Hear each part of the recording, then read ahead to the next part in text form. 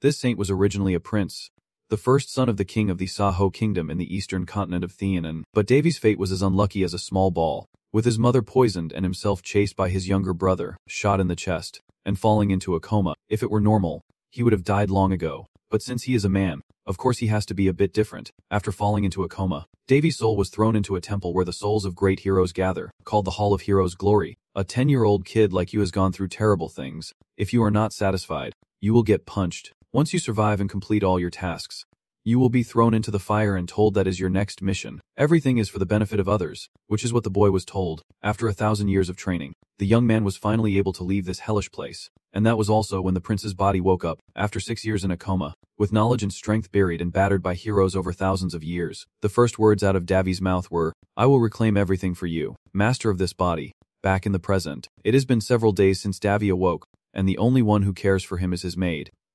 Basically, he is still cursed, so no magic knows where to go. It is hard to move, but he manages to sit up, albeit weakly.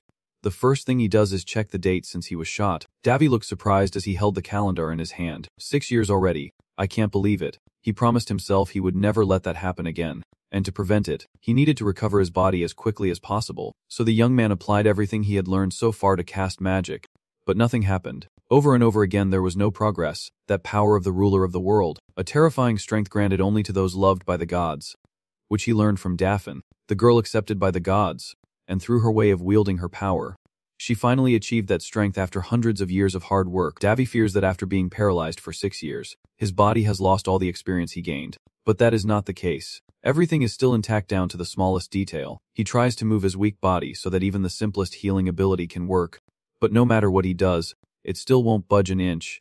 Usually you would give up, but if you do not move, you are doomed anyway. In the end, through relentless effort, the young man succeeded and was able to recover through the power of the saint. You eagerly step outside. The fresh breeze you have longed for gently caresses your face, bringing a truly exhilarating feeling. Davy happily spreads his arms and shouts out, with all his respect for the sun, "Long live!" At this moment, the maid outside walks in and, upon seeing the scene before her, freezes for 5 seconds, trembling and stammering. The prince, how could this be normally? The young man should be lying dead in bed right now, yet he is standing right there. Who would not be surprised? Then some others also came to visit. The family doctor examined Davy and found it strange how surprisingly healthy he was, and beside him, saw Ho, the woman who had poisoned his mother to take her place. Now the Queen Linus Bariad and her children, the second Prince Carlos and the third Prince Benedus, were also present. She shamelessly asked Davy if he saw who shot the arrow. Although he knew exactly who it was, he could not tell the truth, only sneered to make the second prince turn pale with fear. After chatting for a while, everyone else left. Only Davy stayed behind feeling that everything was meaningless. Still, he would seek revenge.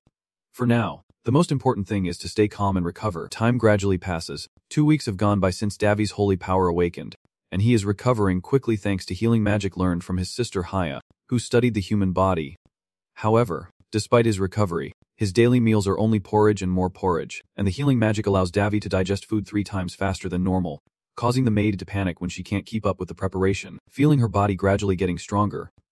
Of course, the side effect of the rapid digestion is that she has to go to the bathroom 3 times as often. After waking up, he could not just sit still and had to look over the documents about the palace he was in.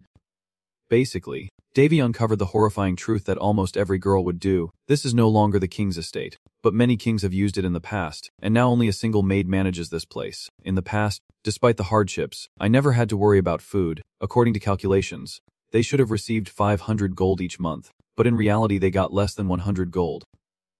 And moreover, the maid only received about a third of her salary. She is kind but foolish, as a servant is a valuable asset of the nobility. To me, despite being the daughter of an artist and having become a servant due to poverty, has cared for Davy and the estate without leaving for 6 years, even paying her own salary to support them, and now Davy has given her her full share of his income, even though they have nothing left to eat. And then Davy and Amy went to the royal castle to find his beloved father, the one who betrayed him when his mother was poisoned, so of course he could no longer consider him his father. This place is magnificent and pristine. At first Amy seemed scared, but in the end she still led the young man. The first place the prince visited was the finance department, where he came to clarify his budget.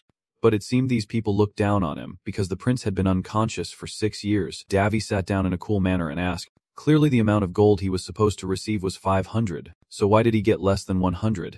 The person said it was due to maintenance fees for the estate, and the same applied to other estates. So why do the towers maintained by the people have water stains on the floor and weeds growing in the garden, and the hills are gradually collapsing, making it look like a haunted house? How do you explain that? The old man, considered the head of the finance department, spoke nonsense and dodged responsibility, blaming others and acting as if he had nothing to do with it. Davy knew well that whether here or anywhere else, they would just shift blame and stall, so he stopped wasting effort on them, stood up to leave, and threw a few threatening words at him before going to buy something with the money he earned himself. After leaving this damn place, Davy asked Amy to find him a sword, making her panic, thinking he might be about to castrate someone for failing his goal. But Davy is not stupid, in an unstable state. What would happen if the prince started dealing with the servants and nobles without any explanation? That is a simple answer anyone could understand. The prince is crazy. We have to eliminate him, and they won't hesitate to do it. Of course, Davy has no intention of becoming a puppet for those childish nobles. What he will be cutting down are not people, but beasts for food. To lie to the maid girl, Davy pretended to suddenly see the cute wild pig Fume lying dead in front of the castle so they could bring it back as a trophy, but in reality, he was the one who sent it on to its next life, though that was an unreasonable thing, so he pretended not to know anything. Ami saw the prince about to slaughter the pig and panicked, so Davy begged to do it himself, saying he could not let his hands touch the blood of an animal. If he slaughtered it carelessly, he might get hurt again. Poor girl. Who would think that a murderer is just prey to be caught? Someone trained by the survival expert Hecton, becoming a pro. And yet she is afraid of things like this. Davy also understood that even if he wanted to meet the king, he would be refused due to political reasons. And other parts of his body could not do anything either. It seems the queen is squeezing him for everything she can. So from now on he will have to fend for himself when it comes to food. Indeed. Even though the first prince, abandoned by the king, woke up after 6 years, she still wants to hold his life in her hands. So, the queen has assigned people to monitor every move of the young man. According to the report, he can almost only walk and cannot do anything else. And with his current condition, it will take at least a year to fully recover.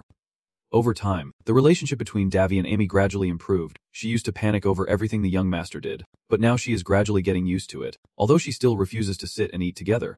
Things are getting better, and every day Davy tries to practice, searching for a quiet, peaceful spot inside the forest, when the air begins to fill the body, taking energy from nature and exhaling steadily. It is called mana breathing, a breathing technique of Odin's mage that requires regular practice and understanding of the body's energy capacity. However, with this method, it usually takes several months for the energy to gather again. This is the miracle of the breathing technique. If this country can learn this technique, it will bring about a great revolution. However, Davy has no intention of revealing it to anyone, and it is not something that can be easily obtained. He also senses that he is being watched by many people, and if he pays attention, it will only cause trouble, so it is better to stay silent. In contrast, this can help Davy when they think he is just a foolish and weak prince. Due to the widespread distortion field, Davy's energy has been able to be cultivated peacefully, and he has accumulated quite a lot of energy. However, there is one other thing: the magic energy circle. Neither the mage can use magic nor can the prophet use divine power, and prophecy is a power neither of them can wield. However, Davy is able to use all three powers. Whenever he wants to use magic, mages have to draw a circle on their heart. However, this method cannot prevent the conflict between holy power and prophecy. If he tries to do it, his heart will be destroyed, so the suitable circle for Davy is the arterial circle. By connecting all your arteries to form a circle that channels energy throughout your body, including your heart, not only prevents the conflict between holy power and prophetic power but also produces astonishing results.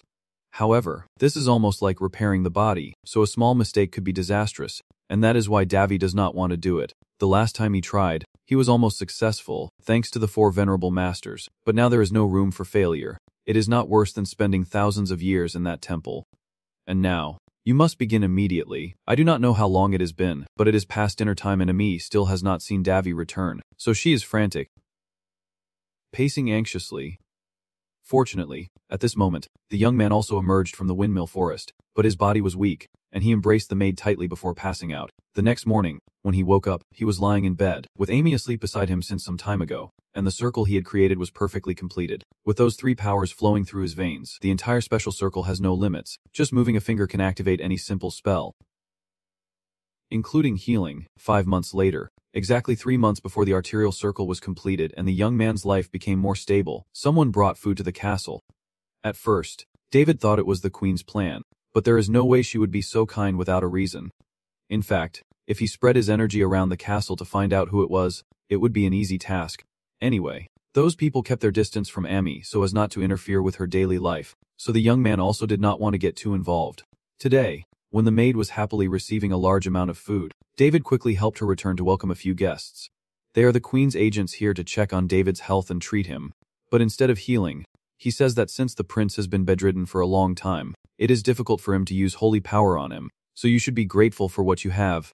But he does not even know when you fully recovered. He is just pretending for their sake. He really does not know how to use healing magic properly. As a representative of the Lord in this nation, abandoning your responsibilities and following others' orders is truly disappointing. It is not that I can't be treated, but I do not want to be treated. Seeing his disdainful attitude, David asked again, I think with the power Priya gave you, you could heal me quickly.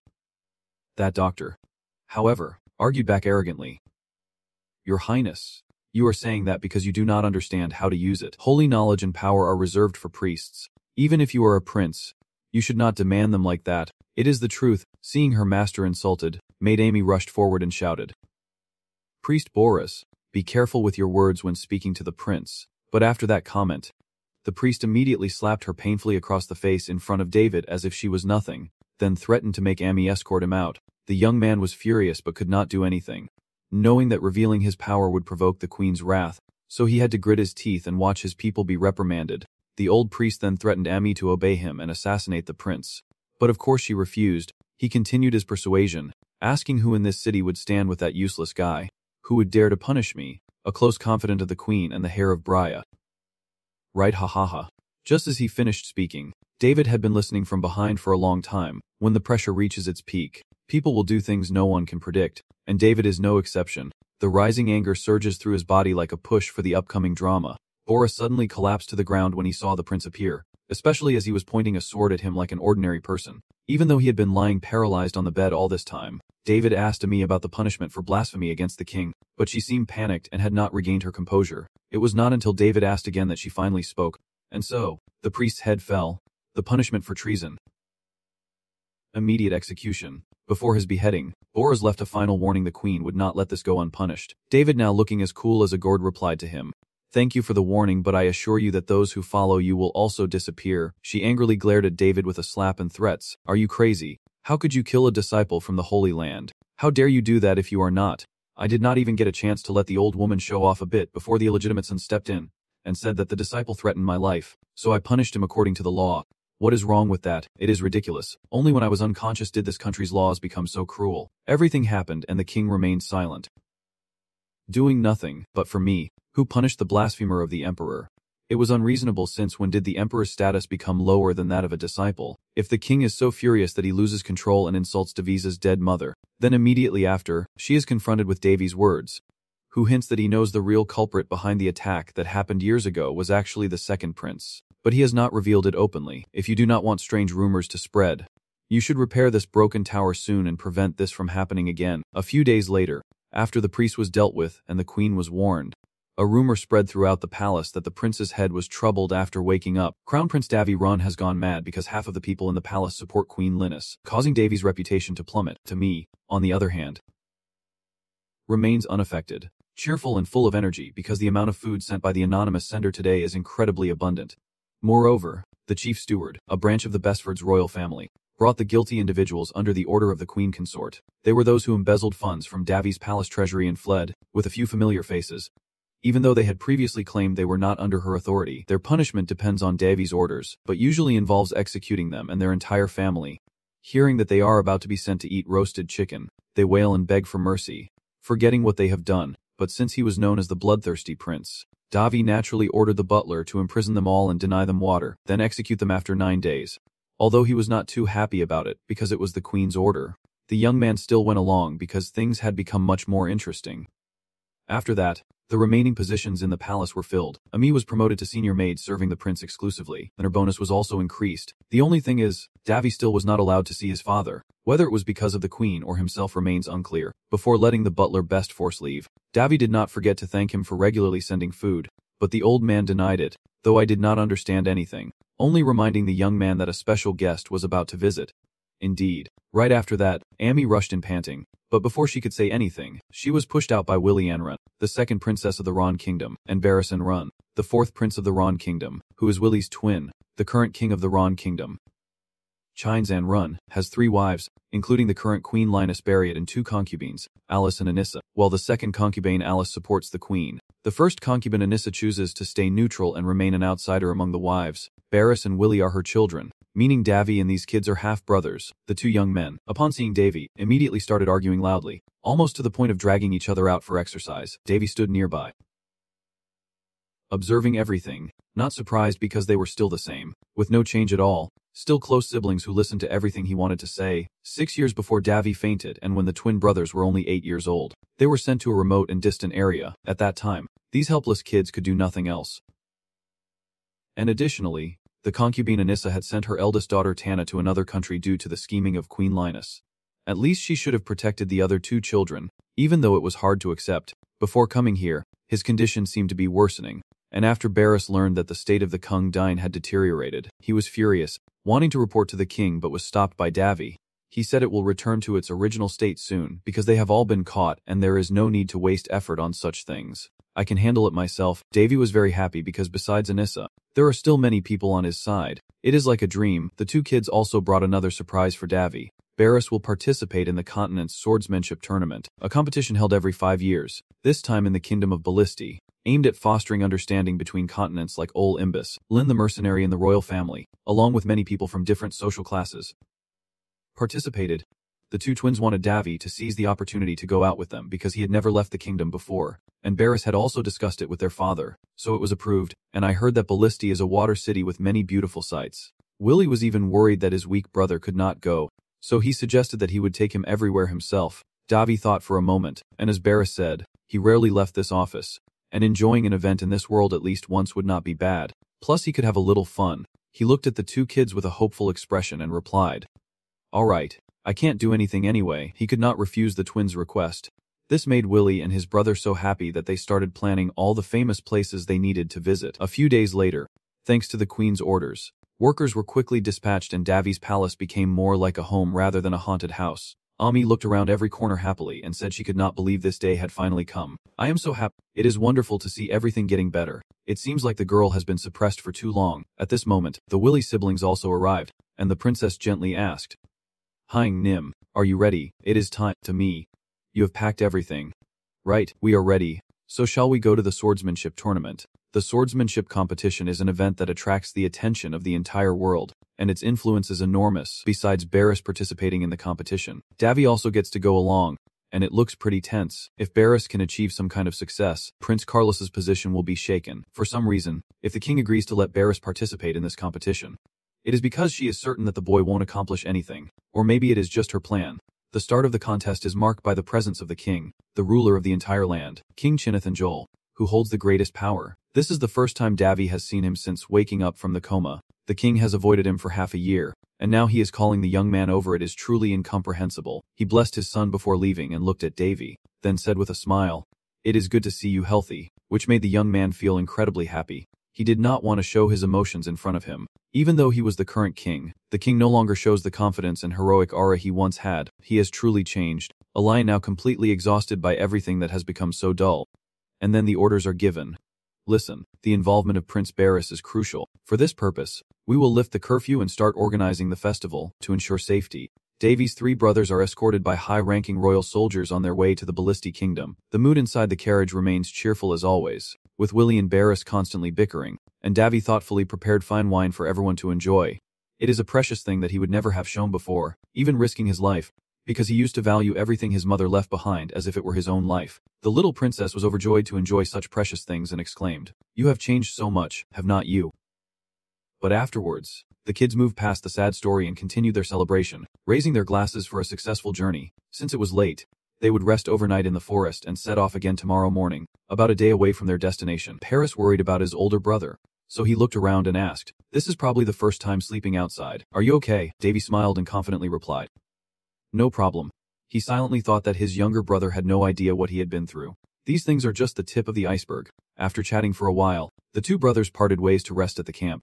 And oh, Willie has been lying in his sleeping bag for ages. "Guys," Davy said to Amy with a hint of meaning, and today turned out to be truly beautiful. It is wonderful to mark a comeback, is not it? This comeback truly was spectacular. The twin kids hired 5 guards, 4 of whom are trained swordsmen. Everything would be peaceful if nothing happened, but this blood sacrifice trope is rarely simple, and incidents like being assassinated by killers while everyone is asleep are hardly missing. About 20 assassins are lurking, hiding their bloodlust. They seem pretty skilled. Obviously, this is that idiots doing a rare chance to eliminate 3 members of the royal family at once. Davy almost went straight for her stomach, then approached the assassins alone, though not pleased to have to hold back his strength and be suspected. Anyone who saw him like this would not survive anyway. If you have no teeth, use your gums. Pegasus Dogozin, the swordsmanship teacher who taught Davy, said that anything in your hand can become a weapon. Fighting has no rules. Weapons are an extension of the body, depending on one's mindset. Even a piece of cloth can become a superior sword. Davy rushes forward with a branch in hand, and just a basic shoulder charge causes more than half of the assassins to lie still on the ground, unable to move. The remaining ones stood stunned, waiting for an opening to attack. But there was no gap for them. A dull hunting scene. It seemed like a grand spectacle with intense clashes. But in the end, the stage was entirely reserved for Davy. Not a single one managed to counterattack as Davy moved gracefully and smoothly, so even if they ran, they could not escape his watchful eye. Some took the opportunity to attack from behind, but all were useless. Just prey caught in his trap. To welcome the distinguished guests, Davy prepared a magic skill capable of instantly eliminating invisible, colorless, and tasteless spirits. Although somewhat brutal, those who trained Davy advised him to finish everything properly, and not to show mercy to those who beg for it. Finally, after smoothly taking out all the assassins, Davy quietly left, considering it a fitting end and a perfect assassination as long as no one discovered it. At the same time in the royal palace, the queen also learned that everyone she sent had already been caught. She was furious, grinding her teeth as she struck the maid who was following her. She was a member of the Black Moon Society, considered to be highly skilled individuals. Then came a slap and insults. What the hell are you joking about? Look at who is talking, just 3 kids and 5 guards. But he is saying that all 20 of them are dead. The maid reports that they are investigating this matter thoroughly, and it seems someone has helped the prince. Hearing this, the queen becomes even more bitter and uses her power to threaten. Do not forget, the reason I work and support you is not to face failure. You understand, right? If you fail this time, our contract will be over and I will use the Emperor's power or even the country's authority to destroy the Black Moon Society. The next day, after a long journey, the 3 princes finally arrived in the Kingdom of Palestine, a small but highly developed nation. The competition is held at the stadium in the city center, which used to be a battlefield known for fighters and even monsters fighting for their lives. The 3 brothers took a walk around the city, and Willie mentioned that 8 countries would participate this time, starting with the host nation and then in order. This competition is held with representatives from each country and only participants under 20 years old. Basically, it is meant for the younger generation and mainly to showcase the talents among nations. Paris's skills are quite impressive for someone his age. It is something to look forward to. Willie also mentioned the representative of the Fallen Kingdom, the Sword God, but David stopped him. Not knowing who that was, it seems she is the newcomer while the young man is in a coma.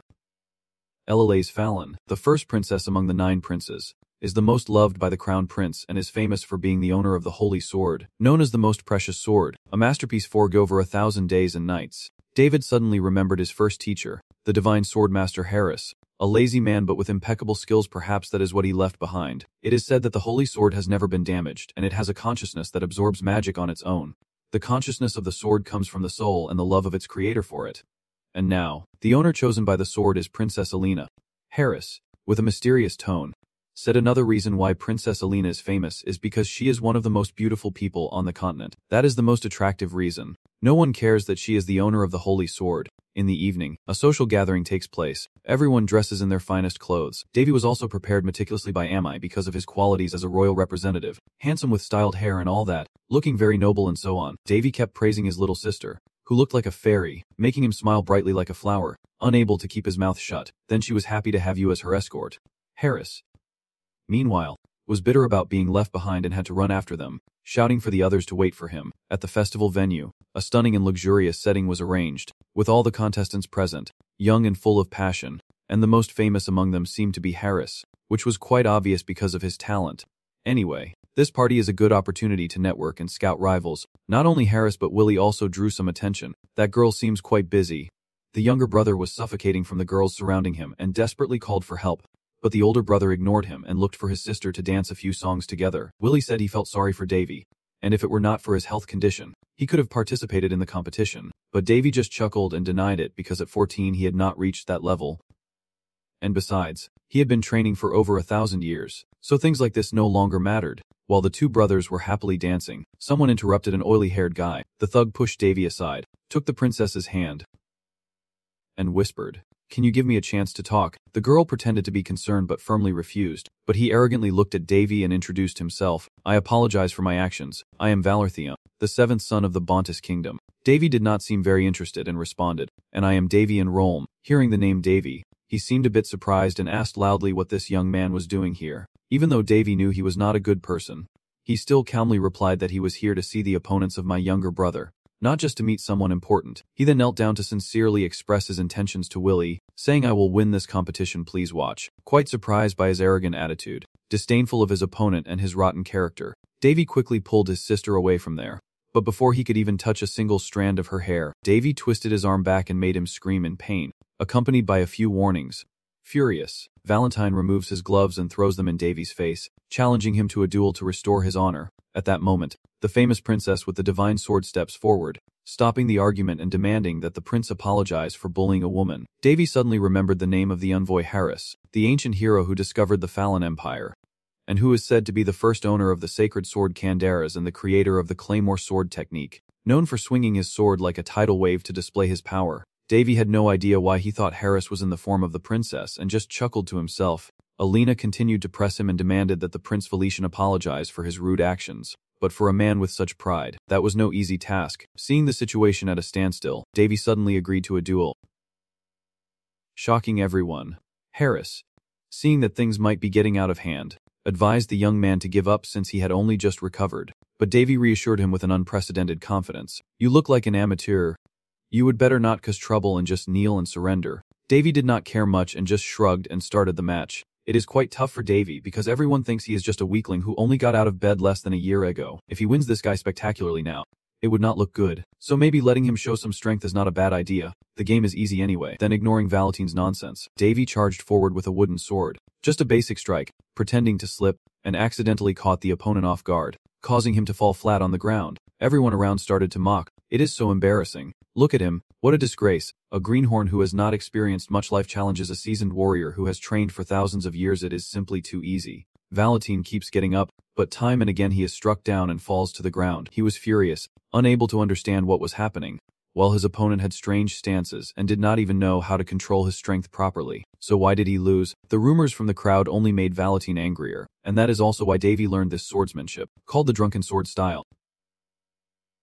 Adaptable swordmanship. Like its name, the sword style mimics someone who is drunk, and it was invented by the greatest addict in the Doggo Zul Hero Hall, with Hares being the one who found it intriguing. Then he created the most unruly and ruthless sword style in the world. When teaching it to you, Hares warned that if the opponent is not someone who deserves to be buried in the depths of society, you should not use it, or you will become a heartless and merciless person. Yes, even its creators see it as a forbidden sword style not because of its heavy and sharp strikes or its overwhelming power, but because it manipulates the mind and deceives opponents. It is a technique not meant to defend or kill, but to shame and humiliate enemies in front of others. It targets the opponent's weakness by dodging attacks and delivering a fatal strike, making it quite effective. This style of swordsmanship truly provokes the opponent, and the more spectators there are, the greater its impact. Just like now, Davy pretends he knows nothing about swordsmanship and that it is all just luck, humiliated to the limit. Valetian, filled with rage, rushes forward wanting to kill his opponent without thinking about the consequences. The sword thrusts straight ahead, but before it could reach the target, Davy quickly ducked down and turned the tables, causing Valetian to spin around and fall, as if unintentionally proving he did not know why he won against so many pros. After that display, Valetian faced countless criticisms while Davy received high praise. Princess Alela coldly watched everything unfold, then left with a remark that was a good fight. How foolish. I am returning now and turning my back to leave, regardless of the noble ladies trying to stop me. Everyone thought Davy's victory was just luck and did not realize his true ability. Even the twin brothers, on their way back to the carriage, praised him for being reckless and warned him not to do it again, since they had already seen him demonstrate his skills at the gathering. And ever since he has been pursuing Willie's younger sister in a complicated and arrogant way, Davy decided not to hide anymore because sooner or later they would find out. So he showed part of his strength and warned the kids not to treat him like a patient anymore. Barrisome painfully nodded in agreement, while Willie smiled happily knowing her brother was still as amazing as ever. As for Valetian, after losing, he went berserk, smashing his head uncontrollably, soon to be the next prince of the bandits era. With a reckless appearance, extraordinary talent, and almost everything in the world at his fingertips. Even Princess Ran of the Water Nation. His feelings for her are only half-hearted, but he still chooses the girl as his future wife because he knows he will gain Barris, a peerless swordsman, as his subordinate. Thanks to Queen Ran, the marriage negotiations went smoothly, but now they have been defeated and are enduring insults never before experienced. Like falling from the 100th floor to rock bottom, Felician was dealt a crushing blow. 2 days to think straight, and he roared in anger, "I will kill you, I swear I will kill you." Just then, a voice like something from the underworld echoed, "Do you want to kill? I can help you deal with him. I will help you tear him apart and break him in half. What do you want to do?" Along with those words, a sexy girl named Suryo appeared. The atmosphere became dark and hazy, and Felician was almost completely mesmerized. The next day marked the start of the competition, and at the stadium, the crowd was incredibly excited, shouting nonstop. Since Bice's match started in the afternoon, that morning Davy skipped it to save time watching amateurs, claiming he was sick, but in reality, the guy was really exhausted, tired in a way that even going to the bathroom did not help. That is because he has had an energy circle since he was a child, which gives Davy the power to kill assassins or anyone in the royal family. But since he has not fully mastered it yet, he often gets sick like that. Forget about Davy in the toilet. Let us focus on today's main character, Barris, who seems to be loved by everyone, and they keep cheering loudly. And the opponent in this battle is none other than Prince Felician, the 7th son of the Bontis kingdom. Not keeping the audience waiting too long, the Missy begins explaining the rules. Even if the sword's blade is dull, attacks that threaten life are forbidden, and penalties may be imposed if energy surrounds the blade during an attack. And now the match begins. Everyone was watching closely every move of the two swordsmen from the stands. From yesterday's battle, Davy noticed that Felician made some unexpected moves with his sword, but in contrast, Barris used his strength to create significant disadvantages for his opponent. Just comparing their two styles alone shows that Barris has the advantage.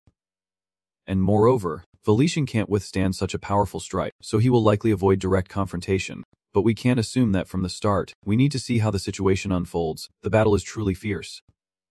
Barris attacks. Felician dodges, pushing the opponent back in a single blow. However, Davy feels that something is off. Is he really that strong? That is impossible. Even a genius needs time and effort to reach certain physical abilities. Just like Davy's brothers who train hard to use a long sword. Even if Felician resists well, he will eventually reach his limit sooner or later. However, a strange sensation suddenly ran down his spine, and Felician moved with extraordinary speed, as if he were a completely different person, wielding a new and dangerous sword technique he had mastered in a short time. Barris decides to unleash his final move to end the fight, but his opponent suddenly strikes with a sneaky attack. Then, somehow, his sword of silence has already been pressed against the kid's chest, surrounded by a flow of energy. He felt like he was about to die, but luckily his brother helped him so he could still stay alive. Let us go back to the night before the match to understand what happened. While everyone else had gone to sleep since the 7th generation of the 7 kingdoms, Barris was still training hard to win. His older brother watched quietly and thought this kid was pretty good, moving smoothly with no wasted motions, a steady and harmonious flow of mana. But that is not enough. He decides to help a fan. This method would cause an uproar if revealed. But it is his brother, so there is no hesitation. Davy coaxes the boy into letting him massage his muscles for relaxation. Davy uses his mana to stimulate and blend his brother's mana, forcing them to activate. It looks easy, but this is a method from another world that breaks all the rules of this world. Then suddenly Davy shouted something very strange. With a powerful strike that made Barris panic and collapse to the floor, Davy confidently wiped his sweat, pretending to be tired, but claiming he would help his little brother become a bit stronger. After saying that, he pulled Barris up and threatened him that if he did not go to bed early, he would give him a full body massage, causing the young man to turn around and run back to his room. That was also what made Felician's sword pierce Barris's chest, but it was then knocked away, and on the boy's body is a mana shield that only high-level swordsmen can wield. The crowd kept cheering and praising. The match was over. Barris was kneeling on the floor with fresh blood flowing from his wound, and Felician was disqualified for attempting to kill his opponent. Moreover, the host country will send an official protest to Voltis regarding this act that could lead to war. The servant approached Felician to say something to explain, but all that was heard was a bang and his head was shattered, while the prince laughed maniacally. Then Felician nearly went insane, continuously crushing everyone in sight. It seems he has been taking too many drugs. The chaos is escalating. Some mages are trying to evacuate the audience, while others are fighting against the noble prince. Since when has Davy stepped down below? Even when stopped, he still looks cool and moves in to show off a little. Felician's rage grows stronger, unleashing his power and charging straight at Davy.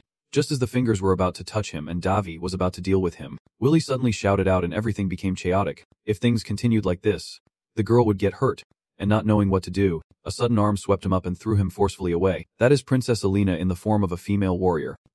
No words, no wasting time. She just attacked straight away. Felician now is neither human nor demon, with blazing red eyes, fangs and claws, and horns on his back, making others fear him even more. Alina strikes with divine speed, delivering a brutal combo before slamming him into a wall. Just when it seems he is subdued, Alina cries out as a demonic hand bursts from Felician's chest, piercing her heart, followed by a massive explosion. The number of casualties kept rising, and everything gradually descended into chaos. Davy held his sister in his arms, cast a spell on her, and reassured her, "It is okay, Willie. Everything will be fine. It is nothing.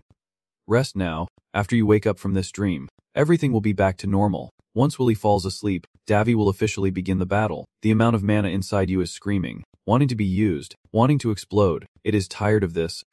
Once you reach the point where you can connect with your mana, that energy will gradually develop its own identity, and Davy has 3 different sources of energy, so they also have quite troublesome personalities. Basic soul mana is basically a crazy one. It is the most efficient type of energy. On the other hand, normal mana is a stubborn bastard, hard to deal with on the surface, but once you rely on it, it will do its job properly. And finally, holy energy is the most stubborn of the 3. It refuses to listen and is the laziest among them. Davy had to struggle hard to move and create a protective energy barrier around Willie. The holy energy was already taking care of protecting her, now it is just observing everything around her. A horrifying scene. Blood turning the city into a sea of blood, as the name suggests, is a power that takes the lives of living creatures to feed itself around it. Davy's holy energy limit is now level 4, not enough to save everyone in the arena. But there is no reason at all to save any of those bastards. He stepped forward to face Valentine, who now had a long tail growing from behind, planning to handle him calmly. But things did not go as expected. Behind the blonde princess, who still retained a bit of composure, she was staggering forward, her beautiful figure appearing as if she was about to die at any moment. She thought she had understood the whole story, but she did not understand a damn thing. Alina pulled Davy's arm, puzzled as to why someone who had just woken up from a coma a few months ago would remain so calm in this situation. But even if I say so, my sister would not understand, so just sit there and watch. But I believe I am the true soulmate. No one can be stronger than me, so I stand firm in front of Davy, saying I will protect him along with sincere advice from the princess. This is not something you can solve with luck like your performance at the wedding party. The dark aristocrats, they say, are the remnants of blood demons mentioned in ancient texts. I guess you have also heard of the Manga dragon. Luck won't save you from them. Someone who can't sense any mana like you will be torn apart instantly. So run away now. I will do my best to hold him back. Davy felt a truly trustworthy feeling. Unlike yesterday, this time it seemed much more sincere, as if she had a secret agenda. But it was indeed like that. Ever since the princess was young, her mother was crushed by a dragon, and from that moment on Alina never forgot. She harbored a grudge against them and was determined to eradicate all of them completely until her last breath, even though he did not know why. Davy could not let the kid get in his way anymore, so he gave it a punch and then handled the monster himself. If it was a Manga dragon, no one in the world understood them better than he did. I mean the living ones. An infected person turned into blood to nourish himself was not an issue. Davy gently delivers a series of rapid, powerful strikes to Felician Andal, each blow precise but devastating. Ultimately piercing, burning through the bloodline, shattering the heart, leaving the body broken and self-destructing before soaring high into the sky. Alina watched everything unfold but still could not believe her eyes. The infected person that even a knight, a mage, and a divine sword hair could not stop. Once again defeated by an ordinary person whose mana I cannot sense. A prince who was still in a coma just a few months ago. Davy stepped forward and held out his hand to Alina, not to help her up but to borrow the holy sword. The angry princess retorts, "As you can see, my sword broke during the last battle." Davy, not needing that, casually snatches the tiny sword from her necklace with a smug expression, as if it were a trophy after defeating a boss. This is what Davy truly needs. The so-called divine sword, not that broken sword you had before. It is the result of a brave blacksmith dedicating his entire life to forging a weapon capable of saving the world and many other weapons. He was called the Ancient Blacksmith, and under his hands, ordinary pieces of iron became precious weapons and trash turned into treasures never seen before, earning blessings from the spirits and the ability to forge mana-infused swords. His fame spreading across the continent for thousands of generations, especially the 12 famous swords scattered across the continent and revered as national treasures. Among the masterpieces Surt created throughout his life, he named one of them Kandira's, which in the language of spirits means white guardian. Surt's swords are all straight blades, but Kandira stands out because he burned his life to forge it and gifted it to his friend, the divine sword Harris. The sword developed its own consciousness, a separate ego, capable of wielding its own power. It sounds great, but as someone who has known the truth for a long time, Davy is well aware of its rough personality. Davy takes advantage of Alina's safety being threatened to successfully awaken Kandira's, forcing it to cooperate and lend its power for the fight. He swung a powerful blow at the center, tearing the sky apart. A pink hole appeared from the crack, followed by the appearance of the demoness and the dragon. When I saw Davy, he seemed to look down on us and said, "I thought someone was secretly helping the humans when my subordinates were destroyed. But it turns out it was you." Davy nonchalantly provokes her. "I guess that is quite a surprise. And come down here. You are so tired of looking at people. Also, I can see your underwear in that red sash. Black, it really suits your personality." You swung your attack and then continued to explain. "That is right, if you cause such a great tragedy, then even if you defeat us, Empress Linus won't have to bear any consequences. The relationship with Bondus may be worse, but Bondus's situation is not much better. So there is no way they would declare war on the kingdom. The person who dared to appear before me must be confident they can kill me. You are quite clever. But how should I put it? The shop is closing now, sir."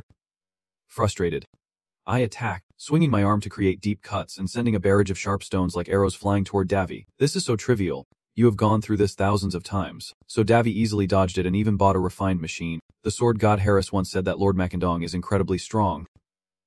Ridiculously so, their subordinates are the strongest species. With special abilities to inherit legacies and become lords, they are not easily eliminated, especially when facing high-level demon queens. So to defeat them, Harris believes you just need to make them furious and then crush them. No matter what creature it is, if it loses its composure, its movements will become clear. This is the most effective way to fight Macandong, because they have a pretty strong sense of pride. The higher the rank, the easier it is to provoke them. Applying the deadly lessons of his wise and cunning master, Davy keeps provoking his opponent. Each strike lands but is blocked by a blood shield, which is not a big problem. Ada still thinks Davy is just a little prince who recently died and came back to life. Even the girl who received the sword of the sword god and Harris's technique has been defeated, so the young man should stop being complacent and accept his punishment. But girl, the sword technique of the sword god is truly right in front of you, swinging the sword thousands of times. That habit can't be called training. It is not something adorable. Davy jumped high, spun around, then aimed a strike at Ada's chest, a force so powerful that the sky and earth seemed to explode, leaving only wreckage and devastation behind. And the divine sword also vanished from the world. After experiencing this, the sword god was utterly surprised, never expecting to be used by some reckless fool who even pretended to know him for a long time. But if Davy says that I am actually the disciple of your first master, he won't believe it. Instead, he might even shout and accuse you of insulting the person who checked, so silence is golden. There is no need to dig into each other's past. After surveying the area, he felt fortunate that the core had been destroyed in the previous explosion, preventing further spread. However, the remaining bloodstones would not stop until everyone here was dead. Based on the current situation, it can be resolved in a few months using level 6 wide area purification magic. Although most of those who lose their vital energy will die, a worse scenario is that those exposed for a long time will turn into a contagious outbreak. After chatting for a while, the two young men focused on their main goal, which was to clear the mess in front of them. Davy did not intend to sacrifice himself to save strangers, but if this could help restore things, he would gladly use them as stepping stones to activate the long-frozen source of power. Davy clasped his hands together and prayed as if he were a true believer. Surely the gods would respond to a devoted follower like him. The holy energy Davy possesses is somewhat stubborn, influenced by Lady Daffing. And the young man who receives this energy does so not through worship but through understanding and trust. If it had to be classified, this energy stems from the curiosity of the gods rather than their love. I wonder if the church knows that devoted followers who only pray with their mouths are not those who receive the love of the gods, but those who can attract their curiosity. The gods like crazy people, especially the insane.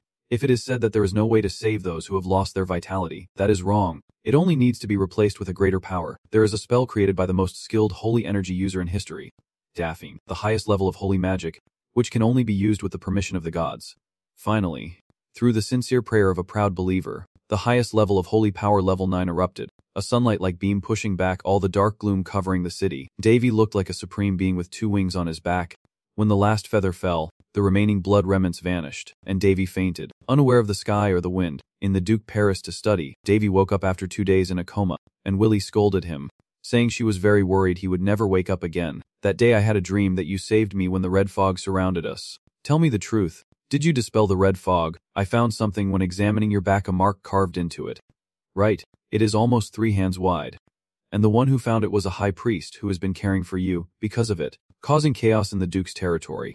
Since all the red mist has been purified and you are in a place surrounded by the energy of the sword, with the mark carved on your back, I am wondering if you have any clues about the truth. Davy, overwhelmed by a barrage of questions from the children, was extremely confused, taking a few seconds to process the entire situation, and realized that the feeling of his back being torn apart was caused by the engraved seal. This has never happened at the temple before. It is understandable that everyone panicked, since the seal basically indicates that he is the chosen one of the gods. It seems that no one knows much about what happened with the seal. Davy hesitates, unsure whether to hide his power any longer. If they reveal the truth, who knows what terrible things might happen, and if they recklessly make the situation worse, it could cause trouble for others. So Davy explained to the children that he fainted and did not know what had happened, and that his body was fine. So there was no need to worry, but it is actually in perfect condition. The recent battle gave you quite a few benefits. Besides using level 9 holy magic and earth magic to eliminate the blood city, you can also increase your holy energy by stimulating it. It was just a simple experiment, but the results were extraordinary. His mana had increased significantly, from normal mana, affected by his spiritual energy, to even more refined mana, and now Davy can use his own sword aura. Willie, seeing his brother silent, continued to complain loudly, while the maidservant was very worried and caused a commotion when he fainted. And then Princess Alina suddenly appeared and said she would take you to a good doctor, to give the girl some space to rest. Davy gently told her to go somewhere else and relax so he could have some quiet time to reflect on life. Suddenly, a system panel appeared that could show others' statuses, like those cross-world martial arts heroes. I was quite curious about it. Could it be that I sent a request to the god Dionysus, or that I used magic that should only be used in the celestial realm? But whatever it is, it seems pretty complicated. At that moment, suddenly a voice echoed from somewhere, seeming to enjoy seeing others' states and minds. Davy jumped in surprise, looking around in all directions as if he could not tell where the sound was coming from. After searching for a while, he finally found it turns out to be a tiny, beautiful little demon, smaller than a finger. She is the demon lord of the abyss Bursar von Paland, who was accidentally freed from her seal thanks to Davy. When she was still human, the sword Saint Harris adopted her and personally taught her swordsmanship, and as recorded in legend to end the Great War, he personally cut and sealed her within his sword. To understand the full story, Davy used his holy power to ask the demoness. But afterward, her posture seemed rather rough and improper, so I had to let Asa go. Bursar was quite persistent and did not seem much like the Demon King. She started introducing herself and said she observes everything from the void, just like the saying that when a person looks into the abyss looks back. Davy knows that the main cause of the Great War between humans and demons recorded in ancient history is standing right in front of him, and it was Harris who used the divine sword Kandairos to stab the demon and end the battle. The soul of the Demon King should have been sealed within the sword, but now she is here. This is so surreal. Malajadama. After a long and boring rant, Bursar finally explained that it was the will of the Lord that caused him to be transferred from Kandairos to your body, and the holy seal behind him is where her soul is stored. Everything that happened is because Davy used holy magic, so you are responsible for this. And again, I also know clearly about your fate at the Hero Summit, so do not try to dodge. Bursar also said that he is not spying from the abyss but just borrowing the will of a higher being. That status window is not his own thoughts. Then the Demon King proposed that they become allies because the only thing she was interested in after living so long was simply watching the world. In return, you would gain power from her. With no choice left, Davy reluctantly agreed, and more than that, he accidentally met someone he could share secrets with that no one else could understand. A few days later, the main event in Philippe's Leza would take place through the Continental Swordsmanship Tournament, now turned into a celebration of the Holy Seal's appearance after the surprise attack. And of course, Davy became the main focus as the one who possessed the Holy Seal. Many people gathered here to see the proof that someone had received the love of the god. For over 300 to 400 years, only 3 gods have appeared, and one who received the Holy Seal is even rarer. Unable to let the situation become more complicated, Davy decided to pack his belongings and escape that night with his 2 siblings, leaving all the trouble to Princess Alina to handle. Before leaving, he spread rumors that in that situation, he had defeated the enemy after being awakened by her sword god, and that the appearance of the Holy Seal was due to the hidden power of the divine sword. The cold, icy princess, usually so aloof, was furious upon hearing this absurd story and wanted to rush over and tear Davy into 100 pieces. After escaping successfully from Ballisti, the 3 siblings went to visit the king and queen.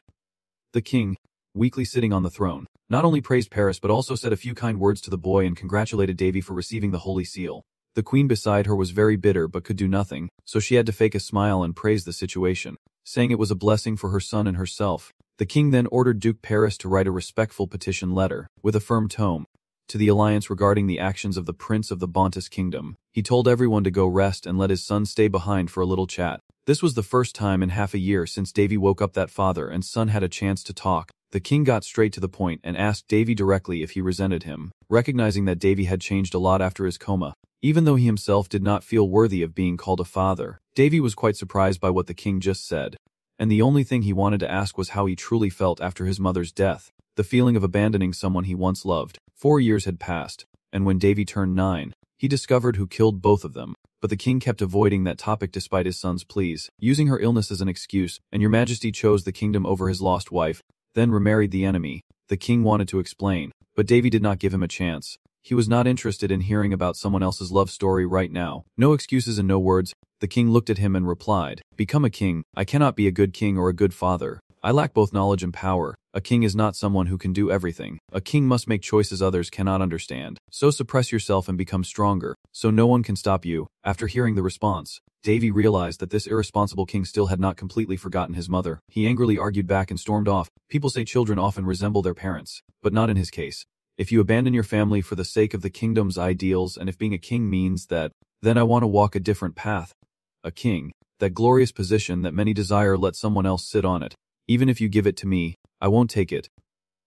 That night, at the Moonlight Performance Troop's residence in the kingdom, the gang was arguing loudly over Sari's disappearance, and a class member with highly refined skills, a very dangerous woman. Sari and the other assassins were sent to eliminate the David brothers. But they mysteriously disappeared without a trace. While the three brothers are still alive and well, the fast leader sent another person to investigate, who arrogantly and confidently declared that the target had been assigned, and that he would bring back Sari's head along with theirs. I will show you what a top assassin in the kingdom is truly capable of, the true power of an A-level. When thinking about Sari's failed assassination and disappearance, the head of the quick response team feels terrified. It was an unusual case that was hard to happen. He planned to clean up and leave as soon as possible. But when he pressed the alarm, no one came, and he was instead restrained by a masked figure behind him, and that person was none other than David, who coldly threatened, "Do you want to live? Perhaps I will let you live if you give me some information." That guy was so afraid of dying that he quickly agreed. What David needs is a list of each noble loyal to the Duke of Variator and records of their embezzlement. Additionally, any information the Duke has gathered to suppress others. The chief of the fast department felt like he was about to faint and obediently listened. He did not know how a master assassin could be in this small kingdom and wipe out the entire Chenan, Hattengayat in the blink of an eye. David quickly left her obtaining the information. But it was all just illusions, only a few fake names and unnecessary details to hold him back, while the real secrets were probably hidden in another office. A true goal of the young man was to gather all the information to eliminate the nobility, and of course, a massacre would follow, because even if they are nobles, they are not above the law. You sent a letter to the Queen's personal knight when she was alive. He is one of the 3 sword masters of the Ron Kingdom. Lord Pelters. Inside, there was something that, after reading it, left him extremely shocked, and that was also how David eliminated the Duke Pelters' subordinates. Pelters asked David what his true desire was. The young man thought for a moment and then said he wanted to repair his family, have a warm support and a full belly, without worries about anything, live long and stay healthy. He would move to a small land owned by the Emperor to live a peaceful life and do what he desires. At least you should use the knowledge from the previous chapter and somewhere to create a high-tech city on the continent, for example, and of course, you will still seek revenge, but that is a process, not the goal. After seeking revenge, I still have to go on living and build a place to return to. A few days later, the reigning queen reported to the king that the holder of the sacred seal should be rewarded, because he is the blessing and pride of the kingdom. She happily said that the prince had been granted a land before, and now that his body has recovered, she thought there was no better reward than taking him back to that land, so he could contribute more to our country. But there is no way she was genuinely kind. It was all a dark conspiracy carefully planned. Linus initially intended to stage David going mad and have him imprisoned, but now he could not do that. So he came up with this plan. Asari was sent to assassinate but failed, and the young man returned with the royal seal on his back. The Duke's information archive was attacked, and not just 1 but 7 councils across the kingdom were wiped out in a single night by a single person. The valuable information has disappeared. It could be used to accuse the king if it falls into the hands of Marquis Pontius. She suspects that the one responsible for this and the protector of the prince is one person, so eliminating him is all that matters. If the espionage and detention fail, the only remaining option is to send the young man away legally. She smiled slyly, thinking the king would not agree to this. But just when he was about to celebrate, he ordered someone to call David in for an immediate discussion. David had already anticipated this, realizing the king saw him as a ticking time bomb and had likely decided he could no longer keep him in the palace. But without it, he also decided to fall as planned. David was not surprised and instead happily agreed because he had finished everything he needed to do here, and the re-establishment of the kingdom must be completed before the new king ascends the throne. The young man does not want to leave this mess for Paris. Moreover, this is a good opportunity to strike and settle the score. Soon, the news of David preparing to leave reached the twin brothers, and they could not believe it, so they wanted to go to the king to beg. However, David pretended to be fine and reassured the kids, saying he wanted to leave the palace, so do not worry too much, he still owned the city. Trust him. Willie took your hand with a worried look and told you to promise to tell us if you run into trouble. No matter how dangerous it is, we will help. The young man felt truly lucky because they always cared about him. He promised to make Hayes a wonderful place and invite the two Ols to visit. So just wait for news from his brother. At this moment, David sent a servant to the Treasury and Land Management Office to gather all documents related to Hayes for study. But Amy had just left and quickly returned, bringing back only a few pages of papers. Hayes is truly a desolate and remote land, but David still maintains his faith. Better than nothing, as it might make development easier. But it seems like fate is playing a trick on David, because from the remaining information, Hayes is not only a cursed land but also one that is doomed. The next day, David packed his bags to leave, accompanied by only a handful of people. Truly a modest group since there were not many knights or noblemen sworn to serve him. David looked like a poor wandering monk. Before he set off, Petrus came to see him off and said to contact him if he encountered any trouble, promising to do his best to help him. Earlier, when sneaking into his house, David discovered Petrus gathering evidence about the mastermind behind his mother's assassination. Unlike that person who abandoned everything after she died, David promised him that he would turn that place into a livable space and hoped Petrus could fulfill his duty there. The duty to make the nobles of this kingdom bleed is madness, and David will be the last to join. After a day of traveling through the Manga Gate, David's group finally arrived at their territory. The Hayes region is quite close to the capital, so it can be reached quickly without much time. The day spent with Porcel passed peacefully, and David discovered that she loved sleeping. Sleeping everywhere and at all times because her body was in a miniature form and her magic power was very weak, and like every day, she is peacefully sleeping on the young man's comfortable thigh. In David's eyes, the Hayes region, east of the kingdom, is a cursed land with no mines and only monsters living there. The only advantage is that the route to the capital passes through most of this area. If the roads are improved, it could become a very important transit point. However, that is only if this land were normal. Now it is cursed land, with the core region suffering from endless drought, the Deadland, and so on. A territory that was governed 10 years ago died within 5 years due to drought, and its cause remains unknown to this day. Now, Purcell has woken up, looking at the system panel, and she says it is a spreading curse. Evil curse that starts small and then spreads endlessly. David tried to use his magic sword to cleanse the curse, but it did not seem easy. Breaking a long-standing curse is quite difficult. At the same time, the carriage arrived in the Hayes territory, where governance is quite lax despite frequent monster appearances. If the people are not vigilant, it could turn into a disaster. But normally there are guards, not just wild cattle. David's group was stopped at the city gate because he had not officially received the order to govern the land. So many people still did not know the prince was coming. After waiting for a while, someone finally came to greet him. David observed him and asked when the news of his arrival had spread. He hesitated, fearing he had not prepared well, and replied nervously, 2 days ago, please kill the god. He looked at the bandage wound on the manager's hand and confidently declared. Just then a monster attacked. It seems we have to postpone the curse and deal with the root of the problem first. He was quite surprised by what the new prince had just said, wondering how he could possibly know that. Then he introduced himself as Mon Meter, assigned as the head of the patrol team and also responsible for managing the area. David looked at Mon Meter's stats and felt that he was also a capable person who was worrying too much. Then the young man issued the first order. From today, the patrol team will be promoted to official guards, and Berman will assist with training since he used to be a soldier instructor. After hearing that, he was even more surprised, about to refuse, but when he received encouragement from David, he changed his mind and agreed to do his best. The questioning session ended, and David quickly got to work. First, about the issue with the group of soldiers who infiltrated the outpost. The young man was quite curious because even though the fortress was faded, it still had earthen walls for defense.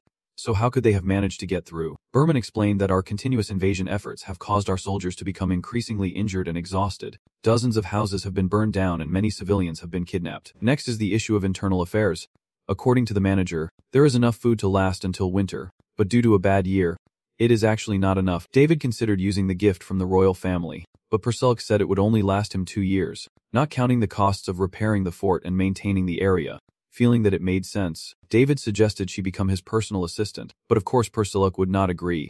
She still needed to sleep, and sleep some more, so, with no other choice, David temporarily took out a pouch of platinum coins and ordered Pallas and Helen to escort Lord Muntets to the Merchant Guild, using this money and reading his name to buy any food or supplies needed. Ami was surprised to see such a large sum of money and wondered why the prince had it. To reassure her, David said that this money was clean and legally earned, so there was no need to worry. The legitimate authority of the cleric is simply a falsehood. Clean out that secret information guild. At this moment, Baronin, the chief steward of the Grand Prince's palace and relative of the Grand Administrator Vespos, suggests that he will join them and guarantee to find the requested items within 3 days. The food supply issue has been temporarily resolved. David ordered everything to be organized, instructed the soldiers to leave some guards to watch over the territory, and gathered all the knights and guards. Standing in front of the square, David began his speech. I am David Ansel, appointed as your lord. As you know, last night many villagers were captured by the goblin horde.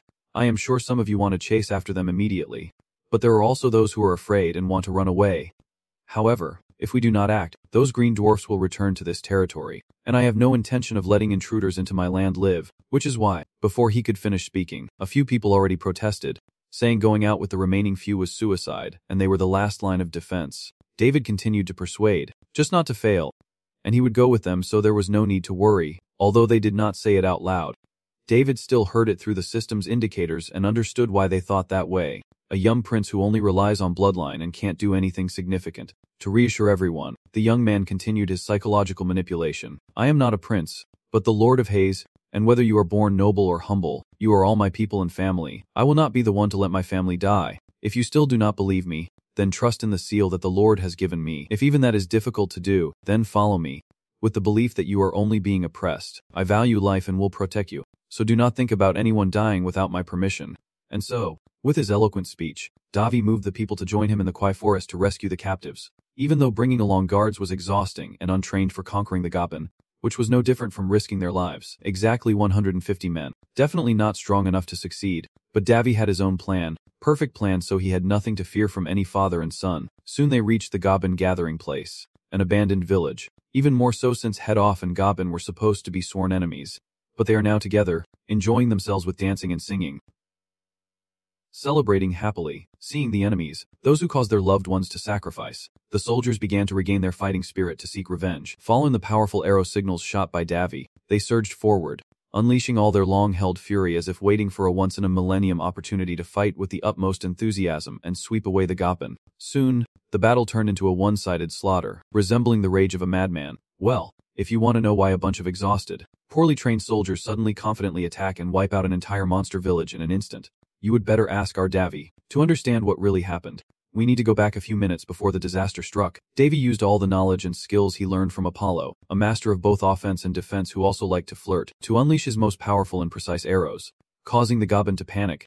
Usually, this technique is used in guerrilla warfare, with traps or full-force attacks, but Davi had no intention of sweeping them away with such exhaustion. Whatever seems most suspicious, I just use it. Davi cosplay as a genius general, using a spell to boost all the soldiers' stats and various other things like high-level defense, increased recovery, mental enhancement, making them like injected divine power, turning them into miracles, and even those injured in battle are healed instantly. And so, soon the goblin were completely wiped out, with no one left alive, and all the captured soldiers were rescued. Davi had set out to instill fear and admiration in the soldiers, but then the outcome changed completely. Everything did not go as planned. Now they see him like a Korean idol, shining like stars in the sky. The following days, countless other battles took place. This time Davi only took 10 people to attack, making those left behind think he has truly gone mad. The first month's success blinded him. The prince is only 16, still too young, clueless about reality, just preparing to bring back a few corpses. Before they could even finish complaining, the reality hit them hard, and Davi successfully brought the others back without a single injury, while the battlefield seemed hypnotized or bitten by some grass, continuously praising the young man without end. If this keeps up, they will really end up forming a cult, and the saint they worship is none other than the respected Lord. Davi thought it would only take a few days for them to return to normal, that they were just a little unusual, but in reality, here, no one is truly normal. After some time, Davi had successfully gained the trust of the people as their lord, although he had not formally studied politics with him.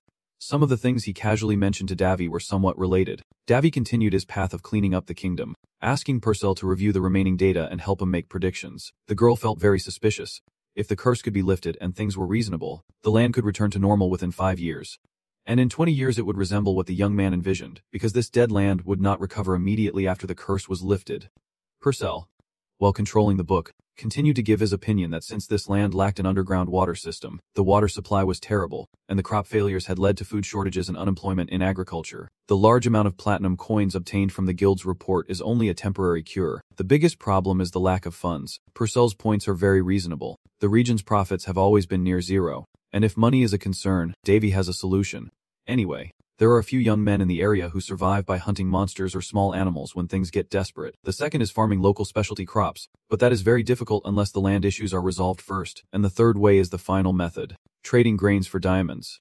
With this third approach, Purcell was a bit puzzled.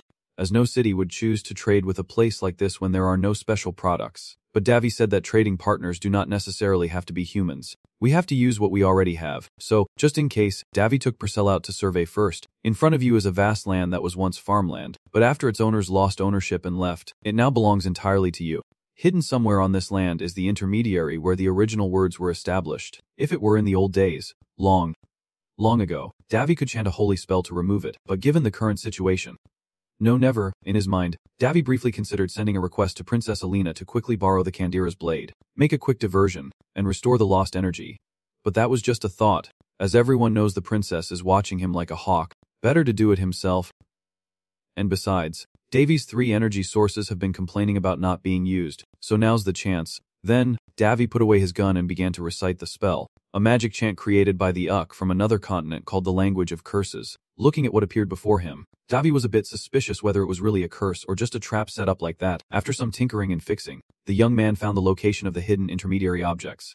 There were 7 of them, and they were all just beneath haze, surrounding the land. Davy's debugging process has only uncovered one effect of the curse, although he does not know its original purpose. It has already devastated the land in the worst way possible. He quietly envisions a bright future where if he can control, reprogram, and adjust the curse, he could turn this place into a tourist attraction that would make him incredibly happy. But strangely, at this moment, an ancient ruin with a structure built before the Great War appeared before them. Especially, this place is not the stronghold of those true darkness. Maybe even they do not know about this place. Davy sighed in boredom and complained to Purcell. Usually there should be some kind of guard or protector watching over it, but just as he finished saying that, a giant magical beast with a mana stone appeared, staring at the huge creature in front of him. Davy suddenly froze for 5 seconds, then leapt onto it, smiling happily, and snatched the mana stone from its head. Then he cheered happily. I could smell it. I could smell the scent of money. So magnificent. While the prince was struggling to go out and survey the situation, the people were relaxing and enjoying the feeling of peace. Many people can't believe such an incredible miracle, can't believe that the young prince, only 16 years old, could do so well. The current state of the country, the kingdom, is being seriously taken over by the nobles. Although no noble family would bother to come all the way to this remote Suksoi area to find a place to stay or exploit the locals, all the kingdom has done for this land is to reduce taxes, and there has not been any aid for a long time. Meanwhile, suddenly they sent a boy to take on the role of lord. The adults whispered that he was being manipulated for power struggles, which only fueled their anger. If anyone says no one is uneasy, they are lying, but the truth is no one can do anything. Moreover, the constant attacks by the Gokbin leave everyone with no mind to think about anything else. Finally, the Gokbin broke through the city walls and captured the villagers. And then, at this terrible fortress, that person arrived, the new Lord of Haze, also the crown prince of the kingdom, a nobleman with a gentle smile on his face, yet impossible to fully understand. He was angry when he heard about the situation at the palace, silently observing the scene, catching the attack of the goblins while giving them a chance to take revenge, calling the people family and rescuing those who were captured. All was saved by the words and strength of the Lord. He complains that he is not as kind as that, but he has become a being even more special than a god in the hearts of the people. Even if this means being accused of disrespecting the gods, no one will change their minds about the divine being who always watches over them. For the one who creates miracles before their eyes is more trustworthy. The moonstone is naturally formed, so it is a mass of pure mana. Compared to its size, it has 100 times the energy of a mana stone, and most of the moonstones on the continent are found in ancient relics. Just one of these can be traded for hundreds of silver coins, but there are as many as 30 large moonstones like this here, and right now Davy is witnessing it firsthand, a gigantic stone, the core of the curse. If this were to be exposed outside, a war might break out between nations wanting it. Davy then cast a spell, sneaking through a room, and the young man found the flaw and successfully filled the bottle with water. A gentle rain begins to fall over the barren land, as if trying to wash away all that is impure. At the same time, inside the royal city of Rout, the nobles are discussing and fearing for their future as many lower-ranking aristocrats are being purged by Marquis Pilaches. They believe the queen has paid too much attention to Davy, whom they consider an inept half-hearted prince. Marquis Zuke Variatikin is determined that even if it costs blood, he must oppose and find a way to recover the secret information. His intuition built over decades. He believes that Davy is not so simple. Once he gains power or any political leverage, he won't hesitate to listen to Jiang Nan's sharp words and seize the opportunity. Although he can't do anything about the dead and hopeless land of Haze, where countless mages across the continent have failed to find a solution, and even if he possesses mysterious powers, it would be hard to handle it. But little do they know, that very place of Haze is currently reveling in an unprecedented heavy rainstorm. Meanwhile, Davy comfortably lies on a chair, monitoring the environment of the land through connections with the scattered magic stones around the area. Although somewhat unstable, he can still control the mana flow remotely and alter the weather of the region. Because human nature is an evolved species driven by laziness, Than Nien can't always wait until they reach the ruins before starting to cast magic, and Davi temporarily decided to use the remaining precious soul stones to expand the storage, which is truly a waste of resources. A week later, Davi ordered the soldiers to mark the boundaries around the areas and gathered everyone, about 60 men, women, children, young and old, all present. Then he commanded them to clear all the land within 4 days and promised to fairly compensate, warning that if they could not do it, they could give up without hesitation. Then Nien assured them they would have time to rest, but it depended on their results. At least they would not go hungry. The manager, seeing this, nervously stepped forward to voice the people's concerns, because they believed it was impossible to farm the entire land in 4 days, that it was just too much. Below, everyone started discussing eagerly, some believing the prince would perform another miracle, others doubting it. But to prevent disappointment, Davi showed them what true heroism looks like. Immediately, everyone's powers were enhanced to the point that even the cameraman could probably walk again, and to help this impoverished land thrive, Then Nien came up with a way to make money in the shortest time possible, relying on the enormous supply and rarity. The thing that can satisfy one of those two needs is moon grass. Nothing beats rare items in value. Due to specific weather, soil, and temperature conditions needed for cultivation, moon grass cannot be grown on the eastern continent, but it is used in alchemy research in the magic towers and as medicine in temples. They say that the western continent exports at very high prices, selling small quantities but very expensive, with overwhelming market competition. Truly a blue ocean in the agriculture sector. And of course, Than Nien already has a plant. Just need to change the special plants in this simulated environment. So this is a perfect place for growth to thrive. Now we just need to find a source of seeds. Okella, in the Heis forest where the elves reside, elf leader Yuria Halasana is welcoming Medit. Her master, Medit, says he had a dream that the spirits cast a curse on this forest, causing it to dry up, so he advises her to return. Go back to your homeland by the sacred tree and take these people away so they won't be affected by the curse of the spirits. Staying here could mean death. Faced with this warning, Yuria did not panic but believed it was part of the natural order, thinking that perhaps someone would come to save this place. After finishing, she casually turned to talk about the tea she brewed with her special recipe from grasshoppers, causing Medit to choke on his drink. Truly, she is considered heretic or a lunatic within the tribe. Yuria gently enjoys the cool breeze passing by, waiting for the special guest to arrive, and that guest is none other than David, who is with Purcell Glenmore, staying outside the forest, but with spirits. There are also elves because they are symbiotic species. Elves are a rare race, hard to find even on the continents. Guy Chep said that since the great catastrophe about 300 years ago, they started to hide and now few people know about their existence. And yet David is walking into the elf forest. Truly the main character's aura. Luck on another level. He is attracting the creatures here and even being loved and guided by the forest's guardians. It is almost too good to be true. But that attraction is not easy to achieve. The boy had to train day and night on mountains and in seas of fire to increase his fairy allure. A legendary transformation performed by the hero, far surpassing the elf race, was carried out by 3 masters Ganzer.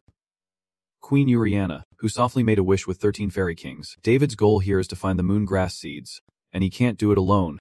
But with the knowledge he has gained over 1,000 years, the spirits have guided him to the moon goddess's garden, where enough grass grows to make the entire continent forget the way home, because the foundation of spiritual power lies in mana. Divine power, and dark mana, meaning with enough strength you can heal the spirits. The only difference is the level of attraction they have towards you, so it can be said that there is no spirit David cannot heal. But healing the Spirit King will be a bit more difficult. However, this is the Goddess Moon's garden, and as its name suggests, it is part of the spirits.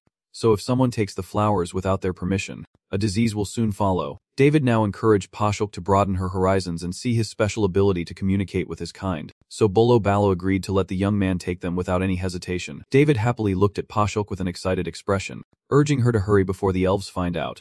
The young man's encounter with the elf was because this garden was their sacred land. If he accidentally got caught up in trouble, it would only make things worse. But little did the young man know that everything he thought he had easily deceived the elves with had been seen clearly by Yuria all along, receiving the blessing to enter the forest, communicate with the natural spirits, and do so without facing consequences. He was just a human and still a kid. This is extremely extraordinary, and she does not know what to do next, only quietly observing from afar. Yuria hesitated for a moment before asking Medit which scenario was more likely. A human deceiving the eyes of the elf race to enter the moon goddess's garden and communicate with the natural spirits, or a great creature awakening from its slumber. Medit confidently replied that the possibility of it happening in the future is higher, even though the line has been lost for a long time and is now considered a legend of the past. But they definitely exist. Humans cannot do it. No one has ever seen the natural spirits. so it would be very difficult for a creature resembling chaos with a stronger natural attraction than the elf race to exist. Based on the owner's response, Yuria did not object or have any comments. She simply said she would have to leave the village for a while, because she had found someone who could save this place. Davy, after successfully planting the moonflower, happily returned home to check on the progress of the island's construction. The work that should have taken 4 days was finished in half a day, which surprised him a little, but that was also what the young man wanted. Now, the preparations were complete, so it was time to sow the seeds. The Highspager land has completely started producing moon grass. Previously, when hiring workers in town to plant the grass, specifically to sow moon grass seeds, Davy began to hear some rumors about what exactly they were planting. Will they be able to grow? Blah blah. And questions like that keep popping up. It takes a long time for them to fully develop, about 4 to 5 months, as they require the spirit's power to bloom, but only their leaves are sellable. Still, as long as the requirements are met, everything will go according to plan. The regional manager is always worried about everything, exaggerating even the smallest issues like the leaves wilting or disasters approaching due to rising temperatures, and the old man keeps making Davy reassure him over and over again. And so, while others remain unaware of how things will unfold, 4 months at highs pass in the blink of an eye. The legendary moon grass fields in the eastern part of the Rod Kingdom are spreading rapidly, but no one truly believes they will succeed, only mocking and dismissing them. Everyone saw Davy as a fool desperately trying to get attention over impossible things, a stupid guy not worth noticing. But all of this was arranged by the young man behind the scenes, which allowed the trading to proceed smoothly without outside interference or disruption. In the blink of an eye, the arid land has transformed into a vast garden of flowers, although the number of seeds available for planting is limited, meaning only a few strong ones can produce the next generation. This also means that the number of leaves released into the market has increased. Emis now acts like the secretary to the boss, reporting with a headache. We currently have about 20,000 moon grass leaves in stock and plan to release around 10,000. According to the current market situation, 4 leaves are worth 100 gold coins, so 10,000 leaves would be 250,000 gold coins, equivalent to 5,000 platinum coins. Simply put, an ordinary family can live for 2 weeks with 1 gold coin. And with a little effort, they can comfortably survive for a month with 4 or 5 coins. Davy absent-mindedly thought about the scene where Ra might sell all the leaves in the warehouse. It was truly a perfect sight. Preparations are complete. Let us shake up the continent. I smell money. Moonpetal grass was then released to the market for sale about twice a month. The supply is not small, but still not enough for both the eastern and western continents. It is the main ingredient in catalysts used for magic and alchemy, and a necessary component for church-made potions. For them, it was good news, but to manipulate the market prices as a major exclusive supplier, Davy spread a rumor that Lord Davy and Joel, who was pursuing the expansion of moongrass business, had fallen ill and was bedridden. Sometimes rest is needed, and with a high-priced product limited in supply, a sudden increase in supply is quite normal. So if the distribution is unlimited, even moongrass will become trash, and the only way to survive in this place is to rely on the land itself. After the news spread, the entire area fell into chaos. Groups of traders, alchemists, and even some priests from nearby areas flooded in, more than 200 people in total, causing this small land to nearly burst with population. Even bedridden young men still had to go out and handle matters because the pressure was overwhelming. First is the neighborhood watch issue from Monmead's position. The soldiers are very diligent but severely understaffed. Next is the paperwork from the steward, which is extremely chaotic because there has never been any guidance or precedent before. Finally, the living quarters, even after repurposing abandoned houses, are still far from enough. So with all these troubles, Davy gave orders to each person one by one. For security, kick out anyone who seems suspicious, since we hold the upper hand and do not need to know every single one of them. Of course, remain polite enough to maintain good relations. As for shelter, they used the tents they had bought earlier, turning them into small farms and selling them at any price. Once everything was settled, Davy let everyone rest and kept Monmead behind to remind him of a few things. The old man then dragged his body home, looking exhausted, and collapsed onto his bed, silently lamenting how busy his morning training with Bowman, managing the team in the afternoon, and learning etiquette with the head maid had been. Just then, someone came to see him for a private meeting. He introduced himself as Hallis, 4th-level expert of the 6 laws. After a while of talking with the calm Monmead, Hallis took out a bag of gold, silver, and jewels and asked him to arrange a private meeting with the Lord. Monmead was not surprised by this because David had just predicted and warned him about it a moment ago. The young man told him to keep track of those trying to pressure him and report them, and to accept the bribe since it was a decent amount, as they all came from the Tower or the Alchemist Guild. In exchange, pretend you are losing and show them the newly released product, enchanted with magic, priced at 100 gold coins per bottle.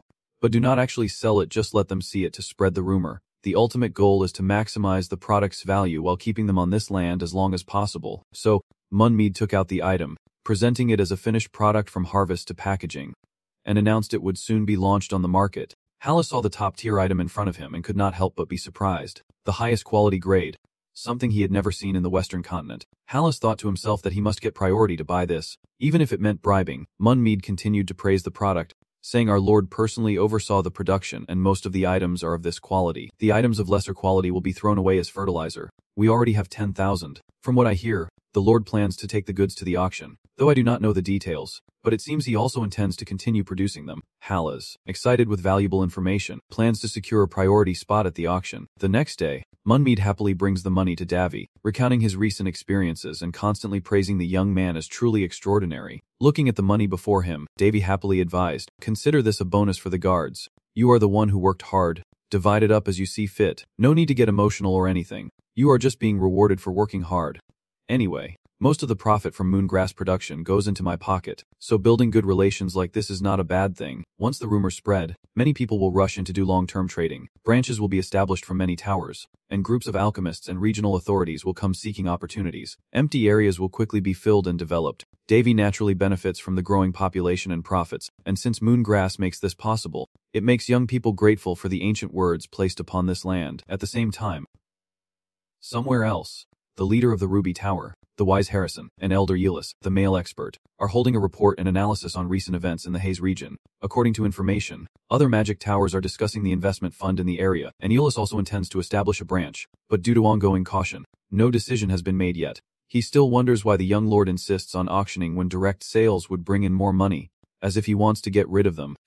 Harrison, thinking the Red Jade Kid is quite naive, begins to explain that initially they might sell more, but as long as there is no fixed price, the price could drop below that of products from the Western continent. That is why the moongrass is not sold at a fixed price but is directly sold in the West. However, the situation is different in the two regions, where trade can only happen locally, and the Lord is optimizing the area's development while minimizing investment costs. It is hard to find a city with so many groups gathering in one place, from magic towers and alchemists to countless merchant groups. With Hease's convenient transportation, it will become the main trading hub. They will not increase production, but will accumulate as much money as possible in a short time and have already planned for the future. More importantly, the prince is pretending to have nothing to lose, even if everything goes wrong. So for him, moongrass production is not just the beginning. Eulis was stunned after hearing this, realizing how stupid he had been. Now he wants to meet the talented prince right away and have a talk, building the best possible relationship, and as expected, a large number of long-term residence requests have come in, along with an increasing volume of land transactions. Any conflicts that arise are resolved by the youth through the highest bid auction. For now, Davy is a money-driven individual, and real estate is the most profitable business. Thanks to Munmead establishing a solid foundation, the competition at the new moongrass auction became incredibly fierce. Some bid 100 gold coins, others 130, but in the end, they fought until they were exhausted and got nothing, as all the items went to the Alui Traders Guild at an exorbitant price of 150 gold coins. And the remaining stock was sold on the market in bundles of 500 to 1,000 at the price of 130 gold coins. Distributing the products to various organizations to avoid offending either side, Davy succeeded on his very first attempt, earning a huge profit, and the fortified houses were also repurchased at a rate comparable to those in the capital's development zone. If this continues, the annual revenue of Region 2 will reach about 1.05 million gold coins, making it the wealthiest region in the kingdom. Davy ordered to continue planting moongrass but without increasing the quantity. Too much of anything is not good, supply and demand must be balanced, and you also asked Munmead and the butler to discuss and repair the unusable areas, re-establishing the overall layout as soon as you return. Meanwhile, the cleric was just about to leave when a few days before the first auction, while he was lazily lying on the sofa, indulging in his own cruel and money-driven mood, Amy rushed in from outside to report that a letter from the king had arrived. The contents are quite simple, first praising Davy's achievements since they did not realize it, and to honor the late, Davy was allowed to visit the kingdom for a while. After reading the letter, Thanon immediately burned it in the blazing forge, convinced that the nobles are competing with Marquis Panjic and just want to relax a bit. Anyway, the monk was already thinking about the next step of the plan, and since his destination was on the way to the kingdom, it was convenient for both, so Davy set off alone on his horse, and before leaving, he reminded the steward to take good care of Lady Amy, because if she overexerted herself and fainted, no one would be able to handle it. On the way, the cleric stops by the hometown of the blacksmith Surat, Valasadryzen, one of the few beautiful places in the Surat kingdom, also a region where the Continental Alliance jointly preserves and researches. While at the Grand Hall of Fame, he asked Davy to complete his legacy, a creation of Surat made from a material similar to the Kandera sword. But according to you, that place is not anything special. The mountains and rivers have changed over the decades. It was his homeland over 1,000 years ago but now belongs to Queen Linus, the Veretta family's territory. Your enemy. Today, Davy has assumed a new identity as a low-ranking free soldier. If anyone recognizes his face, it will be pointless. But here it does not matter. The soldiers checked for a while and then allowed the monk to pass. But it seemed suspicious. As soon as he approached the gate, the soldiers blocked him and chased him out. Davy sat idly to the side. Sighing, the old man beside him, seeing that he did not understand what was happening, pointed it out to the scholar and then gave him 2 gold coins to pay the guards for passage. Davy looked at them with a coldness he would never shown before, returned the 2 gold coins to the old man, and said he did not need it. A single act of patience avoids 9 insults. The scholar calmly stepped forward and told the soldiers to hand over all the money they had extorted from the people, explaining the law to them. But these guys, seeing no profit in surrender, patted Davy on the head like a child and then sneered at him as if he were truly crazy. The leader pointed his sword at Davy's neck and threatened him. "Who do you think you are? Huh. Do you think anyone would care if you disappeared?" Davy politely asked again, "So you have no intention of obeying the law?" Feeling confident, they grew even more excited. "Haha, we are the law," as the Duke Veretta said. He was about to strike Davy with his sword, but the old man from earlier stepped in to stop him. However, this reckless thug did not distinguish between young and old and kept changing targets to attack the old man. But before he could even lay a finger on him, Davy carried out justice and immediately executed him according to the law without hesitation. The cool young man ordered the others to call their superiors for a peaceful discussion, but they still had guts and kept attacking. People say only by being resolute can you get things done. So Davy, without saying much, enforces justice and sends a few more to their ancestors. The situation is getting more and more chaotic. The crowd around starts to murmur and gossip, and at this moment, Loretta, the fat and sluggish executioner, finally drags her heavy body over. Watching the necklace Davy threw and the person slowly falling, he hurriedly realized it was the Mitron identity pendant and knelt down to pay respects to the prince. However, he looked down on the young man and said that this was impossible because there was no kingdom or royal family around here. Who would come to prosecute without warning? Coming here without orders is an abuse of power. The Veretta formula will never overlook this. Since this is the state of most regions, even investigators dare not do their jobs for fear of punishment. Davy looked at him with a what the hell expression. "Is this pig trying to play that game with me?" The young man coldly stared at the old man and asked, "But has this count not heard the rumors that I am very thirsty for that color?" Loretta barely had time to ask what he meant before her head was severed. A concise final statement indeed. With everything settled, the old man led Davy to Van Harasat. On their journey, they shared many things and it was a sad story. This place was very peaceful until the death of the noble Alisak of the royal family, and when the Hayes region was flooded with refugees, exploitation became harsh, and those supporting them were purged, and the old man also lost his son in the same way. Seeing Davy's youthful and fierce spirit reminded him of his late son from long ago. Before they parted ways at the historic site of the 1,000-year market, he sincerely thanked Davy for saving him and avenging his son, promising he would never forget this debt. From above, he begins to take notes. In Porcel's eyes, this place is just ruins and trash. Continuing to search would be pointless. But who am I? I am Davy with the hero aura, blessed so tightly that no one could imagine. Although not handsome, he is sharp-minded. Soon after, the young man obtained the path code. The entire place was encrypted with a code independently created by the ancient Soluit. Although few knew about it before, now only Davy probably knows and no one else, not even her, can find it when it is hidden like this. It is simple. The code points to only one thing: an entrance next to the anvil in the center that requires a special code to access. Of course, as a game hacker, Davy already had this code in the palm of his hand. I heard that Soluit left a will for his allies, saying he would give all his wealth to whoever found his legacy. Kind of like a pirate king or something similar. He worked very hard to build this underground dungeon, including magic spells to resist pressure, and it was designed to allow air circulation. If the young man had not met Suluit, this place would have been buried forever. After some searching, Davy finally reaches his destination, finding a place that resembles a home more than a dungeon. Sulu came here after his friend's departure and dedicated the rest of his life to a single plan until his last breath. Although the body has died, everything remains intact as if still alive. The distant forge suddenly glows, a powerful force drawing near, as if the very thoughts of the blacksmith himself had left behind. The 1,000-day blacksmithing craft was bestowed upon him after 1,000 days of relentless hammering.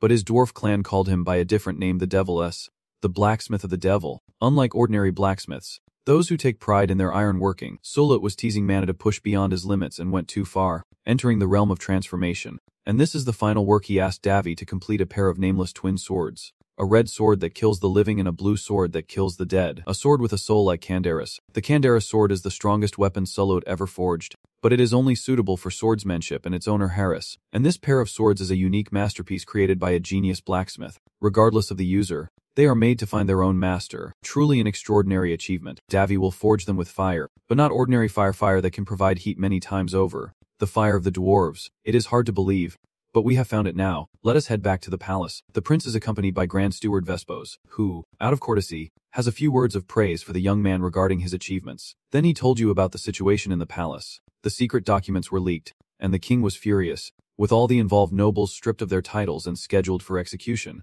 Davy pretended not to know how serious the matter was, even though he understood that much of the information had been gathered mainly by Marquis Peltis. But such progress could not have been made without the king's cooperation. Perhaps he has been holding back all this time, only to finally explode.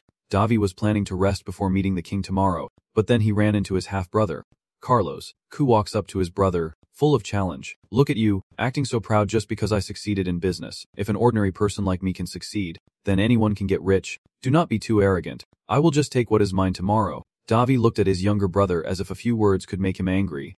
But Q, instead, insulted Carlos, driving him crazy and punching straight at him, only to end up on the ground, battered and sprawled out. Ol takes a beating, then a flick to his less than handsome face. He has had enough, scrambling to his feet, but not before threatening. Just wait. I will take everything you are proud of. Seeing Carlos's shadow fleeing in disgrace, Davy could not hide his joy, flashing his usual savage grin that made Purcell shiver. The next day, the royal council meeting took place with Davy present. However, the nobles kept arguing loudly, bragging about using profits from Moonface business to invest in defense and civil projects without mentioning the real owner of the business. Davy did not really care much, sitting and talking with Purcell to come up with his next business plan. Hearing these fools rambling to the point of giving me a headache, the king had to tell them to shut up.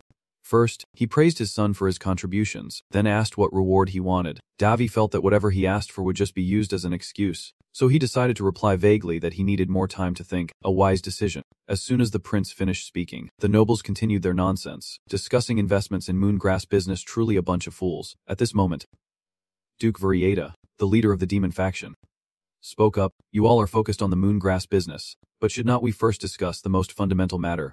We should consider how to use the moongrass to bring the greatest benefit to the kingdom. So why do you want to tie this business to the country without consulting Lord David, the creator of it? Are you nobler than the royal family? Everything will be decided by Lord David himself. It is not something for you to interfere with. The situation was just starting to stabilize.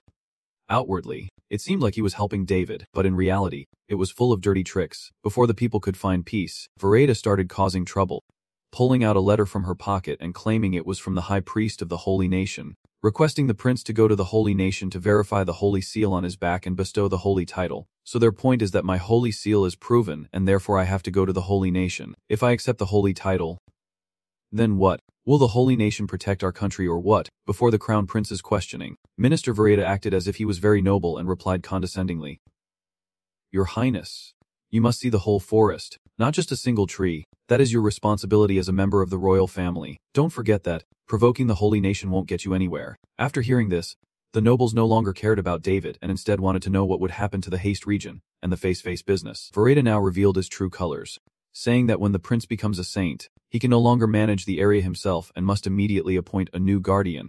The Haste zone has now become more important than any other place in the country, so no one can just be appointed to such a position randomly. The only suitable person proposed to take over that role is Carlos, the second prince of the kingdom. It turns out that was the reason he disagreed with the nationalization of the face mask business. He wants to privatize the business, then hand it over to Queen Linus's son, his grandson Carlos, and profit for himself. In the end, it is no different from those nobles, all just to make Davy realize that it will not belong to anyone. As planned, the crown prince waited outside to enter proudly and kneel to receive his orders, unaware that he was about to become the laughingstock after Davy cursed him. So behind the scenes, as he opened his mouth, uncontrollable sounds burst out, barking, growling, mewing, causing everyone to panic. The king was furious and immediately had Carlos imprisoned for mocking the queen and his son. Davy then spoke up to turn the tide, first asking if the duke's status was higher than the king's or if this land belonged to him, especially since he brought a letter from the holy nation that even the king had not seen, and most importantly, what he gained after today's debate was selling out the country as requested by the holy nation, and seizing the opportunity to take over the business affairs of the two towns region.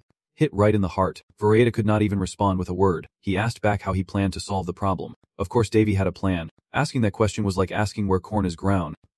After all, even though the holy nation is built on the land of the gods, it is still a place where people live, so they also need to do business. The young man used the magic orb to directly contact Bishop Valium from the budget management department of the holy nation, resolving the issue quickly and efficiently. The whole affair was just the actions of the archbishop himself, who assured that nothing like this would happen again in the future. The reason Davy is so confident is because the young man anticipated everything and contacted the highest authority of the holy nation, the Pope, who told him that if either the Highs region or you are excluded from the competition, you will not be able to cultivate moon grass. And of course, Davy also sent them special parts of the product and promised to clear a piece of land to cultivate more moon grass to sell to the holy nation. This deal seems materialistic and contains some hidden schemes. But it does not matter. If you want to be treated specially, you have to give us something that made us happy right from the start of this deal, which was based on that very idea. Truly, you have a brilliant mind, calculating like a god. Although Davy has revived the dying land and escaped the influence of external forces, this is only the beginning because the long-dead territory is very difficult to improve technically due to its long period of decay. The estimated time to complete the improvements could be up to 10 or 20 years. This is not something that can be solved with money. Davy came up with his second startup idea, which is the opportunity to exchange corn for diamonds. Nothing beats a product that offers high profit with low risk, which is exactly what a gemstone is.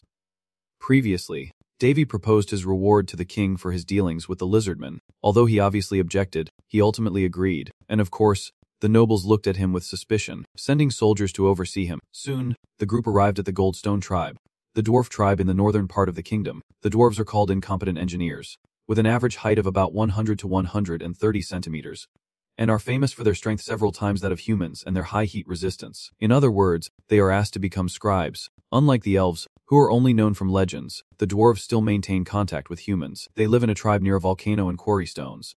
However, they are not like other races, so there is a limit that only those with power equal to a king of a kingdom or their representatives are allowed to enter the tribe. Davy asked to bypass this restriction as a reward for successfully trading moon grass with the king. With the title of Grand Prince, Davy was easily allowed inside by the dwarves. But the gatekeeper warned him that due to some issue within the clan, they did not have time for trade. You are welcomed by the 8th elder of the Golden Stone tribe, Goza, and with minimal courtesy, Davy respectfully greets the elder and introduces himself. He seems very pleased with the polite attitude of the young man and the small gift he brought. However, in response to Davy's proposal to cooperate, Goza outrightly refused, citing the tribe's current difficulties and allowing the young man to rest for a few days due to the long journey. He also warned him not to cause trouble, or he would be kicked out at any moment and simply walk away. Seeing the elder's figure leave, Davy had to use the system panel to check the information. Nothing special except that he wanted to participate in creating the primordial flame, known as the dwarf's legendary sword. The primordial flame is called the Void/Sword, a sword that does not cut. It was created through the collaboration of the Master Smith and the dwarves, marking their first partnership between humans and this tribe. According to what Davy was told, they applied many different powers to the sword as a symbol, such as unity, growth, blessing, and many others. It also serves as a keepsake of Shuret's memories. The twin swords that Davy is holding resemble the original prototype even more, and can be called the first product. Although the way they were made is slightly different from other swords, but their overall manufacturing method remains similar, a special forging technique using mana, combining the physical and non-physical worlds. And because of its uniqueness, it requires the blacksmith to surpass their own knowledge in creation. But the one-dimensional thinking of the dwarves usually prevents them from trying to create such things, which is probably why they are struggling to discover that method. Davy decides to proceed with the next plan, initially to borrow the dwarvish skills to develop the territory, but he also came here for another reason, to study the great alchemy created by the dwarves using powerful techniques. According to the plan, first they needed to build a good relationship, so Davy went to the tavern where they often sat down for a few drinks to relax. Luckily, Elder Goza was also there, so to become closer, Davy suggested they drink together. He just made the proposal, and everyone around was surprised because dwarf alcohol is considered very strong and few humans dare to try it. But without saying much, the young man quickly downed a whole glass, then walked away looking unfazed, even praising the drink afterwards. The reason he appeared to have a high tolerance is because fish and alcohol are two of the dwarves' favorite things. So Davy challenged the elder to a drinking contest, with the condition that if he defeated him, his wish would be granted, but if he lost, he would leave immediately. So the fish took the bait exactly as the young man planned, drinking cup after cup, from late at night until morning. In the end, Goza had to raise the white flag and admit defeat to Davy's endurance. Not only did he keep drinking after the match, but he also continued with other dwarves. The reason he became so capable of enduring alcohol is because of one of his two swordsmanship teachers. Because the hero who unified the Central Plains martial world, Chan Madokoza, seems to be a figure of fear in that world.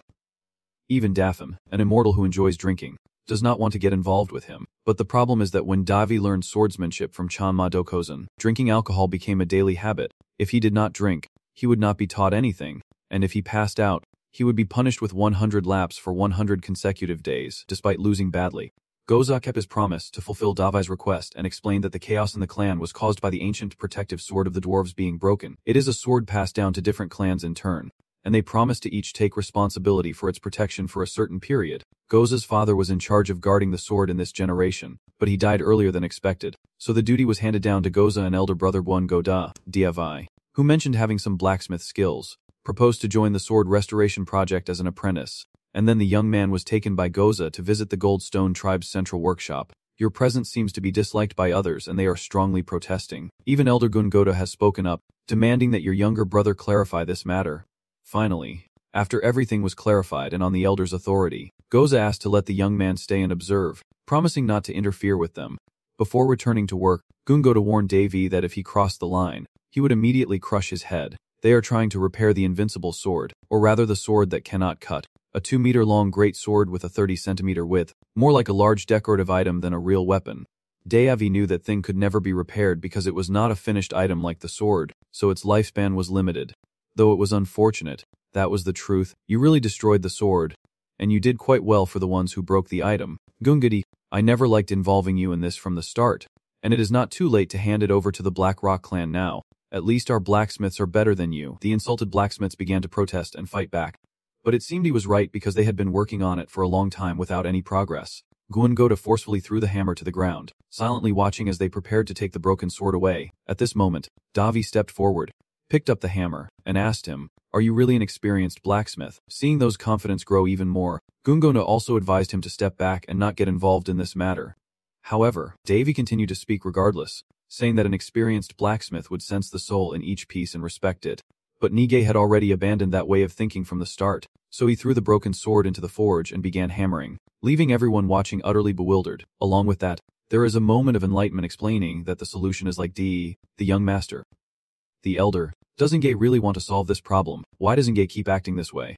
Do you really think your ego will solve the problem? Surely you realize that about 3,000 years ago, this sword has always protected the village. But instead of respectfully relinquishing the artifact that fulfilled its duty all its life, Nge imposes unnecessary thoughts on it and tries to force its repair.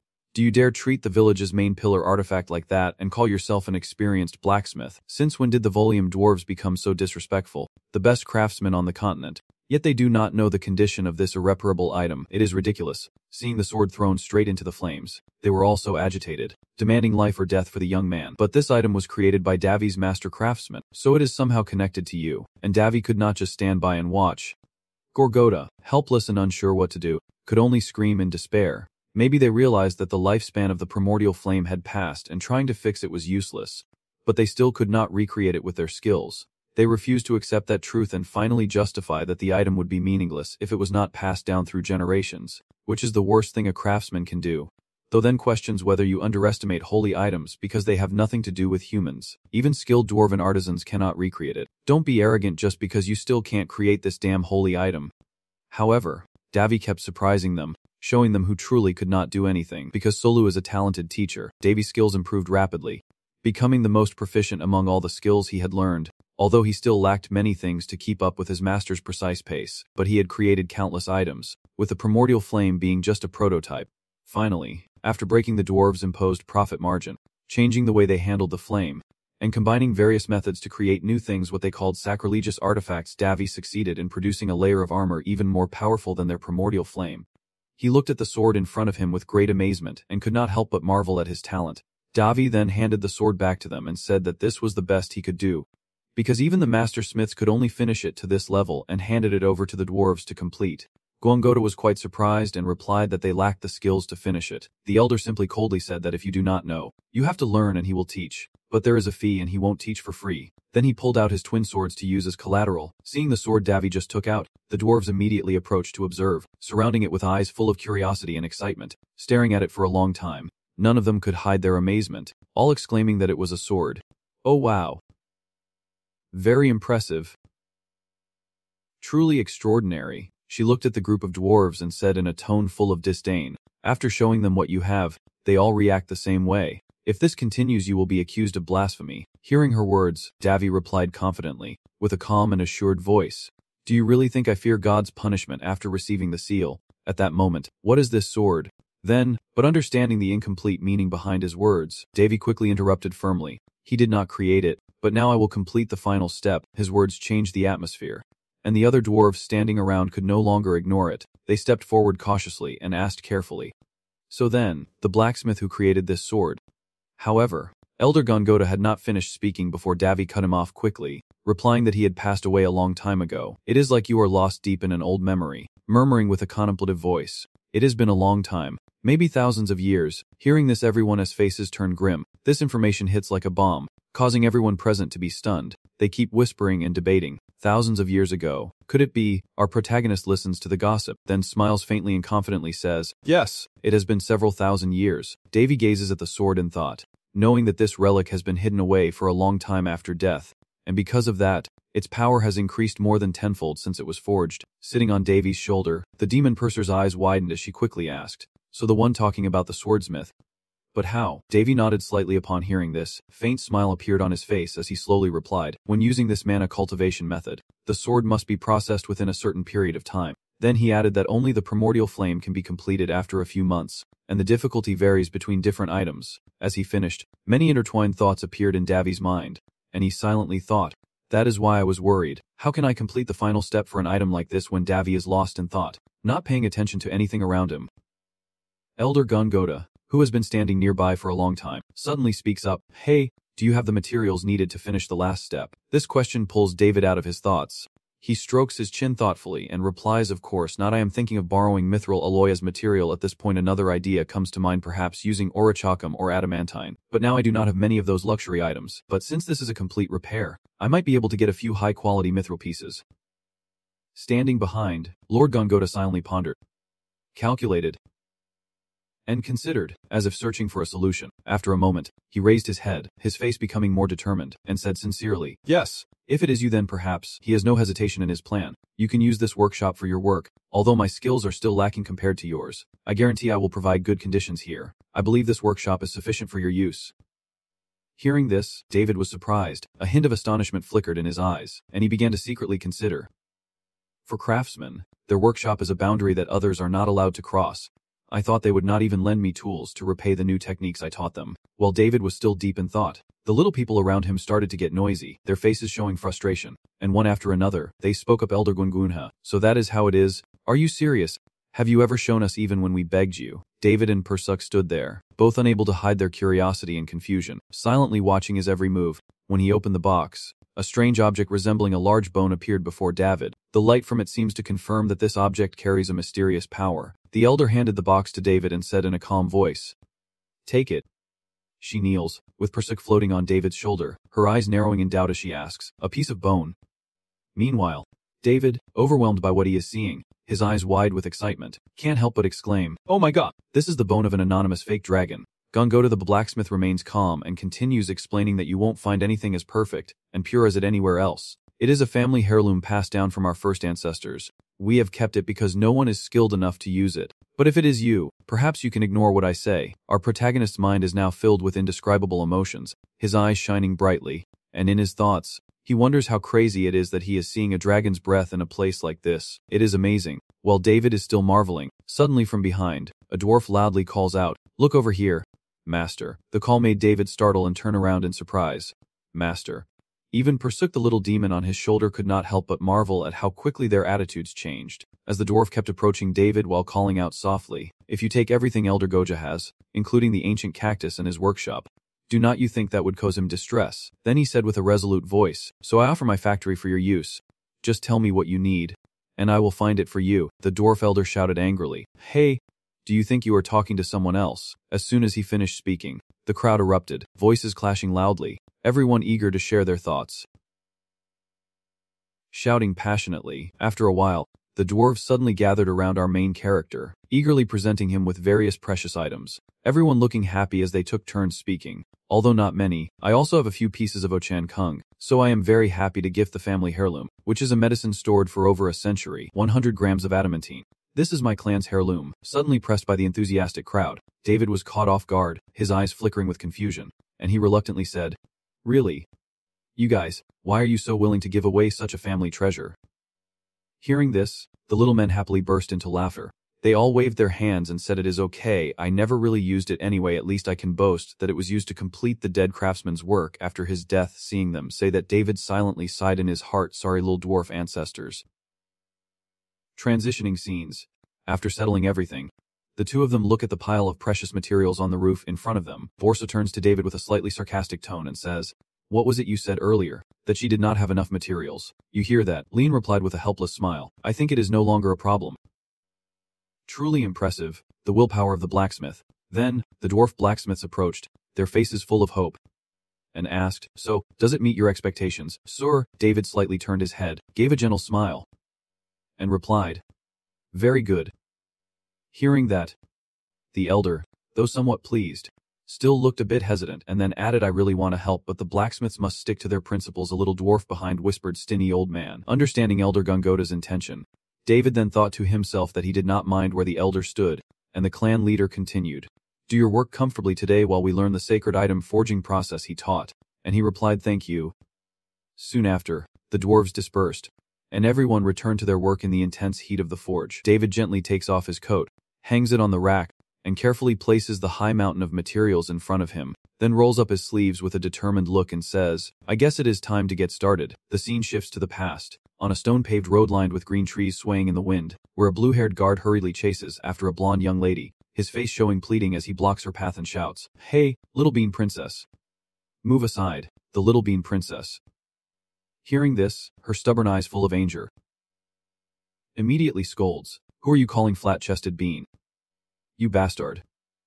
The servant, stung by the insult, waved his hands frantically, explaining, "What are you saying? I never said you were flat-chested." The blonde lady, suppressing her rage, her face flushed, gritted her teeth and said, "Mark my word, I will burn David alive right now." Hearing that, he was stunned, his voice full of confusion, exclaiming why she would burn an innocent kid. Just then our David slowly approached from afar, walking with a helpless thought that so too is not her real person. So why is she burning herself? Looking around this scene, David could not help but marvel. The Heroes' Hall resembles heaven, created from the subconscious of heroes. I believe this place offers heroes a chance to rest after their hard-fought lives. Thanks to Odin, who can create dragons, I had the chance to touch the bones of a nameless ancient dragon, while the little lady was crying her heart out, making me think that Soda truly was a cursed sorcerer for a time. David approached, holding a piece of dragon bone in front of her, and seeing this, the guard gently tapped the young lady's head because her crying was too loud, looking at the ancient dragon bone in his hand.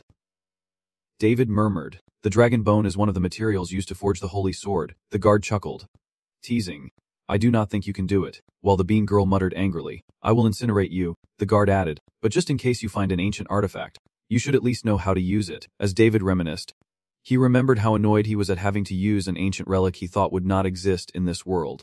But he was wrong. Just as he was lost in thought, the forge suddenly flared up fiercely. The rising temperature made sweat flow down David's face as he watched the forge glow red for a month and thought to himself, "It is so hot." He was sure his father meant to say he wanted to use fire resistance magic, but if he misjudged the temperature even slightly, he would fail, and he could still hold on.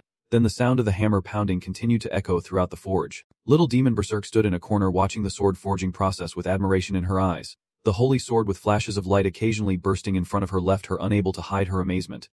Berserk, trembling with excitement, exclaimed, "It is so beautiful. It used to have a deep crimson color, but now it has turned into a transparent pink gemstone. The blue holy sword looks like a piece of ice from the sky, as if it is watching us here." Meanwhile, the forging process continues, with the sound of the hammer ringing in a steady rhythm, and the little demon girl can't help but think, what an impressive level of focus. After a long while, our David smiles after some effort. Suddenly, a dazzling ring of light erupts before them, and both of them keep gazing at it, wait for the light ring to fade, and everything gradually becomes clear. David and Berserk show clear surprise, staring at each other with expressions full of anticipation. The two perfectly crafted swords finally appeared before him, one in pink and the other in sky blue, looking very eye-catching. David smiled happily and exclaimed that it was finished. Seeing the two completed swords now resting on the table, David took a deep breath and let out a sigh of relief, his face showing a sense of satisfaction. On David's forehead, sweat still lingered from the tense moments, but his eyes shone with excitement and pride as he mentioned the next step. "Now we should name them." Berserk hovered nearby, instantly curious, its small wings fluttering as it leaned in closer to listen. "Have you thought of a name yet?" Our David gently nodded, faint smile on his lips, and replied, "Actually, I have already decided on their names." Hearing David's words, Berserk could not help but be surprised, her eyes wide open, shining with curiosity. "Oh ho!" In his mind, David was thinking that the name he had in mind since first seeing a pair of roaring stars. Then, David stepped closer, with a calm yet commanding presence, as if the two swords before him could also feel that aura. From now on, the names of the two will be... Switching scenes, a system voice echoes, the first sword named Pink Banner, in perfect condition, with a double-edged long shape, 88 centimeters long, 6 centimeters wide, forged by Davy and Joel, with 99.9% perfection. Crafted from the final work of a great blacksmith who poured his last breath and strength into creating this piece. Inherited and perfected by his only disciple. The first sword with extraordinary standards. The second sword, named Lan, is in perfect condition, with a length of 88 centimeters and a width of 6 centimeters, signed by Davy and Joel, containing primordial and spirit mana flowing within, capable of cutting living beings and penetrating all physical damage resistances, with greatly increased effectiveness when used together with the other sword, Lamkai. In a nearly finished state, bonded to Davy and Joel, contains a large amount of spirit power and flowing mana within the sword, capable of killing with a slash, able to cut through anything not part of the physical world, extremely effective against living creatures. And when used together with the other sword, its power is greatly enhanced. Hearing the two names just given, Perserk frowned, showing displeasure, thinking the naming was terrible. Even though he was criticized, Davy still paid no attention to her words, remaining silent as he grasped the pink sword, feeling the power emanate from it. After a moment, when he saw the energy in his hand stabilize, Davy suddenly tightened his grip on the sword. Then he swung a powerful strike at the large stone slab in front of him. This sudden action made Perserk flinch slightly, her small wings fluttering behind her. What is he doing? Perserk wondered, confused, but Davy still did not answer. His eyes flashed with sharpness as he looked at the stone, and at that moment, Perserk was stunned by the sight before her. The cut was made. The slash from the pink sigil left a deep gouge on the stone slab, as if it had been cut by some supernatural force. Unable to hold back, she immediately exclaimed, "What is happening this time?" Matron's stone was cut without using strength or mana. Davy remained silent, his face calm but with a hint of pride. He gently placed the crimson seal down, then picked up the glowing laminar blade, admiring its sharp edge, a confident smile forming on his lips. Without hesitation, he swung again, this time more gently, but the strike carried an incredible power that caused the surrounding air to surge. As soon as Davy stopped, the Lamkai emitted a brilliant jade blue light, and a blinding mana energy burst from the blade, spreading across the wall, causing even Davy to startle at the sudden explosion. "Wow, it can channel mana too," he muttered, eyes shining with surprise, standing stunned beside her, completely overwhelmed by what just happened. She exclaimed, "Is not it just someone who swung it around?" Hearing her question, Davy forced a slight smile and replied briefly, "Yes." Then he turned the blade, examining its surface more closely, the light from the Lamkai gradually dimming to reveal a flawless, pristine surface. "Then I realized that the sword is not even exhausted. It can cut through anything that is not part of the physical world." After that, Davy could only smile faintly and say, "Phew, I think I have perfected something extraordinary." The scene shifts as Davy and Perserk open the door and step out of the Zen workshop, where the outside air feels much cooler than the stifling heat inside. In front of them, a group of dwarf Zen artisans are gathered, dozing off from exhaustion. The creaking door startled a dwarf awake. Seeing the protagonist step out, he immediately stood up, smiling brightly, and greeted, "Oh, you are outside now, master." Davy nodded slightly, replying while asking, "What are you guys doing here?" The dwarf listened to the question and chuckled brightly like the morning sun, proudly replying, "I was just keeping watch so no one would bother you, master." Seeing that, Davy laughed and looked satisfied, saying, "Haha, thanks for throwing that in." Then he tilted his head slightly, wondering how long he had been inside, and the dwarf muttered calculations for a moment before answering, "About 4 days." Davy almost gasped in shock, shouting, "4 days," and the dwarf looked at Davy's sinister face before continuing, "You have no idea how worried we were when you did not eat or respond when we knocked on the door." Davy kept repeating the phrase 4 days over and over, still unable to process the information. Meanwhile, the little demon purser, indifferent and floating nearby, nodded and said, his focus was just like that of a madman. Then she flew closer to Davy's hand and whispered softly, "But it was quite interesting." Hearing this, Davy's face turned red and stammered, asking again, "What is it?" At this moment, the dwarf beside him continued speaking, "I will call the elders," and Davy just nodded casually, but their hands quickly grabbed the small flying demon and pressed her to ask what it was, while little demon purser on this side shrugged mysteriously. What was it again? Not long after, the dwarf elders arrived quickly at the forge, saw the two newly crafted swords, and all of them gasped, eyes wide with amazement. Whoa. The entire dwarf group was discussing around the table, eyes fixed on the two glowing swords, filled with admiration and excitement. Our main hero stood to the side, arms crossed with a proud look, as a dwarf beside him exclaimed in amazement, "It is amazing. The sword is glowing. Another person with tears of emotion streaming down their face, overwhelmed with gratitude. Never expected that the material we gave that day would be used to create something like this. Davy quietly observes them. In his heart, a sense of satisfaction slowly grows, but he can't help but chuckle quietly as the dwarves see the crimson and lamb swords, as if they have encountered their deity. Suddenly, a dwarf stands up, overwhelmed with emotion, saying, "Now I can die happy." Hearing that, Davy is startled, frowning slightly, at a loss for words, but as they walk further away, he can't help but chuckle happily, covering his mouth with both hands, clearly enjoying the moment. After this event, it ignited their passion for blacksmithing deep within, giving them the motivation to perfect the primordial flame. Weeks later, inside the forge, the fire burned fiercely, but the atmosphere was not stifling. Instead, it was filled with energy and vitality. Davy crouched down to observe for a moment, then shook his head and said, "It is okay. We need to lower the temperature here." Then he continued explaining clearly that the steel becomes harder and absorbs more mana from mid-rin, and can also be strengthened by controlling the fire's temperature. Suddenly, Davy turned to another direction and said in a hoarse voice, "Elder Rundy, do not force the structure out, it should follow nature, like water flowing." Elder Rundy, engrossed in hammering, paused upon hearing that, then slowly followed Davy's instructions, striking the hammer more gently and lightly. After a moment, he stopped, his eyes shining with understanding. "So this is what you mean, right?" Davy nodded briefly, replying softly, "Just a little gentler." Rundy immediately adjusted his strength, then looked at Davy with gratitude and said, "Oh, I understand now, thank you, master." Our Davy just smiled softly and said nothing, a sense of satisfaction rising within him as he silently thought they had now mastered their pride. They are passionate master craftsmen. Then Davy looked around. The sound of hammers hitting metal echoed steadily, blending with the crackling fire in the forge. A smile appeared on his face, his eyes shining with joy and passion, as if those were the people who had just picked up the hammer to forge their path. Davy looked up at the vast blue sky and muttered to himself, "This is not so bad. I feel like I have achieved something." Just then, Elder Gungoda suddenly appeared from behind, and when he turned to look, he saw him approaching with a bottle of wine in hand, his eyes bright and his face serious. He handed the bottle to Davy and said, "Have a drink. This is my younger brother's favorite. I heard you like it." He paused for a moment, his expression becoming more serious, and then said, "Actually, I came here to talk about something else." Davy was a bit surprised, and looked up to ask something else. Gongoda nodded, ready to continue, but then Davy, who was gently swirling his glass, suddenly felt nervous. "Oh, I apologize for the stone, you know." He silently recalled the scene where the sharp sword shattered the stone, a slightly awkward expression on his face as he softly asked what he meant.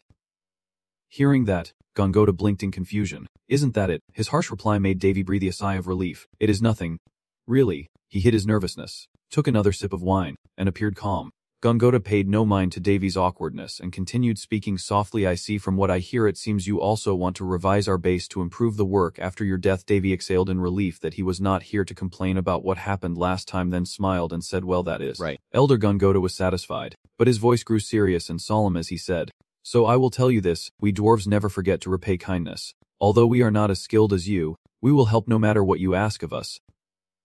Hearing this, our Davy was surprised and widened his eyes. Then Ho Uni asked again, "Are you sure? It might take a long time to do that." Elder Gongoda the dwarf replied firmly, "We owe you a lot, master. The entire tribe will follow you." He spoke with a determined tone, swearing to the divine forge that we would always follow you, master, in your peaceful sky blue world, beneath the ancient tree.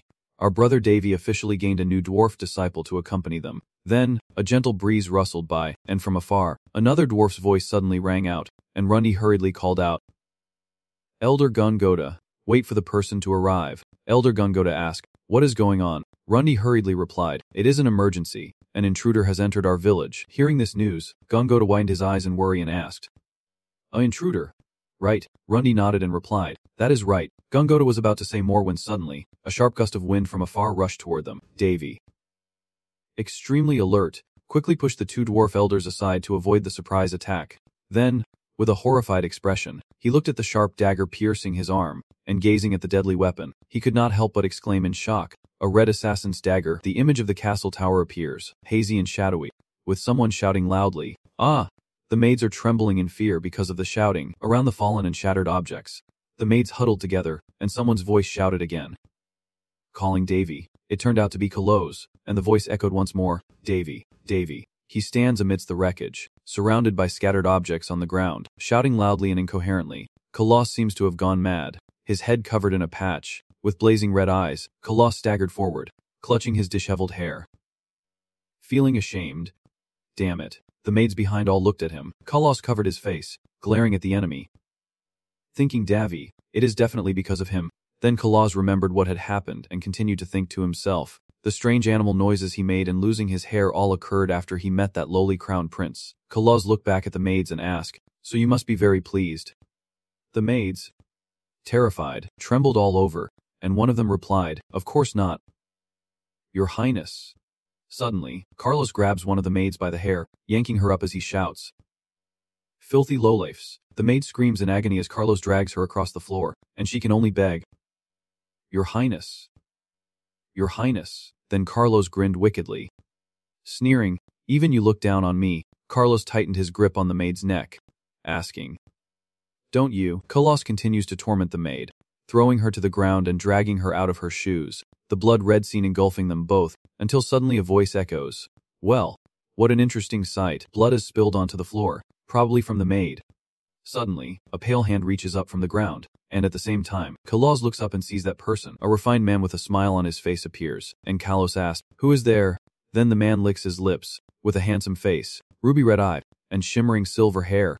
Then he threw what he had just picked up behind him, smiling brightly and saying, "Oh my." Senzeta still has not introduced himself. Then the man approached Kalos, and the maids behind him, seeing his imposing presence, were terrified. Seeing the man approach like that, the two remaining maids turned pale with fear, one of them even gaping. Turning to the man, after he approached Kalos, he behaved with grace, smiling, bowing slightly, and saying, "My name is Faye.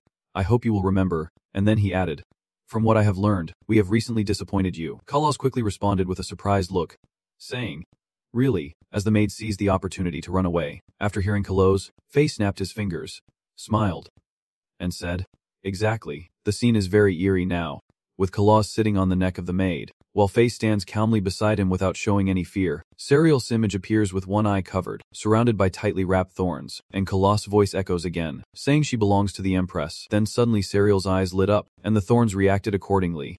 Returning to the present, the elegant man from before had disappeared, only his bizarre smile remaining. Kalos screamed in fear, "Who are you?" Then Faye laughed again, placing his hand on his face before saying, "Someone has played him today." Then Faye said, "I will erase it right now." Immediately, Faye snapped his fingers and said, "Well, I will take care of this." Seeing that, Kalos instinctively touched his face as if he had woken up. Then Kalos stood up and asked, "Who are you?" And Faye replied, "Is that really important? More important than..." Then Faye clapped his hands behind his head, confidently saying, "After the day I break your oath, we will take care of the human you hate." Hearing this, Kalos was stunned, suddenly realizing something. Then Kalos clenched his teeth, crossed his arms, and said with a jealous tone, "David has a sacred mark carved on his body, and he has someone to protect him." Then Kalos looked at Faye, but his brother said, "He is not an ordinary person." Faye just faintly smiled and replied, "But he is still just a human." Faye took a withered flower from his hand and Kalos said, "The one speaking sounds like they are not human." Faye just gently nodded. Faye smugly turned away, proud to say, "You will find out soon enough." Then Faye added that he had already sent one of his servants to him, and hearing this, Kalos finally smiled. Suddenly, Faye threw the flower branch in his hand, which immediately turned into dust, and he said, "Now it has probably fixed him." Suddenly a hand lunged forward, and somewhere nearby, Davy rushed in to fight two men. As he ran, he suddenly seemed to see something, his eyes wide open to get a better look. Borsich looks at the strange object on the ground. She ponders, then says it is not an ordinary assassination weapon. She picks up the object, which is a villager from our village, and she continues that it is blood. Only one power can do this. Davy looked in that direction, clutching the strange object in his hand as he silently pondered. The monster with claws reappeared, its hand resting on the rock. Then the monster sharpened its claws and roared loudly. Looking towards the monster, it was standing calmly on the cliff without any fear. Davy thought to himself that the power comes from using various abilities through blood, while everyone around was terrified and crouched down, only he holding the strange object tightly. He thought to himself, the power of the demon dragon's bloodline. Suddenly, someone's voice called out, "Master, are you okay?" Suddenly, the person behind spoke, pointing ahead at Elder Gondota and saying, "Elder, look over there." Bosuk also looked up, quickly saying, "A mysterious creature, and a high-level one at that." Davy also looked in that direction. He just smiled and said, "A mysterious creature with blood energy." The monster just roared, its eyes icy cold. Suddenly, it howled, a beam of light escaping from its mouth, and its sound wave spread outward. Everyone witnessing the scene was terrified, their eyes wide open. The monster roared again, and red magic circles appeared in sync with its sound waves. Then the monster turned back toward where everyone was standing, roared, and a powerful shockwave surged forward, forming a beam of light that shot directly at where they were. Everyone is trying to cling to the ground. Some have been blown away, while Elder Gorgoda is still holding on. Suddenly, a blue light appears, and Elder Gorgoda continues to endure and resist the aftershock wave. Then the monster smiled, revealing its sharp teeth. Davy stood in awe, gazing at the creature with admiration. Then the monster suddenly appeared from behind. Davy turned his head to look at it. He looked at it with a contemptuous gaze, smirked and said, "Ha, look at that." The elder and the young man fell to the ground in a pitiful state. The high-level Hackwing, with its massive body and dark gray feathers, advancing toward Davy and Rawl, looks truly terrifying. With a calm and cool demeanor, he observes the high-level Hackwing, feeling truly badass inside. The Hackwing snarls fiercely, its eyes fixed on him as if ready to devour, bearing sharp fangs that would intimidate anyone at first glance. Seeing the Hackwing like that, his face suddenly changed. He put his hand on his forehead and sighed. Right now I wonder who this Hackwing is trying to impress. Maybe it thinks that doing this will scare me. Davy and Rawl with an helpless expression said, "You are such a fool. Do you really think you are a true predator?" The fierce Hackwing lunged at him, jumping with sharp teeth as if to swallow him whole, while he calmly observed to see how the Hackwing intended to devour him. Suddenly, the girlpo appeared with a worried and frightened face, saying, "Hyo-yi," while he smiled brightly and looked at the high-level Hackwing. She looked at the high-level Hackwing and said to him, "Even if it is a dragon, only high-level ones can use that skill," he told her. "It must at least be of an experienced rank." Watching the Hackwing proudly arching its neck and looking up at the sky, it seems to be the ruler of this area, surrounded by a mysterious red aura of power. She, worried for him, carefully advised him that it is on a different level from ordinary mystical creatures. With his calm and fearless demeanor, he lifted his leg to run towards the Hackwing, while the Hackwing advanced towards him with a mighty presence. Davy and Rawl, with a cunning smile and ready stance, spread his arms to gain momentum. His legs braced to push off, and he said, even if different, his feet with their incredible power tore up the ground beneath him. The land exploded in a burst, shards of earth flying into the sky. Truly a terrifying display of power. With a fierce expression, he stared sharply at the Hackwing. Teeth clenched, fist raised, and his muscular hands revealed just how mighty that punch was. Refusing to give up, the Hackwing also looked at him with a hungry, predatory gaze, its mouth open to reveal sharp, long fangs. This battle is truly exciting. Since he is so much bigger, it is only a beast acting on instinct. It seems that everything the Hackwing has done so far has not frightened him. As he finished speaking, the Hackwing opened its mouth in anger and roared fiercely, looking truly terrifying. Without hesitation, he used his incredible strength to punch the Hackwing into the sky mercilessly, and after the punch, his stance looked incredibly cool. Meanwhile, the Hackwing was falling helplessly through the air, unable to control its descent. Truly pitiful, the Hackwing landed where he stood, and he watched its falling speed. He looked at it and thought this was the perfect opportunity, as the Hackwing was falling painfully. Just as the Hackwing was about to land near him, he spread his hands, ready to grab something. Looking into Hackwing's eyes, he saw himself in a heroic stance pulling out something to attack it. He drew a spear and thrust it into Hackwing's eye, causing the light to reappear, and he said, "Let us see." With a sinister look on his face and the sword in hand, he looked at the Hackwing and said, "We won't know if it is good until we try." He pointed the tip of the sword at the beautiful blue circle. He jumps up, raises the red sword, and strikes at the Hackwing, causing it to cry out in pain. The sword he just used to cut is the 24th Spirit Demon Sword technique. He continued to strike the Hackwing, his sword strokes gentle yet decisive. The power of the sword combined with his mastery made the high-level Hackwing scream in agony. Seeing it now, it looks truly miserable, still with that determined face but now screaming in pain. He pulls his sword back and looks at Hercules howling painfully. The surroundings of his battle with it are filled with a vivid red in the illusion, making him shout even louder, ready to end it all. Suddenly, a brilliant light emitted an image of two swords with different colors appearing, one blue and one red, seemingly two powerful magic weapons, which turned out to be a space storage tablet replacing the level 7 storage, special spell created by David, who had not yet reached level 7, capable of storing a small amount of items for use with the pink and green talismans. He recalls the past. The scene of the Imperial Palace appears, with ancient houses and sunlight shining down so poetically. Below are clear blue lakes that make anyone want to stay just by looking. But during the golden age of the Central Realm martial world, high-ranking officials of this sect were all bribed, obstructing martial arts and pushing people into poverty, which is truly sad. He says, that nostalgic moment, the red-haired old man holding the bottle of wine shouted, "Huh, what was I saying again? Indeed, alcohol makes people act so strangely." You, with a helpless look, holding a small cup of wine, stare at him. Probably you are really annoyed with the old man right now. I look at the red-haired old man with suspicion. Feeling helpless, I breathe out and say this drunken old man is untrustworthy. He unified the entire martial world with just one sword. It is unbelievable that old man created 88 swords he left behind. It is quite interesting. The red-haired old man says, "Ow, I give up, let us drink." But he still held up the bottle and took a drink, looking really disgusting. Each of his swords was as powerful as the ultimate move of other swordsmen.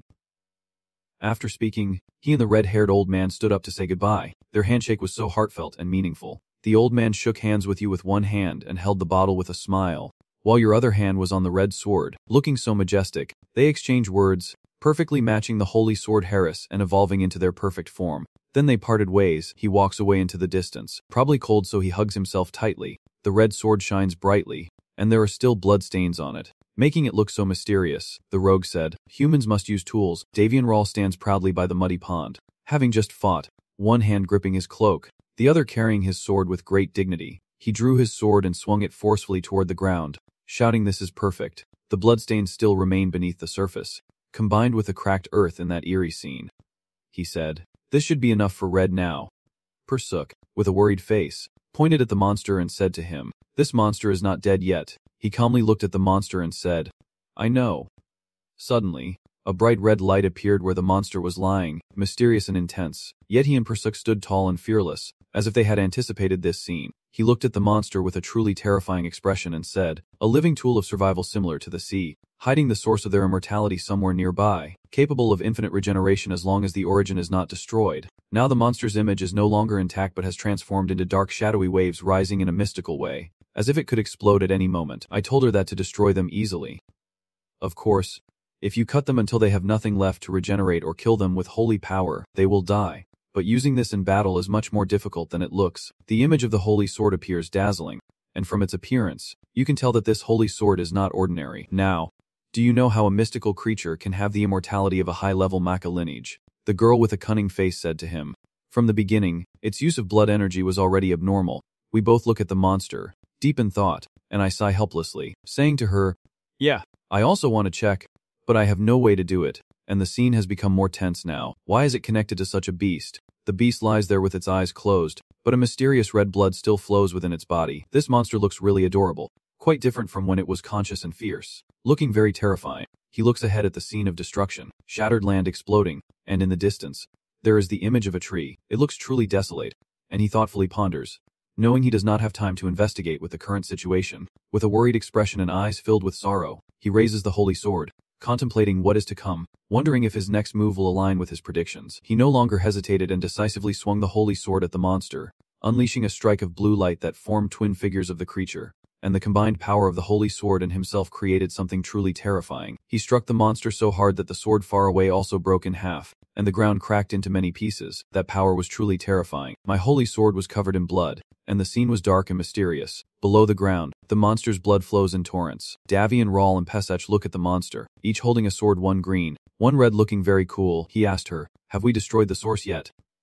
She replied, "I feel something's different, like it is distorting the system itself." They turned to look at each other. He rested the holy sword on his shoulder, and she stood on his sword. He looked at her with a confused face and said, "The system," and she gently nodded yes, looking up at the sunset sky as the sun gradually sets. How beautiful it is. He wondered to himself, can this holy sword kill even a god? He looked up at the blue holy sword that just defeated the monster and wondered what did he put into this sword? It has been a long time, and it was made with the best materials, so that must have increased its power. He walks forward, one hand holding the holy sword, the other gripping it, looking really cool. The sunset scene becomes more vivid with the crimson sky. He sighs and thinks, why bother with complicated things? With a gloomy face lost in thought, he said, it seems like the scene suddenly changed as the wind blew stronger and the leaves kept falling non-stop. Davian Rawl looked around suspiciously, thinking there is a dirty rat hiding nearby. He watches the falling leaves hit the ground. The silence is almost terrifying but hides a lurking danger. He swings his holy sword, causing the land in front to explode, looking truly terrifying. The Duke Picus was startled by the bright light, quickly covering his eyes, while Davian Rawl, with a disdainful tone, said to him, "Next time hide better." The Duke Picus was shocked to realize that Davian Rawl had discovered him, his eyes wide open in disbelief, clearly showing surprise and fear. Davian Rawl suddenly appeared in front of him, making him jump back, his face now terrifying and strange. He said to him, Damn it." The sunset scene appeared beautifully. The ruined land combined with the setting sun was truly captivating. Suddenly the sound of rapid breathing echoed. Box. Pant. Suddenly, A hurried footsteps appeared along with rapid breathing and a box. The Count Picus appeared with a terrified face, sweat pouring down, as if he had just gone through something terrible. Suddenly, his face contorted, his eyes widened and turned red, and his mouth opened in fury, revealing sharp fangs. He is too big. I am going to die. Then, from the shadows, a set of gleaming white teeth appeared in a sinister smile, terrifying to behold. The scene reappears with a striking image of Picus being chased and attacked by Davian Rawl. His face now terrifyingly changed, eyes bloodshot and glaring as if he wants to devour his opponent, a savage smile on his lips that sends chills down anyone who sees it. He suddenly raised his sword and shouted, I told you. I do not know what you are planning to do here. He used the power of his sword combined with his strength to strike, creating a red slash across the path ahead of the Picus, causing a sudden red light to appear in front of him, making his face pale and eyes wide with fear. He looked truly pitiful. The road in front of him exploded from the force of his strikes. Indeed, his power was terrifying. Just a few slashes were enough to blow up the path ahead, because the road ahead was destroyed. The Picus guy could not run anymore and stopped, covering his face as the dust was too thick. Now he must be very scared. His face turned pale, his eyes widened in shock, and he sat down as if he had just seen something terrifying. Amidst his emotions, there is also a hint of fear as he is caught by you. You still relentlessly chase after him. Picus turns his head to see if you are close. Then suddenly a thought flashes in his mind. Why can't I just play with him a little? Since he is here to kill me, he, with an angry face, keeps saying, why do you keep making me look like the bad guy? Really, he must be feeling helpless right now, and the Picus guy, with a sinister look, seems to have no idea what is happening. The Picus guy with a confused look on his face looked at me and said, he is crazy. He is talking to himself. Who are you high on? His thoughts right now are really nonsensical. Probably because of some crazy illness that makes him see things like that. He suddenly clenched his hand and thought to himself, I will seize this opportunity to... Before he could finish speaking, he suddenly stepped forward and grabbed his arm, making his face turn pale. He must be very scared right now, with a sinister face. You ask him what he is doing. He turns to look at you and says, when did he sneak behind me? The scene of you and him now is quite interesting. One standing proudly and the other sitting anxiously on the ground. Your face now looks cheerful. You laugh loudly with squinted eyes, holding your sword up, and say to him, Dear customer, you must pay before leaving. He slashed at him, saying, you can't just eat and run. The Pekid was quick to react, dodging the attack with impressive speed. Even though he dodged, his face remained pale, and with a hoarse voice, he cursed damn it. He grinned maliciously at him and said, Damn it. Damn it. In our kind, we are extremely noble aristocrats, very different from humans, sitting with an air of dignity on a throne, surrounded by servants standing ready to serve. Usually, this person's name would be terrified when encountering a mystical creature.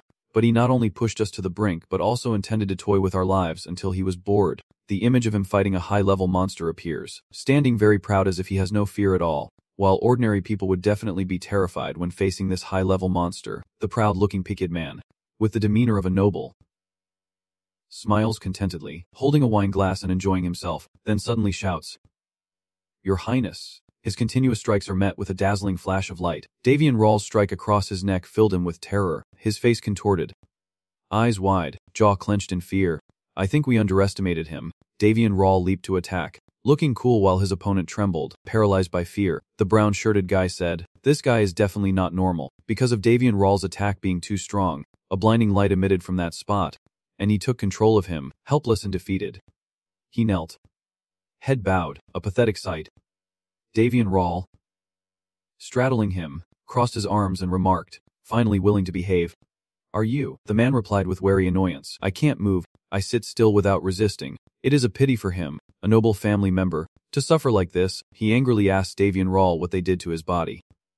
You humans, that inferior species, do you want to die? His face was furious, eyes wide open, glaring and shouting as if he wanted to devour him. I calmly replied, You should be grateful I did not tear you apart. Davian Rawl said to him seriously, I need to confirm something with you. He replied with a mocking tone, Sorry to disappoint you, but I am the most secretive person in the clan. He said to you in a confident tone that he would not get any information from me. You could just as well speak to him sarcastically. Sorry, but I never intended hear it directly from your mouth. So when he hears me say that, he probably won't forget it. Davian Rawl placed his hand on his head, and suddenly he said, Actually accidentally have a perfect spell that can look into other people's minds. It must be because your power is too great that it caused him pain and made him reveal it. His face at that moment looked very distressed with wide, red eyes, clenching his fists in a pitiful way. He thought that by replying like that you would believe him. He thought you were a child or something. Fooling him like that was really funny. Davian Rawl, with a calm face, smiled at him, still with his hand on his head, and said, "Such things cannot exist. The only way to find out is to try." He with a cold, angry face looked up at him when he heard what he said. Davian Rawl used his power, igniting the samadhi fire, making his hand burn red hot, causing him to suffer and scream. The image of Davian Rawl and him in another dimension is truly eerie, shrouded in a mysterious purple hue. As he says, the magic seal is being unified. Davian Rawl confidently continues, playing with fire. Still, a statement that amplifies his power, causing the other to scream in agony, making the scene even more haunting. Peek, burning in agony, screamed, "It is too hot. Too hot. Please put out the fire." Davian Rawl, with a sinister smile, replied, "You will be fine. Do not be so dramatic." Berserk, watching him, felt sorry for Peek and said, "Even if he is an enemy, is not that a bit much?" He calmly replied, "Do not worry, he won't die. It seems he has everything under control." She and he looked ahead. The scene was beautiful with dreamy purple hues, and she gently said to him, "You know people are worried not about him. I still remain calm and tell you."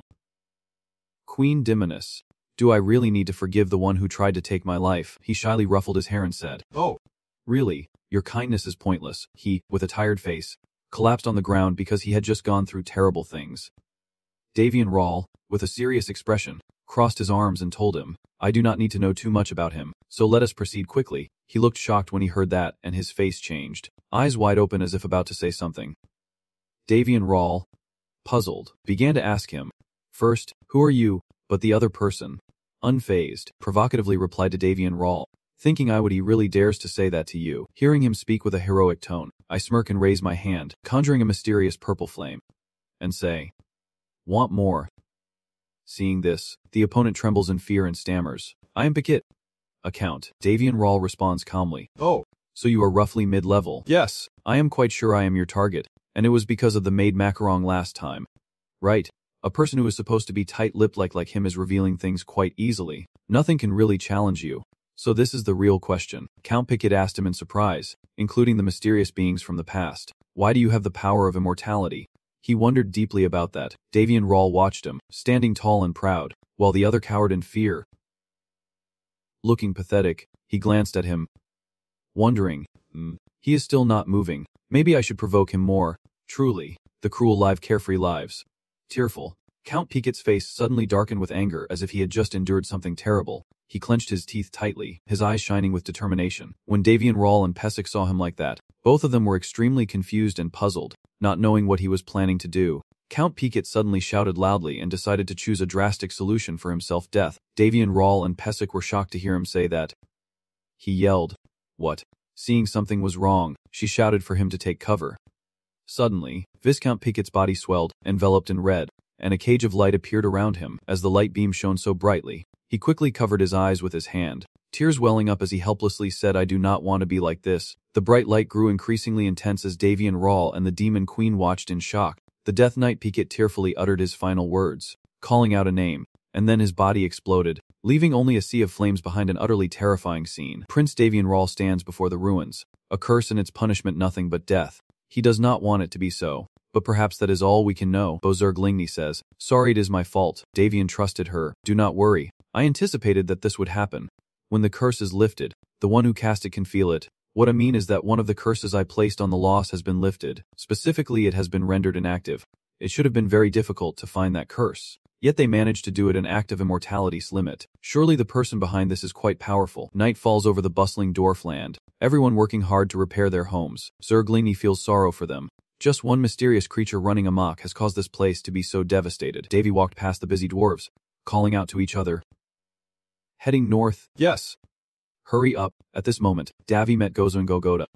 Master, I apologize that you had to go through such a difficult time." "It is okay." Davy asked him sincerely if he was hurt anywhere. "I've lied. But dozens of houses have been burned down and a few people are lightly injured." Seeing Davy remain silent and not say much, Gogoda instinctively realized that the master had something to tell them. Davy bowed and smiled. "Let us go inside. I see the guards outside are very busy. Is something happening?" They were silent for a moment before Gozo looked at Golgoda and said, "Brother, it is nothing serious. A child from the summer camp has gone missing and the guards are searching for him. But we have not found him yet. Oh, and I just remembered, I think staying here longer won't be safe, Master." Davy finally spoke. Actually, I have something to tell you, please accept this. And he pushed a black notebook towards them. This contains the necessary information to restore the holy item, but it will take quite a while before it is completed. I plan to return soon. The two brothers looked at each other with some regret. Well, I do not know how we can repay you. Davy refused. I do not want you to feel obliged to repay me. Honestly, I should be the one thanking you for your kindness. I have been sufficiently rewarded. The most important thing is that there is a high chance the mysterious creature targeted me when it attacked the village. So once I leave here, all problems will disappear. I apologize for not informing you earlier. The two siblings slammed the table and stood up, laughing mockingly. Then perhaps it was the fault of their master. Prince Davy saw their attitude and smiled kindly. People will react differently to this. If they were hostile towards me, they would take this opportunity to blame me. Then I explained about the accident, telling them that it was the result of the sacred mark engraved on my body. After all, that mysterious creature was indeed targeting me. The only thing I still worry about is whether the entire line might be angry at this place after I leave. But the current situation does not allow me to worry about such things. Davy rescued a lost crying boy from a tree, then parted ways with him. This is all I can do for them. Leaving this place sooner will be safer. The birds fly across the sky, and in front of the city walls, the guards are dozing off when they suddenly wake up as a group of people arrives. Standing still as the mist clears, Prince Davy rides his horse forward. I am your lord saint. I told you, I am not a saint. My father is back home after returning to the Heisming territory, which is extremely busy. Although I received reports while in the dwarf village many more people want to migrate into my territory, so by the second quarter we already have about 4,000 residents, which is about 20 times the current population. There will be many problems if the population suddenly increases, but now is not the time to worry because I have strong helpers. Davy stood with Goja, gazing at the new construction. The scale of this territory is exactly as you told me. That is right. Even your residence looks like that. It really surprised me, haha.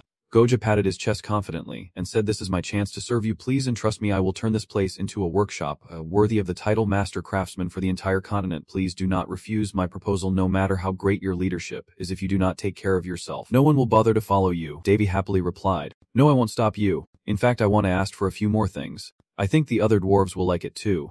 Ehen, some people feel uneasy and suspicious because he keeps close to the dwarves. What has he done that makes the shy dwarves keep their distance like that? Davy knew. Even though some people looked at him with suspicion, he thought he was not skilled enough, but that is understandable. However, the reconstruction of the territory went smoothly. After a day, Davy finally returned to his beloved room, and he collapsed onto the CO's 500-meter bed. I prefer fighting mystical creatures much more. Bosak encouraged him. Good job. I think now I understand why the nobles in Josie and Korea did not live long. Being a leader is not easy. Davy happily hugged the bed. This bed is so soft. Bosak reminded him to change clothes before going to bed. This must be the comfortable bed recently made by the alchemy department. It is really big, definitely considered high quality on Earth. As I was tossing and turning, Davy touched something slimy under the blanket. He squinted and then a shadow from inside the blanket looked out, making Davy's hair stand on end. Prince Davy was extremely confused. Did I enter the wrong room? No way. Davy looked at the pile moving on his bed. So that means it had been quiet for a while but is starting again. Bribery does not always involve money. As the domain's business grows, I start to encounter more people sneaking into my room with illegal demands. In this medieval hierarchical world, that is not uncommon, but for me, it is different. Daphne once smiled brightly and called out Davy's name, but then her face darkened as she threatened him with an axe. If you dare use Wami recklessly, I will hunt you down and chop it off, even if it means leaving this place. I am a saintess who always keeps her promises. Do you understand now? A warning from a sinful saint more dangerous than people can imagine. I have already received a lot of bribes, so I did not investigate those who sent them. But since the bribery went so far that they even sent people every day, I warned them. If someone enters the room, you will kick them out, and they will run away wrapped in blankets. If you keep doing these stupid things, I will face you no matter what, even if we have an agreement. Eunuch Kaido. Daring to call Davy the eunuch makes him speechless. Thanks to that, I have been able to enjoy peaceful nights ever since. Davy carefully pulled back the covers to reveal a cute, pink-haired girl. He face-palmed. Exasperated. What was this? Were they trying to exploit a child to appeal to his sympathy? He sighed. Hey kid, who are you? The pink-haired girl smiled. A radiant, sunlit smile. Davy and Purser clenched their fists. Feeling heartbroken, Davy angrily snapped. Those bastards even dared to involve this innocent little girl. Davy shouted for Ami. She hurriedly ran in. Yes, what is the matter? Before she could catch her breath, she saw a girl sitting on the prince's bed. Ami was so shocked she covered her mouth. There must be a misunderstanding. Your Highness, what happened? Davy does not want to hear it. Do not say useless words. I told you not to let anyone into my room. Right, Ami insists I did not let anyone in at all. Your Highness, you did not bring the girl in today. No. Davy deduces that if Ami does not know, then perhaps one of the other servants secretly placed the girl here. I have been acting so foolish these past few days. To me, upon hearing this, hurriedly runs to the girl. I apologize, Your Majesty. I should have guarded your room better. I will immediately find the child's guardian. The little girl just reached out her tiny hand to Davy and called him father. Everyone immediately froze in place. Huh. Then the girl jumped off the bed and ran to hug Davy's leg, happily calling father. Davy looked surprised, noticing a faint light coming from the corner of the room, then startled as another girl with blue hair peeked out. That night, they experienced an incredibly tense silence. The next morning, the pink-haired girl ran and played all over the castle courtyard. Ha! Emmy threw and chased after her. Miss, wait, you will get hurt. The pink-haired girl's name is Honkai. Fully crafted, with a wide double-edged sword shape, 88 centimeters long and 6 centimeters wide, forged by Davy and Zol, 100% complete. Davy sat in the corner looking at the data sheet. I really did not expect that.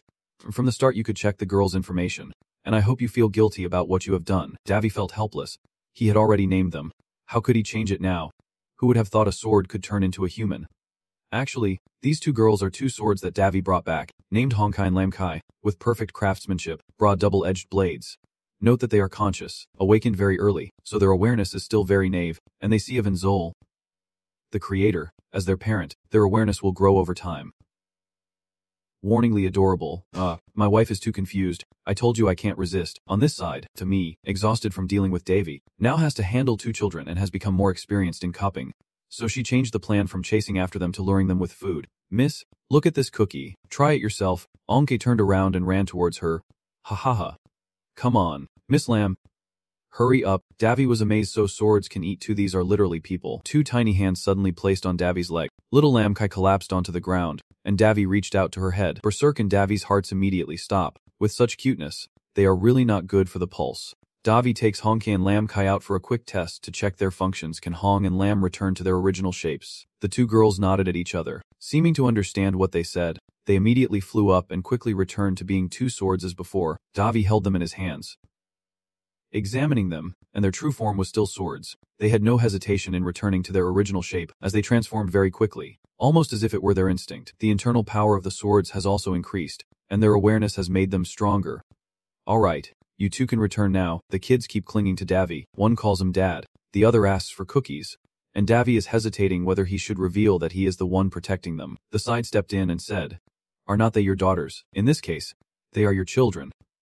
Davy sighed. Are you planning not to let me get married? The original plan was supposed to be like this. Hearing that, Davy sighed deeply, thinking about how the pink and blue flags wanted cookies but he refused, which made him feel like a real father. At that moment, Amy hurriedly entered. What is the matter? Your Highness, a guest has arrived. Davy wondered who could be arriving at this hour. A guest from Asia without prior notice. Umi replied. Princess Willy has arrived. Princess Willy was captivated by the pink and blue magic stones, finding them adorable, and she hugged the two children tightly. Okia. Brother. Who are these little ones?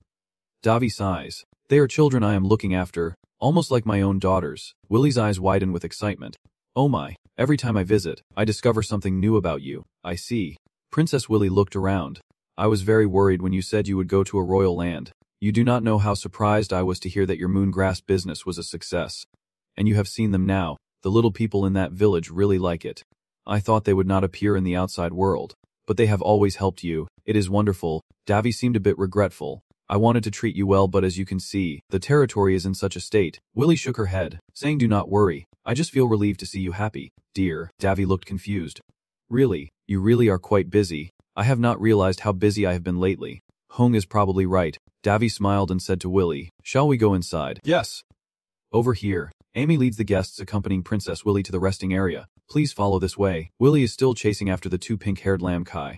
Come play with your sister. As for Davy, he notices someone with red hair in the group accompanying Willy, and it seems he has not met him before and finds him a bit strange. Inside the house, Davy inquired about her sister's life, asking if Varys was doing well and why she had time to visit despite her busy work in the territory, to which she replied, yes, because lately the number of pirate attacks has decreased, making the territory quite peaceful. Am I being too inattentive? Davy just stupidly smiled and said how I am sorry. Willy nervously wrung his hands and said actually the reason I came here is because I have something to ask you about. Do you know how to use the power of the seal? The power of the seal.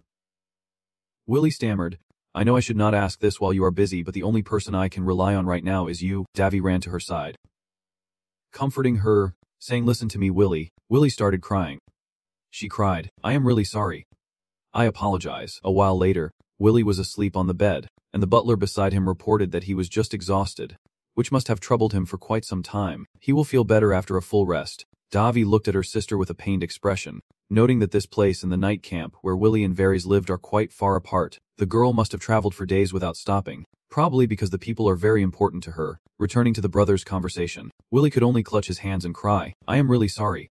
My friend is about to give up. Even the doctor and priest have already abandoned her." The summary of her story is like this. Pano is a bodyguard and also Willie's close friend who took an arrow poisoned by bandits for Willie, because Willie fell into a trap after being exhausted from the chase. If Pana had not caught that arrow, Willie would not have survived. The priest removed the poison from her body with a spell, but then the dark blue marks appeared all over her body. And that is the problem. After the poison from the arrow was neutralized, she showed abnormal signs. She ran a high fever and dark blue marks appeared all over her body after coughing up blood. Pana gradually lost her vitality. The priest and many doctors tried to save her, but her condition did not improve, unsure of how to treat this unknown illness. Willie, after hearing from the priest treating Padna that perhaps a high priest with a holy seal could cure her, traveled all the way to the Skull May territory. Willie helplessly keeps crying. What should I do? For Padna. Willie, sob. Honkai and Lamkai stand by Willie's bed, wondering if she is sick. Davy reassures the two children that she will get better after resting, so let her sleep a bit more. Anki innocently says she can't be sick and that she will stay with her. The girl climbed into bed and snuggled up with Willie. Davy was melted so adorable. Lamkai, more shy than her sister, hesitated for a moment then also climbed up. And oh, she is just too cute. Earlier she seemed to dislike Willie, but she is so well behaved. Davy tucked him in, thinking he would normally stop them, but Willie's presence might help her recover. He gazed at the moon, noting the blue veins and blood cough, wondering if it was a familiar symptom. My intuition tells me that sometimes you feel like something is about to happen even without any evidence or signs. Davy calls the chief steward to come out. There are information guilds within the territory. Find the best and most reliable place. Weekly order. I have a feeling this is going to get very complicated. I know, but I do not want the number of victims to increase. Besides, based only on the symptoms, I can only think of one disease. Berserk speculates. Dark blue marks, coughing blood, and loss of vitality. There is no such disease in my time. Does such a disease really exist? Davy quickly replied yes, but the problem is that such a disease should not appear on this continent. That is what confuses me the most. Princess Willie, Hong, Li and La are happily playing in the yard. The three little girls are running around joyfully all over the yard. Prince Davy watched the three children playing from inside, thinking about cause and effect. Wait, the principal says everything has a reason. Here's a summary of the situation. Someone cast a spell to read after being hit by an arrow, showing abnormal symptoms and gradually losing vitality. A disease even the most experienced healers have never seen before. There is something very unreasonable about this. Seeing Davy's face, he does not look quite right. I am thinking a lot, which is understandable, because there are many suspicious things in your sister's story. Strangely, the savage bandits living off theft outside the kingdom of Diu could possess such a deadly poison. Although there are still many uncertainties, it is too early to draw conclusions. I need more information. Therefore, I have called the guilds to gather intel. Yes, understanding the situation no matter what kind of disease it is, the solution always lies in the cause. This is the first thing I learned when studying medical techniques. Davy sat down and smiled, joking that Kaka was coming, so just let him in. A silence fell, and out of curiosity, someone asked who was speaking, and Davy pointed to the empty space in front, saying do not waste time like this. That empty space gradually reveals a mysterious person in heavy armor. Davy looks pleased and says, "Oho, you look quite unusual." The person asks him, "I hear you need something from us." "That is right. Thank you for taking the time to come here despite being very busy. Please have a seat." The person in the heavy armor just looked at the chair without bothering to move. "Fine. Do whatever you want." Probably he is cautious because he senses I see through his disguise. "So I will be direct. I want to buy information. How much can you provide?" That person paused for a moment before replying. "Everything has its price. Right?" "Yes. I agree. Nothing in this world is free," the person said very seriously to Davy. "As long as you can pay us enough, we can even investigate the harem of the neighboring kingdom, and we can also get you a royal pair of underwear." Prince Davy sprayed glue and went a bit too far, just mentioning something strange. "Forget it. What about the princess of the Palin kingdom? Can you do it? Or are you afraid of getting annoyed?" "You pervert. No need to follow him around." Seeing Davy's sparkling eyes, he nervously looked away. "Even I value my life. So maybe." "Understood." Davy stood up. "Very well. That is enough." He handed over a bag of gold. "This is the bribe money. There is a woman named Padna who is a knight for my sister Willie. Investigate her recent activities." Now the new game board displays the mysterious person in the strange outfit stats, revealing that this individual is named Rak, or full name Anna Halisana, aged 124, with both male and female genders, belonging to the dark elf race, and holding the title Star Assassin. Unusual, is not it? Other details include basic assassin skills at an expert level, working for the guild as one of the 4 leaders, known as Rack in the guild. Her current state is complicated. Seeing Rack's information, Davy was surprised she is a woman. And moreover, a dark elf. How is that possible? Rack hesitated a bit, investigating the background of this woman, but Davy preferred to call it medical activity. So, is that okay? Rack paused for a moment and then said, I won't accept any money. Davy asked with a question mark what you meant. Are you willing to do it for free? But that is not the case. The total will be calculated later. Davy joked. What will you do if I back out? I made this proposal because I do not think someone like you would break a promise. Davy understood Rack's intention. So you are trying to build relationships. Huh. A bit arrogant, but I like it. He asked if that was your group's decision. But it is a personal choice. Very well. Do as you like. Then farewell. After saying that, Rack released a cloud of white smoke and left. Even walking out casually, maybe it is her pride at play. Davy looked at Rack's information. She is a dark elf hiding that she is female. More importantly, is not she part of a very famous guild on the continent? Huh. That shows that merchants are not the only ones who know how to make money. But by the way, does anyone know about Halisana? Davy did not know that Halisana was not the dark elf's surname. What do you know? Since he does not know now, there is no point in telling him anymore. No, not knowing means it does not concern him. Forget it. So boring. After hurriedly preparing to leave, 2 days later Davy officially set out. Prince Davy scolded seriously. No, it turns out Princess Willy insisted on coming along. I will go with you too. Davy nodded his head. He knew how you were feeling, but do not think you have rested enough. Willy does not give up easily, but only Davy understands that this is a very urgent situation. I had prepared to go to Odam territory as quickly as possible, but trouble arose before I left. He scolded Willy harshly. Do not be so stubborn. It will take us at least a few days to reach Odam territory and even longer if we travel by carriage. The only way to get the patient checked as soon as possible is this. I am just blocking the way. A horse-sized amount of mana is needed. And even if the twins stay with the girl every night, she still would not last the entire journey. And above all, something is definitely wrong with this situation. You sneaked out to ask again. Is it your intuition?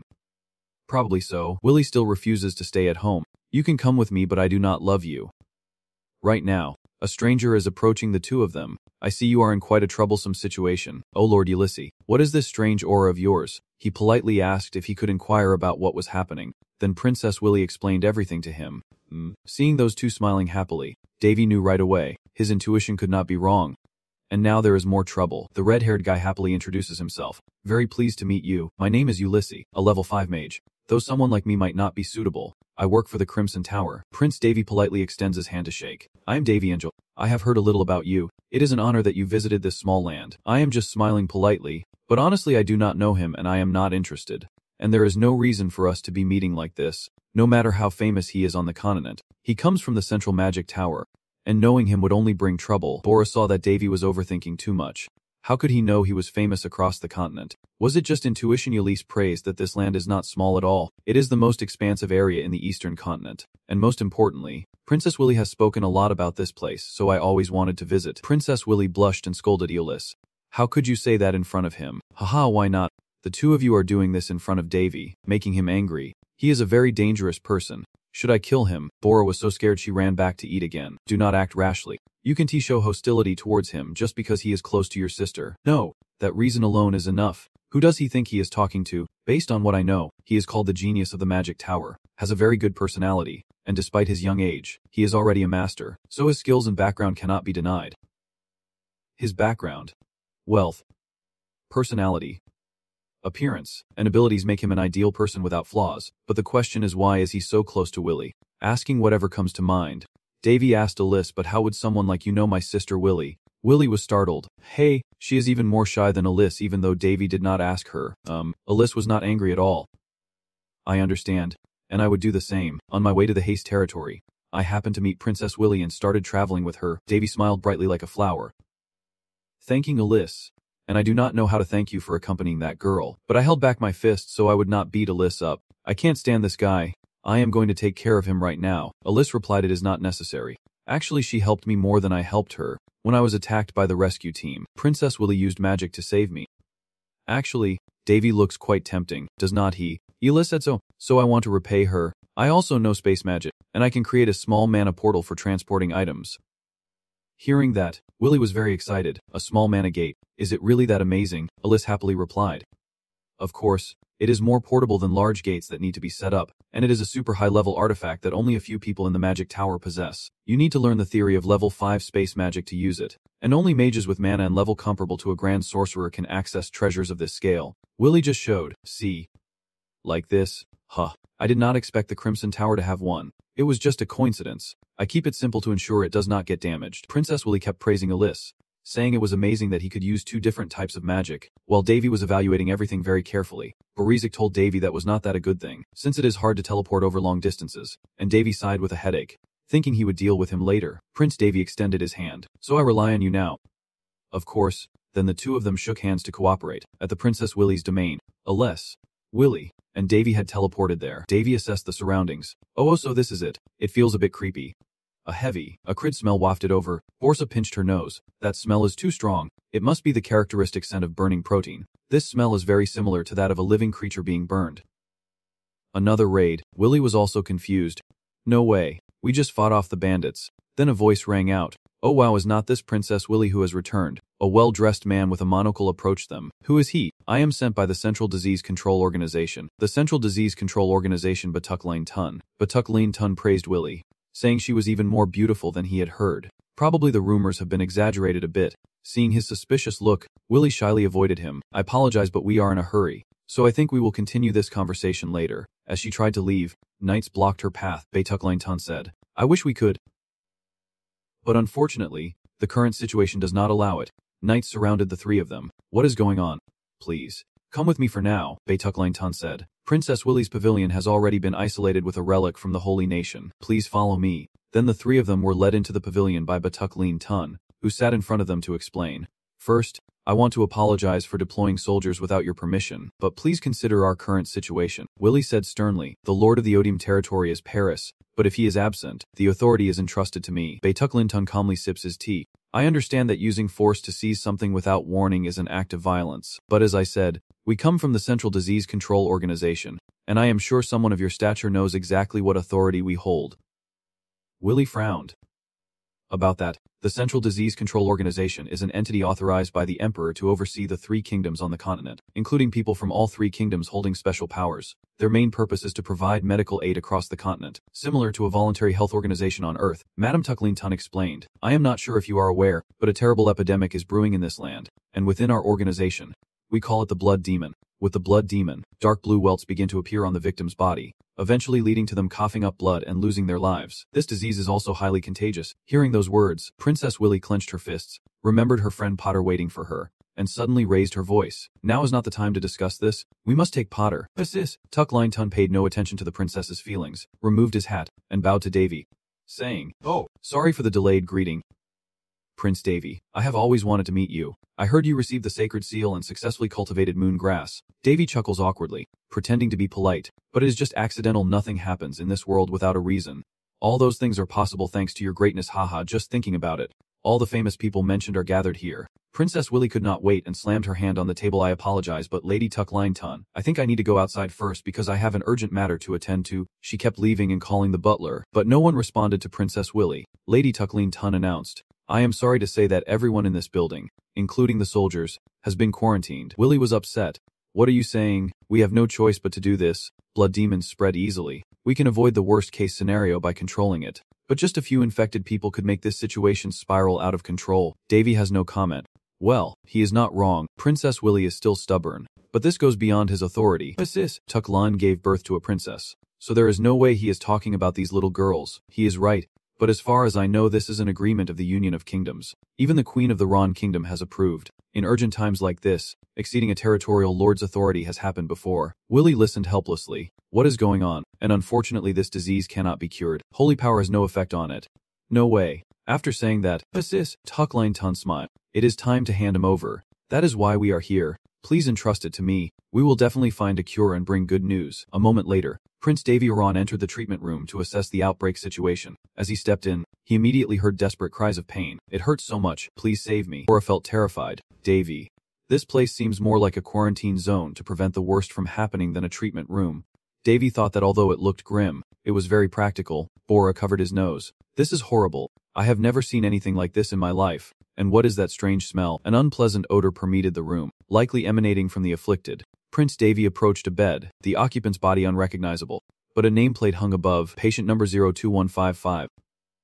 Named Pana, we found her, Princess Willie's friend. A sharp scent hit the nose, making Bosak feel terrified. It is Rhinitis renosi. Davy explains that Rhinitis flowers, if I am not mistaken, are called tostas flowers in this world. I have never heard of them before. They are rare flowers that grow only in harsh conditions and contain deadly toxins. Davy checks Pana's temperature 39.7 degrees. At this rate, her brain cells will be fried. Her body is in a state of imbalance. Her skin is ice cold, but her organs are burning up. The horrific symptoms, the cause, and how they died. I imagined it when Willie told me, but seeing it happen before my eyes, I feel it is even more complex.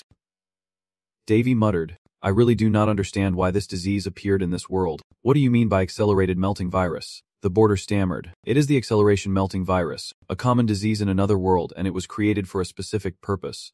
Very different from the cold, cancer, or the plague. The process of death is very brutal and highly contagious. When one person is infected, millions will die after a certain period. It took 10 years to find a cure, during which 280 people had already died from this disease. After the cure was developed, 18 million lives were saved. Davy looked at the nearby equipment. We need to create antibodies before it is too late. Davy was about to do something with a knife on Patna when someone stopped his hand. What are you doing? Outsiders are not allowed here. The knife clattered to the ground as the masked man kept asking, who are you and why are you here? That person is Namthuk Ganio, an officer of the Central Disease Control Organization. Davy calmly replied, my name is Davy Anzol, the Crown Prince of the Kingdom. Namthuk Ganio narrowed his eyes and said, I received a report that you are here, but the prince is not allowed to come in either. I am sorry, but I must leave here for 10 days. Davy was reluctant to go. He asked, why can't we stay here? Namthuk Ganio looked around as if he already knew a great plague was raging within this territory. And what we have learned is that this disease spreads through the respiratory system, so please cover your nose and mouth immediately. As he was speaking, a voice suddenly shouted out, damn it, hold him back. He's been like this for how long already? Namthuk Ganio hurriedly ran over, bringing painkillers immediately. Stabilize the patient first. A doctor named Junjin takes medicine from a bottle and prepares a syringe. Davy places his hand on his shoulder to stop him. The patient will die if that injection is given now. Hey, give me the syringe over there. Namthuk Ganio shouts loudly. Listen up. Do you think you are doing? Davy did not bother to care. He tore open the patient's shirt and looked at the purple body with swollen abscesses. Blood clotted in his lungs caused by the virus. His heart would stop if it was not removed immediately. Davy takes a breath to steel himself, then disinfects, numbs the area, and inserts the tube where he calculated, allowing the blood to flow. Just a little more. Ganio is furious, his face dark with rage. What do you think a human life is? He grabs Prince Davy by the collar, yelling, stop. What do you think you are doing? Do you think human lives are toys? Davy does not bother to answer. Instead, the patient coughs as blood drains from his body. Sir, the patient's heartbeat has returned to normal. Namthuk Ganio looked confused. What do you mean? Please come and see. Davy was released by Namthuk and immediately went to borrow equipment from another doctor. Lend me one. Davy then took a blood sample from the patient into a small vial. Finished. He stored it in his pocket and instructed the doctors there. Just stop the bleeding and stitch up the wound. If you inject painkillers when the patient shows these symptoms, they could die from shock. Remember that carefully. Yes. Prince Davy turned and walked out. The matter here is done. I am leaving now, but before he reached the door, Davy turned back and said, also, Namthuk Ganio, those bearing the Holy Seal are granted the ability to resist most diseases. Please do not compare me to someone like the Archbishop. After speaking, Davy left Namthuk Ganio standing there in confusion and walked away. Prince Davy, after leaving the treatment room, returned to Willie and Aeolus, turning back and saying, oh, you are back. Seeing Willie so close and acting shy when he saw him, Davy crossed his arms in annoyance. They say raising a girl means no regrets, but protecting Willie, she is not someone else's girl. Davy asked, you still have not been able to contact Barris, and their situation is not looking good either. Davy sighed and slumped into a chair. Willie curious, how is the treatment center doing? They are trying their best. Aeolus told them what he found out. I have investigated a few things.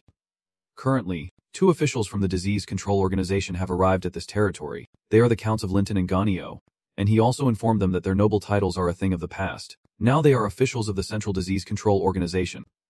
Willie asked, are they officials? Yes. Aeolus drew it on the paper. This is the hierarchy within the Central Disease Control Organization. There is 1 governor and 3 chairmen, along with 15 officials, under whom are countless knights or medical team members. Davy looks at the diagram. So these 3 chairmen are the 3 emperors. I know you will understand quickly. And the only governor is the Pope of the Holy Nation in Jayad. Prince Davy pondered deeply, feeling that while external injuries are relatively easy to treat, the weakness of this world lies in the plague. So the reason for establishing this organization is quite clear and understandable.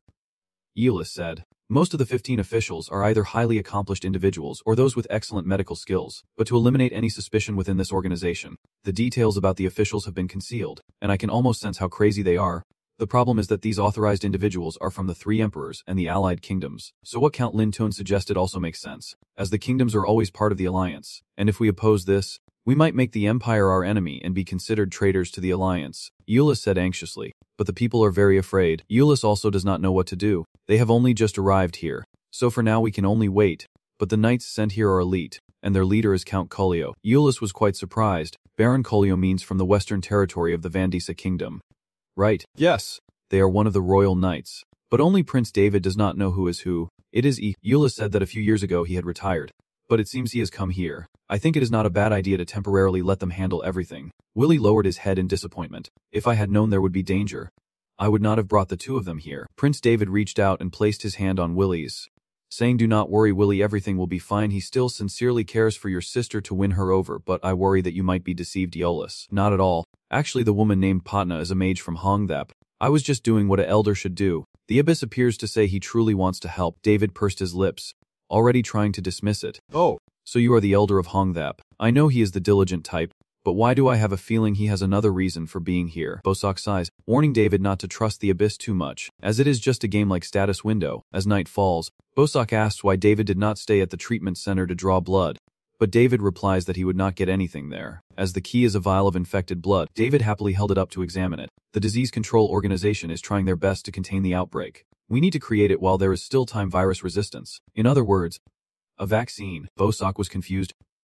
Resistance. I find it a bit hard to understand. In the medical field, it is quite common. The disease control organization has probably tried many times to develop resistance. But since creating resistance for this disease goes beyond usual methods, they probably have not succeeded. Bosak was curious.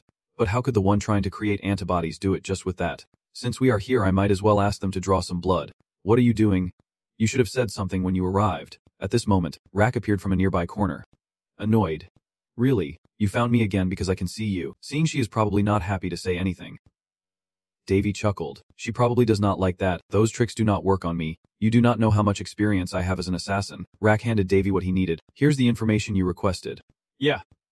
Well done. You still do not want a reward. Geez. Stubborn. Rak hands over another roll of paper that seems very useful. Please take this as well. What is this? I brought it because I thought you would need it. Prince Davy has not provoked anyone yet. You will be dismissed if you keep working alone like that. It is okay. I anticipated these actions. So, really, I did not expect this to come from the guild. Davy then unrolled the paper and read it for a while, asking Rak if the information was trustworthy. Seeing that Rak remained completely still, with information brokers, credibility is their lifeline, so she was not lying. This information is reliable. Davy pulls out a small notebook and apologizes. But I have one more request. Please just tell me. Davy writes something on the paper, and I want you to bring me a large quantity of the items listed here, at least a truckload of each type. I think it is better to give this to you than to mercenaries, and as for the cost, just assume it is under the disease control organization. Rak hesitated. Are you really doing that? Davy remained calm. The disease control organization is here. There is no problem at all. Just say that Gonio bought them. Rak still hesitated a bit, but Davy stepped closer and sharply tapped his chin to correct him. Astonishingly, these are people from the underground world, and viewers see human lives as mere insects. But I do not think a crazy person would sit and watch others die for trivial reasons. So hurry up and just do it as a good deed for humanity. That is my request. Rak remained stunned from Prince Davy's slap, unsure of what he was thinking. The next day, Prince Davy met with Lord Linton and Gonio to negotiate. But when it did not work, Gonio slammed the table and demanded control of the treatment rights. Do you think this is a joke? Your Highness, they are patients who need urgent treatment. We do not have time to hand them over to others. Prince Davy sipped his tea slowly. Those patients from yesterday might have died if you had been 2-3 minutes slower. I appreciate your efforts to prevent a worse situation. But let me ask you this, do you really have a way to cure this disease? Lord Linton smiled slightly. It seems you have a way to cure His Highness. Davy was determined. Even if the chance was small, I must try. I did not come here to compete with you. This is my territory in the kingdom, and also my sister's territory. So I believe I have the right to ask you about this. Of course, Gonio still disagreed and stood up to continue speaking, but Linton happily praised him for doing well. Count Gonio was annoyed. Lord Linton wiped his sweat, explained to Count Gonio, and urged him to think of the Sanha territory in the south of the Contax kingdom. In the end, all the people died. 10 members and knights from our organization also sacrificed. And you were there? Lord Gonio, what do you think? Don't tell me you are going to let your pride overshadow everything in a situation like this. Even if the chance is small, it is worth trying. After hearing that, Namthuagono lowered his head silently. That damn pride. In the end, he pushed it aside, and it seems David has achieved his goal. As night falls, someone approaches Lord Linton to speak. Is that okay? Lord Linton turns back and smiles. What are you saying? Lord Collio. Count Collio is the leader of the Central Disease Control Night Squad. Count Collio is concerned. I mean the Crown Prince of the Ron Kingdom. If he really manages to do something. Lord Lin relaxed and sat down. Then the Central Disease Control Organization would be embarrassed. Lord Collio questioned him, and perhaps someone will question our duty. You could have refused him like Lord Ganio, so why did not you? Count Linton, holding his glass and swirling the wine, said you are right, Collio, but if somehow we can discover the cure for this disease, that would be great. Now that we are at this point, I sincerely hope the prince will find a way to cure it. Then it will benefit both sides, him and us. Actually, he is much more cunning than we thought. Count Collio looked on and asked again. Oh really? Then laughter echoed from their room. I wonder what these old men have been scheming. The next morning Princess Willy was extremely excited. Really, because David had told her the story. When Willy learned she would officially participate in the research for a cure, she was very happy. So relieved. Even though she thought she might doubt me, since I do not have much medical knowledge, Willy was both happy and moved, tears welling up as she thanked him. David guessed. But perhaps Willy trusted him more than the Central Disease Control Organization. Then the treatment process involving David took place, with Namthuagonio instructing him, as Misres, Tukaline Tun said, the Central Disease Control Organization will follow your guidance in developing a cure for this disease. But you must remember that we will always monitor you. David understood why Namtuk looked at him with suspicion. People often say that a rolling stone replaces a still one, and perhaps to them I am just a pile of dirt pretending to be a stone. So I can guess they do not like me and that others have been told not to follow my decisions anymore. David sighed, feeling exhausted, and began his work, approaching the suffering patient. This disease is a mutant strain of the virus that causes uncontrollable body heat and melts internal organs as the virus accelerates and first invades a person's body. Treating it is no different from other diseases. Like viruses, they activate after a period of dormancy. David lifts the patient's hand. First, they melt the muscles, then the bones and cartilage. Next, the entire body melts away. If only that were the worst of it. David calmly explained further. Once the bones dissolve, the internal organs will melt as well, from the rectum to the testicles, kidneys, large and small intestines. When that happens, fluids from the dissolving body parts will begin to seep out of the body's orifices. Those are the dark blue spots, and those dark blue spots are why this disease is called blood demon. Blood demon is a disease that even the Central Disease Control Organization considers incurable. I did not expect a prince who just arrived to know so much about this disease already. Do not tell me he really can. David suddenly turned to Lord Ganio and asked, do you know why I am explaining this to you? Countess Ganio stammered. Prince David, you really can do it.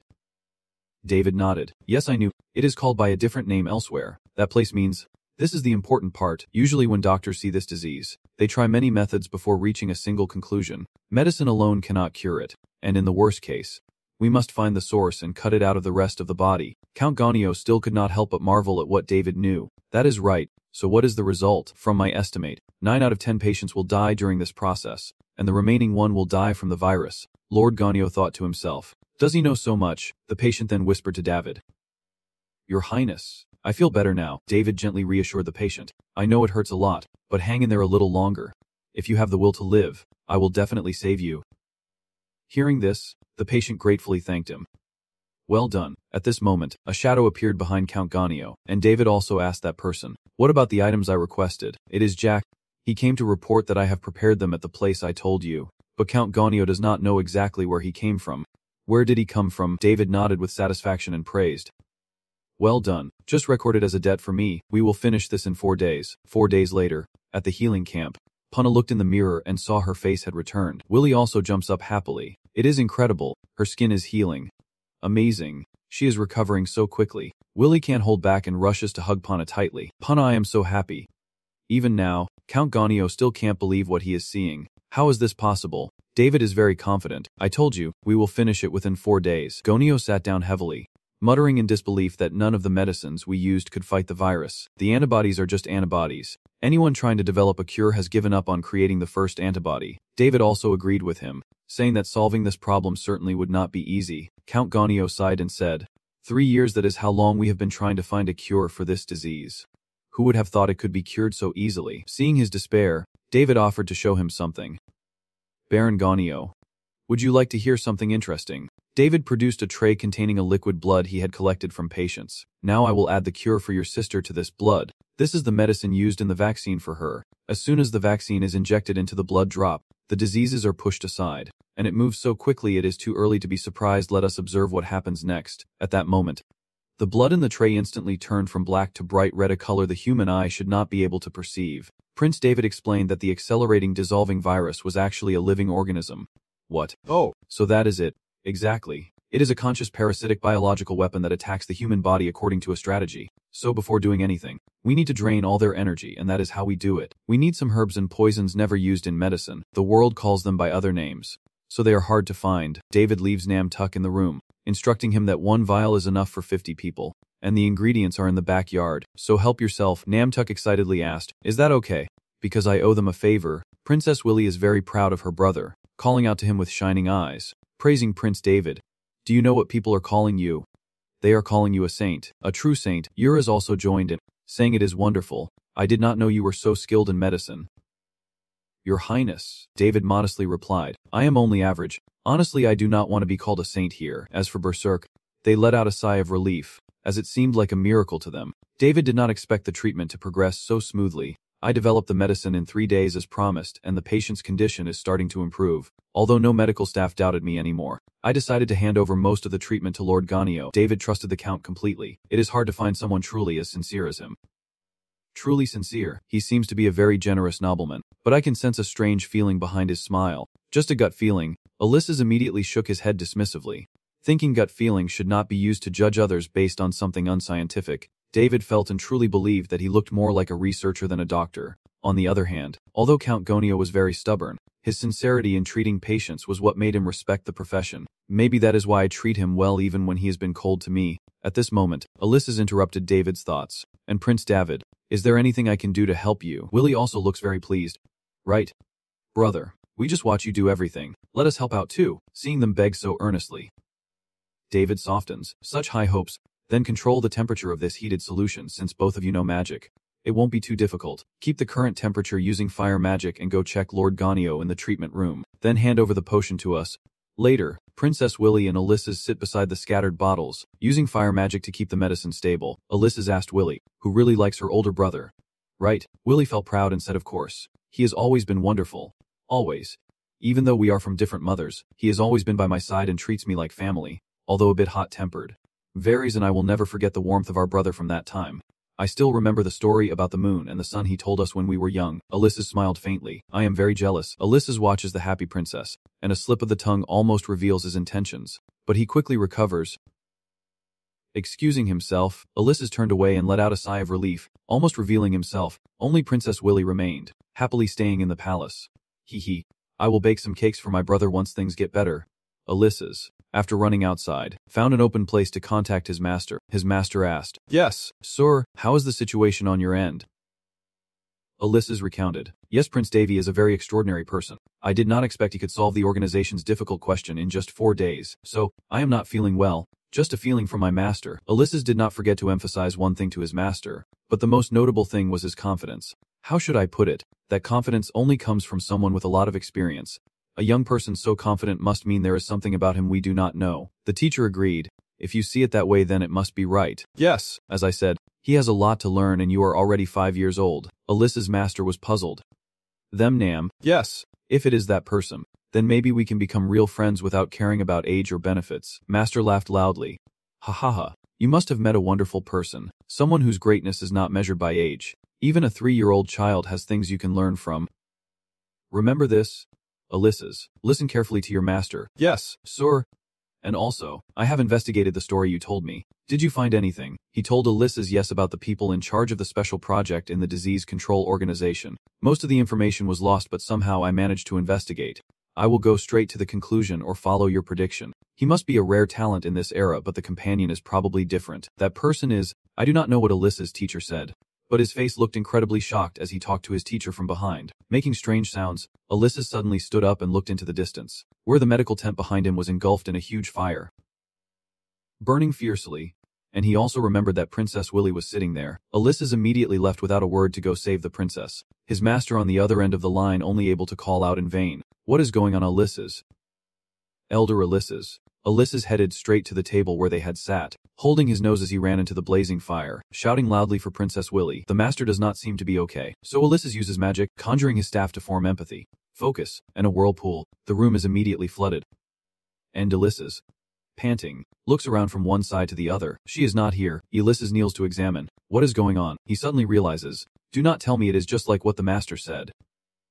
Thinking that, Ulysses immediately takes to the sky to chase after the ones who kidnapped Princess Willy. Although his situation is unusual, I never thought he would get involved here. Only I can handle this. Prince Davy has a lot of medical knowledge and a seal, but he can't fight. I can't drag him into this. Ulysses is determined. Please do not let anything happen to Princess Willy. On this side, a group of armored people has surrounded Prince Davy's group in the hall. Davy chuckled softly. Look at this man of Ganyo. Is there a problem? A voice echoed from the mountain range, the half-hell, causing a huge explosion that burned all the nearby trees. Ulysses used magic to stop those strangers. They must have taken Princess Willy away. He stands firmly and seriously in front of them. Have I ever used such advanced magic on a person before? Magic can easily take a life, so user must be extremely cautious.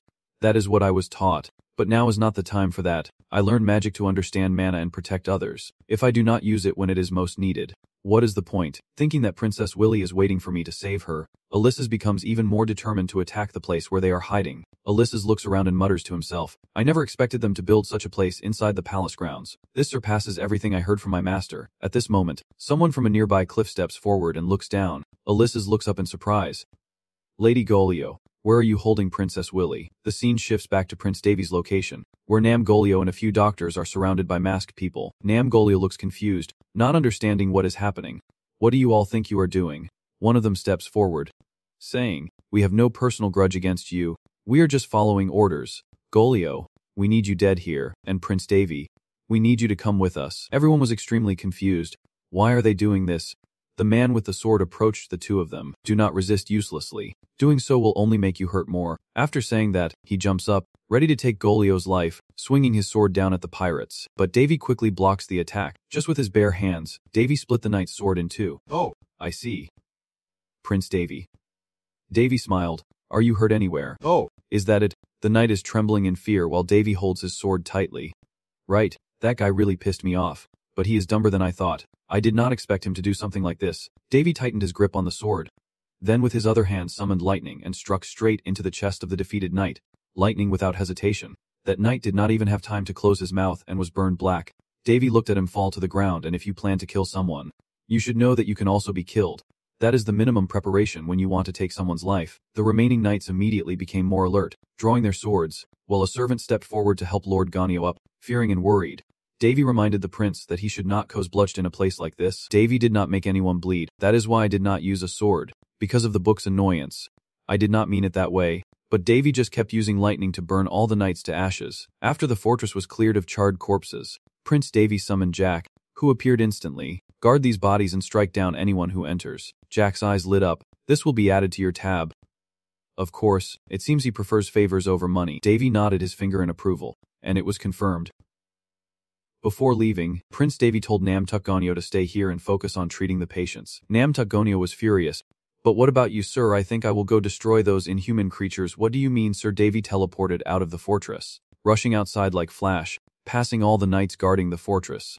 Davy just reached outside when the lightning bolt he had just summoned exploded behind him with a bang. Bosak saw that this guy had gone crazy. Davy. Suddenly a surge of electricity shot through, and the image of Princess Willy being chained to a chair appeared before Davy's eyes. The tracking spell on Willy has started to take effect, meaning Willy has been cornered. I used the tracking spell because the protective magic was ineffective. But this is the result. Bosak examined the remaining ones outside, each of them at least a swordsman level. If I remember correctly, they used to serve the Empire. Even if I cast a protective spell on the girl, it would be useless against a swordsman. But that was still my mistake. Prince Davy landed directly among them. The guys stared at Davy, then someone shouted, "He has no weapons. Eliminate the target, all of you." Prince Davy smirked and said, "I do not have a weapon, so watch this." Davy drew his red and black blades, and they are just what you think, a bright light like a golden snail shot forward fiercely. The night team. Fearless. Each holding a sword in hand. Suddenly one of them widened his eyes in shock. The yellow power, like a destructive force, pierced through their bodies one after another, from person to person, causing them to scream in agony. In an instant, The knights lay writhing on the ground, and the atmosphere became silent and terrifying. A person watching his fallen comrades trembling with panic. What is this? The sharp beam of light keeps moving faster and faster, passing through each person one by one. They scream desperately in despair, and someone sensing something exclaims, so it turns out, that light was created by the Crimson Banner. Hanging above the stage, he pointed his sword directly at the trembling soldier below, who, sensing the danger, shouted in fear that the sword had a life of its own. Suddenly, Davy appeared beside him out of nowhere, causing him to panic and prepare to fight. Yanjiang gritted his teeth and replied, but being aware of the situation, he could only respond and move on his own. The soldier's oxygen tank was removed, and he clenched his jaw in anger. Davy gently confirmed to him, that is right, a light emanates from the pink sword as he slowly explains that this technique, the air sword technique, allows them to fly in the air and takes advantage of these kids' egos. After making the soldier understand everything, Davy straightens up and shouts loudly, his sword swinging swiftly past him, triumphant smile on his face after all. It is a perfect move. He looked at him steadily, raising his hands with the pink flag at eye level, his tone firm as he declared the divine sword move. Then came the love sword dance, with the pink and blue flags alternating to charge forward, creating an immense surge of power. You say you are seasoned knights of the Imperial Squad, but honestly I can't help but laugh. They are being beaten to a pulp and still crying out in helplessness. The trees blur, a light mist surrounds us, and I look down on this group. You are no different from the assassins I met on my way to Ballistichu. He charged forward like a moth to a flame, with the blue and red banners beside him, as a puzzled voice asked, I do not understand. The Demon Queen Berserk sitting on Davy's back kept pressing him with questions. Why are they targeting Winley? He fought fiercely and smiled as he answered, I do not know. He punched the soldier in front and then made his guess. Maybe a trap, Berserk muttered suspiciously. A trap?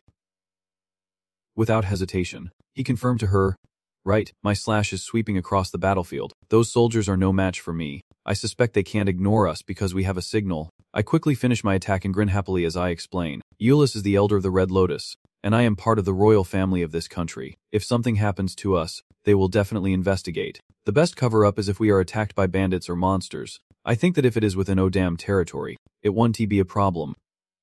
Hearing this, Berserk's face still showed confusion. She frowned and asked, so what does that have to do with Willie getting caught? Davy coldly replied, I do not know the details, then looked up and continued, as if a story was about to unfold. A soldier like a moth flew toward him to attack while he was distracted. Berserk immediately noticed and loudly warned, Davy, ahead. He easily dodged the attack and used the Red Knight to stab him to death. The sword pierced through the soldier, and Davy calmly continued, then these guys will realize Willie is missing. Davy swung his blue sword, while the pink one from afar jumped into attack. He explained without hesitation, and that is why there was an assault on the territory without any night guards.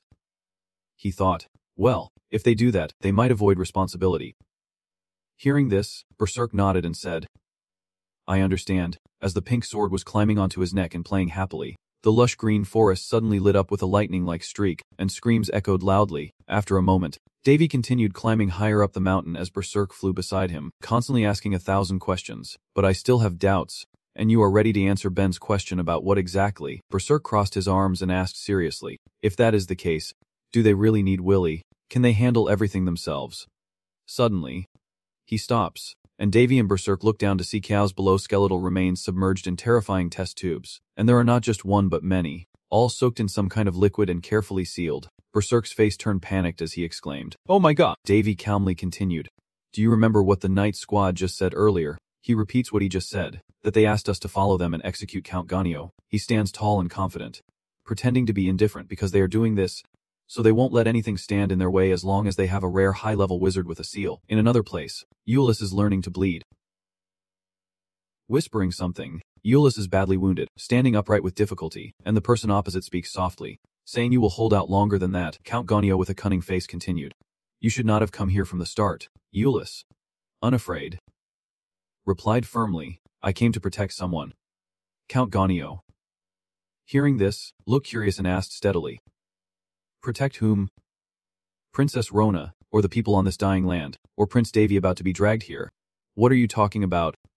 Lord Ganio, the elder Euless responded coolly, landing on the ground with style before calmly explaining, did you really think we gathered here without a plan? The Night Squad must have already killed everyone in the territory. Euless said in disbelief, his face full of doubt. How could that be? Without saying a word, Count Ganio drew his sword from his side. He lunged forward, his sword piercing Euless, and confidently declared it was too late, leaving Euless in stunned disbelief. His glasses also fell to the ground. He was badly wounded and knelt down. Count Ganio's bloodied sword pointed at him as he arrogantly said, if you want to protect everyone, You should have run away, Count Gonio muttered through clenched teeth. Then at least you can take someone out of this territory as quickly as possible. Iulus gritted his teeth in anger, glaring with hatred at him. Suddenly, a contemptuous voice from someone else echoed steadily. Do you really think a man like you can protect everyone if you stand up? It was spoken as an insult directed at Iulus, who shamefully lowered his face to the ground. The Countess suddenly mentioned Winley, or anyone who cares for this princess. Then you are truly very foolish. He suddenly stands beside Winley and continues speaking. From what I see, it must be the star. Iulus screams in helplessness. Linton. The more he calls his name, the more he sneers with malicious delight. It seems she has identified his fatal weakness. Iulus looked at her and shouted loudly, Princess Winley, please open your eyes. But in response, she remained sitting silently unconscious. Lady Linton reached out her dirty hand and began to caress her face, smiling. She is quite beautiful too. Iulus, furious and panicked, pulls out his weapon with his last strength. Iulus without hesitation charged forward like a moth to a flame, shouting his name. Linton. But before he could reach him, a hand from behind was ready to stop him. It turns out Leo's anger was not easily subdued. He quickly pressed Iulus's head down to the ground painfully. His face could not lift up, and Lady Countess Linton's voice rang out soothingly. Do not worry. He stands there with his arms crossed, seemingly out of his mind, declaring that he will turn you into experimental subjects. But these two suppress him, making Iulus furious and swear, Damn it. Countess Linton. His real name is Lincoln Benius. He was born in the kingdom of Reutus, a medical kingdom that existed on the eastern continent before it became a vassal state of the Lindus Empire. He is a genius with extraordinary potential in the medical field from a young age. However, due to his eccentric personality, he was once punished by the Reutus kingdom, which banned him from any medical activities. And his story goes like this. Linton, with grand ambitions to develop a cure for a rare disease, captured 200 people in his territory to conduct thousands of experiments on them. This happened when Linton was only 15 years old. And he was still quite young. At the same time, he had already succeeded in creating the medicine. Only 10 out of the 200 people survived, but they were all half disabled. In other words, he is the kind of person who will do whatever it takes to achieve his goals. Killing one person makes you a murderer, killing 10 makes you a serial killer, and killing 100 makes you a warlord. Just like what Linton did to develop his medicine, it can only be considered the act of a demon who has killed 1,000 people. The ambitious demon seems to have taken over Linton's mind, making it hard to understand everything. Back to reality. Sis, Linton sneered and said, I never thought you would bite so easily. Iulus, lying on the ground, spoke with a challenging tone. Sis, Linton. Do you know what you are doing? Sis. Tuck Linton could not bear to hear him finish. He reached into his shirt and calmly took out something. Let us not talk about things that only benefit us two anymore. Whatever is good will be good. He deluded himself into thinking that Prince David would die and that the field of medicine would progress, and I will take his achievements and gain fame. As he spreads his arms wide enjoying the taste of victory, Iulus lay on the ground, listening to his insane words. You will become a perfect subject for experimentation and contribute to humanity. Sis. Tuck Linton insists. What could be more reasonable? Hearing this, Iulus becomes furious, gritting his teeth to curse. He has gone mad, but he keeps a smug face, wiping sweat from his face with a towel as he taunts and replies, Thanks for the compliment. He drops the leather and orders to end everything. Male servant Colio. Bitchy Tinkton's cruel voice keeps echoing, and he instructs Colio very carefully. He will be obedient once we chop off an arm or two, as long as he does not die. Colio, following orders, approaches Iulus with his sword, severely wounded, unable to resist. Iulus grits his teeth, cursing inwardly. In the world of life and death, Iulus looked towards the princess and whispered her name.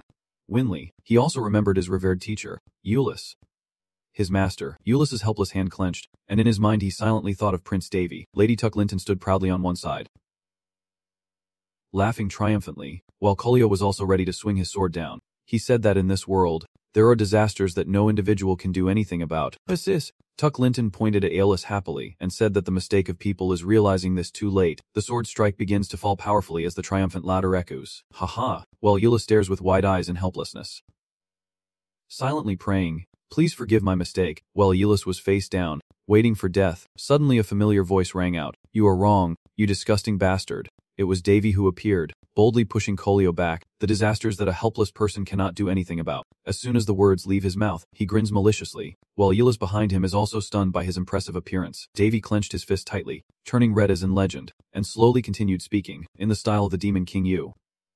Davy shouted, his devastating punch instantly transforming into a divine strike that slammed directly into Colio's body, while he smugly licked his lips, taunting his opponent. A flurry of punches followed, each one landing squarely on his stomach, leaving him unable to retaliate as the protagonist delivered a brutal beating, sending him crashing face first into the ground, coughing up blood and letting out a scream.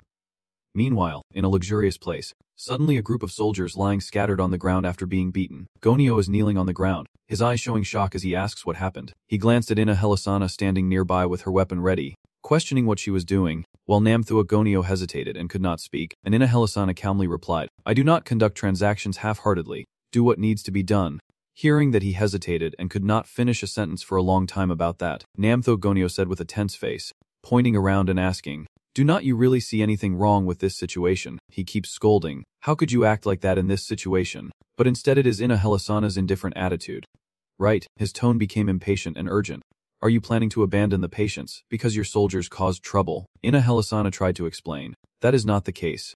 But before she could finish her sentence, Namthua continued to criticize with martial arts. "So why did you stop? Lord Davy has entrusted the treatment of patients to you, so you must do it properly." While the two argued, a soldier suddenly rushed in, and Ina Helisana quickly pointed her sword at his face. With blinding speed, she pierced the soldier's head with her sword. As Namthua Gonyo watched her fight, his voice echoing with the memory of nights destroyed, he became genuinely worried and said that if Namthua Kulio was also an accomplice, then Prince Davy was in danger. After finishing off the soldier, Ina Helisana glanced at him but still did not reply. Lord Namthua Gonyo is extremely angry. "Are not you supposed to help him?" Ina Helisana replied indifferently.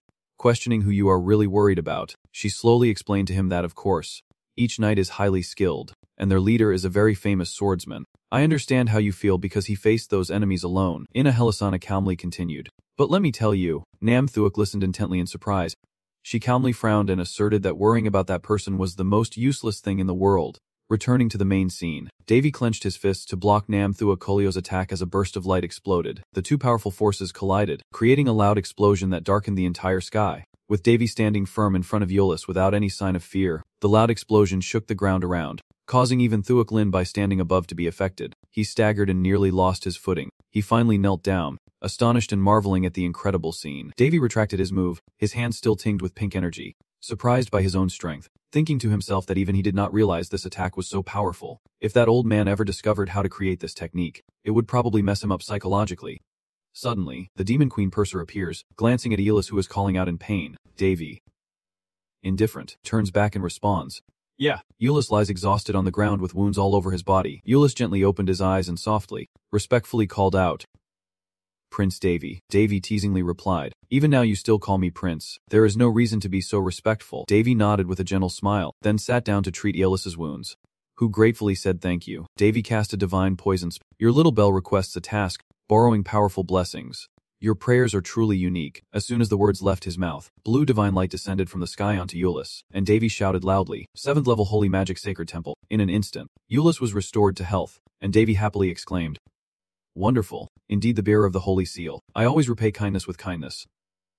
Hearing that, Eolus showed clear surprise, widened his eyes, and said nothing. Davy stepped forward calmly and said, "And I will also take revenge." His eyes suddenly widened in shock, his face breaking out in sweat as if he had seen something terrifying. Bay tuck and he stood on a cliff, and something shapeless was rushing down from the sky. It turns out Davy sliced off the tyrant's arm, sending it flying. He writhes in agony, drooling and screaming, as blood sprays from the wound, but Tuck Lin Tone could not bear it and knelt down in front of him. Looking extremely distressed, Davy coldly said, "Go away." He picked up Willy and threw him far away with a powerful kick. Ong Ki and Lin Ki stood shoulder to shoulder with Davy, standing tall and imposing, saying, "People's blood will splash onto Willy." A moment later, Princess Willy also opened her eyes and heard someone shouting desperately. She looked at Davy weakly and called out, "Hey," and he smiled in response. "You are awake?" He gently asked if she was hurt anywhere. Only then did Willy suddenly realize and stammer, Yes, I am." She looked around with a surprised face and asked, "But this is it."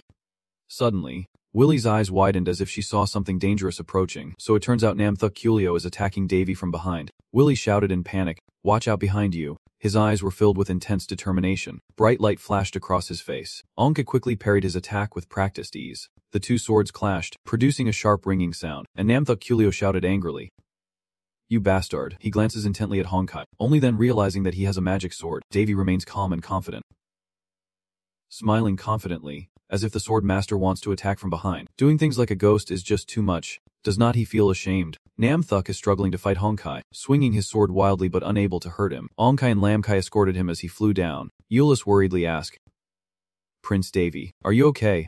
He wondered about the sword, but Davy did not answer, only calmly asked to take care of Willy. "Stay by the girl's side so she does not get hurt." Willy anxiously calls out, Brother, Eula still did not understand his actions and asked nervously, "What are you saying?" He urged, "We have to run now." Davy quickly placed his hand on his other arm and reassured everyone, "Please do not worry." He turned back with Honkai and Lamkai to fight, confidently saying, "I am not as weak as you think." He quickly stood in front of Kolio, who was kneeling on the ground in pain, glaring intently at his sword, which was too dangerous for someone so inexperienced and young. His eyes became determined and resolute as he declared, "So I will take back that sword." Davy remained calm and slowly replied, "I think we should listen to what the swords have to say." As he spoke, he glanced toward the wounded Count Linton in the distance. "But first I think you should focus on your superior." Hearing that, Kolio was also startled, gritting his teeth as he turned back to look. Master Linton tried to run, but he was easily cut off at the leg by my sword, causing him to scream in helpless pain. Davy questioned, "Where do you think you are running to?" Kolio frowned angrily, cursing under his breath, "You bastard." But before he could counter, I charged at him like a moth to a flame, and I calmly said to my opponent, "I am Bat." As soon as the word was spoken, Davy immediately unleashed his power, forming a terrifying force in his fist. He punched directly at Count Kolio without missing, hitting him so hard he was knocked out cold and bloodied. Davy coolly lands, while Kolio collapses to the ground crying out in agony. "Ah!" Kolio refuses to give up, struggling to stand up with his sword, and he praises, "You are really something." Davy sneered with a mocking smile and said, "Fine. If you really want to be my punching bag, then go ahead." Then he launched a series of rapid punches at Kolio, who seemed to have to endure them all. He smiled with satisfaction, while Kolio clenched his teeth, enduring the pain, his face contorting in agony. "Oh look." Finally, Davy unleashed a devastating final blow to his stomach, a massive impact that shattered his insides. He coughed up blood, clinging to life, and stammered, "Enough." Kolio, clutching his wound and shouting curses, "You bastard, stop aiming at my upper stomach." That is the stomach area, the main part of the protagonist, which surprises us too. Davy clenched his fists, standing tall as he retorted, "There is no such thing as dirty in a real fight. You win at all costs." His eyes narrowed, thinking to himself, "He is quite resilient, but it is disappointing that he is a swordsman." Davy stared intently at Kolio, who was grinding his teeth in front of him, and sighed, realizing he had noticed this from the first time he saw him. The guard standing nearby observing also spoke up to evaluate, saying he was trying to force himself to become stronger but had failed. Davy calmly analyzes that in this world there is no such thing as excessive energy, but I am sure he has experienced something similar. Someone who has pushed beyond the limits of swordsmanship. He looks at his opponent confidently and asks, "Maybe I should ask why anyone would cooperate with someone like Linton, but it is probably pointless." He recalls the human test tubes he saw on the way here, the ones where you grafted monster cells onto human bodies. His face turns serious as he slowly questions, so you could restore your ruined body, right?" As he said this, Kolio, covered in black tattoos, roared in anger, "Shut your mouth." His entire body thickened as Davy continued his story. "Now I see how absurd this is." He recalls the crimes they committed. The one who spread the disease to the bandits to infect the entire territory is the person, right? Lord Linton. Everything was meticulously recorded in the information I received from the jackals, and upon hearing Davy's words, Linton, covered in blood, gaped in astonishment. Berserk agreed with this deduction, saying softly, "Exactly." Davy, without a trace of emotion, scolded, "Indeed, it is the jackals. You keep talking to them in a condescending tone. If others find out about this, it won't just lead to the organization's collapse, but also damage its reputation for controlling the disease and attract the attention of many nobles." She looked at him with a frown and loudly advised him to stop, but Davy only chuckled and asked back, "Thinking so, SSS?" Tintin glanced at her teammate, trying to keep her words brief. But Kolio, furious at the moment, shouted out loud, "Shut up." Kolio's eyes tense with suspicion as he says, he is not just gaining power from those magic swords. He looks at Davy standing firm and evaluates him carefully. He is at least a swordsman of the sword master level, and most importantly, he can wield high-level dark magic, which theoretically no one his age should be capable of. Kolio thought that maybe he was a prodigy who would go down in the history of this era. And returning to the fight, Davy promised Kolio that he would no longer attack the weak spot of the origin. As soon as he finished speaking, Kolio tightened his grip on his sword. Then if that was the case, he pointed his sword directly at Davy, silently calculating in his mind that he must eliminate him here before he grows stronger. The blade was infused with extra power, a stream of blue energy enveloping the sword. The two men exchanged no words and charged at each other like moths drawn to the flame, their immense power causing the surrounding earth and rocks to shatter and scatter as Kolio soared high and struck down fiercely at Davy. He does not fear at all and even sneers with a smirk. Indeed, a sword master, a diamond among the commoners, remains a precious gem. Kolio's face turned serious, his fierce expression as he swung with all his might. Davy, seeing this, felt a bit worried, thinking he might not withstand this blow. Davy suddenly laughed loudly, "Ha ha," with a teasing tone, making Kolio startled as well. Still unaware of what was about to happen, his hand begins to focus his power. A blue light shining brightly. Sallow's eyes widen in shock at what he sees. Davy unleashed his attack, shouting the name of his technique, Demon King's Way. Double fist. Immortal body. He then slammed his fist into Kolio's stomach, crushing his upper body. Shattering him, the tremendous power caused a huge explosion, sending Kolio flying away, dust billowing into the air, and the surrounding scene turning into chaos. Davy gritted his teeth, smiling with satisfaction at his achievement. While the bystanders watched from nearby, the disfigured Kolio sputtered. So profound. As he coughed up blood, unable to stand, spitting mouthfuls onto the ground, he looked at Davy then scolded him harshly. You cunning bastard. But Davy remained calm, using a gentle tone to reply. Is not it your fault for being deceived by me? Old man Kolio was speechless after being told that, grinding his teeth in fury and unable to say a word. The more he thought about it, the angrier he got, tightening his blood-stained lips as he silently realized that even his basic skills were inferior to his opponents. Kolio could not believe that, despite having been a captain of the Royal Knights. His hands trembled as he clenched his sword, then he swore. Damn it, he loudly asked.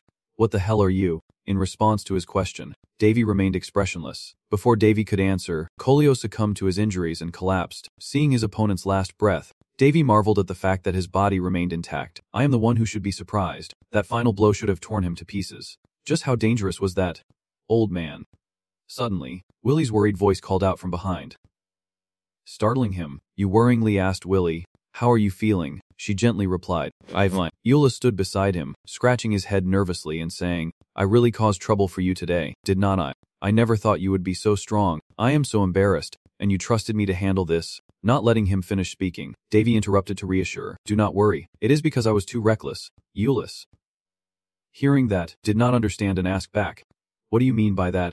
Davy crossed his arms and explained slowly, if I die they won't be able to produce more, so the Spirit Lord will never let that happen. He then looked at everyone and instructed people to go ahead. I place all my trust in Eolus, and tell him to take care of Willie. He said he would follow right after taking care of the other one. Willie's eyes suddenly widened in panic as he stammered. Oh right. That guy. Everyone quickly looked back and saw only the blood-red banner with bloodstains. Davy exclaimed. Oh no, he has run away. The two of them are still very angry, so Davy quickly urged them to go ahead. Euless raised his hand in front of his face, examined it, and then blamed himself, saying I am sorry.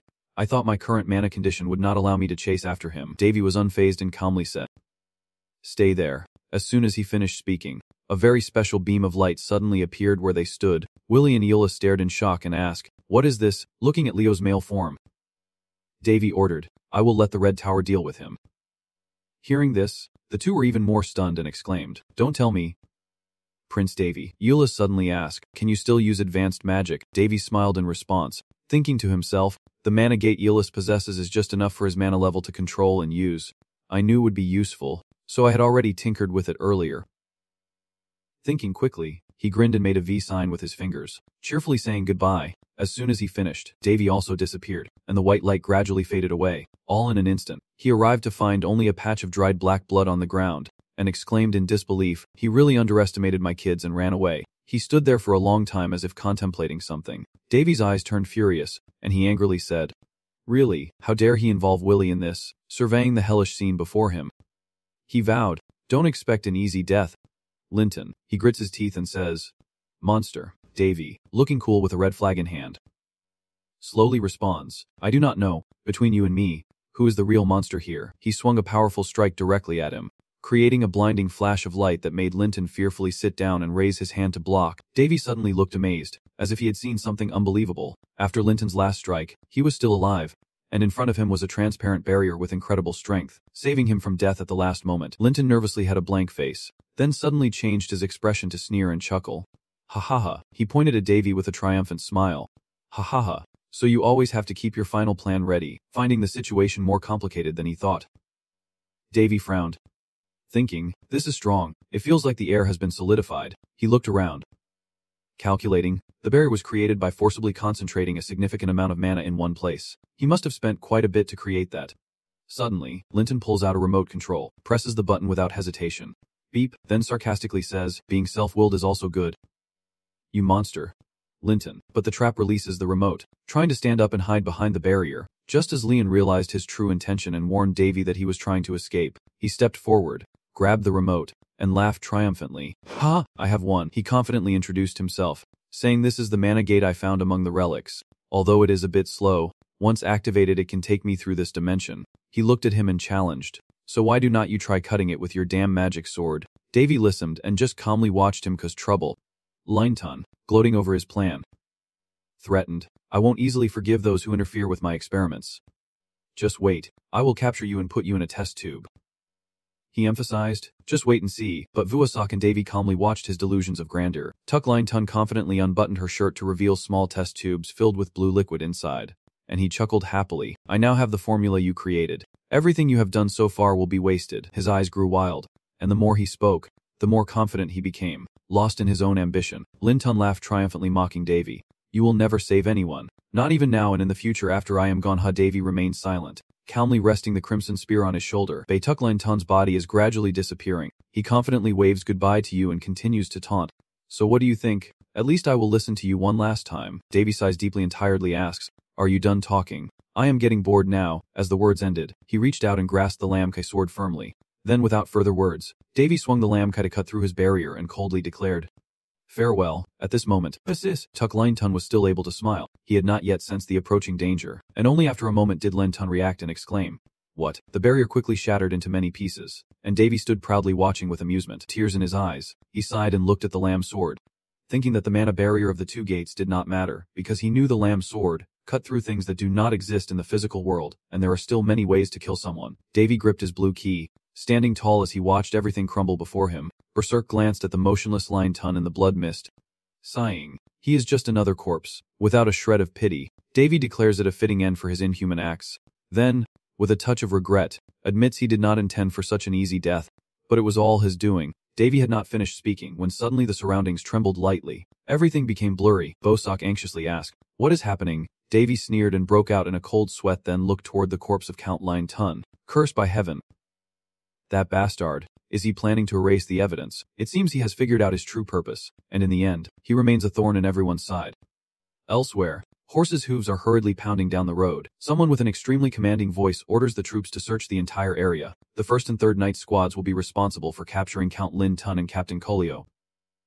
Prince Barris, riding a majestic white horse, calmly instructs everyone to find and protect Lord Ganio, while the others focus on caring for the civilians. He shouted loudly and calmly, do not forget, our goal is not to risk our lives but to protect the safety of the people. Save as many as possible. The subordinates, upon hearing the order, galloped forward like arrows, obediently accepting the command. Yes, your highness. Barris looked worried. The situation in this area is pretty bad. The atmosphere is extremely desolate, clearly showing signs of death. He glanced around and sighed, wondering how things could have gotten so bad before he arrived. A few days after leaving the Highs area, Count Linton arrived as the head of the disease control team. He recalls that, based on the rumors, he should have waited to see if he had any authority over this region. At that moment, Barris looked back in shock, recalling the person he met that day and the suspicious news he received from South Tukgonio after meeting him, suggesting that someone might have spread the disease. While Barris was still lost in a tangle of thoughts, suddenly a voice rang out, snapping him back to reality. Your Highness, please look here. The urgent report sounded extremely panicked. Barris rode his white horse forward, startled by the sight of a corpse and then another. He quickly recognized the familiar uniforms amidst the carnage. They are all dead knights. You can't believe your eyes. So many of them. What could have happened here? The situation is urgent, so Barris urged himself to ride quickly forward. I have to hurry up. At a magnificent Ianga tower, the sound of hurried footsteps echoed as someone rushed in. Barris, distressed, shouted out, and when Namtuk Gonio heard the call, he also turned around in surprise. Prince Barris, he exclaimed happily, you are back. But at this moment Barris was extremely anxious, with a question mark on his face as he looked at the scene before him. Namtuk Gonio stepped forward anxiously and said, luckily everything is fine. But Barris, more confused, replied, I am the one worried about her. You look around, everyone is working hard, and you ask curiously, exactly what happened here? What do you mean? He slowly explained that he was also very surprised. Even our disease control team gave up on this epidemic, yet Prince Davy was able to cure it easily. Barris anxiously pressed on, and what about the cows outside? Namtuk calmly replied, they are probably Collio's men. It seems they want to eliminate us once the medicine is prepared, and Barris was extremely worried to hear that. The prince frantically asked, what about my brother? What happened to Willie? Seeing you like that, Namtuk Gonio quickly tried to calm you down and said, please stay calm, you do not need to worry, but you kept getting more angry and shouting, why can't I worry? The medicine is very important, but my brother and Willie are more important to me. Barris angrily punched his arm and stepped to the side. Namtuk Gonio anxiously asked, Prince Barris, are you okay? Please say something. His eyes were frantic, teeth clenched as he began to imagine the worst possible scenario if something happened. What if like those two? The more he thought about it, the more he broke out in a sweat. Willie is a knave girl who trusts easily. If something happens to her, then, suddenly Barris turned back and saw Willie. His face suddenly darkened, and because of his impulsive action just now, he stammered unexpectedly. Sis, Eula smirked mockingly. It seems Prince Barris cares for her more than what he told me. Willie blushed. His eyes showed suspicion because he had never seen his brother act like this before. She asked, so why did he suddenly behave like that? It is not like him at all. But before he could answer, a sudden slight tremor shook everyone in the broadcast station. After a moment, everything returned to normal, but the light above also stopped moving. Everyone looked up in confusion and asked, just in time as the dark sky outside was shaken by the earthquake. The chaos made the birds fly higher and head towards the new hiding place. Meanwhile, Davy was smashing everything around him fiercely, causing a huge explosion, with rocks and debris shattering violently. He looked at the pile he created and said happily, just in time, this makes it easier. Davy, with his hands on his hips, laughed heartily. Ha ha ha, I just need to destroy everything. Suddenly Berserk pointed ahead and said to him, Davy, look over there, the monsters are moving forward majestically. And he exclaimed in amazement. Chimera. He looked down and asked. They escaped? Berserk continued. The important thing is their direction. Hearing that, he paid attention and asked again. Which way are they heading? Watching their movement direction, Davy guessed it was Odim territory. Seeing the monsters leading their herd forward, Davy suddenly broke out in a cold sweat and swore. Damn it. He sighed. Thinking it would be harder to catch each one if they hide in the forest, Berserk quickly suggested a plan. Or maybe we should return to set up a defensive line there first. Davy looked up at the dusty sky and nodded. The sky was pitch black, and he was pleased with this idea, praising it as a good plan. Then, he suddenly kicked off and shot forward. Davy glided through the air at hundreds of meters high, suddenly stopping to sense his surroundings. He snapped a yellow thread with his finger and muttered with satisfaction. Perfect humidity, Davy sneered slightly, reaching out to take the sword beside him and calling out. Pink crystal. He gently stroked the sharp sword. Sorry, but I need to borrow some of your mana, he whispered to himself. If there is no way, then I will just create one. The fairy looked at him with a puzzled expression, and she asked in amazement. What do you want to do? Davy patiently explained to her that normally a 5th level mage could not cast area spells. But with what he had, he could use mana from the Crimson Sword and himself to create the spell. As he finishes speaking, he raises the crimson flag straight up to the sky. A blinding pink light is created and shot directly in the center, with mysterious circles forming beneath his feet. Each sword gathers enough energy. Davy says, and we will make the most of it. A scene of overwhelming whiteness with a burst of color. Davy's face full of confidence as he declares the scope, expanding the boundaries and reorganizing the formation. Suddenly, mysterious yellow lights appeared around him, with many incomprehensible characters displayed inside. Bosock stared in astonishment and asked, is this the lullaby language we have seen for the first time? Davy chuckled softly, his entire being hiding secrets that are hard to believe. He spread his hands and stood amidst those golden circles, beginning to calculate. With the range covering the entire area behind him, he looked at the monsters rushing below and devised a plan. He did not need to chase after those that split off, just handle the ones passing through him. He stood in the golden light, lost in thought for a long time. Suddenly Davy turned around and said to Bosock, I just thought of something I want to try. She asked in surprise. What is it? He slowly replied, not a trick, but lightning. As soon as the words left his mouth, he tightened his grip on the sword in his hand and then leapt up, delivering a powerful and terrifying slash toward the monsters. He shouts, die. Insects, chain of calamity. Summon lightning, and with that, bolts of lightning appear, striking down with immense power, illuminating the darkened sky. The wagon wheels roll over the rugged, dust-covered ground as the knights escort a white carriage bearing the royal emblem. Galloping away in a desperate escape, a knight strikes down an assassin, causing him to fall to the ground. Damn it, the knight swears as he grips the reins tightly. And below, someone calls out, Lord Billis, we can't hold out any longer. One of the team reports their situation. If this continues, they will catch up to us. Watching the assassins dying as they chase on horseback behind, Billis mutters a vow that damn assassins. They keep following without stopping. A flash of gold suddenly struck down towards them, and a knight, as if noticing something unusual, quickly looked up as lightning continued to strike the nearby forest they were passing through. Billis, surprised, pointed in that direction and stammered, what is that? Then he silently pondered something, shouting loudly with the carriage rushing forward, into the forest. We will run into the woods. Voices rose in protest. What? That place is constantly struck by lightning. Inside the carriage, 3 women trembled in fear. There is no time to hesitate. Hurry. A girl in a pink dress and a concealing hat clutched her head, her whole body shaking as she muttered, I'm sorry. I am so sorry. The girl beside her held her tightly, offering comfort. The carriage sped wildly into the forest, thundered continuously to escape the frantic pursuers behind. As lightning bolts wrapped around their legs and the sound of swords clashing echoed, Borsuk shouted loudly, "Davy, do not push yourself too hard," as he grimaced. The Demon Queen constantly warned that if he kept going, his brain would be roasted. Borsuk warned that this is not something humans can control. "Do you even realize how pale you look?" Davy stubbornly replied, "It is fine, it is fine." In the sky, Davy continues to cast powerful lightning spells striking down the lush green forest below. Davy ponders, "The mana consumption is not much. It only wears down my spirit. My tired legs keep muttering to myself, so tired. I think I am about to lose it." Davy sighs and laments, "If I do not go back to rest." Suddenly, I saw a speeding carriage wheel and my curiosity grew.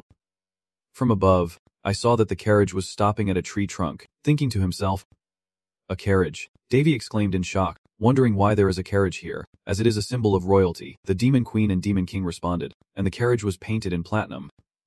Davy added, "The Empire of the Moon." The royal carriage still sped forward to escape the assassins chasing from behind.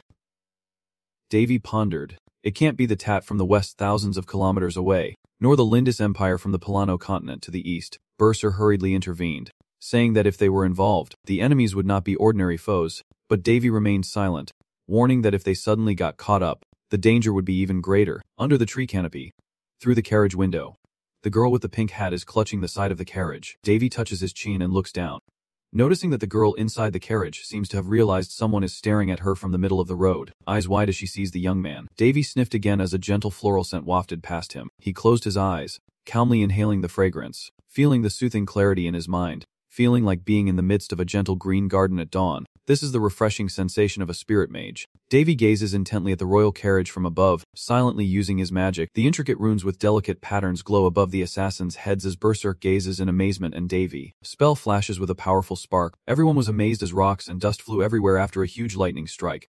Below, the assassins lay scattered in a large pit, and Davy joked with Berserk, "Watch out." Berserk looked at Davy, who was helplessly floating away speechless, then received a response that made him want to punch. Or pretend. "I did not see anything at all." His whole body trembled and stiffened as if struck by the wind, as if he was falling downward. "Yeah." Davy's whole body falls freely toward the forest as Berserk calls out, "Hey!" The sky clears up again, and the blazing sun shines down on the mountains and forests. A strange, hazy blackness with a faint voice calling, "Princess." A cheerful knight exclaims, "We are alive, we are safe across the border into the Empire." The rallying cry, "The Imperial Knight will soon come to pick us up." A knight carefully helps the princess down from the carriage. Looking around, "I do not see Lord Halos, I do not see Lord Lux or Lord Avina." The princess tearfully apologized. "I am sorry everyone." She held her hat, bowed sincerely and said, "Making everyone suffer because of a mixed blood like me." Everyone protested, saying the princess is not of both bloodlines. Others responded, "That is really unreasonable." Some even shouted, "Yes, who dares to say her birth is humble?" Billis knelt and said, "Our incompetence has saddened your highness. Please grant us death." The princess quickly waved her hand and said, "Stop." I hurriedly stammered to explain. I do not want anyone else to get hurt because of me." Billis gently said, "Your highness." The princess tightly clenched her skirt. "That is right, at least I must be strong for His Majesty the Emperor." But then she suddenly froze. "Billis solemnly swears that as a divine being the name of the Billis royal family, he will protect the father and wipe away all the grievances of the people of the crown prince." The princess, watching the knights who risked their lives to protect her along the way, responds, "Thank you. Thank you." Lord Billis, a knight behind asked, "Captain, what is that lightning?" Billis replied, "I do not know. No matter how I think about it, it can't be a natural phenomenon." Everyone was excitedly discussing how it could have happened, and others added that what matters is that we are still alive. We still do not understand why, but that lightning was controlled by someone. The princess just silently listened as everyone talked about the strange phenomenon earlier. Billis hesitated in his guess. "Someday this person will become a great mage of the continent, though I am not sure it will happen." The knight beside him replied, "Of course, if someone could cause such a disaster, they would not be just a person, but a dragon standing at the peak of magic." And everyone laughed happily. Only the princess remained silent. "Reach out your hand." Muttering softly, the person with black hair, with a calm and simple voice that feels trustworthy. David is now lying among the ancient trees, with the scent of flowers, his eyes closed as if in deep sleep, but in fact he was unconscious. Sunlight filtered through the lush green leaves, creating a beautiful scene, and the surrounding atmosphere was eerily quiet. David's eyes twitched slightly, a bead of sweat rolled down his cheek, and his cheekbones jerked with a reaction. In just a moment, his eyes gradually opened, and his eyebrows furrowed. The first person he saw was the beautiful Demon Queen, her voice faintly calling out, Bosak, which excited the demon queen to exclaim, "Hey, you are awake." David sat exhausted on the ground, Bosak carrying and saying, "Drink some water first." He replied, "Thank you. It has been a long time since I slept so well. I wonder how long I have been asleep. Just about 2 hours." I gaze at the surroundings under the evening light and mutter, "But I guess that is enough to make the night domain come alive." Probably. After saying that, she lay down with her arm under her head and said, "Then let me sleep a little longer." Bosak snapped, "What? Someone should think about and take care of you." Her voice echoing among the trees, Barris ran over in a panic and shouted, "Hey, brother." David calmly stood up and asked, "What is wrong, Barris? When did you come back?" Barris hurriedly replied that it was just recently.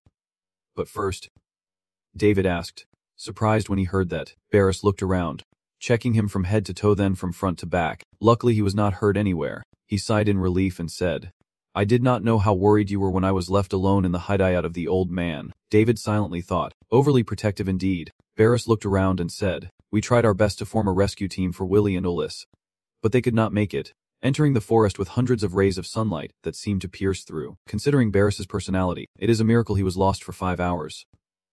"Hey brother." Willie also hurried over, followed by Ulyss. The girl hugs David tightly, her mouth trembling. "Are you hurt anywhere? You are still safe?" "Right, that is right," he nodded in response. "Yes, yes," Barris shouted angrily. "Why are you back here again? I told you to stay in bed." The girl clung tightly to him, helplessly snapping back, "Be quiet.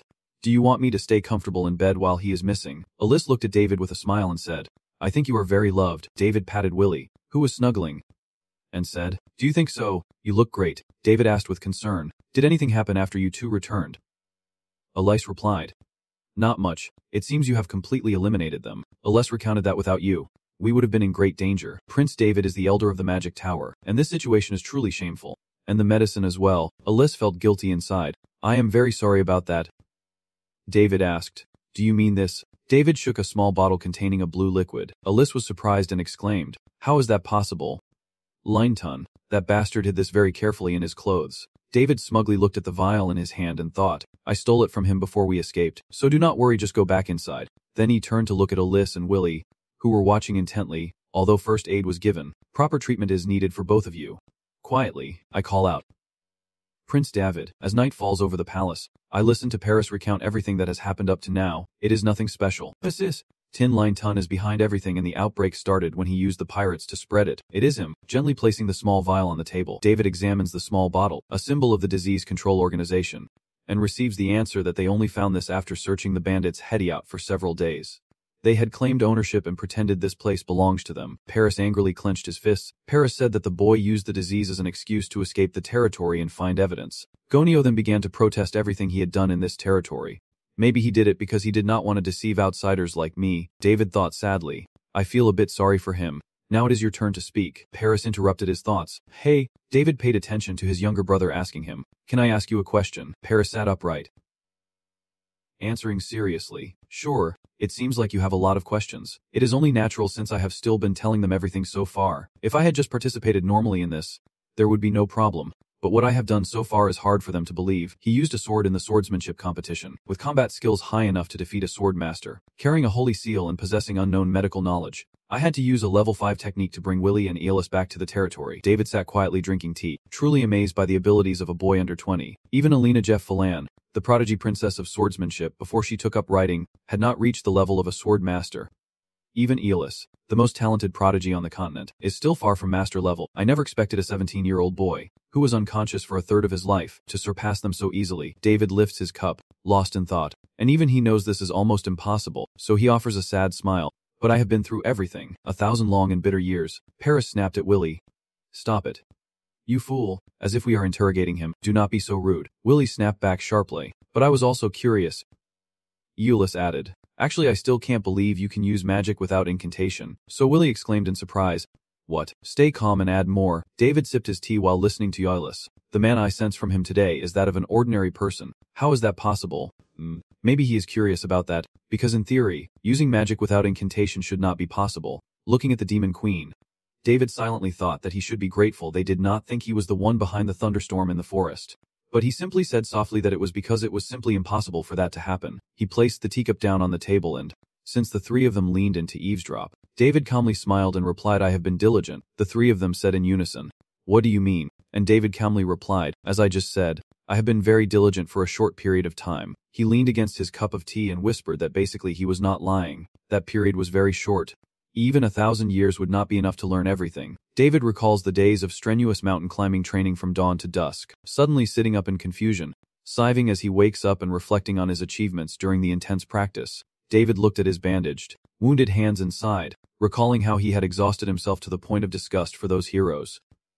He sneered, yet he remained incredibly diligent, to the point even a passing goblin found it amusing. In the spacious room where 4 people are gathered chatting, Barris suddenly burst into sweat and laughter. "Ha-ha," he asked in front of everyone. "Ha-ha, you are joking, right? No matter how hard you try, you can reach this level in just 1 year." David leisurely crossed his legs, sipped his tea, and pondered. "Perhaps they think I only started trying after I woke up," he casually said. "There are many things in this world that remain unproven."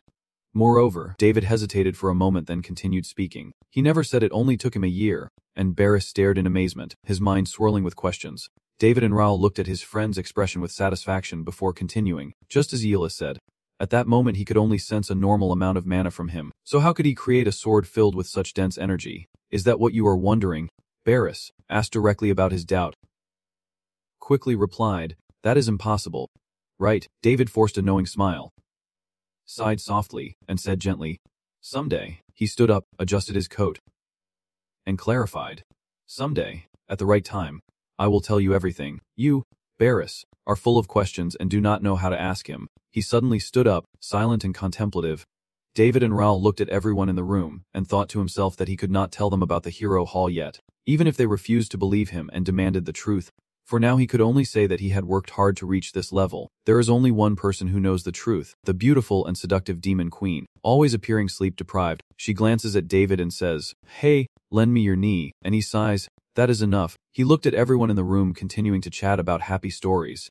Even if they believed that one day he would tell them everything, they had accepted his unreasonable explanations and temporarily ended the conversation. Night falls. The starry sky combined with the chirping of crickets creates a peaceful evening outside the mansion, but inside it is a noisy scene truly. One problem after another. Right now David Andrews is standing there grinning, not understanding what has happened to him, honky-poting and looking angry, refusing to look at David Andrews. He asks curiously, "Are you still mad?" "Onky, don't do that. I want to hug the little one like I did with the kid, who lifted her leg to avoid my hand." Wah. With that hamster-like face full of sunflower seeds in her mouth, David Andrews was defeated by the adorable innocence of this little girl. He told himself it was not the time to be sentimental, but who could resist this cuteness? He wanted her attention, so he shamelessly played peekaboo. Onky.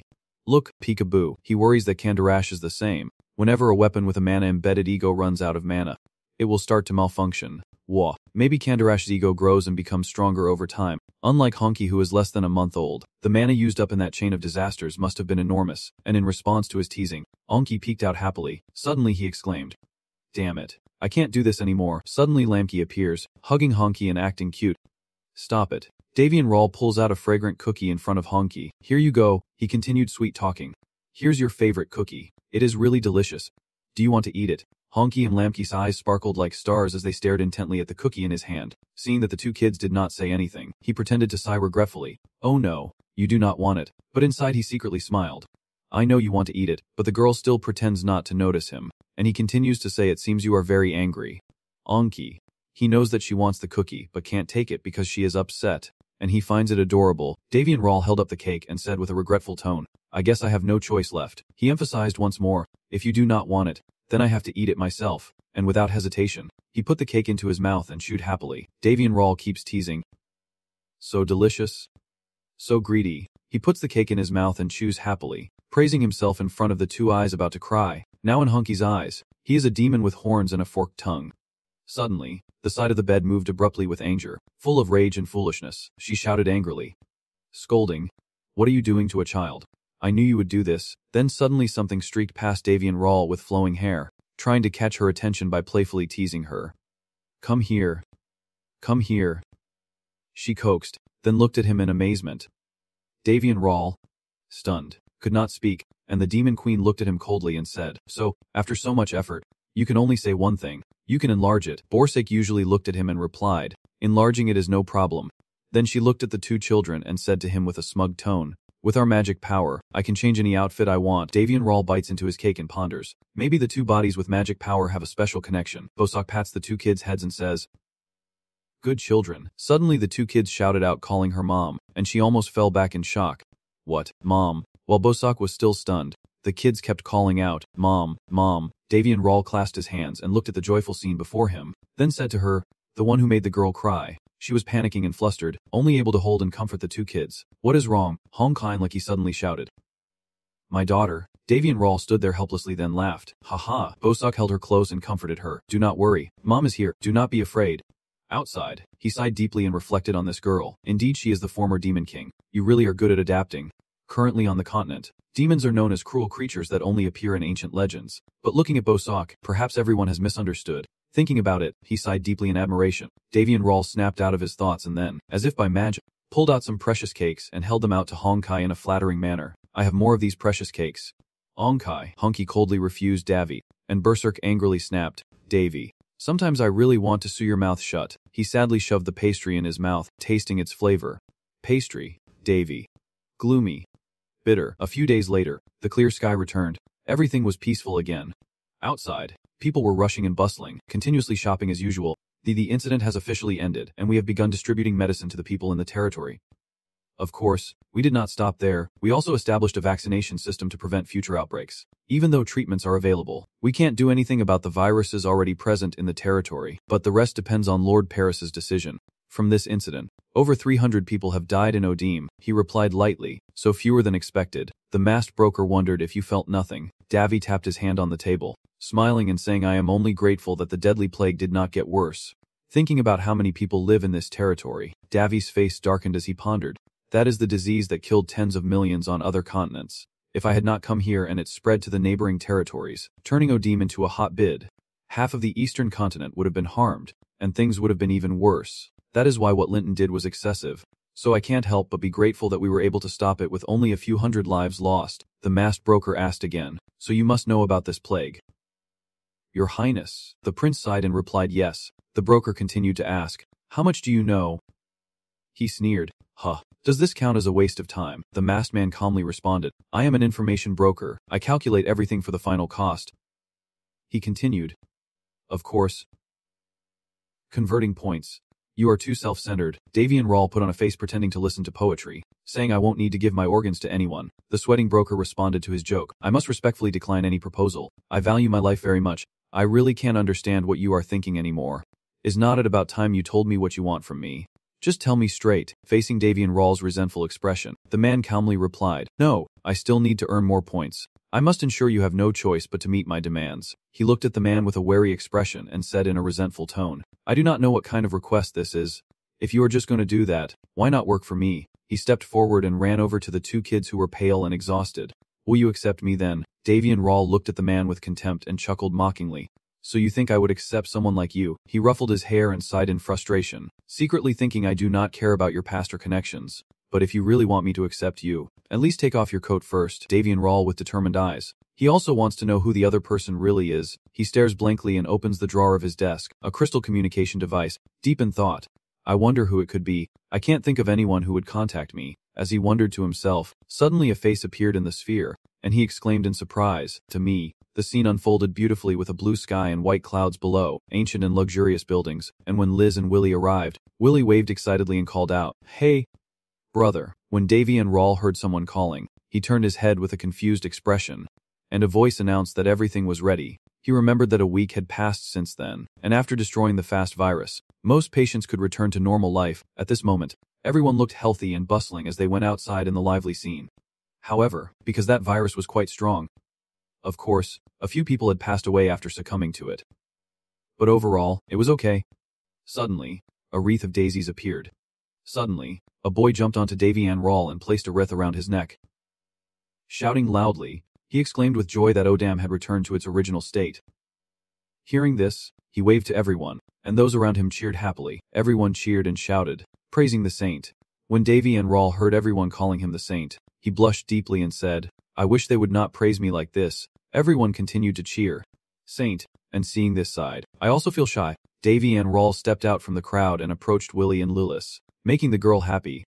and he told them that he had finished everything and was returning home. On the way, there are many beautiful scenes, and I look at you and say it is not too bad. He sat staring outside, lost in thought, thinking that diving into such a big plan was to live a carefree life. He thought to himself that from now on, he would eat a lot and rest early, never wanting a life pressured by work like recently, and that enjoying leisure and relaxation was much better. Davy and Rawl smiled fondly as he thought this, and Nilis said, "We will set off now, even if it takes some time to get there." The carriage gradually moved away from the waterfall, with the water flowing beautifully above and large and small rocks stacked below, creating a stunning scene. Davy and Rawl, lost in thought, was gazing at the scenery when suddenly her sister called out to him. He turned and asked, "What is wrong, Ivan?" "Do not worry," the younger sister with a worried face, clutching her dress tightly, asked if it was okay to leave Paris alone. She was a bit anxious, questioning why he also sent her to the second area. Alès, seeing her worried, turned and said, "I do not know, maybe it is because she wanted to let him rest somewhere else without worries." The girl did not think much and helped ease her anxiety, but when she heard that, she shouted loudly, "That guy! But you know that is not the real reason. Of course there is another reason." Davy Enroll recalls his conversation with Paris, where they sat in a luxurious room and she spoke to him helplessly, saying, "I am sorry, but could I entrust Willie to you for now? Because she would be safer with you than with me."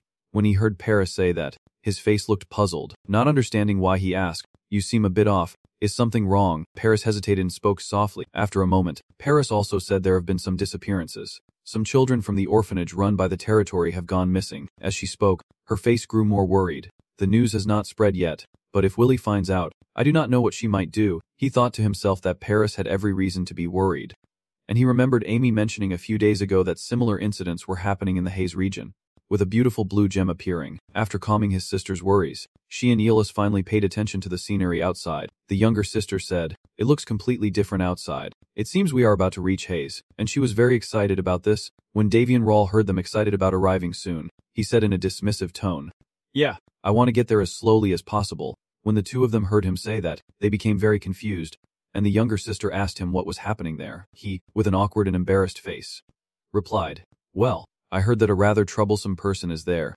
And when Elis heard this, he was very confused. The scene was very awkward. As the car was moving, a group of horses suddenly appeared and blocked the road. So my sister looked out the window to see what was going on, and the rider asked the convoy who they were. "Do you know whose carriage you are blocking? Sorry for the trouble. The scene looks really tense right now." The two look out the window, stammering as they say, "That symbol is the emblem of the shield with the lion, must surely indicate a very special position." The captain of the Sichlong cavalry, Delis, said to him urgently, "Please forgive my intrusion." Davy and Rawl, with a calm face, listened to him. He continued speaking, saying, "We came to escort her," and introduced himself as the captain of the Sichlong cavalry, Delis. When he heard Nada introduce herself, his face darkened, and he asked why her guard was here. The captain said to him, "It has been a while." Fifth-ranked Ulysses, she said softly to him, "A week ago, besides the news about the situation in the territory, I also heard from Amy about another piece of news." When he heard her say that, his face changed, and he smiled with a sinister grin, saying to her, "That is why I say she is a clever girl." When she heard him say that, she immediately said, If I remember correctly, the person who made the pact with Candaras around the same age as us is a beautiful girl with long shining blonde hair and a stunning blue dress. The precious child of the Palan Empire has gone out for a trip, and the Grand Palace appears in view." Suddenly, an image of a shining arrow emerges. At that moment, the image of the inner circle also appeared with some arrows, probably shot by someone formidable. The image of a man's arm in a dragon robe, skillfully drawing a bow, surrounded by an electric aura, looked very powerful. The image of the arrow seems to transform into a shining twin-winged bird flying towards the target. Sure enough, the arrow pierced the center circle decisively and swiftly. When the arrow hit the center of the target, suddenly a voice rang out, hitting the bullseye, and then the laughter erupted all around. Prince Ambus and Lindis praised the king, saying he was extraordinary. "Your Majesty." When the king heard him say that, he was very pleased and asked, "Do you want to try?" Prince Ambus and Lindis, hearing the king's protective words, shyly chuckled and ruffled his head, saying, How could I compete with a master archer like you?" "Your Majesty, if I fought you, I would lose shamefully. Truly a sycophant who knows how to flatter others." The king looked at him with a serious expression and said, "The future leader of the Lindis Empire, Zyos and Lindis, is indeed a spoiled brat." Hearing this, he awkwardly chuckled and replied, "Ha! A fool like you has no talent to compete." The king, with a slightly sad and disappointed expression, told him, "If things keep going like this, you will lose the throne to your brothers." He confidently replied, "If they dare, let them try," as if he had prepared thoroughly. As he spoke, He poured tea for the king, who calmly said, "It seems the crown prince is living very well." He also calmly and indifferently replied, "Yes, I am doing well thanks to your generosity. Your Majesty, truly someone worth paying attention to." The king confided in him that of course, if you are truly a man, before venturing out into the wider world, you must learn to cherish your family. Hearing this, he replied firmly, "I will remember that." The king, confident that he has uncovered that your visit is not just to watch me shoot arrows and complain, then asked, "It seems you are not here to hear my complaints. So what are you here for?" "Yes, your Majesty, I have received information from the Merry Guild." The king was pleased and said so. Progressed. The two sat facing each other enjoying tea. He continued to say, "I have good news and bad news. Which one do you want to hear first?" Hearing this, the king chuckled happily, pointing at him and saying cheerfully, "Very good, tell me the good news first." And he quickly replied, "Yes." He calmly said that Count Linton had died and Count Colio had been captured, their inhumane actions exposed, and they would face appropriate punishment. The king, upon hearing this, remarked, "Well, I heard about Colio's situation and directly assigned him to the disease control organization." He continued, "It seems he carried out unauthorized experiments in the Odim territory, outside the kingdom of Rawl." The king, with an angry voice, said, "Greed has driven him mad." "I understand. So who dealt with them? Are you saying that the young man who is famous all over is involved?" He said with a fake smile, "Your Majesty, there is no need to feel guilty about this." The king laughed when he heard him say that. "Ha ha ha, do you think I would sit on the throne if such things affected me?" The king happily told him to share the good news, and he replied, "Yes, this is news from Bai Thuk Lin Tun and Nam Thuk Gonio researching demon blood with him. According to the report, a remedy has been created to cure the demon blood disease." But as he mentioned this, the king's face changed color and he placed his hand on his chin and thought. He continued speaking. "And moreover, it was not Nam Thuk Gonio or Ba Thuk Lin Tun but the crown prince of the kingdom of Rawl. This is truly an unusual situation." The king's face remained contemplative, with curiosity and concern. The king asked him in a scrutinizing tone, "Is the medicine effective?" He calmly replied, "Yes. After the inspection, the people of Odom have begun returning to their normal lives. The image of the kingdom appears truly luxurious and splendid. The prince of the kingdom of Rawl." The king, smiling, said it was very interesting and that someone would surely want to get involved with him. And when the king said that, Ambos asked what we should do, to which King Zeoth calmly replied that we can't pretend not to know. "Do as you wish." He smiled and said, "I officially invite him to the palace."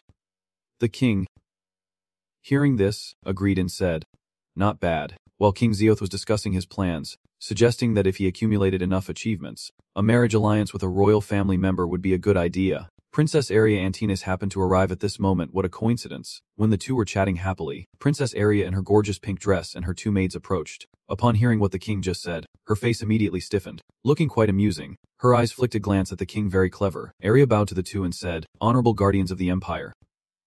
Hearing this, King Zeoth responded with a serious expression. "All right."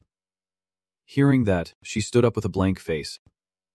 Emperor Zeoth, with a serious and slightly angry expression, looked at Princess Aria and said, "Stop right there. That little princess's name is Aria Antinous, and although she is a princess, she is one of the few blood soul humans in the Lindis Empire. Those with beast blood are all subjected to oppression, imprisonment, silenced, confined behind cold iron bars and 4 high walls with no light. But Aria Antinous is one of the luckier beast humans. As a member of the royal family, her situation is somewhat better, although she is a small, beautiful, gentle, and kind princess. The piercing gazes and scrutinizing looks directed at her have made her shrink back. The constant stares seem to want to swallow her fragile body whole, making her live in fear and trembling, worried that one day those eyes will rush to devour her completely. They hate Aria so much that there are rumors she does not even have royal blood. The ruler of the Lindis kingdom is Zeoth Lindis, the emperor of Lindis. The emperor is a stern man, in his 40s but still very handsome and dashing. Zeoth is the father of Princess Aria Antinous, the beast girl.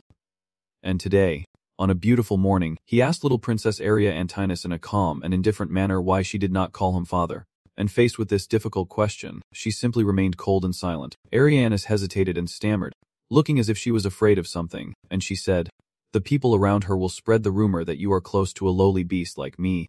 Suddenly, the emperor stood up in anger, slamming the table loudly and glaring fiercely at Princess Aria Antinous. She was startled and worried she might have said something wrong, as the emperor looked at her and asked in a furious tone, "What, you lowly creature?" The emperor, seething with rage, calls out to his son and Aria's brother, Prince Ambos Enlitus, who responds with utmost respect. Ambos makes a bold proposal. "Let us execute them, father, and expose their treachery." The emperor's face darkens, his anger reaching a boiling point, his face contorted with rage, like a cobra ready to strike anyone who dared to touch or insult his domain. And he ordered Prince Ambos to deal with those who dared utter such foolish words about the royal family. I will crush them, grind them until they can never recover, Prince Ambos Enlightus declared. Hand over his heart in agreement. Give the order. Your Majesty, I will carry it out. Even my brother. Arya gasped. Ariantinus tugs at Emperor Lindis's sleeve, shyly begging him not to do it just for her sake. She blushed shyly, looking very adorable, feeling both happy and scared, afraid that her actions might affect her father and brother's reputation. She also felt joy because she knew she was still the beloved princess cherished and pampered by her father and brother. Arya's outburst reveals her animal ears, shocking Emperor Zeus and Prince Ambos, who quickly recover and smile at their princess's adorable feature. Emperor Zeus Antinous gently stroked Princess Arya Antinous' head and softly said, "You are my beloved daughter, and if anyone dares to speak such words about the emperor's daughter, I will destroy them so there will be nothing left for her." His words were very gentle, but deep inside there was a hint of bloodthirsty intent if anyone dared to harm little Princess Arya Antinous. Arya Antinous hesitated out of concern for her father and brother's honor and the royal family's reputation, politely asking her father to take back his words and pretending she had not heard anything. Truly a gentle and kind girl. "It is okay, if you do that for me, it will damage your reputations. Father and brother," she said hesitantly. "Please pretend you have not heard anything and forget about it." She put on a pitiful expression with shining eyes, looking at the emperor and pleading earnestly. "The one who will promise you, the emperor will secretly marry the princess." "All right, do not worry." Then the emperor glanced at the young man standing behind him and called his name, Ambos. Ambos understood and immediately bowed to accept the order. "Yes, I will quietly handle this." Antinous looked at her father and brother in panic, thinking they would agree with her. But it seems she underestimated the love her father and brother had for her. She desperately shouted, "Father," and one fine day, he woke up peacefully among the chirping birds in the land called Heis. Princess Alina's knight squad from the Paland Empire is standing in front of Davi's mansion, and a representative approaches the main gate to knock. Davi stood at the window looking down at the soldiers and sighed, reminiscing about the events of the past.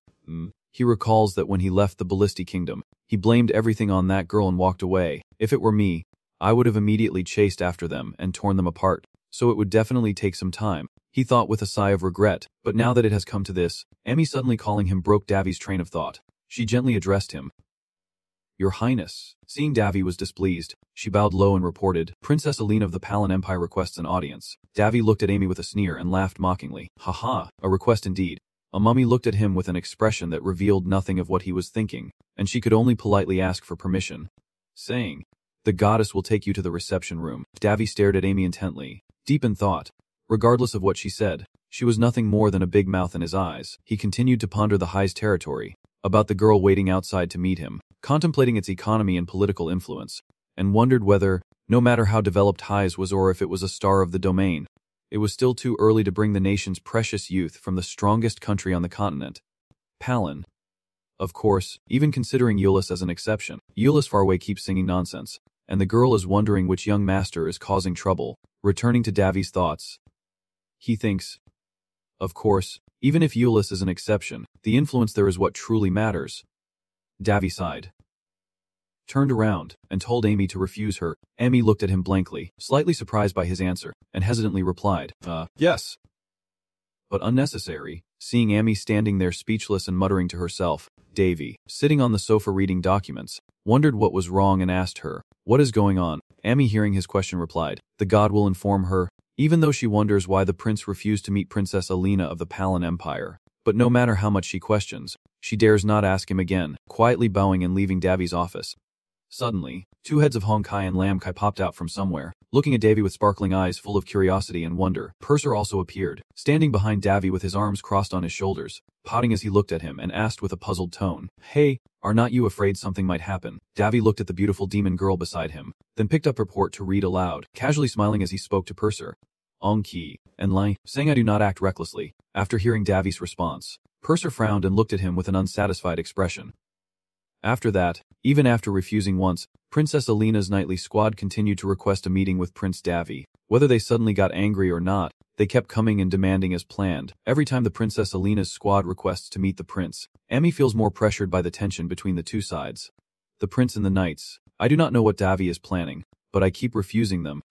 Refusing, and refusing again. Davi kept refusing to meet Princess Alina of the Balan Empire day after day, but they still stubbornly persisted in a rather childish way. Poor Ami just follows the orders of the person she considers important, and every time she refuses Princess Alina's group, she gets scolded. They bring a chopping block to her, and during this time, Emmy finally catches the virus and suffers the consequences. She still does not understand why the prince refuses to let her meet him. She feels scared and hesitant but does not know what to do, only following Davy's orders and repeatedly refusing Princess Alina's delegation. Davy sneered to himself. Every time Emmy followed orders and refused, he would look out the window to observe their reactions. I heard that her girls Red Dragon Knights were very angry, but I just simply refused, as if mocking them. The knight of Princess Alina's red dragon has been so furious multiple times that he trembles, glaring like fire from his eyes, as if he wants to burn down the entire mansion to see what treasure inside is so precious that they can't let him in. Davy observed the knight's expression with great satisfaction and mused, well, at least they still have their wits, since they have not caused any trouble.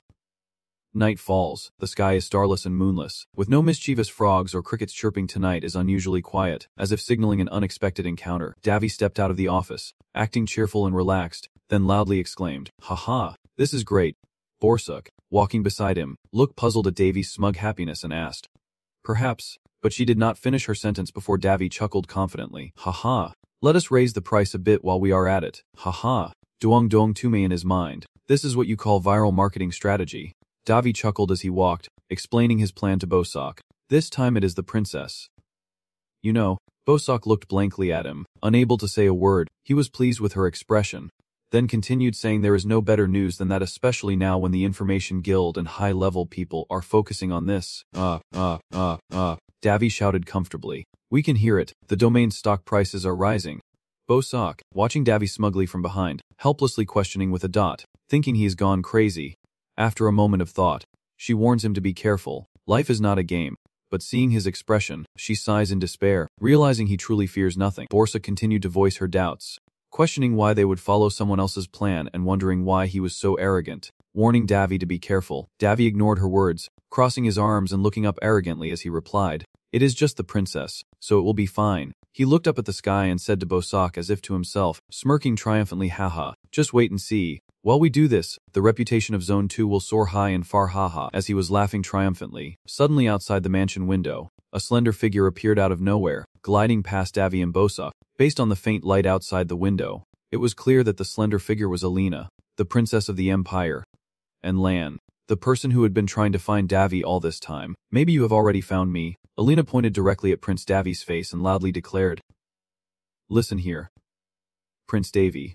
Davy looked at the girl who suddenly appeared out of nowhere. He chuckled helplessly and said, "Ha, so today the princess likes to learn Parker, huh?" Princess Alina stepped towards him and, in a mocking tone, asked Davy, "Do not you think we have a lot to discuss?" Seeing her approaching and questioning him with a challenging tone, he suddenly felt guilty and hesitated to answer. As you can see, Princess Alina, clearly angry, ran up, grabbed his collar tightly, and asked in frustration, "Do not you think so?" Seeing Alina's fierce but still adorable face, Davy shyly looked away, acting indifferent towards her, so she said, "Hey, you are not looking at me, huh?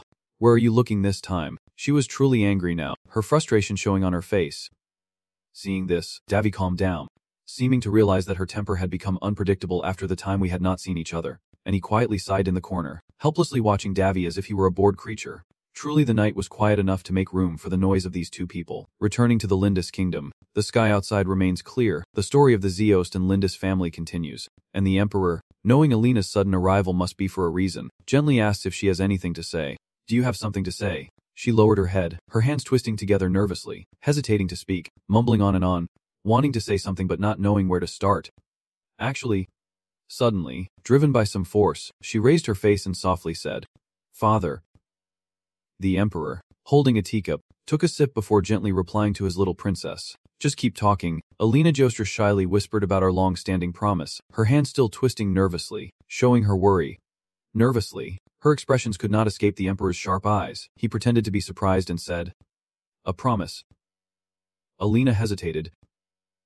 Linny whispered. The more she spoke, the softer her voice became. "If one day her illness is cured, the person who promised will allow her to marry anyone she wants." Her face flushed with embarrassment. She timidly asked the Emperor about that promise. Alina gathered her courage and asked if it still held value. After hearing her explanation, the Emperor, who was sipping his tea, suddenly slammed the cup down on the table. The poor cup shattered under the king's anger, the clattering of dishes echoing loudly, making an already uneasy heart even more restless. The emperor was struck by a thunderbolt. His beloved daughter now wanted to leave him to marry someone else. How could his heart possibly bear this? Ambos's brother gently wiped away the remaining tea stain on his hand. But he still could not recover from the words the young girl just said. Alina seemed unaware of her father's reaction and continued to speak, saying that he had saved her on her way back to the country. The emperor stammered, unable to speak. You can't. Ariak won't let you finish and stood up saying, I do not even know his name, but I want to meet him properly, she begged with a pleading voice. The emperor remained silent, then casually called the young man standing behind him closer, Ambos, who bowed to obey the order. Yes, your majesty, the emperor calmly asked Ambos. What is the most important motto of the Lindis family? And Ambos always wore a gentle smile on his face as he answered the emperor. A person who cannot protect their people will achieve nothing. Remember that, the emperor said sharply. Yes. Once again, he was consumed with rage, as if flames engulfed his entire body and mind. And he whispered to Ambos that it seemed like a bug had already clung to this branch of the flower. Ambos understood the emperor's meaning and immediately bowed to accept the order. Yes. Your majesty, he seemed to understand the emperor's intention and responded quietly. Please entrust it to me. Iriak, watching the two talk, felt confused. She looked blankly at her angry father. But before she could ask, Ambos interrupted. I will uncover the truth and bring that bug's name before him. Right here. Iriak vaguely understood something and hurriedly said, the bug. The emperor is so angry he is about to burst. Jump up, and order Ambos to find him immediately. Kill him. Iriak quickly grabbed the emperor's sleeve and shouted, No! Watching the father and son argue loudly, Ambos quietly stepped back, justifying himself while saying, I will immediately go and entrust this matter to the guild. Ambos's words hit Iriak like a stone thrown into a calm lake, causing her to scream in panic. Her voice echoed throughout the room. Please stay calm. She begged both of them. I have not had a chance to tell you about him. You do not know that he is the one who cured the demon blood disease.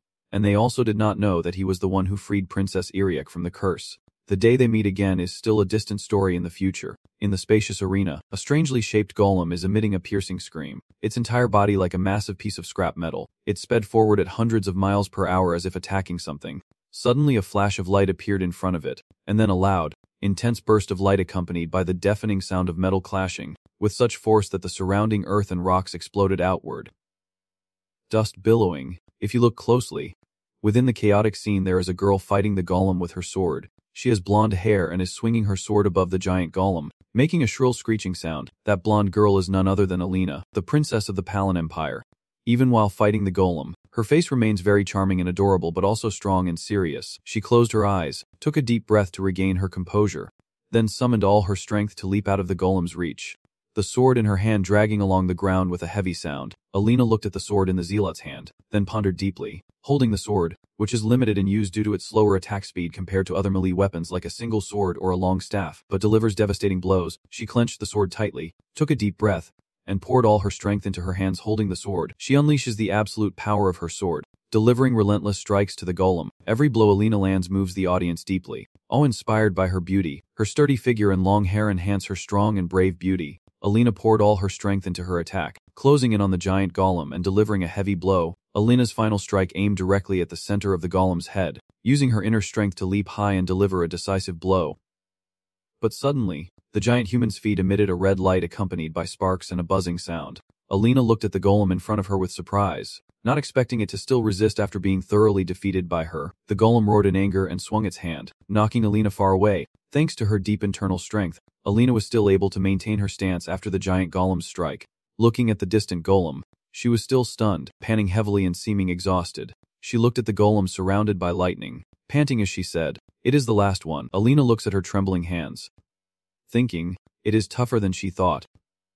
She wonders, are not these just normal golems? Davy thumbed across his arms from afar, a mysterious and puzzling smile on his face as he watches Alina struggle against the golem. As she is lost in her many questions, he suddenly appears behind her. All of its body mechanisms suddenly lit up. The sound of engines like gunfire firing interrupted Alina's thoughts, pulling her back into the brutal battle. While that huge golem emitted a robotic voice, it aims directly at Alina's charming face and begins to speak in a strange manner. As the Megachon prototype switches to firing mode, while Alina is still puzzled by the strange words of the golem, it has already raised its gun-filled arm, pointed at her, and said in a cold mechanical voice, having locked onto the target. From its arm, a hail of bullets rained down on Alina. She stared in disbelief, dodging the onslaught, and cried out, What? It can attack from a distance. Davy looked at the statue in front of him, scratching his nose and smiling, clearly pleased with Alina's reaction. It seemed he had been waiting a long time to see that expression on her face when confronting the newly created golem. While he is happily enjoying himself, Alina is struggling to fight the terrible thing in front of her. She shouts angrily and bitterly curses Davy. "You crazy prince. So what exactly did you create?" he said with a playful tone. "Oh, just an ordinary golem." After a while, lightning crackled all over the golem's body, and it charged forward with all its might, kicking up a cloud of dust. Amidst the spray of dust, Alina is pinned to the wall by the sturdy robotic arm of the golem, water dripping from the wall behind her. Her eyes suddenly turn furious, glaring at Davy as if she wants to tear him apart. She yelled, "This is cheating." Davy watched her struggle in the golem's arm, laughing proudly and asking her, "Is it good, huh?" Alina, after hearing that, became even more furious. She shouted angrily at Davy, "So clever. You are teasing me, huh? An automatic shield. Did you make that with your golem?" Alina asked him, proud of his new achievement in golem creation. "Is not it like a hard shield?" She angrily shouted.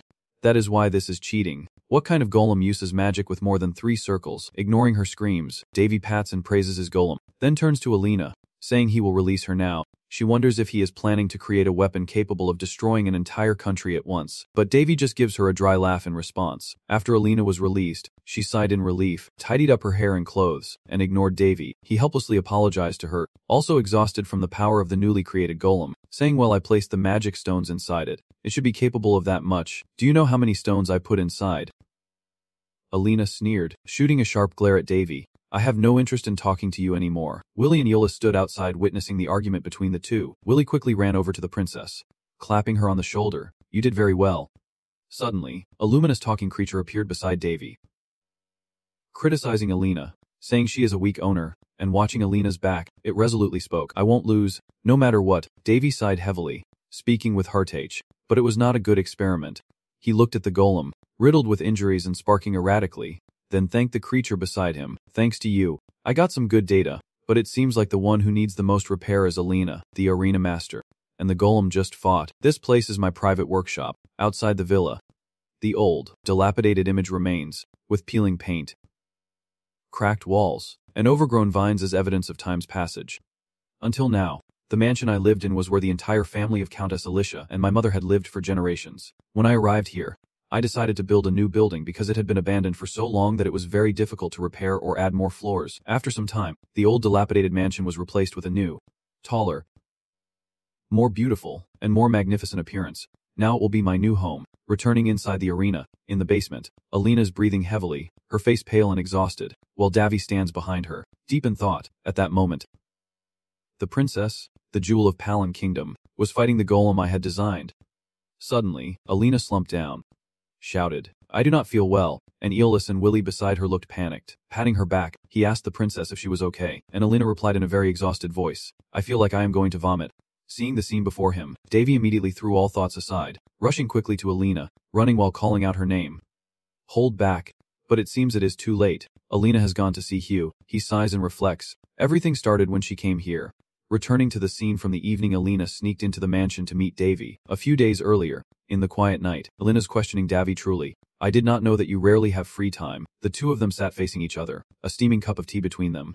And through the hazy steam, Alina crossed her arms and looked at Davy with a somewhat unfriendly attitude. She questioned him, "Even though my voice is not very good, but even kings are not as easy to meet as this. I will listen to your complaints." "Princess," she said with a pout, raising her cup of tea to take a sip, "do you know about the rumors spreading across your territory involving us?" Davy chuckled and replied, "That is exactly what I was aiming for." Hearing his laughter, she quickly put down her teacup before it reached her lips, suppressing her anger and shooting him a sharp, star-like glare. She looked at him and said, "You are just trying to boost the value of your territory." Davy snapped his finger sharply. He cheerfully confirmed, "Yes," secretly praising the girl in front of him for being quite clever. Alina looked at him with a powerless gaze, praising him. "He is so brave." Davy acknowledged the praise but still shamelessly accepted her compliment with a big grin, his expression looking quite provocative. "I can be pretty tough too." Alina's face darkened as she glared at Yen with clenched teeth, her eyes like they wanted to kill him. Davy watched her expression, feeling nervous and breaking out in a cold sweat. While Purser, standing nearby, sighed and said, "Sometimes she is quite hot-tempered." Purser flies over and sits on Davy's shoulder, casually saying, "Do not be too surprised, Davy. She is actually very kind-hearted." After hearing that, he looks at the furious princess in front of him deep in thought. "Really?" Davy looked at the two women, lost in thought. Even though Princess Alina was unaware of Purser's existence, a person who had never left Candace, the princess stared blankly at Davy, not paying attention to her words, and suddenly let out a hollow, breathless sound. Alina shyly told Davy that she wanted to start by thanking him, saying she owed him her life for what happened before, and she felt it was necessary to clarify that matter. Speaking very seriously, Davy was a bit surprised that she brought up the past, but he maintained his composure with a zealot's calm, and he responded straightforwardly, "There is no need to do that. I thought to myself, and I only happened to save her while rescuing Willie, but saving Alina was just a coincidence, so I do not think I will tell her. If she finds out, she will surely burn me with her guiding fire." And she reached up to touch the blue emblem on her collar, shyly and hesitantly saying, "I awaken Candidas thanks to you."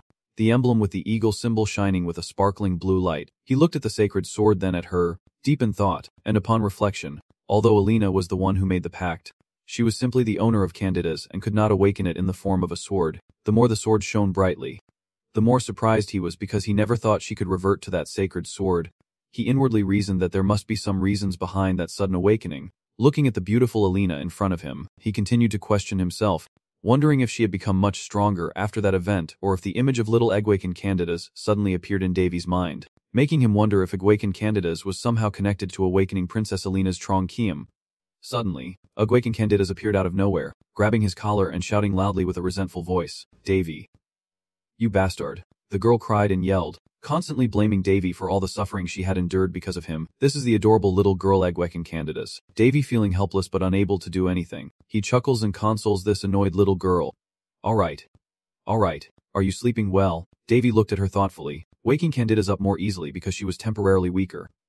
"Get ready." A broken voice echoed through the mansion, startling even the birds in the trees outside. Candidas clutched at Davy's collar, jumping up and down in anger, saying that he should at least say something before using it. Davy turned away, indifferent to Candidas tugging at his collar, and with a face that showed no concern for her words. He replied, "People are dying every minute and every hour. Where would I find the time to do that?" Candidas suddenly remembered something, wiped her tears, and asked Davy, "Hey, wait a minute." Davy looked at the beautiful Berserk beside him and wondered, does not she see her? Candidas, in front of Davy, saw that he said nothing. "Just stop it. Do not say you do not know."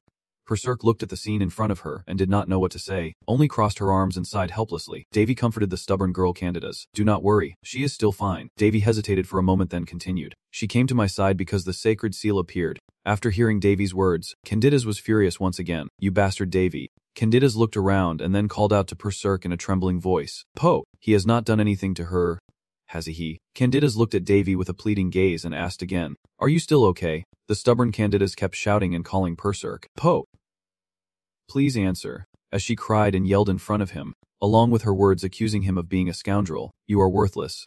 A look of discomfort gradually appeared on his face as he glared at Candidas with an annoyed tone and said, "Hey, I am not going to lower myself for that person." But Candidas still paid no attention to his words and continued shouting for Berserk because she knew Berserk was still nearby. "Poe, Poe." Berserk remained silent outside, lost in thought, as Davy looked to her, seeking a solution. After a moment, she snapped her fingers and asked, "Davy, can I borrow your money?" He smiled casually and told her she could do as she pleased. Berserk flew up and touched Davy's cheek gently. At the moment Berserk's hands touch Davy's chest, a faint light emanates, and Davy gazes at the girl before him with a distant look. Berserk also opens her eyes to look at Davy, as if they are sharing the same thought.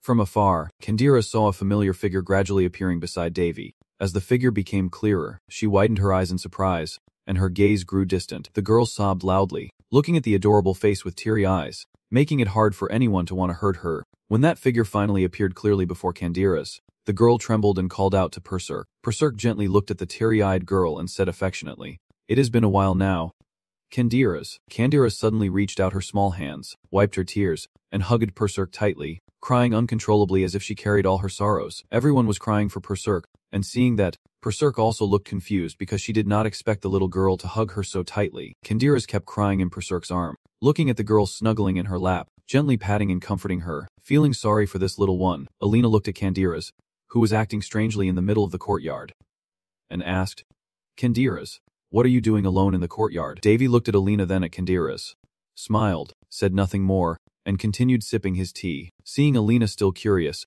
Davy kindly explained to her the mysterious actions of Candidas earlier. Right now she is doing something important, so just let her be. Actually, I have many questions, but I know you are not friendly enough to easily answer mine. Davy, a bit surprised that she thinks he is not friendly, chuckles. "You seem to find it difficult to talk to me." He sighs, opens his hands, closes his eyes, and says calmly, "Well, Since I think I am a bit bad, I will do my best to answer you. Just ask me anything, he said casually. Alina raised her empty hands and looked at him, saying if that is the case. She paused for a moment, looked at him thoughtfully, then became serious, straightened her back, looked directly into his eyes, and asked, "Who exactly are you?" Davy was slightly startled. I did not expect her to ask directly like that. Although I was a bit surprised inside, I still kept a calm face, looked at her a little awkwardly, and said honestly, "As you know, I am Prince Raul, the legitimate son of the former queen, Lenin Alicia Davy Enzol." After hearing him speak, Alina furrowed her brows in anger and slammed her hand down on the table, causing the cups and dishes to jump. She glared fiercely at him and shouted loudly, "That is not what I was asking about." In contrast to the raging fire before her, Davy simply smiled brightly like a flower because he had achieved his goal, while Alina looked at his triumphant face, helpless and silent. Alina clenched her fists, lowered her face, her expression pale and tense, and said clearly, "All right, then, since we still have plenty of time." Davy, smiling happily, suddenly froze as he listened, and the atmosphere around them sharply fluctuated, as if he had fallen into a pit, staring at Alina in confusion. Alina's eyes narrowed, piercing Davy like 1,000 daggers, as she ominously declared, "I will slowly take everything from you." Suddenly, Alina grabbed a pink cloth bag and slammed it onto the table with a loud noise, startling Davy, who looked at the pink cloth bag in front of him, wondering what could be inside to be wrapped so tightly. Alina gently opened the pink cloth bag, revealing an object that shimmered with metallic colors, shaped like a sword. Davy looked at the sword in front of him in confusion and asked Yolan, "What is this?" "A sword," Alina replied. Davy stared at the sword for a long time but still did not understand why Alina handed it to him to see. After examining it for a long time, he decided to pick it up to get a clearer look. But when he lifted the sword, what surprised him was that it was heavy. An ordinary person would find it very difficult to wield effectively because of its weight, but Alina saw that he stared for a long time without saying anything, so she understood what he was curious about and said, "This is the sword I usually use." Davy looked at Alina, then at the heavy sword in his hand and sighed. "It is perfect for the sword god Harris's swordsmanship." He swung the sword a few times, thinking that if he improved its quality, the weight would not be an issue anymore. As he thought, he chuckled to himself casually. Alina saw him just playing with the sword without replying, so she slammed her hand on the table to get his attention and said, "I will be straightforward and ask you." She lowered her voice, speaking in a pleading tone, "Please teach me the sword techniques of the sword god." Alina stands in front of him, still waiting for an answer, her face filled with anticipation for Davy's approval. He sighs, leisurely crossing his legs, resting the sword on his shoulder, and smiles as he asks, "Can I refuse?" Alina hurriedly replied, slamming her hand on the table, surprised that he refused her request. Her voice becoming annoyed, "I will ask again." Davy smirked coldly, looking at Alina in front of him, waiting for her, "And if I refuse again?" Alina's eyes turned sharp, her face grim as she looked at Davy and said confidently, "I have a way to make you impossible to escape." Suddenly she took out a piece of paper from her pocket, and Davy felt a sudden sense of unease as the paper appeared. He looked at her in confusion, his eyes full of curiosity, not knowing what that piece of paper could be that would make him agree to teach her swordsmanship. Alina held up the paper in front of him, which bore the imperial seal of the Polish Empire, and she said softly, with a hint of nervousness in her voice, "This is a promise letter." She continued confidently, "Maybe you do not care, but for the royal family that is impossible." Davy just read the promise paper. Confused, he doubted everything. He never thought she would go this far just to learn swordsmanship from him. Is she serious? Alina looked at his expression, her voice lowering slightly, revealing a hint of disappointment. And she said, "I have cast aside my pride to come here. Do you feel embarrassed inside more than that?" There is a feeling of shyness from Thean Thung. Suddenly a wife falling from the sky. What could be more delightful than this? Alina looked at his innocent expression, sitting cross-legged casually and confidently, and said, "I am confident I can be childish until the very last moment." Then suddenly she smiled sweetly, looking adorable, as if thousands of shining stars surrounded her, and asked Davy, "What do you think of me?" Davy saw her smile, his heart pounding rapidly, feeling that her smile made the surrounding air even warmer. Beside him, Bosak and Candiras looked at Davy's blushing face, and she giggled. "Hee. Now you are getting flustered." "Huh." Davy immediately denied, stammering, "You misunderstood." Bosak frowned. She saw through everything but did not want to expose Davy. She thought to herself, if she revealed the truth now, he might get so angry that he would throw her out onto the street. With a knowing look, she tells Davy not to try and deceive her, as he is lost in thought. Alina snatches back the betrothal agreement, threatening that if he ignores her, she will officially send it to the Raul kingdom. Alina crossed her arms, calmly looking at the dazed Davy, and continued, "Well, I will allow myself to marry anyone I want, even a slave, so you do not need to worry about that. Not to mention, we are talking about the rising lord of the Heist region in the eastern continent." Davy was helpless under Alina's threats. He interrupted and said, "What if we really accept you? Do you think you love yourself enough? Oh my god! Alina exclaimed happily, holding her cheeks with her hands, her eyes shining like stars. Half joking, half serious, she said, I would not mind being with someone as talented as you or… Alright, stop saying those reckless things and go back to your senses. He thought she might return to the path she came from, so he pushed her toward the window. She was so surprised that he was actually kicking her out, she shouted in panic. Hey, he smiled brightly like a flower, patting her head gently, then lifted her up to the window and said, next time have a more meaningful conversation. Alina shouted angrily, struggling to jump down. No, I won't give up. She fought in Davy's arms but could not escape, shouting fiercely, I am extremely hot-tempered and very stubborn. I do not do things like hiding behind others or caring about their feelings. Davy could not care less. He felt happy because he was about to kick her out, so he replied casually, yeah, I already know everything. At night, by the window, a girl is clutching the boy's collar, their faces close together. The moonlight filtering through the leaves creates a romantic, mysterious scene. Davy gently replied, yes, I look forward to it. Even though it is late at night, the clear starry sky and the chirping of crickets soothe the night, but the lights in the second-floor room of the mansion remain on, the sound of hair being combed steadily, the person doing it focusing only on one spot, perhaps lost in thought and not paying attention to what they are doing. Alina sighed, sitting in front of the mirror, admiring her lovely face, and tiredly confided in Candiras that she did not think he would return the promised letter to her. Candiras looked at her tired and worried, asking what she planned to do with her current fiancé. As she gazed at herself in the mirror, an image of her fiancé appeared in her mind, and she sighed, saying that if it were him, it would be fine because they are just friends. The girl releases her brush and nervously tells Candiras that the problem is on the other side. Candiras looks at her curiously and asks, she still has not heard any news about her partner. Alina gazes at the small girl before her, her eyes showing sadness, and nods in response. Yes.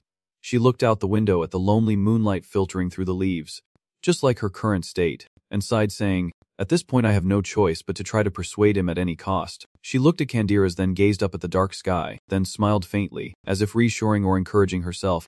I will definitely do it. The green fountain pen smoothly glides across the white paper, its strokes like sketches under the skillful hands, while on the desk with thick stacks of documents, her serious shadowed figure stands out clearly. Holding her feather quill, Princess Alina exudes the elegance of a leader as she diligently works, trying to finish her documents for the day. But clearly this is Davy's office, and he looks on with a dissatisfied expression. Her glow can't move him, so Davy Enroll subtly reminds her to give up the room. Are you busy? In response to Davy's question, Alina continues diligently with her unfinished work and casually answers, I am busy, that is why I am here. This young princess lifts her beautiful face with an expectant look and speaks with confidence, because the hearts of the two will only come closer when they are truly near each other. Davy is too used to this scene and feels helpless. She is so stubborn and daring, and although there are many words to describe her, none can truly capture how strong-willed Lady Alina is. Just a moment ago she was cheerful, but in just a few seconds, this young lady has entered a new state, focusing intently on her work, and she told Davy that we need to meet together, so later he should complain and look into her face. Davy suddenly realized that ever since she declared war that night, she had been coming here every day and even bringing her work to do. Just as the atmosphere was starting to quiet down, suddenly a loud bang of a cup and bottle hitting the table rang out. Alina, who was working, was also startled and stopped. That person, who made the loud, angry noise, really has me at my wit's end.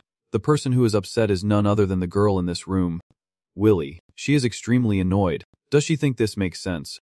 Who in the world would bring their work to another man's office to do? Even after all that, this princess still refuses to understand, keeps smiling to turn the tables, and stubbornly justifies her actions.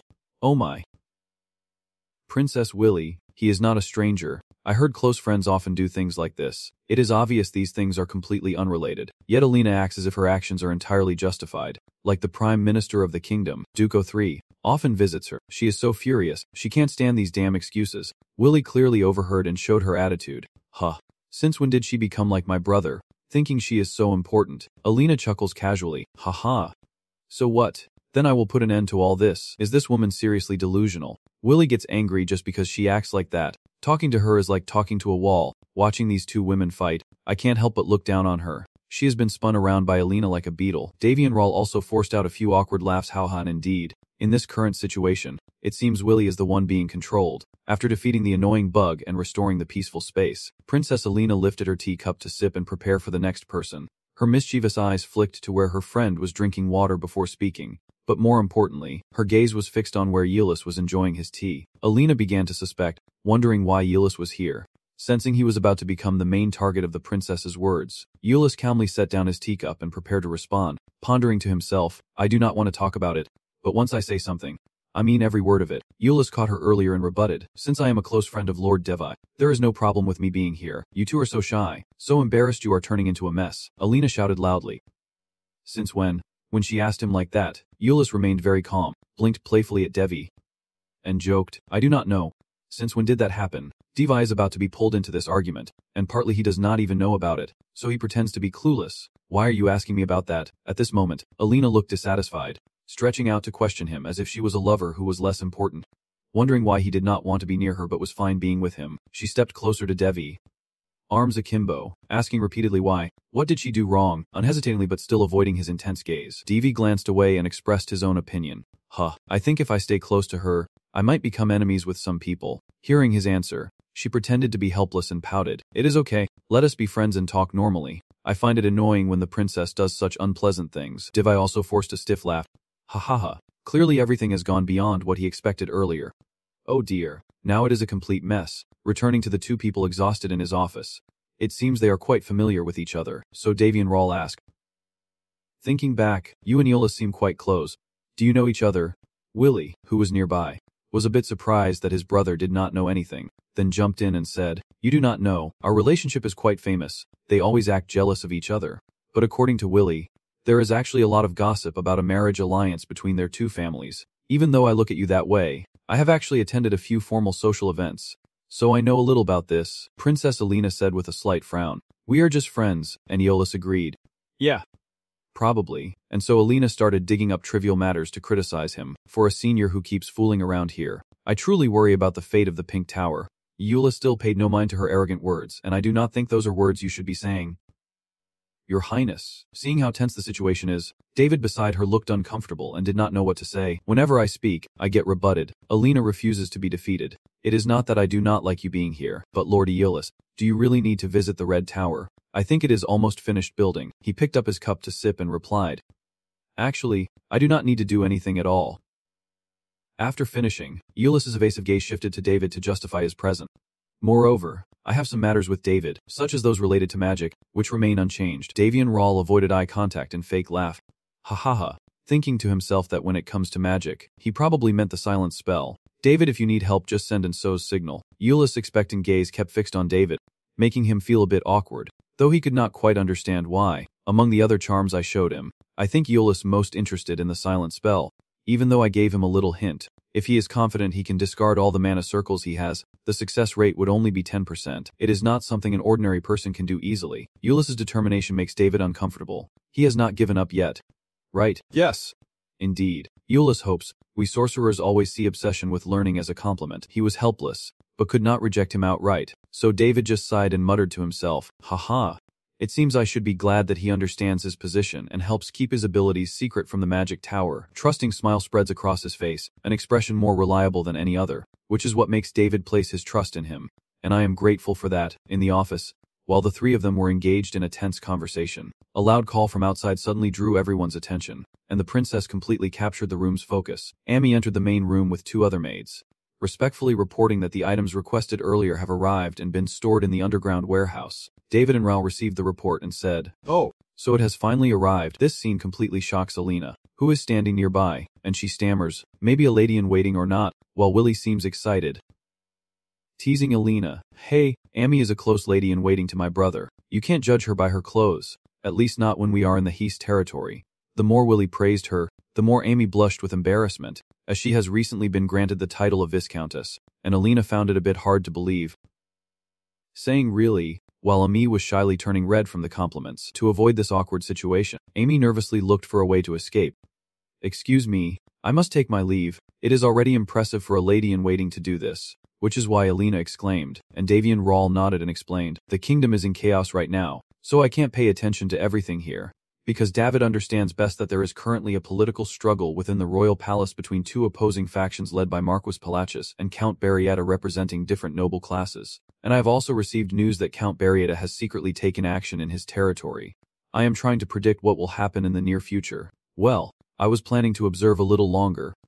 But now, he turned and told them we should act. Right, curious by nature, Euless asked David hesitantly. Where are you going? No hesitation at all. Our David just called. Do you want to come along? I will tell you first. Even though it is something that would excite all alchemists, I think you will find it pretty interesting too. As Euless was amazed, Alina quickly asked, "What is that?" "I also want to see the mysterious thing you mentioned," Alina eagerly said. "Take me along." Davian Rao responded. All it took was this one sentence to make her heart rejoice like a festival, her eyes shining bright, joyful smile of achievement on her face.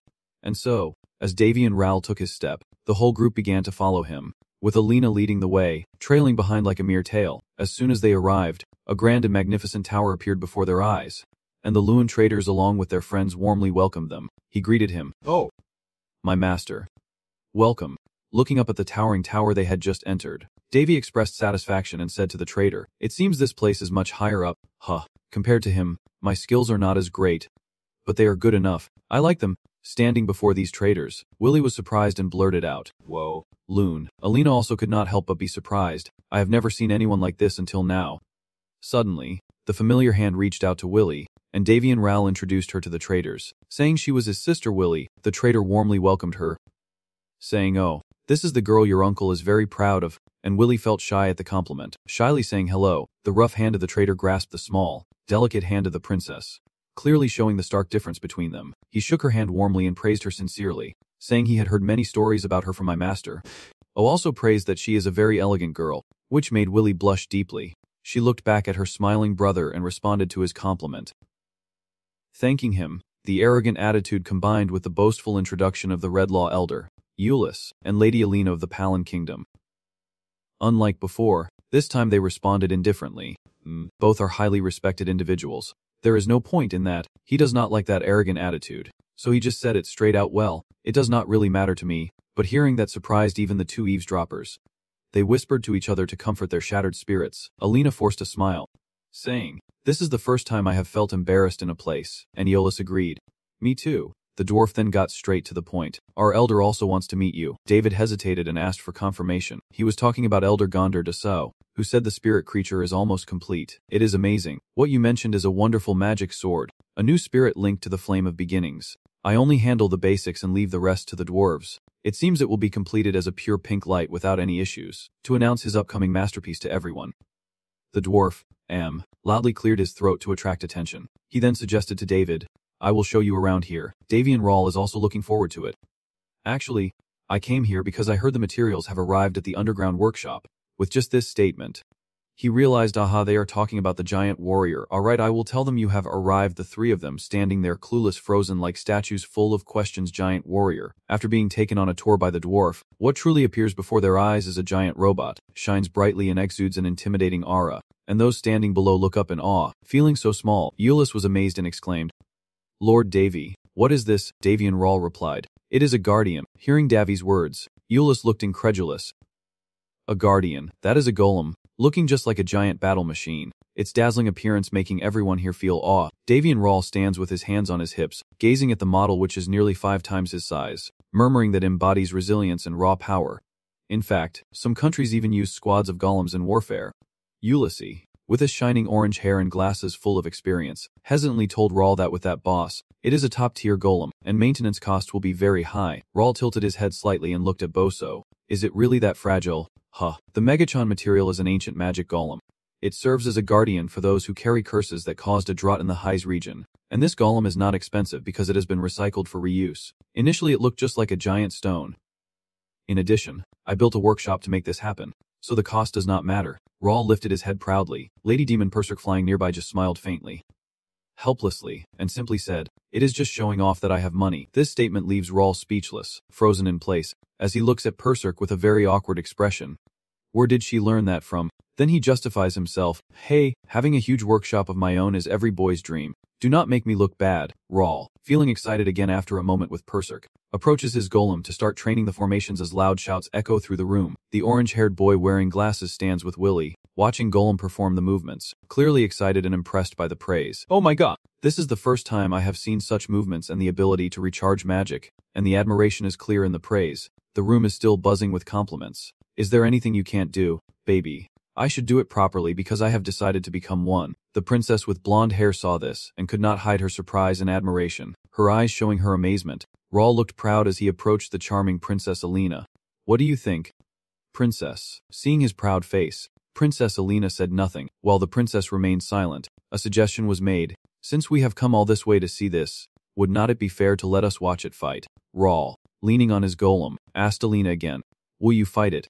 I will do anything you want. That is right, especially when you ask me to bring back the divine sword to teach you swordsmanship.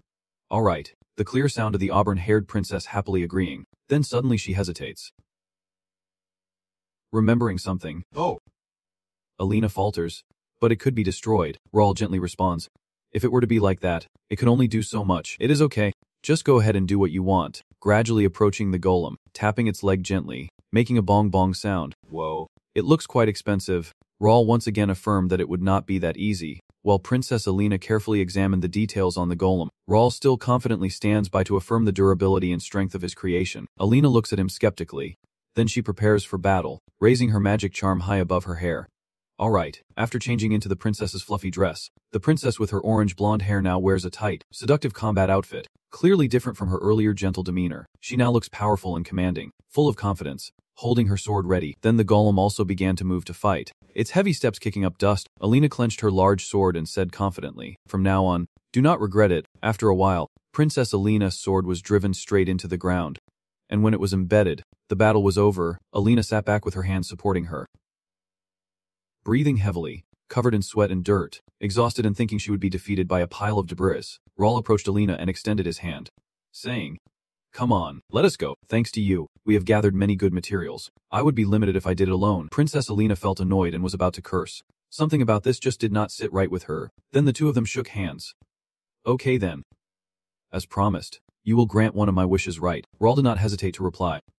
Of course, after helping Alina up, he continued, anything but teaching you swordsmanship. Alina replied politely, okay, I will think about it. The red-haired glasses wearer saw an opportunity to beg, Lord Davy, but Davy Rawl, already knowing what he wanted, cut him off. No, the harsh reply made the red-haired boy with glasses feel embarrassed and cry beside his sister, wondering how he knew what I was going to ask. Alina looked at the golem and asked, do you plan to create more of these in the future? Yes, but only the first prototype, Rawl honestly answered, his eyes full of pride as he looked at his creation. I am thinking of making 5 more after finishing the first model. Alina also stared at the golem in amazement.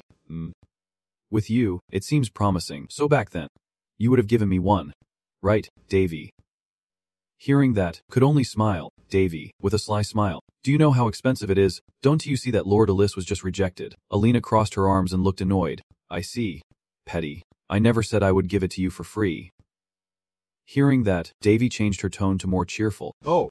So you mean you will buy it? Princess Alina replied casually. I have a lot of money. That is true aristocratic style. Just having money means having everything. Hearing that nonchalant attitude, Davy felt a pang in his stomach, annoyed by this truth, while the 2 little demon queens beside him just burst into laughter. Then he changed to a clever tone. Princess, even now it will be hard to refuse. And he hesitated. They are not for sale. Davy shouted loudly, causing Princess Alina to panic and cover her ears. She angrily retorted. You do not need to shout, you stingy person. Davy also ended the conversation by chasing away the guest. Come on. Dear customer, the store is now closed. Please come back later. Here are only greedy people here. Night has fallen. Everything has become quiet. Only the chirping of crickets in the bushes outside and the distant roar remain. There is still an unfinished draft of the golem on the table. A guardian golem for this region is a success. Davy is still working on sketching the internal design in the research room. Megachan, the first prototype, is the result of step-by-step development of this area. Even though I have become a prime example of insatiable greed, the day I finish this project is not far off. Davy proudly laughs at the perfect design. Yes. He still puts down his pen to study the issues with the golem, wondering where it is stuck now. Is it the combat data? Davy carefully examines it while marveling that he is lucky it is strong enough to fight Princess Alina. But he can't let it go out into the world unfinished. He kept his pen on his nose, lost in thought about his creation. Suddenly, the beautiful face like a blooming flower and the voice of Princess Alina appeared, so he was here. Seeing the proud girl turn around in front of him, Davy was surprised. Why does she seem so unexpectedly friendly now? Princess Alina casually turned her chair in the living room and sat down. We have already decided to be friends. I came because the steward said she would be here. Davy turned away from Alina's gaze, hesitating before questioning whether he needed to accept her friendship proposal. Even though it seemed rude, is there a reason to refuse? She sat on the chair, swinging her small legs gently. Sweetly, is there a reason to decline? Faced with that frankness, he felt a bit confused, but then thought. Not really. Well, not at all. Recently, he had come to understand her personality better, and although Princess Alina's approach was quite bold, he appreciated her true intentions. Alina further persuades, I think Candiras also wants to be friends with you, Davy, showing he is a serious young man who does not chase women. Asks directly, but what is she really here for? Her straightforward question made Alina hesitate before answering. I only came here to talk to you. Meanwhile, whispering into Davy's ear, she was lying, unable to hide her anxiety. Davy was confused and asked, really? Looking at the calm girl in front of him, he could not help but wonder why. The system shows full details. Alina Den Fallen, 17 years old. Title: Owner of the Divine Sword, one of the 5 most beautiful women. Unique features: the one who made the wish with the divine sword guarding the fallen dynasty's gold and jade leaf, a member of the last spirit. Current emotions: confused and anxious. Davy and Berserk watch attentively as each line of information appears on the system display. He whispers, the last ghost, what is going on? Berserk turns to ask him. Davy remained silent, only offering a mysterious smile as the tea was poured into the elegant teapot on the tray. Princess Alina is still wandering around the room before stopping at the sketches and information. It seems he is in the process of creating a golem. Davy replied, that is right, I am thinking of using ancient magic. Looking into Alina's eyes, he could not hide his admiration. You have tried very hard, and in the end I could not even defeat a golem. Davy cautiously reassures her, it is because I came up with cruel things, not because the princess is weak. I am just telling the truth. If all the golems with magic are gathered in one place, they would be stronger than their owners and even more so, which fits Megachan's statement. But defeating Alina, who is not only the master but also the chief prosecutor, is no easy fight. Davy sipped his tea, his eyes on her, though it seemed that did not bother Princess Alina. Not just Megachan. He puts down his tea.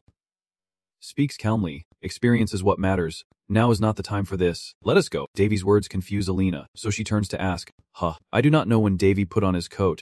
Then he told Alina that the weather was perfect for a nighttime walk, making her look surprised.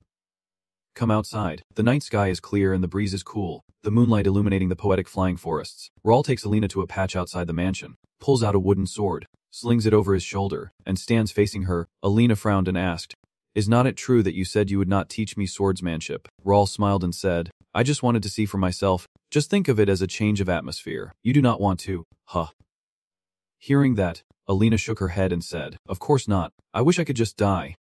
Suddenly, the wooden sword spoke from the bench, saying, so you are also nearby, pretending not to be, but you are already drawing her out. Bors said. Rawl chuckled, denying it. I am just setting boundaries before things get too troublesome. He thought to himself, it is also because I owe her a debt. On the opposite side, Alina drew her sword, gripping it tightly as she stared fiercely at Rawl, thinking this will be a battle between a wooden sword and a divine sword. In theory, this is an unfair fight, but in reality, it is a true test of skill between him and me. I can't underestimate him. Rawl still rests his wooden sword on his shoulder, waves a hand, and says, I will let you go first. Come on. Hearing that, Alina did not refuse and immediately said, then I won't hold back. Watch out, she said, as she gathered her strength, the blue light on her sword shining brightly. Alina swung her sword fiercely toward Rawl. On the muddy ground, loud explosions echoed as Alina's strikes were incredibly sharp, advancing closer to Rawl and attacking nonstop. Rawl's agility allowed him to dodge and block all of Alina's attacks easily. He thought to himself, she attacks and counters very quickly.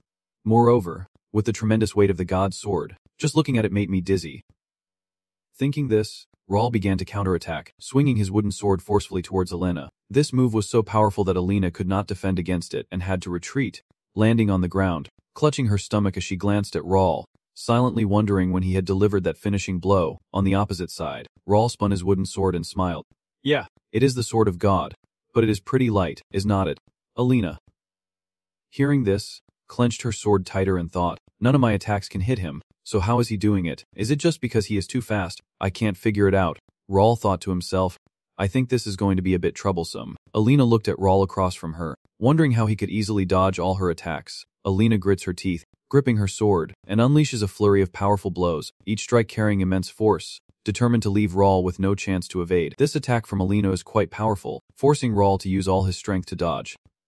He thinks, go, attacking like a storm. At this rate even Megachan would not be able to withstand it. I am sure that Alina is several times stronger when wielding the divine sword. Megachan only won because she used a normal sword. If the situation had been reversed, Megachan would have been defeated. Thinking of that, Rawl quickly used his skill to block Alina's attack, crushing the crystal to counter her strike. This move immediately nullified Alina's attacks, and Rawl sneered, so are you going to give up now?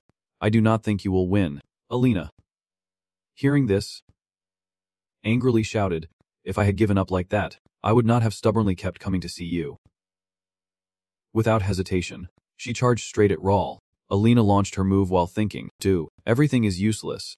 Rawl countered while thinking, "Oh my god." Her worry is clearly visible on her face. If that is the case, Rawl decided to strike again with a different move, aiming for a decisive blow. But before he could act, Alina suddenly charged forward, her whole body radiating a bright light. This surprises Rawl, who exclaims, "This is..." Before he can finish, Alina's sword strikes, causing the ground to explode into a massive crater. Rawl quickly stepped back to avoid the attack. Seeing this scene, he immediately spoke up, using the same move he had used against Manga from the Sari line. Rawl chuckled happily and said, "Impressive spirit. Is she the one? It took me 10 years to master that." Then Rawl looked at Alina, raised his hand to signal a pause, and spoke, "All right, let us stop here." Then you walk over to Alina and say, "Enough with the trouble." Alina, hearing Rawl say that, gets very angry and asks, "What do you mean?" "I still..." Before she could finish speaking, Rawl interrupted and said, "What do you mean still?" Hearing that, Alina felt a bit annoyed and sat down on the ground saying, "I do not want to. I have worked so hard for this opportunity. I do not want to end things without having done anything yet." As Alina suddenly sways, Rawl anxiously calls out, Hey, why do you suddenly feel like this?" Rawl, unsure of what to do, said, "Hey, there is nothing to cry about." "Stop crying, stop." Bosak, standing on Rawl's shoulders with arms crossed, nonchalantly said, "Oh my, you made her cry." Rawl glanced with a faint smile and replied, "What do you mean by looking at me like that? So you mean it is my fault?" Bosiak leans against his head, propping up his chin, and says absent-mindedly, "Who knows, why did not you try sweet-talking her?" Then, he adds one last sentence, making Rawl sigh helplessly, "I am just saying." Then he bent down to Alina, who was sitting on the ground crying, and said, "All right." Then a burst of light erupted. A wooden sword is held out in front of her, making the tearful girl look fierce. Rawl speaks, "Focus and look carefully." Alina asks fiercely, "What?" Rawl steps forward with one hand behind his back at waist level and the other raising his sword, suddenly unleashing a burst of power from the weapon. He swings the sword, releasing a burst of power that shatters the nearby landform, causing the ground affected by the energy to lift and ripple outward. Alina involuntarily spoke up, "This is it." Not answering, she only asked back with a serious tone. Now she has learned something from it. Alina was surprised by his question. He raised his sword and began to explain, saying that swordsmanship is like flowing water. She can't keep resisting in the same place over and over. Alina, hearing this, questioned him with a hint of accusation. "Are you avoiding saying that heavy swordsmanship has countless flaws?" She lowered her face and continued, her tone somewhat unwilling. "Are you saying that the heavy sword is now a swordsmanship style of the Loxi?" Then she closed her eyes, tears welling up, and he reached out his hand to her forehead. He gave her a hard tap on the forehead, causing her to cry out, "Kaya." She raised her hands to rub her reddened forehead. Rawl slung his sword over his shoulder and said, "I told you to watch carefully, did not I? What did you see that led you to that conclusion? There is no kind of swordsmanship that attacks an enemy without a target." Alina, clutching her aching forehead, exclaimed in amazement. Rawl raised his sword and continued, "The swordsmanship of the sword god is just like that. I will slow it down so you can see what you missed." He lightly smirks and commands, "Focus." Alina, her face unconsciously flushing with anger. Rawl brandished his sword. A surge of power erupted, causing an explosion that splashed water and shattered the ground. Alina squinted one eye, affected by the force, as Rawl calmly raised his sword and commanded. Next, he lowered his sword to his waist and turned slightly. Alina watched his move silently, thinking, slow. Rawl slowly lowers his sword with the tip pointing to the ground, then swiftly raises it, causing the ground to explode with debris and dust from the powerful force. Alina sat behind Rawl, her eyes wide with amazement, witnessing his last attack. She was so shocked she burst into song. Rawl asked calmly, "Have you now seen the difference between the two strikes?" The ground cracked apart from the force of the attack. Alina gently reminded herself of the difference. Alina stood there still stunned by the blow Rawl had just delivered. Heavy swordsmanship focuses on strength and demonstrates its devastating power through simple techniques. So it is understandable that the force of the strike depends on the weight of the sword. It should not be possible to do otherwise. Alina stood there staring at the ground that had taken Rawl's blow, unconsciously muttering to herself, "No way. How can the destructive power be the same?" Rawl, standing nearby with one hand on his wooden sword on his shoulder and the other in his pocket, laughed loudly in shock. "No way. How can the destructive power of the divine sword be comparable to the weight sword when using such a heavy strike?" That is right. Incredible power can be easily achieved with rapid techniques. But the Holy Sword's greatsword was created without any flow. Alina looks bored as he speaks. "Should I call it 0 to 100? First, it is quite similar to how long it takes to reach maximum speed, like how long it takes a horse pulling a cart to reach top speed," Rawl explained calmly. "Depending on the weight, there will be a limit to the strength, and we can say this is how the heavy sword operates." Rawl continued, That is why my sword is several times heavier than a normal sword. He paused and asked, so if you can control the speed at which the force reaches its maximum. What then? Alina looked confused. What is he talking about? Raul casually balanced the sword upright on his fingertip as he continued speaking. It seems that the power generated by the weighted sword follows the laws of physics, but we will use mana according to those principles. Just imagine being able to adjust the weight of the sword or increase its acceleration with mana. Raul said, and Alina suddenly had a realization. She thought to herself that Raul, with his hands behind his head, was observing Alina and smiling secretly, but given her speed and mastery in using mana, she could adjust the speed from 0 to 100 with the heavy sword. He lowered his hands, resting the sword on his shoulder, and sighed. The corpse. Then he continued, the advantage of the heavy sword is its destructive power and simplicity, but it also has a very clear disadvantage. It could become a highly unstable sword that focuses only on destructive power. Then he paused and continued asking, now let me ask you one more question. Raul continued, Harris the Divine Sword Master is an old fool who can change the direction of his sword regardless of any external force acting on him, so just say he is an exception. Raul turned to ask, making Alina freeze, so why does she think this type of swordsmanship has been lost? Almost forgotten. Raul gently smiled at Alina as she stammered in reply that it was an obvious conclusion. They only focused on practicing their swordsmanship with their divine swords, seeing their power, so generations passed without knowing the true principles of that sword technique. Not to mention, it is the most powerful destructive sword technique. It is still called the greatest sword technique. Even though it has been lost to history, it will be very difficult for Alina to fully understand everything in just one go. But if she can recognize at least one or two things, she will overcome the external obstacle and become a master. After a long silence, Alina suddenly spoke. The principles you mentioned. All right, I think I have grasped something, Raul replied happily. Then that is a relief. Alina responded, thank you very much. Raul shrugged. What do you mean I did anything? Sitting on his shoulder and giggling. Then he glanced at her. Raul continued, making Alina startled. After all, every time I look at you, princess, it seems like you are afraid of being hunted or killed by something. Alina, feeling confused, scratched her head nervously and stammered, you are mistaken. Raul replied, we have come so far. Do you really need to hide it? If you do not tell me, you won't benefit either. I think the wise choice is to speak up when the opportunity comes naturally. Alina lowered her face, nervously scratching her head. Feeling awkward, she turned away, too shy to look directly at him, and said hesitantly, you are really a kind-hearted person. Raul crossed his arms behind his back and smiled as he replied, just because I said that, you should not expect too much from the princess. I will think about it first. Alina gently added, so, I wonder, will you become my partner? After Alina finished her proposal, the two just stood there looking at each other. Then suddenly, Raul's sword dropped to the ground, and he stammered. What? Alina leaned forward eagerly and said, I need your strength. Raul waved his hand to refuse. A princess from a powerful nation like her would not lack any strength. After all, she had countless swordsmanship experts as her subordinates. Alina clenched her fists and said with tears in her eyes, I can't borrow their strength. You must be under 20 years old to meet the requirements. So they went against the rules. Raul froze in place, hesitating, and repeated, Requirements. Rules. In the grand and magnificent palace, a panicked voice rang out. Those are just past events. The archer Apollon, upon hearing this, crossed his arms and replied seriously. All right, doing things like that once in a while is okay. He pointed his finger and asked, looking back now at that incident, who do you think is protecting the civilians? Davy, hearing the question, replied, the neighborhood watch or the royal knights. But in the end, smart people will just gather together, and that is how the country was born, regardless of the race, whether it is humans, lovers, or dwarves. When he heard Davy say that, he immediately asked, so who do you think is protecting this continent from potential threats? When he heard him ask that, I said with a cold face, if this is a disaster or a threat that could cause chaos in the world just by appearing, the archer Apollon, upon hearing my response, grinned mischievously, raised his finger, and said to Davy, is not it best to eliminate it as secretly as possible? That is the foundation of the image of chains wrapped around a pillar that looks very mystical, as if hiding a secret inside, belonging to a secret night order called the Final Piece. He suddenly becomes cheerful, one hand behind his back, the other raised, smiling confidently as he asked Dave, so what do you think after learning about the other aspects of the world?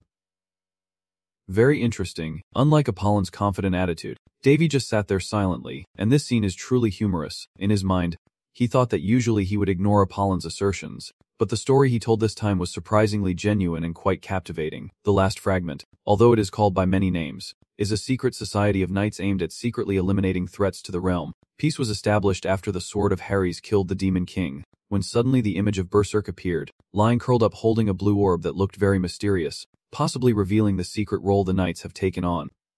Furthermore, one of their responsibilities is to nurture potential heroes, and at this moment, the image of the three of them appears standing proudly, as if they are heroes with potential, which is quite interesting, with a calm face.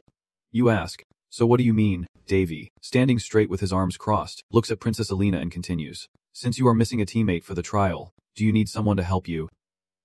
Princess Ellen, hearing him hit the nail on the head, lowered her head shyly and replied, Yes, I have been searching everywhere, but there is no one. So if I can become stronger, I need someone strong to help me. Davy, hearing her words, felt that something was off and said, It seems there is a trap here. Princess Ellen, hearing his suspicion, was also very surprised and spoke anxiously, fearing he might misunderstand her. I have no other options left. The only remaining choice is to find a new teammate, and she was very sincere at this moment. When Davy and Berserk heard her words, they both laughed. Berserk crossed over to him, smiled, and said, I think the origin of the story is about to be revealed. He also smirked mischievously and said, That is right. He pondered deeply, thinking that this was not a coincidence, and that only a secret system selects young people capable of bearing the future mission to become heirs.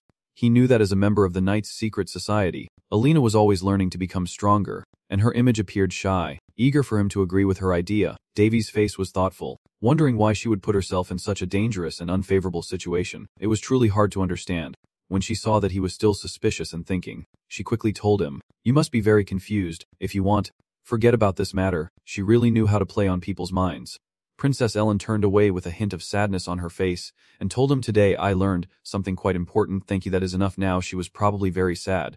Because she could not persuade him as she walked away, she said, I will not forget this favor. I must go now. Davy watched her figure walk away.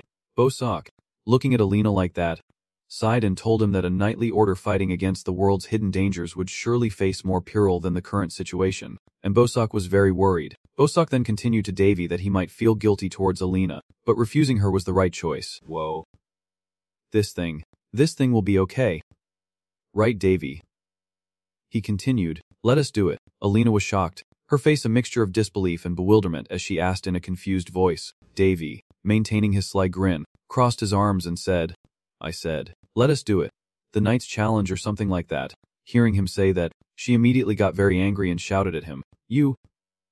He continued, I will try to help her, and when Alina heard him say that, she looked very sinister, not believing her own eyes. At this moment, she must be wondering whether what she just heard is real or a dream, and she feels very adorable right now. The sky darkens with black and white clouds intertwined, as if something terrible is about to happen. He calmly told her, Well, before we proceed, I have a few things to confirm. It seems he wanted to be sure about everything. Davy stood in front of her, hands on his hips, and said, The main mission of the group she is part of is to hunt dangerous and evil spirits. That is right. When Princess Alina heard him say so, she lowered her head shyly and asked, How do you know? And it also concerns the territories of the demons that can't be entered, she said seriously. Davy continued, There must be all kinds of people in that group. Right? When he asked, Princess Alina answered decisively, without hiding anything, Yes. Hearing this, he became very excited. What was he thinking? The scene has returned tonight and he has come home. He lies on his beloved bed and sings loudly with joy, while Davy lies on his own bed with his hands and legs stretched out, speaking loudly and looking so adorable. Seeing how happy he was, Bosak flew over and asked him, Davy, is everything really okay? She seemed very worried about him. Unlike her worries, he is very happy right now, just the way a cruel person lives comfortably. Seeing him like that, she gets angry, crosses her arms and stays silent, arguing with those guys. But before she can finish speaking, he intervenes. That is why it is good, he said with a smug face, because unfortunately that guy still can't appear in this world. When she heard him say that, she replied, That is right, because Megachan is not just a fantasy or magic. If it is completed, it will be a nearly master-level war weapon, and with it, big and small problems will constantly arise across the continent. After all, Earth did not develop nuclear weapons for no reason. As the image of a robot appeared, Davy said to her in a cheerful tone as if he had everything under control, The combat data Megachan can gather is limited, so we will use it this time. His face then changed to a more excited expression, eyes shining and smiling brightly as he said to Purser, This is the perfect opportunity to collect all kinds of data. If you push yourself harder, the defense system of this fortress will also become stronger, and there will definitely be more skilled opponents. More skilled opponents in the swordsmanship competition. Not only that, can also access another evil spirit. Hearing him say that, she helplessly asked, Is your mind only focused on how to develop the fortress? With a helpless look on her face, hand on her cheek, she said, Fine, but you did not think about your own safety at all. He said confidently, I might face some trouble. He calmly said, Well, like danger from a threat. Namkai suddenly appeared and called him Dad. he said confidently. I have the strongest daughters. Nothing will happen, he said while patting Namkai's head with a confident tone. I have already faced many dangers before, even if I did not know what was coming, but that is not really a problem. Probably not being arrogant. Namkai, with her hands supporting her chin, listened attentively. She truly is a lovely girl, he said happily. Well then, I am not some mythical monsters or demons, but those things can't exist. And if they are not those, then I really do not care. I am truly a coward. The sky is bright, and the green leaves are bathed in sunlight, creating a dreamy scene. From this angle, the house looks like a castle, both ancient and romantic, his voice said. Maybe because she was overwhelmed by my quick acceptance or just tired. But after we agreed to meet in 2 weeks, Alina was exhausted and did not come by again. She must be busy with a pile of things piling up. It looks like Alina is searching for some documents amidst the flames. He looked out the window watching the magpie fly and said, 2 weeks, a time that is both short and long. As he was standing and admiring the scenery outside, someone suddenly approached and said, Sir, the meeting is starting now.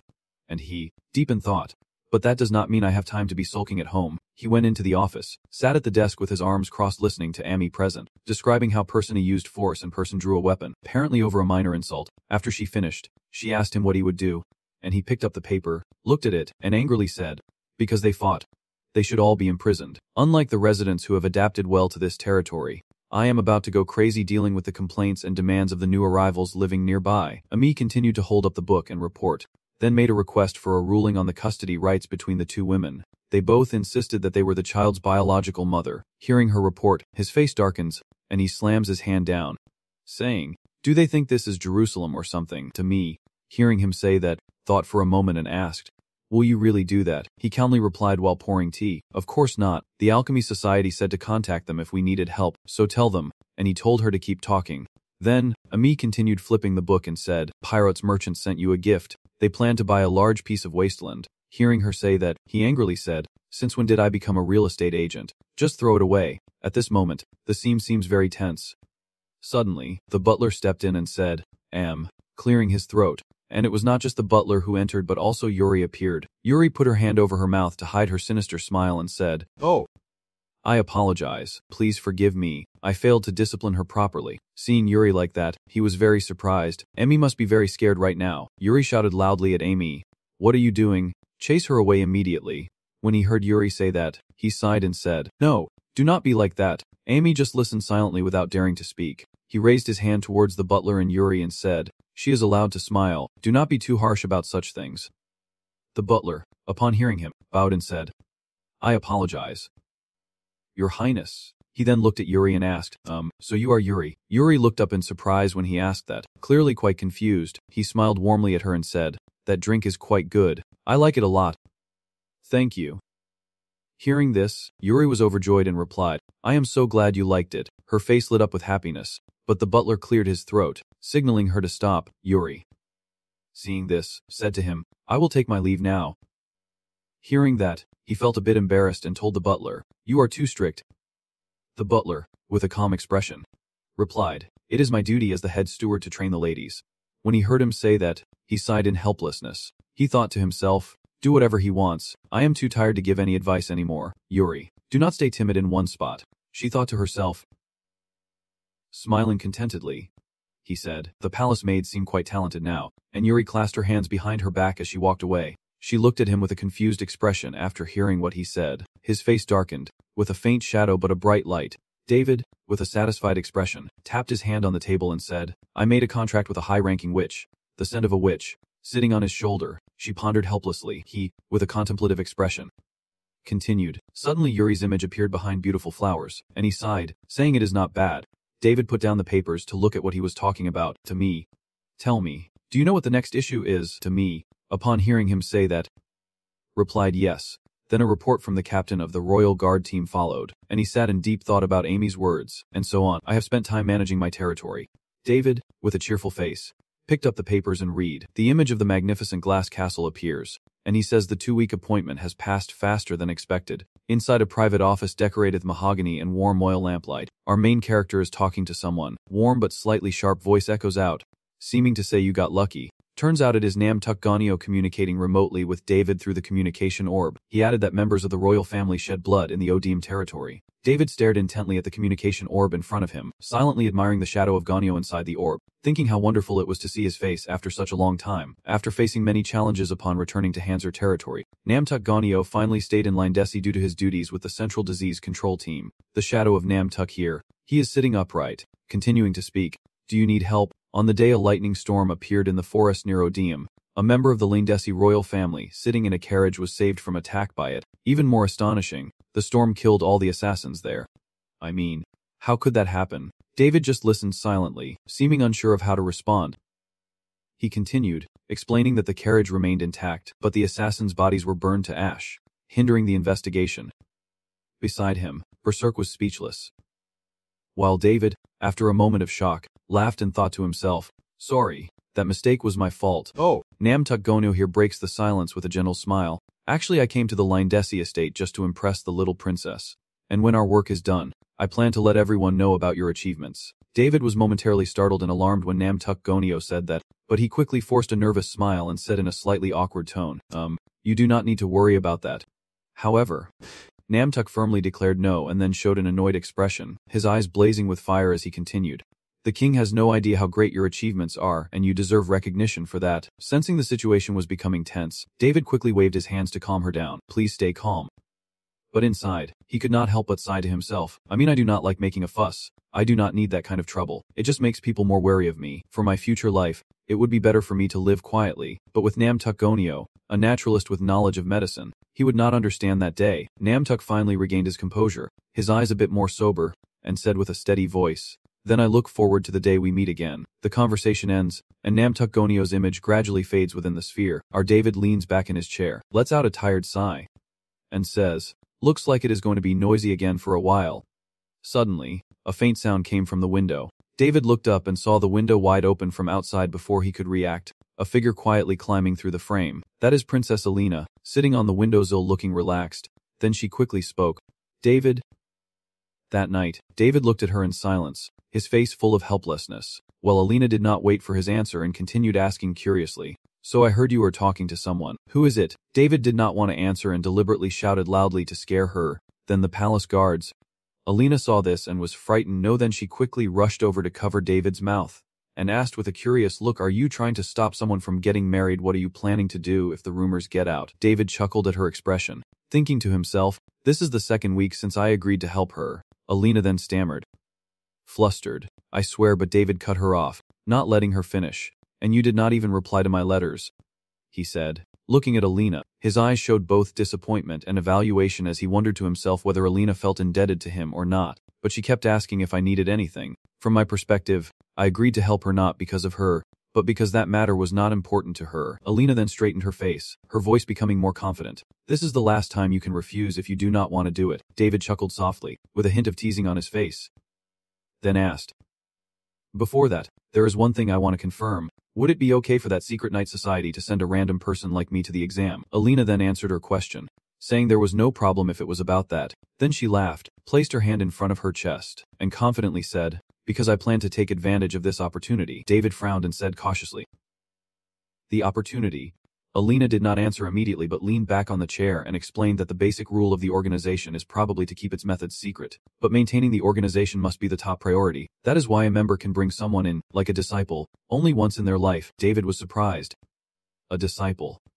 Just then, the little witch purser, perched on David's shoulder, spoke up. She is taking advantage of you. You will have to shoulder a lot. David rubbed his chin, thinking, so that is how it is? No, that is Alina's problem.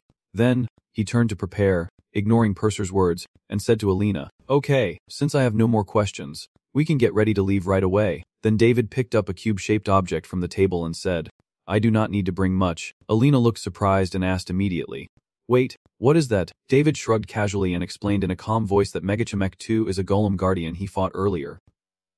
Hearing this, Alina's face froze like a statue, her eyes looking at David in disbelief. She could only reply, haha. David found her expression somewhat puzzling and asked back, what is wrong? Is not shrinking magical creatures quite common? Purser next to him chuckled, shaking his head. No, I think she was shocked that such a huge weapon was carried around like a toy. Princess Alina sighed, rubbing her temples as if trying to reassure herself, then shook her head. Looking at David with a mix of helplessness, I feel like my perception has been shattered ever since I met him. After regaining her composure, Alina stood straight and looked at David, her voice firm. I will use a teleportation magic item. Remember to hold on tight if you do not want to be transported to a strange place. Then she shyly extended her hand, and David looked at Alina with a smile, as if he had just achieved a small victory. Then David jokingly asked, how should I repay this kindness? Princess Alina looked a bit annoyed, her face blushing with embarrassment. She immediately replied, stop teasing me, and right after, the atmosphere changed quickly. A wave of magic transported both of them away. The scene shifts, and immediately afterward, they find themselves in a forest. The teleportation magic has done its work, and they are now in a completely new place. In the central north region, David looked around, surprised by the strange scenery, and asked what it was. Alina quickly replied with confidence that we are in the north-central forest of the Pandora Kingdom. David continued observing the surroundings when Alina explained that walking takes a month and riding a carriage takes a week. And because of the barrier, it is not easy to get in. Hearing this, David nodded with a sigh, remarking that we have come quite far anyway. The two of us started moving forward, and Alina continued talking about herself, saying that in my guild, my name is the Ampha Force in the Night Order, and I am responsible for detecting and handling threats originating from the Kingdom of Pandora. David asked, so this is what you want to have in the Pandora Kingdom? I hesitated, then replied, no, I can go to other regions once I become a full member. She continued walking, adding, I just need that power, even as a member of the royal family. There are places I can't go. David pondered, so, the power and ability to freely traverse secret regions is what Alina desires. Meanwhile, the little demon queen sat on David's shoulder and interjected, that child lost her mother to a blood-sucking demon. I am sure she really wants to find traces of that demon. Alina, standing ahead with full determination, said firmly, I need to get through this trial, I have to succeed. David looked at her, silently understanding her resolve, and replied yes, but suddenly from afar the sound of monster footsteps echoed. Alina's face instantly changed with a hint of fear flickering across her, while our main character remained calm and said softly, it seems we will need to deal with these first. As both of their eyes looked ahead, the mutant wolves began to advance, slowly surrounding them with fierce eyes and bristling fur like hardened cotton, seemingly unafraid in the face of their prey. Seeing the mutated wolves with 4 eyes and sharp teeth, Alina could not help but be amazed and exclaimed, the mutated wolves. She quickly warned Davy, be careful, they may be small, but their claws and teeth contain deadly poison, and they are incredibly fast. Alina starts to step forward, shouting, I will take care of it, but Davy immediately stops her, saying, no. Then, he stands in front of Alina, his voice calm but meaningful. Hold on. Alina looked confused and said, Davy, you do not understand why you are so tense. While he smiled slyly, his eyes shining with the look of someone who already has a plan. In truth, he was a bit annoyed inside, silently blaming her for daring to steal someone else's experience points. Then Davy clenched the cube tightly in his hand, his eyes full of determination to suppress his anger. He forcefully threw the cube into the midst of the wolves, whispering to himself, why do you think I came all this way? The cube immediately glowed brightly, then gradually expanded, with the pieces moving automatically. The pack of wolves, dazzled by the intense light, suddenly stopped, staring in amazement at the transforming cube. Davy was like shouting in his heart at this moment, because he was collecting combat data. Davy smirked cunningly, just like a villain in a novel. Then he ordered, I will let that fighter, Megachum, be the first battle for you. Kill them all in just a few seconds. A giant robot with a sleek body and glowing red eyes appears before them, armed with weapons. The wolf packs at the robot's feet start growling, then charge forward together, like an army of ants trying to take down a giant. Princess Alina covered her ears, sweating cold and exclaiming, oh my god, what a terrifying scene in front of her. It made her turn pale. What am I looking at? A saw-like machine appears, and Davy happily says the weapon upgrade is complete. Seeing the monsters being fiercely attacked by the robot in front of him, and of course they are no match for Megachamiki too, Davy confidently orders, Megachamiki, eliminate the enemies. The test battle was fierce with dust and smoke flying everywhere, and Princess Alina, amazed, asked what he had been doing all these 2 weeks. Now they are in the northern part of the central continent, in a forest near Pandora territory. Now I feel sorry for the monsters, Alina said looking around, to which he responded with a loud laugh. Ha ha ha, Davy, looking cool with his observation glasses on, happily said, whoa, this chainsaw is really something. So awesome. Seeing him stand there ignoring me confidently, Alina sarcastically said, talking is really fun. Huh, he never wanted to talk from the start. Davy excitedly points at the pitiful monsters and says look, they are begging for their lives. He, immersed in the joy of testing the new robot, coldly orders kill them all. Megachan. Princess Alina muttered to herself from behind, I was wrong. He did not even listen to me, while Davy was laughing happily. Ha ha ha. Alina hesitated and asked him nervously, is it okay to bring out that destructive weapon like that? A moment later, The two quickly got into the carriage and headed back to the palace. The sound of the wheels creaking as they rolled along, Princess Alina remained silent, her face unhappy as she glared at him. Seeing that, Davy broke out in a cold sweat, leaning on the carriage and asking, "What is wrong?" He then turned to Han. "Is she upset?" Alina snapped back, "I am not the problem here." "What?" "This golem." Alina is very curious, she said in an amazed tone. "You even used magic to enlarge the inside of this carriage and made the horse sound so real. Are you upset?" "How much money do you have?" Davy asked with a puzzled smile. "What is wrong? Isn't it supposed to sound just like the real thing? Shouldn't I use money to buy what I want?" Alina puffs her cheeks, secretly annoyed, thinking to herself that this crazy guy has only just earned some money. Sitting on his back, she quietly whispers into Davy's ear, which is what her eyes are indicating. After hearing that, he fell silent, his face tense and sweating profusely. He remembered that if he entrusted this task to a low-level mage, the price would be exorbitant, but since it is an original item, it should not be that expensive, which he found a bit insulting. Davy looked outside, a wave of purple energy swirling around. He carefully analyzed them. It seemed like the mana of this forest was very chaotic. She gently adjusted her hair and slowly shared her thoughts with him. The deeper we go into the forest, the worse it gets. It seems to have no order at all, which makes him confused. And is this a giant barrier?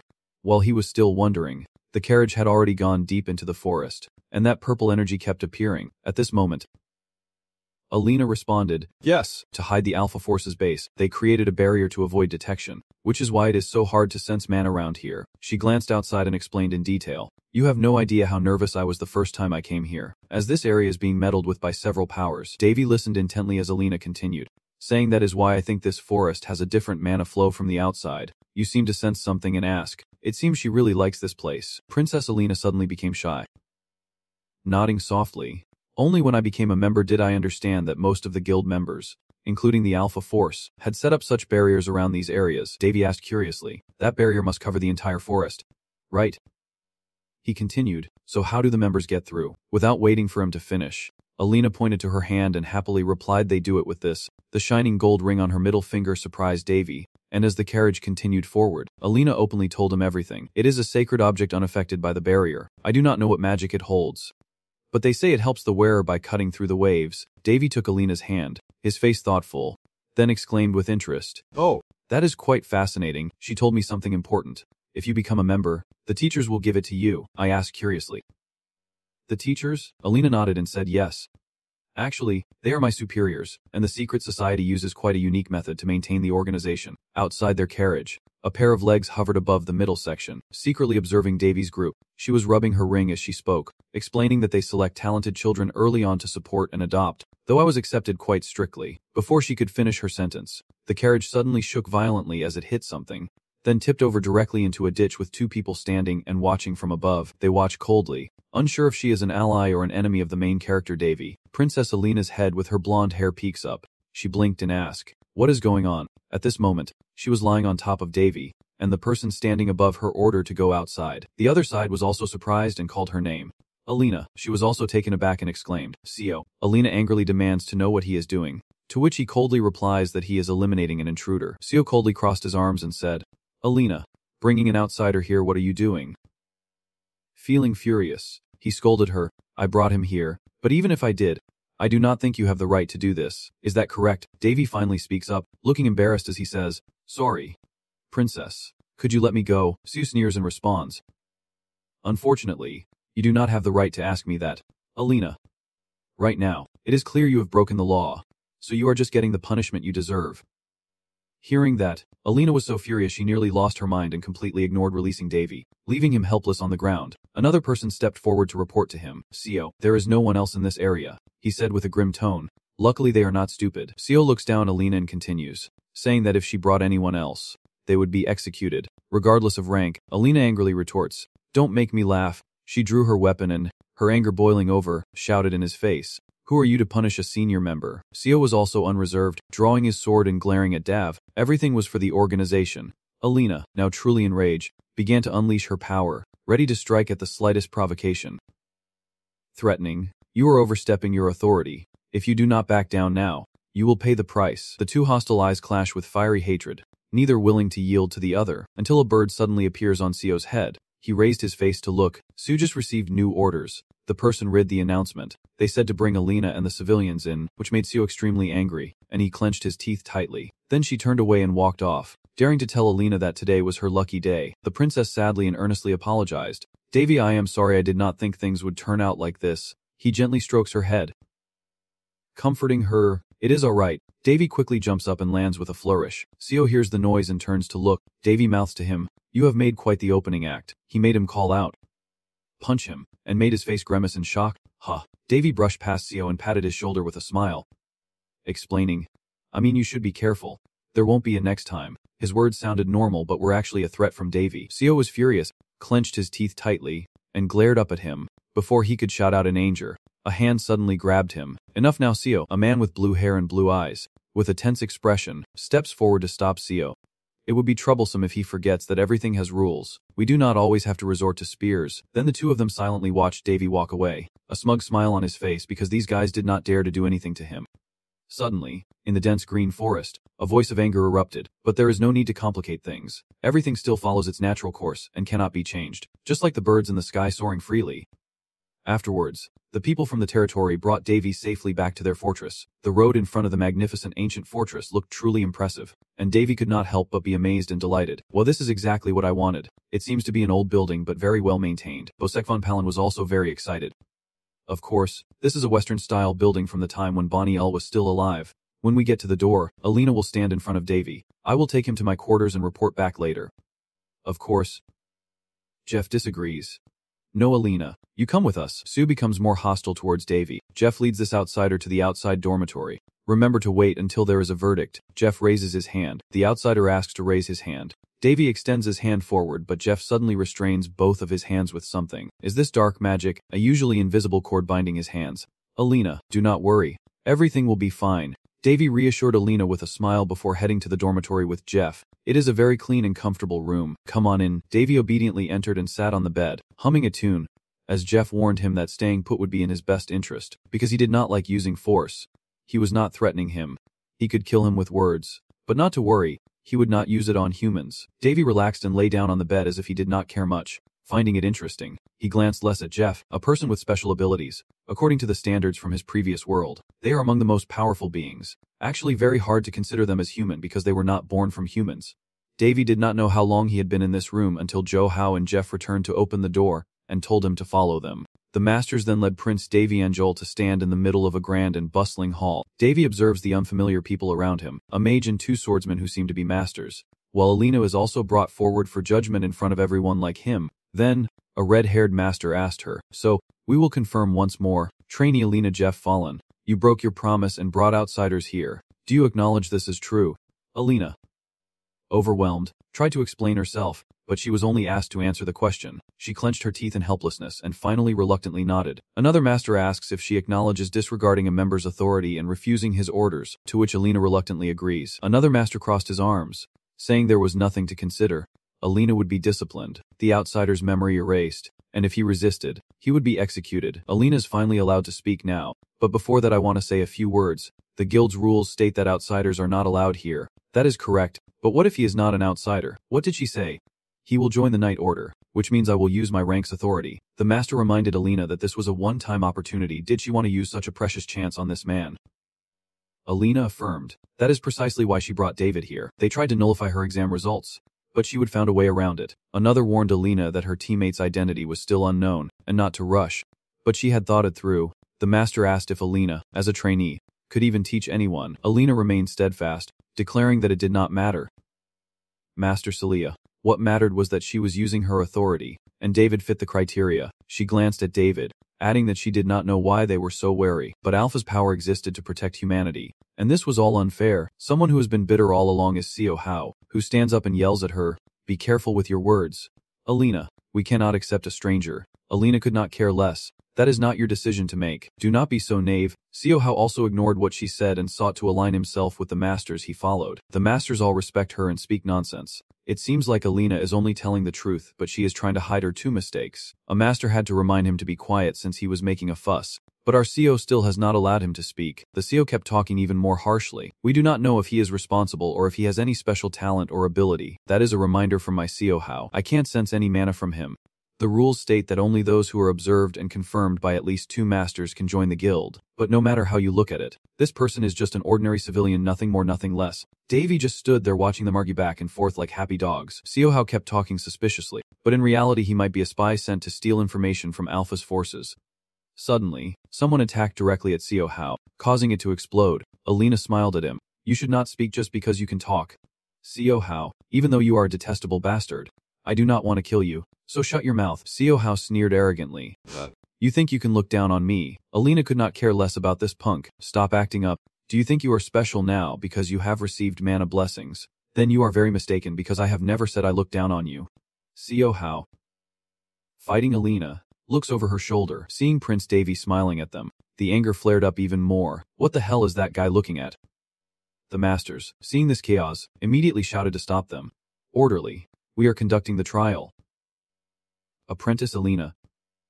Apprentice Xiao, if you two keep making noise, we will ask you to leave. Alina snapped in frustration, then looked away. Boxat looked at Davy, who was just standing there without bothering to respond, then quickly covered his mouth to hide a smile. You are more patient than I thought. Davy only cares about the moment they finish setting up the stage for me, then I will go out onto the field. Knight Anfa, Knight Celia, and Knight Fritos are sitting together. He gently pats their shoulders, but the CO is right. We do not know anything about this kid's abilities, but his mana level is only average. Alina, what are you saying about this? I can vouch for him. Is your standard really that bad? Master. Honestly, as Xiao Hao said, we do not know what abilities this kid has. Furthermore, we also see no evidence that he is responsible, so based on those 2 points. Trainee Alina, we will reject your proposal. Alina clenched her fists in frustration. The masters declared that this trial was not yet finished when Davy raised his hand and said, Wait, let us clarify a few basic things first. Everyone there listened attentively to what Davy was saying. First of all, I do not know what is going on here, so clearly I also do not know what your mission here is. Xiao Hao could not hold back and stood up to shout at him. Outsiders, be careful with your words, causing Master Celia to scold enough already. Davy closed his eyes, shrugged, and accepted it very comfortably. Yeah, outsiders, I accept that. It is obvious. How would someone who has never been to this secret base know what you are doing here? Or maybe you want the whole world to secretly see your sacrifices. Xiao Hao suddenly jumped up in shock. This bastard, daring to insult the knightly order. Be careful with your words. Alina helplessly holds her head, and he makes it even worse. Davy crosses his arms and asks them, Do you usually take in children whose abilities are not yet fully developed? Celia says, It means that all of you are qualified to do so. But how can you be sure they are responsible? Davy calmly replies, Because once they are part of the noble Alpha Force, they will gradually learn that. At this moment, Knight Boris Tellman happily patted his thigh loudly. Ha ha ha, Lord Boris is so excited. That is right, I like you. What is your name? Davy and Joel, Boris Tellman said. Alright Davy and Joel, do you believe you are talented enough to join the Alpha Force? Davy replied that answering that 100 times would be pointless. But he hoped that the Alpha Knights would not evaluate someone's potential solely based on their mana level. He said this because he trusted that they would not do that, and he would be very disappointed if it were true. In my heart, I am speaking honestly now. I was very impressed by the stories of the Knights Guild that Archer Apol told me. Honestly, I quite like the Knights Guild. Boris Tellman sighed. Well, let us admit we were wrong, so you will show everyone your true ability. That is exactly what Davy wanted.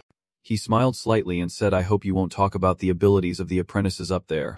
Those who can't even tell the sky from the ground. If you compare me to those people, the answer is obvious. Teasing like that, Xiao Hao can only swear an oath. Damn it. Then the trial arena between Xiao Hao and Davy and Joel took place. Davy was very aggressive while Xiao Hao was extremely bitter. Xiao Hao took out his magic staff. The masters told me not to go too hard, but did not say I had to hold back with you. Davy looked surprised, so he must have accepted the blessing. He is very special. Where did he put his demon eye? Come on, if he tells, then there is no fun left. She helplessly held back her tears. Alina stood below watching with everyone. Some people approached worriedly asking if she was okay. Her friend's mana is just average. Right? Yes. Even though he is confident in himself. This is. Alina chuckled and looked away. It is okay. Thank you for your concern. Honestly, I am more worried about how he is planning to show off. On the field, Xiao Hao declared, I will let you go first. I do not know what a mana-less guy has to show, but let us see what you can do. Davy just waited for that moment to throw out a Rubik's Cube, which floated up, shining brightly. Then a giant mechanical golem was summoned. Xiao Hao was quite surprised. So that is a golem. No wonder his mana is so weak. He was relying on that creation. Davy calmly crossed his arms and ordered the golem, Megachom, to bring out the chainsaw. Alina was startled. Does it really need to be such a show? The golem Megachon immediately received the command and started to act, pulling out a huge chainsaw spinning nonstop. Davy smiled, wanting to stop and talk. Right, Alina had to shout and remind him that no matter what he does, he can't kill him. Megachan immediately charged to attack. Alina was even thrown off by its speed, but she realized Xiaohao's ice had already covered the area. He used his magic staff to shoot ice beams at Davy, who was standing defenseless without a golem to protect him. Davy not only does not worry but also laughs out loud. Really, seems Xiaohao has got Davy. Then Golem Megachan appears to protect its master from the freezing attack. Davy standing behind Megachan taunting Xiaohao. Shooting those little things. Is that all you can do? Just rely on the mana blessing. Is that really all you are capable of? That is incredible. Xiaohao is frustrated but can quite understand the crazy guy in front of him. What is he even talking about? Those who are granted mana will never be looked down upon. Usually, to manifest magic, one must recite long spells. But they are different. Those granted mana can reduce that process by half. In other words, their spells can be simplified easily. Additionally, because the users are synchronized with their mana to a certain extent, it becomes twice as effective. Xiaohao now casts a spell to freeze, similar to a state of fusion where one can sense mana even if it is weak. Davy looks up at the gathering ice and, based on his experience, is at a higher level than the mages in the wizard tower's guard room. My wife reviewed him, but he is not as bad as Aeolus. Even if he is better than that elder, he is still a fraud himself. An extraordinary talent is not something you see every day. Megachan reacts noticeably slower to the ice attack now, and the automatic defense system responds a bit sluggishly when it encounters it again. Performance is also something I need to review. I installed a good engine but the force distribution is not even right. Xiaohao does not realize that his ice is slowing down Megachan, and just overthinks that it is because he is not angry enough. Wondering why he is so slow, maybe he is testing me. He raises his magic staff, shattering the ice spear. Davy ponders. Maybe we should end its defense test here. He ordered Megachan to just perform a simple counterattack, and it received the command. Megachan's eyes glowed red as it completed targeting and launched the counterattack. Xiaohao was caught off guard and had to dodge quickly. Before the golem could swing its chainsaw down, it was blocked by Xiaohao's thick ice layer. He grits his teeth, panting heavily, cursing this crazy golem. Is it trying to kill that person? Davy teases him. Do not spout weak words. Is that how you act when risking a fight with an enemy? The worried trainees rush to Boris Delman. Shouldn't we stop them? Professor, that golem is too strong. The crowd below murmured. I am not sure he can withstand the golem's attacks. And what is that strange weapon? Everyone, calm down. Hager standing beside Alina is also very excited. He is really strong. Alina, the person you know, is he the famous golem mage? Alina sighed with a hollow laugh and said, what do you mean a golem mage?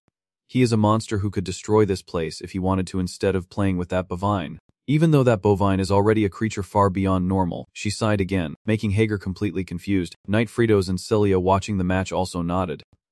After all, that golem was very impressive. Its movements clearly different from a normal golem. I did not expect its internal mana to be so low. If you were a golem mage, you could operate it even with weak mana. But he seems to rely heavily on that golem without much defense. Looking inexperienced. And in this era, there are not many opportunities to gain experience. Celia asked Boris Tellman what he thought. And I think teaching him could solve that problem. Boris Tellman was quite satisfied. He is definitely skilled enough at golem crafting. And if he makes a few more good ones like that, they could be very helpful for reconnaissance and support. Alina listened to the master's comments and kept silent. Ha ha ha, how could they be so deluded? Right now, Megachan's legs are gradually being affected by the ice, making it hard for it to continue moving. Celia said, I think we should announce this decision soon. Yes, unfortunately the golem mage did not realize the condition of that golem, which is like his own limbs. Even though it is a great golem, the CEO has devised a counter strategy. Of course, the area around the golem's joints has been frozen. No matter how durable that golem is, if it is frozen from the inside like that, it can function. That is the most vital area to protect when fighting with ice magic. Moreover, Xiaohao carefully used teleportation magic to hide his true intentions. Truly impressive reflexes. Xiaohao sneered as he looked at the frozen golem, bringing peace to the battlefield. Your troublesome golem can no longer move. Create an ice sword. Listen and remember this well. This is the difference between me and someone like you who relies on golem. Seeing that, Davy boldly kicked down a nearby row of wooden planks to grab a stick for battle. Though it might not be the right move and made himself look even more reckless, Xiaohao could not hide his confidence in victory. Still arrogant to the very end. Fine. The sweeter the victory if I defeat you completely. After finishing speaking, Xiaohao charged straight at Davy, who also ran towards him with a piece of wood. The sword and the wooden stick clashed, and of course, the sword strike cut through the wood, splitting it neatly and taking half of Davy's upper hand. Davy just stands quietly watching the wooden stick while Xiaohao has already flown behind him, preparing a finishing blow. Should we intervene? Kaya. Alina. Or should we be careful? Alina indifferently asked. Who are you asking? On the arena. Just when it seemed Davy was about to be defeated, he suddenly dodged aside, causing Xiaohao's attack to miss his eye. The ruthless CEO sneered. Then, seeing Davy smile triumphantly, said come on. Davy quickly teleported to a room holding the remaining piece of wood. Sioha felt like something just flew over his head as he vaguely saw Davy sitting in front of him. What was that? Then Davy's piece of wood suddenly flew and hit him right on the head, causing him to fall over and lie there stunned. The whole hall suddenly fell silent, and Davy pretended to scratch his head. Then said, I just turned a month old. The crowd below cheered loudly. Oh my god, it is amazing. This is truly a miracle. Only Alina squinted her eyes, looking as if she was trying to remember something. Deja vu. Huh, what did I just say? I have seen this scene before. Davy calmly pushed himself up, and everyone continued cheering for him.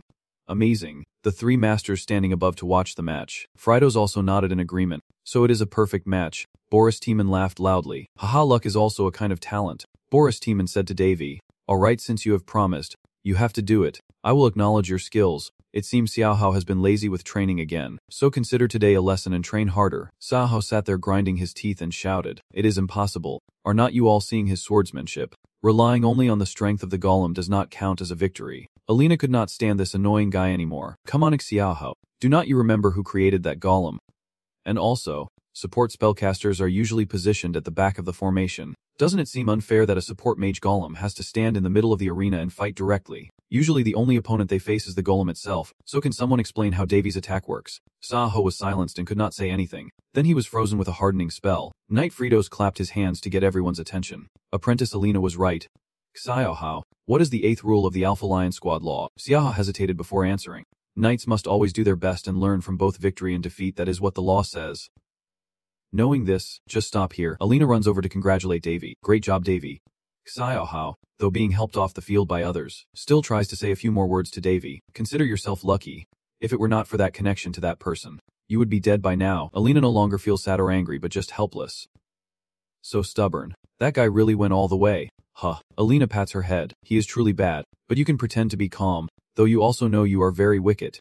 Right. Davy's face remained expressionless as he asked how that was possible, pretending to be surprised and still acting clueless. Alina secretly thought that if she did not understand his true nature, she might have mistaken this for just a coincidence. But in just a moment I saw it. He went behind Xiaohao. Strange flicker appeared on Davy's face. Now I can see everything clearly. Alina stood behind, watching Davy cheerfully, not knowing how the meeting about my position will turn out. There should not be any problem. Right. Finally, Alina had to sigh and conclude that Davy was a wicked person hiding his strength to destroy opponents. He is not evil, but what he does is not much different from cruelty. They say he does not know swordsmanship, but the swordsmanship just now was truly unusual. Huh. What did you just say? After the trial session with Xiaohao, Prince Davy met with Knight Boris Tellman, and I agreed with the 7-to-3 ratio. The outcome of the meeting was that we would accept him into the group. It is quite unreasonable to ask about a summoner mage's mana or skills. But still, he fought very well. He pushed a strange cup towards Davy and welcomed him to the team. Davy looked at it and said, this does not seem like an ordinary drink. I think to myself that this thing must definitely be a forbidden potion. Boris burst out laughing. Ha ha ha, you are really clever. You are an alchemist. Did you come up with that yourself or hear it from Apprentice Alina? Davy fake smiled. Just a feeling. He knew and sensed that there was still a small amount of mana remaining in that moment, even if very weak. Boris nodded happily. I see Alina introduced us to a good person, although it is also fine to take someone better than you as an apprentice, but the important thing is not that. Davy raised the glass and drank it all in one gulp, then commented that the taste was more intense than he expected. Boris looked completely stunned. You just drank it without asking what it was? Davy lowered his head to wipe his mouth. I analyzed the situation pretty well. Boris smiled at him. You speak very well. A forbidden drink can't affect a sorcerer who has reached the level of assimilation. Sorry, but I drank it anyway. Boris confirms once more. Then I will confirm you promised to keep the secret of the Alpha Lion Squad and the final piece. Is not that why I drank this, right? Yes. Davy happily nodded. So I am here to help a friend, but I am also interested in the final piece, specifically the evil spirits and monsters within it. Boris nodded. And from the beginning I had a feeling you knew quite a lot about the Alpha Lion Squad. Maybe it is not just a feeling. He took out a glowing blue gem and placed it on the table. Good, you are not lying. Davy picked it up. It is an artifact that can detect lies. I have confirmed everything, so there is no need to worry about your safety anymore. It is late. Go rest now. Starting tomorrow you will follow the guidance of Apprentice Alina. The next day, Alina came and handed Davy a ring, which he took. From now on, he would not be affected or bothered by the boundary when teleporting, but he had to return it, so do not lose or break it. Davy slipped it onto his finger and excitedly asked if it looked like hers, like it was a lower grade, and if he wanted to become an official member, he would need approval from his superiors. But that was not a problem. Alina turned happily to the side. Hee hee, and this is how I have an assistant. Davy sighed with a smile. What would you do if I changed my mind? Alina gives this to you, so now you won't. Right. Right. It seems like something's triggered her. Alina takes a breath to calm down, saying they still have a lot to catch up on. But the teachers want him to start training as soon as possible. Davy wondered what kind of training it was. The instructors would provide additional training during normal hours. Actually, that is also one of the reasons I came back. Watching her, Davy silently admired she still works outside while training here. Truly a diligent princess. Alina passionately explained that normal skills are taught by the respective teachers, but additional training is a form of practical cooperation and resilience, and Davy nodded, seeming pleased. Being a member is not really unpleasant, and to achieve the goal, going through this is necessary. Everyone is so kind. I can forget about my royal identity and live comfortably here. I see now. At this moment, Davy could not help but notice the three familiar figures standing nearby, who must be the Swordmasters Boris Teeman, Fritos, and Celia. Alina turned back because she sensed something strange, but Davy was still standing there. What are you doing? Why are not you following me? Davy smiled and said, you go ahead.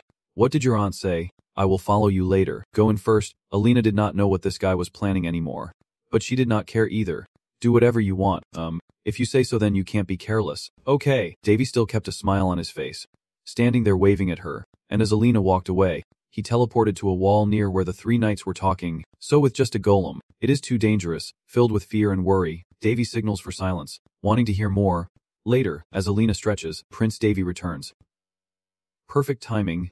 Where have you been? Davy just brushed past her without a word, not anywhere special. Alina did not wonder but immediately asked when she saw his expression. What is wrong with your face? How could he turn around so suddenly? Alina's face paled. She is really there, leaving Alina confused behind. Davy put his hands in his pockets and kept walking. Ha ha ha, what are you doing? Hurry up. He looked like some villain plotting something evil. What just happened? What is he thinking? Returning to the earlier eavesdropping session between Davy and the three knights, Frito slightly worries and comments. Considering the abilities and value of the glam creature he created, its future indeed looks promising. But does not it seem suspicious? Julie also agreed. That is right. When he fights with the trainee CEO, his movements are very clumsy. With that condition, it would be very dangerous if he accompanies trainee Alina in the practical exam. Boris Teeman stroked his chin thoughtfully.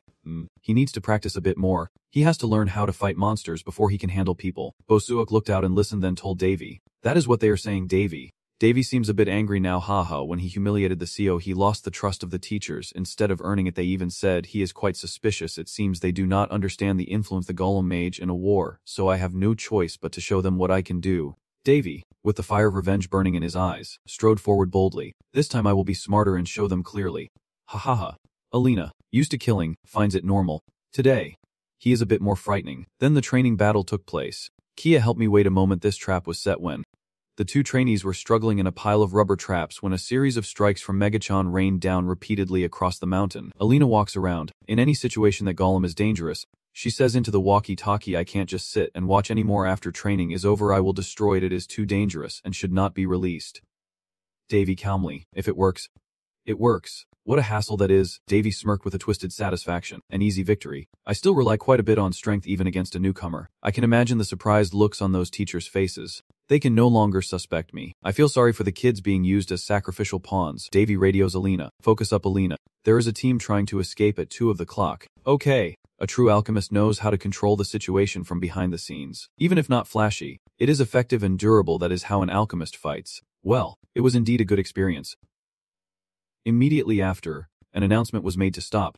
The training session was over. After the training session, Davy Heinen returned to the tower and said that the flexible stone would be used to push back the calm stone. No, this is not to retreat anymore. It completely destroys the old stone. Davy was delighted, her eyes interesting, because for the benefit of both of us, we had to endure this bloodshed. Alina is a teammate checking to gather combat data on Megachan. Alina questioned Davy if he needed to go that far just for a mock battle, but Davy happily turned away, saying he would achieve his goal, causing the other trainees to become envious. Besides my promise to Alina, I did not really care.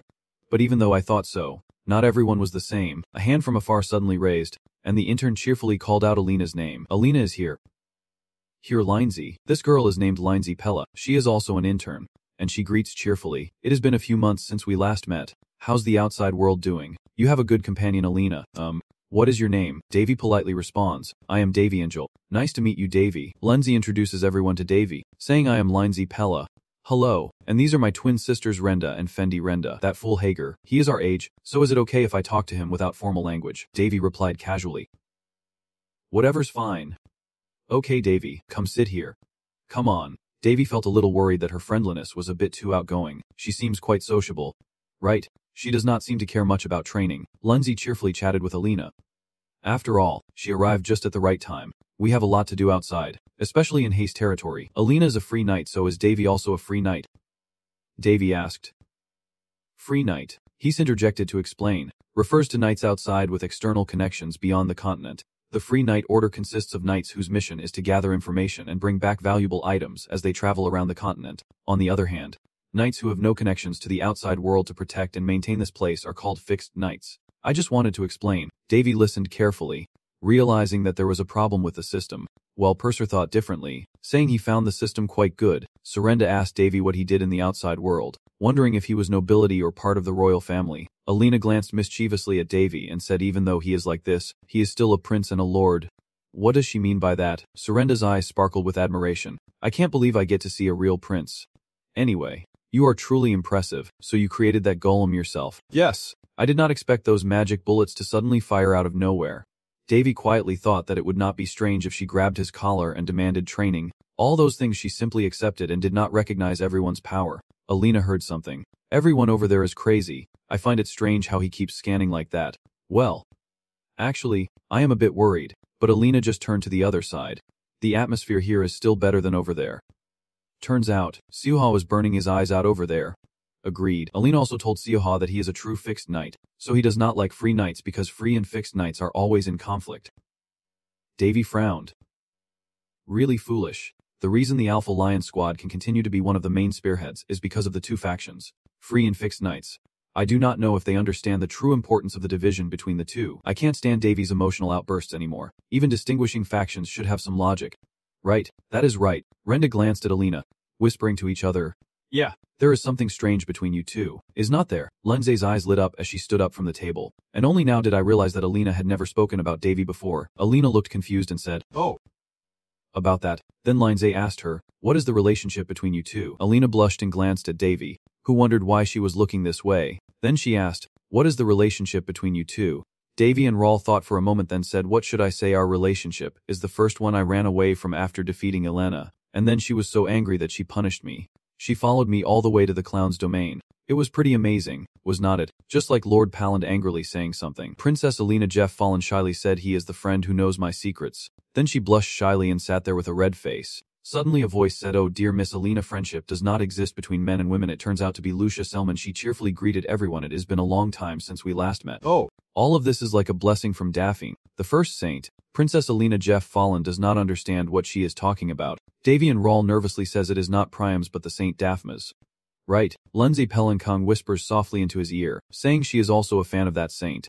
She remembers all the achievements of the saint and spreads the word about them everywhere, but she overdoes it, and Davy and Rawl helplessly thinks it is probably because of me that she overdoes it. Lucia Selman then steps out, pushes Lindsay Pella aside, and says it is a pleasure to meet you. You must be Davy. Then she introduced Paladin Fielder to everyone, saying this is my partner. Then she excitedly went up and took Davy and Rawl's hand, saying, Hooray! Lord Davy, please listen to the untold achievements of the first saint. He helplessly could only send a silent thought, just like the times Alina searched for traces of the holy sword. But Von Palin annoyedly said this is not a search. She is the grandmother of a fanatic. Lucia Selman then took Davy and Rawl's hand with shining eyes and said Daphne, the first saint mentioned in the Bible, has been extraordinary since she was young. Davy and Rawl silently thought that if it is true that boys and girls of the same age fall for him, they will automatically follow him. Bosak Von Palin beside him said she knows that Daphne is someone she deeply respects. Actually, she is the big sister who fights the kids' bears, and I heard she has beaten many people without weapons. As for her personality, any criminal who ever crossed her will regret it. If calling those trash dogs and damn it a friendly way of speaking is correct, then there is no mistake. You have to hold back, Bosak Von Palin said to Davy and Rawl. I really want to say it. Lucia Selman was still eager to tell more. Not just that, when suddenly a hand grabbed her head and said sorry, Paladin Fielder, and she nervously said that once she opened her mouth, I could not stop her. So please go somewhere else. I apologize. Lucia Selman potted and said, do not be like that. What are you doing? Let me down. Paladin Fielder helplessly shouted at her to stop. Then he carried her away, and as they walked she kept cursing, saying if he claimed to be a servant of the first saintess he should behave properly. Paladin Fielder simply explained gently that the person I worship is not Saint Daphne but Saint Priya, and Lindsay Pella and Davy and Rawl. Witnessing this, all felt confused and nodded in agreement. Palin said that men and women cannot be friends. Look at yourself, in the grand hall of the palace. Lindsay sincerely has something she has wanted to ask you for a long time. Princess Alina Zeph-Fallen wondered what was going on. The Night Order seemed to have lost their minds. Lindsay Pella sat there listening to them and just huffed. It is rare for the masters to step in and handle things when outsiders come here. That guy over there is not included because he likes to meddle. Davian Rawl pointed to himself and thought, so the outsider is me. At this moment, someone suddenly approached and asked how should I explain this. It seems someone has touched Sandra Sylviat. At this moment, someone appeared and everyone wondered who she was. Alicia Patrick, a noble from the kingdom of Palin, bowed and greeted everyone, saying is the princess still well? Princess Alina Zeph-Fallen looked annoyed and said, don't call me princess, and Alicia Patrick could only smile in response. Then she continued with what she just said. And the high-ranking officials concluded that there was a spy within the Night Order. That is why everything happened. And recently the number of monster attacks has increased, causing many knights to die or get injured. Princess Alina Zeph-Fallen shouted at Alicia, that is a secret within the Night Order. Alicia pretended to be naive and said, oh really? But if everyone already knows, then what is the point of keeping that secret? Do you agree? Prince Davy, I never thought I would be called a prince by anyone. Davian Rawl wondered to himself if she knew about me. And Alicia Patrick cheerfully said, oh of course I am a member of the patrol night team. Not many people do not know about Prince Davy on this eastern continent. It is not a bad feeling. But what should I say? Then you asked if she had something to tell me. Alicia Patrick quickly stood up and approached him, nervously saying I. Then she shyly held out a piece of paper and asked if he could write something for her. Maybe her name. Davian Rawl seems to be frozen. But I am your fan. You are my idol. Prince Davy. Davian Rawl also received it. I see. Thank you. Senza has quite a few strange people here. Different from what I expected. Right, I wonder if I can adapt well here. Von Palin's Edge said to you. Who knows? Inside another room, someone suddenly entered and I wondered where she was hiding. But why is she here? Mewfeeler. So, Mewfeeler got up from his seat and asked why he was here. I heard he recently visited the entertainment area. I wonder about the entertainment zone. Mewfeeler continued saying I heard Sari when I need to think for a bit then said oh you are talking about the human child that kid has nothing even if he wins recently he has locked himself in his domain and it seems he is doing his best I am just waiting for the right moment and I will be there soon. Hearing that Mewfeeler said nothing. Then she sneered and asked what he was planning to do. Faye explained is not it exciting to think about what she tried so hard to do turning into dust, but Mewfeeler just made fun of him, saying his way of talking was still as bad as always. Faye looked around and wondered why she was in such a cold place. Mewfeeler said he did not know why the monster nests in this area. It seems someone caused a disturbance but it was not affected here. Faye asked if she was the one, saying this treasure was hidden in the basement of this pile of junk. The divine machine. It is the heart of the golem that can develop independently. Mewfeeler said I need to open it to know more. But with my strength, I can't do it. Then Faye knocked over the room to reveal something, and Mewfeeler was annoyed by the explosion that messed up her hair. But Faye still paid no attention. It seems interesting. Mewfeeler advised him not to act recklessly. But Faye still ignored it. I do not know. Why are not its eyes opening? Is not it dead? Still, the body of the new species is worth studying. She really is as complicated as ever. In front of them is a giant glass cage holding a trapped angel. Davian Rawl's voice echoes. After a rather noisy ceremony, Davy continues to talk about how I returned to the Heath domain and started developing new weapons for Megachon. Davian Rawl and Persephone Palanday look satisfied as they see the new weapon completed, and Davian Rawl begins to reminisce, wondering if anything has changed since before. Images of one of the twin sisters Saranda and Lindsay Pella start to appear, and Davian Rawl keeps rambling about the many new soldiers arriving to help test the new specimen. Davian Rawl's new weapon suddenly appears, surprising one of the twin sisters Saranda and Lindsay Pella. Princess Alina Zeph-Fallen, witnessing Davy continuously testing one of the sisters, immediately warns him, Davy, you are overdoing it. One of the twin sisters Saranda and Lindsay Pella, exhausted, lean back against each other and complain to Davian Rawl. Oh, we said to go easy. That is not training. Hager said excitedly to Davian Rawl from above. Now it is our turn. One of the twin sisters, Fendi Renda, jumped excitedly and said to Davian Rawl, Davy, it is us too. Davian Rawl smiled slightly at Hager and Fendi Renda and replied contentedly, haha. Alright, Davian Rawl began to reminisce. It has been 2 weeks since I became an intern. Davy continued thinking. Isn't it said that people change little by little when they are together? Davy happily continued. Maybe I am starting to like these honest people. Hager accidentally tripped, still clutching the railing tightly, urgently begging Fendi Renda for help. Fendi Renda mischievously shook her head. Not now. While Davian Rawl quietly smiled as he watched Hager and Fendi Renda. It is as if I am walking through the same stage of life again. Davy denied. It is okay, I admit it. Davy hesitated for a long time before continuing. I was drawn to the people I had only met a month ago. Davian Rawl saw Hager struggling and quickly commanded the robot to rescue him. Hager hurriedly said, Oh. Thank you. Davian Rawl remains deep in thought. Like when I was in school, I wonder if that phrase implied something like that. Perseus von Paland, Noticing Davy and Rawl lost in thought, asked Davy, and Davy turned to Pursues von Palland and casually said, "Do not look at me like that." While Davy and Rawl was reflecting on his past life, "I did not go to school after finishing elementary school." Davy continued to tell his story. "From the time I was supposed to attend middle school until I died." Davy's voice suddenly became hesitant. "I have always been in the hospital." Fendi Renda cheered loudly. "Today we will get good results." Fendi emphasized that they had prepared thoroughly for him, and Davy confidently stated that he would now adjust the golem's attack strategy. "It won't be easy," Davy said softly with a smile. "I am really looking forward to it, Megachan." Davy and Rawl reminded Fendi Renda and Hager to use the Tet strategy. "That is right," Davy began to explain. "Dark King, Death King, Annihilation King." Hager and Fendi Renda looked a bit helpless and said, "So boring." Berserk von Palland quickly interrupted. "I told you, your naming is too dull." Davy and Rawl's eyes were full of displeasure as he questioned Berserk von Palland. "And you too." The scene shifts to Pandora territory, the base of the Ampha army, where soldiers' voices rise in unison shouting slogans. "Victory. I will definitely win." Davy and Rawl continues to narrate after the battle ends. A historic site has been discovered, and we hear that an expedition will be carried out. Boris Tellman orders the troops to stand down in silence. He also emphasized, "As everyone knows, that we will study the newly discovered site." Boris Tellman began his analysis. "We call it an exploration, but it is serious business." He still did not forget to remind us, "Remember that there is always a danger to your life when going inside." Boris Tellman's tone suddenly became serious. "Anyone could die." He continued to assert, "Remember that you can only trust your teammates." The soldiers below, following Boris Tellman's orders, all shouted loudly, "Yes!" Davy and Rawl sighed in relief and said to Berserk von Palland, "My goodness, they are like kids about to go on a picnic." Berserk von Palland explained that since they live in isolation here and know nothing about the outside world, this can be considered a major event for them. Berserk von Palland gently warned Davy not to underestimate them too much. Davy and Rawl paused in thought, but that thought only lasted a moment. The scene shifts to the entrance of the Pandora territory in Mekong. Davy and Rawl pauses, pondering, but the situation has changed a bit.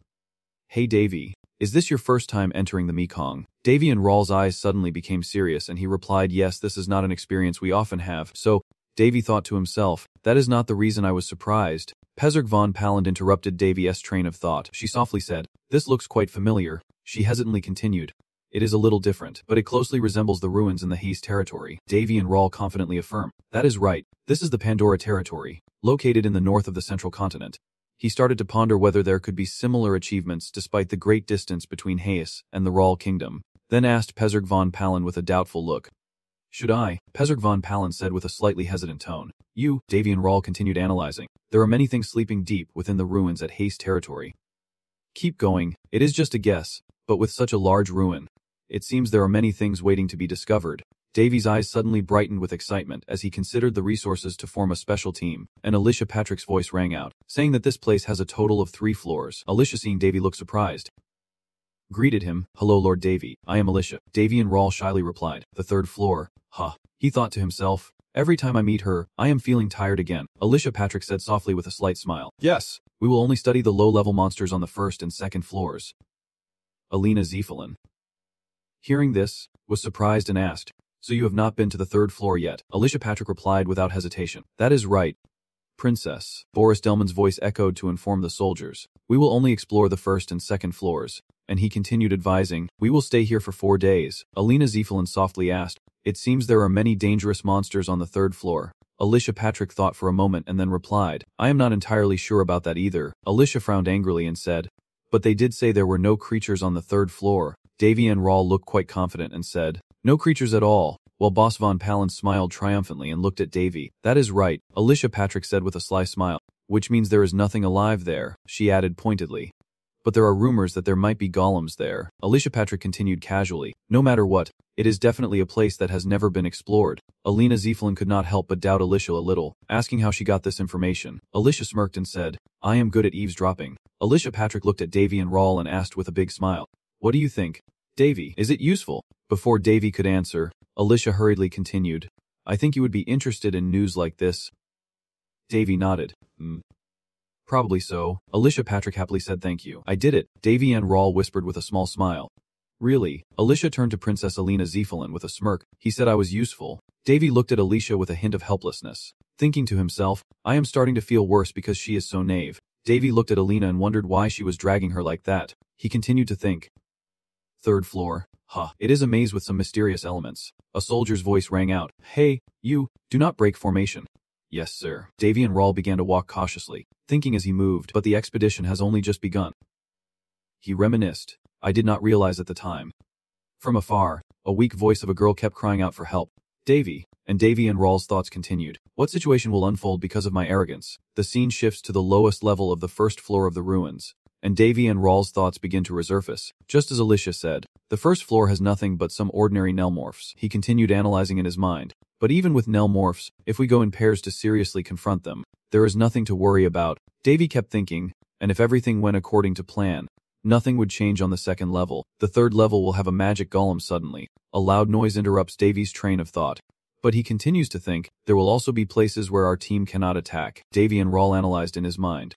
And there might be some who can control the weather like at the Hen's Domain ruins. In that case, someone keeps calling out to Davy loudly, but it seems Davy and Rawl is still lost in thought. The Pandora ruins will be like the icy lands on Earth, where natural formation is impossible. Seeing that Davy showed no reaction, Lindsay Pella became furious. Davy, startling Davy and Rawl, asked in surprise. Lindsay Pella hesitantly replied. My golem, is it okay to leave it like that? Davy quickly said. Yes. I told him and he immediately ordered Megachon to stop. Lindsay Pella looked a bit helpless and said, I do not even know who the real monster is anymore. New guy Davy, it is good to see you so enthusiastic. Boris Tellman subtly reminded Davy and Rawl, but did not he think he should cooperate with his teammates? Hearing this, Davy, accused of trusting too easily, turned to Princess Alina Zephelin with a slightly regretful tone. Sorry. I was just rambling for a moment. I thought I was holding back very well. Boris Tellman continued speaking to Davy. As I said, your golem is stronger and more agile than the first time I saw it fight a newcomer. Davy and Rawl quickly interrupted Boris Tellman and asserted that a researcher should fight with their mind, not their body. Boris Tellman laughed heartily. Of course, finding the right path for yourself and constantly training is the most important thing, he emphasized further. However, you cannot neglect physical training. Boris Tellman kept warning Davy that if there ever comes a time when he cannot use the golem and finds himself in an unsolvable situation, what will you do? He continues to advise Davy, and in the end, you will have no choice but to step out and fight on your own. Davy and Rawl shows no hesitation and responds confidently. I just need to make sure that never happens. Boris Tellman, seeing Davy's determination, keeps smiling and says, Honestly, you are very trustworthy. He smiled contentedly and said, Of course, you have talent, so there is nothing to worry about. Boris Tellman laughed loudly. The fact that you are part of our team is nothing short of a blessing. Davy and Rawl looks at Boris Tellman, a faint smile on his face, thinking that even as a full member, not everyone can become a master, maybe only 1 in 10. Davy kept reminding himself. But still, I will remain one of the greatest members. Borsich von Palen quietly whispered into Davy and Rawl's ear, but he was not really thinking seriously. Right, Davy shook his head slightly. No, I just want to enjoy my time as an apprentice. Over here Boris Tellman is warning the guards. Hey, you are standing too close to the edge. It is dangerous. Find a safe place to fight. Davy remains lost in thought. Then I will become a free-spirited member. A wandering knight. Borsig von Palen called out to Davy and Rawl, interrupting his train of thought. Honestly, isn't it for those who enjoy being part of this team? Borsig von Palen continued analyzing. Although it is not exactly school life, experiencing something similar is a completely new sensation. Borsig von Palen suddenly fell silent. But that did not mean he was intentionally lowering his abilities and withdrawing. Davy and Rawl did not deny it. She was right. And then Davy looked toward his friends, continuing to ponder. This might be a life where danger can strike at any moment, and Davy felt a slight sense of relief. But this small piece is the only thing close to a normal life that I have, something I have never experienced before. Davy and Rawl calmly continued to think. Honestly, I just want to enjoy this moment a little longer. Borsut von Palen, noticing Davy's determined look, gently reminded him with a serious tone that great power comes with heavy responsibility, and warned him not to do anything he might regret, even the smallest detail. She continued explaining, as if to say that boasting about talent unnecessarily is truly foolish. Boris von Palen firmly advised Davy, but if these people were in danger, without letting Boreska von Palen finish, Davy and Rawl quickly affirmed, I know you are starting to think again. Not every situation can be solved with Megachon. Golems also have their limits. Davy and Rawl's eyes grew sharp and cold as she spoke, clearly indicating the danger that truly loomed. With a resolute will, she firmly asserted, I will not hesitate to show my true strength. Davy and Rawl said to Bosu von Palen without hesitation, even if it means they will look at me differently. With a determined look, Davy continued to affirm that I had no intention of abandoning them until that moment. Bosu von Palen smiled contentedly. I understand. If you have made up your mind, then go ahead. Davy and Rawl and Borsut von Palen looked at each other with satisfaction. Honestly speaking, it is a bit scary how well they understand me, as Davy and Rawl's train of thought begins to surface. After the first floor, we easily passed the second. Then, the dangerous entities on the third floor appeared, but the Vanguard team entered and defeated them. Making the outcome certain, Davy and Rawl silently thought as he looked at Alina Ziffeland. This time, Alina is taking on a distant support role, she said. Davy gently smiled as he handed water to Alina Ziffeland. Well done. Alina frowns and questions Davy. You seem happy. Davy and Rawl and Alina Ziffeland look for a seat. Alina sipped her water and said, you must really enjoy life in the team. Her tone was a bit reproachful towards Davy. You started just acting to help me, but now it seems you are relaxing more and more. With that, Alina Ziffeland suddenly kissed Davy and Rawl, complaining and saying I do not really mind either. Leaving Davy speechless and unsure how to respond, Alina Ziffeland continued calmly. Hey, you know, sometimes your husband is like an old man who has lived for hundreds of years. Why are you nervous? I mean, in a positive way. Alina Ziffeland calmly continued, speaking to Davy and Rawl. I know part of it is because I pressured you, she asserted confidently, but bringing you here was a wise decision. Suddenly a soldier's voice rang out. Stop joking, the frightened soldier kept shouting to Boris Stelman. Professor, look over there, the soldier hurriedly warned. Do not think something has changed. Huh. Boris Stelman also nodded in agreement. Listening to what you said, something indeed felt off. And suddenly, an unexpected earthquake struck, causing everyone to panic. Boris Stelman spoke with alertness. Everyone quickly gather here. He urgently called everyone together. Boris Stelman still reminded them not to scatter and to stay alert. Von Paland anxiously asked Davy. Davy, this is Davy and Rawl analyzing in his mind, using the same method as with the ruins of the hen's domain. Davy continued to observe, knowing that in a structure like this, if someone accidentally missteps, the screams of the crowd around him would keep ringing out. Walls collapsing, Sylvia panicking as she called out to Boris Stelman. Professor Boris. This is, he immediately reassures, please stay calm.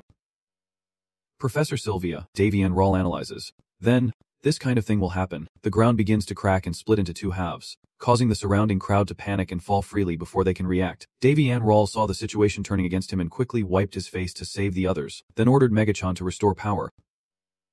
Protect everyone. Princess Alina Ziffeland, still confused about what was happening, stared in disbelief and wondered, what is going on? Stop. Davy. The image of Davy and Rawl appears. Realizing the situation is turning against him, he quickly wipes his sweat to save his friends. His chosen spell, level 7 gravity, one of the most powerful incantations. And after a struggle, Davy and Rawl managed to rescue his friends. Borsig von Paland stood to the side. Witnessing everything, her eyes filled with concern as she saw Davy bleeding nonstop and hurriedly asked him. Davy, her tone was a bit reproachful as she added. What are you doing? You are just a level 5 mage. Davy and Rawl looked at Borsig von Paland worriedly and just chuckled softly. Haha. Maybe I overdid it a bit, Borsig von Paland shouted. Now is not the time for Davy and Rawl to rush and stop Borsig von Paland. Stop making a fuss. Borsig von Paland's eyes could not help but be surprised as she asked. What is this? Since when have you? Davy and Rawl calmly replied they are only temporary. Then took a deep breath, explaining that mana can be hard to grasp but is very useful in dangerous situations, helping Borsig von Paland understand. It will be lost soon anyway, so I won't die now, he thought reluctantly, though I might suffer some side effects later. Then, Davy and Rawl turned to look at his injured friends and softly said, but still, I think I should go treat those kids first. Davy and Rawl immediately started treating his friends, pleading with Boris von Paland. Come on, get a grip. Davy kindly told the CO I have given you some basic treatment, so you can stand up now. Davy and Rawl glanced around and quietly announced that we had fallen about 100 meters, continuously reassuring his friends that if he had been a moment slower, we would have been dead. Priest Lucia Selman quickly asked Davy and Rawl. Davy, are you the one who saved us? Davy and Rawl turned around and replied to Lucia. Yes, that is right now. I only used anti-gravity magic. You could call it anti-gravity. The CO, wounded and deep in thought, considered the magic. How? Davy and Rawl quickly suggested to everyone around that now is not the time for this, we need to get out of here, but the CO interrupted him before he could finish speaking. Why is the CO so angry? Why did he save my life? Causing Davy and Rawl and Priest Lucia Selman to look at him in shock. The angry CO repeated once more, asking why you saved him. Davy and Rawl denied, saying I just happened to save you. Do not get conceited. Well, why would someone like you have to end up in this situation?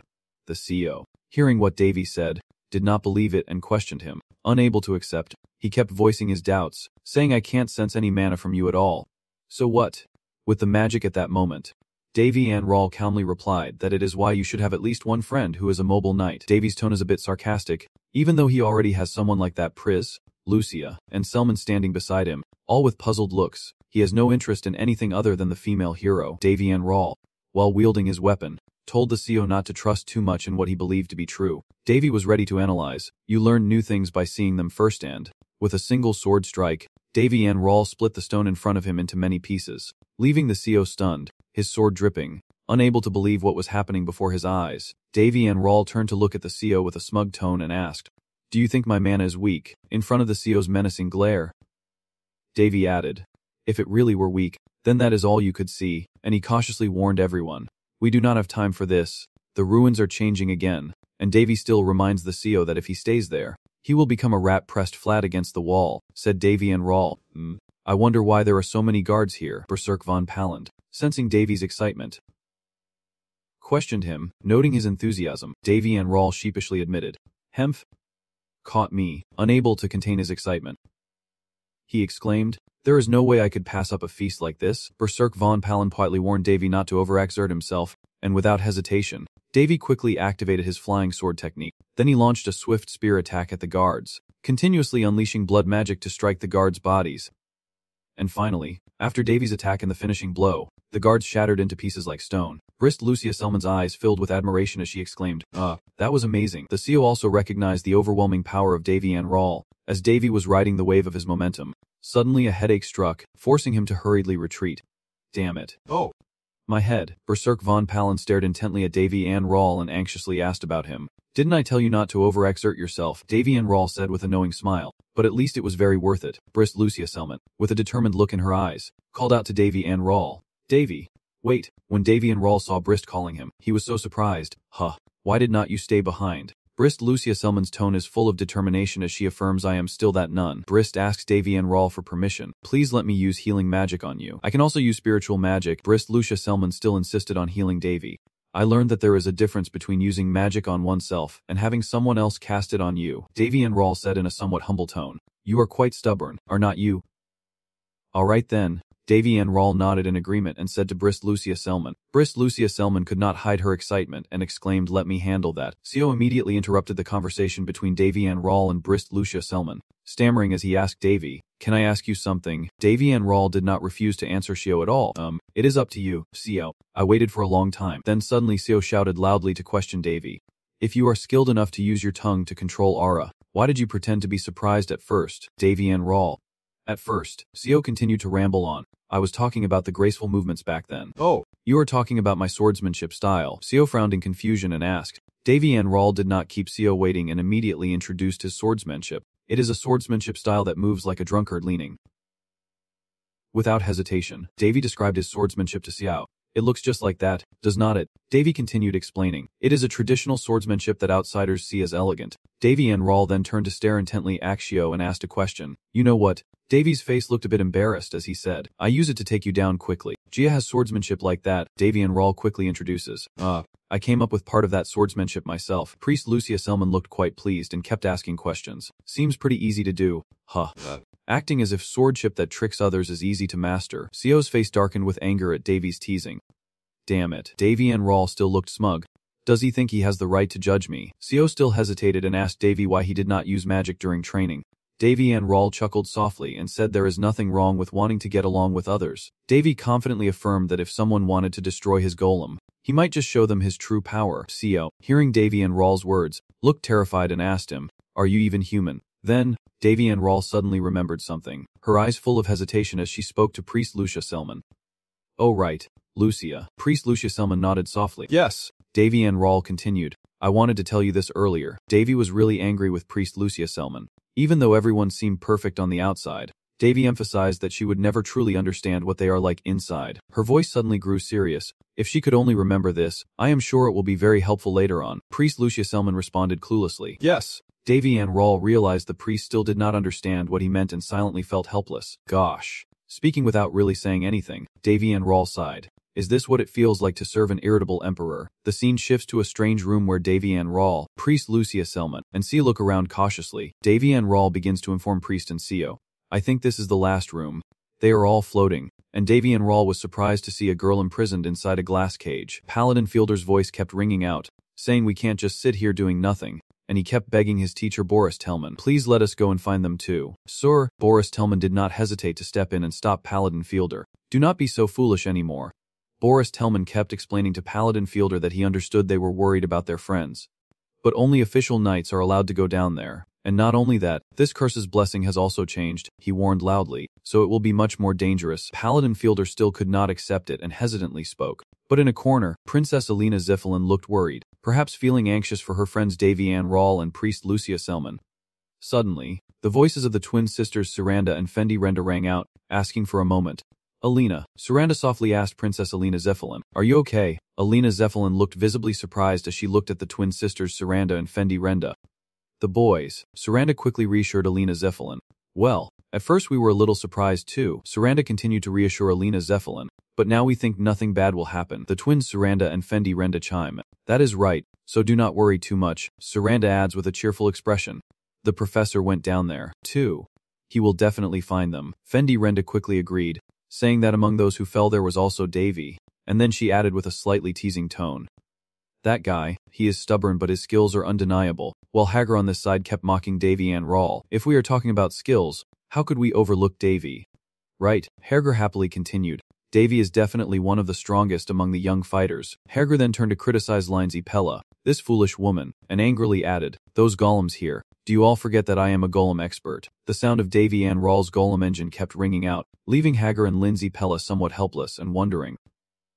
But seriously, that golem must be the strongest here. Princess Alina Ziffelin sat behind, observing with a bit of concern for Davy Ann Rawl. If they knew that the person pretending to be just a craftsman was actually a sword master, Alina Zeffelin nervously wondered how they would react. Her eyes suddenly tense, and she began to analyze arrogantly. That is also why he must return quickly. Davy shifted scenes to the group of Davy Ann Rawl, Brist Lucia Selman, and Co. Davy Ann Rawl could not help but be amazed as he looked at the hormone killers in front of him, prompting Brist Lucia Selman, who noticed Davy's surprise, to speak up and explain. Is this your first time seeing someone like this? Lucia continued to explain. Have you never looked into the hormone killers before? Davy Ann Rawl was lost in thought, considering the two most dominant golem factions. There is one more group, the hormone killers, and Davy continues to ponder, believing they are the ultimate target of those seeking to create the wizard stone. Without hesitation, Davy Ann Rawl turns to look at the mechanical god, and beside him, he can't hide his excitement and shouts out, "Oh my god!" causing Brist Lucia Selman and Co to jump in surprise. What is going on? Brist Lucia Selman and Co looked at each other with puzzled expressions, then saw Davy Ann Rawl eagerly pressing his face against the mechanical god. Truly surprised, Davy secretly rejoiced. This is the S Machinama, he happily introduced, the pinnacle of golem species, the perfect core of a golem, an artificial heart. Davy whispered excitedly, "This is my guiding entity, Eva. Always wanting to create it," Davy Ann Rawl happily exclaimed. "And yet I happened to come across it like this." He looked around with curiosity, wondering where exactly this place was, and Davy Ann Rawl began to ponder again, realizing that many things in this world are hard to explain, and then there is divine power. Then Davy turned to look at Purser von Paland, corresponding to the abyss of the Demon King Purser. Davy Ann Rawl could not hide his curiosity as he looked at the mechanical god before him. And among all these things, this could be called an infinite power, both perfect and imperfect, and Davy never stopped wondering. The researchers developing golems in the lab always aim to create a living heart. Right, Davy Ann Rawl hesitated for a long time. Artificial heart. The ex machina is something that theoretically should not exist, Davy shouted excitedly. I must take this with me. The seal looked a bit dissatisfied and said to Priest Lucia Selman, he seems like a fool, while Priest Lucia Selman smiled and looked towards Davy, ready to speak. From the way he is, it seems Davy is still quite inexperienced. Boris von Paland standing beside him called out to Davy Ann Rawl. Davy, look at this, Boris quickly added. It seems like I should place my hand here, Davy replied to Boris von Paland. Wait a moment, I still have a little more to do. Without hesitation, Davy Ann Rawl placed his hand on the machine, and strange characters began to appear, making him feel confused. What language is this? The voice of the machine god begins to echo. The ex machina is ready to connect. The notification sounds. The connection is complete. The machine god's notification keeps appearing. The divine priest. Bic X halts his clinical death state. The heart implantation is complete. Davy Ann Rawl smirked slightly. The divine priest. Upon hearing this, are you feeling a bit remorseful or something? Davy Ann Rawl immediately swung her sword at the divine machine but was completely unfazed. Witnessing everything, Brist Lucia Selman looked a bit panicked and spoke. Oh my god, that thing can't be cut with magic power. Can it? Davy Ann Rawl stood still and softly spoke. It is really quite tough. Davy thought for a moment. Maybe I can't take it out into the moon. Davy hesitates. Maybe Davy Enroll is planning something in his mind. Since I have the defense system, I only need to poke lightly, but it seems like there is not one. Davy Enroll immediately issues commands to Brist, Lucia Selman and the CO. Can everyone step back a little? Davy gently reminds Berserk von Palland. Remember not to manifest here. Berserk von Palland replied with a triumphant smile. Dad. Just trust your daughter. Davy Enroll successfully breaks the mechanical god with her sword. The great fortress stands tall. Davy, holding the divine machine, smiles confidently and speaks. I do not understand why it looks so damn tough on the outside. Davy Enroll confidently continued speaking. It is also simple. Davy Enroll gently holds Hormone Kilos tightly in her arms. Are you planning to take that thing with you? Of course. Whoever finds it keeps it. Davy asked Brist again. I do. You want to fight? Brist. Lucia Selman quickly denied. No, that is not it. Davy Enroll replied to Brist without any restraint. I know. But I won't let you have it even if you want. Brist. Lucia Selman chuckled dryly as she realized a hand was gripping her neck in a threatening manner. It turned out to be Mewfeeler. Mewfeeler smiled smugly and said well done. Mewfeeler, hand tightening around Brist. Lucia Selman's neck, threatened Davy Enroll, demanding the item. Mewfeeler stared intently at Davy Enroll. I really did not think you would be able to break through that professional barrier. So I was right. Davy Enroll glared at Mewfeeler. Davy said with a mocking tone. Are all you guys just eating and running off these days? Mewfeeler immediately responded to Davy. I could not break it. That is an extremely important experimental material. Mewfeeler must have warned Davy to bring that item here. Mewfeeler uses his power to block CO's attack, causing CO to rage and shout.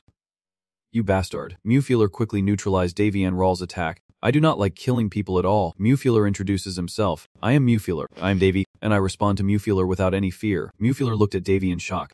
Davy Enroll, with a hint of arrogance, said, my name is famous enough among the Maka to get their attention. Mewfeeler said loudly to Davy Enroll. No, you are not that famous. Mewfeeler then revealed I heard Faye mention you. Davy Enroll asked in surprise. Faye. He slowly recalled where he had heard that name before. Mewfeeler nodded slightly in agreement. That is right. He has been waiting for a chance to kill someone. Mewfeeler feigns ignorance as he asks Davy Enroll. But why is Davy here? He should be in his own house. Davy Enroll, confused about what Mewfeeler is planning, asked aloud what it means. Davy thought to himself, this woman really is not easy to talk to. Mewfeeler chuckled sinisterly and said, who knows what he is planning? He plans to burn down your house. That is what I heard. Davy subtly sneered. Oh, is he going to burn it? He stepped forward and spoke. That is reckless. I do not know who that dragon Maka is. Davy's eyes flashed with a fierce glare as he listened to the words. As said, he broke into someone else's house without permission, and there are consequences that come with it. Mewfeeler believes someone will help me. Davy thought to himself, even if I do not know, currently on my territory, that person can defeat a fully powered Maka dragon. At this moment, Mewfeeler uttered the name, Yuri. At the same time, a girl with blue hair and purple eyes approached the city gate. Returning to the room, Mewfeeler paused briefly then asked softly, so are you planning to give me the heart and that girl? Davy immediately replied, you do not think of anything else. Do you? Of course not. Mewfeeler started using the hostage to threaten. This child, I will kill it. Lucia Selman shouted loudly. Don't worry about me, Davy. I do not know what it is, but I am not allowed to give it to her. Seeing the hostage making too much noise, Mewfeeler tightened the chains on his hands and warned him sternly. Silence. Lucia Selman groaned in discomfort. Yeah. Mewfeeler continued. I always keep my promises. If you follow my words, I will spare him. Davy sneered and asked back. And what if I refuse? That is what you hear. Then I have no other choice. Mewfeeler drops the child and declares he will kill them all and take what he wants. Suddenly, a flash of light streaked past Mewfeeler's hand. He gently lifted Lucia Selman without hurting her, and Mewfeeler gasped in surprise. Yes. Immediately, the child ran off and shouted loudly. Davy. The girl quickly hid behind Davy. At that moment, a mysterious pink weapon appeared before them. Mewfeeler exclaimed in surprise, a star-shaped sword. Seeing the cold expression of the opponent, she wondered how. Then Mewfeeler softly spoke. Quite a compliment for someone like that. They are very strange. She added. The person. Very interesting. A surge of energy begins to rise. In an instant, Mewfeeler's energy began to explode. She smiled with a strange expression. Let me study who she is. The information about the opponent gradually appeared before Davy. The red-haired woman's name is Mewfeeler, 223 years old, of mixed blood. Female. Her title is Palislos Researcher or Hohenheim. Macedon was a servant before. In good condition. Hybrid blood trait. Bloodsucker expert. Current mental state. Curious. Curious. Curious with a longo sound. Seeing that, Davy thought to himself, she is also quite special, facing a powerful surge of energy. Lucia Selman screamed in fear, looking at the woman exploding in front of him. Davy pondered, a mixed blood. Quite surprising to meet someone of both human and Macedon heritage. But she is definitely not normal. Davy gently looked at the person lying securely in his arms. Lin Tin is still unconscious. Mewfeeler said sharply. What if you give it to me now? She added, if you give it to me, then no one else will. At this moment, Davy pulls out a shining gem. In the blink of an eye, it illuminated the entire space. Davy replied coldly, I do not know anymore. And then he just went ahead and fused the stone into his body. Davy added sarcastically, what do I do now? I have already attached it. Seeing this, Fuller became furious. She is too big. Now a blinding beam of light radiates from the gem, causing Fuller to feel a bit dizzy. The system announces, access code activated. The dwarf begins to float in the air, and from afar, the pounding of his heart can still be heard. Her wings gradually appear. She completes her main power upgrade. A small circle flashes above Lun's head. System notification. The main program has finally finished loading. A mark on her forehead also glows brightly. Strange numbers appear in her eyes. Lun. Starting operation. Seeing this, Davy called out in amazement. Lun. She pays no attention at all. Lun continues to complete the process of activating the energy within her body. Done. She gently tilts her head to look at Davy. Lun moves closer to the owner. She reaches out her hand to initiate the link. A surge of light suddenly emanates from Davy's neck, and Lun continues, connecting to the user. Connection with the user completed. She suddenly bowed her head and said now. Data error. Lun. Data needs to be refreshed first. Lun reaches out and continues. Initiating connection. Davy tiredly wondered what else was coming. The dwarf immediately responds, testing the communication network. Davy exclaimed in surprise. Oh! Unexpectedly, she poked the owner's nose with her finger and then twirled it a few times. Seeing that chaotic scene, Lucia Selman could not help but cry out. Oh! After a while, the dwarf immediately reports. Communication failed. She responded, the backup plan. Start communicating verbally. Bring that kid back to the fans with the Emperor. At the same time, Fuller's eyes lit up. So curious. At this moment, Davy wiped his mouth and asked loudly, why did you do something so disgusting? And to me personally, Davy suddenly exploded with anger. Even so, why did you put your finger up your nose and then put it in my mouth? Suddenly, always wearing a knowing smile, I have completed collecting all the data. She gently turned around and spoke, but the entire line is the enemy of the master. Always say more. The enemy of the master. War weapons will always eliminate you. At that moment, Fuller was a bit confused and looked around nervously. Are you going to fight me? Later, she immediately said excitedly, this is so interesting. Let me study her more. Lun whispered softly. Analysis complete. You have a strong interest in Lun's body. Davy, helpless from behind, reminds you that you do not need to analyze those things. Suddenly, Lun turned around with shining eyes. Davy looked confused and said, like someone who wanted to do something. Davy softly asked, can you defeat her? Always respond immediately. Analysis results. Always able to win. Davy praised him a few words. Really trustworthy. Then, the calm light crosses his arms. Well done. Then show me what you can do. Always obediently comply. Accept the order. At the same time, Fielder is intrigued. His curiosity pick. Come here. I can give you even more energy. Always speak in a serious tone. Always obey the commands of your master. I refuse your offer. You are my master's enemy, and I will destroy you. Then she began to unleash her technique. Always reach out and respond. A wide-range fortress. Link established. She added, the ability to accurately eliminate designated targets is 21%. Ability to fire continuously at the target. Expectation of victory. Hearing that, Fielder started to feel a bit confident. No words needed. Always raising their gaze to counter with fierce determination. Then she signaled, fire. A powerful attack aimed straight at Fielder. Suddenly, the space suddenly became silent. Theo, who was closing his eyes, suddenly jolted awake when he heard a call. Seeing that, Lucia Selman exclaims with joy, thank God. Theo called out in surprise. Lucia Selman gently helped him up and asked with concern, can you move? Now is not the time. The girl urged us to go. We have to leave now. I looked up in surprise and sang, yes. At this moment, its energy fills the entire space. The fortress's attack shattered the ground into tiny pieces. Lucia Selman screamed in fear. The girl closes her eyes tightly and runs away. Ho exclaimed in shock. What the hell is going on? Suddenly, he became extremely tense. A beam of light shot straight at the two of them, making Ho unable to see anything. Davy's sword tip glowed with a red energy as he forcefully blocked the attack. The attack was directly aimed and caused a powerful explosion. Davy asked softly, are you okay right now? Lucia Selman was so scared she dropped her gun and let out a cry. Yeah. A hurriedly asked what exactly had happened. He was stunned and shouted loudly, especially about that homunculus. Davy softly said, calm down. That girl is with our group. Hearing that, the more shocking it is to Ha. How could that be? Davy helplessly clenched his sword and sighed softly. Then whispered, she performs better than I expected. Davy silently assessed. More than 90% is megachant. and if you compare that number to her speed of action, it is really nothing. He exclaimed in surprise. I did not think Dis-X machines would be that powerful. At the same time, the dwarf was still facing off against Muffler. Soj believes that it is not just the heart, and the physical strength of that golem is also incredibly impressive.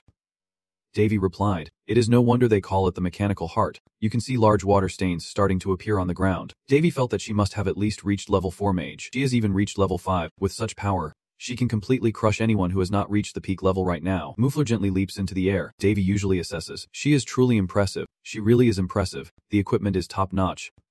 And Angela, Janet, Calypso teachers, Jeffrey, and GC are all outstanding. A high-tech doctor with a knife, Tom Vride Emerald is focused on preservation and will not be easily defeated. At this moment, Mew Fueler smiled with a knowing look.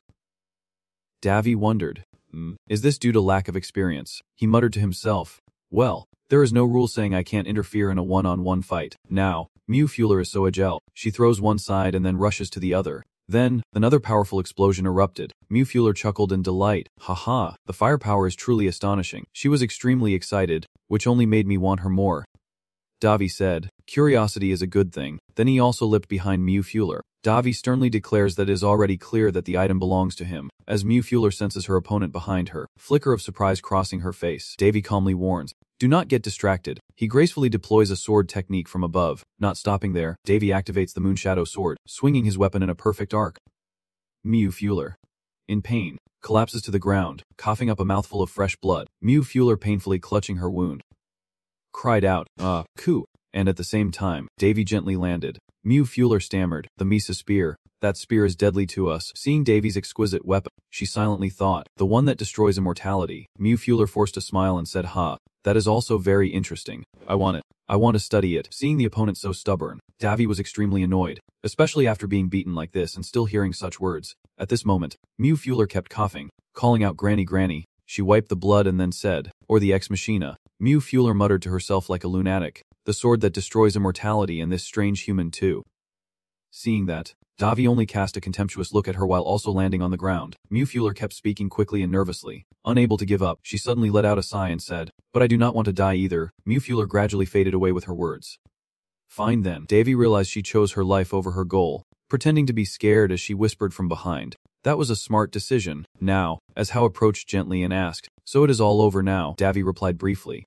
For now, that is it. Hao still could not believe it. That woman really ran away. Davy firmly confirmed. It must be so. He looked around and then said maybe we should run now. Suddenly, Loon grabbed Davy's shirt tightly and asked in surprise. Loon, seeing that devoted expression. Davy wondered, is she free now? Then Loon asked, Master, do we really have to go outside? Davy replied immediately, yes.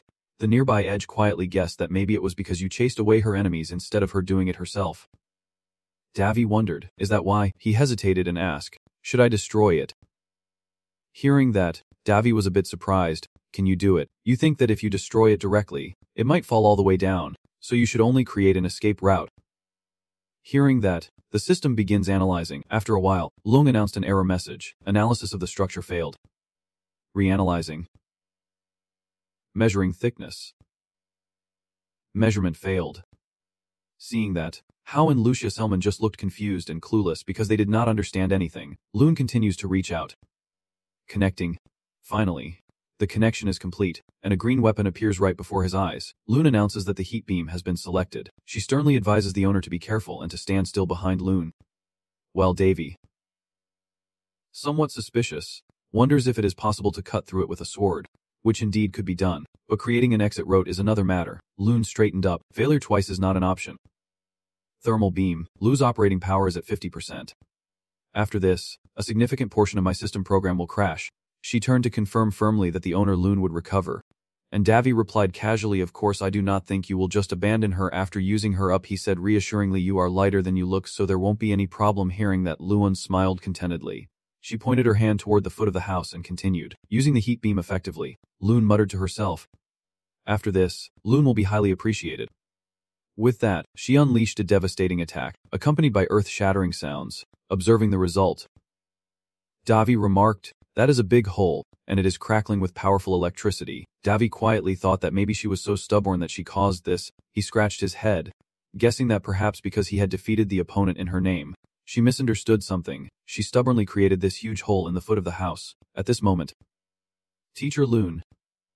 Looking proud, thought Loon deserved praise, and Davy quietly said, "It seems like her abyssal power has also improved her mind-reading ability. Although the person has no expression, I can still read their thoughts." Then I think to myself, maybe it is just a feeling. Now, the house's leg has cracked open into a big hole. Davy asked nervously if everyone was okay, and Hal and Lucia Selman nodded slightly and replied yes. Davy thought that if they were to go up there, they would need some kind of flying magic, and he silently thought that if it was just himself, there would be no need to worry. Davy turned to look at the two children with concern. But they, as if understanding his worry, followed Hal coldly and said, "We can handle it." Then he reached out to Lucia Selman and asked, "Hold on." In an instant, they both started to lift into the air. Davy was a bit surprised. "Woo," Lucia Selman exclaimed in amazement. "Look, is not that a 4-ring mage?" Hal replied calmly. "No, I lied about 1 ring." "Stay calm." Just a second later, both of them quickly escaped. Lucia Selman screamed in fear, and Davy muttered under his breath below, "He is not even a martial arts expert yet." Then he bent down and said to Loon, "Let us follow them." Davy immediately lifted Loon in a princess carry, but no matter how hard she tried, he still could not stand up. He hesitated and wondered. Loon also found it hard to understand. Davy broke out in a sweat. "After all, I carried her out of the test tube just fine." Loon then says, "Master." Loon thinks she is too heavy for a human. Davy immediately seizes the opportunity. "Yeah, you are pretty heavy," to which Loon is speechless. Suddenly, Loon spoke up, "Master." Loon has detected signs of psychological trauma and an overly intense emotional state. This feeling is anger. Davy replied with a sneer, "Is the golem angry? Or rather, what exactly are you?"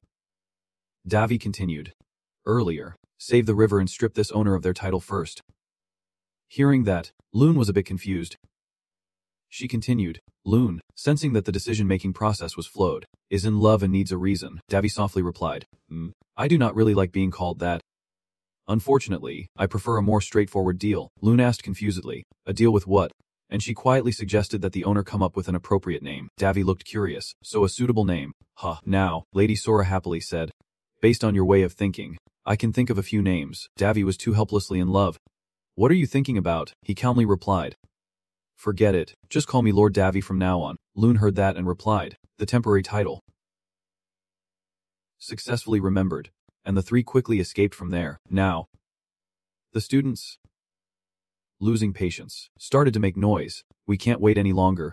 They believe something has definitely happened down there." Knight Cilia coldly said, "Stop. Have not we already discussed this topic?" She brushed aside the chaos. "Everyone, stay away from that hole." Cilia coldly urged them to hurry. When suddenly, a fissure appeared beneath their feet, and the students cried out in alarm that the hole was widening. Although she hesitated for a moment, Cilia still confidently reassured everyone, "Do not worry, I will protect the students." As the red aura gradually surrounded them, the students whispered anxiously. After a moment, the water hole widened into a pit. Below, Loon spoke, analyzing data and calculating that Davy might be able to climb faster than this. Loon determines that child exploitation is unlikely, while Davy laments that he is speechless.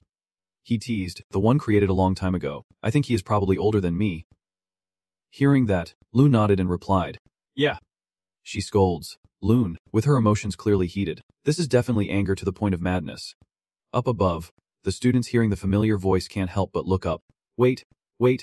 Hold on, she is already dead."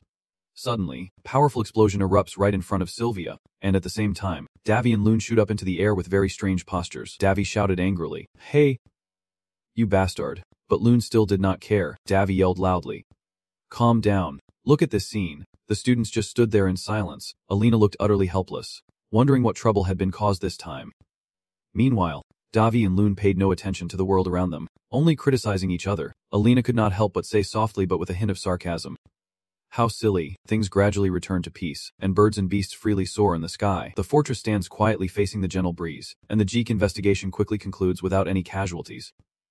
Technically, some members, like those investigating the 3rd floor of Sector Geetik, have sacrificed themselves, but it seems they felt relieved that the disciples were unharmed, because those people are future engineers.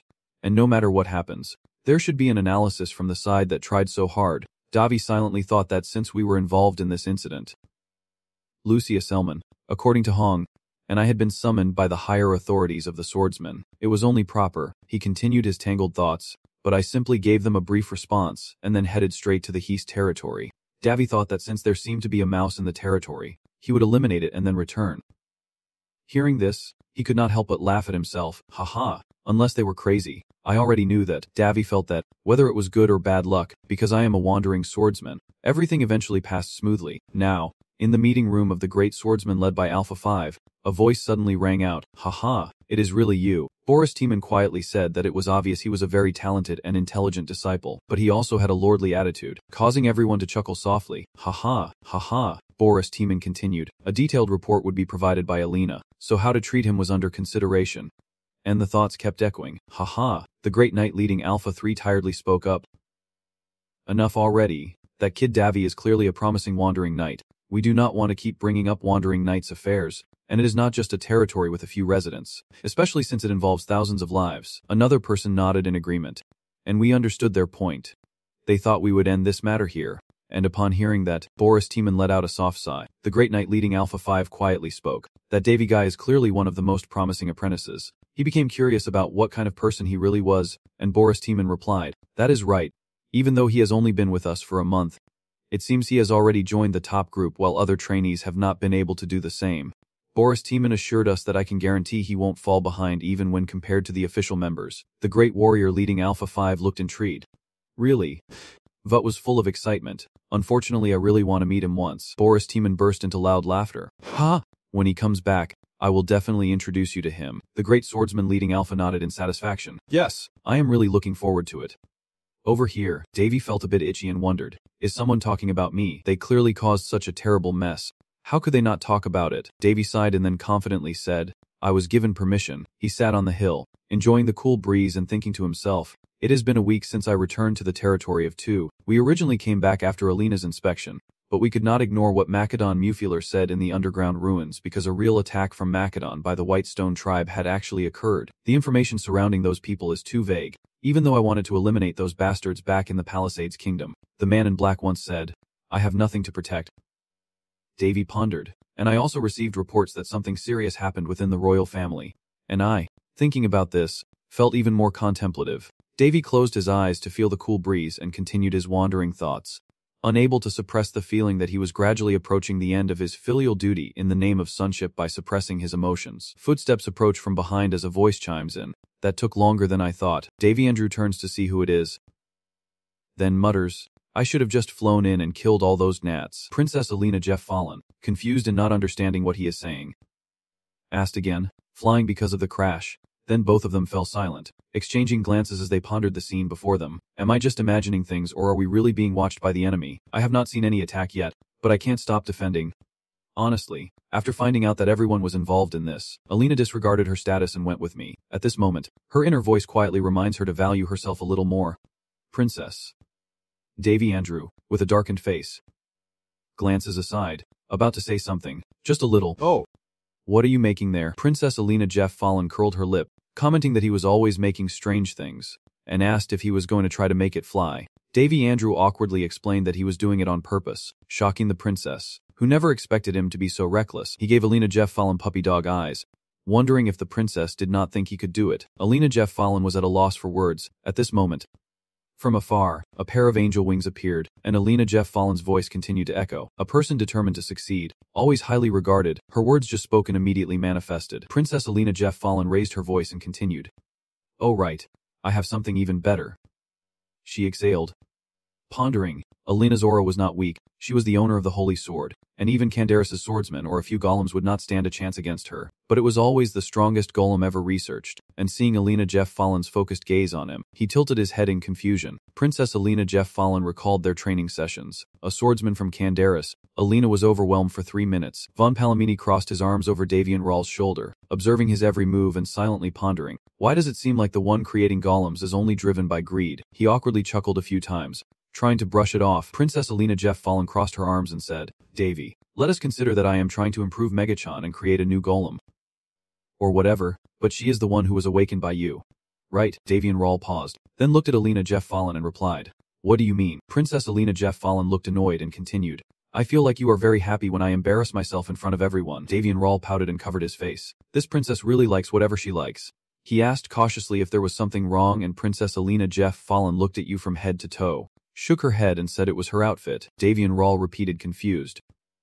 Her outfit. Davian Rawl seriously commented that Loon highly appreciated that clothing, making her feel very satisfied and more open-minded, considering it as a useful type of bulletproof fabric. Davian Rawl thought to himself that I only dressed like other kids, but she called it a bulletproof vest. Actually, according to the culture here, Alina would find that outfit very strange and hesitated. Uttering a few times, he stroked his chin and replied, "Yes, that is the most exquisite outfit I could find." Princess Alina Jeff Fallen snapped angrily. "What do you mean exquisite? Calling that outfit exquisite?" Loon, standing beside Dune, spoke up. Loon analyzed and found Alina's clothing to look very strange. She continued to pretend to be upset with Davian Rawl, then commented that based on the information gathered, Loon assessed that Davy's owner's technology was ahead of its time. Davian Rawl was surprised and exclaimed, "Oh really? That is great, that is amazing." At this moment, a shadow from somewhere below the hill ran up. A gentle voice called out, "Hey!" Davian Rawl, Princess Alina Jeff Fallen ordered you to step aside. Then Willie and Run, panting, ran over, and both of them exclaimed in surprise. "Willie!" The girl from Gap shouted, "There is a whole bunch. We found a bunch of monsters. And not only that, there were about 5,000 of them." Hearing this, Princess Alina Jeff Fallen's face suddenly darkened. She whispered to Davian Rawl, "Davy, let me handle it." Willie and Run, frightened, recounted everything that just happened. "We saw the monsters over here." Everyone furrowed their brows, guessing they might be hiding on the mountainside to avoid attack. Davian Rawl stood by the cliff, looking down and whispering, "How many?" Princess Alina Jeff Fallen climbed down a nearby branch to observe and then called out, "I heard about 5,000. But the ones with the whole group are not here." Watching their movement, Princess Alina Jeff Fallen guessed they were crossing the canyon. Davian Rawl, through binoculars, clearly observed each detail of them and confirmed that the monsters moving in line, the chained ones, and the bloodsuckers were all moving together in groups. Willie and Run pondered for a long time, then guessed that someone extremely clever had commanded them. Davian Rawl nodded in agreement. Exactly. He thought it could be that person, the one in black standing above, guiding those monsters. Willie and Run nervously asked, "Is it okay? There are not many knights here." Jun looked at the monsters and thought to herself, "Anyway, it is quite surprising to see a group of monsters gathering like this. If this gets out, it will cause panic among everyone." Euless nervously spoke up, "But there are so many of them. It might not be much, but let me help." Willie and Run next to him gathered his courage and followed. "I will help too." "No, we do not need it." Willie and Run exclaimed in surprise. "We do not need us." Davian Rawl confidently raised his head and continued walking, gently placing the Rubik's Cube down and repeating his previous words. "No, we do not need it. Just pick up the sphere beside it." Nenyan smiled and called Lun, "Let us begin. Now, in Hanser territory where we arrived, night has gradually fallen over the palace. Lun sits like a robot as Davian Rawl tinkers with her, and as she thinks, she says, "Lun has a fruit. She can explain. She can infiltrate and assess anything." Davian Rawl smiles faintly and says, "Now you are connecting to the information that forms a golem." Lun continued, feeling very uncomfortable with this strange thing. She thought it was terrible. Davian Rawl pouted, teasing her that her technique was really bad, with a slightly pouty tone. Realizing she had gone too far, Lun sighed helplessly and was about to explain, but Davian Rawl quickly interrupted, saying that is not it, then suddenly shouted, "Cough. Bosak." Her too. Sitting alone in the room, Lun pondered. Having analyzed Lun as soon as she got home, discovering a species called Bekkich, her mind was filled with doubts. Even though she did not know why the ancient people turned Lun, a Bekkich, into a golem, as this species has extraordinary abilities beyond anyone's control. Furthermore, they were granted a mind network by the Lord to connect with each other. Lun only retains a small innate ability, but cannot use it because she is too weak, though that ability might be restored. At this moment, a system panel appears, showing Lun's name. Unknown age. Female body. Golembeka species, with an innate ability to process information through physical contact, allowing her to analyze and read the information she absorbs. Lun promised herself that she would follow the orders, and she also tried to use that network in a different way. Standing on the mountain cliff, Lun shouted loudly, activating the deception evolution. The items crafted by Davian Rawl were also summoned simultaneously. In the middle of the air, a giant robot appeared, 5 to 6 times taller than an ordinary person. Williams all gasped in shock and exclaimed, This is Megachan." Euless shook his head in disagreement. "No. This is a bit different." Davian Rawl smiles with satisfaction. As expected, snipers love to hide. Lun immediately summons a magic matrix in the air, and together with Davian Rawl's items, they shout, "Code 002, activate sniper mode." Lun carefully concentrates on operating her brain and speaks, transferring the coordinates. The robots on this side are immediately activated to receive the command. The attack barrels immediately shift to lock onto the strongest monster. Davian Rawl tightly holds the glass sphere in his hand and asks Lun, "What about the others?" She quickly responds to her master. In position, she silently scans the surroundings and then speaks. Lun highly values master. Davian Rawl replies with satisfaction.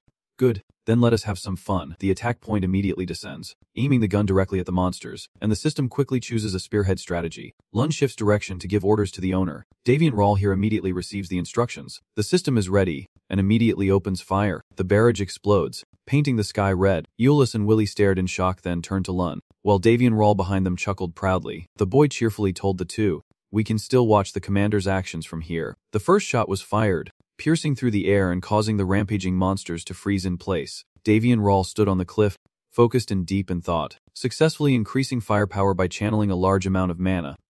Of course, to support that, I used up a large amount of my mana, and both the efficiency and speed increased. He nodded in acknowledgement, recognizing that many things had indeed improved. Suddenly Willie and Zol came from behind, exclaiming in shock, "My lord David, what have you created?" Below, at the cliff where the monsters were about to cross, an explosion erupted, smoke and fire billowing wildly. Willie and Zol shouted in awe, "That is not firepower. Usually it is like blending magic and explosives." More precisely, various types of magic have combined together. It can be used like ordinary weapons, but in this case, it is just activating its firing ability using my magic. Nothing extraordinary. Euless opened her eyes in amazement. But honestly, it is hard to believe. Davianzel nodded thoughtfully. Well, it is probably quite new to everyone. After observing for a while, Lun spoke. "Master, there are still many monsters not defeated. Lun has calculated that she needs to join the battle." Davianzel nodded in agreement. "Of course, just go out and fly around freely." Lun immediately raised her hand and cast a spell. A powerful beam of light shot out from her arm. Lun grimaced and shouted, choosing to engage in close combat with a lightweight ranged weapon, activating a formidable secret technique. Lun opted to close in and eliminate each enemy one by one, and just as she finished speaking, she spread her wings and soared into the sky. Euless and Willie and Zol below could not help but whisper in amazement, looking up and exclaiming what just happened. They were both stunned as they discussed how she gathered mana to forge a sword, and at this moment, Davianzon silently nodded and let out a soft Then he spoke, "Honestly, I do not know what to say about her anymore, and somehow the urgent situation in this unrecognized territory was simply resolved outside the capital city's residential area. In a small alley, a figure in a black cloak swaggered along, trembling and leaning against the wall with each step. A passerby looked up and exclaimed, 'Oh my.' The girl clutched her basket of vegetables tightly, muttering, 'Who could that cloaked figure be?' The black-clad man stood frozen in fear. The girl pondered for a moment, realizing, 'I think there is a commotion outside the castle, so he was the cause.' The cloaked figure immediately turned, reaching out to attack her, shouting, 'Die.' She pouted and thought, 'It seems my master has fought with a very complicated beast.' Meanwhile, in a shadowy palace beneath a tree, a sigh echoes inside. Yes, as I suspected, I need a red magic stone, and on a beautiful afternoon, after fighting off the monsters, Davian Rawl sat down in a corner, crossed his arms lost in thought, and sighed. A peaceful week without any conflicts had passed since the attack by the dragon demons and monsters. He focused on the recent battle, but from a defensive standpoint, he really did not know what to do. He did not know the black-clad man was frozen in fear. The black-clad man immediately turned and reached out to attack, and died. So I only think about the recent battle. From a defensive perspective, I really hope they left some clues behind, since those damn dragons are hard to catch. So we can only wait. Clear voice of a girl rang out. You mentioned a red magic stone. Do you mean the blood moon? So it turns out Willie and Ron and Eolus were discussing recent chaos with Davian Rawl. She is asking if it is the blood moon gemstone that the aristocrats often wear as jewelry. Davian Rawl nodded and replied, yes, I want one, but it does not seem promising. The red magic stone, also called blood moon, is a special gem that even shines with a brighter red than a ruby. All my recent concerns have been about this. Princess Alina Ziffelin finally spoke up. So why are you looking for someone to give jewelry to? Willie and Ron turned in shock and scolded Davian Rawl. That is the reason. Big brother, you can't do that. Davian Rawl frowned and pouted, explaining, why should I give something so valuable to someone else? Davian Rawl smiled thoughtfully and said, I want to use it to create an upgraded mana stone. Willie and Ron beside him suddenly exclaimed, the mana stone. He nodded in agreement. Having optimized all the researched items, I will try to develop something capable of mass production. I cannot create items that accelerate the golem production process quickly. I still have my own pride as an artisan, and I do not want to create golems using only ordinary mana stones. Therefore, I have concluded that I need a blood moon stone to upgrade the golem. But the problem is that I have already used up all my mana stones. Davian Rawl tiredly sat back and sighed. If I had enough materials, then the production process would only be a matter of time. Eolus finally spoke up excitedly. Please show me the manufacturing process. Davian Rawl helplessly agreed to the request. Fine. Eolus nervously turned to Princess Alina Ziffelin and asked, but the problem is I do not have any blood moon stones, which are essential for this, and the supply is also insufficient. Princess Alina Ziffelin also helplessly replied, yeah, blood moon stones are mostly sought after by noble families, so the demand is quite high. Euless curiously asked Alina Zephyllin if she knew any way to obtain one, but Alina Zephyllin was helpless and unable to think of a solution. Well, if it were a sword, it would be easier, but since it is a gemstone, this seems a bit difficult. Hearing this, Davian Rawl pouted and turned his chair to tease. Huh. Useless. You are a princess and that is all you can do. Alina Zephyllin snapped in anger. Hey, the fire inside you is burning hot. Princess Alina Zephyllin blurted out. Do you know that Blood Moonstone is not like other mana stones? It can only form under a specific and rare environment, and you can't just buy it with money. Do you know how many influential noble families want to possess the Blood Moonstone? And they are all among the upper class. Euless immediately stepped forward, blocking Willy and Zol to warn her of the danger, while Willy helplessly watched the two of them argue. Princess Alina Zephyllin continued to speak arrogantly, thinking she could get whatever she wanted because she was rich and pragmatic. Noticing the tense situation, Euless quickly intervened, apologizing but asking them not to argue and suggesting they attend a banquet where he could find a solution himself. I just remembered, I heard there is going to be a banquet at Lindis Palace soon. Have you received the invitation yet? Davian Rawl looked around and muttered to herself. An invitation? Huh. Willy suddenly remembered and exclaimed. Oh, is that the banquet? Davian Rawl looked at Willy with curiosity and asked. You know about this event? Willy, she thought for a moment and then said. Most of the imperial banquets usually have at least 1 or 2 royal families attending. She continued, from the Rawl kingdom, that fool Carlos will also be there. So it seems many young ladies are competing to be paired with this close aide. Willy and Roll thought to herself, it would be a relief if no one had to face that loser. She clenched her fist, dreaming a dream that any young girl would wish for, her voice a little shy.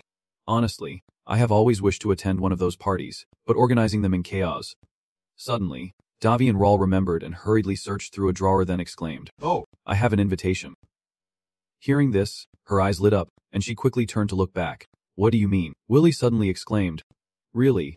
Euless then approached to pick it up and looked at it with a frown, saying it is all crumpled. Davian Rawl scratched his head and chuckled. That is not an issue. After all, it is still an invitation. Princess Alina Zephyllin approached to examine and then said, the invitation only includes Davy. Euless nodded and added, besides Davy's reputation in the Empire, he was also quite well known in the Western continent. Davian Rawl crossed his arms and pondered. Surely they sent it to see if he would really attend. Willy and Rawl hurriedly ran over and shouted at Davian Rawl. Hey you. Scared. He quickly stepped back, let out a shout. My sister really does things you can't predict. Princess Alina Zephyllin also spoke from afar. Probably unaware, I heard that they will auction rare gemstones for the guests at the Lindis banquet, and of course, those will be extremely rare stones. Hearing this, Davian Rawl immediately became interested, quickly stood up and put his arm around Willy, saying I guess I really have to attend now. Willy, you are saying you want to visit the palace, right? Willy and Rawl happily nodded and replied yes, the two of them holding hands as they prepared their things. Davian Rawl exclaimed great, now let us go shopping, and the girl also excitedly responded enthusiastically. Alright. Princess Alina Zephyllin looked at their backs with a sneer. There are still people like this in the world, so irritating to look at. Euless behind her gently smiled and chuckled how, at this moment in a luxurious palace, a delicious bowl of soup is served in front of her. The person sitting alone at the dining table is the youngest princess of the Lindis kingdom, Irian Lindis. She is the only mixed-race child in the royal family, and for 3 years she was not allowed to dine with anyone. This was to prevent them from becoming her meal. In fact, aside from a few maids, no one has ever seen her face a member of the royal family treated this way. It is shocking, but for the princess, it is a reality she has long been accustomed to.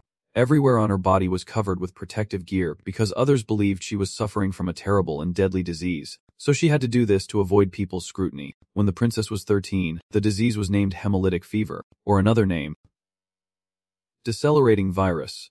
Although many people around the world were unaware of it, this terrible disease has no cure, and the princess cannot perform sudden movements, suffering from a condition that could take her life at any moment. However, her symptoms are different from those of other patients. That is because if she did not have the freckles on her face, she could live a normal life like everyone else. But the worst problem is that her status as a mixed-blood princess still causes some disdain among others. So, the princess always wears a mask and gloves, never takes off her gown, and spends 2 years in the church receiving treatment for her illness. As usual, Princess Irian Lindis was visited by her personal doctor, and she nervously asked him, "Do you think I will really be cured?" The old man chuckled and replied, "Of course. Thousands of people in the Odom territory have been saved thanks to this treatment. Most of them were successfully cured and have fully recovered." How happy the princess must have been to hear those words. Irai is a princess with very simple dreams. All she has ever longed for since childhood is to meet someone who will love her and see her true beauty. But life is cruel to have bestowed upon her such a terrible illness. In short, The princess is searching for a singing witch who sensed the forest and appeared before her on the way back from the church. Of course, finding someone based on such limited information is impossible. The truth is harsh, and no matter how much the princess searches, she cannot find that person, who is so hideously deformed that people are repulsed by his face. Yet, the princess still wants to know who he is. The old doctor gently placed his hand on hers. She tried to reassure herself that she would get better. He smiled kindly and said, and soon, she would reach adulthood, at which point a grand celebration would be held in her honor. The old doctor surely promised Arya and Lindis that he would ensure she could attend the party without wearing that mask anymore. Arya and Lindis nodded softly, silently praying that what the doctor said was true, and she gently called his name. Baron Gonio. She lowered her voice and bowed her head to show her gratitude. I truly thank you, sir. Her tone slightly choked. However, despite Gonio's assurances, Arya still cannot escape the hell that has always suffocated her, which is the terrible illness she carries. It has been with her since she was a child and still remains untreated. Along with the contempt from her family, Davy pressed the seal onto the letter, held it up high, then put it on. All done. Although it is a bit late, I have accepted the invitation from the Empire, and the person accompanying me will clearly be my sister Winley, since she often attends banquets with her siblings. As the maid left, Davy looked around the room, the sound of wings flapping echoing. A bird flew over and perched on Davy's shoulder, whispering, Tiger, today is so boring. But Davy felt the opposite. Was not it too quiet and peaceful, but I also feel a bit worried. The day I decided to attend the Lindis Empire banquet, because if Alina found out, she would have already taken Winley to the Palin Empire. Do you know how much a young lady needs to prepare before a big event? She said that, so I let Alina and Alice handle the preparations for the banquet and decided to meet them in the capital. Davy was thinking while picking up his pen to work, as he was happily going through the papers. Loon spoke up. Lord Davy, I have a question. What is it? Davy stopped writing and looked at Loon. Loon seriously presented the plan. Your Excellency Davy, we still have not found the enemy commander. I have concluded that we need to discuss countermeasures. Davy calmly replied. Oh, if it is about that, then it is fine. Davy laughed, crossing his arms proudly. I have just come up with an idea. Loon looked puzzled and raised her hand. Still not understanding, please give a detailed explanation. There was a knock at the door. Davy looked over and said, perfect timing, loudly. Come in. A blue-haired maid with an elegant appearance enters and greets him. Your Highness, I have come to return this. Davy happily responds. Yes, thank you for always doing this. Davy then starts a conversation with the maid, mentioning that her name is Yuri, or at least he thinks so, and thanks her for her hard work last time. While I am away, I will entrust this territory to you. Yuri was stunned and asked back, strange. What do you want a regular maid like me to do? Contrary to Yuri's confusion, Davy calmly held his teacup and said, just do what you can. I thought you stayed here because you needed something. Hearing that, Yuri showed a worried expression, silently swallowing her saliva. Davy looked at the maid Yuri with a mysterious smile. Haha, always looking at him in a very puzzling way. Davy changed the subject and asked if she had used anything special to ferment this tea. Noting that he had recognized the unique and pleasant aroma before, I want to turn this into one of our products, he said. Yuri was overjoyed and exclaimed, really? Her eyes lit up, losing the earlier worry. Then Davy calmly sipped his tea. Yuri excitedly explained her creative process. Honestly, it was actually my own idea, even though I brewed it using beetle shell husks.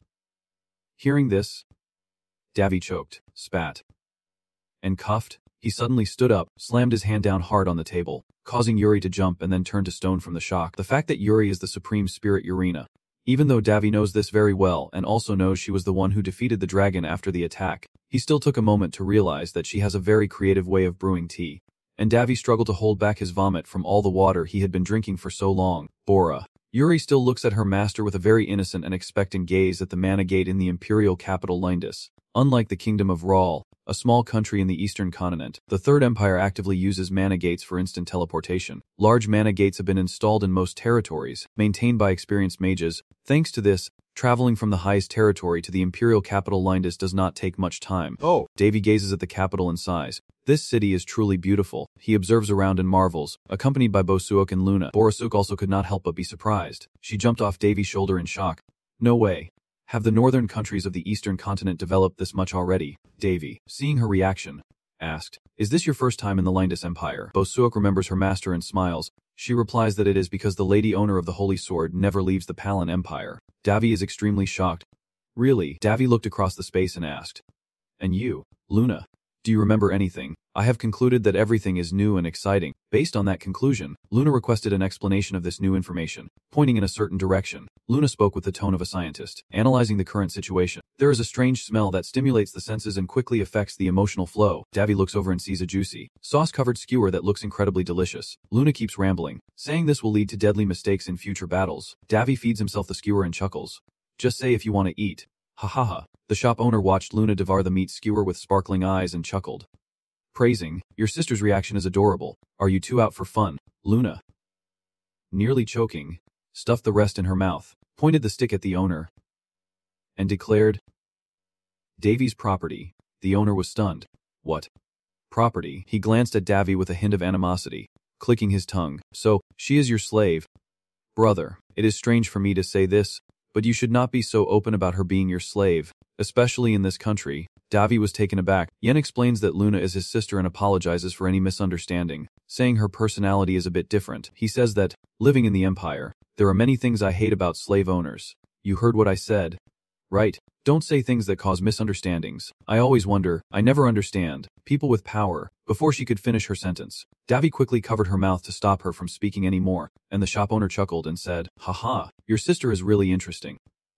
Davy scolded, "I told you not to say those words." Davy and Lon quickly left, amused by the shop owner's reaction. They scorned beast-kin, yet disregarded slavery. This place was strange indeed. While Lon was still furious about Davy's rough handling, then I explained what was right and wrong, and the four of us explored the capital of Lindis. Although they were a bit troublesome because they were curious about everything, I had not had time for my family in a long time. While Davy was strolling with the four young ladies, Boy ran past and bumped into them. Davy looked at him indifferently, and seeing Davy's intimidating presence, the boy lowered his hat and stammered, "I'm sorry." Then he ran off on 3 legs and 4 arms. Honestly, anyone seeing a kid carrying 3 girls like that would find it strange and avoid him. Lon had a question: why did not Lord Davy immediately catch him? The analysis shows that he mixed up your belongings, and after examining its shape and size, I concluded that it was your wallet. Davy replied softly. Let him tell his story. Lon found it very confusing, and I concluded that you are not a benefactor. Davy lowered his 2 sisters and said, "That is why I told you to let him tell his story." He smiled coldly. Those without morals should be responsible for their actions, whether adults or children. A loud explosion rang out, splinters of wood flying everywhere, and a young man was thrown back. Davy lands beside the boy earlier, who is now extremely panicked looking ahead. Davy intervened softly. Lun, do not kill him. If you kill him, they will just attack you without fear. Lun, emotionless, squeezed the thug's neck with one hand and nodded. Lun quickly agrees. The frightened blonde boy asks Davy why. With your strength, you did not just catch me right away. It is better to deal with them all at once rather than searching for each one. And right now he is standing among the unconscious thugs lying on the ground, one of whom is crying out in pain. Davy looked at the boy who was delivering the wine inside. And if you think I am a rich kid with a kind-hearted, knave personality about the world, you are very mistaken. Davy scoffed, telling him he should evaluate who the real target is before acting, then smiled with emotionless eyes, saying he would only broken a few bones this time. But if he caught him doing this again, he would not be so merciful. As the man cried out in pain, Davy looked at the large sack being dragged along and said, Sir Davy, these are the items they stole. Davy was also quite surprised. They packed it quite neatly. Davy opened the sack, revealing gold, silver, and jewels, and he pondered, should we give this to the guards or not? A square-shaped object falls down, which is a smartphone, something everyone knows what it is. Davy sees it and shouts, Then, Davy and everyone get into the carriage to go back to the fortress. Willie runs down the stairs and bumps into Davy, who exclaims in surprise, Big brother, why are you here? Davy asks the butler, where is my room? And the butler politely replies, this way, Davy. Alina is very surprised and calls Men's name. With Euless beside her, Davy shows the phone in front of both of them and asks, have you ever seen this before? They both hesitated and asked again, what is that? This is the first time I have seen it too. Hearing this, Davy felt deeply disappointed inside. As expected, Davy put the phone into his pocket and said goodbye.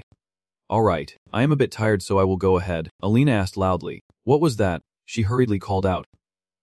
Explain clearly, Davy replied vaguely. Sorry, I will tell you both later. I was also quite surprised. Then, Davy closed his private room door with a heavy heart. Bora flew over and asked, Davy, is that an object from your previous life? Davy nodded silently. Davy's mind is now in chaos. A phone. I do not know why a pickpocket here has it. But that is not the point. It is something that does not belong to this world. Davy tried to turn it on repeatedly but could not, feeling disappointed as he looked at the phone, unable to power it up. Even if I could make a charger with the parts I have, Opening it would not be easy. The guard asked Davy if he was going to turn it on, and Davy replied, I should at least try first, secretly thinking that no matter what, I need to check a few things. A part of my past life memory is quite vague, but I still remember a few things, and to me, this phone is not unfamiliar. Just a gut feeling, but maybe this is a hint for me. Davy thought of the image of a person with a bandaged head, holding a heavy bag, looking up at the sky. The next morning he was extremely tired and lounging on the chair, having spent all night delivering designs to craftsmen in the Hanser territory, so he did not get any sleep at all. For now, all I can do is try to enjoy the party and wait. A moment later, all of Davy's fatigue vanished as Willie entered in her gorgeous dress, and Gel excitedly asked Davy, Brother, how's my husband? Davy, with her Siscon obsession, kept circling around Willie, praising her beauty, while little sister Gel eagerly joined in, clapping her hands like a seal, saying it was wonderful. Ellen watched Davy run around his sister admiring her, sighed briefly, and wondered what to do with these failed Siscon guys. She thought little Alina would stand aside watching with disdain. But no, she also jumped into the group lifting Willie up, showing off this is the skill of royal court ladies. Davy, emboldened, praised, wonderful. Next time, I will have to make sure they pay more attention to me. Alina's smile vanished, and she glared at Davy, who froze, stammering, What? Is something wrong? Alina sneered mockingly. You look so useless and simple, but it really works on that person. Davy angrily retorted. So you mean I am not handsome enough? Right. The sound of high heels scurrying chaotically echoed in the room. Reddy and Lamkai rushed to Willie. Willie's sister happily asks about the little ones. When did they come? And if they want to see something. Right. Oh. This is your first time meeting them, is not it? This is Hongkai, and this is Lamkai. My daughters. Hearing this, Alyssa's and Alina simultaneously turned to look at their noisy family calling out to each other. Dad, is that them? After regaining their composure, Alyssa's and Alina exclaimed, wanting to destroy the castle. Oh. Suddenly, night fell, and the starry sky covered the magnificent palace in the Lindis Empire. The receptionist respectfully received the group's letter and said, Welcome, Princess Alina Zeppelin, Elder Alyssa's, Prince Davy Anzan, and Princess Willie Anzam. Your invitations have been confirmed. Thank you for attending the ceremony. Alina, worried, asked the receptionist, who has been working hard. Has the party already started? The receptionist replied cheerfully. Yes, but the castle has not fallen yet. Alina chuckled softly and said, Oh my, that is such a relief. Hearing Alina say that, Davy silently cursed the witch. A pair of hands clenched his sleeve tightly, and when Davy looked down, he saw Willie stiff with worry. The little girl hesitantly says, Brother, I am so sorry, but I am a little worried. Willie whispers. Davy gently encourages his sister. Stand up straight, because my sister is the most beautiful girl here tonight. But Willie is still very timid. Listen to him. Willie. Davy placed his hand in front of Willie and promised that if any idiot dares to bother you, just know that your brother will always stand by your side, even if it means declaring war. You think I am joking? Not at all. Willie hesitated and asked again. What did you say? Seeing his serious expression, Willie covered her mouth and giggled. Thank you. She was deeply grateful inside, when someone suddenly interrupted their moment. A young man with grayish-blue hair, wearing a loose coat, politely bows and says, Good evening, I am Temmet, the fourth prince of the Hatton Kingdom. Another person angrily shouts, Look there, do not get in the way, and the sound of people being pushed and shouted can be heard immediately. Willie is surrounded by boys and girls in panic crying out sorry, and the satellites keep introducing themselves if possible. Do you want to dance with me? You are really beautiful. I am the eldest son of Lord Benled. Willie, surrounded by them, shouted helplessly. Ah, Davy. Seeing this, was very happy. Ignoring Willie's cries for help, he smiled and bid farewell. Enjoy yourself, Willie shouted loudly. Second brother, Davy walks around observing the party, wondering how long it has been going on. Despite the many attendees, Alina and Euless remain among the most noticed. One is a single man worthy of being the most handsome on the continent, a genius archmage of the Magic Tower. The other is the Pearl of the Palin Empire, one of the 5 most beautiful women on the continent and the owner of the Sword Saint. It is no wonder they attract so much attention.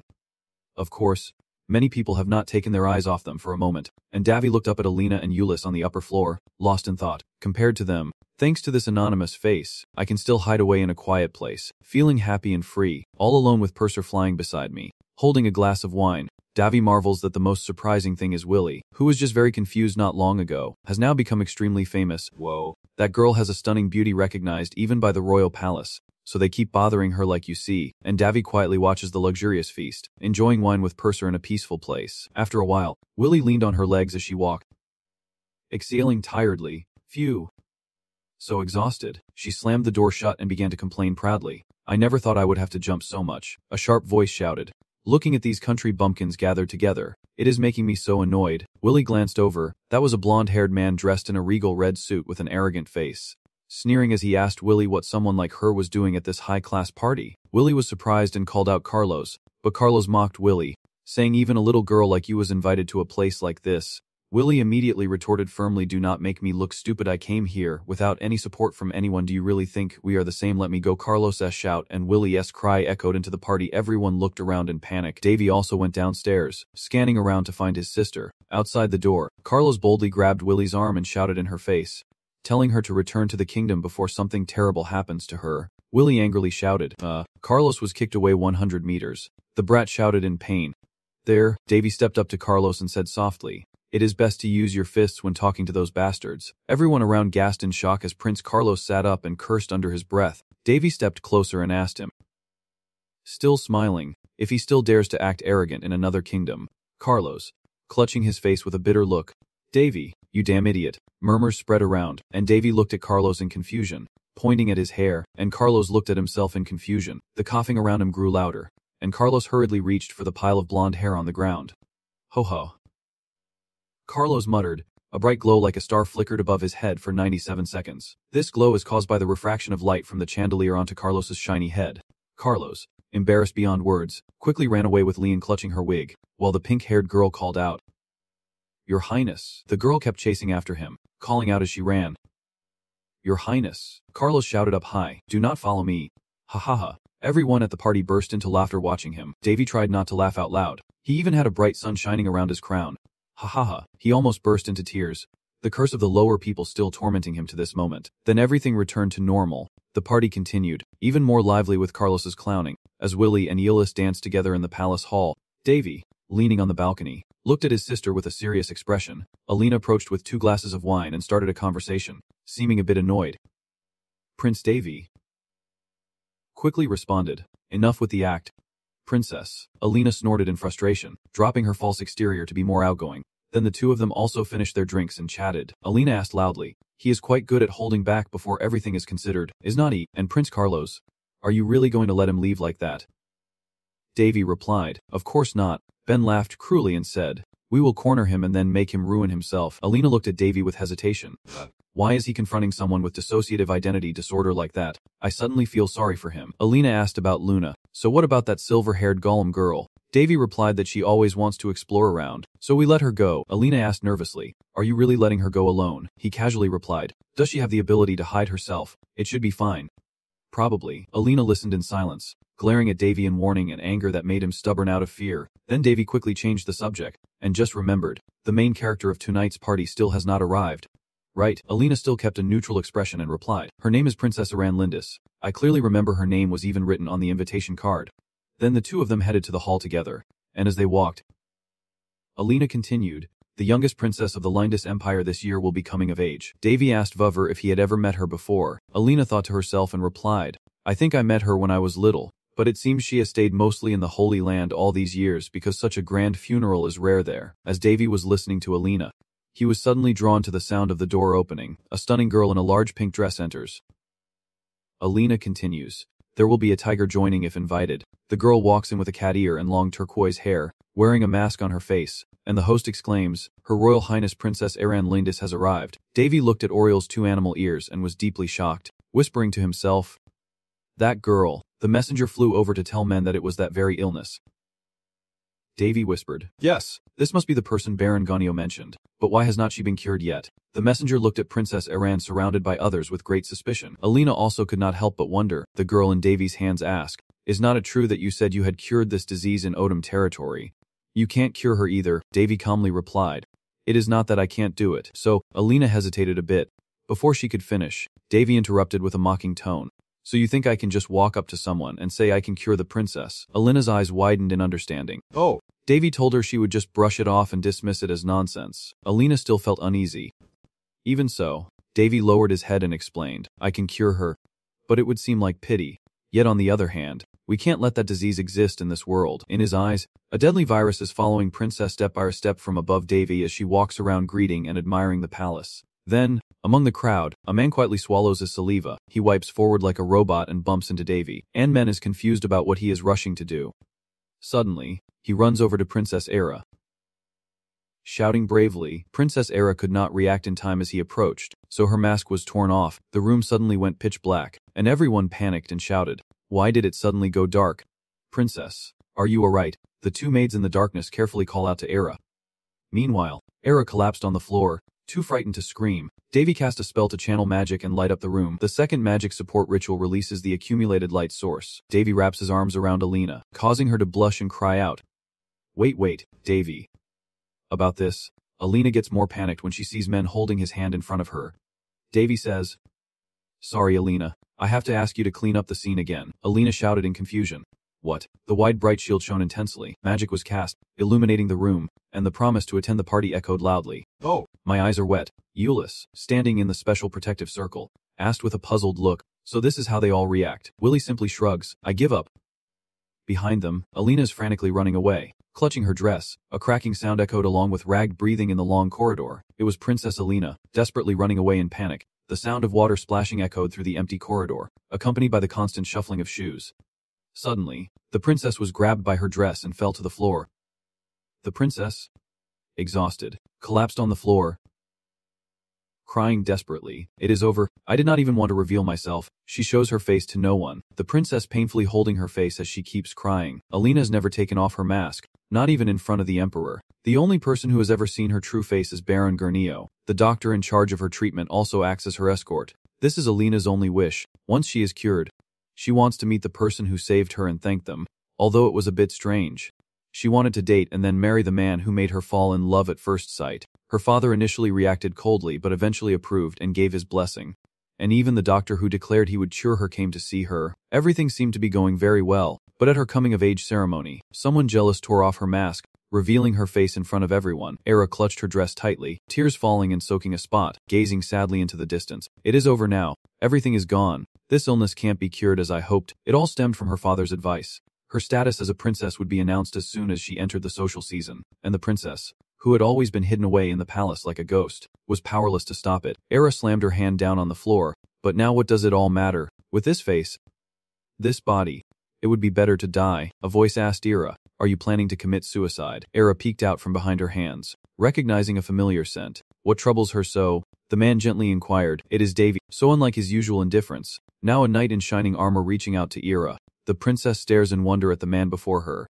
The red eyes that kissed it, the damage inflicted upon the victim, whose appearance is horribly distorted by the liquefaction virus, is beyond imagination. How will she feel, receiving so much attention? Davy wondered to himself. In fact, Princess Era's face had been severely deformed, much more than the average victim of the virus. No matter who takes her mask off, they are surely aiming for this weakness because she is a half-blood. Davy hands her the mask and asks Han with concern, "Are you hurt?" Era struggled to her feet, quickly tearing off her mask. As she tried to run away, Davy grabbed her wrist. Era hesitated. Davy pressed the princess. "Are you planning to keep avoiding me like this?" Era clenched her fist and said, "Finally I have met you." Davy stood there for a few seconds. "I have been searching for you everywhere." "But how?" she continued. The princess turned around, trembling all over. I do not want to appear before him like this. Even if it is just him." Era stopped shouting when she looked up. She fell silent for a few seconds, looking at Davy's face for a moment. Her mind was overwhelmed with shock. Everyone who had seen her face before had always shown either sympathy or rejection. "But then why do you still look at me as if everything is normal?"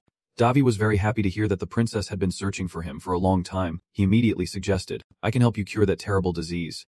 If you have not tried yet, please do not give up." The princess exclaimed in surprise. Under the bright sunlight and surrounded by a lush royal garden, Davy calmly asked Era, "This time will you trust me?" Era placed her hand on Davy's and replied, "I am sorry for letting you see such a disgusting scene." Davy reassured her, "Princess, I have seen many patients with worse appearances, so I am not shocked by this at all." Davy smiled and said to Era, "On the contrary, she is much luckier than most people." "Princess, at this stage of the virus development, most people would have already died." "That is right. Even though she endured her illness with her spiritual aura and chaotic blood condition, because she suffered from it for so long, medication will no longer be effective for her. Due to this condition, even her Dr. Nam, Gonio, will be confused." Davy began explaining to the princess. "I know this will be hard to believe because you have been treated unsuccessfully before, but please listen. This treatment method was developed by my medical technique for those who believe they cannot be saved. No one is perfect. That also applies to the woman praised as a goddess. Of course, thanks to the perfect treatment method she created, so it is not a meaningless failure." Davy told Era that the treatment would take about 4 days to work and that during that time, she must not lose her faith that she can recover.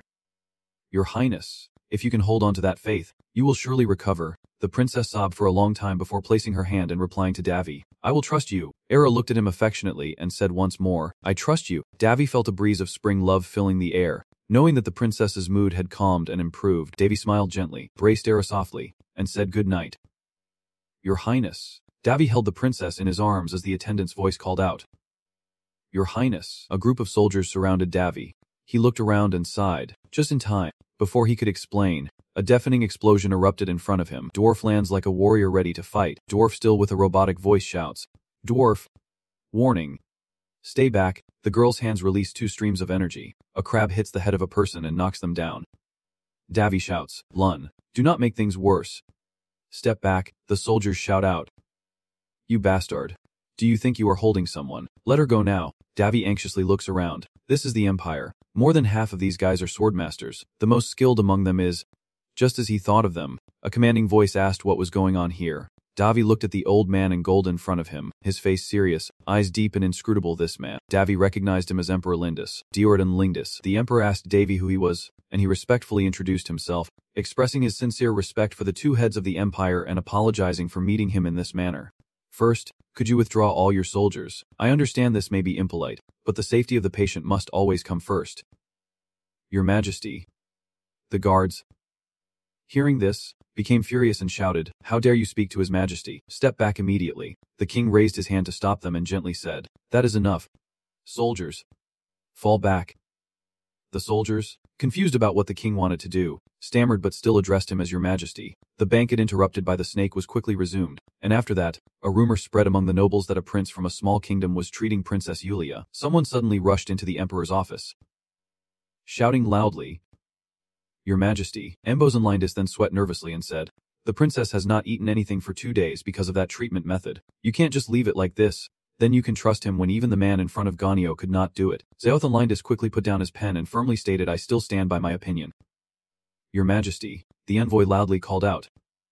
Your Majesty. The emperor coldly asked, That is enough. The investigation is not finished yet. He frowned and quickly replied, Sir, there is no evidence, but I believe it is related to the conservatives. How dare they exploit this? He asked suspiciously. What should I do next? While clutching the scroll in his hand, I replied with a sly smile. Do everything possible to find out who caused this and make him pay. Even executing his entire family would not be enough to atone for falsely accusing a member of the Galandus imperial family. He assured, I will handle it meticulously. We have also announced the banquet incident was due to an artifact malfunction, in case it is related to a terrorist attack. He interrupted. No, it is fine. Lindis asked in surprise. What is that? But Lindis did not answer immediately and instead thought to himself, just as the young man had said, the Empire still looks down on freaks and faces competition between the conservative and liberal factions. He can recognize these issues in a short amount of time. And not only that, after thinking to himself, Lindis suddenly asked, Anvers, what do you think of Prince Davy? And Lindis asked back, What do you mean? And he calmly continued, You see nothing. And he immediately replied, Please forgive me. Hearing that, he let out a sigh and thought to himself, that young man, like an abyss that consumes without remorse, making it impossible to escape. I have only felt this way once before when I looked at my master, the strongest swordsman in the Empire at that time, and only then did I truly feel that depth.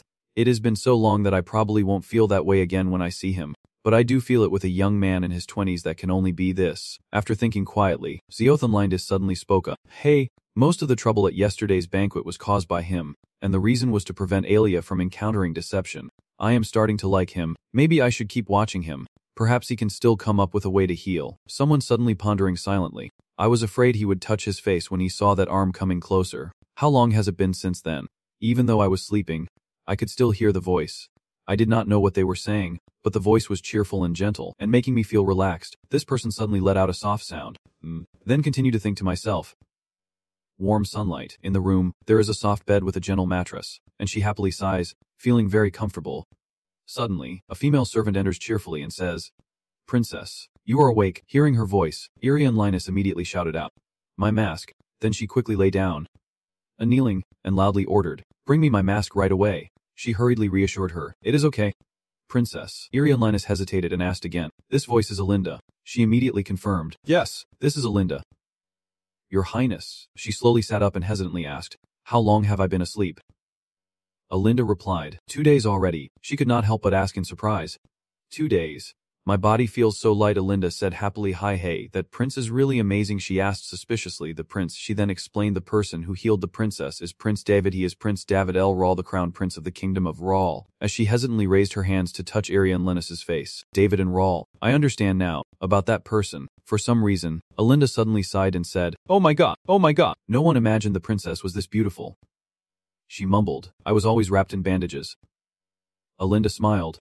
Do you know how shocked I was when I changed your bandages? Even the 5 great beauties can't compare to her. Arian Linus said, a bit annoyed. Stop joking around. Alinda smiled brightly and confirmed, I am not joking. She suddenly thought to herself, Alinda is truly too kind. Seeing a letter placed on the cabinet, Arian Linus was a bit curious and asked, what is this? She then explained, the prince left it there. He said he would give it to you when you wake up. As she read the letter, she pondered silently in her mind. The man with red eyes prevented her from entering the secret chamber. The content of the letter in her hand roughly said, I have prepared a gift for you, and I hope you will attend the banquet tonight. As I remembered Davian Ral, I continued to think to myself that the one who exudes the scent of Thudu has clearly seen me and encouraged me. The one who keeps talking to me, as if sitting nearby and reading fairy tales to me. I hope for a little bit of that, I thought to myself. Then I called out, Alina. Then she softly asked for help. Can you help me remove the bandage? She said happily. Of course I can. I am good at this. Arian Linus looked a bit worried and said, I am so anxious. She quickly reassured her, do not worry about anything, that Hel will be the most outstanding person tonight. I am sure of it. At the same time, someone suddenly burst into a long, cheerful laugh. Hi hey, Willie Enzel asked curiously. Oraboni, why are you so happy? Alina Zephelin frowned and added, you scared me. That is right. Why are you smiling like that? And where have you been? You did not join the auction yesterday, and the red moon did not show up either. Davian Ral chuckled and said, it is no longer important. Alina Zephelin asked in surprise, what? And as he hurriedly ran off, he waved his hand and said, it is time. I will be back soon. Willie Enzel saw this and immediately called out loudly, Oraboni. He smiled and asked, can I borrow the piano for a moment? The pink-haired man hesitated and asked back, what do you mean? Palin suddenly appeared out of nowhere and skeptically asked, you can play the piano. Huh. You can do anything.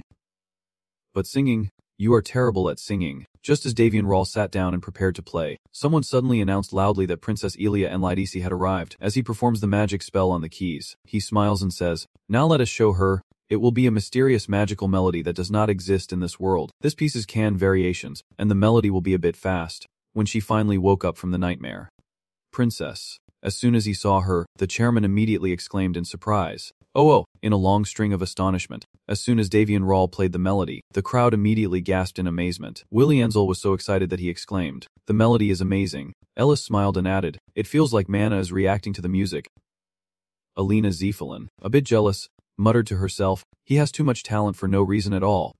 Suddenly, someone approached Arian Linus, complimenting her cuteness, and she cheerfully called out, Father. 4 days after Davy's promise, he suddenly reached out and embraced her, then softly said, you have endured for too long.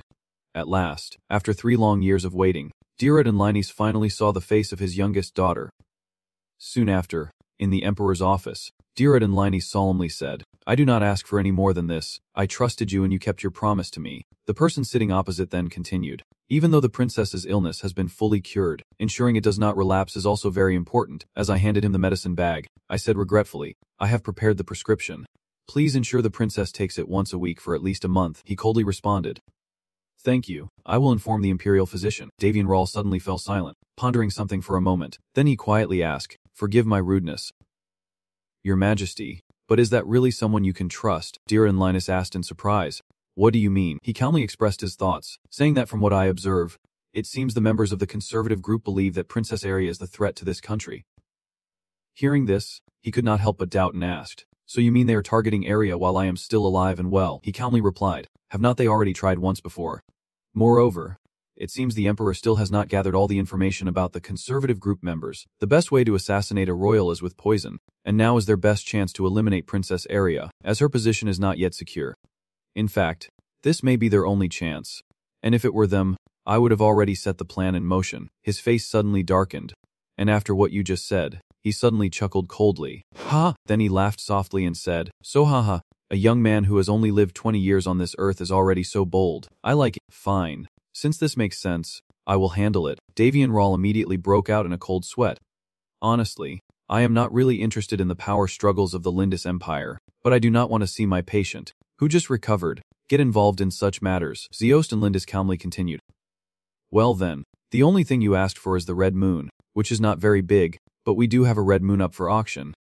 However, I have no intention of ending this matter with just a small reward like that. Davian smiled confidently and said, I truly only need that, then silently sighed to himself, if the red moon is called a small reward. He is truly too out of touch. As he casually brushed the gold ring on his hand, he said seriously, the pink moonstone is a reward for you for healing area. However, you have not yet received your reward from me. This ring is one of my symbols of power. Take it. Davian quickly took the ring and asked with some suspicion, does this act of yours mean what I think it does? Than Tam replied, yes. It is because of you that Iria was able to see the light once again, and because of that I was able to see my daughter's face. We all owe you a debt of gratitude, and your wish will be Lindis's wish. The Lindis Empire will never ignore those we owe. At this point, Zeothan Lindis suddenly asked, Prince Davy, tell me, will you become a royal physician of Lindis? Davian immediately replied, I have to refuse. Then he chuckled happily and said, oh, you are really bold. I also could not help but laugh along. Ha ha ha. He closed his eyes gently, sighed, and said, well, if your opinion on this matter is so firm I won't push further, but accepting the reward is a completely different matter. Even if you want to refuse, I will firmly give you this, he said seriously. From this moment on, the Lindis Empire will, as promised, become an ally of the Crown Prince of the Kingdom. As long as what you do does not threaten Lindis's safety, we will withdraw 3 times. Davian quietly swallowed his frustration and thought to himself, this is not a promise between 2 nations but a promise between a nation and an individual. Cam Doom continued, and even if we have withdrawn 3 times, we will still be your allies. He kept worrying and thought to himself that he could not underestimate the importance of this, even if I did treat a member of the royal family. Honestly, this is still a bit much. It just shows how much he cares for his youngest daughter. This is not what I was aiming for, but if he is willing to give it to me voluntarily, I should not complain either. After all, I have been quite troubled by someone lately. Thinking to himself, Davian then proposed, may I ask your majesty to withdraw from a matter right now? Xiozan Lindis replied, I permit you. Hearing that, he was very pleased and said, well then. After a long while, as he stepped outside, Davian stretched and let out a deep breath, then cheerfully said, even if he was a bit lenient, in the end he was still an emperor. The pressure was truly immense. Even so, I am still glad that he accepted the request without any hesitation. Is not his eagerness quite obvious? Lun asked loudly. Lord Davy, Lun wants to continue studying, he asked in surprise. Studying what? Lun asked for a detailed explanation. He immediately started to explain. But before he could finish, Irian Linus suddenly ran over from somewhere. She quickly stopped to catch her breath, wiping the sweat from her forehead with her hand. Even though she was standing near Davian, she still could not see because he had used a level 5 illusion magic, and he wondered silently to himself. Princess Iria, she suddenly sighed, too. Then she hesitated and muttered, that person's scent. Surely he is here. Hearing this, he could not help but shiver inwardly and thought to himself, he has gone mad. Suddenly someone approached and whispered a reprimand. Princess, you are not allowed to run inside the palace. Lord Von Palin suddenly appeared and whispered, oh my god, I know the sense of that mixed blood is very sharp, but, Irian Linus loudly declared. Irianda, he is here, he has been here. Alinda sighed softly and then said, too. He must have already left the palace. I heard he will leave the empire soon. She replied in disbelief, no, way, but I just met him recently. I can't just let him go without even saying goodbye. Alinda whispered. Turning back. Your Highness, it is time for you to take your medicine. Irian Linus loudly affirmed, I must see my father. The princess asked back, yes. She clenched her fists and resolutely replied, I will demand to see him again. Running quickly, Irian Linus shouted loudly. Hurry up, Irianda. She called out after him. Your Highness. Your Highness. Davian Rontot, he said with a touch of sweat and sincerity. She truly is the daughter of the second emperor. Always suddenly questioning, always having a question. Why did not he meet her? He smiled and explained. Just a feeling, but sometimes I can hear the voice of my intuition ringing in my head. I have done so many reckless things to her that meeting again is a bit. Hearing that, I always end up saying something. Lord Davy has been judged to have a very bad personality. And he pouted as he shouted, hey, then he opened the door happily and said, anyway, our business here is done, so let us go back to our place. Surely now the items I requested are in the Henser's territory. Now, it is really time to check the item there. Davian calmly recalled how he obtained that item. It was indeed a coincidence. Someone had pickpocketed us, and we retaliated against the organization involved. Then suddenly, a phone appeared before his eyes, and saying he was not surprised would be a lie. He found it hard to believe. Thinking, I actually encountered something related to my world. Davian Ront remembered Earth, his homeland, and thought to himself, a thing from another world, the world I once lived in. Davian Ront suddenly recalled Daphne's puzzled smile and sighed. Daphne does not believe in God, but she definitely has faith. Seeing something familiar here makes Davian Ront remember what Daphne often said. Where there is smoke there is fire. Nothing is ever natural. That is what she believes in. He stares intently at the phone charging with the power bank, scratching his head in frustration, quietly lamenting how funny it is. But if this thing really comes from that world, then there is nothing to be happy about. The phone is neatly charging, and Davian Ront keeps thinking about space travel, surprised at first. Then he dismisses it, thinking that yes, it is hard to believe, but I am the exception. Then Davian Ront held the phone with the portable charger hanging below and muttered in surprise, luckily it is charged given what is happening. He then pondered again. What bothers me is not how this thing travels through space but how it ended up in my hands. Right now, Berserk von Palen asked. Can I turn it on now? Davian Ront replied. Yes, but it will probably be slow. I just turned on the phone and said, I do not know how things ended up like this. Suddenly, Davian Ront felt a sharp pain in his back. He felt the mark on his back light up unexpectedly and wondered why it was so faint all of a sudden. Suddenly, a deafening sound rang out, causing Berserk von Palen to hurriedly cover his ears. But this sound was all too familiar to Davian Ront. Berserk von Palen asked irritably, Davy, what is that sound? This thing as Davian Ront looked at the caller on the screen and suddenly interrupted her, advising her to stay calm. He was extremely confused, staring intently at the ringing phone in his hand as if challenging it with his gaze. Ignoring Berserk von Palen's annoyance at the noise, Davian Ront hesitated, wondering whether he should answer. He was deeply suspicious, as if someone was waiting for him. A sigh sounded. Well, the call was accepted. Davian Ront greeted, hello, and the music suddenly blared from a speaker. A goddess statue blowing a horn suddenly appears before him, in a vast space shimmering with light. Davian Ront's face looks stunned like a rotten egg, his hand still holding the phone as before. A second ago he was still in his room in the Lightest Kingdom, but then Davian Ront suddenly teleported into another space. Looking at the winding staircase ahead, he sighed gloomily. Truly disappointed, was this the staircase to heaven? Maybe Davian Ront has figured something out. He ran a hand through his hair and finally managed to speak. Haha, just like I stepped on that thing. So this is the reason someone made me pick up that object. Davian Ront accepted his laziness like a dog and said, I understand now. He quietly analyzed the situation to attract my attention. There is nothing better than a relic from a past life. Even though I know I am a servant to this person, I am really bad at it. Davian Ront groped his way forward, recalling a familiar place from his past, similar to where he first encountered holy power. He moved ahead along his memory, thinking as he went, and considering turning this way. As he passes the fork, he is greeted by soft white feathers gently falling, illuminated by warm sunlight. In the distance, at the top of the stairs, a divine being with large wings behind him radiates pure blue light. Davian Ront, as if he had anticipated this unexpected appearance, calmly exclaimed, I knew it.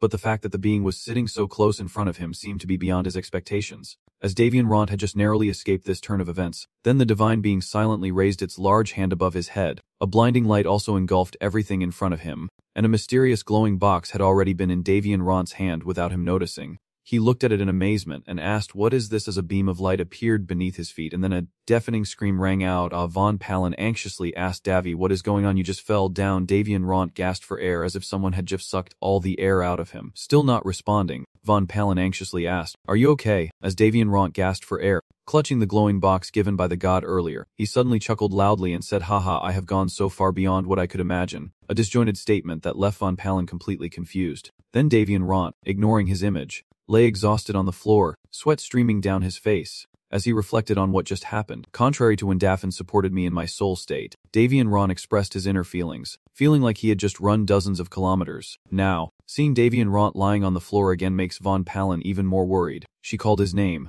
Davy, but he quickly cut her off. Sorry, Von. I am taking a 5-minute break. Davian Ront then slyly raised his index finger and added, after 5 minutes, it will be 10 hours. Seeing that he still was not joking, probably was not that serious, Davian Ront relented and replied, fine.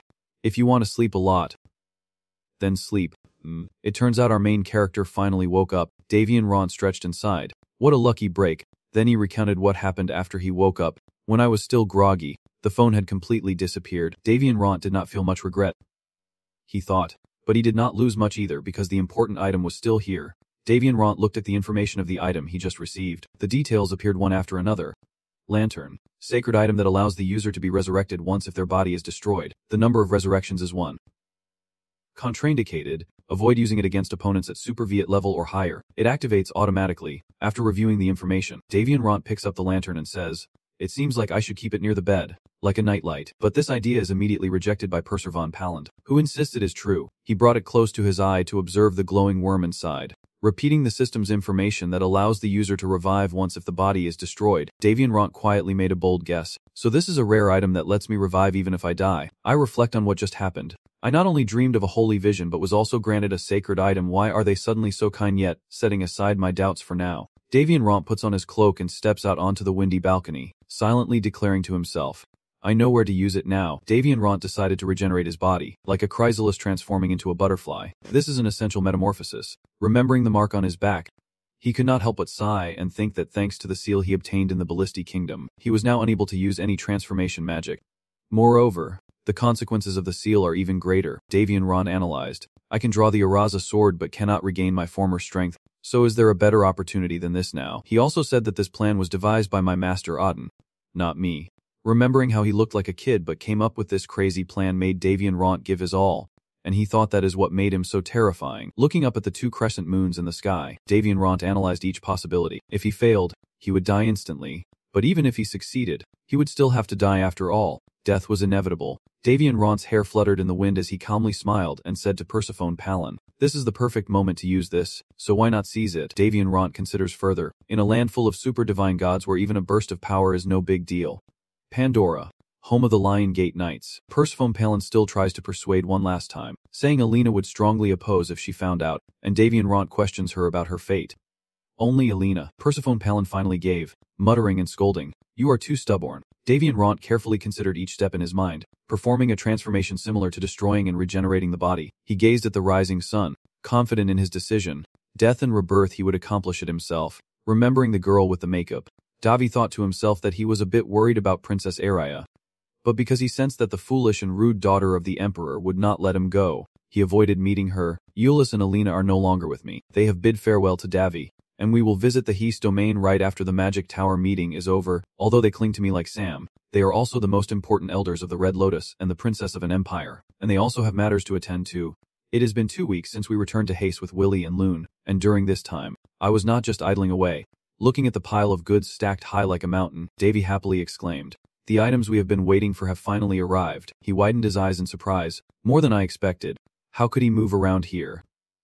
Hearing that, Goja proudly showed off his mouse. "Well, if we Loon are not strong, we can't do anything." Goja then subtly reminded, "Of course, many people are paying a hefty price. No need to worry." Davy picked up the item and asked, "Is this for real?" Goja scoffed dismissively. "Huh, they probably saw it in the dark stone area.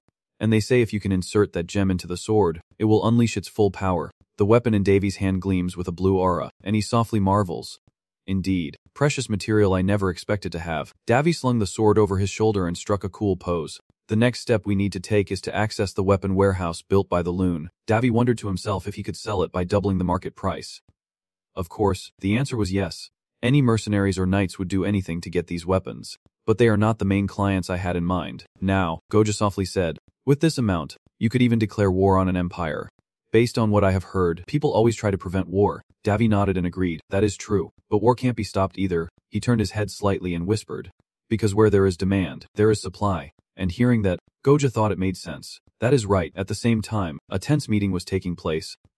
Elsewhere, the Divan Tower cheerfully announced the welcome back. Meeting Alina again, Lucia Selman was overjoyed. Finally she had returned. Meanwhile, Alina was lying on the table, groaning softly. "Yeah, I am exhausted." So Alicia worriedly asked, "Oh my god, Princess, what happened in the Empire?" Alina confidently replied, "I have an engagement arranged for me, so I have to handle that before I can come back here." Hearing that, Alicia declared that commoners and royalty have no freedom to choose their marriage, when suddenly Lucia Selman cheerfully asked, "But is not Prince David with the princess?" And Alicia also became curious. "So where is he now?" Seeing those shining eyes, Lena asked softly, "Are you all more worried about David than this dear princess?" Alicia confidently replied, "Oh, is it wrong to worry about someone you admire?" Lucia Selman chimed in, adding that they had not even repaid him for that day. Even Daphne would not want this. Faced with all of this, Alina could only sigh in exasperation. At this moment, Alina quietly asked, "I heard this is a special mission involving superhumans." Right. Fendi Renda quietly thought that maybe it was because of Chibo's ability. Another member also admitted, Honestly, I feel a bit jealous. As long as Chibo passes the next test, he will become an official member. Right, Fielder hesitated and said, if I fail again this time, it will be twice already. Don't worry, Lucia Selman cheerfully encouraged him. In the name of Saint Daphne, I swear this time you will succeed. But that only makes Fielder feel more pressured, which is why I worry even more. Lucia Selman Winston cried out, ouch ouch ouch, it hurts. Then Fielder's ladder followed. Ha ha ha. Alina could only force a small smile. Then Lindsay gently asked, Alina, is not the princess worried? Alina was startled by this. Lindsay continued. About David, Alina loudly replied, yes, I am not worried at all. Hearing that, everyone started to talk. Alina was also quite amazed. Another member nodded, but I still could not believe it. Alina thought tiredly, surely everyone already knows about David's incredible abilities, possessing holy magic and multi-elemental magic, as well as swordsmanship that can rival a master. More importantly, David is also an alchemist. Even legendary knights and holy knights can't reach that level down there. He is truly incredible. Suddenly, they loudly asked, Alina, you two are friends. You should know something, Lucia Selman also said with interest. That is right. Everyone stared intently at Alina, waiting for her to reveal some shocking truth. Alina was very confused, looking at me as if she knew something. Then they all shouted. Of course. Hearing that, Alina helplessly sighed. She muttered to herself. So tired. While at the same time, the tower was peacefully resting under the deep blue sky. When David suddenly turned around, Loon softly said, Lord Davia, seems Loon needs more energy. David was a bit incredulous, thinking to himself, this golem is hungry again. David quietly replied, once we go outside, I will hunt a wild animal. Wait a little longer, Loon said coldly. You must be a terrible cook. Listen to this. I will threaten you softly. Do you want to starve to death? Suddenly, a deep voice boomed. You coward, Boris Teeman sternly said. We are about to meet the top knights, so stay quiet. Apprentice Davy. He softly reassured him that there was nothing to worry about. The door then opened, and David was a bit surprised to see a meeting room with shadowy figures flickering inside. David glanced around and thought to himself, there are about 3 or 4 people. Then a direct voice asked, where are we going? Looking at the blurry figures before his eyes. David thought, this place really messes with my perception. A knight spoke up and said, sorry, we can't meet you in person. Please understand, we are heading out for an errand. David replied. No problem. They then started to speak. We have heard a lot about you. You must have exceptional abilities. David felt a bit shy. Thank you for the compliment. The knights turned their eyes to Lon and Hung. The girl beside them seems to be the golem found at the ancient site. They then get to the main point, explaining that they called him here to hear about that day, specifically what exactly happened. It is likely that your team has already sent scouts to investigate. As you know, I found a historical site with this girl sleeping inside, and the skill I used that day is hard to explain with normal knowledge. The knight asked further, is there anything else? And David replied, there is also a dragon ghost there. The knights believe she is definitely targeting this girl. They wonder what happened to the dragon ghost, and David recounts seriously that he tried to kill her but she did not die. Hearing that, everyone falls into thought. Now, David remains silent, waiting for orders, when a knight calls out. Apprentice David, he stands up and says, let me speak frankly with you. The knight straightforwardly demands, hand over that golem to us. Hearing this, she subtly lifts her head to look at David. The knight continued, right now we still do not know how much harm it can cause, so seeing that, David thought to himself, just as I expected. Because of that incident, we had to return to the Heast territory and run away. Even if Alina reports on my behalf, they would just worry like that. However, he simply replied, I refuse. Hearing that, the knight was a bit surprised, and they all stood up suddenly. Someone nearby called out, Apprentice David, but he paid no attention, firmly saying I will not accept any objections. Then he whispered, think carefully before making a decision. They leave the room one after another, the wooden door gently closing behind them. David and Rawl remains outside, no one rushing to leave. Taking a moment to breathe and stretch, Palin sighed with relief and said, it is a relief that everything has ended without any blame. David and Rawl smiled faintly and replied, of course, that is only natural. He added that even if those people entered, no one could control a golem like me, and even if they tried, I do not think anyone could steal this golem from me. Listening to their conversation, they always seem lost, as if beings from another planet had accidentally fallen here. Of course, he did not reveal everything outright, just gently ruffled her hair, and David and Rawl remained cautious.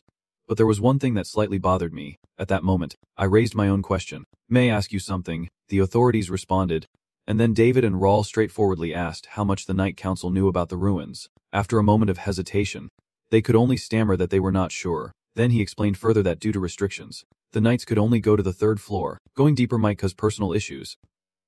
Unsurprisingly. Though disappointed, he was not too surprised and lowered his gaze. Softly replying, I see. Dada looked at the closed big door. David and Raul pondered silently. You really are good at lying. Time has passed, and now the exam day has arrived, with many people gathering in the internal territory of Pandora. The location of the Night Council's promotion test. The sunlight gently descends from the mountain peaks, with patches of white snow still interwoven among countless trees, adding a touch of color to the picturesque landscape. From the high vantage point, a sincere guide observes the crowd below. Although most of the threats in this area have been dealt with, unexpected dangers can still arise, so please be careful and avoid getting hurt. He added, You are the future of the Night Council. Each of you is valuable. Both David and Raul and Princess Alina Zephyllon are present, and neither shows any signs of worry or restlessness. They both appear quite relaxed as David and Raul surveys the surroundings, beginning to assess and judge the situation. Everywhere I look, snow covers everything, from the bare trees to this place, which truly resembles Pandora's inner area with a ring of land covered in snow year-round. The difference between this place and the trap site is like heaven and earth. Princess Alina Zephyllon then voiced her concern. Did not you expect the weather to be more chaotic than usual? Tui responded.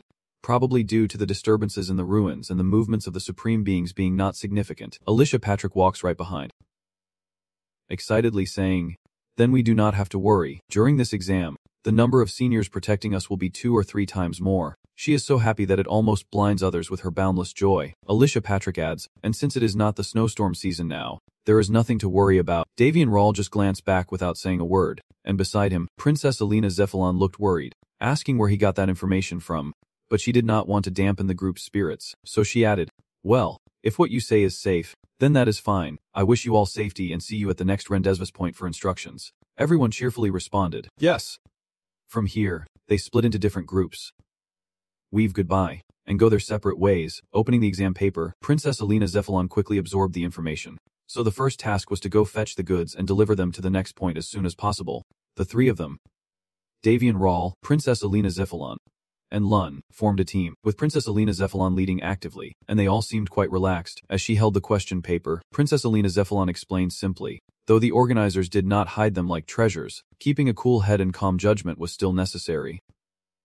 Lun countered, Actually, I think it might be more evidence rather than less. She rolled up the paper, gripping it firmly, showing her determination and confidently reaffirming her resolve to her 2 companions.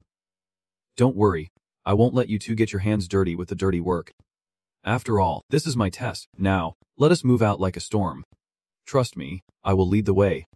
Follow me. Davy and Raul smiled in admiration.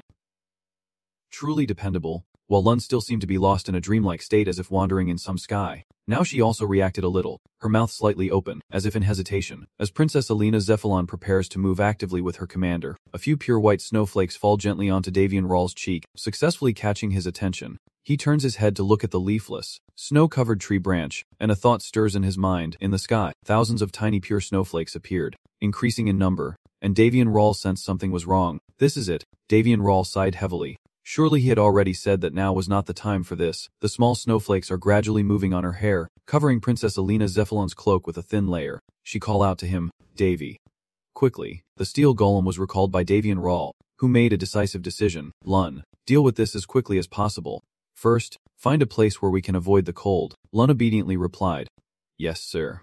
While still not understanding what those 2 are rushing to do, Princess Alina Zephyllon tightly gripped her sword, ready to defend. The snow is falling heavier and heavier, the wind blowing strong. She shields her vision with her arm and tries to shout louder so Davy and Raul can hear her. Davy, what are you doing? Stay calm, he answers briefly but still summarizes the situation for her. A snowstorm is coming, let us go. She immediately frowned, trying not to panic. What the hell? The snowstorm indeed arrived very quickly, growing stronger by the moment, and the sky darkened in the blink of an eye. The 3 of them quickly found shelter within the raging snowstorm, a primitive cave where a fire had been lit to warm the group. Although dressed in fur coats and sitting close to the fire, Princess Alina Zephyllon still looked very cold. Breathing heavily, her body trembling all over. On the contrary, Davy and Raul is still fine, adjusting his clothes while commenting that the situation is worse than I thought. Princess Alina Zephyllon stammered in response, cold, but still said, Luckily we managed to get the goods before the snowstorm fully hit. She still feels grateful. We are truly lucky. Yet Davy and Raul asked her, She really thought we were fortunate afterward, as if he had foreseen the events and even was one step ahead. Princess Alina Zephyrin kept trembling as she asked, "So then how did you actually predict the weather, magic or not?" He calmly replied, "As a spirit." She still could not understand how, so she asked again. "A spirit?"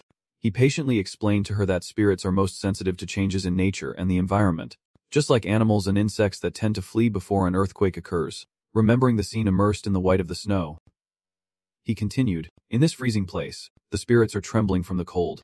But because of that, we can tell that the weather will change soon." Princess Alina Zephyrin's face growing paler by the minute. She even turned purple and trembled more, her teeth almost chattering unconsciously, struggling to continue the conversation.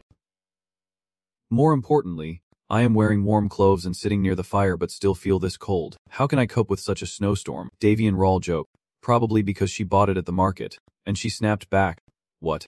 Hey Ying, do you know how expensive this coat is?" She even shouted, "This one outfit could cost over 300 gold. And he replied with a cold face, "Corruption exists everywhere. But if I leave her like this, death will come very soon," he said quickly. "Take it off." Princess Alina Zephyrin panicked. "Fish what?" Of course Davian Rawl means to help. He explained, "I will cast a spell on the shirt. Give it to me." Realizing her own lewd thoughts, she was ashamed and angry, trembling as she spoke. "If that is what you were planning, you should have said so sooner." By the warm, crackling fire, he blankly replied, "Why are you angry with me?" A few minutes later, the warmth embraced her figure, and Princess Alina Zephyrin's face quickly flushed as if she were drunk. She purred like a cat. "So warm." He looked at her, smiling contentedly, and said, "I will just tear it apart and make a new one." She kept praising the shirt endlessly, saying it was wonderful. The outside situation showed no signs of improving. He said the snowstorm would stop before dawn. "So we will stay here tonight." "Well, as you can see, sometimes we should learn to cherish the little things." He gently asked if she liked things like this, and she honestly replied that sometimes they were not so bad, especially since they would both been so busy lately. Perhaps her sincerity touched his heart. As Davian Rawl paused for a moment, he suddenly stood up and said that if she kept tempting him like that, he would not be able to restrain himself. She stammered, asking what he meant. "The snowstorm outside is still raging, and we are trapped inside." Gradually, he pushed Princess Alina Zephyrin against the cave wall and said, "The princess is very unguarded right now." She shivered slightly and stammered, "What is wrong with you?" His usually emotionless face twisted into a sly grin as Davian Rawl declared, "Good, then I won't hesitate to unleash the desires I have been holding back." "What do you say?" Princess Alina Zephyrin trembled, her mind reeling, face flushed crimson. She weakly retorted, "Don't tease me. If you come any closer, I will cut you down." He playfully countered, "Do as you please. If you can." She tried to save his sanity. "We are in the middle of the exam. If we do something strange, the evaluators will." He became even more cunning, interrupting her, "I do not think anyone would be looking at us in this bad weather." She shouted, "Always, always not here." In despair she shouted another name, Princess Alina Zephyrin. Princess Alina Zephyrin stammered, asking him why he was like this. "Davy," he calmly replied, "I have been waiting for this day." She closed her eyes tightly and shouted, "Please do not keep doing this, we are only friends." He gently placed his hand on her shoulder, saying softly that it did not matter now. When she finally dared to look up at him, he reassured her, "Don't worry, the pain is only temporary. You will feel pleasure soon enough. Just let me see your back." She was taken aback, asking, "My back?" Inside the cave, only the screams of agony and the howling of the snowstorm outside could be heard. Until later, Princess Alina Zephyrin's kitten-like voice said, This is exactly the feeling." Meanwhile, elsewhere, a bloody battle was raging, with desperate cries for help and despair echoing across the mountains. Another person falls right outside the tent, and even just an arm showing is enough to scare others into not daring to breathe. Inside the small, dark tent, the CEO clenches his teeth and waits in fear, unable to calm himself anymore, trembling all over. "But I can't stand this," he said with tears in his eyes, cursing. "Damn it." Out there, the monster Sandra Minia is raking havoc with her glowing eyes, foreseeing death, and the CEO's anger grew. Wondering why she was here, the screams continued to close in, pressuring him, and he decided, if this continues, we will all die. Let us split up. Jeff.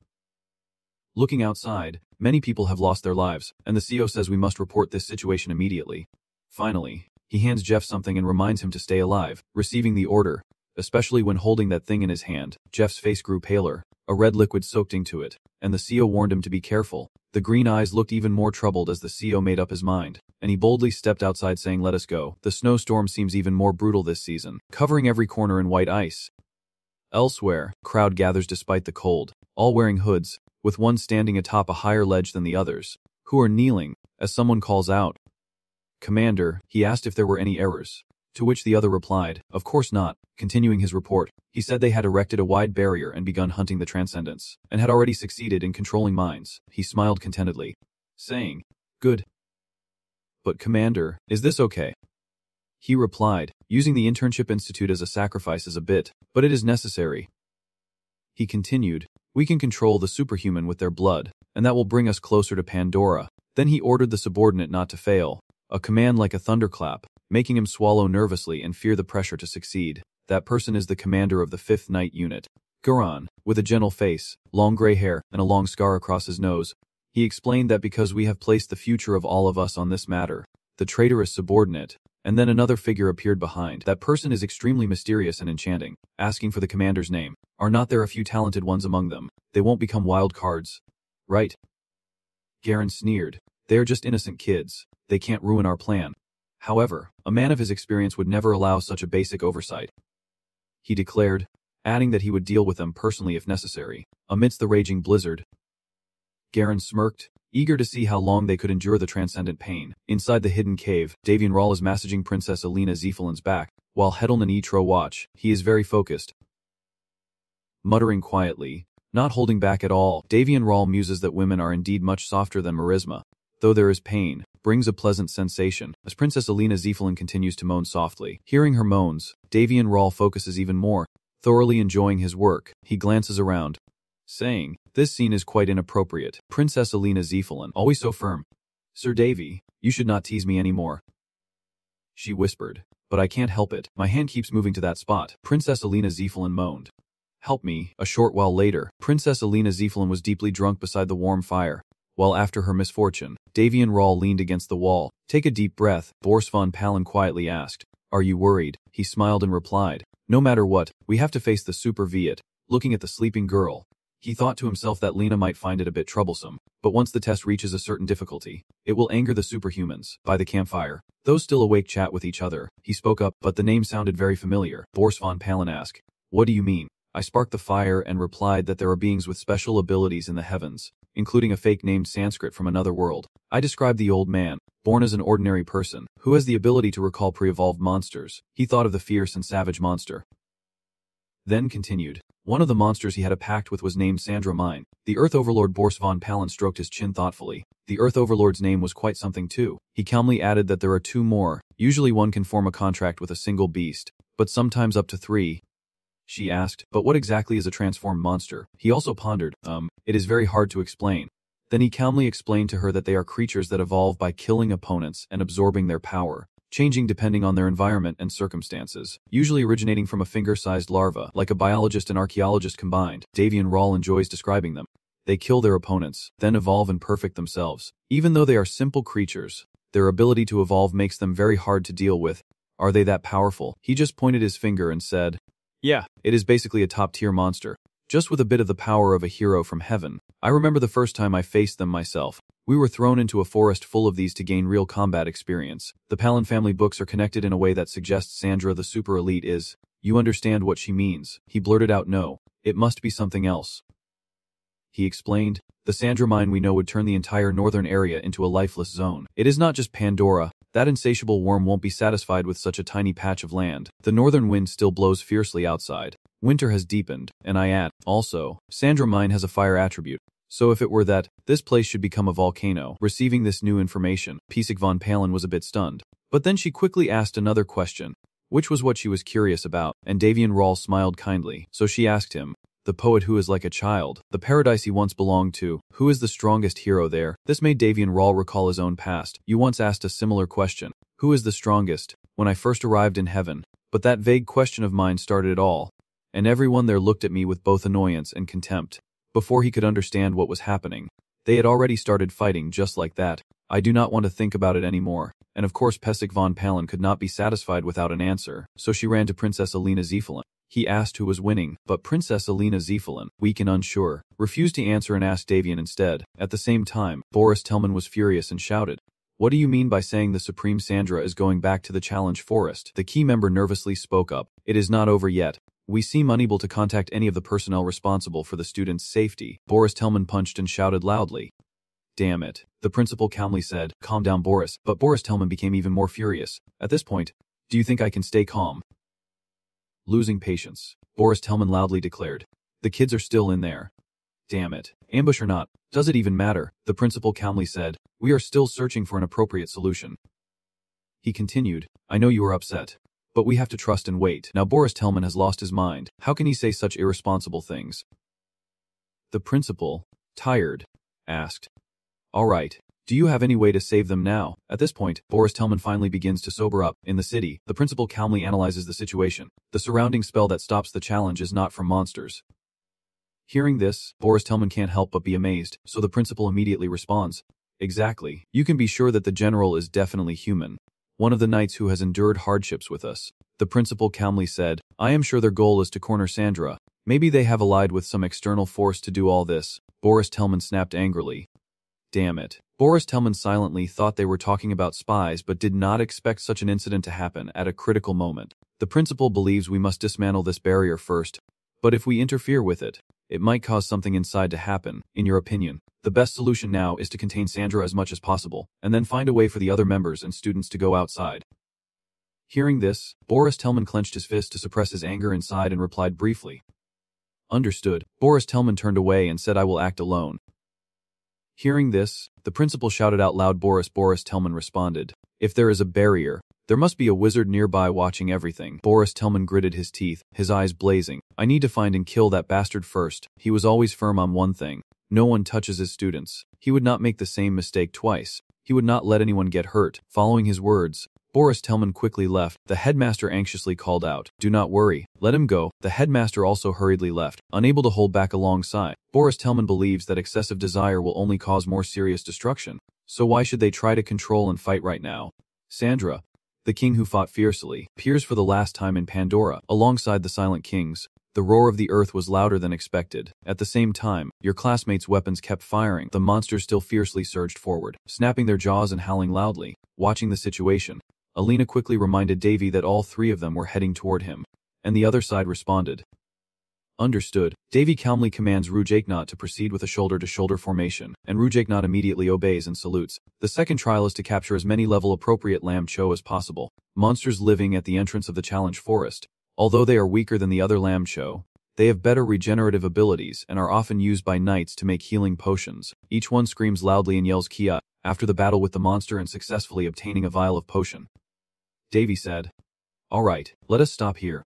Alina asked softly, but it is not even half a day yet. Would not it be better to get a few more points? Davy replied, There is no need to push yourself too hard. Just save your strength for later. Alina was a bit disappointed and muttered so the second trial is over. It was so easy to pass. She thought that now the other pairs must be struggling a lot. Indeed, one member was hurriedly carrying Lucia Selman Benek and was busy running away, as if he already knew this. Davy chuckled. It is obvious. At this point, Alina could not help but wonder. After all, you are really good at tracking. Do you go hunting often? You are so used to this now. Davy sneered, saying that if she had been starved for a month, she could do it too. He put down the box of items and reflected that my first teacher was a survival master, when Hedwin threw me into the forest. What could a kid like me do? Davy vividly remembers that after struggling to survive, he gained some ordinary skills. Alina asks if there were scorpions there, and if they were poisonous. Davy replies that they were, but if he had nothing else to eat, he would have died, so everything was nutritious to him then. Alina could not help but be curious. Someone starving for almost a month. Really? Davy brushed the dust off his hands and casually said, It is not exactly a happy memory. Forget about it. She continued, asking if someone had been somewhere for 6 years and lied about being in a coma. Seeing that, Davy helplessly thought to himself, she can be overly sharp sometimes, so she is the quick-witted girl after all. He started to change the subject, stop rambling and move on to the next location. Alina immediately caught on. Why are you changing the topic like that? Amidst the festive atmosphere, strange energy suddenly appeared. There is something very strange here. Davy quickly said, Wait. Alina. He stood in front of Alina because he sensed that strange energy. Just then, a voice from the side softly spoke. Strange indeed. Davy wondered. Is it because of the barrier? He felt that something here was eerily familiar. At the same time, Alina clung tightly to Davy's shirt with a worried expression. Looking at the bloodstains on her armor, she screamed in fear. What is happening here? Alina was extremely stunned when she saw the corpses of knights scattered on the ground. Davy carefully examined and realized they had only recently died. Is it really possible for someone to take down all the knights at once? He stood up and thought to himself, This is so strange, I need to pay more attention. Suddenly, Alina called out, Davy, there is someone alive over here. She cried out with joy, unaware that the girl in her arms was pulling out a sharp dagger. Luna was about to stab straight into Elena's eye, but Luna arrived just in time to play the hero and kicked the black-clad figure in the face. Alina exclaimed in shock, Luna. Luna calmly replied. Luna's missile kick was considered an extremely effective and powerful attack. Thanks to this move, Luna's body has become 200 kilograms heavier, as Davy smirks, unable to resist teasing. What a scary person. Meanwhile, Alina was still stunned, and Davy let out a soft sigh before calmly saying, Hey, I have had enough of waiting for you guys. Are not you coming out yet? Davy knew full well there were black-clad figures hiding behind the bushes. Now Alina is extremely surprised and asks how that could be, and Davy takes out a Rubik's Cube and says, Alina, take this golem and go find the other students. She asks back in confusion. And Davy worries that if even the knights are defeated, there is no guarantee the other students are still safe. Hearing that, Alina understood and nodded. She climbed up and warned, Do not get hurt. I think it might happen again. Alina loudly said, If you see danger, run immediately. Understand? Hearing that, Davy was momentarily speechless. Run. A princess saying that is always okay. Alina is too cold. Be quiet. Then she hurried off with a scream, and at that moment, Davy quietly turned his head and said, Now, let us start cleaning up this mess. Master Davy, may I use my new equipment? Davy nodded and said, Go ahead. Unexpectedly, Loon pulled out a steel staff, and Davy exclaimed in surprise, Huh, Sabin, I am a bit surprised. Is this a weapon of a human? Lou slung Sabin onto his back and said, I have found the most powerful weapon in your Lord Davy's memory and turned it into an object after careful selection. Loon believes that this Sabin is the most highly valued item. At that moment, a thin line of energy shoots out with a hateful expression, standing before Loon with fierce intent. Davy slightly relaxes and says, Do not look at me like that, ha. Suddenly, Loon fights with all his might and rushes forward. Davy calls out in surprise. Oh, hey! Golem loudly declares that Loon considers this the most important. Lou's attack creates a powerful explosion, causing the earth and sky to shake violently. Seizing the opportunity, Davy grabs a hostage and loudly threatens.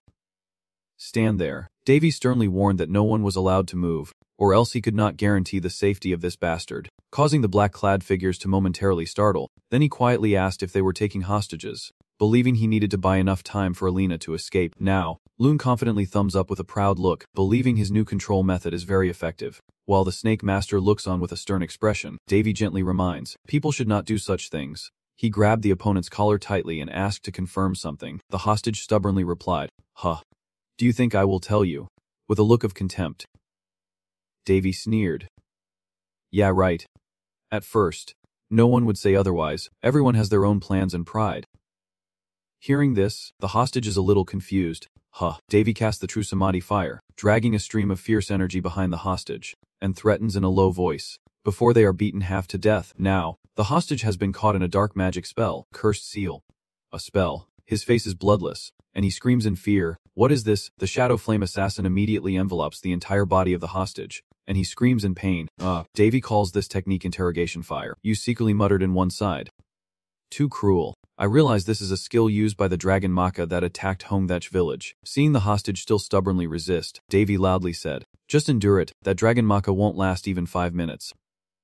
Hearing that, he shouted loudly, I will confess everything Bosak saw, and secretly judged it was too easy to cut. Davy retracted his purple energy and said, Alright, I will ask again, so better answer properly. He asked each word clearly. The members of the Infasol Lion Knight team are currently facing monsters, not humans, as their mission is to protect the world from potential threats. Davy was somewhat suspicious, but these secretive knights suddenly attacked, and there are 2 possible explanations for this. Seeing the hostage being pressured into confessing, the black-clad group looked a bit relieved. The hostage suddenly shouted, It is us! Suddenly, something streaked past Davy's face, making him momentarily panic. Even Loon was being controlled and unable to control himself, and the opponent quickly lunged toward Davy. Now, you have activated your alert mode. And the other person asked, Apprentice Davy. Right, the opponent drew a sharp sword and continued, This is the first time I have faced you directly. He stands tall amidst the decorated New Year celebration. That is Garen, who turns his head and speaks. Apologizing, but the others need to stop jumping around. Garen calmly told the black-clad group to step back. We need to proceed as planned. In an instant, they quickly rushed away, and seeing that, Davy softly said, So that is confirmed. He stood up, wiped the bloodstain from his face, and spoke, Alpha Lionqua. Davy thought this must be a place with living people. Then Garen cheerfully smiled and said, Oh, you recognize me. He added, there is no need to be too cautious now. I still hold you in high regard. Garen gestured with his hand. So what do you say, my dear friend? Will you stand by my side and support me? He always immediately stands right in front of Davy to warn him. Detecting a strong energy, if anyone approaches closer, it will always trigger destruction. Davy sneers dismissively. Well, at least we should give him a chance to explain. Garen let out a soft sigh and said quietly, first of all, let me praise you for training the intern Alina Jaffaldi. She is truly talented, but her personality can't be compared to ours. Davy replied, I understand that. Garen asked, do you know how much of this magical land the Alpha Lion Knight squad has explored? I have heard it is from the central area onwards. Garen turned and softly said, that is wrong. We have not even stepped into the central region yet. Davy was a bit surprised. You have not entered yet. Garen recounted, yes, the deeper we go into that area, the stronger the demons become to attack with our strength. Pandora remains an entirely mysterious place, and during that time, we could only guard the exits through the sacrifice of the knights. He continued, we have not even tamed all the monsters yet. Garen added, and across Pandora, there are overlords ruling specific regions. The king of the central area, Sandra Mania, is one of them. After a moment, Garen softly asked, do you understand now? He believed that if things continued like this, the knights would never be able to pass through Pandora, and eventually many knights would lose their lives. Garen continued, so we have considered this. He wondered, why should humans have to die in a monster battle? Just now, C looked worriedly at Davy, and he calmly replied, beginning to deny his own fundamental principles. Garen sneered and said, why do not we let them kill each other? He asked further, what have you done? Garen believed that if we could tame the super being Sandra Mania, the queen of monsters, then that creature, that disaster, would be more accurate. What if it could solve everything for us? The engineers would not have to sacrifice their lives, and we could claim the entire Pandora area as ours. Davy realized their goal was to tame the super being. Are you planning to do that? Garen replied, exactly. To some extent, we have achieved some success in taming the super being Sandra Mania. It is unstable, but we can accept that. My grandfather continued with a smile. That is why I proposed this to you. Humans do not need to sacrifice anything. Garen spoke. Let us rewrite the history of the knights together. Davy's face darkened and he asked, is that why you threw the bodies of the knights here? Davy gathered his energy and spoke clearly, saying I have something important to clarify. He quickly assumed a stance and believed that the final part of the synthesis principle was not to discover and possess the miraculous land, but to protect humanity from the lurking threats out there. Is that correct? Davy unleashes his power and fury, questioning when an ancient vow lost its value so completely. He firmly grips his sword and tears his cloak, the roles of master and servant now reversed.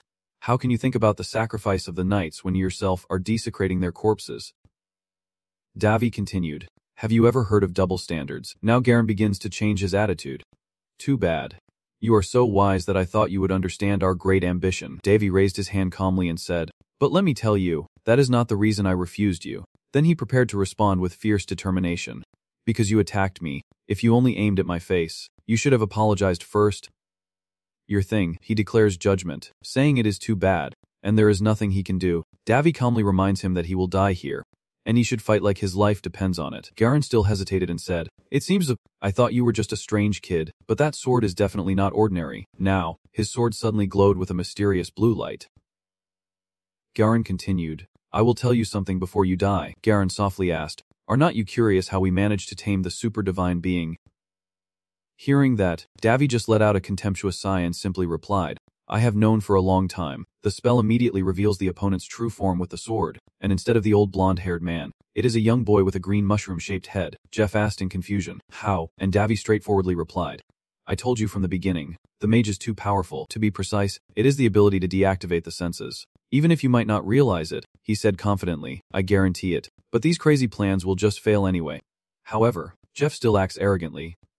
Who knows, maybe he is quick to summon the beast again. At this moment, a huge dragon rises from the ground, and Jeff calmly asks, so what happens when you have to face the all-powerful yourself? At the same time, Jeff calmly watches the scene unfold as Davy, facing that terrifying power, suffers in pain and coughs up fresh blood. The massive dragon continued its powerful attack, causing a huge explosion filled with smoke and dust. While Jeff calmly watched, a cough echoes from beneath the rocks as Davy anxiously calls out Davy Davy. In pain he speaks out, hey. Vosuk looked at him in disbelief, unable to believe that a super being could know that it was even real. Davy let out a cough and said, fine. If it is that strong, calling it a super being is not wrong. Now, the black dragon roars loudly. It's roar enough to shake the heavens and earth violently. Davy slowly stands up and sighs, hey. Vosuk softly says, I used to think that if there was a super being, it would be an evil spirit that grows stronger over time, Vosok continued, but I did not expect to meet it here, at the same time, just silently watching. Originally, Sandra Mini had a pact with Sen in the hero's arena, so of course he is not a human from this world, so I thought Sandra Minia could not exist here. But now it is the truth.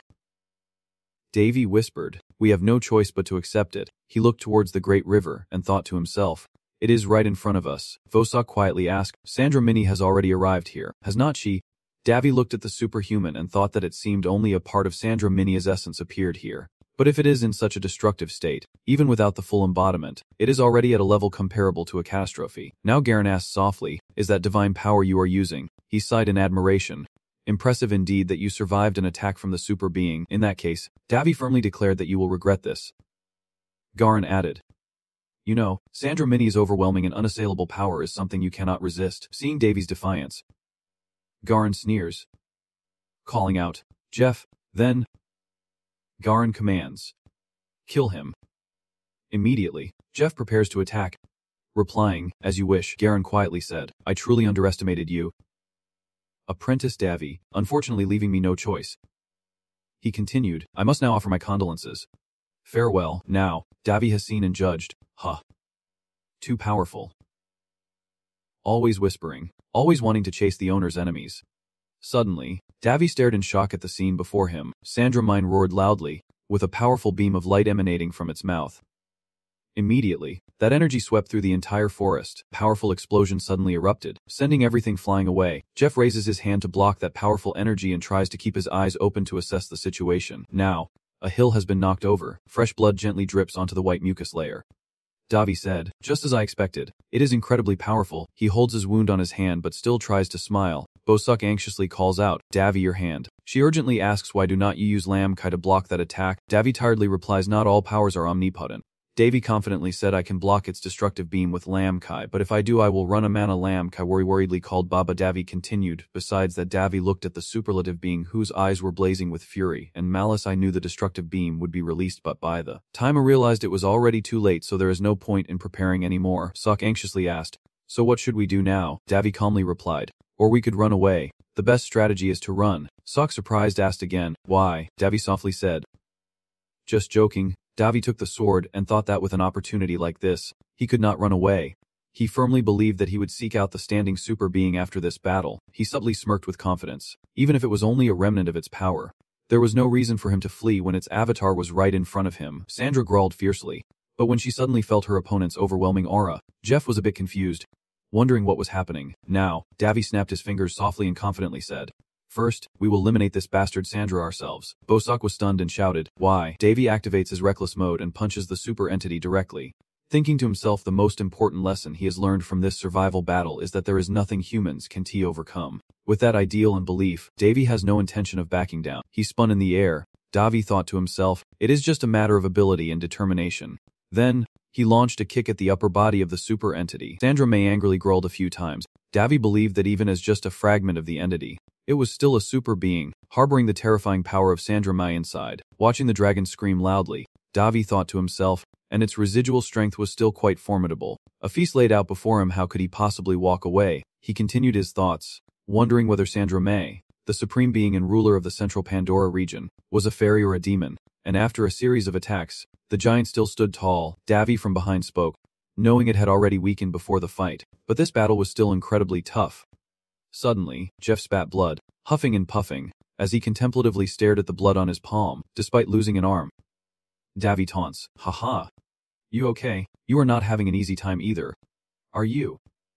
Jeff retorts, annoyed, I just missed a beat, but it won't happen again. I do not know, but my dark chant magic won't run out like you think. Davy whispered softly, I am not saying you might fail now, but that entity is too powerful for you to control. At that moment, a tall figure approached the two of them. Sandra May growls, her eyes filled with malice. As Davy thinks to himself that this is his only chance, he rises to his feet, realizing that while the entity is absorbing Jeff's dark magic, he can create a diversion and then deal with Jeff later. Davy gently raised his hand and spoke, Freya, who looks down on all creatures, I humbly ask you. Davy believes that the most effective power is divine magic. He touched his sword and continued, please, do not let humans walk in the desolate darkness. Grant me the strength to defeat that entity. Davy whispered softly, Lam Kai, I will borrow your holy power.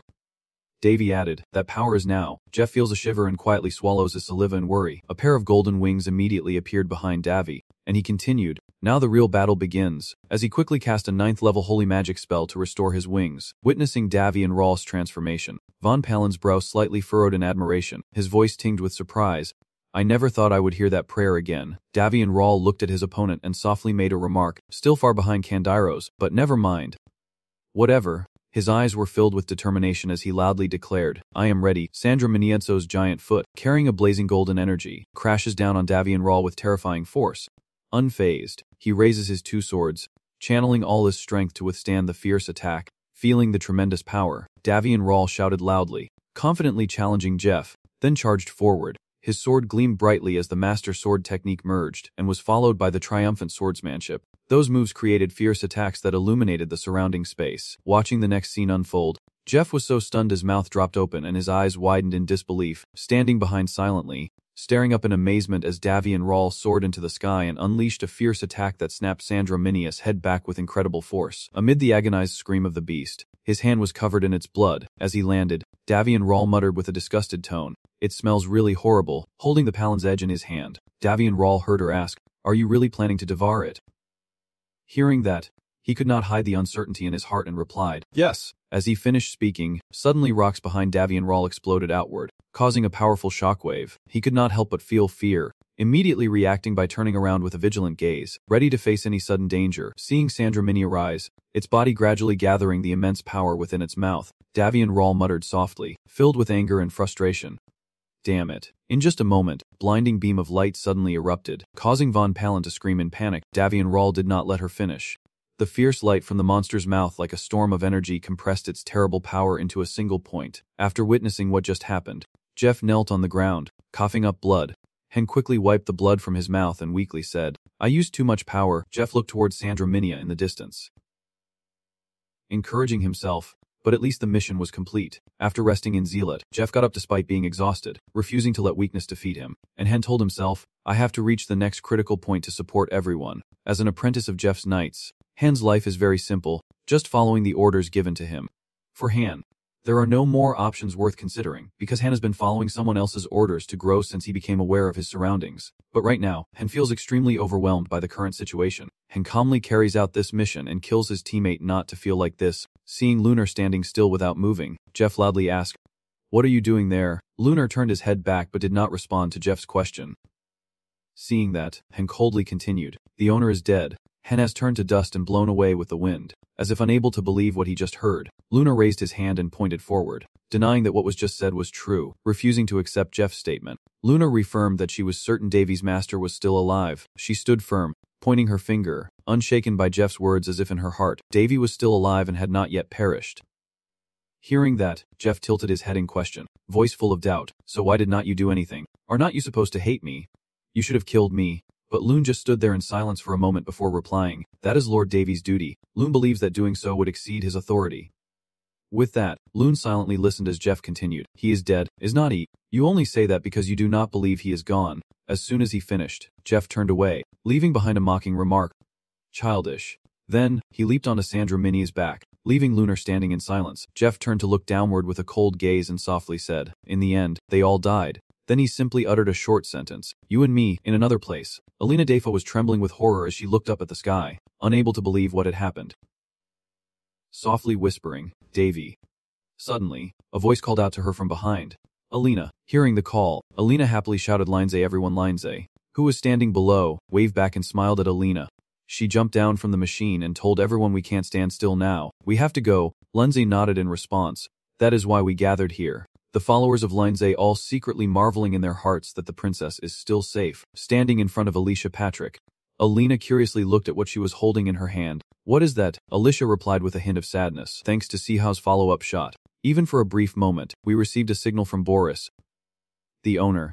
He mentioned an attack, so the test was postponed. And hearing Alicia's words, Alina could not help but feel worried, a sense of tension and unease rising in her heart. Next to her, Chirenda with a terrified look on her face clutched her face. That monster. It moved. She kept trembling and muttering to herself, and seeing that, Alicia turned to comfort her. Calm down. Okay. Alicia gently held C in her arms and whispered reassurance. We still have hope because Davy will come here soon since you are here. Right? Suddenly, Alina stared into the distance and then unexpectedly said, "He is over there." Everyone was surprised to hear that. What? Suddenly, a voice rang out. "Alicia, you are right. An attack has occurred and all the high-ranking knights have been killed, which means the only way out is to endure," and these words surprised everyone. No one expected the situation to be so serious. Hearing that, Alina thought to herself that even Davy would react the same way when facing it. Suddenly, a strong hand reached out and grabbed Alina. "What do you mean Davy is not here?" the man shouted in frustration, demanding Davy be summoned, the only one who could protect them. The tension escalated as everyone yelled for Demir to release Alina, but he refused. Lunzi angrily retorted, questioning if Davy was his guardian, to which Demir fiercely disagreed, with a voice full of anger. "Those crazy fools still do not understand why all the high-ranking knights are dead. I do not want to die. I refuse to stand here and accept my fate."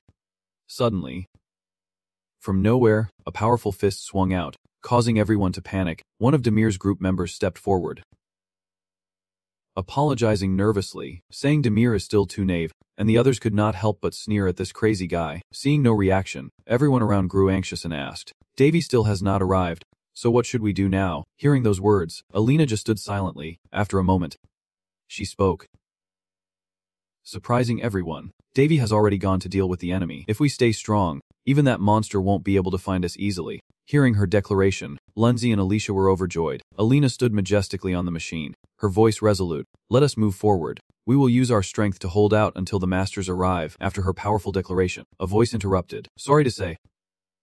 But unexpectedly, the machine where Alina was standing just now exploded. Garen descended amidst the smoke and flames of the battle with incredible steadiness, truly deserving of being the commander of a knightly order. Before he even warmed up, he burst out laughing and sarcastically asked, "Is that right?" Looking at Princess Alina Zephyrin struggling in the battle, he sneered. "That golem is also Davy's apprentice, is not it?" Looking at the robot seal, Garen commented, "That kid's talent is truly impressive, but he is also a risk for me." The subordinates hesitated to call out softly, "Commander, sir, you said," and he quickly interrupted, "Oh, I forgot to tell you all," with the most arrogant attitude.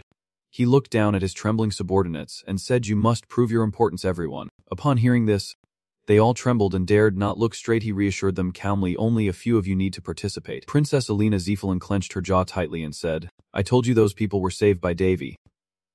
Garen replied, "Davy, the apprentice accompanying you, was killed by Sandra Sylviat a few minutes ago." Aunt Dung Dung, Knight Commander No. 5 Jiang Sao said, "I received the report. He has been erased without any trace." How could that false rumor sway Princess Alina Zephyrin?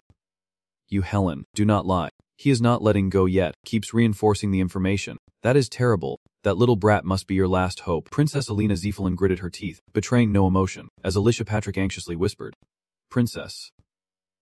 His subordinates, still unable to grasp their commander's purpose, murmured amongst themselves, "Commander, why? Could it be?" A terrified soldier still questions Garen. "It can't be true. Right? You would not betray your superiors. Would you?" His reasoning is based on the fragile trust of a subordinate who is not even sure of his own words. "There is no way the commander would harm us." Garen did not turn back and calmly said, "Let me ask you all something. Are you willing to sacrifice yourselves for the sake of humanity and the glory of the knights?" Fendi Arenda clearly replied immediately, "Of course there are. The knight team is like my family. However, she does not have to let others manipulate her as they wish." So Fendi Arenda then firmly stated her position. "But this is not right. Harming our superiors and pressuring us is completely wrong, and I do not understand why you killed David." The commander still kept a smile on his face and calmly replied, "It is all for a great cause. Sandra Sylviat is actually an apprentice mage chef. No, from now on I can call him a special knight. Sandra Mini is out there calmly slaughtering. Garat says, her power alone cannot control Sandra Sylviat. So I need your help, targeting the youngest members," the cold-blooded commander declared. "I need 5 of you as sacrifices. If anyone volunteers, I will erase the memories of the rest and spare their lives." The children felt a chill run down their spines. Their lives were not even theirs to decide. So pitifully cheap, Garat smiled reassuringly. "Don't worry, your sacrifice will be remembered forever," he continued, swearing on his honor. Commander Garat. Princess Alina Zephyrin had reached her limit. Ingen clenched her teeth and sneered. "This is ridiculous." She defied the rules. Rule number 3 of the Amphibian Knight team. Holding her sword tightly, she accused the person in front of her of breaking the most basic rule we must follow. "How dare you use your honor to justify such a breach of protocol?" She clearly said that first we must refuse your filthy proposal. He hesitated and replied, You are not suitable for us at all. What a bad luck. There is no point wasting more time if the negotiations fail. Garen waved his hand and ordered his men to capture them, and they responded, yes, Commander, and charged like arrows. Princess Alina Zephelin's forces could not react in time and were quickly bombarded, scattered and defeated. 2G and Fendi Renda are fighting hard to hold their ground and protect the weaker ones. In the distance behind the tree, Alicia Patrick is tending to Lindsay Pella, and they have seen the two girls. Before they could do anything, Princess Alina Zephelin quickly realized. She shouted no, and with her sword, she would face them alone. Not just once, Princess Alina Zephelin repeatedly used her technique to take down several enemies in a row, blood splattering everywhere like rain. Of course, this also comes with consequences. Exhausting and draining her, Princess Alina Zephelin struggles to keep her sword steady. Garen squints and smiles, clapping his hands in praise. Impressive. I did not expect you to hold on for so long. Although panting heavily, she quickly caught her breath, turned sharply to face him with a burning face, and replied coldly, I highly commend your brave action, daring to stay here and fight while others run away, but your anger still burns inside her. She grits her teeth and says each word carefully. You are making a very serious mistake. Garen feigns innocence, asking, a mistake, but she ignores him, stating her resolve. I will never forget your betrayal, aiming her sword at the commander. She roars, no matter what, I will kill you. He scoffs, saying he's been waiting for it. And without another word, they charge at each other. Princess Alina Zephelin wields a super sharp sword. This slash creates a powerful and precise stream capable of destroying the enemy she is facing. A single slash, combined with a mighty strike, could be said to shake the heavens and earth. Yet Geralt parried it effortlessly without a scratch, mocking her and saying, I hear you are a genius. With a wide grin, he said, even better than I thought. Princess Alina Zephelin snapped in anger, shouting, grab her, but he countered immediately.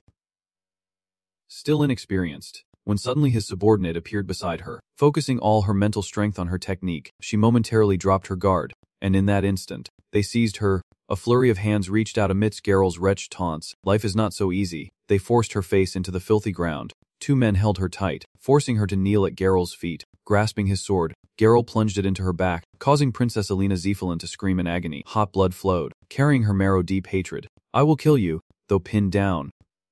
She roared, I will kill you, no matter what. He replied, you will enjoy this, pointing his sharp sword at her.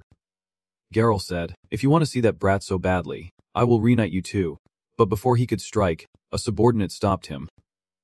Please wait, sir. Lord Geralt, please do not kill her.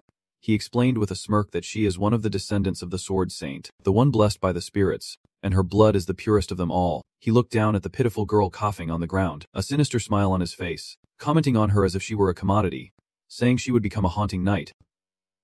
Immediately after, feeling pleased, Geralt nodded happily and Leon said, well done, you should not die. Live to serve this great cause. Just as she lifted her head, Princess Alina Zephelin spat in Geralt's face and cursed him. You damn crazy criminal, she sneered confidently, certain that David would bury him alive. As he leisurely wiped away the spit, he said, to place such high expectations on a dead man is truly sad. She scoffed. You do not know the kind of man he is. Staring intently at Geralt, she said, even if he falls to the deepest pits of hell, he will crawl back out like it was nothing. He ordered the man beside him to approach her, and as the man cast a spell on her head amidst screams, Geralt said, your poetic thoughts end here. Lizzie Pello and Hager cried out simultaneously at the painful sight. Hager exclaiming, Alina, the Renda twins were also captured, and he said, we need her younger sister too. Bring them here now. Despite their resistance, the two girls were dragged away. Geralt, unfazed by the screams, asked his subordinate, what about Sandra? The man replied, thousands of golem monsters are blocking Sandra's path. The other one keeps reporting the situation. Even though nothing happened to Sandra, it is still hard for us to deal with them. Geralt laughed, still so troublesome even after death. He sighed, that David guy must be really scared. Peeking through the fog, she sat cross-legged, lost in thought, on the cliff edge, high enough to touch the clouds and mountains. She sat alone in silence, then she dusted herself off, stood up, and embraced the yin and yang swords, her eyes fixed intently on the distance. She kept standing there, holding her sword like a statue. As a bright light gradually spread toward her, a bare foot appears, with a huge surge of power flowing out, now 10 times stronger than before. No! Based on the data collected, it is even more than that. Right now it is impossible to measure. A head with shiny, flowing hair appears, showcasing the resilience of the owner David and his unwavering determination. David Amvron emerges as a healthy, unscathed, and bare young man, holding the stone in his hand. He cheerfully said as if it was easy, I succeeded. While doing warm-up exercises, he kept talking casually. Luckily ate lunch just in time. If I waited until I changed my appearance after losing weight, others would find it strange. Even though I do not fully understand his intentions, I still answer seriously. Based on my limited knowledge, it seems that if the owner changes his appearance, nothing will happen. Additionally, he looks quite similar to someone in their early 40s. He chuckled softly. How can someone possess such useless knowledge? Then suddenly a flash struck so fiercely that David Anvrown was knocked to the ground, accompanied by a terrible scream. David, Von Palen clutching his face repeatedly asked Han if he was okay, not even caring about himself, thinking he was about to die. While he weakly replied that he thought she was already dead, always standing with arms crossed observing this miracle, she quickly remarked, I always think that your confidence, David, is very high. Without hesitation, she points at him, commenting that it is extremely small, to which he protests that it is sexual harassment. Ignoring him, she covers her eyes with two swords, claiming she feels violated and demanding he get dressed immediately. He chuckles, admitting he has no choice but to comply. David and Raul just touched a mysterious symbol area and wondered if it was okay to do this. The space he touched is a spatial circle with a chaotic arrangement, a subspace like a bag, and he cheerfully said, there are still a few spots left. As he put on his pants, he commented that all the open space bags had already vanished, locking a few sets of completely black outfits. He was about to drink something quite shatty when Persik von Palen immediately asked, what are you drinking? He licked his lips with a satisfied expression and told her this is a divine potion. Persik von Palen immediately raised her voice and said a divine potion, a divine relic. Her eyes are brighter than car headlights, and she excitedly asks him what it is, but David and Raul calmly responds, I do not know, I was given it as a gift so I have no idea. He continues opening the space to see if anything can be used to put this bag inside, but Persik von Palen shouts, you have not finished yet. David pulled out the Longinus holy spear, smile spreading across his face. Here it is. This spear is in an awakened state, able to revert to its fixed form, currently in the shape of a cross, made of 100% Helixium steel. The weapon details have been forged for 500 years by the best smith in heaven as a gift for his friend. Later David's disciple improved it. It has no ego. And additionally, it can take 3 forms, the first a cross, the second a sacrificial sword, and the third a 6-dragon great sword. He exclaimed, there are 3 forms indeed. Beside him, Boss von Palen stated that its most basic form was a cross, and David, embracing the staff, smiled, admitting that his divine power had indeed increased thanks to it. Bosik, still gazing longingly at the holy spear, confessed that he was still unable to analyze the weapon's metallic composition, needing more information, to which David responded, it is made of Helixium steel, a metal with heat conductivity 5 times higher than Ori Chang and only surpassed in strength and durability by melted adamantium. He thought to himself, it seems Ashi has left him a good item. The Holy Emperor Ashi, who conquered the entire continent, is very skilled with a spear, from long spears to short spears. Anything spear-like would do. He had reached the pinnacle of skill. Gripping the spear tightly, a surge of vitality flowed directly into his body. Davian Raul realized that an immense, indescribable amount of mana was flowing through his body. He gently touched the map and could not help but be amazed. With just a level 9 holy water, his mana and death magic had already reached the 8th circle. From then on, Davi understood that the larger his mana pool, the more his damaged rings would gradually heal and form a belt. After careful thought, he concluded that if he lost it, it would not truly disappear. The holy spear begins to change dramatically, both in shape and color, transforming in an instant into a beautiful long green bamboo, as if carved from jade. Davi happily slings it over his shoulder and says, indeed the strongest death weapon lives up to its name. Lun reports that Lord Davi is fighting Sandra, the superhuman owner, and the hare. They are clashing now, in Puma mode. The injuries have worsened several times. He asks further about the apprentices. She replies that they all survived. After carefully assessing the situation, Lun reports that I can sense that Lord Davi's head has been seriously wounded. And additionally, another person has also been injured. Through Lun's blue sky-colored eyes, I see a powerful army of armored soldiers. She says, it is estimated that the number of casualties will spike in a short time. He understood the message, meaning that this is a disaster. He gently praised her, Lun, you did very well. He prepared to demonstrate his technique, then told her I will handle the rest. Just move this row of soldiers to the formation. And with the holy spear disguised as a staff, he bid farewell, protect the apprentices until I arrive. Lun replied. Command accepted. The holy spear makes Davian Raul's speed comparable to that of light. He is here already. He rejoices. His men do not even need to use flight magic. He smiled brightly, making everyone take a breath of fresh air at this altitude at least once. Bosek von Palen replied, the gases and fools all like being up high, and he kept smiling. You have been joking better lately. He surveyed the surroundings and determined the direction. First, we need to check the target. Longinus the Holy Spear. Activate the dual form. You can withstand the maximum level of divine backlash. Boss von Palen was shocked and exclaimed, what the hell is that? He calmly replied, I told you this is the limit, you wicked girl, look out into the distance. He joked to see where everyone had gone. Just mentioning Cao Cao. Cao Cao appears immediately. Sandra Minia shows up, and he exclaims, I found it. He smirks, wondering how much punishment they can withstand, preparing to strike. He anticipates, hoping she won't disappoint. With that, he unleashes a colossal force, hurtling towards his target like a falling meteor. Just like the silent statue, the deafening scream makes everyone nearby cover their ears. Garen and his men shout out in panic, and as he lifts his head to look up, he seems frozen in place, his eyes wide with fury. In front of him, in the vast sky, is Sandra Minia, the monster he worships, being torn apart by a deadly strike. Unable to fight back, Garen is stunned. What am I witnessing? Immediately, this power was transferred and shot straight down, spreading across the monster's body, causing it intense pain. Then, a terrifying spear pierced through the bamboo and directly struck the monster's abdomen. Terrible explosion has occurred.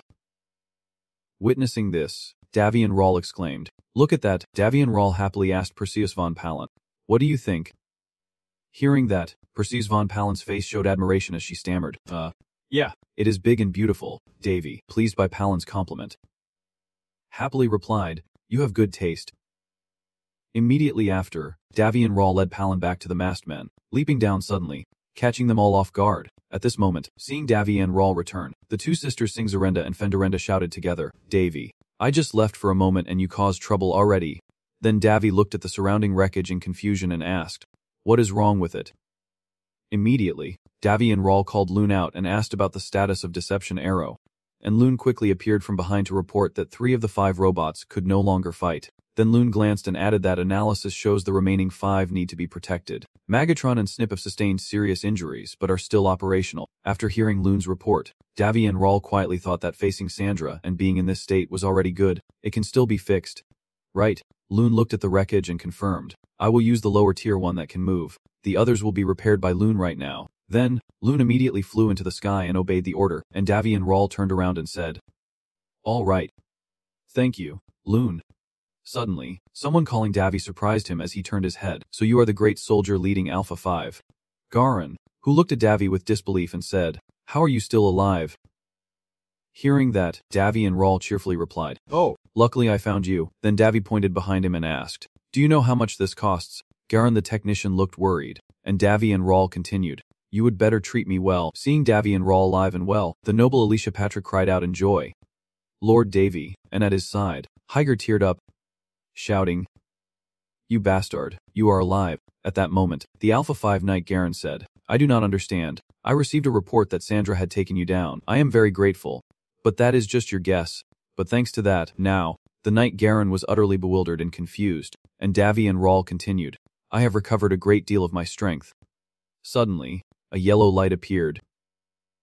Immediately after, Davian Rahl used the power of the great heavenly calm wind to strike directly at Garen, causing him to be knocked far away. Davian Rahl's overwhelming strength left Garen no time to react, and he cried out in panic. The powerful strike swept past the entourage so quickly that Garen's henchmen here were stunned and trembling. Calling out, Captain, Knight Garen coughed up blood from the blow, and his men cried out, Captain, Captain. Davian Rahl then used his power to draw out his sword, slowly approaching the sputtering Garen. Davian Rahl's power causes the swords of his subordinates to start shaking and moving. Watching the swords draw themselves from their sheaths, Garen's men stop in confusion and ask, What is happening? The swords then flew towards Davian Rahl, all pointing their blades downward, and immediately after, they all soared into the sky amid everyone's astonishment. Looking at the swords now hovering in the sky, Davian Rahl then said, Let us take a moment to listen to today's forecast. The people below looked up in fear, and Davian Rahl continued, Today's forecast mainly predicts heavy rain, which is likely to happen soon. Immediately after, Davian Rahl used her sword energy technique to control the swords and said, You should try your best to avoid them. In an instant, she used the heavenly sword dance, and the swords immediately fell down. These swords fall straight down, piercing and killing many of Garon's subordinates, who scream, while the twin sisters Sirenda and Fendirenda watch with their hands on their hips. From above, Palin stands with his arms crossed and asks Davy if this is a dark magic. Davian Rahl, pleased with the carnage, tells Persephone Palin, Think of it as a time-saving assassination technique. Davy then looks down at the bloody scene and explains, I prefer eliminating the whole lot at once rather than picking them off one by one. Hearing Davian Rahl say that, Palin looked at the bloody scene, sighed softly, and said, Who could stop him? That Garone swordsman was sitting with his back against the wall. Then Garone looked at the sword and asked suspiciously, "Are you talking about the broken sword?" He looked at Davy and Rawl and asked who he really was. Hearing that, Davy and Rawl just smiled and told Garone he is just a student. Then he continued, "I believe you know very well." At this point Garone got annoyed and snapped, "Stop talking nonsense." Hearing this, Garone put his hands on his gun and helplessly said it was a mistake to think he could easily kill someone. Then Davy and Rawl advised him to change his way of thinking. Then Davy and Rawl looked at the dead man and said, "Would not it be wiser to choose me instead of that half-god to conquer Pandora continent?" SSS. Lan, standing on Davy's shoulder, quietly told Garone that he could not deny it, while Davy thought to himself that he believed Garone had awakened after seeing the outcome. Then Davy pressed his sword against Garone's blonde hair and thought that is always too late to regret. At this moment, the soldier Garone grits his teeth in anger before asking Davy and Rawl if that power of his was what destroyed Sandra.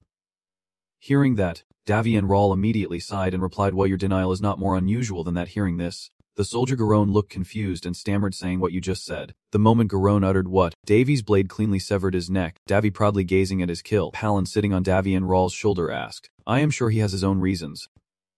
Davy replied, "But still, that was a foolish decision on his part." Now Palin turned to look at Davy and asked, Davy if he had another choice. Would he reconsider? Then Davy and Rawl lowered his head silently and said, "Fools keep making the same mistakes, I do too." Just then, Davy thought, yes, perhaps Sandra's abilities could achieve his goals. Davy and Rawl turned back amused. If I were not here, this scene might have gone down in history, at the moment when disasters and calamities will spread across the continent. Even if it is a cruel human scheme, Davy and Rawl silently thought that it was certain he had failed, and no matter the case, he did not intend to sympathize with them. At this moment, someone from behind called out loudly, "Davy!" The Renda twin sisters happily exclaimed, "You are still alive. That is wonderful. Thank you so much, Davy. I do not know what would happen if you were not here anymore." After a while, the Renda sisters noticed Davy's unusual expression, and the smaller one quickly asked, "Huh, it seems like you have grown taller." Hearing that, Davy and Rawl smiled and said, "Probably because I just turned puberty." Suddenly, from afar, someone was crying loudly, sobbing. The noble girl Alicia Patrick was kneeling in front of Princess Alina Ziffelins, unmoving, continuing to cry out loud, sobbing, "Please wake up, Princess." Alicia Patrick kept calling out desperately, "Please, you are not dead. Are you? Please tell me that she is still alive." Hearing that, Davy and Rawl was stunned and stammered, "Alina." Seeing that, Alicia Patrick wiped her tears and tearfully said, Lord Davy, what should we do now? The dark wizard did this to her and then disappeared." Hearing that, Davy and Rawl quickly went to check and said, "She does not look like she is dead. How can that be?" "Step aside." Palin von Palin, who was nearby, asked worriedly, "How is she doing?" Hearing that, Davy and Rawl immediately thought to herself that she was hanging by a thread. Then she continued to think, "Lucily, she possesses pure mana," and it suddenly withdrew for a moment. Seeing Princess Alina lying there, Davy said they want to turn her into a dark knight, but she resisted. Seeing Princess Alina alone amidst the snow, he then said Kandira should be here. At this moment, Lunzi Pella was extremely anxious and asked, "Davy, what happened to Alina? Isn't she a student of the temple next month?" Davy reached out and touched Alina's cheek, then gestured for everyone to be quiet for a moment. Darkness then consumed everything, causing those around to gasp, "Huh. Dark magic." Lunzi Pella paled in fear, as Davy and Rawl thought, it is not too late. Seeing everyone's expressions upon witnessing the dark magic, Davy quietly breathes in. I can understand why they are so amazed. Even though it is a well-known power, there are still many negative opinions about it. Davy's face now looks extremely dangerous, but Davy and Rawl thinks that it is best they do not waste the opportunity to save her just because of their own fear. Then, Davy and Rawl helped Princess Alina to sit up and said, "A wrong perspective will lead to wrong actions." Remember that, Davy and Rawl reached out to Princess Alina, secretly thinking that possessing divine powers does not necessarily mean being a good person. It depends on how the user wields those powers. Don't forget the one who sacrificed himself to save millions with terrifying dark power, and the late Ronais also made such a noble sacrifice. Suddenly, the noble lady Alicia Patrick could not help but ask Davy, "But why? The one who possesses the relic also wields dark magic." Huh. Hearing that, Davy and Rawl hesitated and did not know what to say. Well then. But immediately, Davy looked at everyone spraying glue behind and said in a calm voice, "Just trust me like before." Then he took his hand to drain all the dark energy from Princess Alina. As Davy worked, he told Persephone Palin that there is always some benefit to making people indebted to you. Is not there? Seeing Davy's actions, Palin told him it would cause terrible pain. Luckily she is currently unconscious. Davy mischievously said, "Luckily there are no priests here.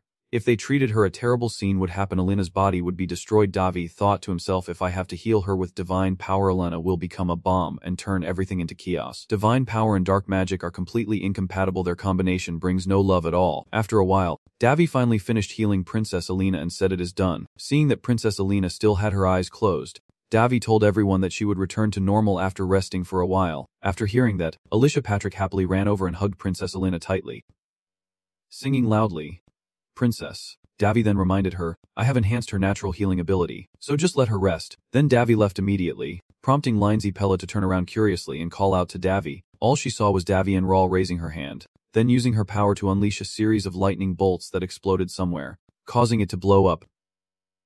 Witnessing this, those behind Davi cried out in terror, and after a long while, Lindsay Pella slowly opened her eyes, calling out Davi's name. Davi and Rawl revealed a sinister expression, saying, there are still a few things I need to accomplish. At this moment, a monster named Sandra emerges from the ground and then rushes wildly towards Davi standing nearby. Everyone shouted in amazement, oh my god, a super extraordinary being. No way. It has fully recovered. Its regenerative ability is unbelievable. At that moment, Davi and Rawl excitedly said, Sandra possesses the strongest healing ability among the Lola Sen. Seeing the monster Sandra flying up into the sky, Davi silently thought, it is no coincidence it is called Longvi. Meanwhile, Alicia Patrick, holding Princess Alina in fear, exclaimed, oh my god. Then Davi suddenly shouted, Alyssa. Then Davi and Rawl immediately ordered Alicia Patrick to take Alina somewhere safe, and Alicia quickly obeyed, saying yes, okay. Suddenly, Alicia looked at Princess Alina with a look of surprise. At this moment, the shield Davi is holding transforms into the third form of the Longinus Divine Spear, the Azure Dragon Crescent Moonblade. Then Davi and Rawl approached the dragon Sandra and loudly declared this is a life and death battle. The crowd then panicked and shouted, run fast. Be careful not to get attacked by it. Davy, now looking at the monster with a confident smile, said to Palin, I will deal with it as quickly as possible. Looking at Sandra, Davi continued, wait for it. The monster Sandra is about to unleash its power. Davi also immediately launched his attack. A huge explosion occurred, with a powerful arching technique, destroying the ground and sending rocks flying everywhere. Right now, somewhere else, snow is falling on the branches. A subordinate calls out to his commander, Commander Boris, please come here and see. I suspect that is a signal from the students. Hearing his subordinate's words, Commander Boris Tellman smiled happily and said, good, we have finally found the way. Immediately, Commander Boris Tellman ordered everyone, Teams 1 and 7, to quickly search around outside, Team 2 to find the students and protect them, and the rest to follow me and stop Sandra. At this moment, the principal suddenly told Boris Tellman that all the seals had unexpectedly disappeared, which was strange, and he needed to be careful now. Boris, hearing this, replied, I will keep that in mind. Then Boris Tellman looked up at the sky and thought this was the chance. A bright light from above shot straight down to the ground, illuminating the sky and revealing the way forward. Commander Boris Tellman's face is covered in sweat and he is extremely worried. Then, Commander Boris Tellman quickly follows the direction pointed out by his subordinate, thinking, I do not know what is happening there. At this moment, one of the subordinates loudly shouted, they have found them. The students, oh, and Boris's subordinates quickly started questioning the students. Are you able to stand up yet? But Commander Boris Tellman was just standing there, staring up at the sky. In front of Commander Boris Tellman is a chaotic scene of the monster Sandra, dust and smoke filling the air, causing Boris to panic. What is that thing? At this moment, his teammates at headquarters are repeatedly calling Boris. Captain Boris, I have found the missing gems, reporting the situation immediately. This is Captain Boris Tellman. The situation here has been resolved. Hearing Boris Tellman's response, everyone was stunned and confused, leaning back in shock and shouting, what does that mean? What is going on? They all hurriedly asked. And what about Sandra and the Gao reflection map? Hearing that, Boris Tellman hesitated and mumbled. Commander Boris Tellman looked at everything before him and calmly said, it seems everything has been handled. The voice on the other end raised their voice. Are you sure about that? Everyone on the other end was extremely worried and panicked as they reported to Boris Tellman. It is Sandra, an extremely dangerous entity, and Gao is not weak either. Report the situation accurately. Hearing this, Boris Tellman explained, I did not mean that. Seeing the surrounding scene, Commander Boris Tellman firmly declared, you will understand when you see this. At that moment, beam of light from the sky pierced down and a cry rang out. Blood soaks the white snow as Davy and Rawl coughs. That was too close. Berserk von Palland heals Davy. Annoyed, you are pushing yourself too hard. Rawl then sat down on the ground, and Berserk von Palland said to him, your strength has not fully recovered as you thought. Right? Hearing that, Davy hesitated and said, probably about half. Then, Davy and Rawl laughed loudly and said, but it is worth a try anyway. Suddenly, a flash of light appeared before Davy. Shocking him, a notification screen appeared in front of Davy and Rawl, stating that the name Davy, male, and the title of hero's apprentice in this world. Additionally, a mentally unstable individual with an unbalanced body seal, who forcibly restructured their body successfully, has transformed their physique to continuously convert mana into enormous energy, gradually weakening their health while absorbing power from the heavenly realm. This achievement has been recognized as a significant contribution with a score of 2 out of 10. After reading, Davy and Rawl smugly said, "Ha ha ha." As expected, the princess's father managed to teach that bastard a lesson. Then, Davy and Rawl continued, suddenly remembering that guy. A person who is always losing his temper seems to intend to stir up the ocean whenever a hero fights for that rank.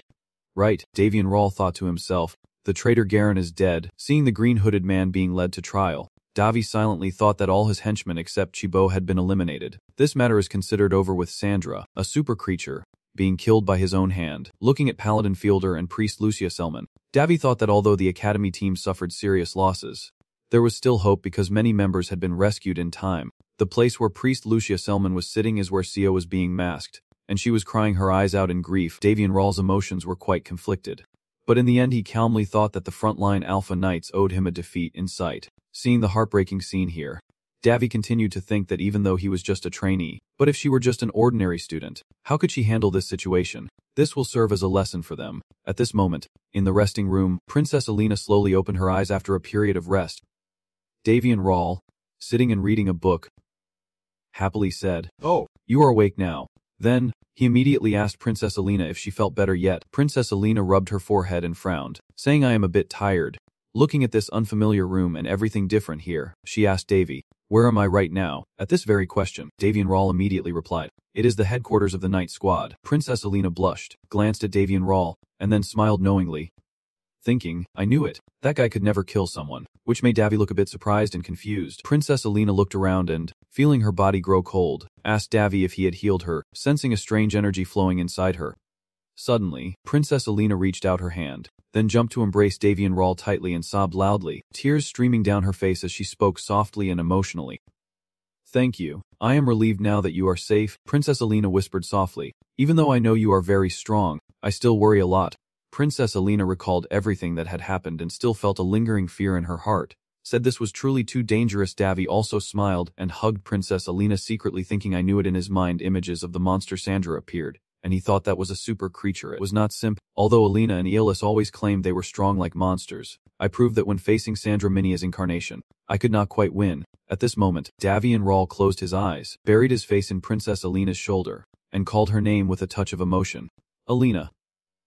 Princess Alina, hearing Davy call her name so seriously, her face turned redder and she softly replied, Just as the atmosphere was tinged with a bit of romantic tension, Davy and Rawl suddenly regained his serious demeanor. Clutching Alina's shoulders, Davy berates her, saying she is still too weak despite all the training. Startling her, he then decides she needs to train again once she recovers. Much to Alina's dismay, Princess Alina was so angry that she pinched her cheeks and shouted loudly. But Davy could not help but remind her that without him, she probably would have died this time. Then Davy and Rawl turned around and left immediately, and Princess Alina shouted, "Where are you going?" At this point, Davy said, "Everything is done. I guess I should go back now." Princess Alina was confused and asked Davy again, "What do you mean by everything is done?" Alina continued, "And Asandra, that creature." Heard this, Davy and Rawl nodded and casually said, "I guess she fainted and did not hear anything." Then Davy and Rawl turned back and cheerfully told Alina, "Basically, it has been taken care of." Davy calmly said, "If you want to know more, ask Alyssa." Princess Alina stammered in surprise, "Lying." Suddenly, Davy lowered his voice and immediately informed Alina that Hao had died. Hearing that, Princess Alina leaned back slightly. Recalling that moment, she was extremely angry and cursed. Then Davy and Rawl said, "I arrived too late." Suddenly, Palin appeared beside Davy and asked, "There was still a way back then, right?" Hearing that, Davy replied, "Maybe there was."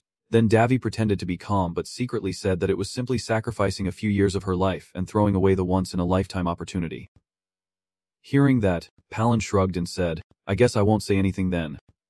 Afterwards, Davy and Rawl reminisced about the Seo's battle scene and said, "According to Hong, I did not feel sad about his death, but from the perspective of a healer standing in front of a terminal patient, there is no joy either." After thinking for a while, Davy leaned against the door and told Alina, "I will return to Hanzarday. You also have to go to the kingdom now, right, Princess Alina?"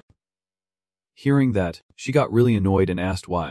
Davy and Rawl calmly looked at Alina and said you need to rest and recuperate, because there will be many things happening in the kingdom soon. Seeing the stubborn princess in front of her, Davy sighed and said, "Princess, please listen to me and stop causing trouble." Alina stammered in response, confirming that yes, and then Davy immediately told her that the kingdom is constantly facing events related to Macadung. The Hansarday estate has also seen many orphanages attacked, many children missing, and numerous incidents happening continuously and spreading wider. Seeing Princess Alina with her familiar face staring intently at me, Davy and Rawl thought to herself that although Alina, who harbored deep hatred for Macadung, had helped her, she should not have relied on her in the first place. Davy and Rawl looked out the window at the flock of birds flying by, her mind contemplative, realizing she had waited here too long and it was finally time to leave. Seeing the pristine white fortress, Davy and Rawl thought this was the respect they had for the king in this country. Suddenly, Princess Alina gently approached, grabbed Davy's shirt, and called out to him. Princess Alina softly whispered, "Thank you." Alina looked a bit worried, then lowered her head and said, "Do not get hurt anymore. If it happens again I will take care of it." Hearing these words, Davy initially felt a bit annoyed, but then the corner of his mouth could not help but curl up. Davy and Rawl looked at the princess in front of him and softly said, "Thank you for caring for me." At the Ampha Knights, someone spoke up, not knowing who this Davy guy was. The old man in the Ampha Knight Order angrily said, "According to the investigation, he is a prince from the kingdom who was once in a coma for a period of time, and he has special traits such as achievements and skills in potion making and research. But even with these achievements, his extraordinary power cannot be explained. Student Davy could be either a threat or a gift to us." At this moment, Sir Silly enthusiastically spoke, "Let us look at this positively. He may not stand out more than the other students, but clearly, his actions are always in our favor." The head technician of Ampha 3 sighed heavily and said, "You are right, but the current trouble does not come from him, but from those who intend to oppose us." Knight Cilia nodded thoughtfully and said, "Instead of discussing him, we need to find out who is behind the mastermind of Garen's recent act of betrayal within the Knight Order. Several hypotheses have been proposed through investigation, and if the traitor knows our forces well and can confront us, they might be part of a large and powerful organization." Other knights, upon hearing this, listened to the order from the leader of Ampha 3 and then responded, "We will investigate that matter immediately." The leader of Ampha 3 advised, "Unfortunately, our advantage is that the Dark Mage Chibo has been captured by us, so we must try to extract a confession from him. That task is yours." Suddenly, another knight reminded everyone that Davy made a great contribution this time, and of course, to encourage him, we should reward him. At this moment, Elder Zozia turned to look at Sir Sylvia and asked, "Where is he now?" Knight Sylvia thought for a moment before replying, "I heard he is resting at the dormitory." Suddenly, a soldier rushed into the classroom in a panic and shouted loudly, "Sorry for the disturbance. There is an urgent matter to report." Causing everyone present to be startled, the new knight immediately reported the situation, and when Knight Zozia heard the name Davy, he was very surprised and asked what had happened to him. The new knight then raised a piece of paper and nervously said, "He left a letter and then left."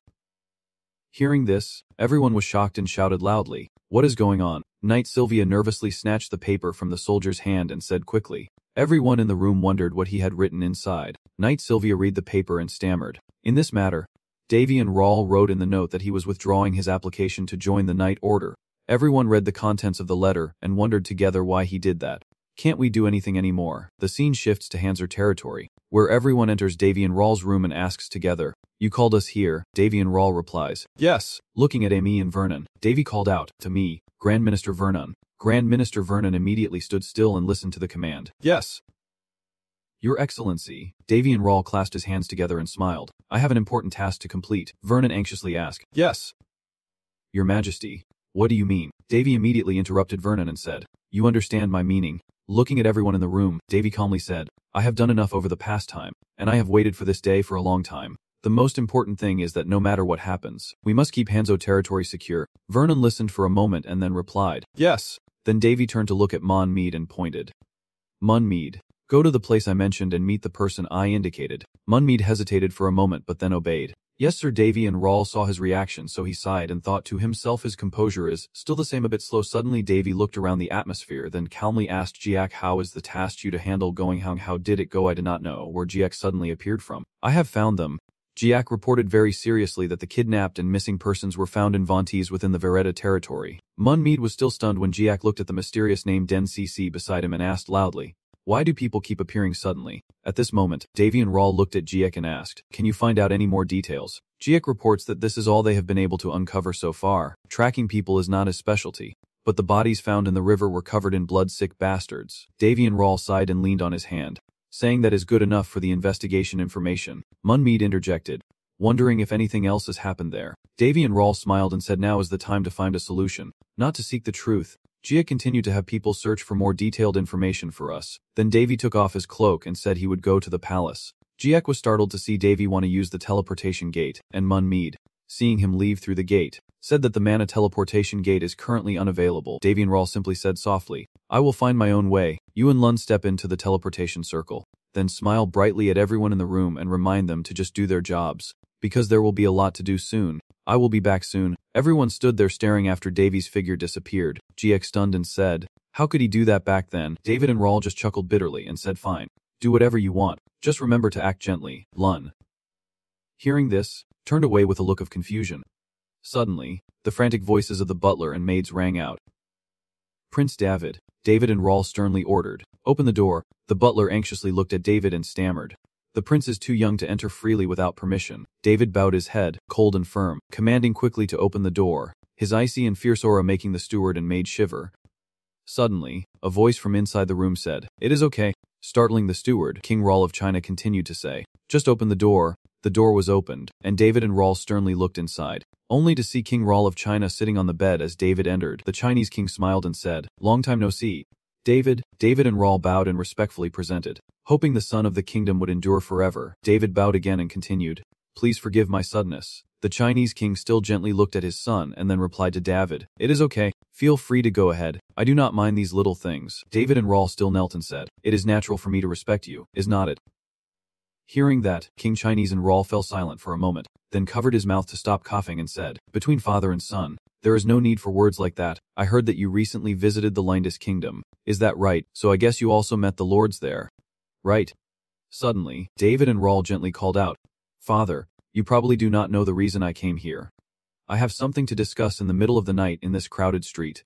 Both of them seemed to understand each other silently, and after a moment, King Chinese and Rawl tapped his hand on the table and spoke first.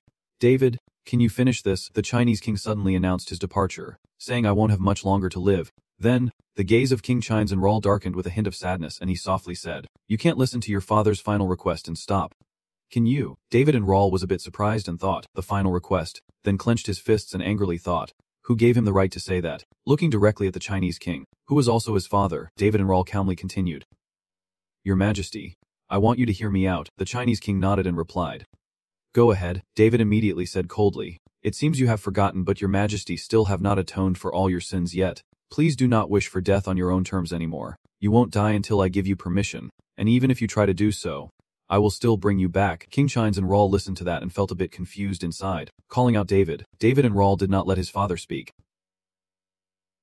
Immediately interrupting, your Majesty built the kingdom on this land, killed your wife and child, and abandoned me. At this point, David and Rawl became agitated, immediately raising his voice loudly. Do you really want to run away and hide after everything you have done? Seeing the miserable state of King and Rawl, David could not help but criticize him inwardly, thinking that no matter how much he wished to die, he would not be able to until everything was settled. At this moment, Chinese King and Rawl also spoke, saying he had heard about what happened in the Lindis Empire, and even though this unworthy father could not protect his child, he still grew up to become an extraordinary person. Moreover, you possess excellent judgment skills and the intuition of a great leader.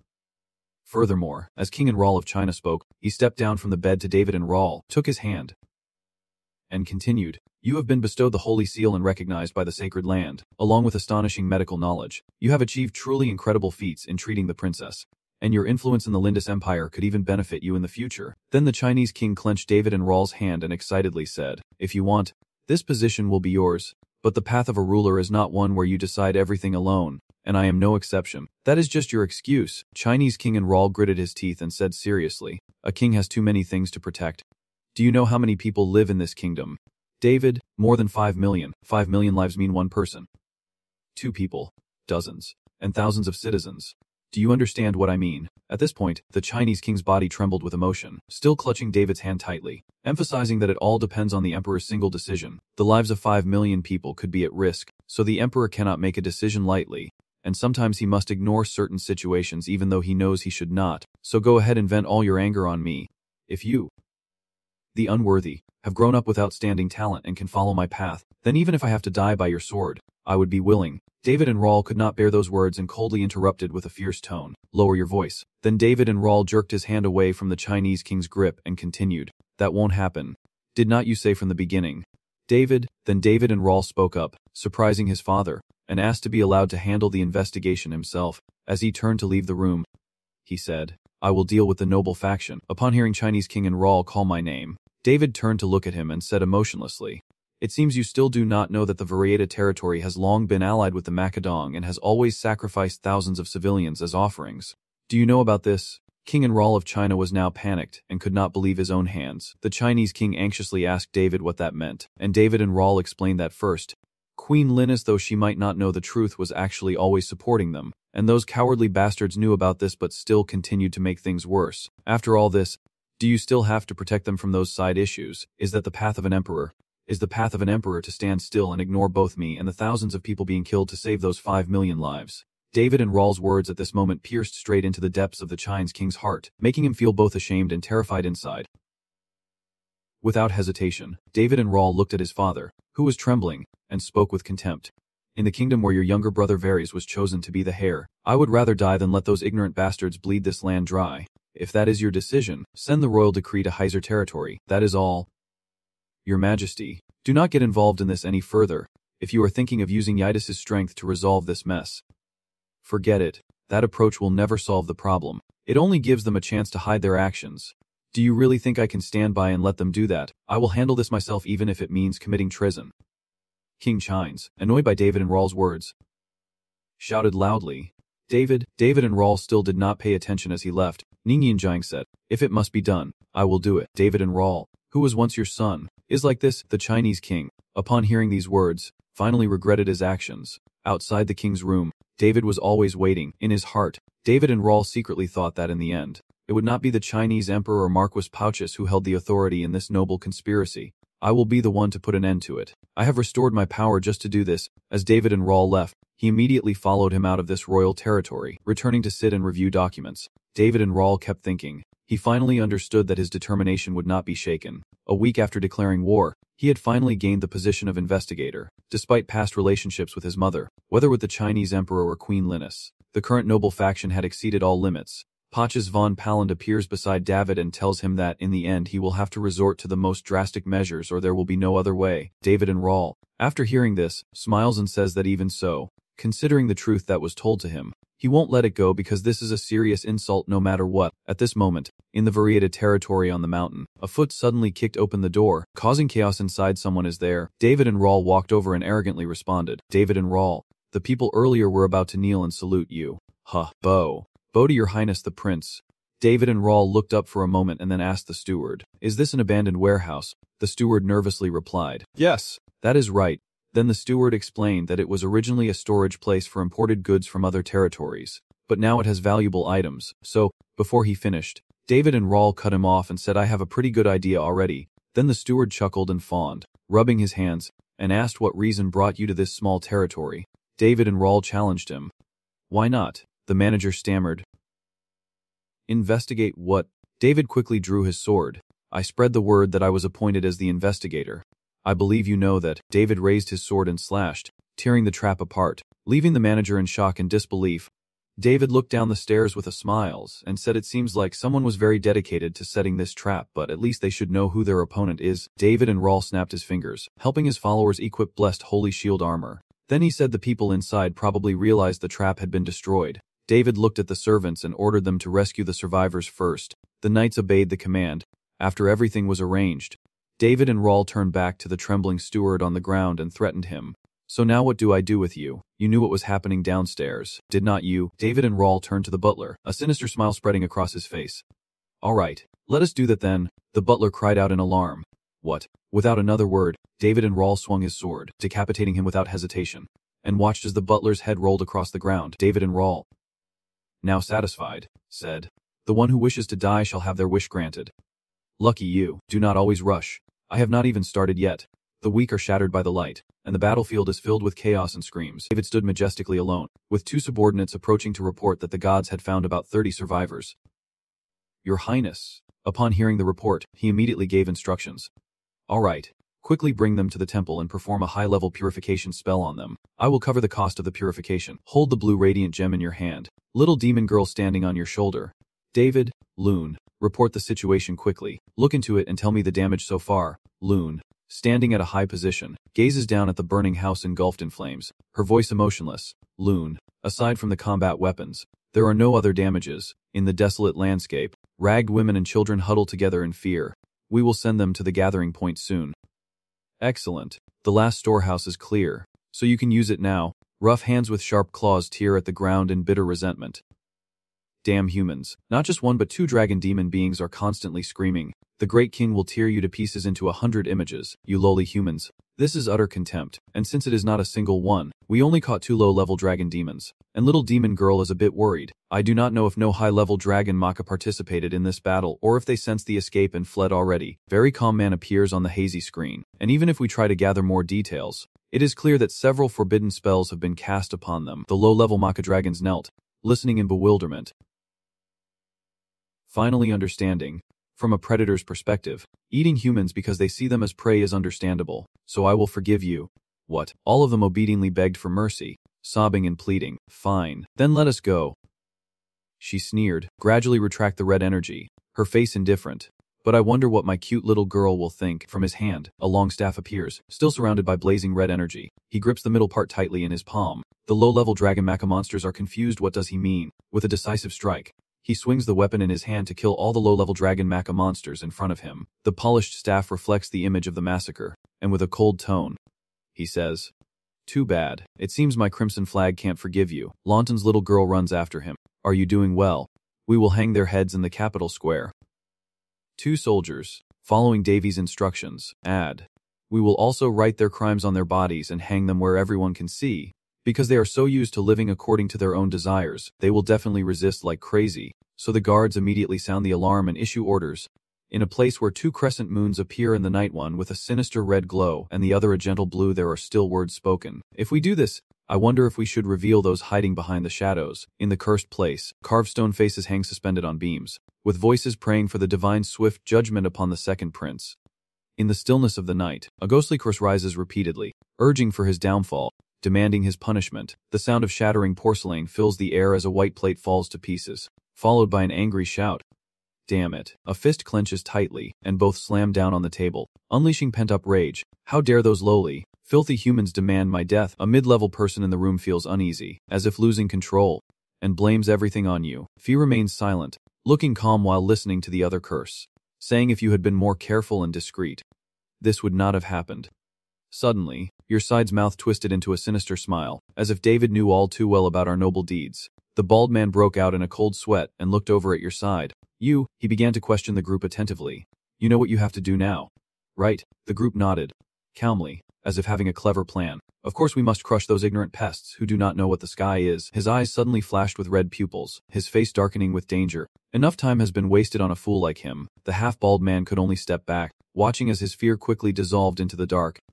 Sinister, an enchanting aura of red and black energy. They left the fragments of the temple and beautiful roses scattered around. In a noble chamber, a secret meeting of the aristocrats is taking place at the estate. A strong voice protests something cannot be like this. The dragon demon, piece of consciousness fiercely objects. Inihong too.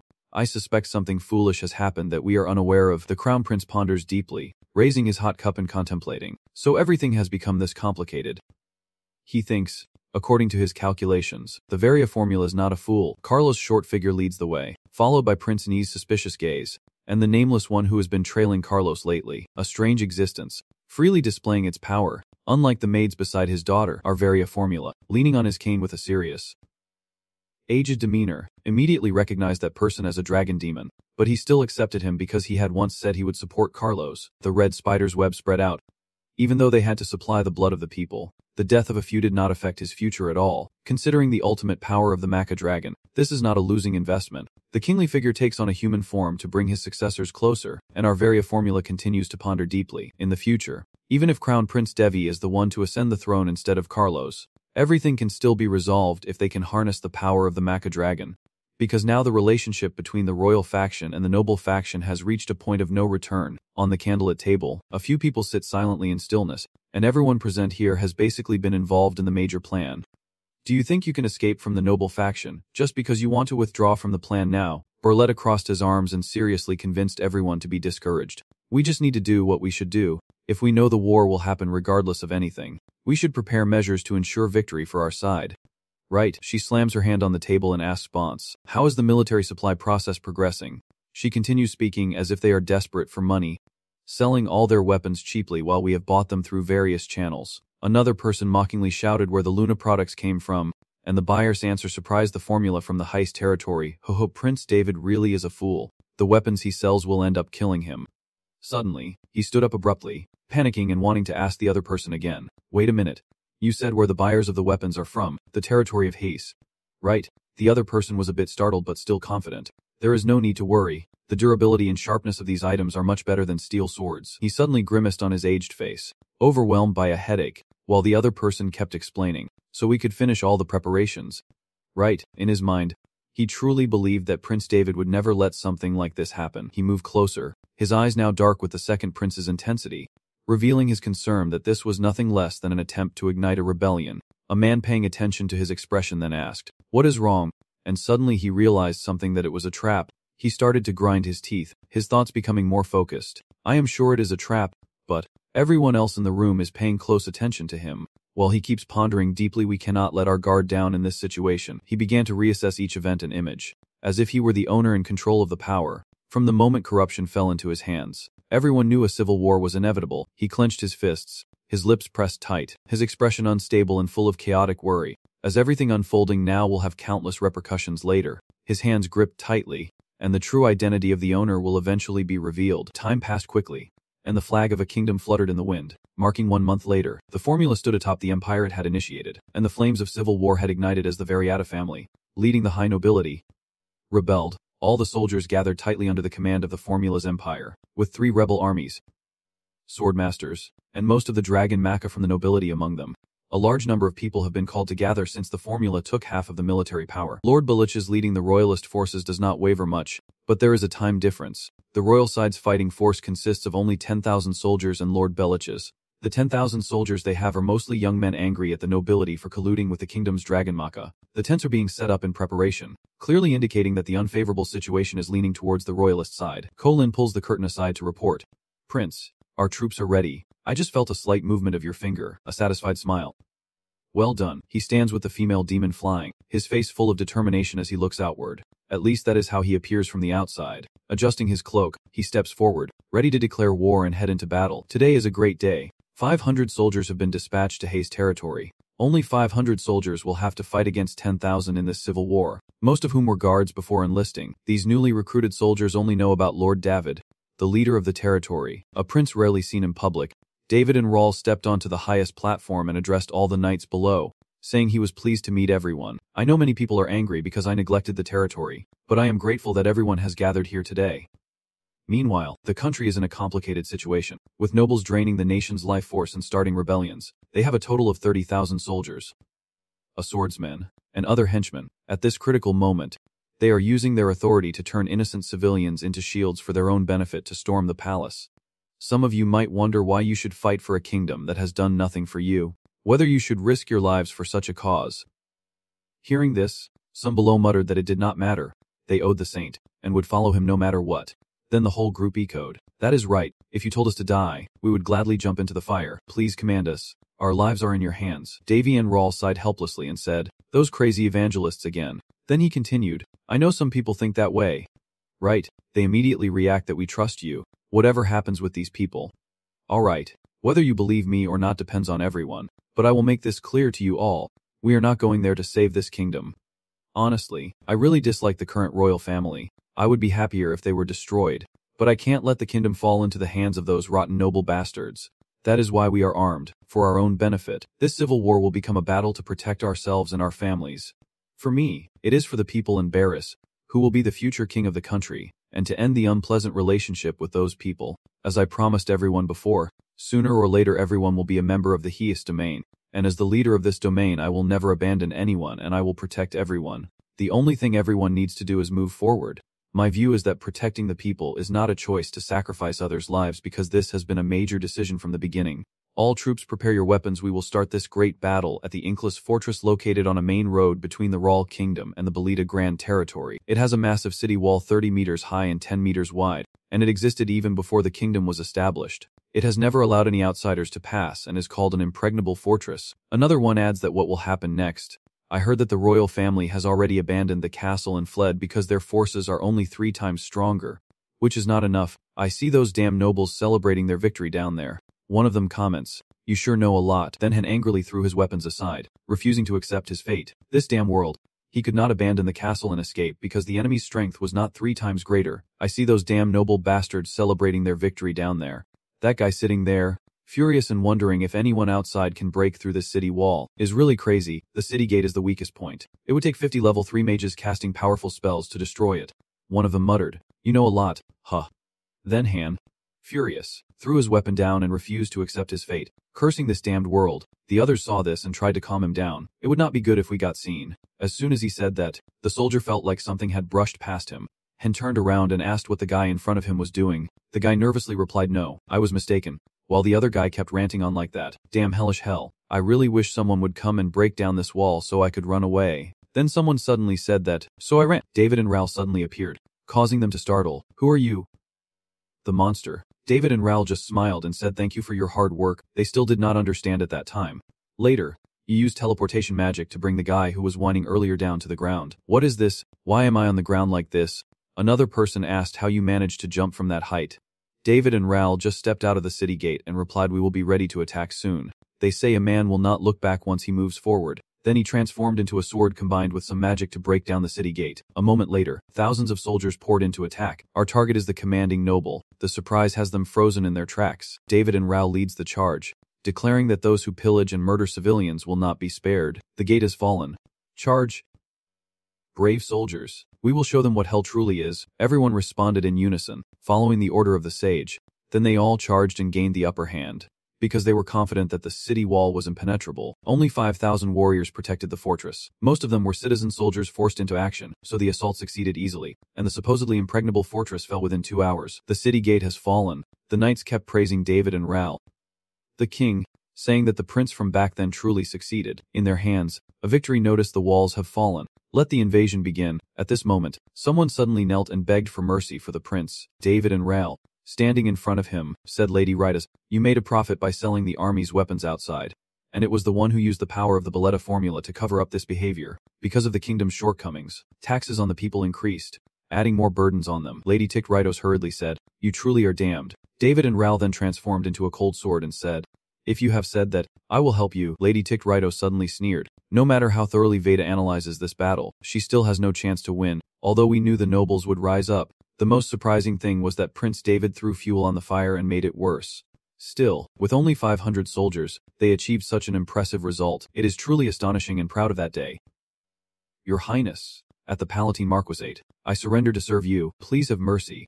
David and Ral did not let him finish his sentence and immediately rushed to fight that bastard. The knight accompanying you also watched helplessly, wondering if it was okay for him to do this. It will take about a day and a half, and in that short time, half of the fortresses protecting the Palata Principality have already fallen.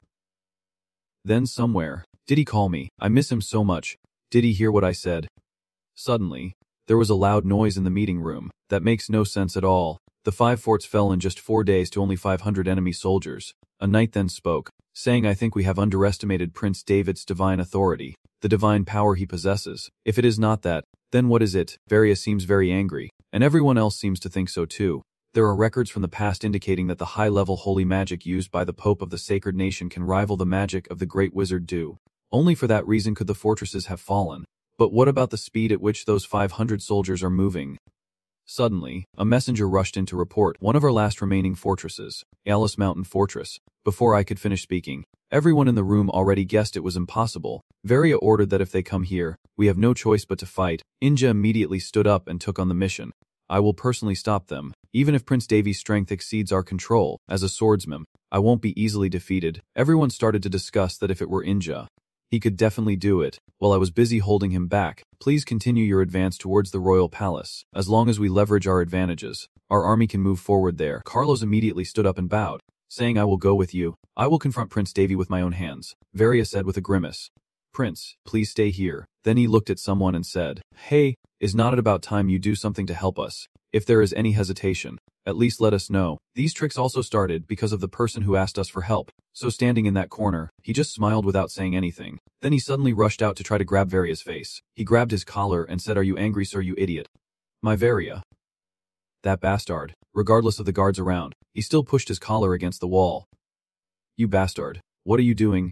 Are you planning to betray us? The laws keep telling him to let him go down. That guy then released me, saying you do not seem to understand I am not your subordinate. I was still furious, shouting at that bastard, and it turns out that person was just a human lowlife. Do not get it twisted. You have no right to order me around. Only the prince who made a pact with me has that privilege. You will receive good news soon enough. I am going to end David's life myself when I return. It would be best to prepare a nice gift for me. And after saying that, he disappeared. At this moment, David and Rawl and everyone else are gathering the last of the supplies. Your Highness, we have collected all the weapons from the surrendered soldiers according to orders and with whom you praise everyone for doing well. I will take care of the rest. Then you look at this pile of supplies and can't help but be happy. If you sell all this, could you get double the profit? I suspected this when the B-grade weapons were suddenly requested and sold entirely to Paletta. Making money is really easy, is not it? This battle, no. It is too shameful to even be called a battle. Every move is completely under our control. Von Palin told you that they are not fools. They will block people here and then move towards the palace, especially that mage from that line. They are very cunning. They love to play with their opponent's weaknesses. David and Rawl replied, I know. I only have half my magic and mana bars left. I can't control all my abilities right now, but this is definitely a good chance to see my limits. Palin asked if I was okay, and I looked at her before replying that everything would be fine. I think they are also reaching their limits soon. At this moment, Lord Inja and his retinue go to meet David and Rawl. Inja said this will be your stopping point, and he just smiled and replied, It seems you have discarded my title. Inja, annoyed, said you still want a rebel to respect you, and that is true. David and Rawl calmly said, I really think you are wasting your talent. This country has only a few swordmasters and some nobles do not want to do evil. Inja retorted that a knight's duty is to be loyal and obedient to their master's orders, and David and Rawl told him that is not a reason for you to walk the wrong path. Inja glared, saying he was only following orders, but David and Rawl retorted, Would you say that if he were a commoner?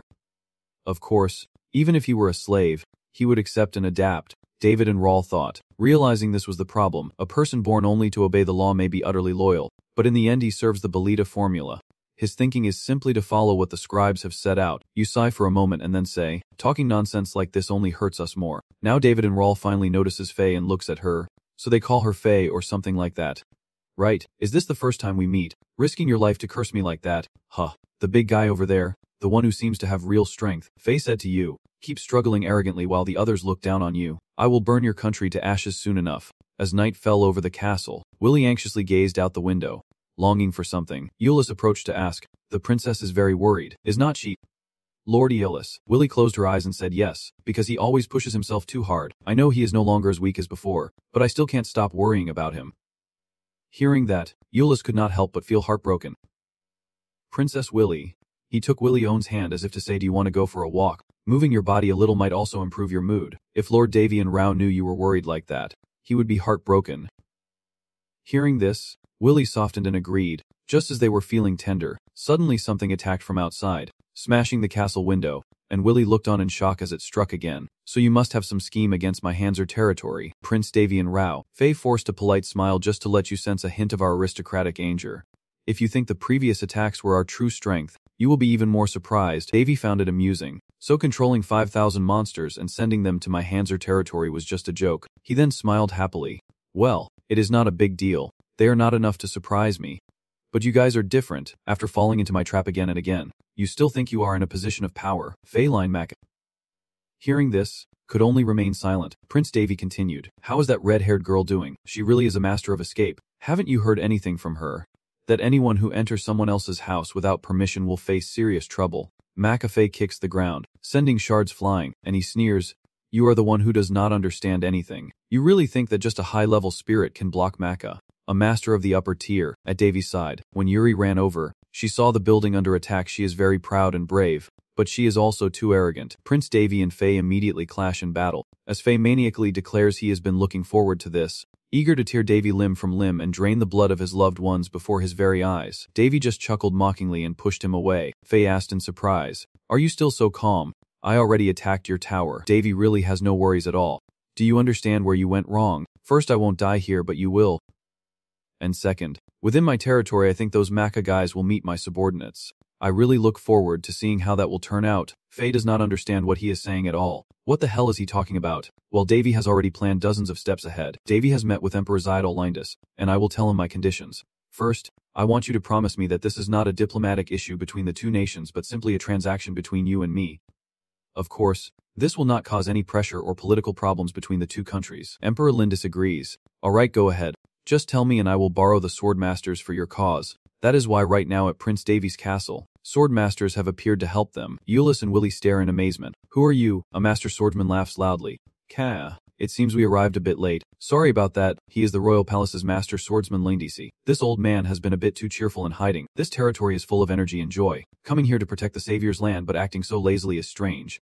The swordsmanship master Marquis reports that the troublesome ones elsewhere have been controlled and captured. Lindisi smiles. Just as expected. Beginning the assigned mission. We need to act quickly. They automatically rush to act, so Eolus could only stand there in awe, wondering why these incredible people. Davy told Macedon that the silver weapon and the 10 master swordsmen at divine sword level. Right? Interesting, is not it? You fool. Faye could only wait for her master because the plan was falling apart. You bastard. At this moment, Inja's servant from behind was about to ambush Prince Davy to support Faye. But he had made a mistake. As Inja swung his sword down, Davy appeared on the rock behind him mocking. Great teammate. The sword almost cut through Faye's horn. How sorry. Damn it. Davy continues to provoke Macedon Faye. Let me tell you a little more. The Macedon from 3,000 years ago was even more formidable than humans. Of course, I only fight their illusions. I say this because it seems you are quite deluded about your own strength. The more Faye hears Davy's taunts, the more she grits her teeth and clenches her fists. Damn it. Inja desperately tries to calm her down. Stay calm. Davy is definitely intentionally provoking her. The best way to deal with a Macedon is to make them angry. Then their movements become much easier. As expected, Faye immediately went berserk and charged straight at Davy. I will kill him. Davy then raised his staff. Fine. Come on. And with a flick, he knocked Faye away. Davy thought to himself that he was doing quite well with what he had learned from the Sword Saint. Inja hurriedly ran to the fallen Macedon Faye. Worried, asking if he was okay. Saying our time is up and we need to work together to deal with him, and that he must stay calm and be sure. He had not finished speaking when Faye soared into the sky. How dare you, a lowly human, call my name directly like that? You are just blocking my way and can't even keep up with our movements. Inja only frowned and shook his head. Damn it. I feel ashamed of this. I never thought Davy would reach this level of swordsmanship. Suddenly Faye chuckled, catching Davy and Inja's attention. Fine, I will find something impressive for you.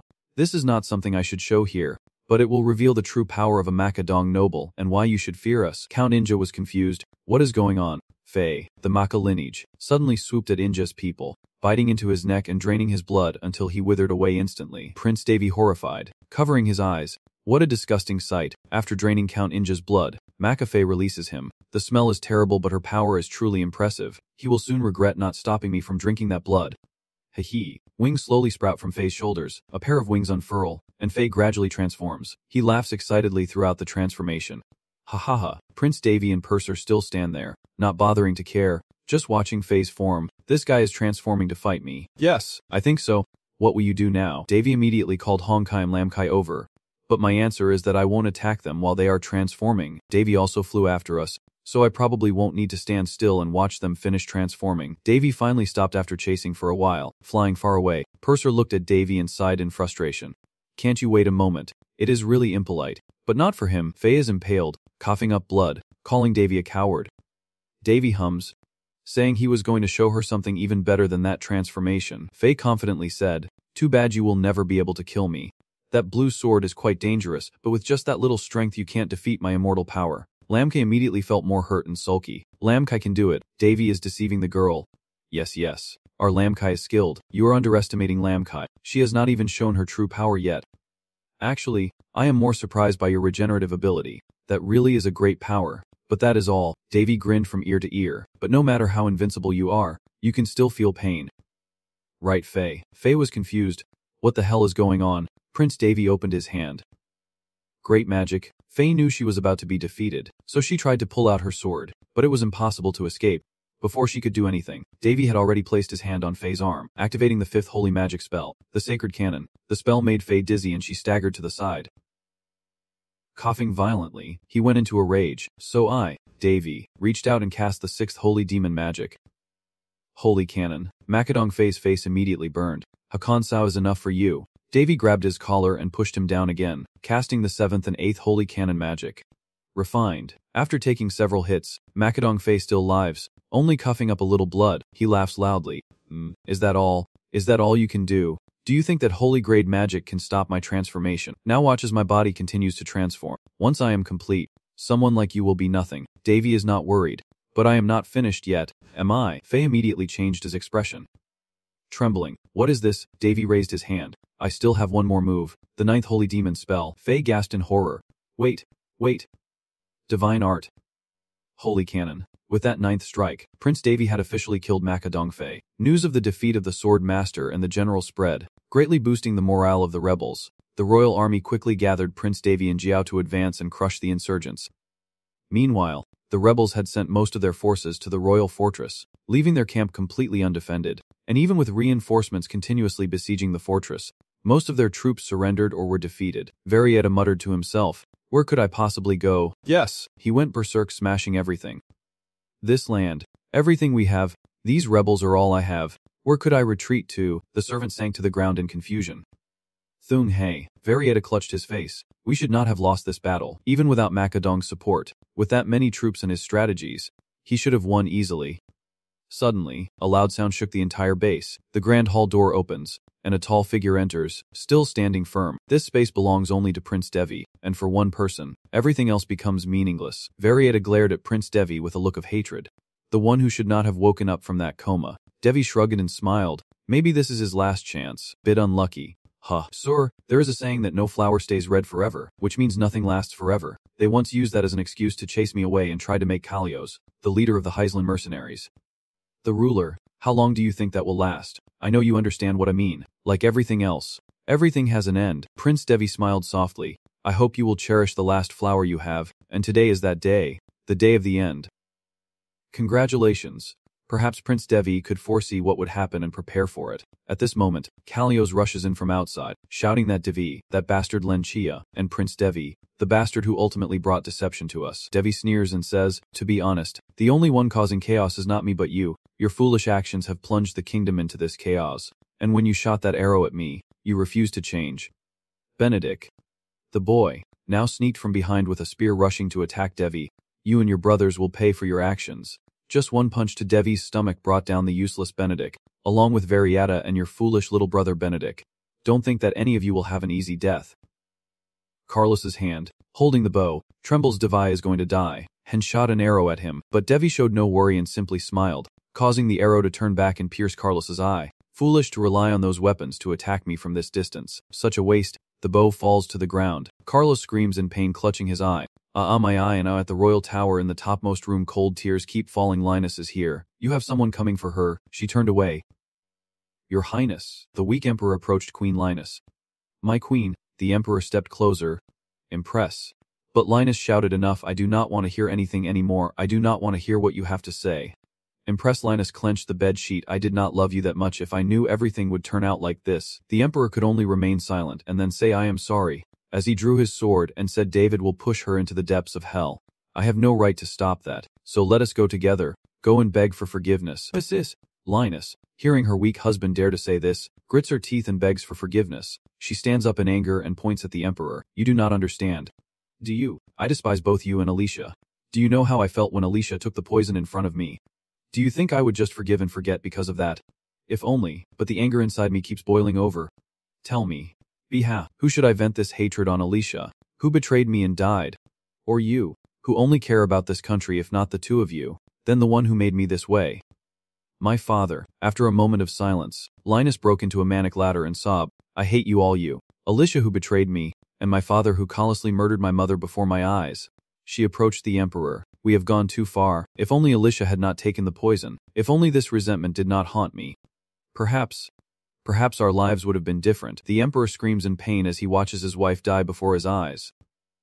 The empress. Linus uttered her last words, refusing his apology, declaring the world had always been hell for her, and that she would soon lose her only hope. Her son, all due his mistakes and karma, so she would wait for him in hell. The emperor, seemingly not even listening to Linus's final words, just wailed at her death, crying out her name. Linus chuckled, lamenting her misfortune at marrying him, saying he would not even be allowed into hell. The emperor then cradled Linus's body, weeping in the room as a torrential downpour began outside. The rebel army, which was supposed to last for centuries, has ended with the remaining forces surrounding it. Afterwards, the rebel sympathizers were attacked by the crowd and brought to the castle, where the rebel leader Varieta, Prince Carlos, and Benedix await judgment. In the castle's underground prison, Carlos's enraged curses echoed, "Davy, I will kill you no matter what. I will kill you." Prince Davy stood outside the bars, amused. "You look quite the sight, Carlos. You must have taken a beating on the way here. That shiny head of yours is a bit purple. The crazy bastard. You dare to mock me? You bastard." Davy no longer bothered to joke with this idiot. "You still do not understand your own situation. Carlos, you will soon be sent to the mines to work as a slave, never to see the sun again, and you will work until you die." Carlos laughs in disbelief. "Ha. You think you have the right to do that, Davy? There is nothing you can't do. Right?" Carlos was startled. Of course, under the king's name, the royal council had already made the decision. Carlos and the nobles and royals involved in the rebellion will be stripped of their titles and turned into slaves, sent to the Housey coal mine to be exploited for life. Davy sneers mockingly. "You probably all know what the mines are like, right?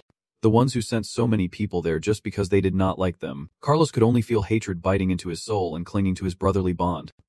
In truth, Prince Davy did not really like slavery, but if it was for revenge, it was worth using. Davy and Ron continued. "Listen up, Carlos, from now on you are just a criminal involved in the rebellion." He muttered each word in his mouth. "Criminal? Who? Me. He could not believe it. No way, Davy, do not do this. We are right. We are brothers." Davy chuckled half-heartedly. Brothers indeed. That is right. Now Carlos was desperately crying out for help. No. Housey, are you really planning to send a blood brother to that terrible place?" Davy asked. "It seems like you do not want to go to Housey." Carlos kept begging. "Davy, I'm sorry, I was stupid. Forgive me." Davy glanced at him dismissively, also feeling cold, then turned away and said, "I do not know you." Carlos desperately shouted, calling out, Davy, but his voice was swallowed by the cold emptiness of the prison. Prince Davy and Rawl, after visiting prisoner Carlos, immediately went outside, where they met Duck Varia being led in. Duck saw him and spoke. "Prince Davy. Congratulations. It seems like this is the end. I finished everything so simply." Duck Varia lowered his head with a faint smile, saying that it is not quite over, but the only difference is that instead of me, you are the one who wins. The soldiers scolded him. "Stop talking. Count." Davy raised his hand. "All right, it is fine." Duck Varia continues speaking. "Now is your era, and the prince still does not understand anything about this world. A kingdom that loses its rules will surely collapse. You have used commoners as soldiers, and exploited their anger towards the nobles, creating a crack in the wall separating the aristocrats and the common people. The emperor did the same when he was young, and it was at that moment that I had to step in to stop it and protect this kingdom." Davy wanted to laugh and defend when Vari asked Prince Davy if he understood why nobles are born noble and commoners are born common. Even though they worship the same god, why was the caste system created and maintained until today? What is the real reason? Davy silently listened as he insulted for a while, and I am sure that the master swordsman also thought the same. "A apple never falls far from the tree. Listen here, Duke, what you are protecting is not this kingdom, but the class and status you have received since birth. From that perspective, the beginning of the monarchy was just like that. But if it goes too far, it will become a dictatorship. The old man looks like Hitler." Davy put his hand on his shoulder and then walked away. "But anyway, he does not even know who that person is." Davy leaves Varia behind, causing me to panic as I am led into a dark prison. Outside, Beatrice is waiting for Davy under a tree, and I, Hawthuk Beatrice, thought I would feel happy when I finally succeeded in revenge. The chamberlain looked sadly and worried that Prince Davy would overthink before His Highness had a chance to speak. Davy smiled back and I was truly happy. The chamberlain paused, then Davy chuckled. "Your Highness, you did not think I would say it is useless, did you?" "No way." Not long after I arrived in heaven, I began to be refined by King Sington Hectwin and became the only one to endure those hellish experiences. I thought I still had unfinished business, and if I could truly gain power, if I could live again, this refinement would be nothing. Of course, a long time has passed, but those thoughts are what keep me able to stand up again. "Your Highness, I know it is not exactly the right thing to do." The servant's reassurance, yet ultimately his decision was correct, as they had overstepped their bounds and this kingdom had been turned upside down for so many years. No one has the right to criticize his decision. Even Persephone Palin gently caressed Davy's cheek and praised him. Davy felt incredibly happy and could not hide the joyful smile on his face if that is what His Majesty thought. Then it is truly a relief. The scene shifts to Emperor Rawl's bedroom. welcoming Davy. Davy bows respectfully, requesting an audience with His Majesty. King Rawl of the kingdom bowed his head in exhaustion. So everything is over now. Right, Davy. The queen is dead. Persephone is heartbroken. So is this how everything ends? Davy bowed his head and asked, Your Majesty, how do you want me to respond? I wonder if you know that the people I hate the most are Carlos, Benedict, and Queen Linus. I am sure that even if I do not say it, you already know who the next target is. The emperor saw him like that and could only remain silent. Davy placed his hand on his chest and asked him, So how can I accept this? The emperor interrupted. Only I have the right to deal with her. Davy does not care. I already told your Majesty that I have no interest in your past. The emperor bowed his head. That is something I have to do. But the actions of the queen are like those of a devil, too cruel and wrong. Davy is angry. So you should have told me beforehand. I do not have the patience to try to understand your situation. The emperor replied. That is also a promise I made to Davy's mother, and it is the only promise Queen Linus has kept even in this situation. So let us bury this matter here. Prince Davy clenched his fist. His wife beside him worried for him. Perhaps no parent can truly win against their child, but a child also cannot forcibly separate from their parents. I wonder who is truly right in each of their minds. Davy, after a moment of silence, continued. Varys will become the new crown prince. Davy, but not now. I want you to step up and resolve the current issues. The emperor hesitated, but he reached out his hand, saying, Do not think about escaping just because your body is slightly poisoned. Davy used the highest level of healing magic, the supreme healing, on the emperor. During those 10 years, the emperor Hong Mang, Davy, managed the kingdom, laying the foundation for Varys to lead the people to glory and become a wise and great emperor in the future.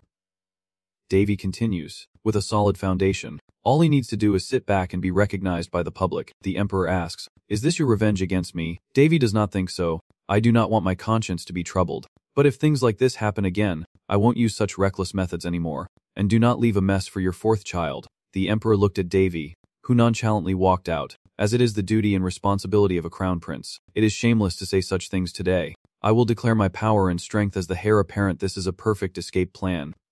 In Hanzer, the region was attacked while I was busy defending the soldiers, but since I was prepared, there was no problem. Davy and the army went to check their land, and luckily everything was still fine. The royal swordsmanship team with pure silver, Golem Madix Machina, always with the deception group and the woman disguised as a maid, is truly a powerful force.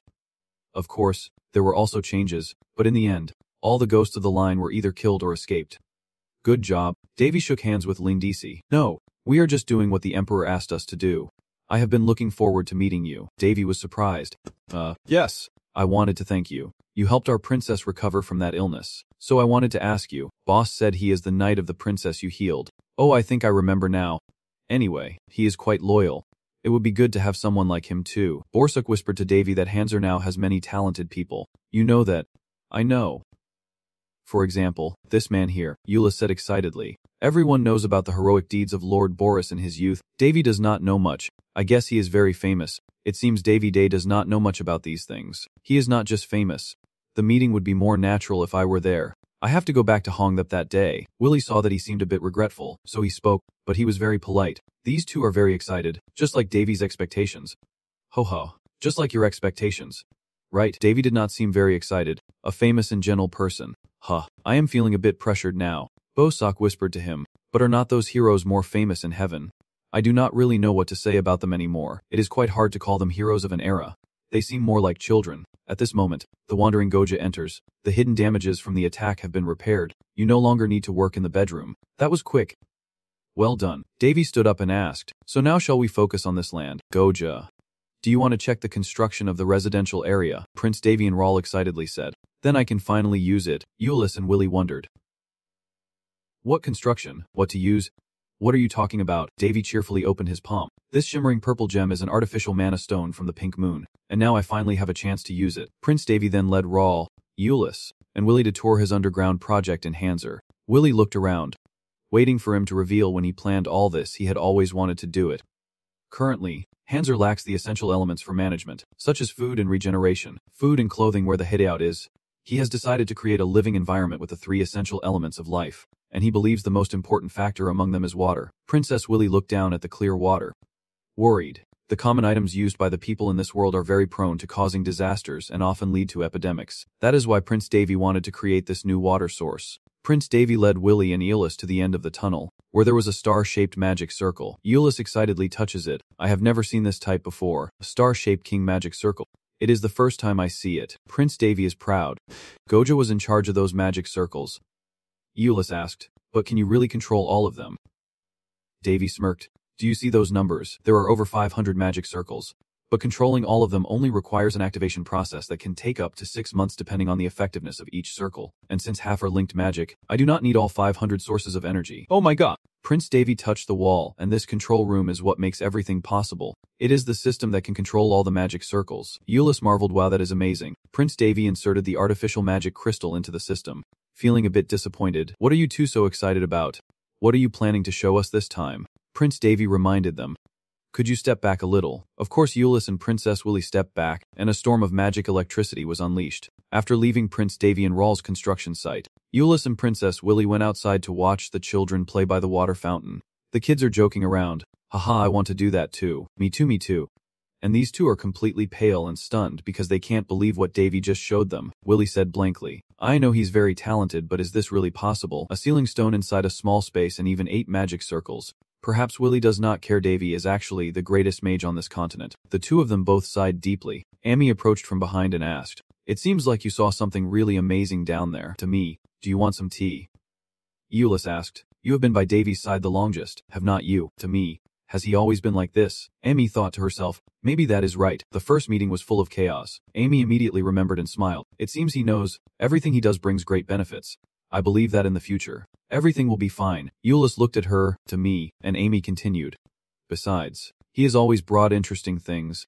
It would be more comfortable to trust everything he does. Since she is the first victim of Davy, Amy had to persuade these people so they would get used to it. Euless thought it made sense. Alright, seeing Amy shining with that glow blink blink, she must have had a hard time living with Prince Davy. After Prince Davy's system, the vegetable garden, and the Gojo conduit were completed. The clear clean water was connected for the people to use. Oh my god, what is this? Everyone gathered around the newly created system. Probably a mana-powered machine. Oh, it is warm water. It is hard to believe, even though it is not just water. It will flow when we turn this valve, and it is clean water without dirt or sand. Amy happily stands there, introducing it to the people, and His Highness will install one in each household. The villagers all cheered, so that means we can get clean water inside our homes. We just witnessed a miracle. But one villager worried and asked, but this is only for high-ranking officials to use. There is no way they would install this for free. I am sure they will charge a high price. Hearing that, Ami explained, the installation is free, but to prevent water waste, we will charge only 10 silver coins a month. The villagers were surprised. Just 10 coins? Whoa. It is like rain. Emi continued, and His Highness also said that after receiving the benefits, everyone should work harder. The villagers stopped their hostility. Benefits? What are those? The scene shifts to Prince Davy and Rawl's castle, where the servant reports what has happened. This has resolved many issues with the irrigation system. Your Highness, a significant amount of money has been invested in it, and only after a long period will this major project start to yield profits. Davy was very relaxed. There is no rush to ask for profit. I have plenty of idle money. Finally, we can clear the dusty roads. In the next 3 days, send the guards and have them carry out the next mission with the dwarves. I will inform them. After the servant leaves, Bosak von Palen told Davy that it seems we have finally solved the biggest weakness of this territory. Prince Davy nodded. But being able to freely control the climate and temperature could also harm the surrounding terrain. Having a few spirit guardians to oversee everything would be better. Borsa thought. The spirit guardian of the demon tiger is very skilled in this area. But as you know, they are not easily persuaded, let alone tempted. At this moment, she was dozing off beside Honkai and Lamkai. Then she sleepily woke up to see Jack in the room visiting Prince Davy. Hello, Jack. What is the matter? Jack took a deep breath, remained silent for a moment, then said, I have something to discuss with you. Prince Davy also looked quite surprised. Then he smiled and said, there is something to discuss after the tiger. So you finally thought of asking for payment. Jack's profile appeared again, with the title of Death Star. Real name Thana Helisana, age 124, with both male and female genders. Let me ask you something first. Do you have a sister or a younger sister? Jack paused for a moment to consider his answer. Then asked, what do you mean? Has nothing to do with it. Do not worry. Jack sighed in relief upon hearing that Helisana and the love affair sharing, although not related by blood, was normal. But I wonder if their family names are just a coincidence, similar to that maid's. Prince Davy did not probe further. So what do you want to tell me? So, who brought this fairy tale to me? Davy flipped through it and frowned. A fairy tale lover. Jack explains that it is a romantic novel about a love affair with a love spirit, very popular in the capital these days, probably left behind by Willy. Willy? Huh. What is so special about it? Well, it is the best-selling book among aristocratic young ladies in Asia. Is not it uninteresting and unromantic without the existence of a love spirit? Prince Davy understood. Oh, Of course I know what people think when they talk about fairy tale forests and symbols of peace, but what can I do?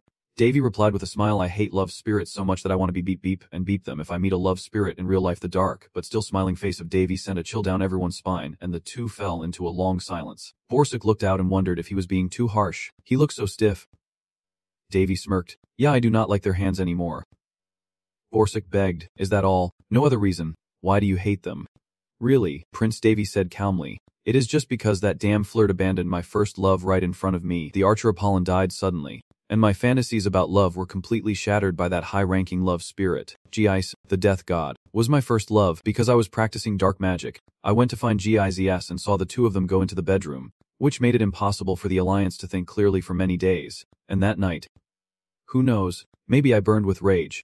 It is okay, I am nothing but a 10-year-old child, and I know I am no different from a newborn compared to those who are thousands of years old, but that completely shattered my innocence. After calming down, I went straight to Daphne and told her, and then things got pretty interesting. Daphne beat up that bastard Apollon. Damn it. Did not I tell you that if you kept deceiving me I would kill you? Aren't I enough, you damn bastard? Bors, after hearing that, just lost it. What are you, really a child? Davy said. How could you understand the shock I was going through then? Huh. What? Boss angrily slapped Davy's face. You are really such a fool. Daff just stood there not understanding a thing. Davy nervously apologized, saying he was just too emotional, and asked what Bosak wanted to say. Daff hesitated, saying she had urgent business, and then she ran off without hesitation. Oh, dear, Bosak scolded Davy. Why did you do that to him? I just wanted to tease him a little. I did not expect him to run away, but I am sure that Thana Helisana's matter is related to the love spirit. On the sunny street, children run and play everywhere, their laughter echoing through the air. Ha ha ha. Try to catch me if you can. Just wait. As soon as the plan was set in motion, many noticeable changes appeared across the territory. The suspension bridge was built across the new residential area so that families could easily access both hot and cold water sources. After wisely investing in their knowledge and the unique dwarf craftsmanship, structures representing a new era gradually rose into the distance. The Hanser Clay land, once a small village with dilapidated thatched roofs, has now transformed into a beautiful urban area with small houses that even surpass those in the capital. Beneath the lush green trees, birds chirping harmoniously in a peaceful scene. Davy, our main character, is sitting on a wooden bench under a tree, enjoying the scene with a fragrant sandwich in his hand, taking a bite with a satisfied expression. He says, "Peace is a blessing." The sunlight shines brightly on the golden flowers, melting into pure happiness. As his joy was just beginning to last, a sudden voice from behind interrupted him. Ha ha, this is truly one of the most vibrant places I have ever seen. Davy was startled, still chewing his bread, and turned around. Are you bothered if I sit with you? Oh, look who is here uninvited.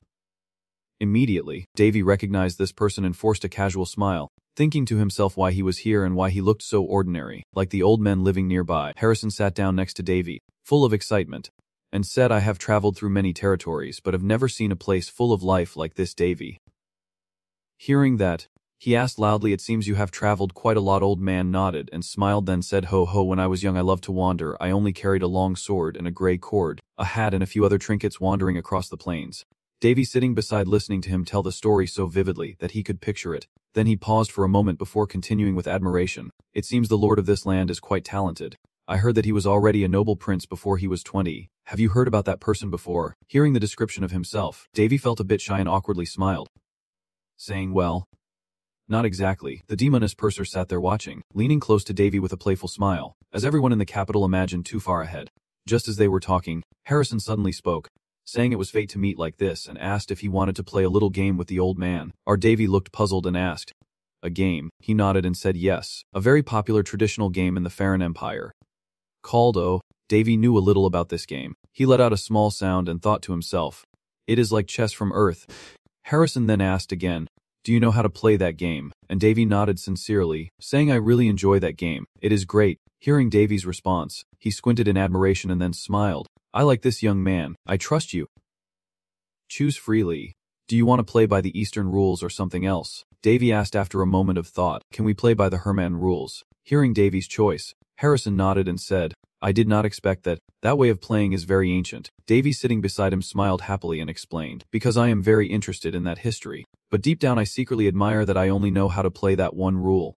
Then Davy quietly thinks to himself that the Hermatin rule was widely used during the reign of Lady Daphne, and the heroes in the castle at that time also often played according to this rule. Harrison then made a small chessboard with his hand, looked at Davy, and said all right, let us try a game. He added that this game was once a high-class pastime of the nobility, a magical creation of the spirit. Our Davy let out a small sound, and Harrison then said, "What do you think if you win? You will get a reward." Davy showed interest and replied, "That sounds good." Harrison chuckled happily, stroked his long chin beard, and said, "Well then, but the young go first." Then he sat beside the mentalist, calmly saying good, clear, precise, and powerful moves are all important. Let us see which opening you choose first. Davy then smiled thoughtfully. You do not say much, and began the first move in the fresh and cool air of the 3 days. The two of them continued sitting on the wooden bench playing chess very leisurely. Harrison Bastia, the owner of the Red Pagoda, just made a new move and asked Davy casually, "What do you think about magic?" Sitting opposite Davy, he immediately repeated a sentence. "Really?" He nodded then said again, "The current owner of the Pink Tower." Harrison Bastia is a 7th level mage. Everyone says he will reach level 8 soon. And sitting on Davy's shoulder, I heard him exclaim, "Oh my god!" He is talking about himself. When you become a 7th level mage, you will be able to see through the laws of everything in this world. And when we step beyond the 8th level to a higher realm, there is only emptiness remaining. That is exactly what he said. The 8th or 9th level are only theoretical claims, meaning if there truly exists a point between the 8th and 9th levels. So first there is containment, then conquest. After hearing these words, Davy calmly said, "I have never seen the end point of magic, so I dare not confirm anything, but I am sure that the wise dead are beings that exist beyond the scope of magic." He looked up at Davy's answer and asked outside the scope. Davy did not answer Harrison but asked another question. "What is magic?" The wise man immediately replied without hesitation, "It is the study of non-material things." Davy smiled in agreement and then said, "Yes, the vast ocean of knowledge has no end, and intangible knowledge is the same. Just look up at the sky. Is the sun a sphere of light created by God or a ball of gas shining down on the earth from a great distance? Far away. Most scholars believe that the sky is round and the earth is flat, with the sun orbiting the earth." Harrison was a bit surprised by what Davy just said and skeptically asked, "Do you know all this too?" Davy nodded without stopping and continued speaking. "However, there are others who believe that the earth is round and that it orbits the sun itself. In reality, no opinion has been officially recognized because we cannot go there to verify it." He hesitated and said that the main issue is right there. Those who constantly claim to be experts often do not know anything at all. Isn't that the same with magic? Nothing in this world is perfect. The higher you go, the more complicated it gets, and even the most perfect theories on paper often fall apart when tested in reality. From the very beginning, what mages truly seek, whether it be profound knowledge or great magic, perhaps the concept of perfection does exist, but it is something humans cannot reach. The ultimate point everyone has believed that surpassing level 9 would lead to a higher transcendent realm. But Mytha, Davy is only at level 7. Our Davy stops here, then pushes a piece forward and says, "This game is really interesting." Then he stands up, smiles, and says, "See you next time for another game." Harrison, after gaining new insights, sat quietly watching Davy's departing figure. As a gentle green leaf softly fell onto the chessboard, he whispered softly, carefully exploring every detail as if he would never experienced it before. "Haha. For the first time I feel embarrassed that I am already quite old but still so naive." In a moment, a hurried voice rang out from afar, and Harrison, sitting in his chair, called out upon seeing a figure running over. "Oh, it is Aeolus." He ran over, panting, and said, "Master, you should have told me before coming here." Seeing the newcomer, he stood up with a smile and replied, "Come on, who as a man ever breathes so heavily?" After catching his breath, Aeolus wiped the sweat from his forehead and asked, "By the way, have you met Myth David yet?" Harrison did not answer the question and turned away, looking at the chessboard under the chair while stroking his beard, saying, "Elders often say that the world is full of surprises, and even a 3-year-old child can teach us many things. It seems I still have much to learn from the younger generation now." Aeolus, standing behind, found it very confusing, as he could not quite grasp what his master was trying to say. At this moment, he continued with a sigh, "The Southern Army is dominant. It has been a long time since I lost with a position like this. It seems that we are the ones losing our influence, and yet still believe we have conquered time." With that, Harrison patted Aeolus on the shoulder and said, "I have finished my task. Holding a grudge against Prince David just means you can take the chess set anytime you want." Aeolus did not quite understand and asked suspiciously, "So what are you talking about, sir?" Harrison did not answer his question. He clasped his hands behind his back, walking forward slowly, muttering as he went, "Next time I must settle the score properly." Replacing Aeolus hurriedly chased after him, shouting, "Master, wait for me." Meanwhile, our David is walking along singing loudly, "La la." Bosak flying beside him, she immediately said, "Such a good mood." David nodded happily and replied, "It has been a long time since I felt this satisfied after a win. When I played with those crazy heroes, I hardly ever won." At this point, David suddenly recalled old memories. When he played with the heroes, they would get annoyed and burn the entire chessboard, leaving only the wreckage behind. The ghost Bosock slightly smiled upon hearing this. She reached out to stroke her chin and said, "You also have quite a clear judgment of others. And that conversation about magic was pretty interesting." David nodded and said, "He is a very respectable old man, that is true. But it can't be denied that he has gone against the times. If this place were Archealia, the 6 elemental magic instead of Theonis, he would have become a great mage beyond level 8 long ago. But because there are no worthy opponents here, his vision has become narrow." Archealia, Bosock suddenly stepped closer and asked, "David, do you already have any personnel at your place? You know best, I am also an expert in the field of magic." Hearing that, David nodded seriously and said, "Are you talking about the moment of transition? It is still a bit difficult now. The 3 things I got from the fight with the shattered chariot that looked like an illusion. If possible, I want to build up my workforce first and then recruit more people, so I can expand the large barrier around the entire territory. But lately, I keep hitting a dead end at the bamboo stick section, just waiting and doing nothing." At this point, he paused to think, wondering where he went wrong. Then David no longer paid attention to Berserk, opening the detailed notification panel, his eyebrows furrowing as he read the information, realizing there was only one chance left to retrieve the superlative item from the storage space. Reading this line, David silently thought that the status window had indeed appeared after obtaining the seal. However, as he thought about it, David suddenly burst into a joyful laugh, softly muttering, "This is really delicious. You want to use this method to trade with me?" David thought while looking at the system. Privileges and verifying information are the only ways for you to communicate with the gods. Freya, who exists and does not exist at the same time, used this privilege and requested a transaction with the so-called spirit summoning pill. When she failed, there was no punishment, but if she succeeded, she would definitely be rewarded. Persa, the demon queen beside her, then said, "If it is the great sacred forest, that is the fairy forest we visited to collect the moon blossom. You have to search very carefully to be able to summon a spirit. But the corruption there has become so severe that the place has been sealed off." David closed his eyes, thought for a moment, and replied, "Not exactly. The process is complicated and a bit troublesome." Hearing this, Purser nodded in agreement, then softly reminded him that the other nobles would go crazy if they saw someone there. Then she added, "I suspect that space connects to the real world through a corridor." Hearing this, David asked, "So it might also be linked to my soul? However, we managed to connect to that place so easily." Purser the demoness thought suspiciously, secretly pondering that it was truly suspicious, and that there must have been a cause before the result appeared. David returning to the real world through the connecting corridor means he still has unfinished business here related to the divine. David shows no expression, shrugs and says, "Come on. Think positively. What else can we do? Yes, we do need a spirit to develop the domain." Then David prepares to reach into his personal space to take out the staff. Purser, seeing this, wishes to see it, so he says, "The staff," and David immediately tells him to suppress that desire for now. Then, David reached into his space for a moment, grasped something, and pulled out a glowing object. It was a celestial body of the Spirit King, and David then smiled and said, "We need something suitable for the current situation." The scene shifts to the mansion interior, where a few voices and louder can be heard. Ongkai and Lamkai take turns poking at Lon's chubby cheeks, teasing her, saying she is soft and squishy. Lon was focused on the 2 delicious fragrant cakes in front of her, then quickly put them in her mouth and chewed happily. Then she suddenly spoke to remind herself, "Lon has determined that you are gaining weight, so I advise you to stop." Sitting at the desk, David glanced at the group laughing over there and softly said, "I prefer someone who stays still like this." Hearing that, Lon quickly responded, having used a lot of physical energy. She decided that movement should be restricted. Adding energy is the current need. Seeing her speak while happily feeding the precious cake into her mouth, David helplessly mumbled, "Do you think the precious cakes you are putting in your mouth are anything special?"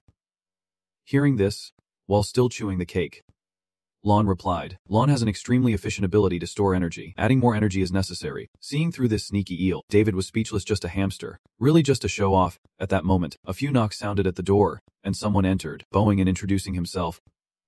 "Your Highness, I am Vernon, the Grand Minister." David raised his head, scrutinized the other person for a moment, then asked, "Lord Grand Minister, what brings you here today?"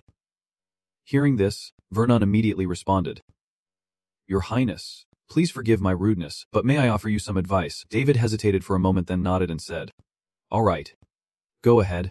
With permission granted, he took out a list and placed it on David's desk. Then said, "This is the list of people working within the territory. Why do not you let the tired workers rest for a while?" David thought as he looked at the list in front of him. Then said, "Rest." He picked up the paper to scan it, and suddenly a glint appeared in David's eyes. He let out a cry and then smiled. "Ho ho, indeed a little rest is better than working nonstop."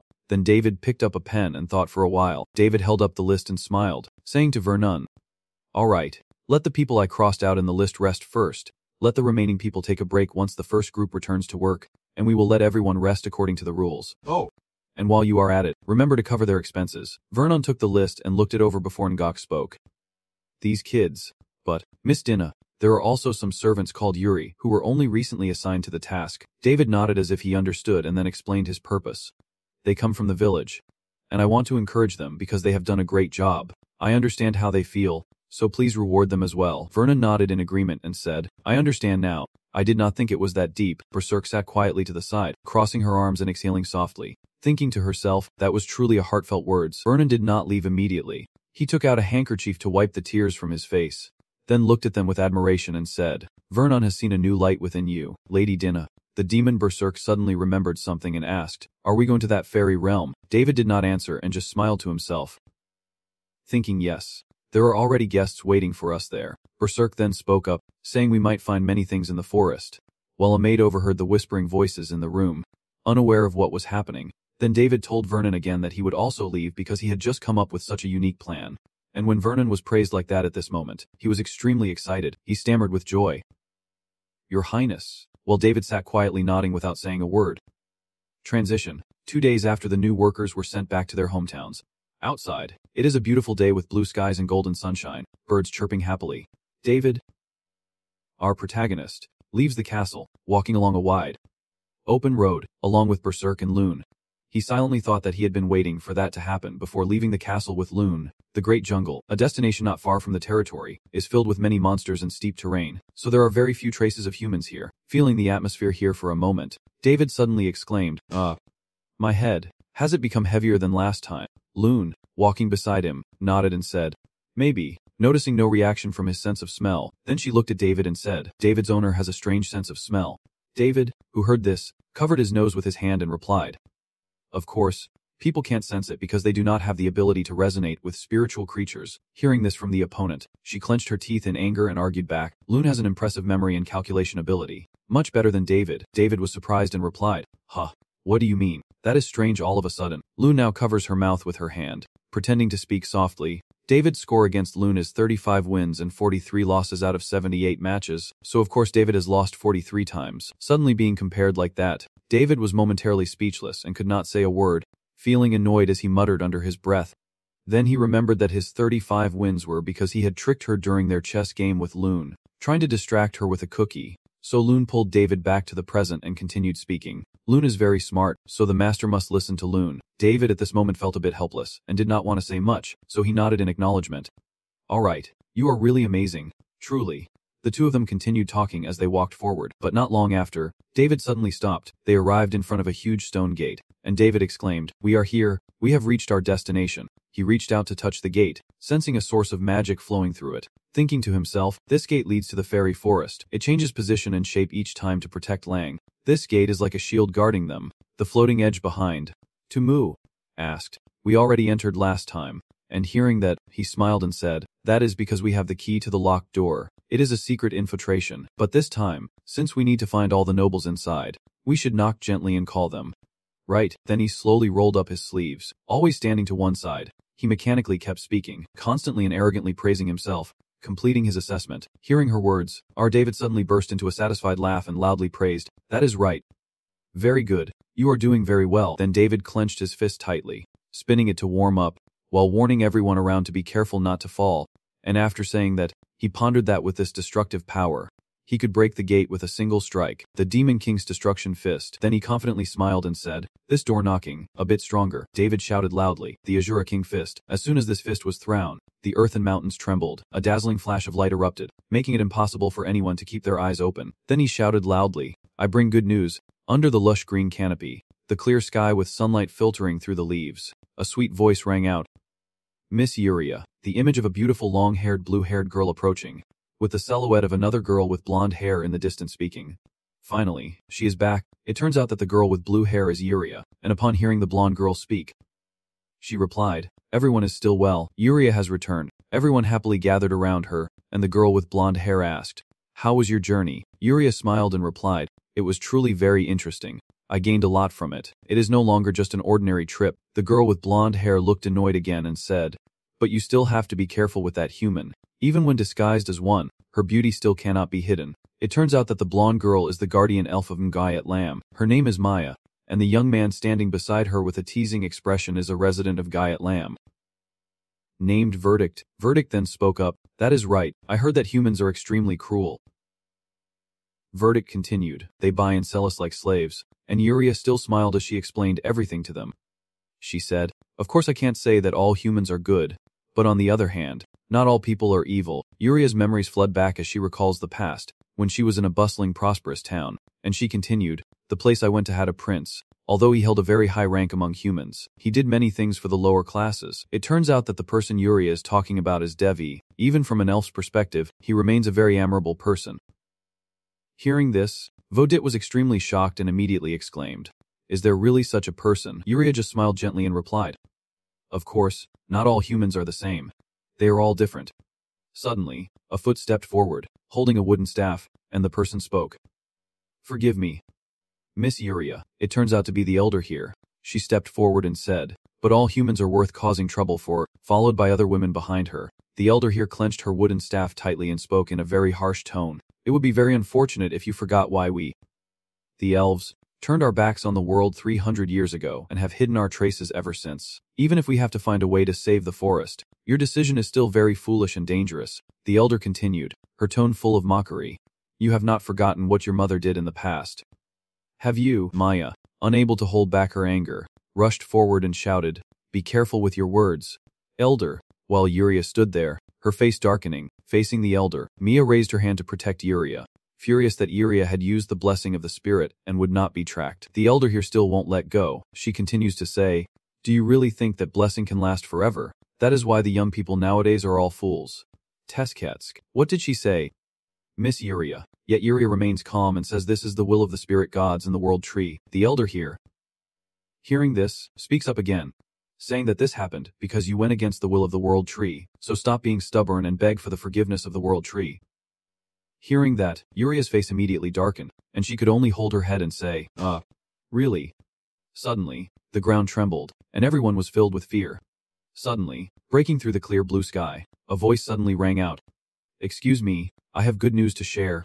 It seems something has happened on the mountain, and from afar, only a village with thick dust clouds spreading across the mountain can be seen. The image shows a boy and a girl standing on a collapsing cliff. Someone else speaks. It has already been completely destroyed. Bosak flying beside Davy. She sees this and says, Davy, is not that a bit too much? And the boy is Davy himself, who instead laughs happily and says, not at all. It is quite good.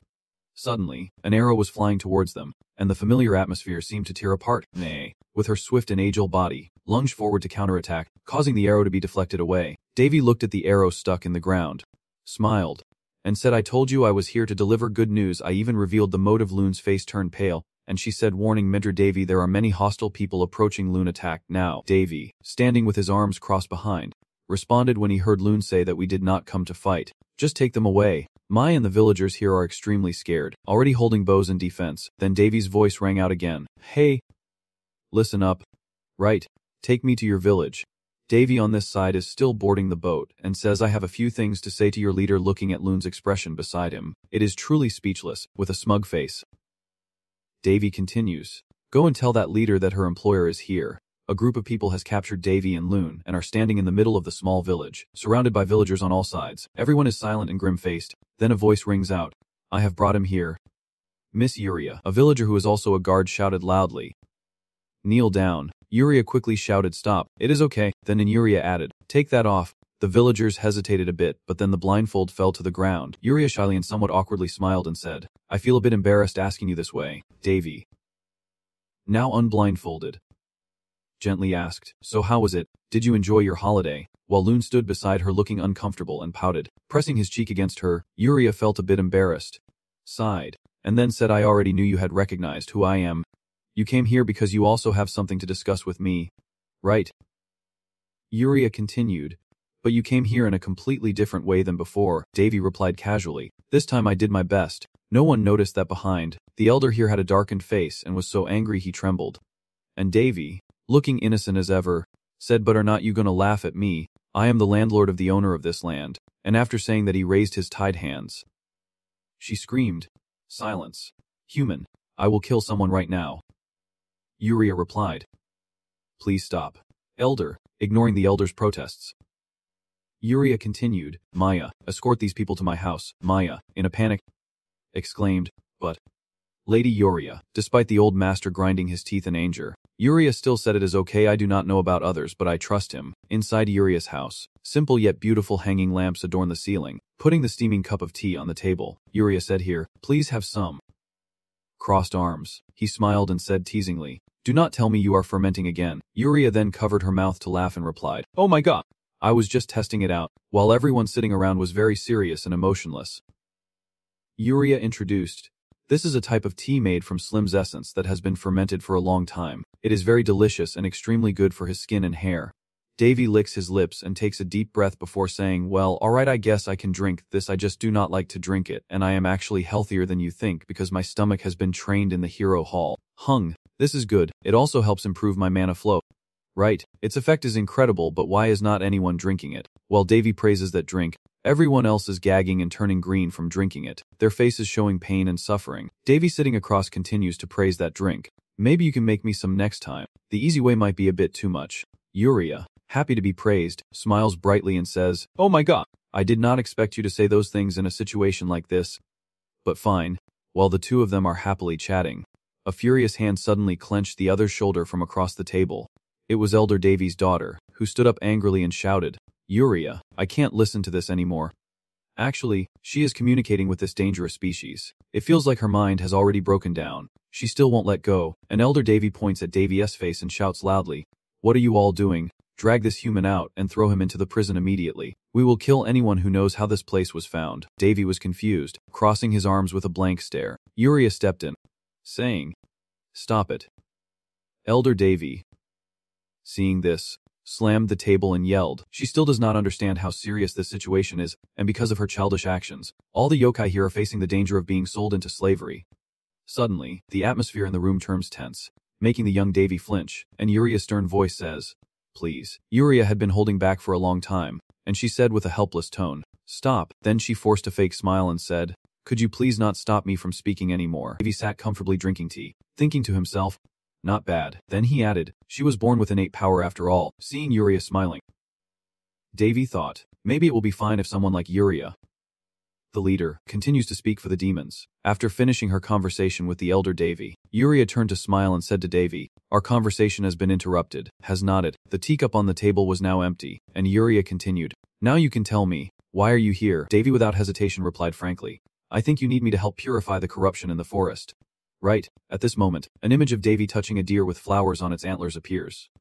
And Yuria, hearing this, responds, "Exactly. We need your extensive connections with the spirits, something that ordinary succubi can't compare to." Davy quickly asked upon hearing this, "To steal the highest level spirits?" Right, Yuria did not hesitate and immediately replied, "Yes. To purify the filth, we need a spirit of that caliber." Yuria sat elegantly at the table, adding, "It is impossible for me to do it alone, so I came to haste to seek your help." Davy looked at her, silent for a long moment. Then Davy lightly touched the teacup and said, "Come on, no more beating around the bush." Yuria looked confused and asked, "What do you mean?" Davy grinned slyly, signaling a deal, and said, "I will make you an offer. I will cleanse the forest, but I want all of you to become official citizens of the Heast domain." Yuria sat up straight and said, "So you are just like the dwarves?" Davy, hearing her, he added, "You really do have a wide range of sources." Yuria continued, "So you are the main buyer of my specialties?" And Davy revealed a sly smile. He silently thought, Just pretend I did not hear anything," while the girl beside him suddenly exclaimed, "Oh no." Everyone sitting around the table was paying close attention, and Yuria then continued, "I am very sorry, but I must decline your offer. However, I truly need your help. The tea has been finished." And Yuria concluded the matter by saying, "I will repay you in another way." He looked at Elf Yuria Helisana with a smiling face and said, although he hoped Yuria would refuse, I still easily accepted her offer, because when Davy heard her say that, he crossed his arms and looked very calm. Anyway, it won't have any effect. As she looked at Davy with concern, Elf Yuria Helisana continued speaking. But usually, the elders would get angry, yet Yuria remained firm in her decision.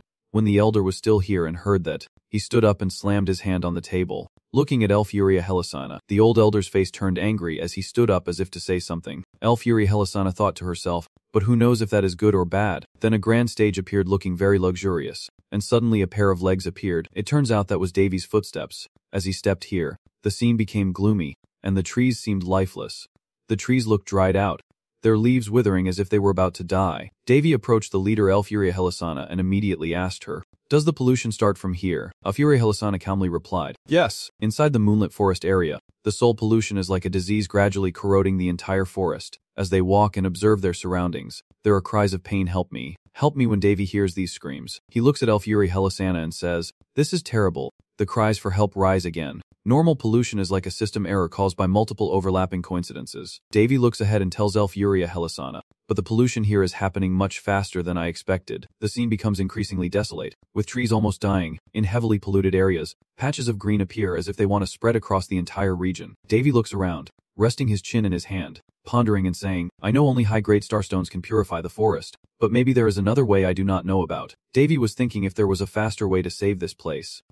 At first, Elfuria Helisana was also very confused and surprised when she heard him say that there might be another way. Elfuria Helisana, with an amazed expression, looked at Davy. How did he know? Davy, seemingly predicting her reaction, calmly replied that at the very least he should understand that her surname Helisana means she is a servant of the divine. Everything Davy has in mind. I discovered the truth that this girl and Rak are not related because they have different surnames. For an elf, their surname does not indicate their bloodline but rather their social status. It is not for nothing that high-level elves are the center of the entire forest. The image of Elfuria Helisana and Rak appears together with the sacred tree, in a truly mystical way. When Elfuria Helisana hears Davy's words, she stammers and replies, "You, just stand tall and wait for her response." Elfuria Helisana, with a sad face, her hand raised upward, said to Davy in a sorrowful voice, "I have been sealed by the world tree, losing my ability to purify the forest as punishment." At this moment Elfuria Helisana is truly pitiful. The forest becomes increasingly polluted, the air grows heavy, and the trees become more barren, creating a terrifying scene. Suddenly, a figure appears within the tree, their body tainted with corruption, covered in horrifying black patches, screaming in agony, "It hurts too much, it hurts too much, it hurts too much. Save me." Seemingly unable to endure any longer, Davy, with a worried face, asked Elfuria Helisana how long this has been happening. Elfuria Helisana quickly responded to Davy, "Not long ago." She explained the whole story. Initially the decay and rot only appeared in a very small area, and if left alone it would heal itself, but in the end it spread uncontrollably. "Yes," Davy said with doubt. "Surely someone has meddled in." The lively scenes of people going outside or the trees full of life look very cheerful. It looks beautiful when there are elves living in the forest, as the spirits gather and boost the natural energy. But a sudden spike in natural energy can also harm the forest. This is a responsibility that falls on the elves to handle. That is why high-level elves are always in charge of leading the forest cleansing. Even the world tree, which should protect the spirits, now stands aside and watches as the spirits are crushed and wither away. Elfuria Helisana then placed her hand behind her. Suddenly a light emitted from behind her. Davy turned away with a sad face and asked Elfuria Helisana, "The world tree is still in the west of the continent, right?" Elfuria Helisana, with doubt in her voice, asked Davy, "Could it be that you are an undercover demon? How else would you know about that?" When Elfuria Helisana asked, Davy did not answer her, so she urged him to reply to me. Seeing Davy silent and not responding, Elfuria Helisana realized he was secretly a fairy, and she accepted it. In the west of the continent, at the tree god temple, Elfuria Helisana now seems to accept the truth. She tells Davy that the place used to be lush with grass and trees, but now Davy tells her to inform him when there is a chance, and his legs seem to weaken. Davy, holding that little fairy in his hand, looked into the distant horizon with an angry expression and told Elfuria Helisana, "Let me go to that place myself to cut down that tree." As if the beast inside him had awakened, Davy looked at the tiny fairy in his hand and said, "There is no way a rebellious tree would abandon its own land. If the god of wood forgets its duty, it is worthless." Elfuria Helisana was very surprised when she saw Davy like that, her face showing disbelief and her eyes wide open as if she could not believe her own eyes. Then, Elfuria Helisana smiled contentedly, laughing, "Haha, you truly do not hesitate at all." Davy with a serious expression crossed his arms and told Elfuria Helisana, "I am not joking. Maybe you think I am just joking." Elfuria Helisana looked into the distance and wondered to herself, "Have I been wrong?" Davy looked at Elfuria Helisana like that and did not know what to say. Davy told Elfuria Helisana that maybe partly that was true. Elfuria Helisana turned away. And honestly, if you look at it objectively, the commander was risking the lives of millions of spirits for her own personal goals. Elfuria Helisana's face darkened as she spoke in a sorrowful voice. What exactly happened?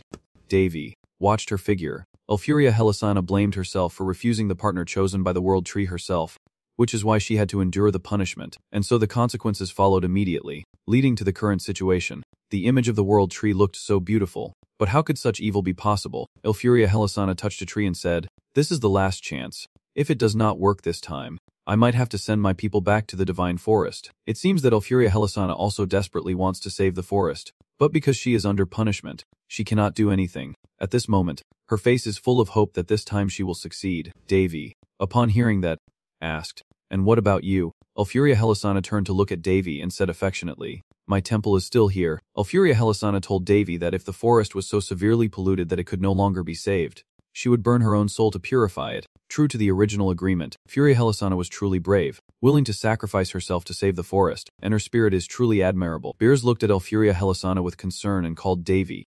Thinking that indeed that method might work, Davy held the small injured fairy in his hand, pondering, but that also meant Yuria and the other fairies in this forest would no longer exist. She only refused her arranged fines, and a high-level demoness was punished by the world tree to this extent. It is so reckless. I do not understand what the world tree is trying to do, but is making everything worse and worse. Davy put her little fairy into her bag and asked Elfuria Helisana if she could ask why she refused that marriage proposal. Elfuria Helisana rested her hand on the tree and hesitated before replying, "Well, my hand is a bit difficult to explain right now, because I can't dedicate all of myself to the saint of the wood god." Davy imagined Elfuria Helisana being happily waved at by a small boy with a bright smile, looking adorable, following the call of love, with an excited and shy face. Davy blushed, covering his mouth and laughing. Could it be a love triangle like in the movies? That man seduced my sister, used her, and threw her away. The wicked always seem to prosper. Suddenly, Davy's face darkens, and he says sadly, "I have not seen my sister in so long." As soon as she heard Davy say that, she became extremely angry and pointed at him, saying, "Repent." Elfuria Helisana clenched her fists around the tree trunk, her face full of sadness and anger as she said, "I cannot forgive that person. Never again." It seems that Elfuria Helisana's faith in those people has almost run out. It is a pity for her. The next scene shows a luxurious room where the elders and high-ranking officials are discussing matters. One of them asked, "Elder, what should we do now?" As if they are discussing some secret plan. The elder replied, "Not only Lady Ayana but now Lady Yuria also possesses that rare 1,000-year power. Thanks to that, the forest that should have withered away long ago has revived over the past 20 years. One of them, hearing the elder say that, immediately asked anxiously, "What should we do now?" Urian, upon hearing that, became very angry, slamming his hand on the table with his eyes wide open. Lady Yuria is about to restore the highest divine spirit form, and she is even borrowing the power of that human guy below. It seems he is very worried. The two people raised their hands, one clenched into a fist and the other open, and said, "But the compatibility level of that guy with the spirit is almost impossible. But maybe Miss Yuria has succeeded before." The elder with a crazy look crossed his arms and said, "Do not worry." The elder smiled cunningly and said if it succeeds, we can still revise the plan. It seems he has carefully calculated this scheme. He spoke confidently. "The higher we climb, the harder we fall." And hearing this, Urian looked confused and asked. Then the elder continued, "That will be the moment we rise up, publicly execute the human who knows of the spirit's existence and bring Yuria Helisana back to the sacred tree. A perfect plan, would not you say?" "According to the plan, David will be tied up high and executed." Apollon replied defensively, "But if Lady Yuria's words are correct, then that guy is not an ordinary human. It is very likely that before we could do anything, he is already..." Before he could finish speaking, the elder interrupted. "Exactly. So at least we should set another trap." Next, he placed a box on the table, barely opened it and a blinding light shone out, probably containing something very precious. The elder opened the box and introduced it. This is a sealing stone of an ancient spirit's power. That soul stone is a shimmering blue, like a crystal. "So beautiful." One of them exclaimed. "Oh my god, what a treasure." The elder continued, "Usually this is used to contain the great power of spirits. But additionally, it can also block holy energy or mana. This stone seems to become even more powerful when exposed to nature, radiating a light of strength that makes the surroundings greener and more enchanting, with the water looking bluer and more mystical. Truly a powerful gem." The elder confidently said that even if that human were a master, he could not fight against such a tremendous sealed power. Truly a notorious person. The elder told everyone to be careful and to capture Yuria and bring her back to the side of the wood god's saint, as she seems very important to their plan. The elder gazed at the gemstone box and said, as the scene of nature unfolded beautifully, distant tall ancient trees bathed in the morning sunlight looked truly stunning and poetic. Over there, everyone is chatting happily, while on this side, two villagers are looking at Davy with annoyed expressions, and behind Davy, Luna's adorable as she watches him with interest. "Oh my, they are trying to embarrass me so badly." but from afar I can see some people watching us with judging looks. Perseus gazes at the beautiful scenery around and says thoughtfully to Davy, "This place is still truly beautiful," and he replies when he hears that, "It also means that this small land is the last place where we can summon a high-level spirit." Luna asked Davy, "But it is not really important to the person, right?" When Verdict from Moon Forest heard that, Luna responded accordingly, "Why is not it important? Discovering which spirit will appear is also very important. The scene where Davy, Perseus, and Luna are walking is so beautiful. They are crossing a bridge over a clear blue lake with small trees growing beneath it, adding to the scenery's charm. In the distance, there are patches of grass.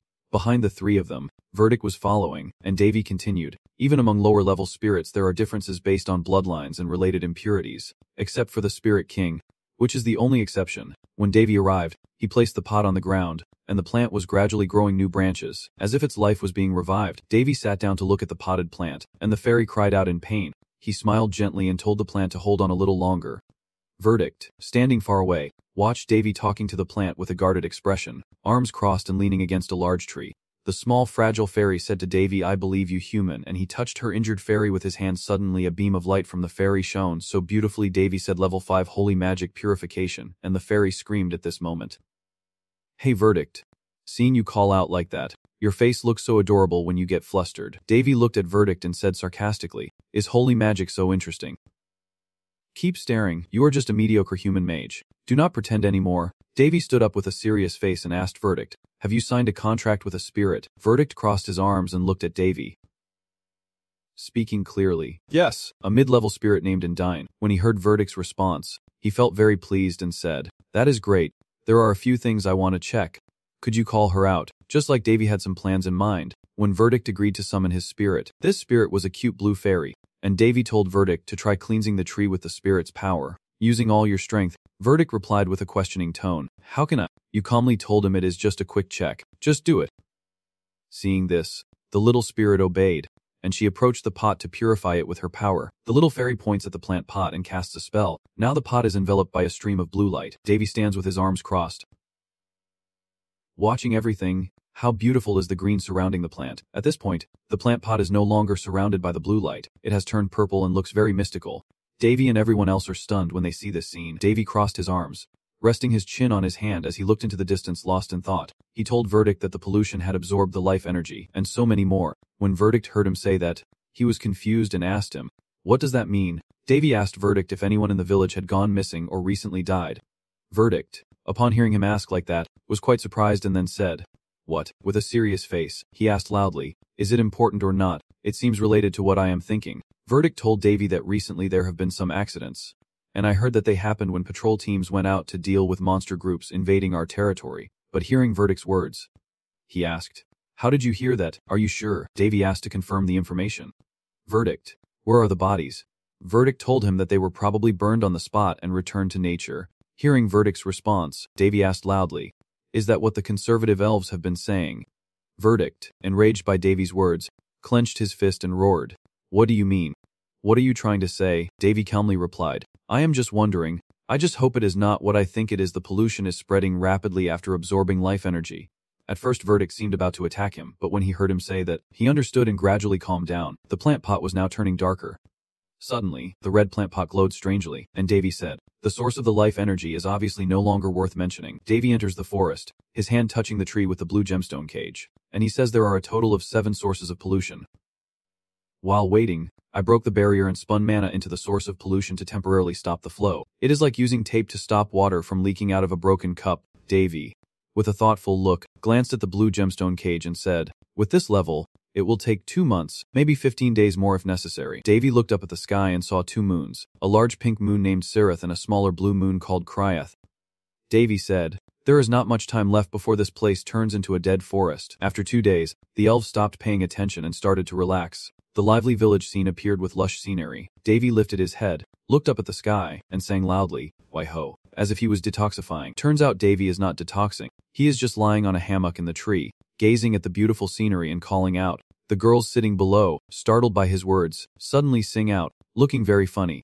Davy thought that maybe they think it would only give them a headache if they keep paying attention and being cautious of him when he is not doing anything. At this moment, the 2 girls, Onki and Lukai, are eating lollipops. But what is really cute is that Honkai is eating a blue lollipop while Lam Kai is eating a pink one. There are 3 kids hiding behind the bushes over here. When Bosak saw the children, she suddenly told Davy and pointed towards them.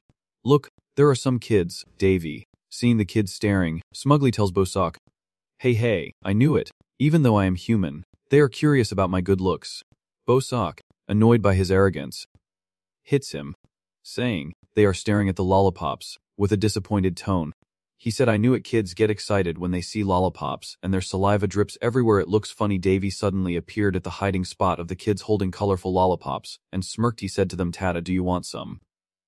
The children, upon seeing Davy appear, ran away in fear. Some so scared they ran so fast they fell to the ground, and he watched them run away and said, Strange. At this moment, Davy looked at the candies with an expression of helplessness.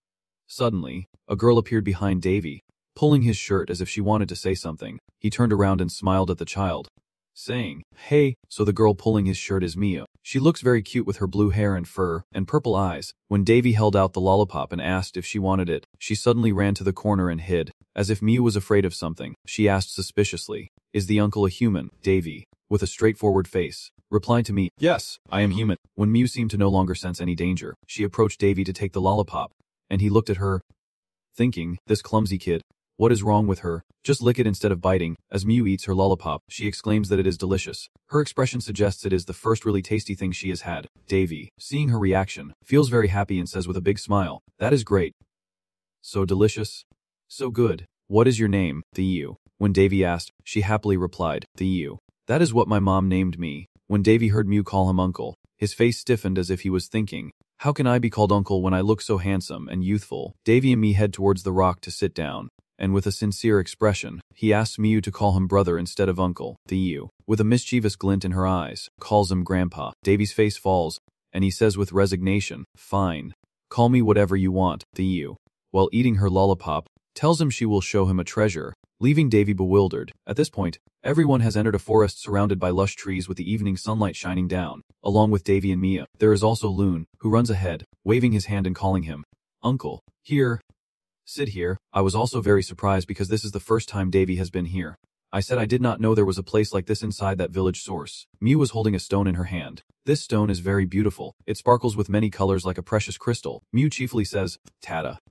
Treasure. This is Mew's treasure. Davy immediately notices the gem and says, Oh, that is a spirit stone. The EU, with an innocent smile, giggles and looks at Davy, saying, It sparkles. Mom gave it to me. Bosak, seeing her like that, told him that if a child shows someone their treasure it means they like that person. Bosak confidently told Davy to tell the kid that he is very jealous of her, as children love to surprise others with their treasures. Davy, hearing Bosak say that, seemed to doubt and asked again. Really, following Bosak's words, he said to Mew with an expression that could not be more genuine. Oh wow, that is amazing. So jealous. When Mew heard Davy say that, she froze and was stunned, not saying anything and just looking at him blankly. Bosak, seeing him say that, got angry and said, Really? And Davy blushed and stammered, I really can't do it. After successfully pretending, Mew burst into a happy laugh. Hee, hugging the stone tightly to her chest. So adorable. Bosak saw her like that and got very excited, saying to Davy, It is really happening. Mew ran up to him, took Davy's hand, and said, From now on, your uncle is my secret friend. Seeing Mew act like that, he got very embarrassed and said, What kind of friend is that? Mew with a joyful, innocent face looked at Davy and told him that before going to heaven, her mother said there would be people she could trust. Mew continued, Uncle is a good person because he has a very familiar and warm smell, so please be my friend. Davy is taken aback by Mew's words, his eyes wide with disbelief. The EU, feeling hot, laughs and removes her coat, while Davy looks at her with embarrassment, saying, Phew, it really is hot. When Davy saw Mew's hands he immediately said, Those hands, do not tell me they are. Davy thought for a long time then asked Mew, Are you a half-elf? And Mew, seeing his question, looked at him with a fierce gaze. She covered her mouth in shock, her eyes wide open, shouting in disbelief at the scene before her. How could they have hidden this girl for 300 years? He also could not believe that what he was seeing was real, sweating as he thought to himself, half human and half demon. Looking at the half-human, half-demon girl smiling brightly in front of him, he thought maybe it is what people usually call a half-elf. When Mew sees Davy, she jumps up excitedly, spinning around and laughing loudly, saying, Uncle, so now you are my secret friend, right? Davy sighs, unable to agree or refuse the adorable girl in front of him, and responds vaguely, Just an ordinary friend, no secrets here. After hearing his answer, Mew suddenly stopped, no longer jumping, biting her nails as she spoke sadly. But the villagers say no one should play with Mia, and she sighed. Tears shimmering, thinking she could not be friends with anyone because she is a half-elf. Davy was a bit surprised by Mia's words and gently asked, "Who said that?" Mia was trembling and about to cry, her voice breaking as she said, "Joseph said, your father told me so." Miu continued, saying that he said playing with a half-elf is a sin, so Timmy and Ellie always apologize because they can't play with her. Miu hesitated for a moment, then nervously asked Davy her question because deep down, she has always thought of herself as a half-elf. Davy clenched his teeth and frowned, muttering a curse. That damn old man is so useless, he spat out. Then, looking at Davy's angry face and gloomy expression, he said, "Well, I do not know which tribe is worse than the other." Davy turned back to me, restoring his calm and gentle expression as he told her, "You do not need to keep any secrets." Miu looked at him curiously with a bright face and asked cheerfully, "Why is that?" "This old man here said Miu will never be able to make friends with anyone." Crazy old man. Davy cursed under his breath, then stopped talking because he realized he had spoken out of turn, and he chuckled. He scratched his head and looked at the girl with hopeful eyes, then corrected himself, saying no. I mean he was wrong, Miu made a small sound. The girl said she was confused. Even though she did not understand what he meant, she still happily nodded and smiled, probably considering Davy as her friend. To answer her question, Miu gathered all her courage from her parents' time to ask Davy, "So, Uncle, does that mean you are Miu's friend?" Davy chuckled helplessly but could not refuse the adorable elf girl in front of him and replied, "Yes, that is right." The little girl's bright smile fades gradually, as if suddenly remembering something painful, and she lets out a quiet cry of sorrow. Davy looked at her with a puzzled expression, wondering why the cheerful girl suddenly looked so sad. Miu looked at Davy sitting in front of her, then dropped her arms and curled her hands, speaking casually but worried that if he found out, he might have a nightmare. Davy suddenly realized that the little elf girl in front of him was truly adorable and kind-hearted, so he stood up, gently patted her head to comfort her, reassuring her that he would scold the old man and not to worry. Miu was a bit surprised by Davy's actions, not expecting him to not only abandon her but also stand by her and protect her. The Miu, once sad and gloomy, now happily laughs out loud. He. So Uncle has become Miu's friend now. No need to hide anymore. He is a real friend. Miu happily jumps around Davy, then she shyly asks, "What is your uncle's name?" Davy kindly responds, "Davy. I am Davy Enroll." Miu walked around, softly repeating Davy's name, Davy Enroll. "Davy. Uncle Davy." Davy and Davy gently ruffled her hair, softly saying, "You are right." Hongkai and Lamka hiding behind the rock watched the warm scene before them. Smiling happily, Hong Klamai suddenly ran over to Mio. Friendly Hong held out her hands full of candy and asked if Miu wanted some, making Miu happily shout out. The girl spun around to show her happiness. "Whoa. Yes. Lamki shyly hid behind Hongkai, watching Miu with curious and inquisitive eyes. After receiving the candy from Hongkai, Miu politely thanks her, while Long's innocent eyes tremble as he says thank you. Bosuok and Davy stand nearby, witnessing the warm scene before them. Their innocence and purity also rubbed off a little on Long. Bosuok smiled admiringly. Children are truly amazing. They have already become friends in an instant. Davy just smiled silently. Suddenly Davy remembered something.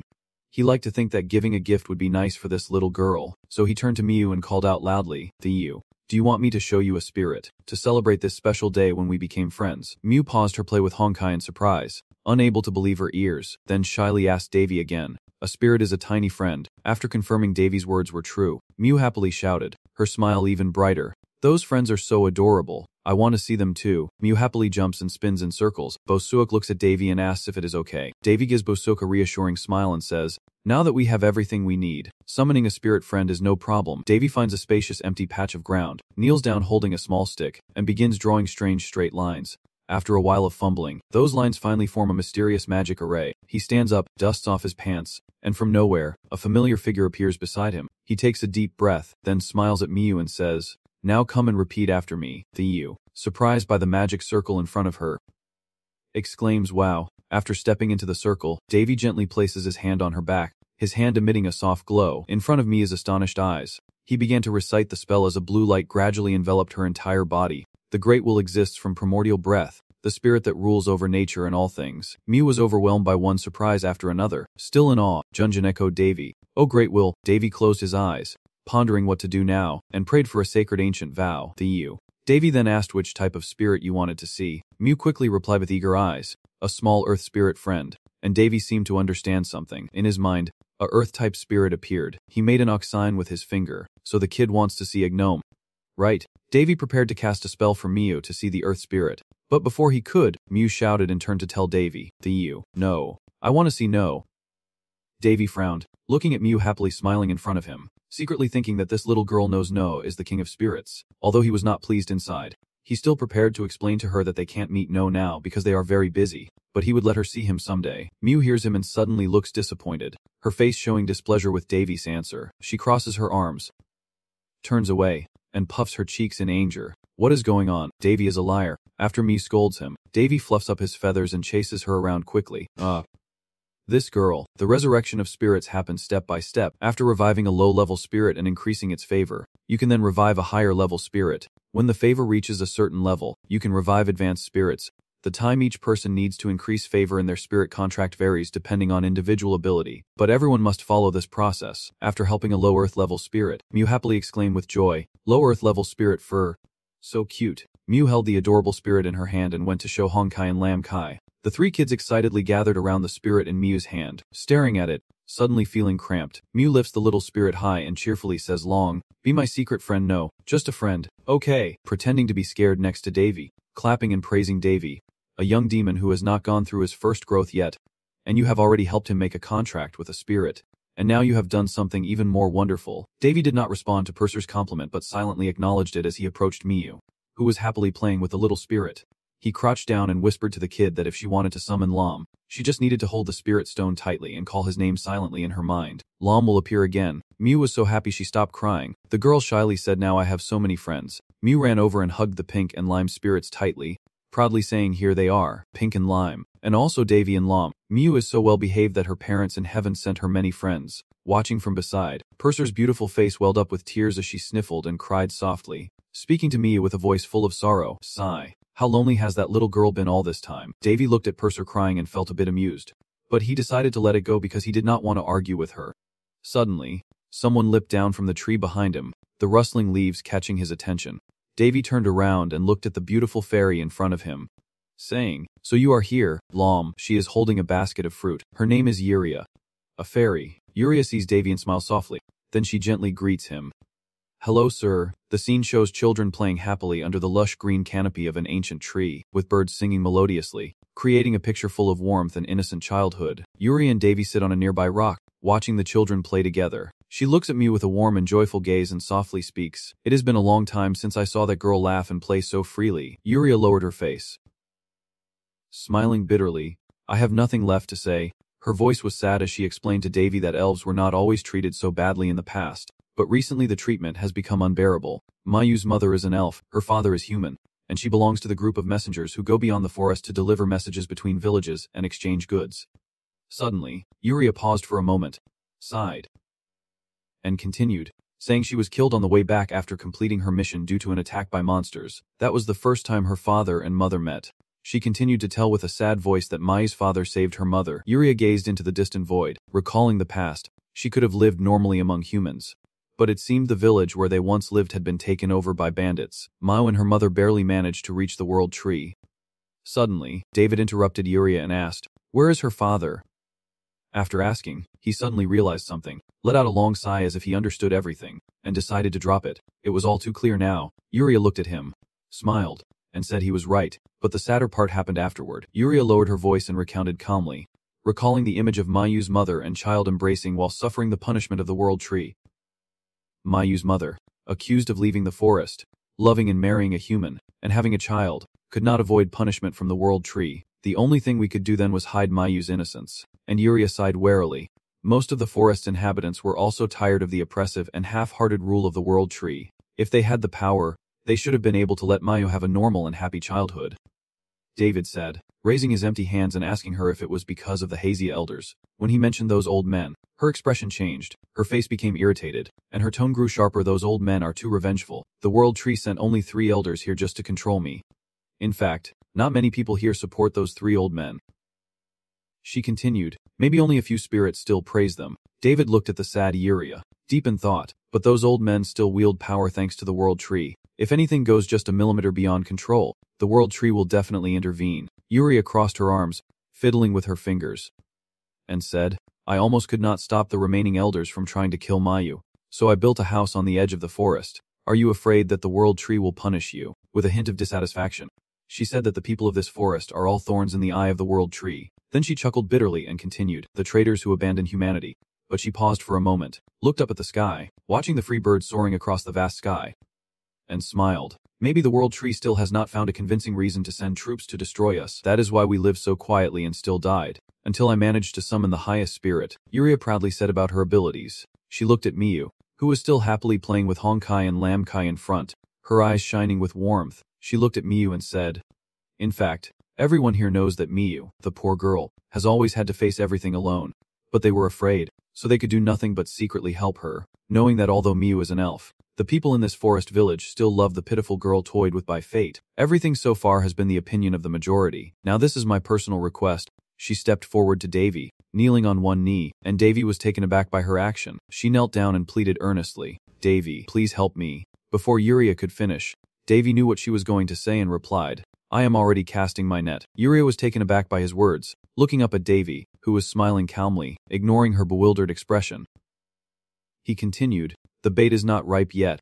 You want me to help you, right?" A look of gratitude appeared in Yuria's eyes. Davy smiled brightly, but in Yuria's eyes, his smile gave her a glimmer of hope as he looked at the children playing in the distance. He made up his mind secretly. "I am confident I can cast the net to catch all those bugs for her to see." Today the sky looks so clear and bright, like a sign of a bright and happy future. A few days later, in a large open field, there is a huge magic circle different from Davy's, with intricate patterns and surrounded by countless succubi awaiting some miraculous event to unfold. Girl slowly steps into the magic circle. Everyone around watches her back as the high-level spirit summoning ritual for Yuria is about to begin. Davy gazes at Yuria's back, deep in thought, knowing she will perform the magic circle inherited from the elven ancestors, granting Yuria spiritual and mana connection. Davy stands on the spectator stand with his arms crossed, smiling at the 6 elders, including 5 of the most outstanding spirit summoners and himself. Yuria slowly steps into the center of the circle, her leg adorned with the inherited gold bracelet that jingles softly with each step she takes. Her long hair flows in the wind as she holds her wooden staff topped with 3 blue crystals, walking around the magic circle.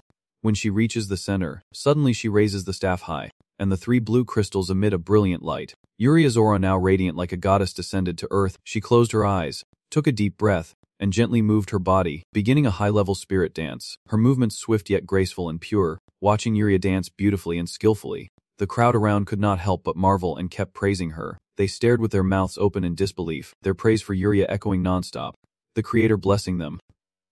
Truly divine. After a long while, her dance also concluded, and she stood holding her staff in the center of the magic circle. She bowed her head, softly reciting the spell, her vow of primordial victory echoing. The crowd outside grew more and more amazed, their mouths almost as wide as a basket. As Yuria continued to recite the spell, her spirit vessel crystallizing into stars, Borsuk and Davy stand outside, tense, with Borsuk speaking anxiously. Unsure if it is going well, Davy remains silent, continuing to observe. He watches Yuria's faint mana thread, worried that her mana is not enough and the connection between Yuria and the spirit is not complete. And there is more. An image of a barren forest appears in his mind. Flowers unable to grow leaves. Trees unable to bear flowers. He looks at the fragile mana thread in Yuria, silent and thoughtful. The biggest problem is that this forest is still polluted, in a place that should be clean and pure. A new surge of spiritual energy gathers to revive a high-level spirit. He looks at Yuria with hopeful eyes, about to see the result. Yuria slowly raises her hands high, closes her eyes, lifts her face to the sky, and recites the incantation. A faint blue light envelopes her, and she continues to chant. The light grows even more brilliant, with the primal voice bearing witness, accepting the divine command to suppress the chaos. Yet the ultimate pure creation blooms endlessly.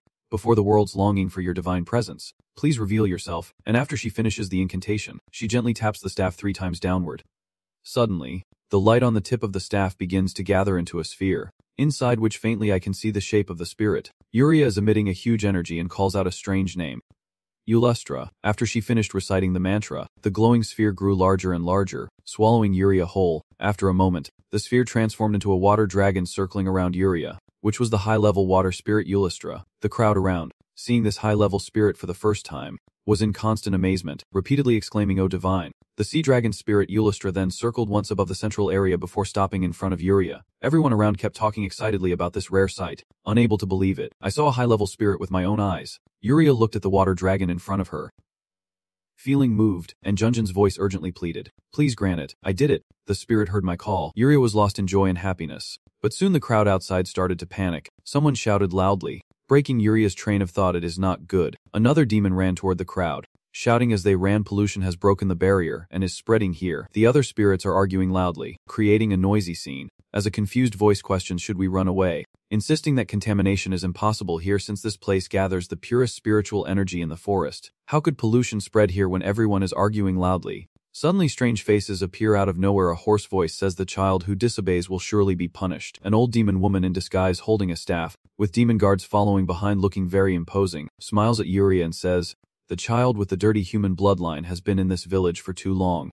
Everyone around looked at the mighty army in front, and then at the color of the guards' robes behind, bewildered and whispering to each other, "Are they imposters? Don't tell me they are ancient guardians." Questions arose about why the divine tree protectors are here. Yuria staggered and sat down heavily on the ground, struggling to support herself with her cane, her face darkening and her eyes sharp as if they could freeze anyone who looked at her. Grinding her teeth, she clenched her fists in frustration because the high-level spirit resurrection ritual had failed. That old woman chuckled and pointed to the panicked crowd, saying, "Listen carefully, high-level spirit resurrection failure will bring consequences." The old fairy, with an arrogant attitude, continued, "Your clan leader is critically ill, so from now on power will be handed over to me." Child elder here. Yuria looked at the child elder, suddenly recalling something. She leaned on her staff and tried to stand up, then looked directly at her and tremblingly asked, "Child elder here, what did you do to Miyu?" The child elder looked at Yuria with a contemptuous expression, sneering, "That girl with the cursed bloodline has gone to the source of the contamination and fallen into the swamp." Then she laughed loudly and continued, "Curiosity will only kill you." So the pollution suddenly worsened and can no longer be reversed. After hearing what the elder said, Yuria's heart was suddenly slammed to the ground and then thrown into the ice pit. She could not believe what she had just heard herself say. She shouted angrily at the old woman, "It can't be, that place has been forbidden to enter. Miyu is definitely a well-behaved child. She would not go there." The old woman looked very pleased with her angry expression. She looked down at her from above and sneered, "Are you implying I am lying?" She angrily struck her staff on the ground and looked at Yuria with a loud voice. "A chief who does not respect or trust the elders. You must have forgotten the days of innocence." Her words made Yuria bleed inside. She retorted with extreme anger, "She has no right to speak of respect here. Nothing can be changed now. Abandon this forest and lead all the villagers back to the god of the hunt." Before she could finish speaking, the villagers all shouted in unison, saying that would never happen. An ancient guard stepped forward to face the elves, who trembled in fear and retreated, while the old woman continued to speak to assert her authority. "Now I am the one with the highest authority. You dare to disobey my order." She points at Yuria collapsed on the ground, looks around, and loudly says, "Look at this. Let us see what happens to those who follow Yuria's clan leader Halasina. They can no longer reincarnate, and the clan leader, who borrowed the power of the evil humans, could not restore the high spirits. Not to mention, the mischievous elf-blooded kid has been lurking around her, making the situation beyond saving." The old woman looked at the stubborn elf, sighed as if helpless, gazed sadly at the fragile elf, and said, "If you remain stubborn, I will have to use force." Suddenly, she turned to Davy, pointed directly at his face, and shouted, making Davy slightly grimace in anger. Before he could explain, the old woman spoke matter-of-factly that the person would be executed here and the Yuria clan would return to the forest god. This was the final verdict, and Davy looked at the old woman with annoyance and contempt. "All right," he smiled slyly, let out a sneer, looked at the old lady and said with a knowing smile, "She has taken the bait." The old lady looked at him puzzled, not knowing why her back suddenly turned icy cold. The old woman stammered, "What do you mean? Remember my face?" She sighed and then looked at the villagers and said more profoundly, "If you have the guts, try biting the fishing line." He stepped closer to her. "Do you understand? That spot was in my sights all along." He approached her, a sinister look on his face, like a spider pleased with its meticulously crafted web, while the prey remains oblivious, rushing headlong into the trap. Suddenly, the old woman widened her eyes in surprise and fear. Out of nowhere, a powerful force pushed her forcefully backward. Davy innocently says it was an accident, while the old woman curses him, struggling to even stand after the blow, blood trickling down her wrinkled face. Blood drips down from his forehead to his chin, and then falls to the ground as she holds a blue crystal in her hand, her anger making her voice tremble as she curses him angrily. Suddenly, she throws the crystal toward him, and Davy looks at it with a puzzled question. The crystal rolled and tumbled on the ground, and inside it a stream of black mana slowly began to emerge. That stream of mana escapes from the sphere, enveloping his entire body, leaving him stunned and unsure of what it is. Elder Davy quickly orders the guards to attack. "Kill him. Quickly kill him. The shield won't hold much longer.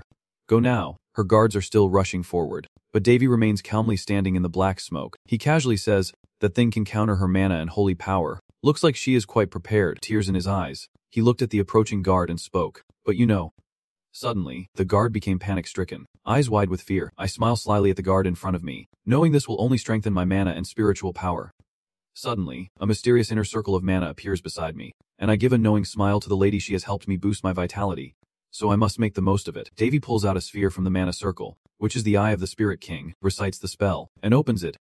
Suddenly, everything around begins to fade away, and the atmosphere becomes extremely tense. At this moment, the crystal shard glows, its power spreading everywhere, a primordial existence, the source of creation. The shard contains the power of the Spirit King inside, and the effects granted by the Spirit King's essence are immeasurable. Then, small bolts of lightning shot out, streaking across Davy's head. Davy took a deep breath and remained silent for a long time. Davy uses the essence stone, standing at the center of the formation surrounded by flashes of lightning and brilliant light, silently thinking that he can even forcibly summon high-level spirits because all spirits are under the authority of the Spirit King. Davy then spoke, "I command you." Upon hearing this, the black-masked man in the green robe was extremely panicked and surprised.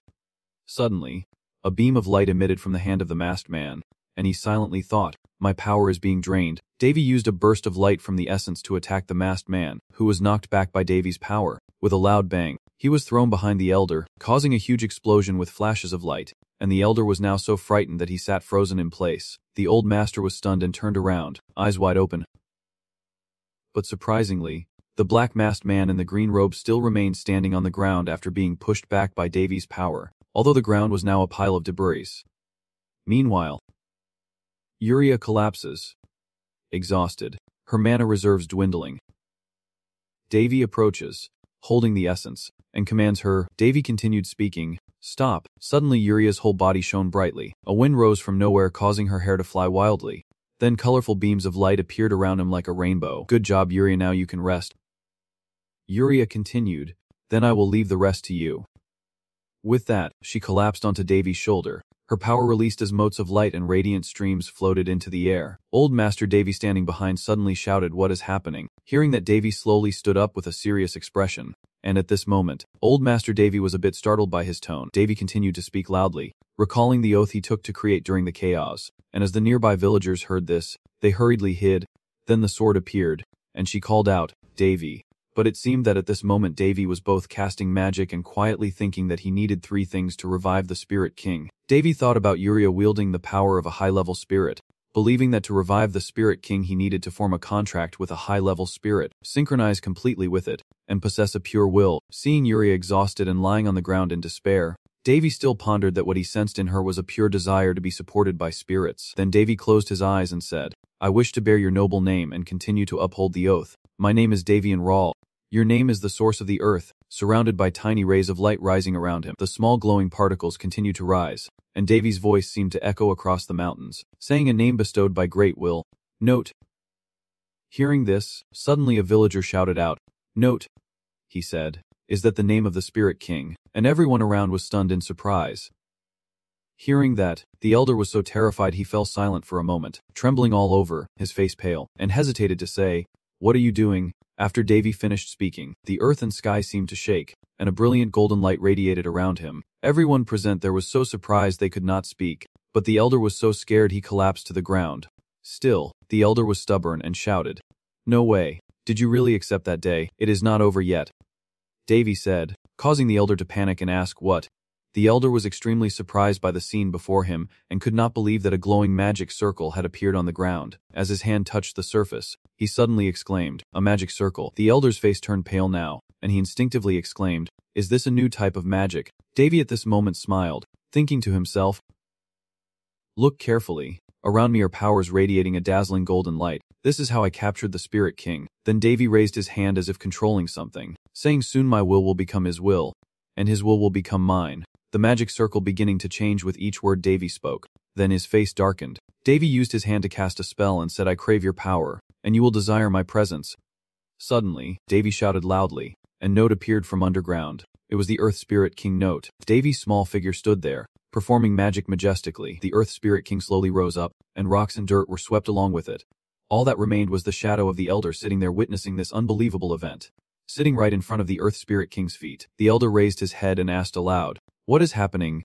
Then he silently wondered, "I still can't believe even though it is happening right before my eyes. What is going on?" The image of Yuria floating on the water and using magic appeared, and the elder was still pondering that among high-level elves, Yuria Halasana's water attribute spirit was already extremely powerful, so if she could make up for some deficiencies, it would be easy to revive a high-level spirit. That is also why I had to go to great lengths to prevent that from happening, so she could no longer communicate with the spirits. The elder here thought, "I even went beyond the limit to pollute the forest."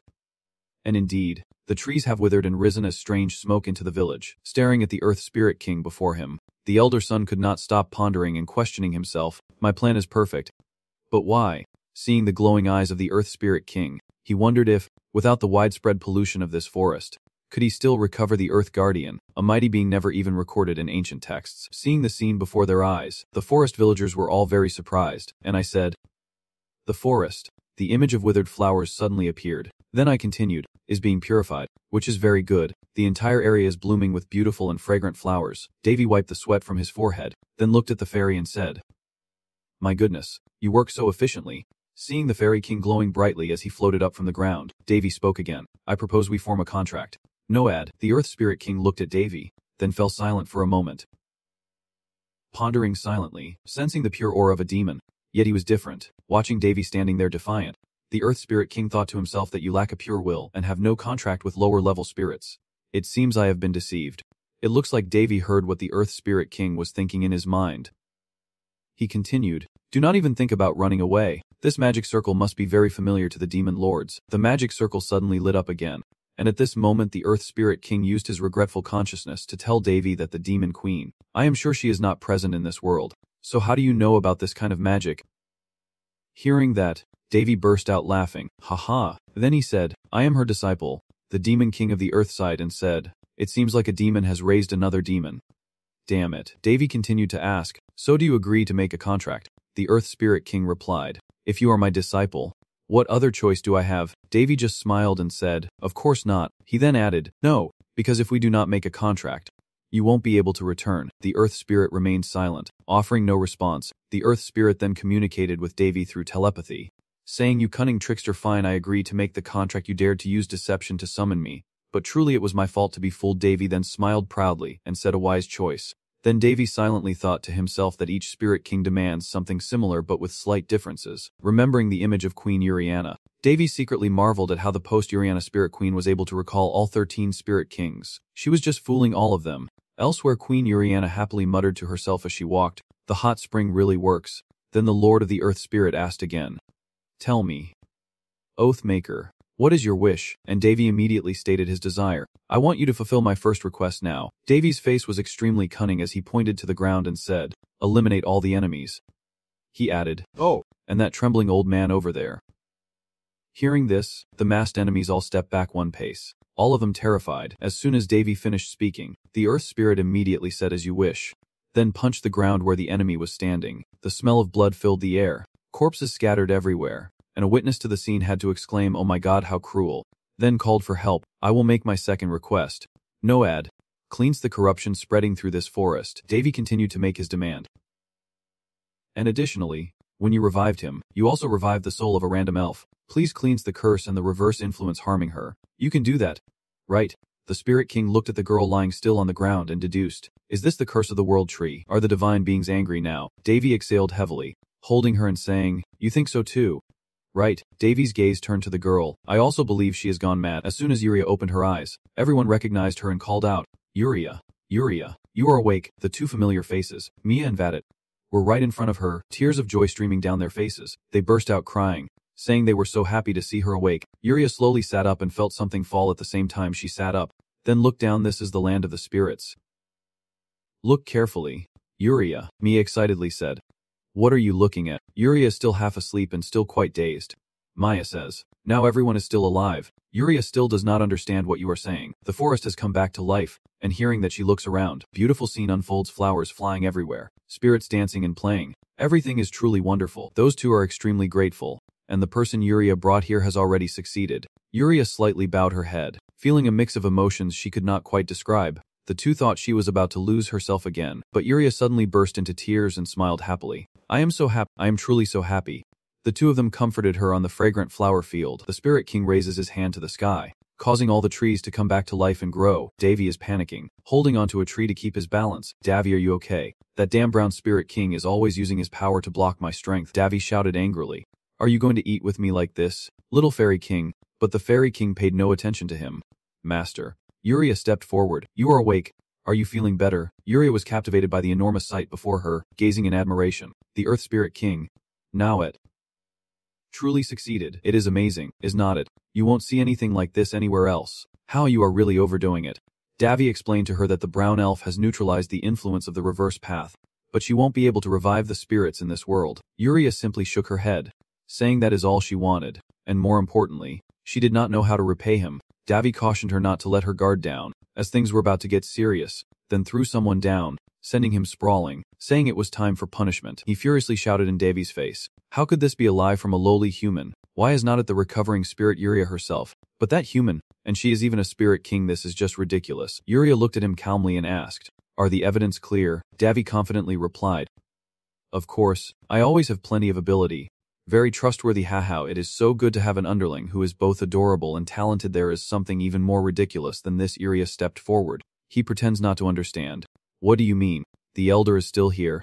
Yuria's stern voice mentioning his name makes him shiver in front of the eyes of all the elves. Yuria judges his crime for wanting to complete the mission given to us by the Saint of Saints, which caused the corruption in the forest to spread faster, and neglecting a child who needed protection in the contaminated area. Does he admit to those sins of his? He still shouted and argued, "It is absurd. Why would I do those things? This is clearly a setup. I would not even dare to do such things." But then Loon's words stunned him. "We have solid proof, L. The elder is still here." Alright, after seeing this, everyone will know what they deserve to know. Even Yuria Helizana could not possibly agree to release a spirit inside a corrupted forest. Familiar voice echoes as a blue screen appears. On the screen, the elder is still arguing with someone else, more precisely forcing the other person to follow his will. The other person is carrying a child and saying, "But even if the elder is half evil, he is still just a child." The elder raised his face to the sky and said, "So you mean you won't obey my orders? That is why the children these days can't do anything properly. Back in the day, I would not even dare to think of doing that. I would just follow orders or get beaten." He stammered and declared, "Do not forget that my will is also the will of the World Tree and the Saint of Saints. No matter how angry the people are, they must obey me. Do you understand?" Then he picked up the child, threw him into the Tree of the World, and sacrificed him. Alright, kid. If you want to blame someone, blame Yuria for being a thorn in the eye of the Tree of the World and the Saint of Saints. After throwing away the baby, the elder walked away laughing like he was in heaven. "Oh my god." A girl who could not take it anymore fell to her knees. "What the hell did you do, elder?" Always, I really appreciate your video making skills. Davy also nodded and patted the girl's head, really appreciating it and wanting more praise. Yuria stepped forward and asked her father if he had anything else to say. "You filthy traitor." Even now, he still insisted it was staged. "How dare you set up a senior monk like that?" Yuria grits her teeth, grabs him by the collar, and lifts him up, enraged. "Do you even know what you have done? You wanted to kill that child for Mel, and you still do not get it." The elder looked at her with wide eyes and said, "You are the one to blame here. If you had not opposed the will of the World Tree, this would not have happened. You have betrayed and defied the World Tree." Yuria calmly replied, "The elder still insists on being right, but the one in the wrong here is you for opposing the World Tree. I am just following the will of the World Tree." "You are partly right." Yuria spat as she pushed him to the ground. "So the current situation is the will of the World Tree. Right. Well, then the inhabitants of this sacred land in Moon Forest will no longer recognize the World Tree, and we will also reject all the foolish customs of the World Tree that we have upheld all this time. That is a declaration of independence and also a declaration of war. I will not follow the ancient traditions of the World Tree." Yuria's voice still echoes in the air. "Do you know what you are saying, elder?" I was stunned, but in response, Yuria just smiled, showing her bright white teeth like she used P's toothpaste. "How could I not know, Yuria? Are you abandoning 300 years of tradition to side with those wretched humans? Are you betraying the noble elves?" Davy smirked, as Yuria warned, "Watch your tongue. Elder, it was you and the World Tree who betrayed us. The young elf must always be protected as our oldest tradition. Does not that include the lying elf too?" Yuria shouted in anger, "What did Maiwa do wrong? What did that girl do to you? She only lives alone in this world. How lonely must that child have been to reach out to the very humans she should have been wary of? Do you understand? She is excited because she finally has a friend. And she keeps talking about playing for hours with a spirit she can't even communicate with. Yet you dare call humans terrible and selfish. And here I still mutter to myself, everything is according to elf law. If elf law is like that, then I no longer want to be an elf or a follower." Hearing Yuria's words, everyone felt pity. If it is true, the World Tree is truly harsh. Yuria calmly announced that from now on, the elves in the Moonlight Forest will cooperate with the Hanser territory ruled by Prince Devai and live freely and rightly. Does anyone disagree? Living freely and rightly is indeed an attractive proposal. Everyone agreed with Yuria. "I agree with her. I do too." People murmured and argued. "Damn it. It is so humiliating. I did not say anything when we expelled that child from the border.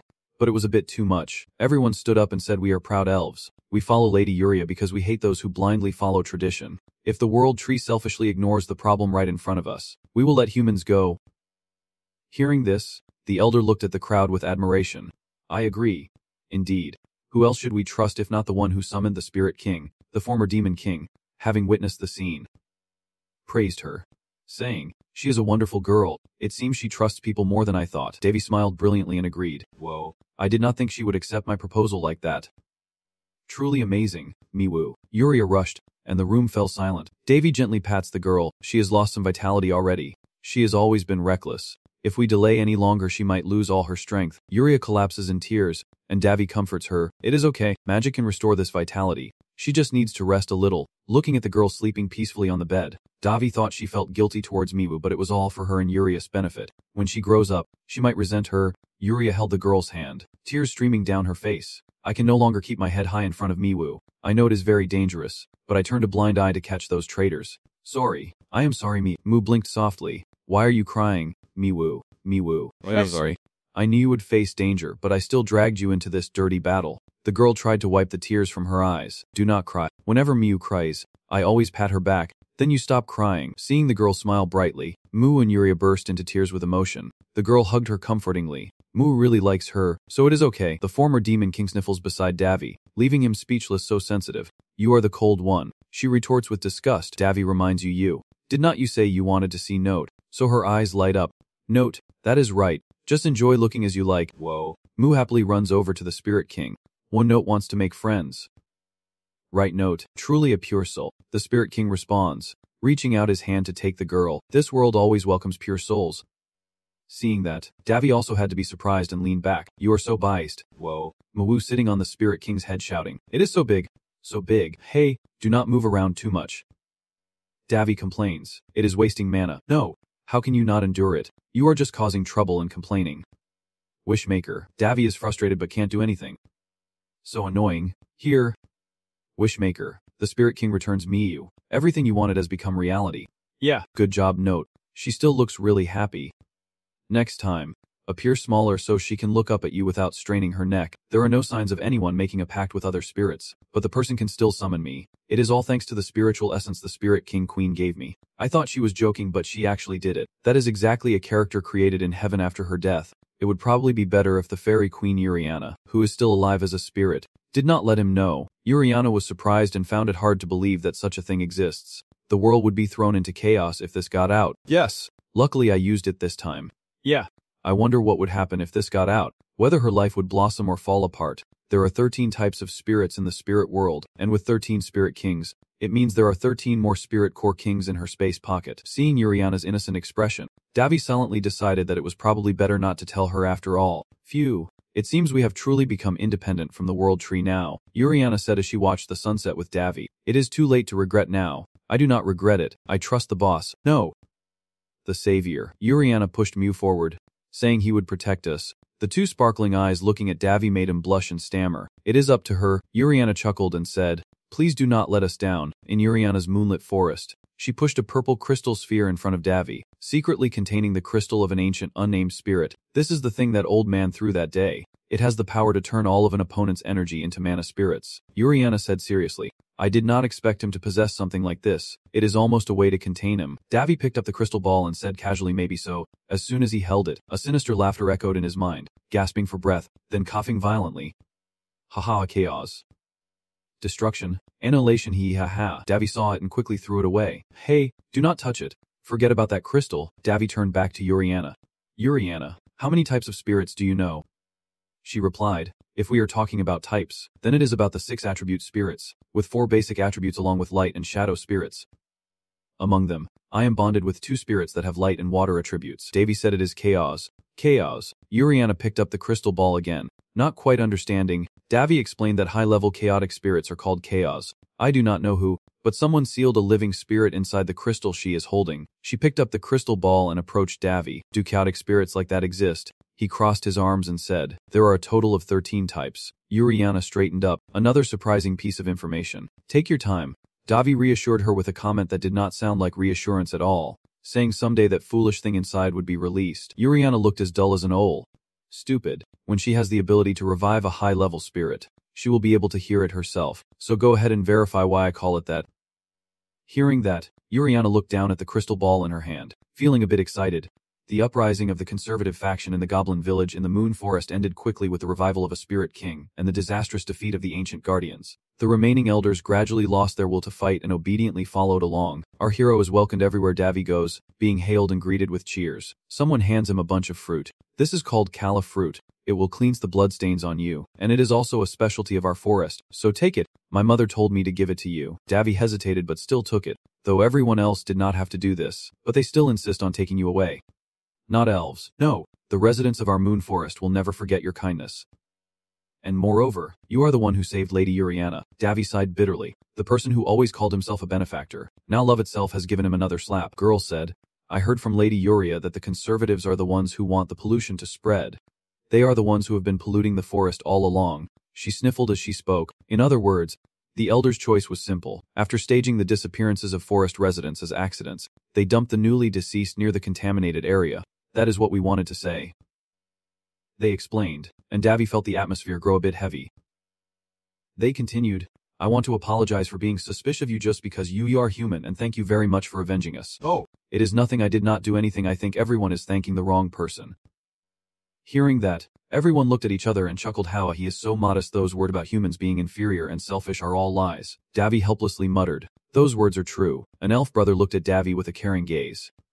After all, without your help, we would have all been lost. That is right, a furious person said. I heard what happened afterward. After bringing Lady Yuria to the God Tree, he planned to kill all the remaining villagers here, claiming that elves who go against tradition deserve to die. Haha, but that is not quite right. Because of the reckless actions of the elder, Davy has become a hero in the eyes of the elves here. The one who poured his hatred onto everyone has finally been imprisoned. Davy sighed. He smiled bitterly at the foolishness of the elder. Then the entire village was in an uproar over the punishment of the old man and conservative followers who sided with him, with the families of the elves who had been killed protesting for revenge. And most of the villagers agreed that those conservative traitors who had once wanted to kill them must be executed. Davy lounged in a tree, munching on an apple, and said, just kill them all. Yuria stroked Mew's hair as she slept soundly on her lap, wondering if that was too harsh. Davy was speechless at her naivete, saying that kindness should only be used in the right place. Davy filled her innocent head with reason, saying that the enemy already had a knife raised to her face. Are you really going to let yourself be stabbed just because of a moment of hesitation? If you give those fools a chance with their unreasonable reasoning, they will only come back to stab you. Now the elder is still here repeating those words, as if he has gone crazy. I have not done anything wrong. Sacrifices for the greater good. If you say so, I will listen. Yuria said. Davy jumped down. You can give everything away, but do not forget what you are hoping for, maybe a life after all. Yuria hesitated, realizing that you are the subjects of Hades, not slaves, and that a life of freedom is possible. She was moved by his words, so she decided to push back against them. Davy disagrees, but Yuria persists. Oh, that is too cruel. I understand, Yuria says, patting Mew's head. Davy continued to remind her that ruling through fear is very dangerous, but a fragile foundation for a ruling system can also easily collapse. Remember, strength must be firm, so the position of leader is very hard to hold. That is why Davy refused to accept the throne of the Rawl Kingdom. Yuria. Of course, I am much older than you, and yet you complain like a little girl in front of me. Hearing that, Davy doubted the truth of the statement, wondering if it was really so. Yuria continued, so I would like to discuss something with you. Davy responded, what is it? About that barrier. What should I do about it? What barrier? The one you destroyed. Are you going to take responsibility for it? Oh right, you completely forgot. Under the sparkling eyes of both, Davy hesitated and gave in. All right, I guess I can be swayed by these things. The former Demon King also sneers at this side of him. Keep going. The moment of transition, Davy summoned a magic staff and said, I will make a really shiny one. As soon as he saw the staff, the former Demon King screamed, his eyes shining like 1,000 stars. This is too much. To make things easier, I do not plan to rebuild that blocking barrier anymore, Davy said while leaning on his staff. Instead I will make something else.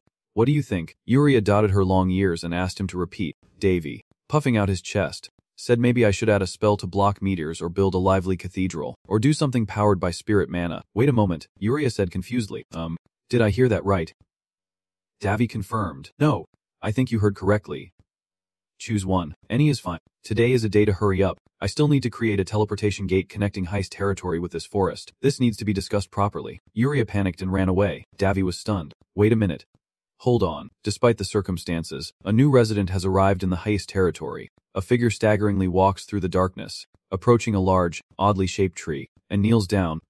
La Fosella, I request an audience with the matriarch. A female elf sitting on a throne appears. How are things? Is everything still going well? The hooded man said, Please forgive me. The mission has failed and Mira has died. She tapped her hand on the chair. Died. They have set a trap for the elders and I was blinded by faith in the spirit crystal of that human, who managed to control its power and revive a spirit king. The woman chuckled softly. Haha, he is not so different after all. I never expected what I saw to become reality. The hooded man thought he did not hear clearly. Strange. It is nothing. I just saw a monster that should not exist. Luckily, the person is still alive. It seems he has not noticed your presence. Sorry. I think he already knows. He just wants to let me go, she snapped angrily, her voice trembling as she said. Then he dares. He wants to test me. Huh. Go back to your mother's arms. Leave this matter be for now. She stood up and turned away. Aren't you planning to form another expedition team? She replied to her subordinate. The girl will return after leaving. She must go back into her parents' arms. One day, they will realize they are all in my hands. The hooded man nodded and said, I will pay attention to your words. Divine Tree, at the Lord's Hall in Hanger Castle. Your master has arrived. A voice welcoming Davy. It was Gongoda. Davy also happily said, Long time no see. I have been looking forward to meeting you. Elder Gongoda. He stroked his beard and looked at him, seeming to say that he has been doing quite well lately. Davy modestly replied, Haha, it is just fate. Did you come to see me for something? I came to pick up Gondar for a while because the festival season is coming, and Gongoda slung his arm around the person next to him. Davy also wondered, is it the festival of the gods? This festival only happens once every 2 years, kind of like a purification ceremony. He explains briefly, we will have a sacred ritual for the deity before holding the festival. The festival. Davy ponders. Does that mean all tribes gather at that festival? Gongoda cheerfully said. How no? The tribes will hold their own celebrations in the village. Davy continued. Then that is great. Why not hold it here as well? Faced with their itching eyes, Davy always pulls out his transfer staff. I also have the perfect item for this occasion.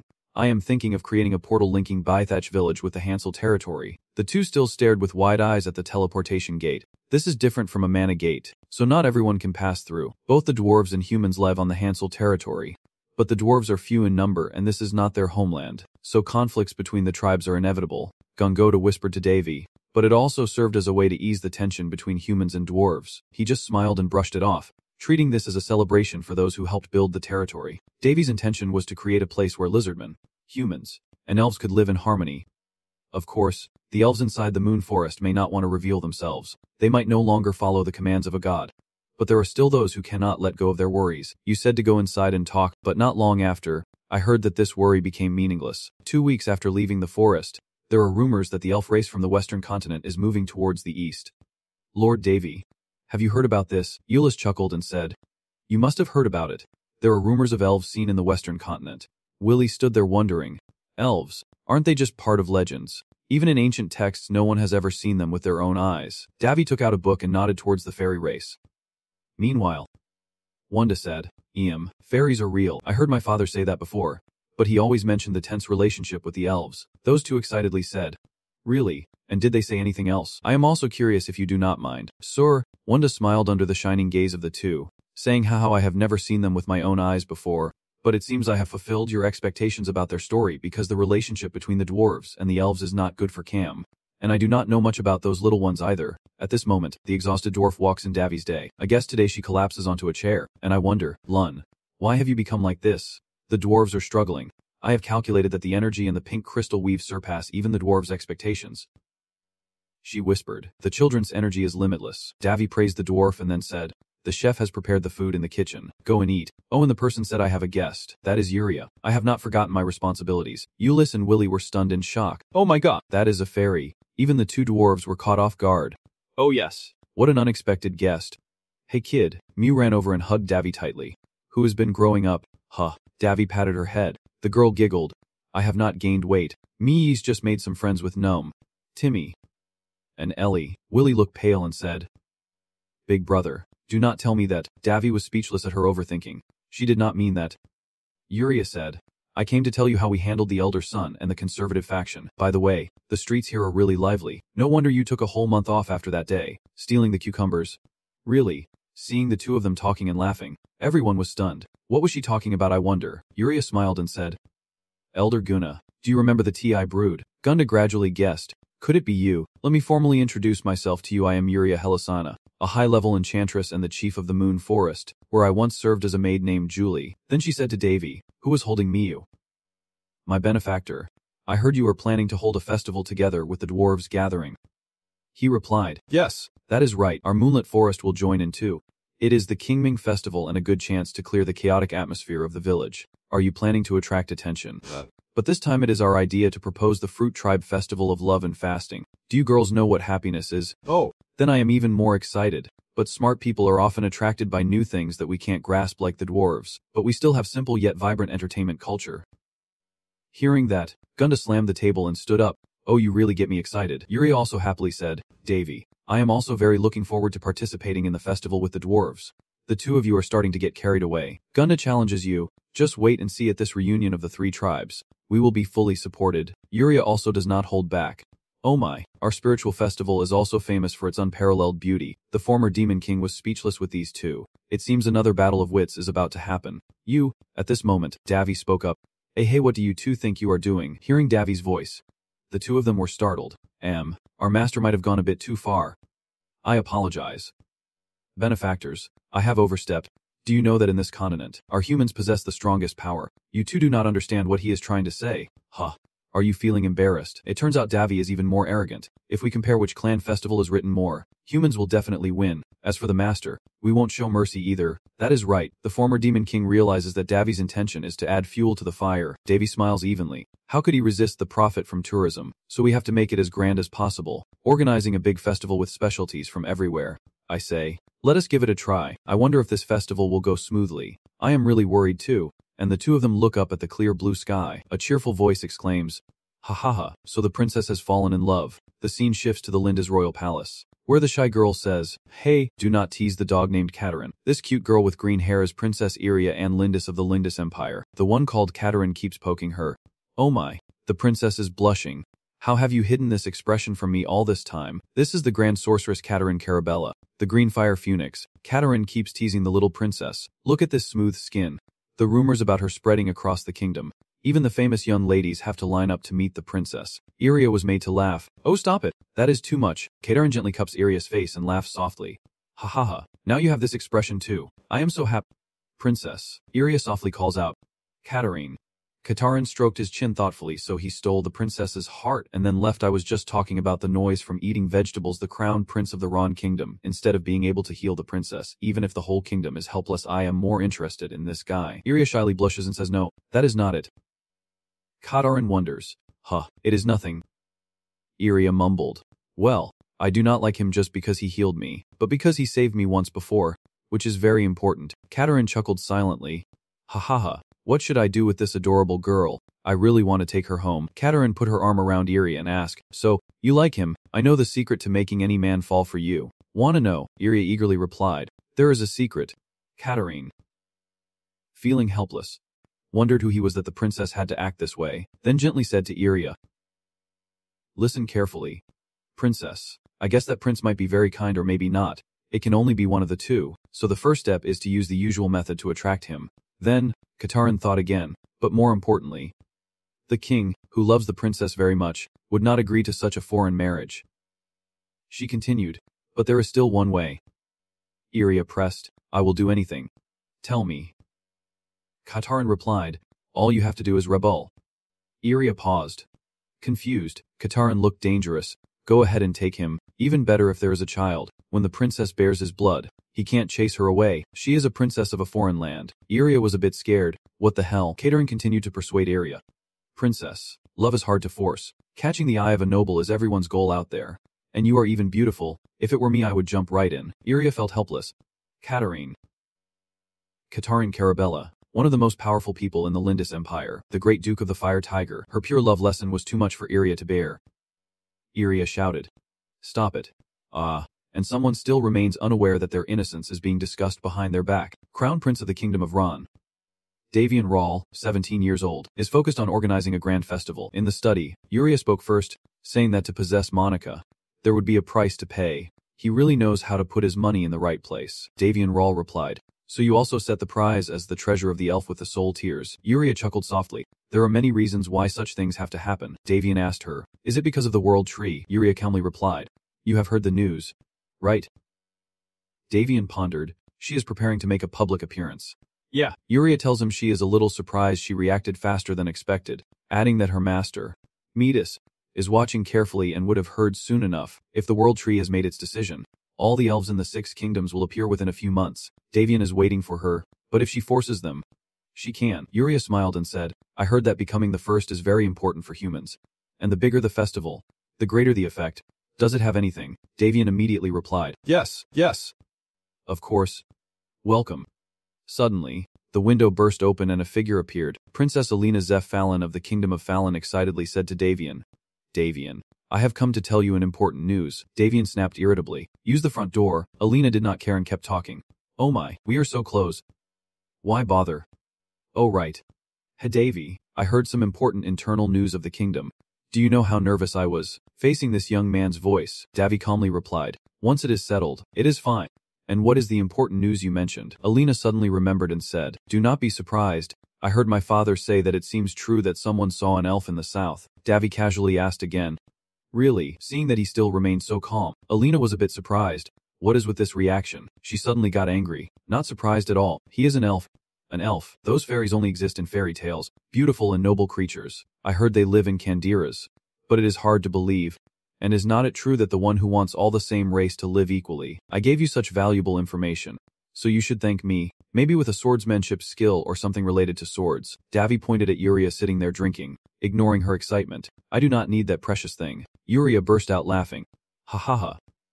So adorable. Alina could not believe her eyes. It was impossible. Davy grins wickedly at Alina, saying she has arrived just in time. Alina feels a chill as Davy tells her to become the sacrifice for the festival. Alina was so scared she broke out in a sweat. Huh. A sacrifice. Today, the people of Haze are having a peaceful day. Alina points her sword at Davy and Rawl, pleading, No, stop. Do not come any closer. Davy and Rawl calmly replies, People will think I am about to eat you. Alina immediately retorted, Haha, do not joke anymore. You and I have spent a night together in the cave before. Davy and Rawl still pretended to be calm. So what? Sending signals. Davy, I am serious now. I have never been hurt like this before. I sent the signal. I called out in pain but you did not stop. And now you are just enjoying it. The green-haired elf girl was a bit surprised about their situation. I understand now there was a misunderstanding. But it is a little strange, is not it? Isn't he the Red Tower Elder supposed to be her future Fiance princess? Yet they spent the night together. Could she be cheating? Before she could finish speaking, Alina interrupted. That is not it. She misunderstood. Davy and Rawl calmly watched the argument and said, She is partly right, but even if it is not that kind of physical contact, misunderstandings like that feel like an insult to me. The green-haired fairy girl chuckled softly and said, I see now. So you two have not reached that point yet. Oh dear. Young people these days, I feel like I am being teased by you, so just pretend I did not hear anything. Alina felt a bit uncomfortable and said I do not understand why she misunderstood, but Davy and I are not that kind of relationship. She still does not believe in our current relationship is not the kind of relationship, but she secretly sneaked through the window to visit him. Alina awkwardly replied, Because we are friends. The elf girl kept giggling secretly. What kind of pure friendship is this between a man and a woman? Princess. Alina angrily retorted, What is with you elf always bullying people? Davy and Rawl calmly replied, It seems she just enjoys teasing you. Do not laugh. Stop here for now. Davy and Rawl continued. Alina, I need you to help me prepare for the festival. She responded somewhat resentfully. It seems only when you need something do you come to me. Right, the festival connects the two regions. Davy and Rawl continued. I need a few things, but I have to ask you to get them because you have influence in the kingdom of Palem. Alina felt annoyed and replied, Davy, do you see me as a benefactor? I will repay you kindly. That is not an issue. Alina felt that what Davy and Rawl said was hardly necessary because it was not what she needed. Davy and Rawl continued. So the sword master is your goal. Right, hearing the word sword master, she could not help but feel intrigued. Davy and Rawl continued explaining, If she cooperates, at least I will provide her with a support to become a sword master. Even if I do not help her myself, she will eventually overcome her own barriers anyway. If she does not know, so I might as well take advantage of it. The little devil beside her coldly called Davy and Rawl a scammer. Alina did not hesitate to accept Davy and Rawl's offer. Davy, do not misunderstand me. I do not think I would agree just because we are friends. There is nothing I would not help with. Have you fallen into a trap? Ho ho. Just say it and I will do whatever you want. Davy and Rawl laughed helplessly, unable to quench a person's desire for more. Truly cunning. One day, While preparing for the Haste Region Festival at the entrance to the Moon Forest in Elven Village, they decided to restore the Moon Forest's protective spell, which had been delayed due to a gathering with the villagers. The little demon beside him eagerly admired the staff, exclaiming, "Oh, finally this day has come. Look at this adorable design. How can it be so beautiful?" Davian Rawl calmly said, "I think it would be embarrassing for you if I told you. The seal has the Oriakan symbol made of adamantium. Odin's staff, the god of magic. At the moment of transition, it is made from the bones of ancient dragons. Pure platinum, and coated with a layer of magic ore. I am a bit curious." Davian Rawl, Davy. "Tell me, what kind of magic does this staff hold?" Davian Rawl snatched back the staff and chuckled smugly, feeling the thrill. "This is very valuable." The fairy girl timidly spoke. "Thank you, benefactor." Suddenly doing that, "Is it okay? Since each position around the center needs a large magic circle for the formation." Davian Rawl calmly replied, "I just need to cover the whole forest. Wait and see." Davian Rawl clasped his hands together, opening a large 8th level space magic circle in front of him. Space spell with customizable parameters. Absorbing creation. Protecting the great spell. Creating illusions. Dispersing spiritual energy. Obeying the contract. In this strong spiritual energy, relying on the Spirit King is the best choice. The formation will disperse its power and maintain itself indefinitely. And with the great wisdom of the all-powerful, the level 9 holy demon magic of the sacred land Fulava, I should also add a bit of the holy realm. After witnessing Davian Rawl's abilities, she could not help but be amazed and exclaimed, "The power is truly terrifying." Borst von Palen lightly said, "You are the only person in the world who can easily use level 9 holy magic. But, little one." The fairy girl looked down at the magic circle and calmly said, "It is too small." Davian Rawl calmly replied, "If it is bigger, making a formation like this would be a waste." Bosuk von Palen thought Davian Rawl's mind was really off, so how can this tiny formation protect the forest? Suddenly, Davian Rawl chuckled softly and asked, "Do you know what the green aura of this staff means?" The elf girl gasped. "What is that?" Davian Rawl replied, "The demon staff," rejecting the usual ritual. In other words, this thing is even more powerful than the divine sword Candaris, fully extended to protect the forest in the best way. Show it. Transform it, at the Palen Royal Palace. In 5 days send it to the Haste domain of the Lawn Kingdom. Through the princess, a shard of scale stone. Alina smiled excitedly. Davy asked for something very complex. "If I have it, I could become a sword master. And this price might still be cheap." Luca's voice suddenly rang out. "Alina, you, the current crown prince of the Palen Kingdom, Amadeus of Palen." Amadeus approached and asked Alina if the countryside patrol was good. "So what are you doing at the palace?" "Alina," she cheerfully replied, "I stopped by to help my friend with something." Amadeus replied, "The crown prince of Vaughn." Alina answered without hesitation, "Yes, he is holding him." Before she could finish her sentence, Sullivan coldly said, "Alina, watch out Palen. Have you forgotten the holiday?" Second Prince Sullivan turned to Palen and continued, "Why are you being rude to the prince? There are many spies in the palace. You should be more careful. I heard you are heading south for patrol. I hope you return safely. Are you worried or just pretending?" Alina pouted. "Oh my god. Sullivan is so petty." Amadeus gently spoke to Alina from afar. "Do not be mad at him. Go on patrol and visit the estate with your brother. I want to see what kind of person your sister's friend is, and how he has flirted with our princess." Lungtung replied, "We are not the type to flirt like that." "All right, I will wait and see, and return home safely." And so, the kingdom of Palen enjoys peace. "Your Highness, the items Princess Alina sent have arrived. There are many things in the Palen Empire that cannot be found anywhere else. I also had a hard time getting it. It arrived very quickly. The item I bought through Alina from the Palen Empire, the engraved crystal, they are currently used as landmines in the ongoing war, making the export of this item heavily restricted in the Palen Empire. In the past, this magic stone was called the Equalizer. Whether in the hands of an old man or a seasoned soldier, its danger level remains unchanged. The quality of Palen Empire's weapons is renowned across the continent. That is why the Palen Empire is considered a leading power, despite having few great mages and swordmasters. Because their weapon theories are extremely advanced thanks to their current policies, a noble reported to David Andrews. "Your Highness, as per your orders, the talented citizens have been gathered here. Good. In the hurried preparations, let us show them what we have." A moment has already passed. Another noble reports to David Andrews. "Your Highness, just as you predicted, the distant sound of drums and the number of guests have doubled, including about a dozen nobles from within the kingdom and several hundred families from other kingdoms. Additionally, a large number of freelance mercenaries have also arrived here." David Andrews replied that it was because of the reputation of the Lawn So Miners Festival. The festival will last 4 days and 3 nights, but visitors have already started arriving from 4 days before it begins. David Andrews continued, "Ruin's capital has never been this lively before, so it is just as it is. An opportunity like this is incredibly rare. Why do not you go and enjoy it?" High Minister Yun Yan, the butler, continued without a reaction. More importantly, Adinxia, little me has been working so hard. If the girl does not get a break now, then when will she? Thank you for your concern. It is true that lately I have been neglecting Amy too much. He replied that although you often scold the girl, she is truly an outstanding child and a joy in the little remaining life of this family. However, lately she has been working too hard and is very exhausted. Davian Rawl chuckled softly. Alright, I respect your opinion, but for the remaining time you also need to work well, because if the event organizers do not understand the current situation, it will be a mess. Yes, Lord Denna. Alina quickly closed her book and looked at Davian Rawl. So you are not planning to go out and have fun? Davian Rawl replied. Of course I have to go. After giving advice to the great goddess, how could I not do it myself? Seeing the mask under Davian Rawl's drawer, Alina curiously asked, what is the mask for? Davian Rawl struck a proud pose and said, from now on, I am not Davy. But David, she nonchalantly replied. Yeah, that is right. A pumpkin painted blue would turn into a watermelon. So tiring. So should I just stay here and not go anywhere? Alina cheerfully and politely replied. Then Dinha, could you escort me? Davian Rawl helplessly replied. Look how quickly she changes her face. Well, at least I won't have any regrets. Davian Rawl walked away in despair, feeling disappointed and asking himself what the hell he had done. Baron von Palen laughed at Davian Rawl's pain. For the depths of human heart will cause people to keep repeating past mistakes. What was the outcome of those games you played last time? A cheerful dwarf said. Oh, is that the master welcoming you here? Alina kept teasing Davian Rawl. I think that mass does not work on dwarves. So she spoke again. You are here just in time. Do not go that way anymore. Come here quickly. Our alchemists really gave it their all this time. This is a product of those. He looked happily at Davian Rawl and said, do not you remember what the leader of the Hat-Thatch tribe said to you? Or what he told the tribe that they sent such a masterpiece? Davian Rawl replied.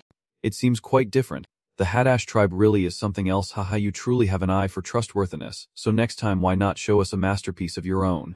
Alright then. Alina looked at the sword in the glass case and involuntarily asked, is this for sale? Davian Rawl replied. Seems like just a decorative sword, but whose is this holy sword anyway? She responded. I was going to give it to my brother as a gift. Your brother? Alina replied. The Crown Prince of Palino. This is just for display and looks amazing. Davian Rawl could not hold back his laughter and said, whoa, what is going on? Why are you suddenly acting like a princess? Her brother is the Crown Prince. Alina snapped back. I am a princess. Davian Rawl asked further. You seem very close to the Crown Prince. Alina replied. Not exactly. Same goes for them. Although everyone calls me someone very loved. Of course not everyone in the royal family likes me. Is that true? At this moment, he handed Davian Rawl something. Master. Here is what you ordered earlier, according to your specifications.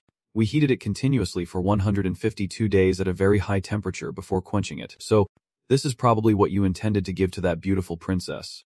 Right, Davian Rawl said. Confused. Well, as they say, the relationship between young men and young women is always like dry wood catching fire. To win over my current wife, I had to defeat quite a few people. Aha, it is amazing, is not it? Alina saw Davian Rawl still standing there and spoke.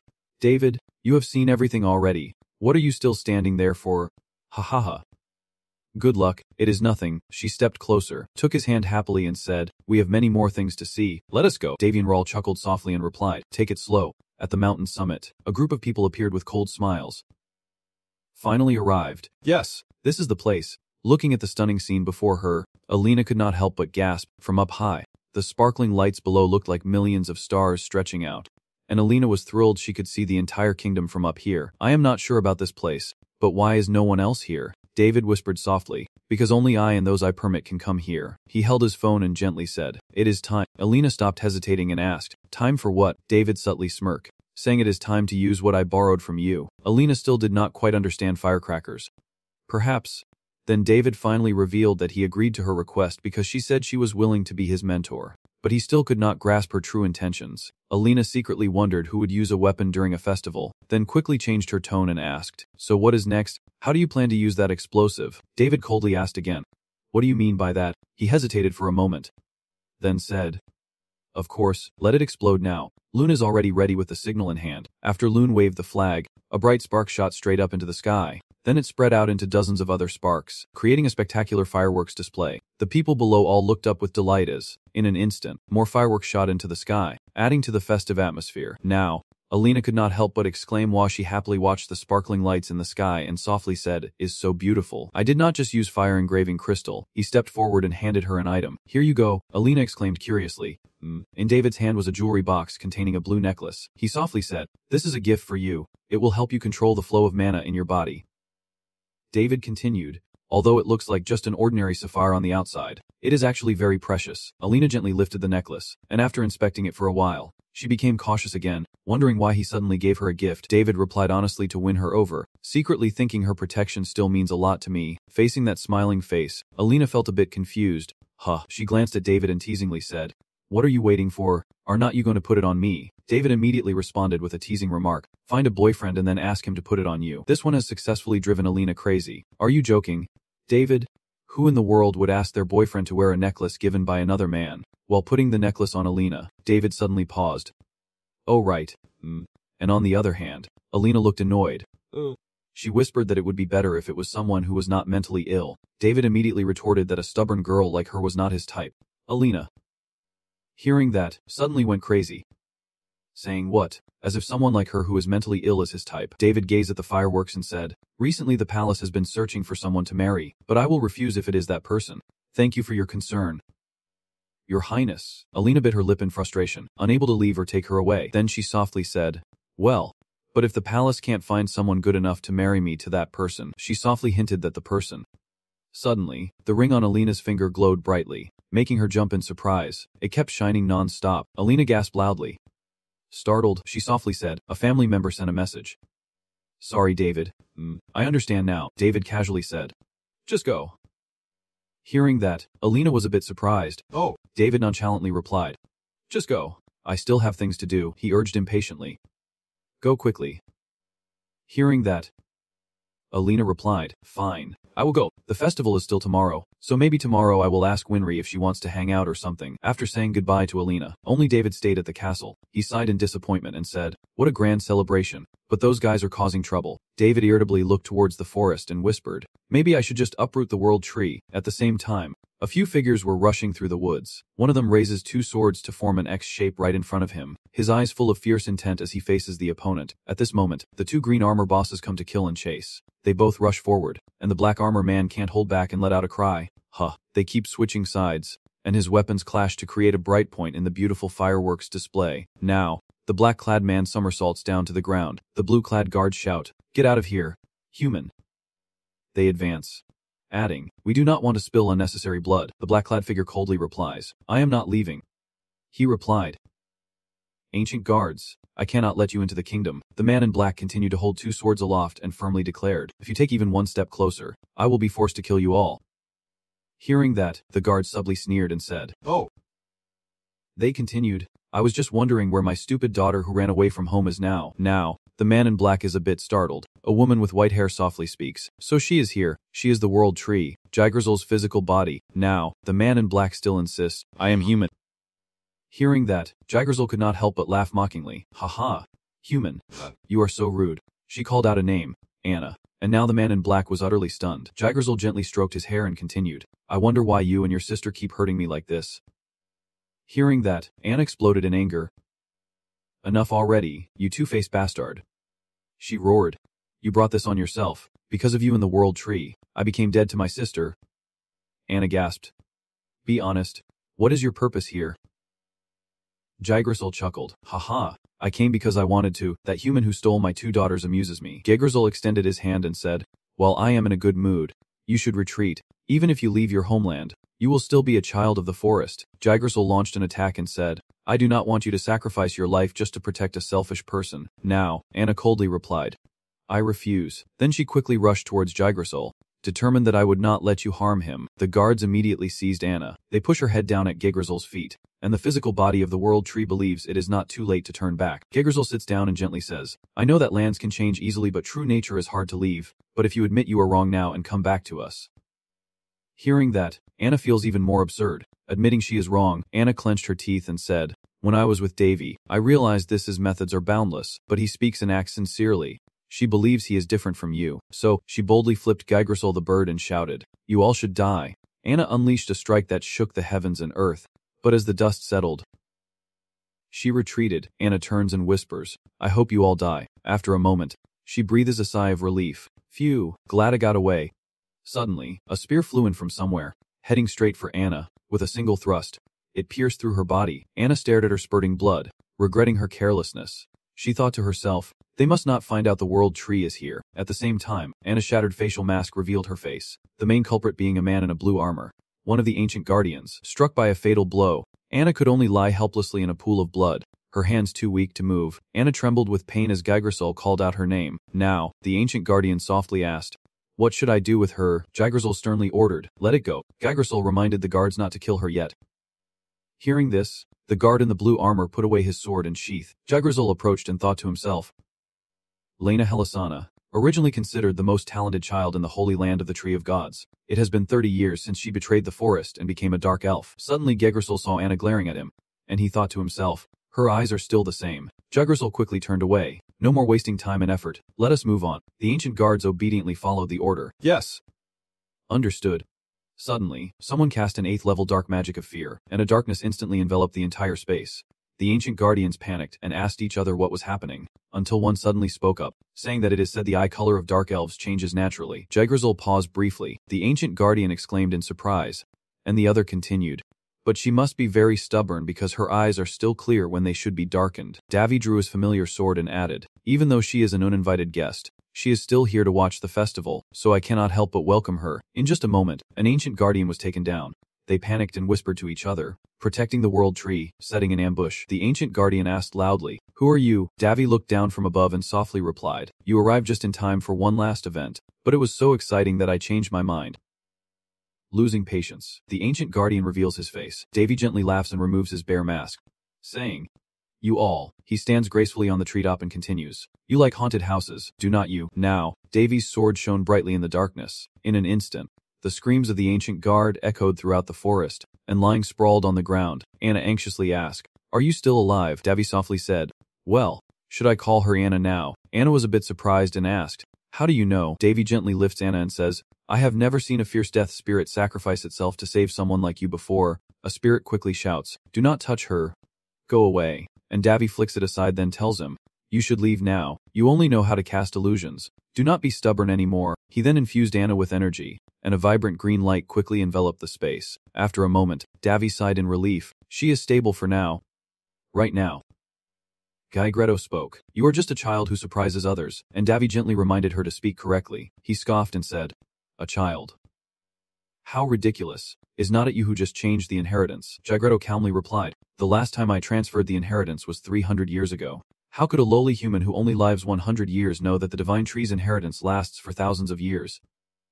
"Don't worry, I am just here to talk," Gaigredo said softly, but Davy sneered disdainfully. "Just to talk?" Then he asked sternly, "Who does she think she is to come in and demand a conversation?" Davy immediately summoned No, a beast made of earth and stone, which appeared instantly. Davy ordered to retreat, and it immediately raised its enormous hand to block him. Gaigredo quickly created a protective shield around himself. Gaigredo closed his eyes and let out a sound. "Oh!" The world tree calmly responded, "Huh, if it were not for No, I would not have known that a mighty being like you would bother to descend upon this land." Now, Davy thought to himself, "I knew it all along, the world tree, the ruler of the forest." Finally losing its temper, he said calmly, "Step back No." Actually, Davy thought, a contract bearer. He smiled as if threatening No. "Do not make me repeat. I am." Now, Gaigredo chuckled dismissively. This scene is really interesting and new.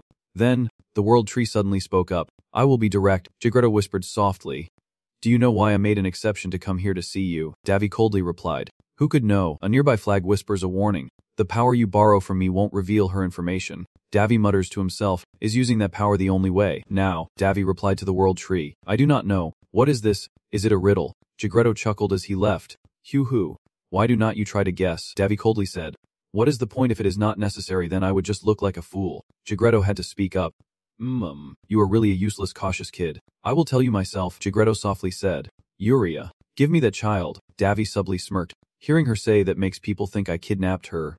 Did you come all the way to the western continent just to say that? Gaigredo now realizes. "Oh, so you know we chose this place as our base." Davy continues.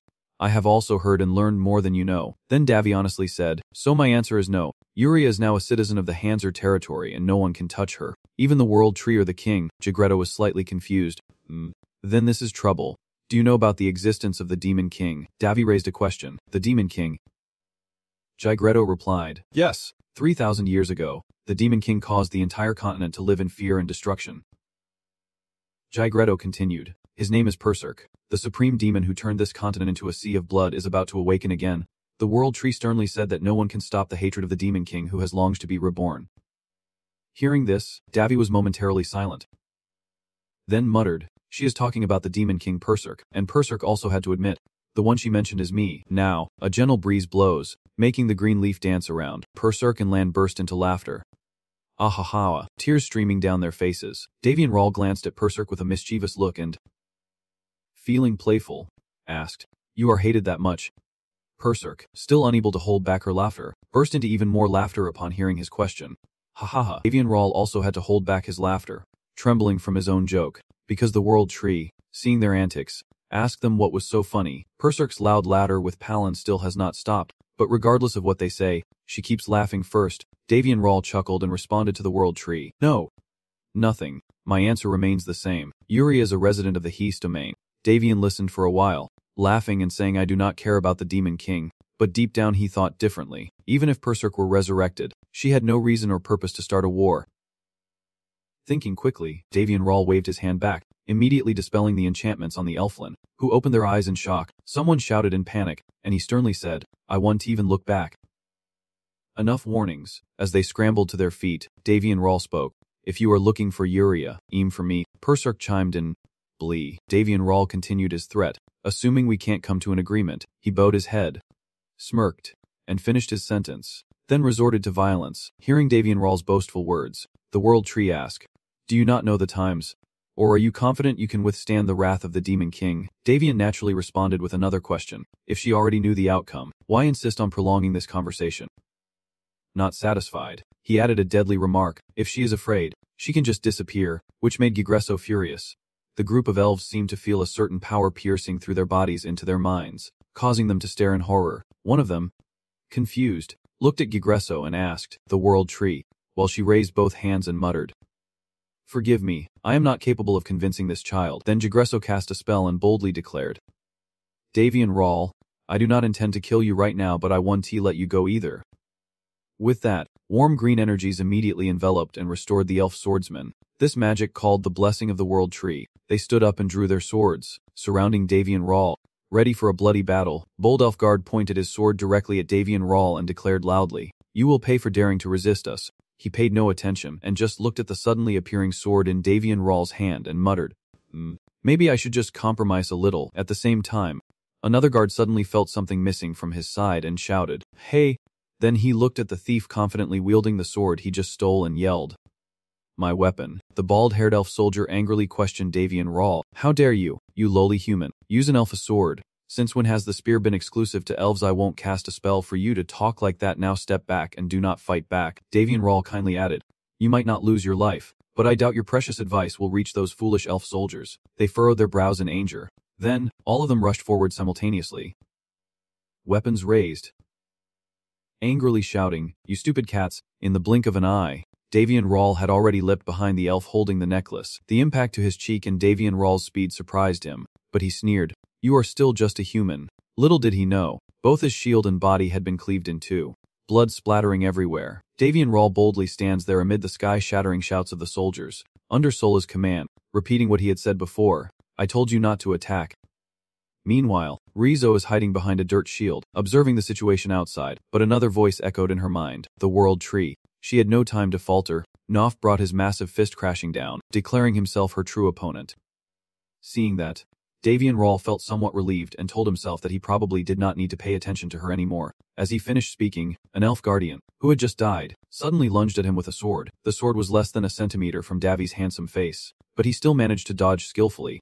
Then, Davy and Rawl quickly grabbed the fearless guard by the shoulder, revealed his sinister face, and said, "I caught the kid named." Seizing the opportunity, Davy used the awakening technique of the Demon King Ruok to terrify the enemy.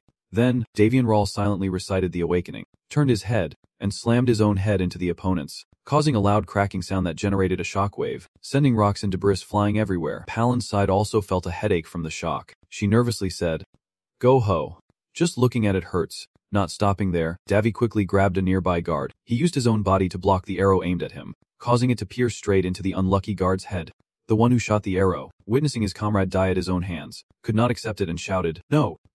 Maybe not." At this point, even the remaining elf guards began to falter, the shooter from earlier collapsing to the ground, muttering curses. Damn it. Another cowardly one turned and ran away. He shouted, "Monster." Seeing this, Davian Rawl was momentarily surprised and thought, "Oh." Running away, he calmly picked up the unlucky one's sword lying nearby and analyzed, wielding his sword lightly. Then Davian Rawl clenched his sword and raised it to shoulder height, adjusting his stance for a throw before happily saying, "This is perfect for throwing." With a swift motion, the sword cut through the air and flew straight at the fleeing rabbit-eared guard, and Davian Rawl calmly advised, "Remember this life lesson, okay?" The moment he panicked and turned to look at the approaching object, the Grim Reaper's scythe gently claimed his life. Indeed, death had come for him, swift and full of pain. The guard, at this moment, was so frightened that his legs trembled and he could not move. He looked at his trembling hands and stammered, It is all a lie." Davian Rawl slowly approached the stunned guard sitting there, while the world tree in the distance also turned its head to look. She frowns in anger, mutters annoyed, and her eyes are full of disgust. The guard, now terrified to the point of tears or perhaps unwilling to accept it, speaks out, saying that everything is too unbelievable. He trembled all over, slowly asking the person in front of him, "How could a monster like a human exist?" Davian Rawl said nothing. He just extended his hand. Then Davian Rawl placed his hand on the guard's face and said, "I will let you go in peace." As he finished, a powerful wave of energy surged around them and the earth and rocks flew everywhere. The guard is still alive, trembling and kneeling there. Davian Rawl, confused as to why he withdrew, stood still. Boris von Palin, confused, flew over to ask him, "Davy, why are not you attacking?" Davian Rawl sternly ordered, "Use the power of the primordial." Boris von Palin asked again. The power. He did not answer her but called Jigsaw, the world tree, with a deadly gaze full of hostility. Davian Rawl turned to look at the one who had just committed that evil act and asked sharply, "Are you crazy?" Jigsaw just glanced back and smiled defiantly. As for the last one, Davian Rawl turned to Bosak von Palin and told him to try using the primal power. At this moment, rocks suddenly flew up from the ground, and Bosak von Palin looked on in amazement. Confused, Jigsaw pursed his lips and smiled slyly. Truly the world tree never rests, after invading and fighting with only these people, knowing full well that the outcome would be destruction, and even making an offer she knew would be rejected. Did she really act so recklessly? Davian Rawl challenged you to think. Suddenly Elf in front of Jun started to act mischievously. She was frightened and covered her stomach with her hand. At that moment, Davian Rawl suddenly realized the true face of the world tree. In this battle, did she really bring a pregnant mother here without any consideration? Von Palin beside her was stunned, not expecting this at all, and she covered her mouth in shock. "Oh my god," Davian Rawl thought. "Basically there is a big problem with this whole thing. You really see through everything." He glanced subtly at Gigrizzle as a fierce roar suddenly erupted. Davian Rawl swiftly uses his internal energy to grab Gigrizzle by the throat, his voice filled with anger as he says that the elves of the world tree are all her children and the young elves will be protected. "So you are willing to sacrifice an unborn life to the end? This is truly too much. It seems everything is part of Gigrizzle's plan." I muttered with a faint smile. "This is the ultimatum. Give Yuria back to us." Unable to contain his anger, Davian Rawl loudly shouted, "I refuse." Gigrizzle chuckled happily, then said the relationship between elves and humans could no longer be saved. At that moment, I suddenly called out Penella's name, causing her to startle and jump as she knelt crying behind. I turned to look up at Gigrizzle and say, "I'm sorry," with a face showing a hint of sadness. Gigrizzle pretends to look pitiful and speaks about the sacrifice of the people. "I will remember this forever." Penella swallowed her tears and looked up for a moment. Then she forced herself to stand up, clutching her sword and pointing it straight at herself. Davian Rawl turned his head urgently and begged, "Stop." Gigrizzle smiled with savage satisfaction. "Is not that quite impressive?" I say it, but I do not know how to be embarrassed. I am the world tree. I am also the mother and the home of the elf race. Just as there are elves who follow my will, there are those who doubt my ways. Like Yuria." With those words, Penella plunges the sword into herself, blood splattering everywhere. Penella collapses to the ground, blood pooling around her, as Gigrizzle laughs triumphantly. "He, I have won. Penella's sacrifice was not in vain. Gigrizzle's wish has finally been fulfilled. I enjoy provoking Davian Rawl. I have exploited you. What will you do now? You are fighting against the predetermined flow of the world." Davian Rawl lowered his head in deep thought, but in reality, it was just an excuse. As soon as she knew she would lose and still chose to join the battle, I should have realized that Gigrizzle's goal was for me to kill these elves. To give her a reason, Davian Rawl blames himself for being too careless, allowing Gigrizzle to manipulate him without even knowing. Davian Rawl thought to himself that there must be a false prophet. The god tree probably made these vows to the elves in the sacred land. She would declare peace with humans, and of course, the elves who did not know the truth would be moved by the world tree's quest for peace. But the result is this, sacrificing all the elves' lives. Davian Rawl helplessly curses. Causing trouble in someone else's territory is bad enough, and now she is scheming even more. His voice echoed steadily. She is just a manifestation, so she can still come back to life after dying. Right, Gigrizzle chuckled happily. Hoo hoo hoo. Davian Rawl shook his head in self-reproach. In the end, he had been tricked by the World Tree Gigrazol. Gigrazol laughed heartily. Ha ha ha. Because only the World Tree can tell them the truth. But she won't do that. And then, for those in the holy land of the Tree God, I will become a cruel person who delights in slaughter and blood. For peace, the World Tree decided to trust humans but was betrayed and became a victim. Davian Rawl helplessly resigned himself, surpassing Von Palen nearby, who worriedly called out softly, Davy. But Davian Rawl was still lost in his own chaos, a rather interesting scene unfolding, with the entire world engulfed in flames and war breaking out everywhere. Davian Rawl calmly reassures himself that since everything has already happened, there is nothing he can do to change it. Prince Western quietly takes back the dark flame and says, Fine. So that is your plan. Just do as you wish. Davian Rawl thought to himself that becoming an enemy of the elves living in the World Tree was no different. If she wanted to play dirty, then he would indulge her. Then, the Western Prince placed the dark flame on Gigrazol's head, and Davy ominously warned that she would have to continue using those tricks. He said coldly, I have already told Yuria, but since you are here, I will let you know too. Gigrazol, a little scared, stammered a few words, as Davy swore furiously, The moment I see your true body, the core of this world will become firewood. Not only is she unafraid, but she also excitedly threatens Davian Rawl with a mischievous laugh. Soon all the elves will come here to kill people, and that is not all. There will always be intelligent creatures friendly to the elf race. She challenges, can you resist them all if many different races start appearing in the world and gather to attack you? But Davian Rawl paid no mind, gripping Gigrazol's head tightly and asking if she preferred blurry letters or circles. As soon as he finished speaking, a powerful wave of energy radiated from him, causing the surrounding earth and rocks to explode, and she screamed in fear. Gigrazol panicked and exclaimed, What are you doing there? Is this the original line? Davy looked at her with a half smile. War. Huh. He scoffed mockingly. Fine. War is good too. If you dare, just aim at me. Davian Rawl arrogantly steps close to her face, lightly touches the symbol on Gigrazol's forehead and challenges, who arrives first? Powerful surge of electricity from the symbol on her forehead transfers to Davy. He happily stands up, playing with his hands and threatening, saying he will tear them apart. Suddenly, the dark blue sky turns red, and a strange energy emanates from Gigrazol, causing her body to disintegrate and drift away with the wind, reaching a large tree that reigns in the sky. A figure of a long-haired woman sitting slumped beside the trunk suddenly appears. That person hurriedly ran towards the front door, constantly muttering to reach the water lake. Gigrazol quickly dove into the nearby pond, enjoying the cool water and softly exclaiming, Ah, as at a bathe. He cursed David Andrew for daring to curse the main body of the sacred tree. He was truly audacious. If he were not bound by the first covenant, he would have wiped out that place of his immediately. Thinking of that, Ada chuckled happily. But I have already achieved my immediate goal. Gigrazol looked up at the sky and smiled faintly.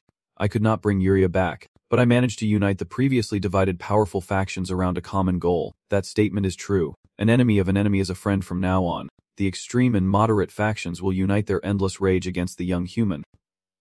David Andrew, and his land. He may have cursed me many times, but a few words of curse do not matter. Gigrazol did not care much about it. Happily enjoyed the cool water surrounding her body. Laughing joyfully, Gigrazol thought to herself that the water would soon dispel them all, but she did not expect that her body was undergoing strange changes, and she stared in horror at her own hand. In another place, at a palace, the guards patrolling around suddenly stop at the World Tree. Leaves fall everywhere in countless numbers, and sensing something wrong, the guards scream in fear. The sky is falling, and the leaves of the mother are dropping. Immediately, they hurried inside to report. Surely something has happened to the sacred tree. Quickly call the priests and go meet Mother at the altar. At this moment, the soldiers in the courtyard shouted in panic. Everyone hold the water spirits to cast healing magic. Hearing this, Gigrazol was startled and turned around. The frantic shouts kept echoing. Hurry up, and Gigrazol stared blankly into the distant void. As soon as he unleashed his primordial attack, Gigrazol's body instantly vanished, leaving only tattered clothes on the ground. Borisov von Palen anxiously asked, Davy, if the elves oppose, then it will be humans next. And Davy lightly reassured, It is okay, they can't do anything. Borisov von Palen hesitated and asked again.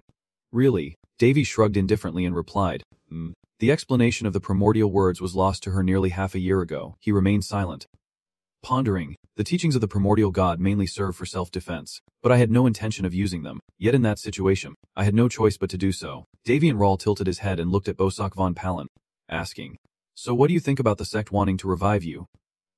She hesitated, stroking her chin and contemplating. It seems the World Tree is telling the truth. Bosak von Palen shouted in panic, Wait, if I am revived. The girl happily flew in front of Davy, showing off, Forget it, Davy, I will definitely find a body to be revived. Davy and Rawl chuckled helplessly. You still have not given up on the moment of transfer. Bosog von Palen cheered into the air. I will definitely be resurrected. I have not used this beautiful scepter yet, so I can't rest in peace. Davy nodded slightly. All right. At this moment in a bustling town, people gather to draw water and enjoy themselves. In a small room, a lonely woman sits quietly on the bed, her sad eyes gazing out the small window where the lonely moonlight shines in. Suddenly, a voice rang out. You are awake. Huh. The girl quietly turned her head and looked over. Davy and Rawl slowly approached and spoke. This is the first time I have seen someone in this form. Right. The girl sitting on the bed calmly replied. When did you know? Davy raised an eyebrow, confidently replying. Probably from the start. She chuckled helplessly. Davy and Rawl crossed his arms, arrogantly declaring, thank you for saving me.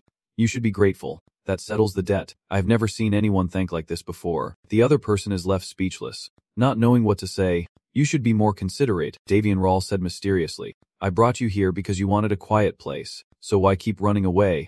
You should not have needed to hide your identity anymore. He hesitated and pondered. Perhaps you are not the dark elf after all. The girl sighed helplessly and quickly interrupted. Please do not ask that question. The girl, feeling sad, moved closer to the window, her eyes shining with a divine light as she mumbled towards the small frame. I can't reveal my true identity here, so I had to disguise myself as a man. She quickly took out a face stone from her shirt pocket and examined it slowly, unable to hide her disappointment as she exclaimed, this one is broken. Do you have another one to keep safe? Davy and Rawl held up the gemstone to examine it. The dark elf sighed and recounted. After leaving the forest, a hermit took me to create it during my wandering. This is a special item that cannot be seen through by magic sight, so it will be difficult to find a replacement. He muttered in frustration. In that case, Davy and Rawl reached out and created a small black hole in space, then placed the pendant he was holding into it, and with a clear command asked, do you want me to make a new one for you? Elf suddenly exclaimed. She stared in amazement at her fingers and said, this? Davy and Rawl smiled confidently and said, it may not be as good as the one I used to have, but it should still be enough. He looked satisfied as he gazed at the ring on her finger and said the spell was transformation. She only needed to add a little more mana. Elf Haddam was stunned and stammered as she repeated Davy and Rawl's command transform.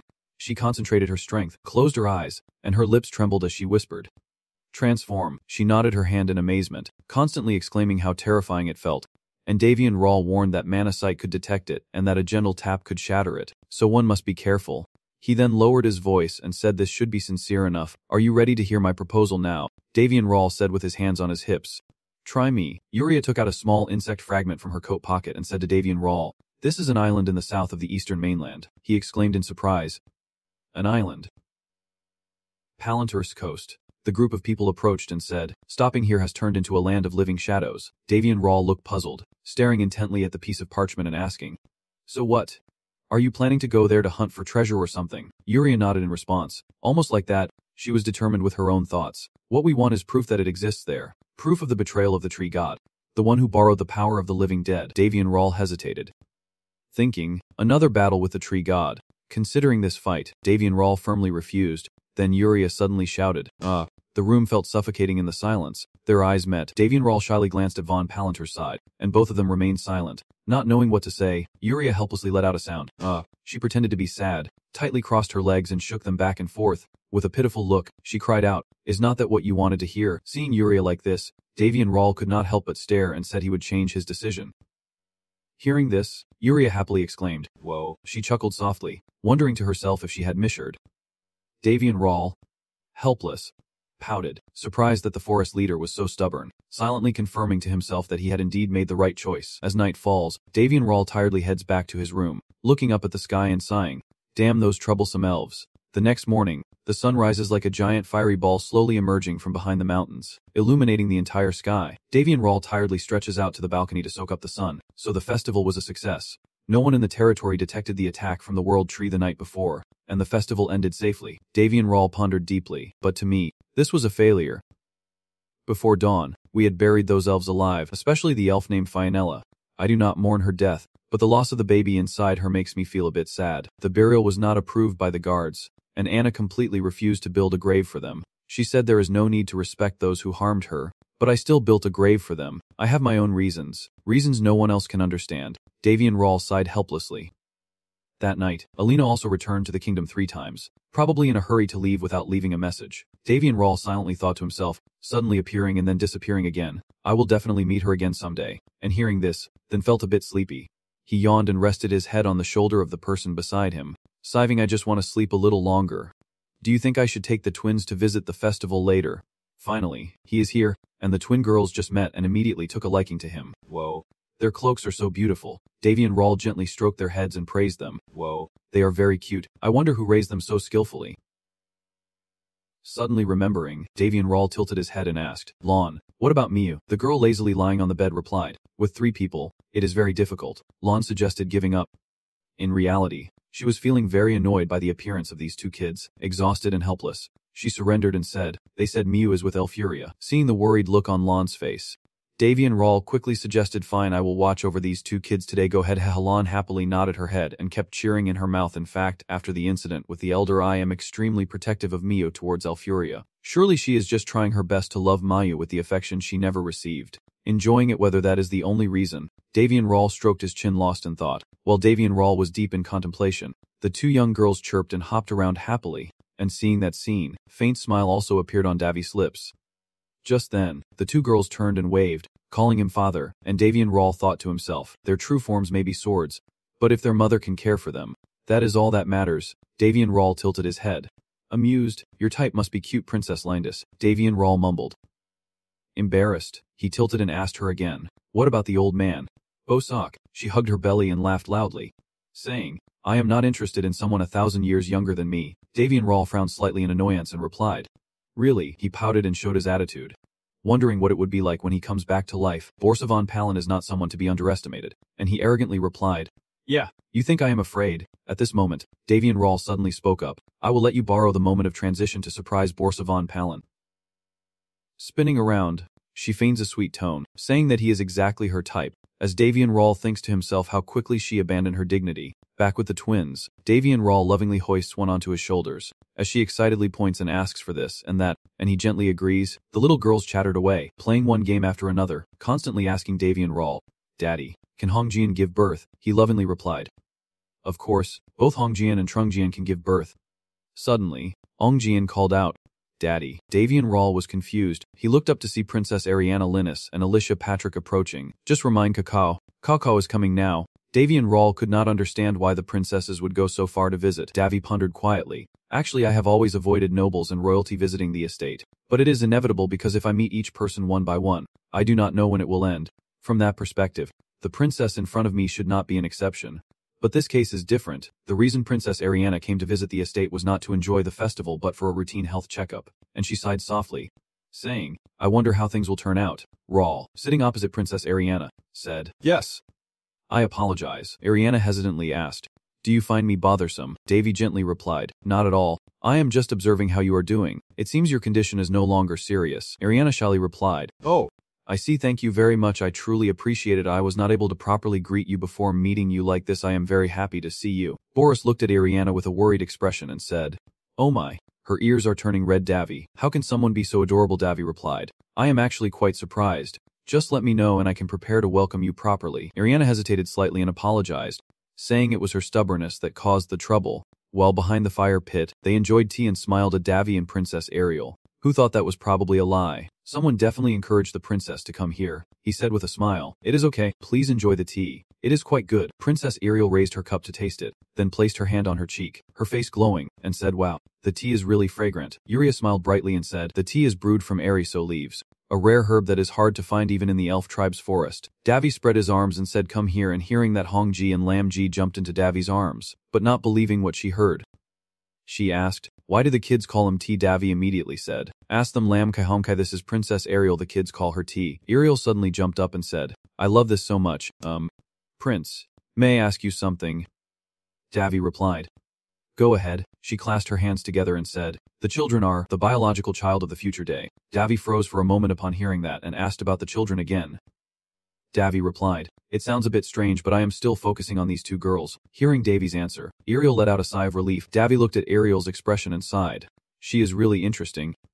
Davy said, can you turn around so I can see? Ariel was a bit surprised by Davy's request and asked, what is it? Davy replied, we need a thorough health check. Ariel gently responded, then turn your face a little. Davy asked curiously, for what purpose? Ariel lowered her face shyly and said, well, you stared intently while I was changing. This is very embarrassing. The firefox behind her suddenly responded loudly, and hearing that, Davy could not hold back her laughter, Tell her she does not need to smile, just turn her back, and that is enough. Ariel's face darkened, and he looked confused. What am I thinking? Davy thought to himself. Stay calm, stay calm. She's the princess of Lindis. I hope nothing happens. So he quickly dismissed the thought. Davy quietly channels magic into Ariel's body, and unlike other illnesses, the virus melting can be easily detected and diagnosed with mana. So just using mana to scan the body like this is enough to diagnose the disease. He silently thinks. Every time he channels mana into the princess's body, she makes strange sounds. Just now he asked anxiously, "How is it?"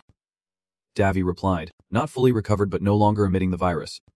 But then, Davy suddenly darkened his face and looked at the black hole inside Ariel, wondering what it was. There is something strange inside Princess Ariel's body. Suddenly Lun appears and says, "Lun, the complete image data is ready," and Lun's appearance startles Ariel. Seeing that, Davy reminded her to sit still and not move.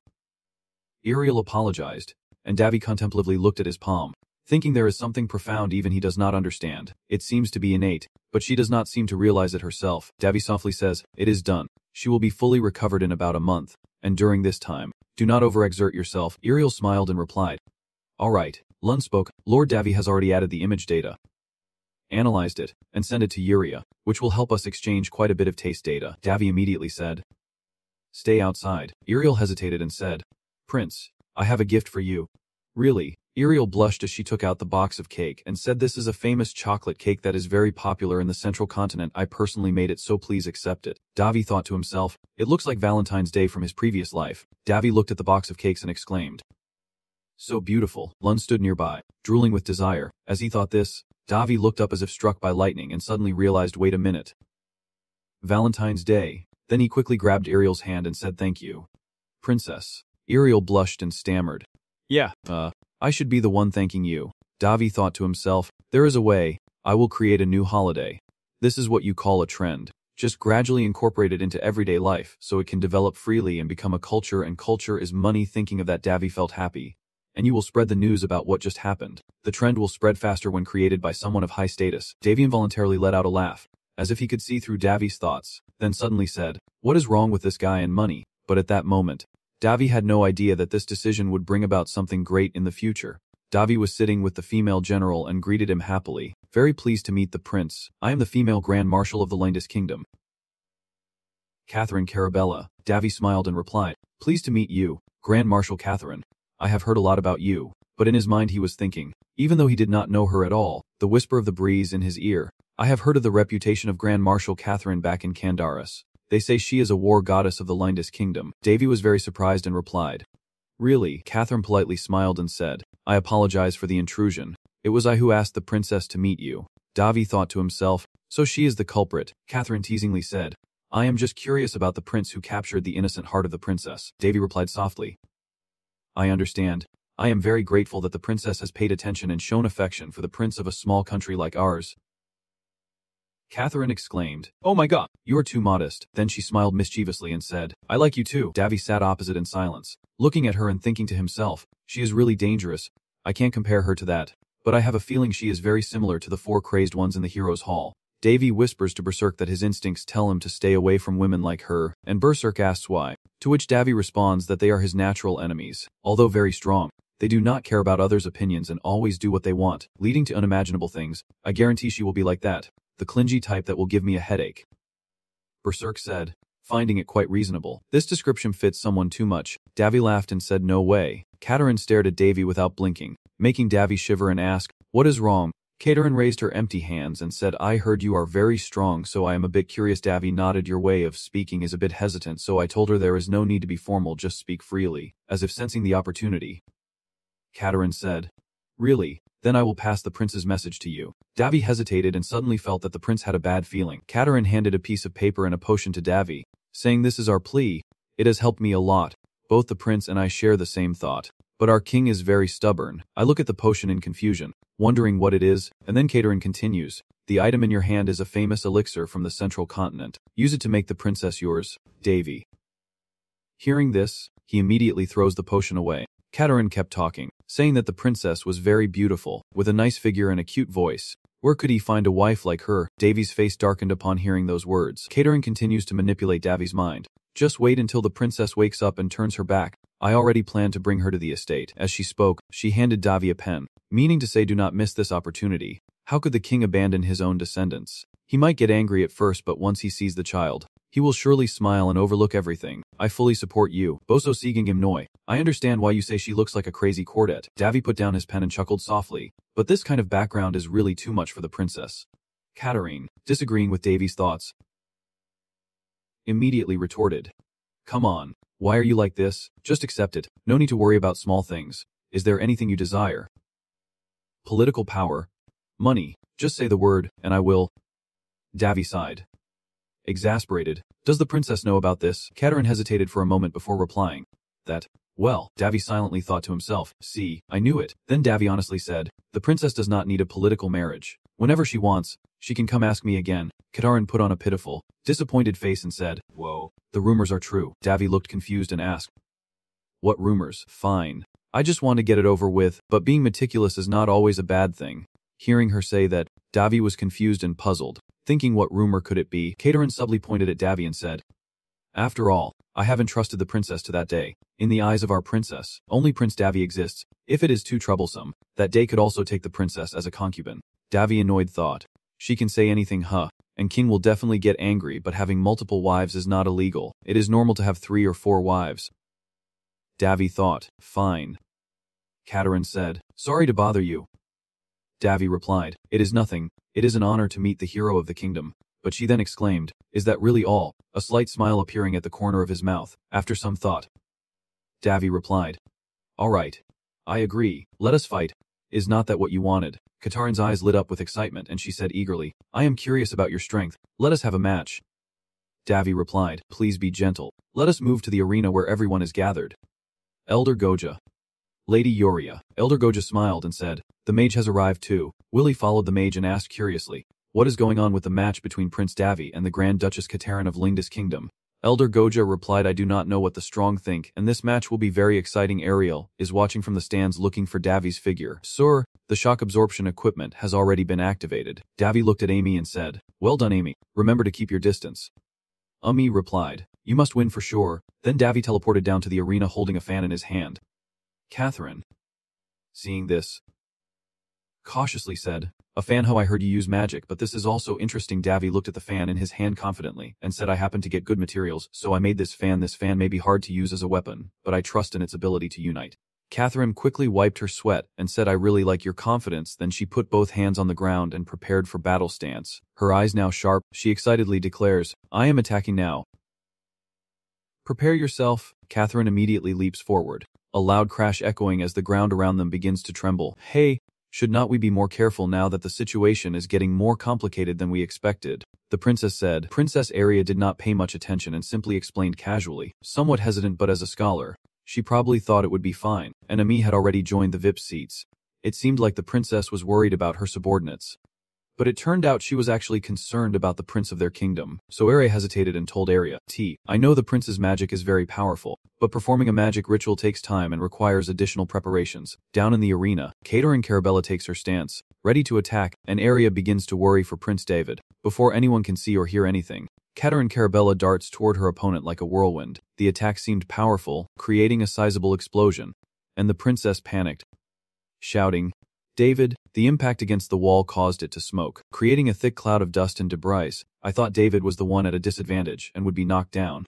But no, everything seems to be the opposite, as Katarine Carabella is awkwardly rubbing his head with her bloody hand. What is going on? She slumped down on the ground, completely confused about what had just happened to her, while Katarine looked dazed, wondering what was going on. Up in the stands, the person who had just observed David and Rawl was unharmed, but the real issue was the Grand Duke suddenly exclaiming in surprise, oh my, even Lady Yuria by the bed seems to have guessed this, so her words sound excited. I was right, huh. The people sitting in the VIP seats are also amazed. Willie's younger sister exclaims, I did not see anything. Euless beside her sighs and whispers to the little princess, it seems David just did something. In the end, no one knew what had just happened, what had occurred, and amidst the confusion of the entire audience there, David still stood firm and proud in the arena. According to the introduction, the great hero of the Lindis Kingdom, a land home to many mages and swordsmen, a beaskin warrior holding most of the power, and none other than that girl, Katarine Carabella the Firefox. Her strength lies in rapid attacks, so fast that even masters struggle to keep up, but now everything has changed. Someone like her is lying on the ground without knowing why. Collapsed there, and even at this moment Katarine Carabella still questions life. What could have happened? Quickly getting back on her feet to prepare for battle, Catherine Carabella still needed to clarify what had happened. You did not use mana just now. Right, your opponent is quite perceptive too, Davian Rawl said with a faint smile. You are sharp indeed. Knowing that was not mana, Catherine Carabella wondered in her mind. It is not physical strength, no matter how fast.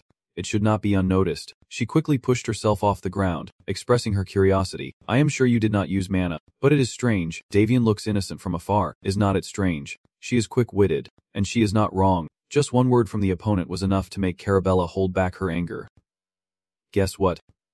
Oh, someone. Look at this furious expression. How can it be so adorable? We can't keep being lenient forever. Davian Rawl unfurled his fan, warning the opponent that endless defense is useless. This time I will be the attacker.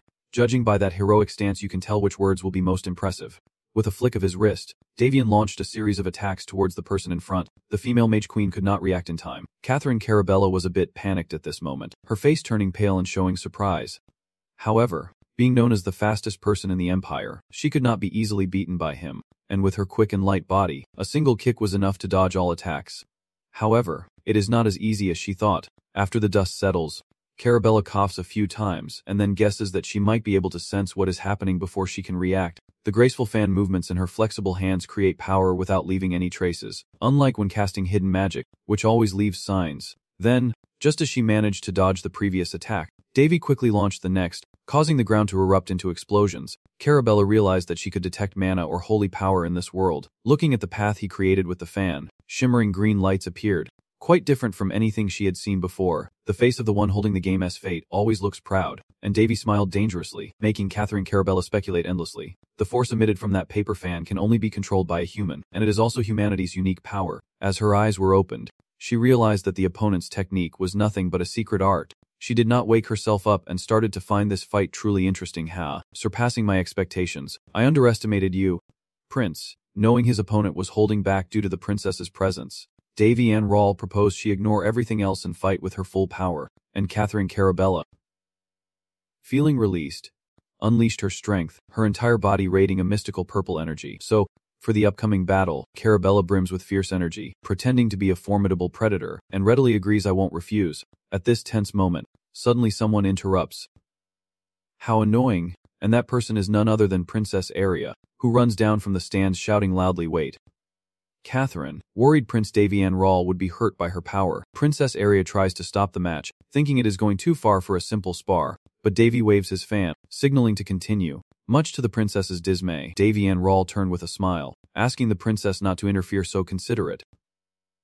Aria understood. Catherine Carabella was now fully focused. Davy was pleased, knowing things would get messy if his opponent was not serious, because he was not just carrying this fan for show. Assessing the situation, Davy plans. The secret technique is not from this world, so its potential is immense, but its power is limited, so to prepare for the upcoming battle, I need to see what it can do. The deep breath from the Grand Duke's mouth revealed her unleashing her beastly primal power. Who will emerge victorious in this battle?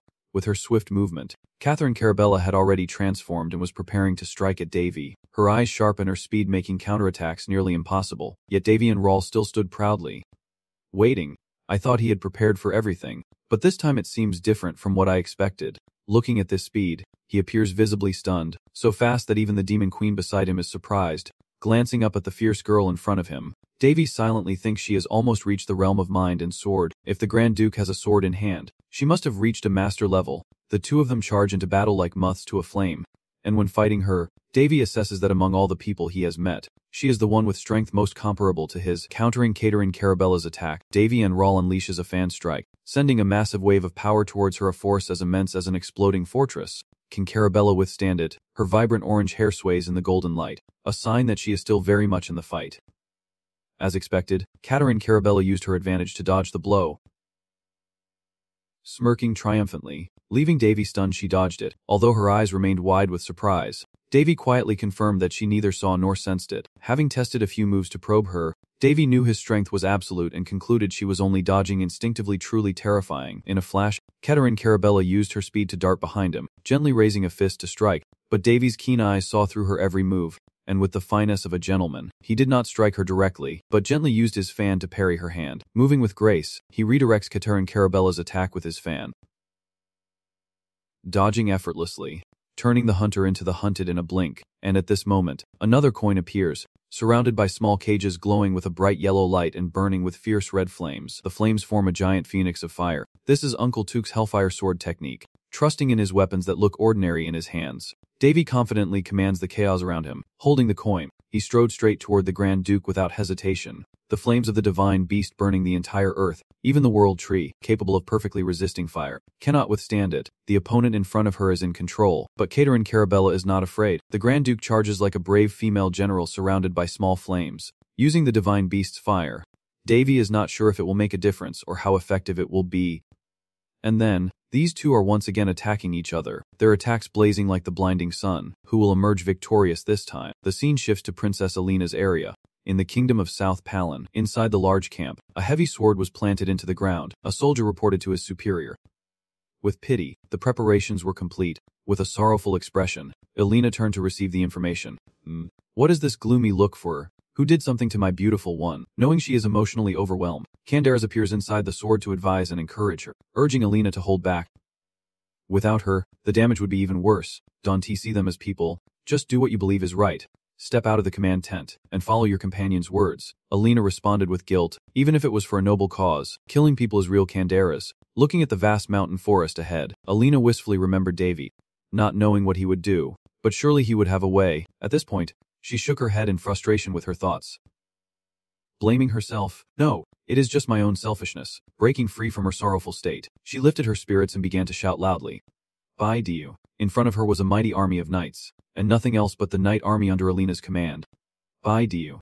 Leading the brave knights, the princess strode forward commanding, "Soldiers, we will begin the attack." After the order, the group crossed the treacherous mountains and forests, where desolation and obstacles awaited, hoping that the beautiful sister would be wise and return victorious. Ho ho kui mat catch thoime, Katarin goi bet swung dat van koi luk ne, tada bidange du, kongshua ariel kuang kwan tam hoihan. That lay, so moi flam toi nuok ne chu, Katarin du quan tam lien minio. Dungjia hoan tanua, chi thong choda di kongchua, ta dalam du. Katarin just shed a little tear, blowing softly and sobbing, saying it is from laughing too much, not from being hurt. But Ariel's gaze is fixed on one place. Her face suddenly flushes red, and inside she is thinking, but, so that look was infatuation with Davy.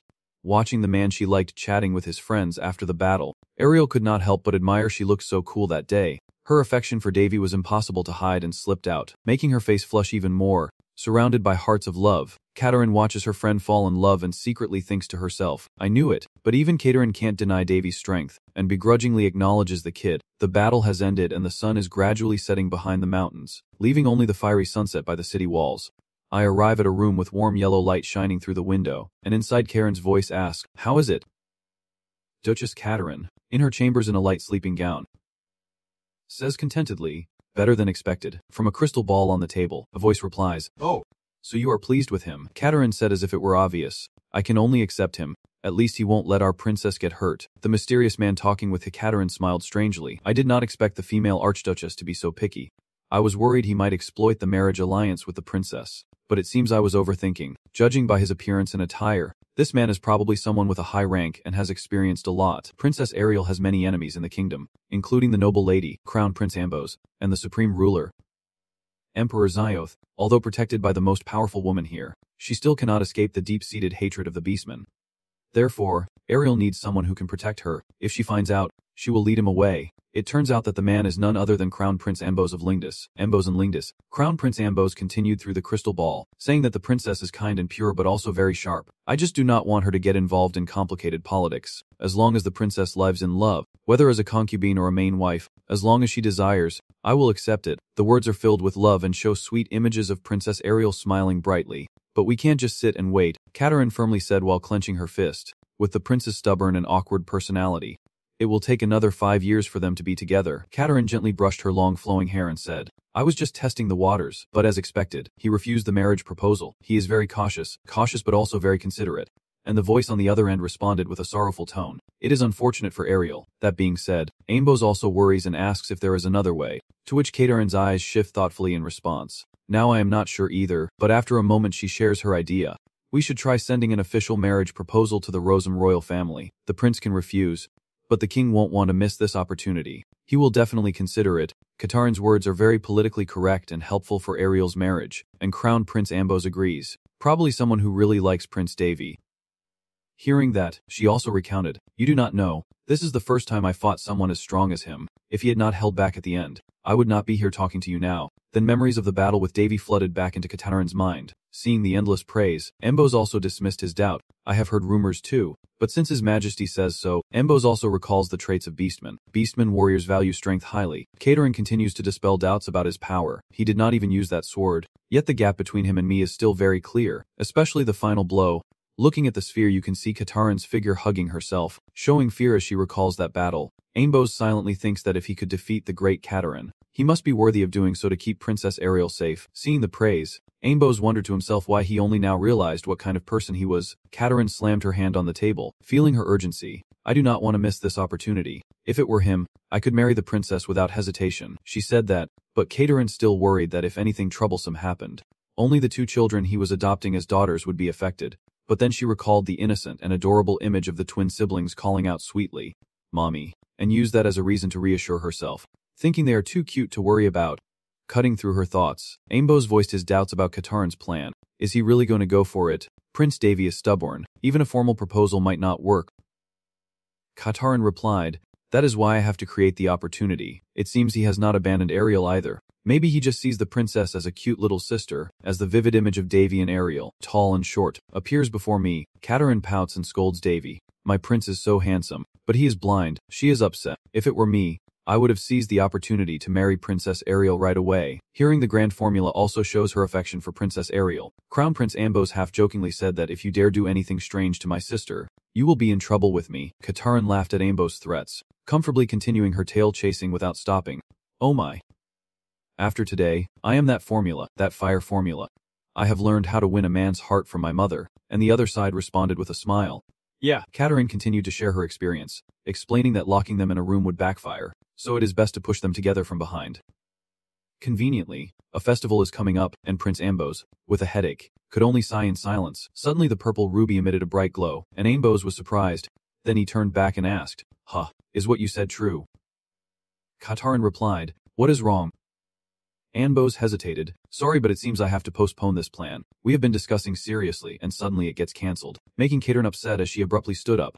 "Yeah," she scolded. "Do you know how hard I tried to create this opportunity?" Knowing that Gong is angry, Embos quickly explained, "The Kingdom of Balan has sent news." Embos' voice slowed down with a heavy tone. Something serious has happened, and Katarin also changed her expression. Huh. At this moment, she also showed worry. Why now, of all times? Their conversation, which had gone on until late at night, was gradually coming to an end, and outside everyone was starting to rest. Everything slowly became quiet, as the war gradually unfolds under the hand of the World Tree. A small incident sparks an explosion in the Kingdom of Balan, triggering a series of rebellions. The flag of war will rise high, and in the south of Balan lies a vast area filled with many fortresses, including the Hallow Fortress, controlled by wealthy nations. In the Balan Kingdom, the command center where royal members are gathered is waiting around the table. According to the princess's letter, a steady voice speaks slowly, holding the letter in hand. The soldiers are anxious, and the front-line situation is not good. At best, they can only hold on and try not to be overwhelmed. I must quickly send the main army now that I have finished speaking. The royals are in an uproar. What? You say the White Arrow army is being pushed into a defensive position? Who could be so powerful? The steward said nervously. They're talking about monsters never seen before. It seems like a territory that could be conquered in 3 days. But now the farther north we go, the more crowded it gets, beyond the city walls. Countless people are bustling, and the sky turns red and orange, signaling that something bad is about to happen.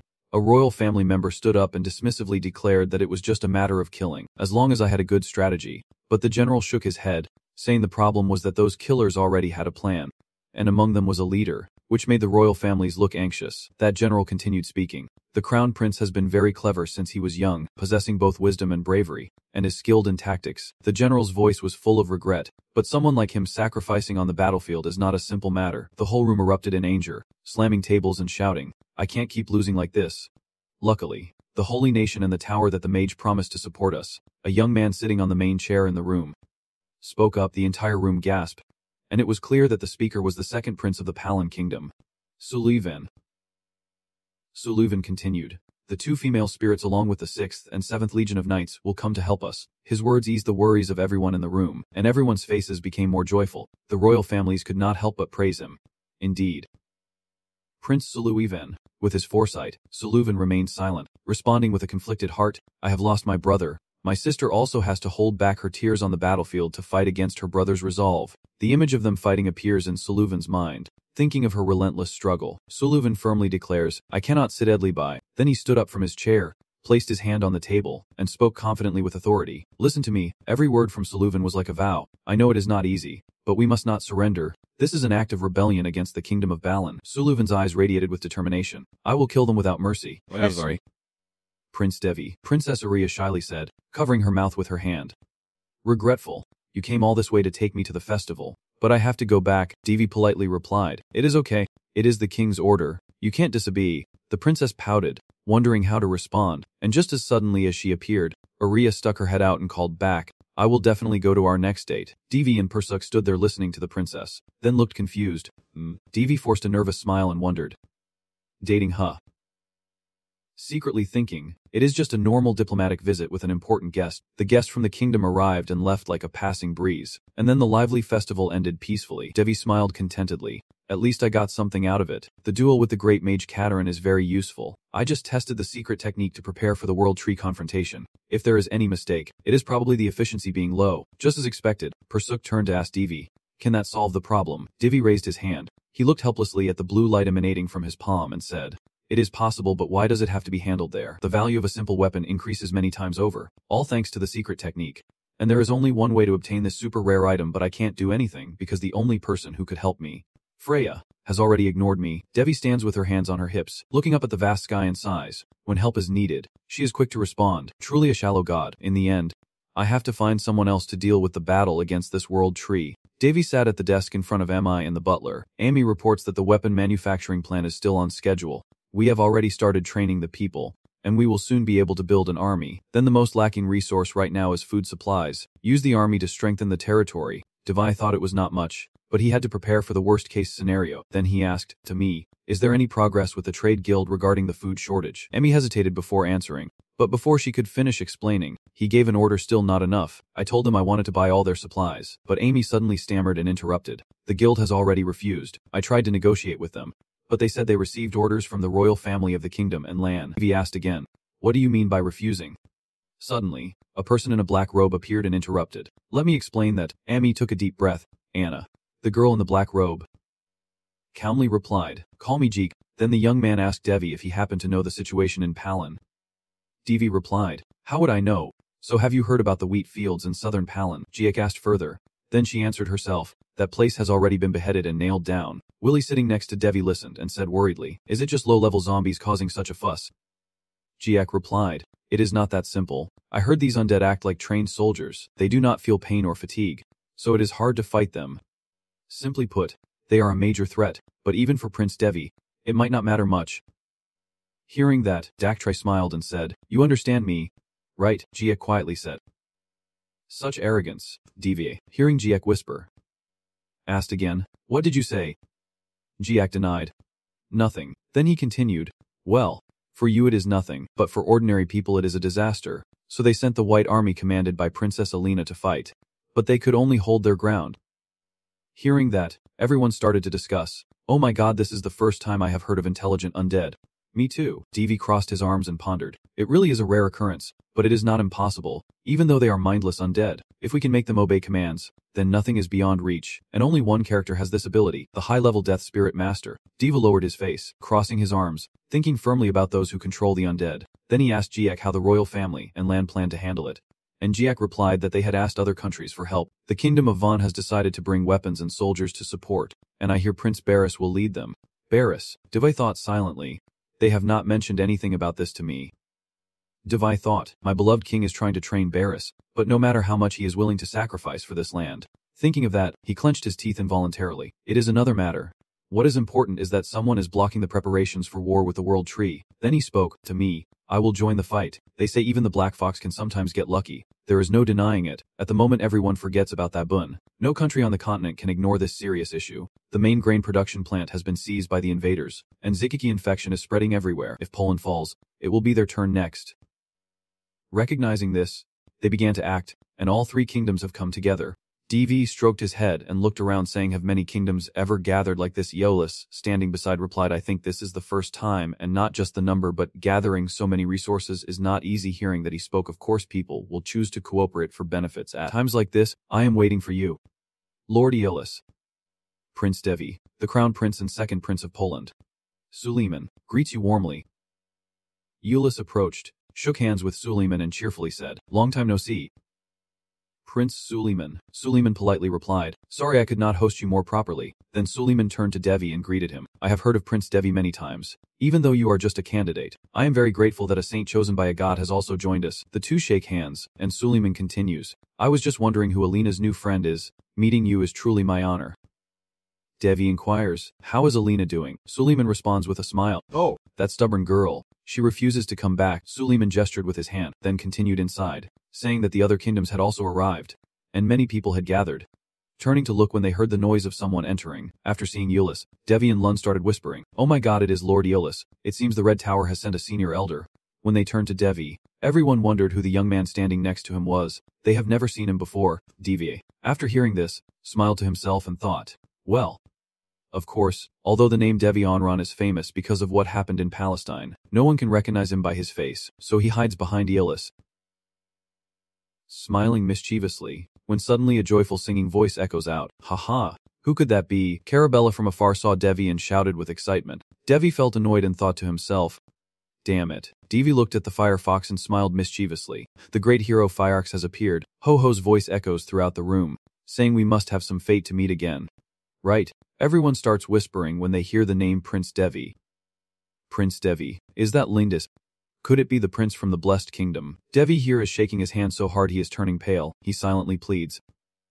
Please stop. Devi spoke softly. Please do not use language that could cause misunderstandings, or the princess will hear. Ho-Ho laughed loudly. Ha, that is not true. How could a pure princess misunderstand this? Suddenly a piercing scream rang out. You two can talk somewhere else. This is not a gathering place. A transmission device swings with a voice saying I am here because of the danger to this continent. Alice pushes away the hand and loudly declares I came here to save it. Now get out of here. Seeing Alice suddenly stand up so loudly, everyone started to whisper and discuss. Oh my god. They secretly wondered. It seems the promising young lady has had a hard time. The female candidate, Elise, standing up with an extremely fierce expression. Duchess Catherine suddenly intends to strike Alice with a direct blow, her power accompanied by a forceful aura.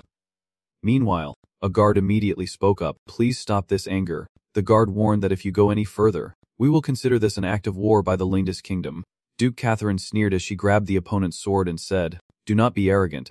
Do you think a nobody like you can tear apart the kingdom and the holy nation? The guard was so angry he almost trembled. Now Catherine asked sharply, how dare a stray dog like you interfere in our affairs? She glared with contempt and said, show your arrogance elsewhere if you like. If you still do not know your place, no one can stand up for you, not even the Holy Kingdom or anyone else. Now, the guard was kneeling at Catherine's feet, and her sword had already been broken. With that incredible power, I could not help but wonder if she had ever lost a duel to anyone, and David simply replied, He added, there is no denying that the female mage Catherine is the strongest person on this continent. Now, Alice gritted her teeth in anger and reluctantly said, I apologize for my disrespect, but you should take this seriously. Alice firmly stated that we are not here to play, and Catherine the Great retorted sharply, so you might as well keep your eyes open when that person returns.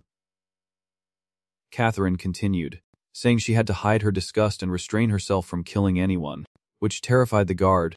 Then, Catherine lunged at David and declared that Prince David would one day be close to their princess, and that she would be as loyal to him as she was to the princess. She even warned him to watch his mouth. Hearing that, David felt extremely annoyed, and behind him, he was very disdainful. She added fuel to the fire. David secretly thought, this crazy woman, she is causing trouble again. After a while, the meeting began and everyone was present. Sullivan stepped forward and introduced himself. I am Prince Sullivan de Palin of the Palin Kingdom. I know I still have many shortcomings, but I have been appointed as the strategist for this battle. Sullivan states that everyone is likely aware of the situation, while David fumes about being seated next to Catherine, wondering why it is the only seat left. Prince Sullivan adds that it has not been announced, but the number of gulls has risen to over 1,000, and casualties have increased due to slow responses. Down below, the commander of the Contact's Kingdom's enforcement team, Gallio, asked loudly, what has the Palin Kingdom been doing all this time? Prince Sullivan de Palin was furious and shouted back, what does he mean by that? Does he think we sacrificed so many soldiers for the number of zombies to increase? What does he even know? Prince Sullivan de Palin sternly said. The first wave of attack at the ancient ruins involved 50,000 creatures, with 20,000 casualties before our forces arrived, leaving 30,000 remaining. Hearing this, everyone fell silent, their faces showing clear horror. Monsters. They are discussing a giant monster, a living beast. Prince Sullivan de Palin continued. The current position of the living beasts is surrounded by 7 artillery cannons. The White Bird army of the Palin Kingdom is risking their lives to stop them, led by my sister, the owner of the Holy Sword, Princess Alina de Palin. At this moment, someone raises their hand and suggests that continuing to fight may not be the best choice. As the number of the undead keeps increasing, Prince Sullivan de Palin replied immediately. You are right, but once we retreat from the front line, I won't be able to stop their attack. He added.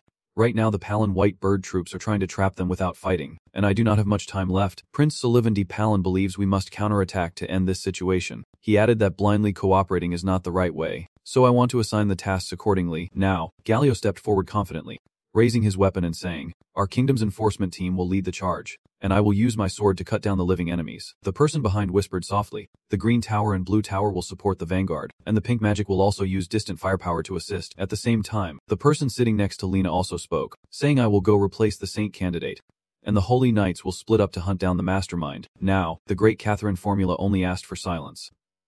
Seeing that, Basu quietly said, Catherine's great formula was just dozing off. Davy wondered what she was planning.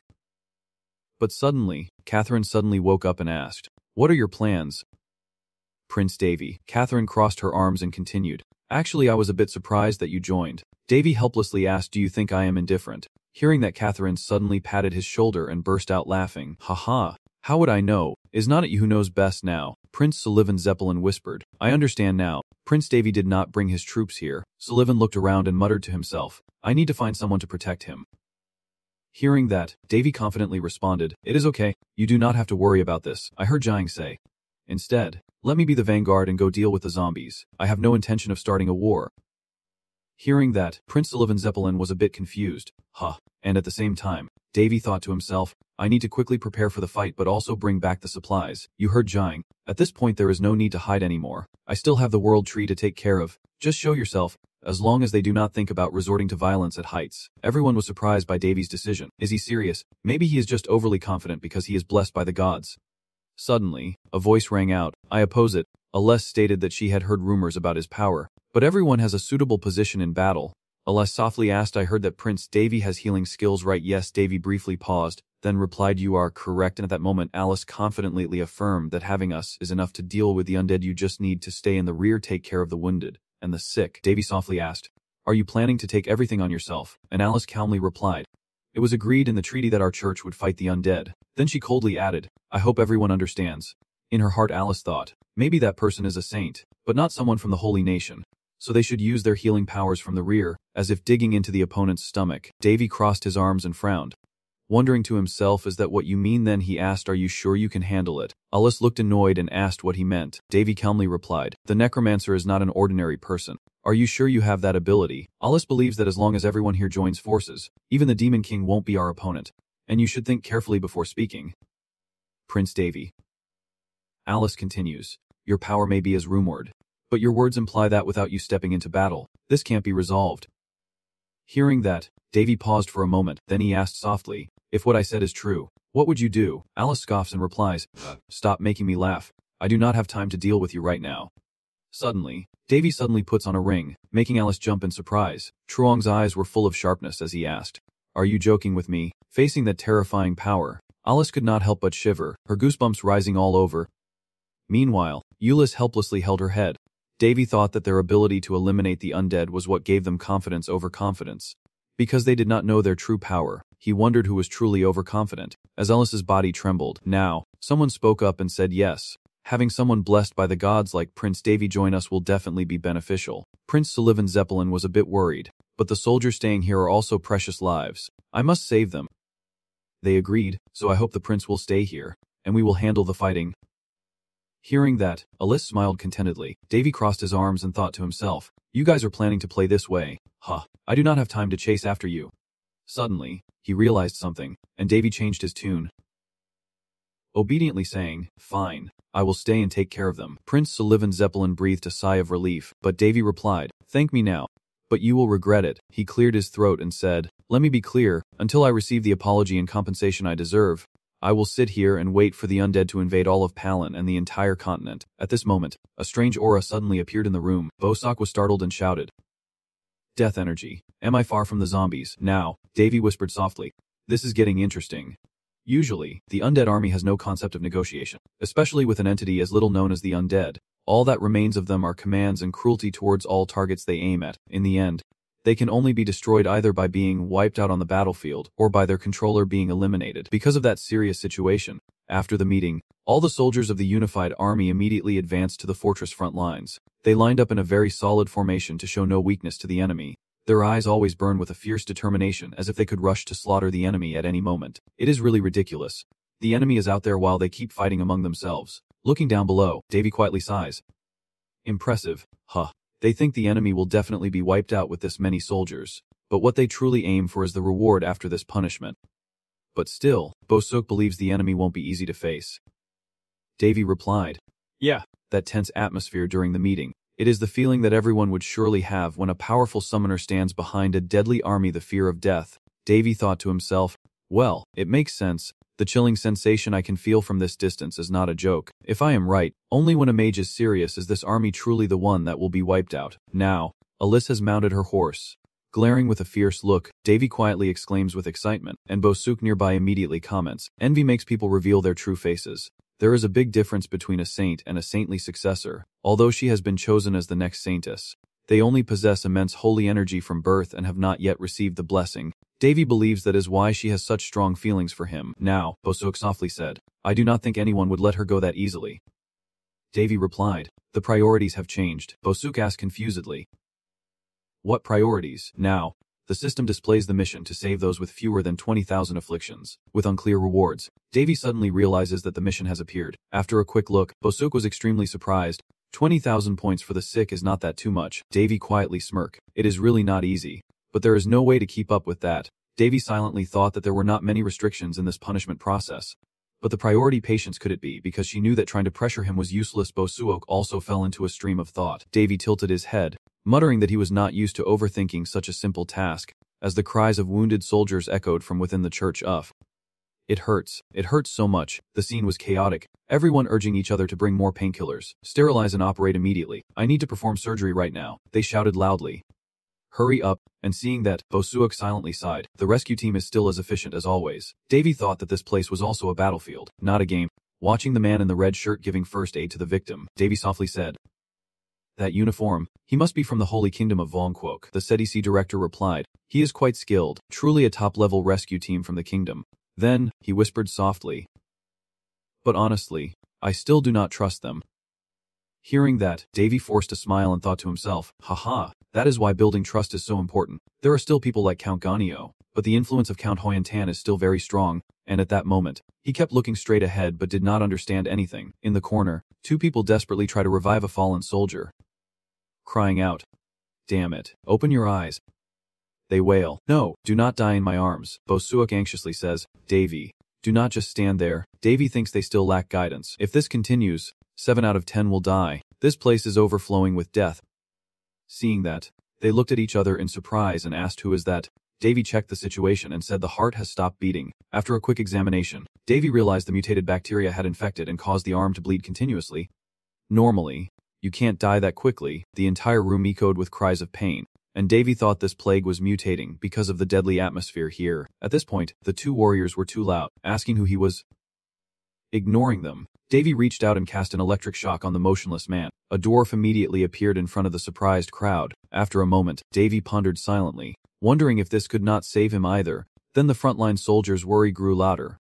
"What the hell are you doing?" Davy thought to himself that then, he activated his 7th level ghost magic skill, and a bright dwarf immediately appeared, surprising everyone. In just a moment, the energy spread out and materialized. A single feather gently lands where the fallen warrior is. Then his heart begins to beat again and his hands move slightly. The edge of the river cheered happily. "Davy, he is moving. He is alive again." Davy calmly replied, "It seems just enough." Davy then instructed, "You, bring the cold stones here, as many as possible, and the two of you bring more clothes here. I will tell you.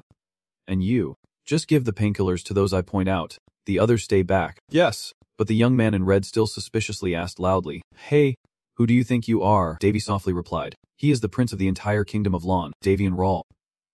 Hearing this, he felt a bit more confident. A royal. Huh. The soldier whispered quietly. It is real. Do not be foolish and act rashly with him. They started to whisper and speculate. Could he be the one blessed by the gods, capable of curing an incurable disease? Seeing their slow reactions, Davy frowned and spoke sharply, while the others still stood there. His anger was too great. One person had already died, and they were just standing there watching. Only then did they rush off to follow orders. Seeing this, Davy smiled with satisfaction. Professionals are different. Indeed, they work quickly and efficiently. He looked at the system's mission board. The number had risen to 1 out of 20,000. Davy sighed involuntarily. Or maybe 20,000. Davy silently thought that patients keep coming in. But even if he cures them all, it would not be enough. Should he be glad that it is not caused by the living dead? Now, Bosuk spoke. Many people will die. In war, just one small mistake can lead to the death of thousands. Bosuk believed that since they were on the same side, they could not just stand by and watch. He softly asked, if they continued like this, there would be more casualties. So there must be a better way. Right? Davy replied. Yes. He believed that even just as a gut feeling, worse things would happen in the future. Bosuk asked nervously. A gut feeling, Davy quietly confirmed. Yes, it is a sixth sense. But instincts are usually most accurate when least expected. After so many events in just a short year, this time is no different. Bosuk asked nervously. So does that mean there will be something worse than this? Davy continued. So what does that have to do with anything? Bosuk hesitated and replied. We will only know when it happens. Then Davy smiled eerily, and he whispered to himself, I must get everything ready before it occurs. And seeing that madness, Bosuk shivered a little, overwhelmed with fear, and haunted by that terrifying smile. Davy continued to chuckle, thinking to himself, if you are going to create something, do it meticulously, a lesson learned over 1,000 years. Davy's chilling laughter echoed throughout the city in an instant, while at the same time, in the darkened room, Alice clasped her hands in prayer. She clenched her fists tightly and thought of someone. Davy Andrews, remembering his dirty appearance. Alice's eyes showed extreme discomfort. I really do not like that guy. Alice wondered to herself. I am a devoted servant of the god and carry out his commands in the Holy Land. Bansat. The Holy Land. I have endured all kinds of hardships with a smile. Alice was not willing. So why is it that a prince of a small nation with no connection to the divine, who has been in a coma for 6 years, is the one receiving the holy seal? Alice clenched her teeth, her face showing clear envy and hatred, not considering that the deity had ignored her, abandoned her for 25 years, and instead bestowed blessings upon a reckless young man. Alice believed that was the reason she had lost her temper, and as a candidate for the Holy Maiden, she should no longer behave this way in front of her people. But this time I just want to do that, so why did a stone fall from the sky and take my place? Alice thought angrily. And what disappointed her even more was that the saint candidate Lina seemed to accept this and believed it was the will of the gods. But I really cannot accept it. Alice took out a cross and softly called out. Goddess Freya. She closed her eyes and prayed. Why do you not answer me? You who have served you with all my heart. Now, a soldier stepped forward and called out. Holy Maiden. The meeting is about to begin. Hearing that, Alice turned with a resigned expression. Alice clenched her fists and thought to herself, not a candidate but a saintess. She believed there was no need to correct his words. After a while, everyone was gathered, and Alice announced, I want all of you to trust me and follow me. Alice loudly declared, those who deny the blessing of the gods will be dealt with by my own hand. Behind, Prince Sullivan Jeppelin was attentively listening and Grand Duke Catherine Dangagu was dozing off from boredom. Meanwhile, Davy believed that when faced with a dilemma, one must keep going until the end. At the same time, the gate appeared with flashes of powerful light. Seeing that, the undead hurried over, bumping into each other and crying out, Davy thought to himself, so I will take advantage of this chaos. He stood calmly in the middle of the battlefield and silently thought, proceed with the utmost caution. The zombie horde kept attacking. Seeing that, Borsa let out a long sigh. Oh my god! You do not know what fear is, even after fully realizing the danger. How can you be so blind to come here? Borsa annoyedly hit Davy on the head. Do you think the world is so easy? Do you think there is no enemy you can defeat? Davy irritably replied. It hurts. What is wrong with you? I do this because I have something I can trust. He reassured, do not worry. If it does not work I still have one last card up my sleeve. There is no other way. Bosak reluctantly accepted. At the same time, the undead rise with fierce eyes. And Davy thinks that no matter what, this place has truly become a city of death. Standing among the undead, Bosak softly asked, what do you plan to do now? Davy has clearly determined that the only thing to do now is to have many brave soul summoners hiding in the ruins of the ancient city come out and smash everything to dust. He said, desperate times call for desperate measures, and Bosak looked confused, asking, what? Suddenly, the scepter in Davy's hand began to glow. This was the moment of transition. Davy explained that the dead would gather when they saw the fire. He forcefully stabbed the scepter into the ground and continued, saying they would crave the unreachable light beneath. As a powerful aura rapidly enveloped the entire space, Davy shouted loudly, "I am your commander." He smiled slyly, then Davy gently raised his hand. Unexpectedly, he mistakenly high-fived those crazy undead. They started singing and dancing wildly, shouting "Little Star." Whoa. Bosak stepped forward, holding her bloodied hands tightly. "What is this? I really can't listen anymore." The song continues to play, a ball of Thigot, and in times like these, Bosak, lift your head to the sky, you will see a star named G97. At the same time, Davy thought to himself that Hongki's singing was even better, and Kai's too, and he quietly promised that next time they would sing together. In an instant, the zombies were psychologically manipulated. Davy smiled contentedly, having successfully taken control. Bosak shouted in helplessness, "You liar." Suddenly, the zombies carried a faint sadness. Some even grew hair. Davy takes a deep breath and speaks. Handling this first, Davy commands loudly, "Those turned into zombies after the plague die on the right. Everyone else go to the left." Then he snapped his fingers, and in the blink of an eye, the shields on the undead's hands vanished. Davy spoke, "This is the spirit-binding magic array. I do not need those who are victims of the undead. Rest in peace. You will forget all the painful memories when you reincarnate into your next life." The undead let out a strange sound, and Davy added, "May you have a better life in your next incarnation." Then he tapped his staff and sent the zombies far away. They did not forget to thank him, and hearing that, Davy smiled contentedly. Now, Bosak could not help but praise aloud. "Well deserved. Not like your usual style," Davy arrogantly replied. On the other hand, the remaining undead with shields." Davy whispered softly, "Preparations are almost complete." Bosak asked worriedly, "Will it be okay? They have lost quite a few already." Davy replied, "If necessary. I just need to steal a few more." He started to smile strangely, chuckling to himself. This is not the only place where the undead are rampant. Bosak shivered and let out a sound. Suddenly, the space suddenly changed, and Davy wondered confusedly. Bosak softly said, "This was once a meadow, not a forest." Hearing that, Davy had his own suspicion. They must have been created. They are all dead trees. Davy retorts that the king would be strangled by the branches if he got any closer. As the trees intertwined, the berserker identifies a 7-ring soul master using a wide area spell to amplify magic, and Davy wonders if it is waiting inside. At the same time, the deadly creatures were groping around for something, and Davy calmly stepped forward. He stepped on a branch and suddenly felt a strange sensation. A strange voice echoed. Then came a terrifying sound. "Not only did you dare to steal my army, but you also dance around here like this." The Death King sneered and then loudly called out to Davy, the young soul master, "The Grim Reaper is getting too close." "You dare?" As the savage monsters with sharp teeth bare their fangs at Davy, the Grim Reaper scoffs and says, "Come see me after stealing my army. You are just a young soul master." But Davy still faces the monsters bravely. The Grim Reaper snarled, "But I have to commend you for stealing my army. Let me see if you truly have the skills." Davy sneered disdainfully. Well, these days, visitors do not even bother showing their faces anymore. He whispered that I must quickly deal with this and return to treat the wounded. At this moment, a mission board appeared, showing the number increased to 1,925 out of 20,000. Davy silently thought that Lon was currently disguised as him and controlling the situation in the emergency room of the command center. Fortunately, Lon's efforts and those following his orders are counted towards the mission. Davy checked the current situation. About 14 knights have died, which is quite a lot, and they all face the living sharp dragons. Davy calmly replied, "Then we should try to balance it out a bit." He drew his sword and quickly prepared to attack. "But before we start, I will let you know my target for today." Davy shouted, "I do not know who you are, and I do not care why you are playing this war game." While at the same time, the god of death sat observing the situation. Davy glared and commanded, "But if you possess what I seek, that is another matter entirely." He then plunged his sword into a monster, causing it to roar in agony. Too late. "Intruder."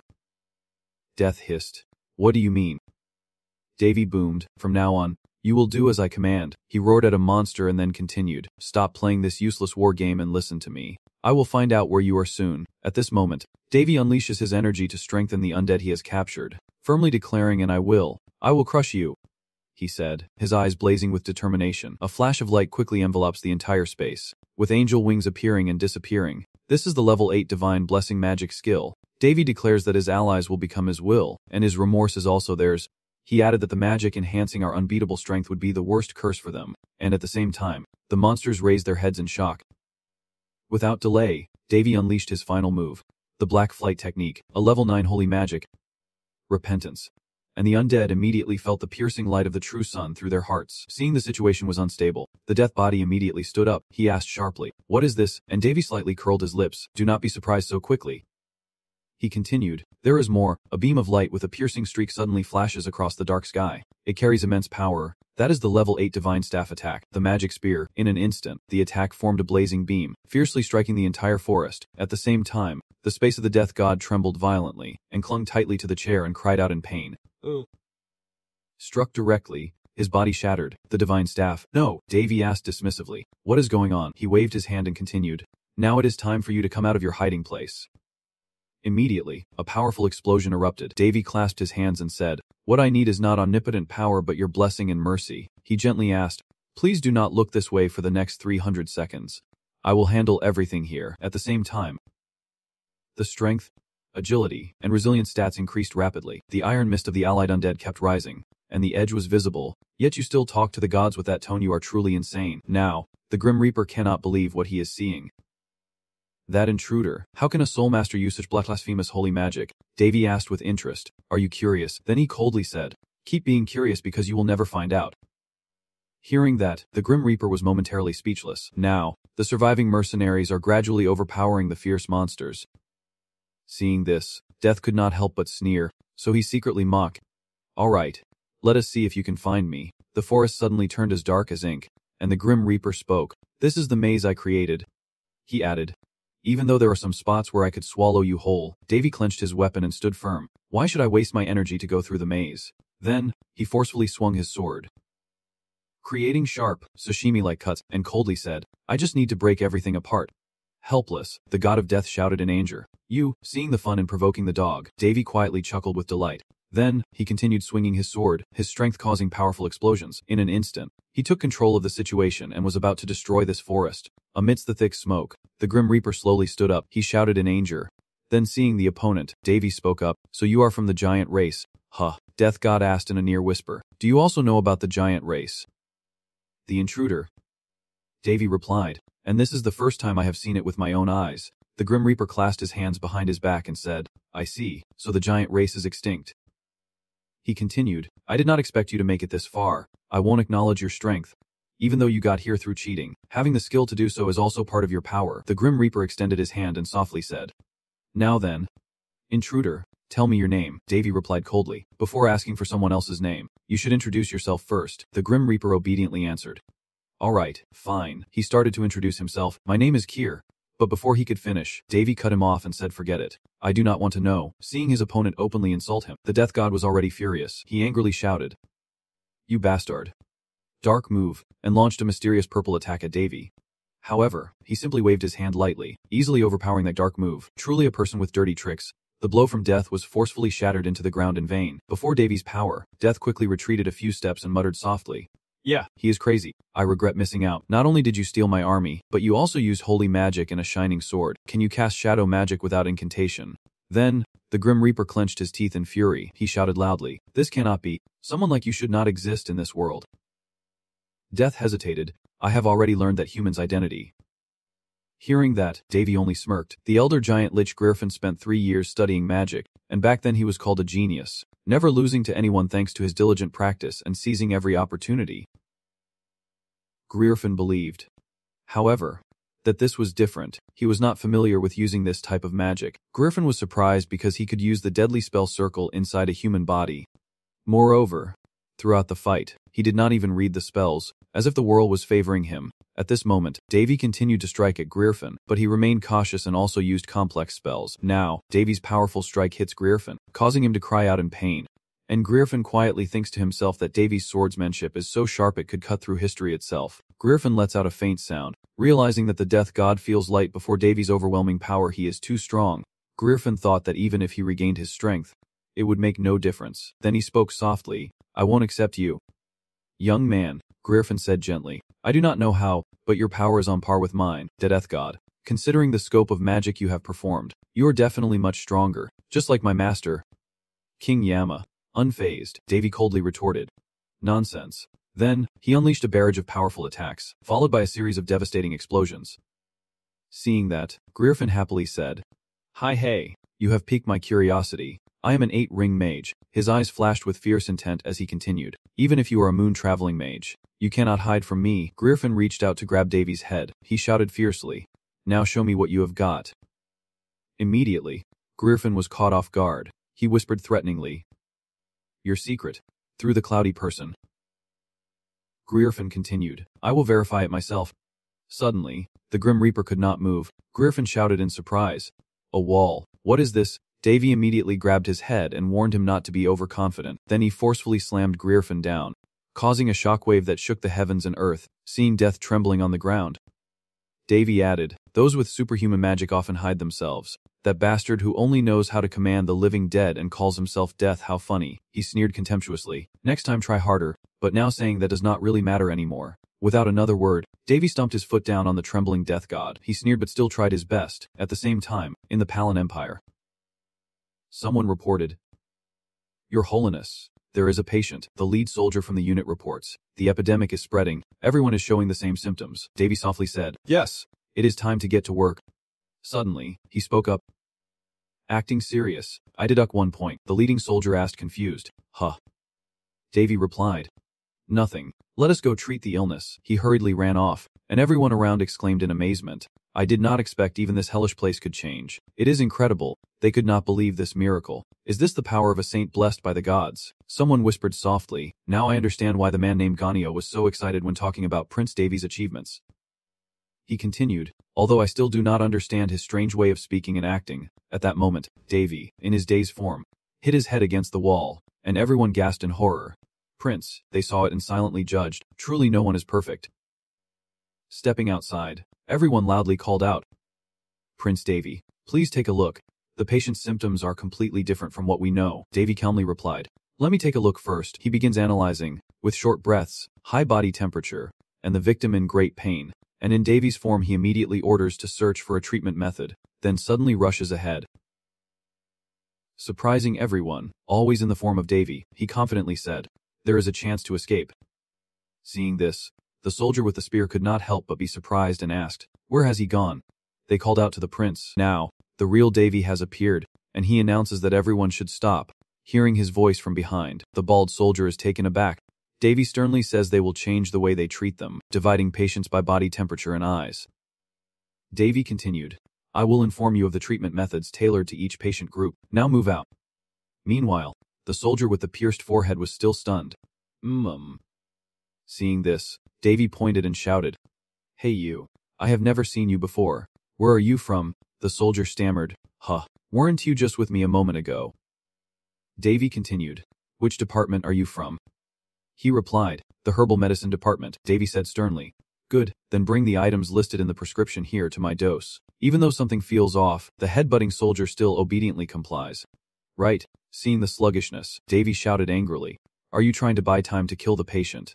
And what are you standing there for?" Facing the furious face at that moment, the rookie soldier hurriedly ran away, thinking to himself, "Is this really Saint Duck's true nature?" The soldier increasingly believed that no one in this world is perfect. Then Davy angrily shouted at everyone, "Hurry up. You guys." After a moment, he still held his wrist and softly said, "It is easier than I thought." Standing on the wall, Davy spoke. Lon kept complaining about being tired. She even compensated. Then he softly told Golem, "I will reward you with ice cream later." Lord Barris, Lon and her junior have taken care of him. According to the report, he keeps insisting on going to the front lines. Davy asked again, "So what?" Lon replied, "I have already subdued him. Sir, human weakness is very easy to exploit." Hearing this, Davy praised, "Well done." Then, Lon gently asked, "Lord Davy, is everything going smoothly?" Davy replied, "Yes, there will be big news soon." A few days later, as expected, the command center received some very important information. The undead army is trying to force the front line to launch a full-scale attack, as if they are the living dead. Moreover, as the death aura grows stronger each day, the plague is spreading rapidly. The undead army even includes a team of elite necromancers and monsters, led by the self-proclaimed Grim Reaper, Grey Orphan, who has begun to act up, as the allied forces suffered heavy losses and the smell of blood filled the air. While Davy was tending to the wounded, a girl approached from behind and called out, "Davy." Seeing the girl tending to her wounds, Davy softly asked, "Alina, your husband is not feeling well, is he?" At the same time, Prince Sullivan Zeppelin behind her looked very uneasy and did not dare to look directly. Prince Sullivan Zeppelin proactively spoke, "I need help," Davy sternly asked. "So what?" Prince Sullivan Zeppelin quickly inquired. "Have not you heard any news?" Davy softly replied, "News travels fast like the wind. Right now the command center is very overwhelmed." Hearing that, Sullivan hesitated a bit. "That is?" losing patience. Davy directly got to the point. So what do you want to say? Prince Sullivan Zeppelin humbly begged. Please help. But before he could finish, Davy coldly replied. I do not want to, he said irritably. You should have known the answer by now. Davy looked at the chaotic battlefield with armored skeletons running everywhere and monsters standing in every alley and corner. Then made his assessment. The first battle with the Allied side was not too difficult. In fact, they achieved victory so easily that everyone was quite confused because it seemed like the undead suddenly gave up in the middle of the field and casually charged forward without noticing the trap right beneath their feet. Thinking of this, he suddenly understood everything. Perhaps it was because of that, and the Allied forces' morale was overwhelmingly high. The image of Sullivan standing on a rocky outcrop raising his hand to boost the morale of the soldiers below, with Alice beside him, flashes in his mind, and everyone praises Prince Sullivan, the commander of the battle and candidate for Saintess Alice. As they rally, he and she smile contentedly, watching the soldiers seem reinvigorated, and it no longer matters that Prince Davy is the strongest among them. The important thing is that they survived the battle and the one leading them to that victory is standing right in front of her, seeing the soldiers fleeing in another direction. Alina, dissatisfied, desperately tries to stop them in vain. Meanwhile, Alina loudly declared that they needed Davy's support, but everyone ignored her because of the influence of the prince and Alice. After the soldiers all abandoned her to return to Alice, she stepped out from among them and looked at Alina with a contemptuous sneer. Don't be so childish anymore. Princess Alina, all the casualties are your fault. And not stopping there, she continued to throw a contemptuous look at Alina. Sneering flawlessly, I do not accept very talented people. But you are still too young to go to the battlefield. Under this scornful rebuke, Alina could only hang her head in silence. Seeing her like this, Davy delivered his final judgment. And it was then that Alina, who had been there to prevent things from getting worse, was treated like a useless princess. After mocking Alina and then walking away with a triumphant smile, Elise, the aspiring young lady, had manipulated everyone. Once Alina finished her taunts, she returned to the muddy ground where a group of armored men with weapons gathered in a straight line. After quickly assessing the situation of the battle and the success of the expedition, she built her own power with an allied army in just a few days. Unlike the great General Catherine, Elder Eurus, or Alina, who had conflicts with her from the very beginning, the people mentioned were completely separated by Sullivan, and before leaving Alina did not forget to glance angrily at the army, and from then on no one else voiced an opinion. Watching the three obstacles disappear, Alice and Sullivan stood there smiling like prosperous merchants. Feeling triumphant. Everything seemed to be going according to their plan, but life is not a dream. That peaceful scene did not last long as the fortresses began to fall. Everything was turned upside down before the raiding team could act. In the end, the three fortresses led by Alina, one fortress still led by the great Duke Firefox, Catherine, and the three fortresses from the Allied command all collapsed. Alice stands in the middle of the battlefield surrounded by the fallen bodies of soldiers, looking around anxiously, realizing she cannot save everyone, and after a while, she finally senses a smell of fear, as the morale of the Allied forces gradually collapses. In another corner, Sullivan leads with Alina appearing before Davy, demanding help with no goodwill. I will get straight to the point. Help us, but you always refuse and do not even bother to think. I do not want that. Prince Sullivan, everyone must take on their proper roles. That is very important. I am sure you understand what I mean. Immediately after, Davy said softly, I remember I asked you to send me to the front lines, but you refused at that time. Inside me feels like a tool that can be taken out and used whenever needed, and every word you speak makes Sullivan silent and unable to respond. He kept moving without stopping, giving excuse after excuse and not allowing the other person a chance to speak. From the beginning, I was never part of the Allied forces. I only came to help for personal reasons. After saying that, he turned his head, put his hands in his pockets, and walked away calmly, talking as he went. But now it is all pointless. I will just teach the method that Archmage Freya used to treat the patients. Wait. Please wait. Prince Davy, Sullivan shouted urgently, not wanting to make him wait too long, and he desperately begged him to stop. Upon hearing this, Davy stopped and did not continue walking. Your teacher turned around and looked at me, so Sullivan took the chance to act pitiful and begged with 6 words, so please help us, I can't keep watching the soldiers go back to the battlefield. Hearing this, Davy thought for a moment and then agreed, fine. Let us say I will help you. Upon receiving this answer, Sullivan happily and excitedly got up, but life is not a dream. You know, why do not I see the face of the person responsible for this? Sullivan froze. Speechless, not knowing what to say, observing Sullivan's stunned and bewildered expression, Davy impassively spoke a name, Saintess candidate Alice. Just when it seemed things would end there, Davy immediately followed up. Is she the Pope? I do not understand why she is so rigid. Davy crossed his arms and stated his final request, to tell candidate Alice that he was silently evaluating her. Although this is a prestigious position, in terms of power, even in the Holy Nation, he is her superior, so why did he come here so boldly to help her? Breaking free from his thoughts, he openly expressed all his dissatisfaction. Looking down on others should have limits last time was the only exception I made. Hearing this, Sullivan's face turned pale with fear, and seeing that reaction, he felt a bit more satisfied. She needs to be slapped with reality to wake up. Prince Davy turned around and ordered everyone to retreat, and only then did he finally come to his senses as if nothing had happened. Wait a moment. Seeing himself being stopped, Davy asked in suspicion, "Do you still have something to say?" Sullivan now puts aside his fearful expression and seriously reports the situation. The soldiers are gradually dying out, and if you do not retreat, knowing what he is about to say next, Davy interrupts him outright. The patients here are the same. Right after those words, painful moans echoed, and Davy affirmed, "I am doing my duty." Then he turned and walked away with a slight smile, but probably not like that on the front lines. To make it more convincing, he even sighed, not knowing who is to blame anymore. Sullivan remained silent in response to the veiled reproach. Alina sat down after he left and threw away the crown on her head. After throwing it, she sat down, propped her hands up, and sighed in relief. Witnessing this, Davy exclaimed, "That is surprising." After his exclamation, Davy changed the subject. "Why did not you speak up, Alina?" As soon as the question was asked, she turned her head to look at him. Saying nothing, for a moment, Alina ran her hand through her short hair and sighed, then asked in confusion what change that would bring. "Do they want me to do it even knowing my personality? I am so annoyed." After a pause, Alina asked, "I do not know anymore, Davy. Which way should I go now?" He put his hands in his pockets and looked at her pensively. Then he sat down, lifting her hand while treating her wounds and answering, "Asking for help is the right thing to do even if it benefits the Empire.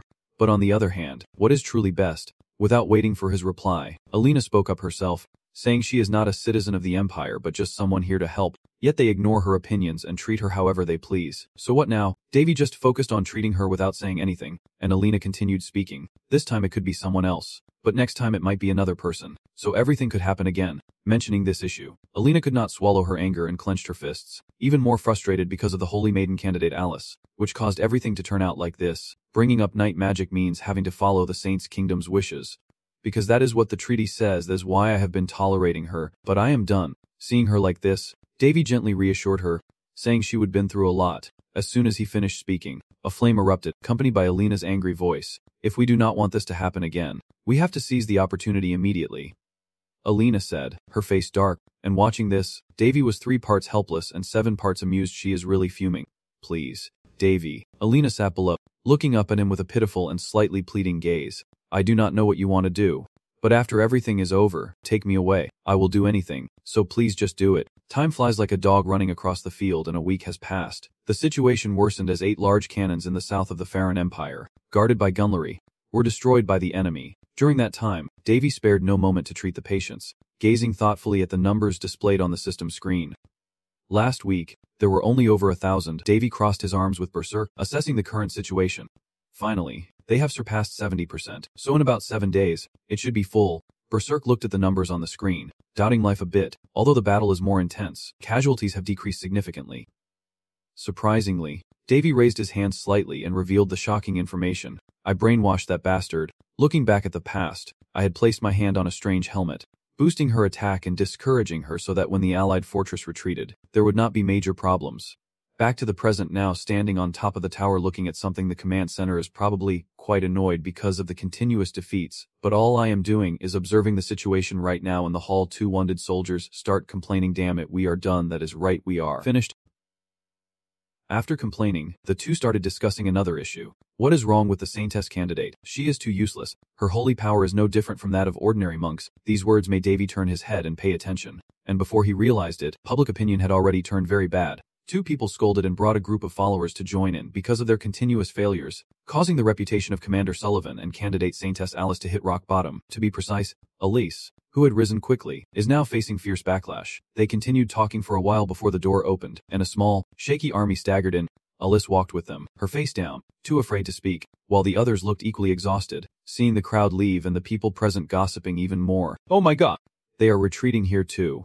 I really can't believe it." Davy still does not notice a figure approaching from behind and casually stretches his arms. When he finished resting, he looked back and found the 2 of them facing each other without saying a word. After a while, Alice was the one to speak up, looking at Davy with a condescending and contemptuous gaze, loudly criticizing, "I just can't understand people like you." Davy also did not hold back and turned his head to the sides, closing his eyes as he responded immediately. "Truly united, I also can't understand people like you."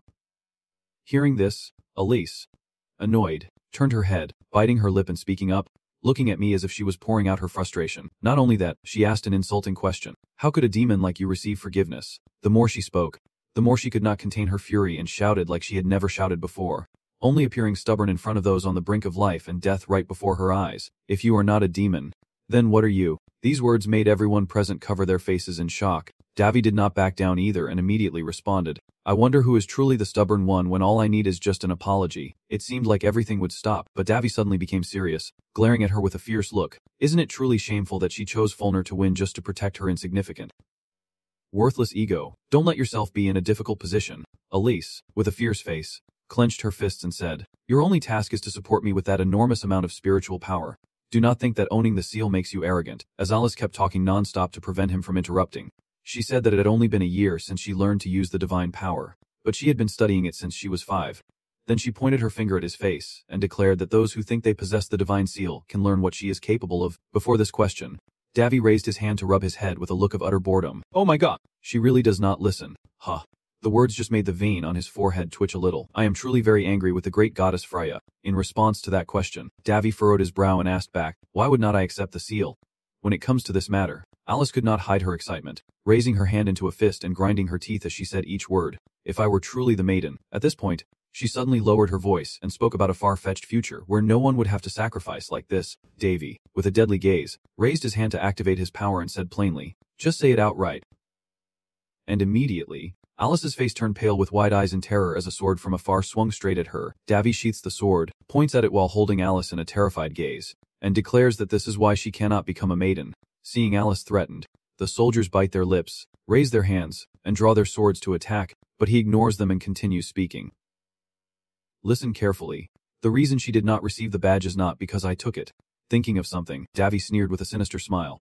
There is no such thing as a limit to the number of people who can receive the badge. Breaking free from his thoughts, he chuckled and said coldly, it is just because she is incompetent. Faced with that condescending remark, Alice pouted and looked at him with a determined gaze, stubbornly voicing her own opinion.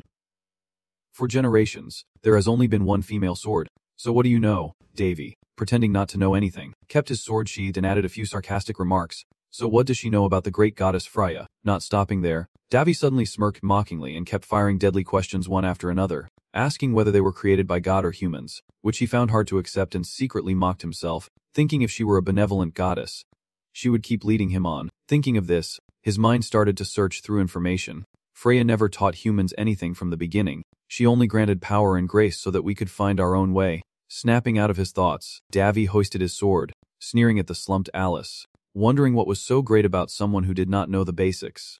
These words were just spoken, giving Alice a chance to insult him, and he did not miss a single opportunity.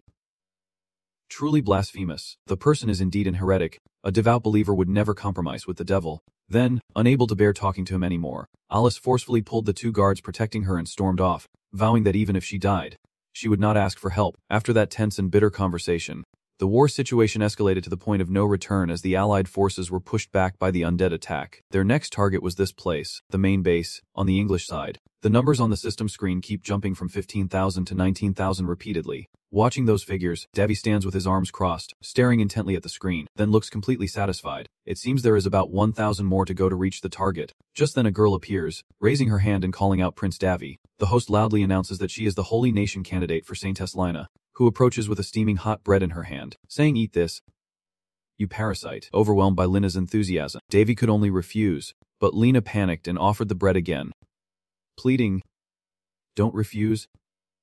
Lina explained, worried that he would not agree, because no matter how much effort someone makes, they still need to eat to replenish their energy. As she spoke, Lina seemed to switch topics effortlessly, but Davy did not hear her words. His mind was elsewhere. Lina's another candidate for Saintess, trained by the Holy Kingdom alongside Alice, but due to Alice's childish and reserved nature, Lina was pushed out of the race from the very beginning. In the end, Davy still accepted to hold the bread as the two of them sat leaning against the wall while he was eating, and Lina kept talking nonstop about some issue. "You do not know how relieved we feel having you here, Prince. It is a blessing that the patients are feeling better thanks to you." Hearing this, she could not help but smile happily at Davy, just as she hoped a smile is better than a gloomy face. Even these words, Purser hovered silently beside him, quietly judging. Honestly, her clarity is more like a saintess than that person. Davy chewed his bread, watching her with both hands and feet firmly in place. After finishing his conversation with Purser, Davy propped his hand on his thigh, chewing his bread as he voiced his long-standing concern. The battle is raging outside. Breaking free from his contemplative state, Lena clasped her hands together with a satisfied smile, wishing she could go out and heal the fighting soldiers. But she lacked the strength to stop the advancing undead. After a moment, Davy still had not finished his bread, but, hearing what she said, he rested his arm, brought the bread to his lips, and pondered those things. At that moment, a soldier with a sword hurriedly ran in. He ran around wildly with his sword, shouting as if he had never received such shocking news. The western fortress has been attacked. Seeing no one move, he shouted even louder, there is already an evacuation order. Faced with this information, Lina stood up in panic while he continued sitting there chewing bread as if nothing had happened. Thinking about something, Lina looked at the soldier with reproach, since the west side should have been where candidate Alice was on guard. However, before she could say another word, the soldier quickly shouted to stop her. There is no time. Lady Lina, we must evacuate through the nearest door. It seemed like everything would end there, but the soldier started to manipulate the emotions of those present. This place won't hold out for long because the attack has already come from the west. And hearing this, Lina becomes even more anxious. What should we do? At this moment, David, who has finished his bread and is sitting beside her, quietly stands up and declares, keep treating the patients.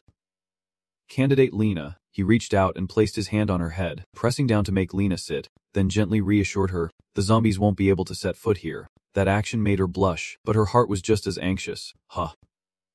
Preventing her. Song. In a corner unnoticed, David secretly smiled. There is no way I will leave this place until I reach 20,000 points. Lina thought to herself, observing that expression a bit more in her heart.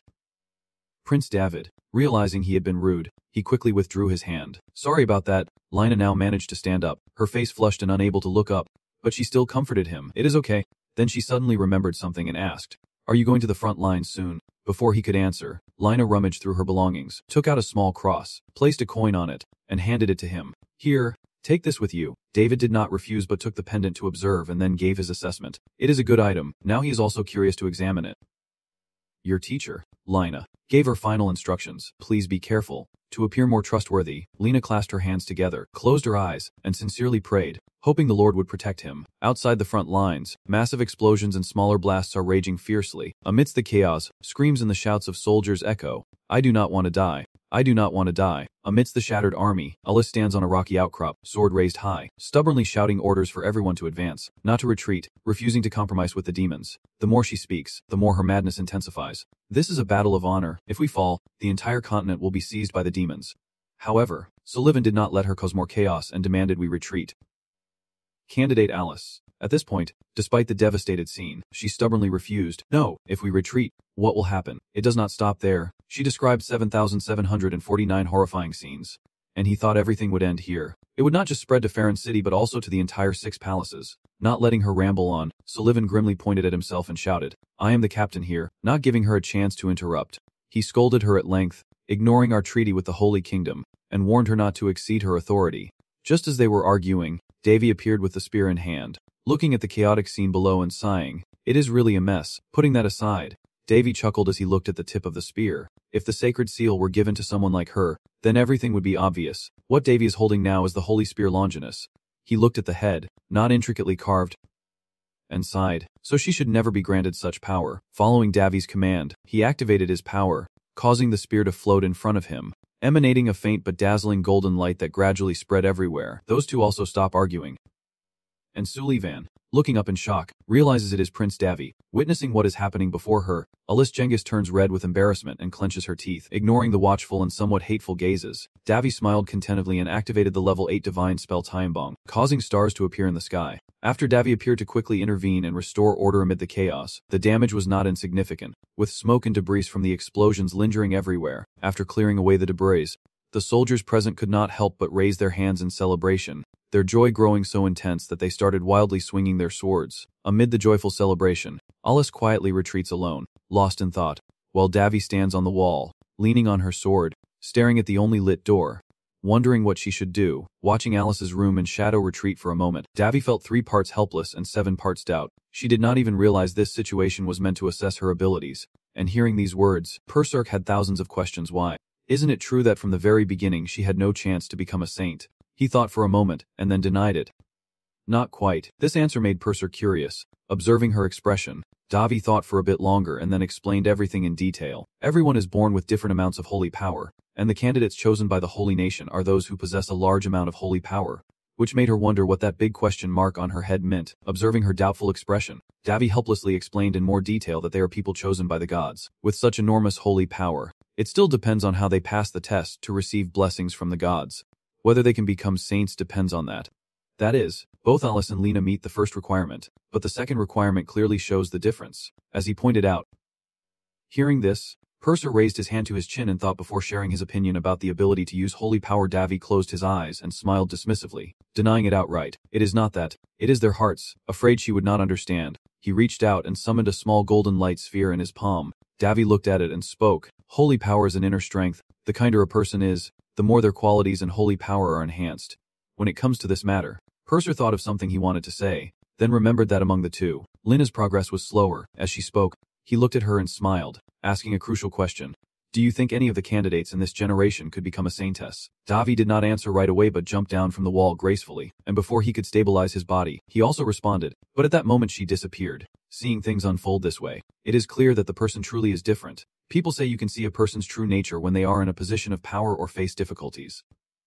Hearing this, Purser suddenly realized everything could it be. Thinking of this, the image of Alice confidently commanding soldiers and Lena anxiously tending to the wounded appeared, reminding him of that scene and making him reevaluate. In this battle, the two candidates were assigned to two different roles, and I wonder how the gods will perceive their actions. The bright sphere of light he created earlier still shines brightly in the sky. Davy stared at it intently, thinking that the blessings of the saints would easily help compensate for the lack of talent. But he did not stop there. His thoughts shifted from one issue to another, meaning that to become a saintess, the innate amount of holiness a person possesses was meaningless. Listening to each of Purser's thoughts as a stream of light with exclamations, it truly was a difficult competition to predict. Davy, with his hands in his pockets, kept walking and reaffirmed. Definitely. Finally returning to the main hall, Lena, after all the hustle and bustle, stopped to wipe the sweat from her brow and let out a relieved breath. Seeing a familiar figure appear, she happily ran over. Prince Davy, with his hands in his pockets, calmly approached to ask how things were going here. She did not answer his question but clenched her fist tightly, her face brighter than car headlights, and spoke at length. Did you see that a beam of light from another world shot straight down onto the battlefield? Lena's words made Davy hesitate a bit. Oh, that is it. She did not hear him say anything and continued to be excited, pointing out the window and firing shots like a machine gun. The holy power was so concentrated it gave me goosebumps. Even the yellow storm never used that much. The more she spoke, the more excited she became.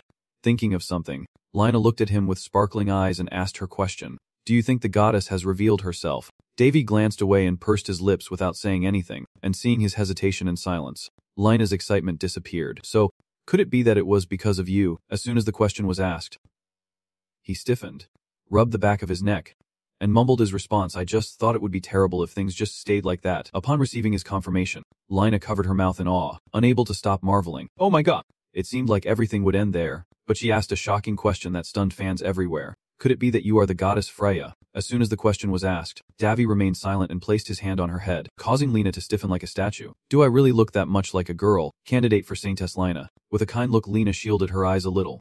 Proud, perhaps except for the sharp gaze of the Lord. As these words were spoken, Davy sighed helplessly, and when Lena broke free from restraint, she hesitated slightly and raised her hand to her forehead. In the end, Davy ignored the issue and turned away. We still have a lot to do. Let us go. Lena took a moment to regain her composure before following quickly, her shadow stretching along the sunny corridor. Time passes quickly like a dog running in the field, and before long sunset has fallen.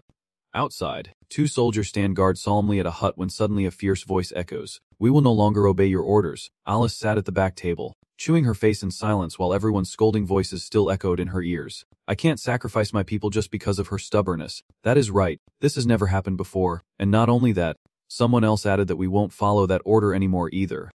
Katarine, standing beside with her arms crossed and a mocking, slightly smug smile, said, well, that is good. Lindis also agrees with them.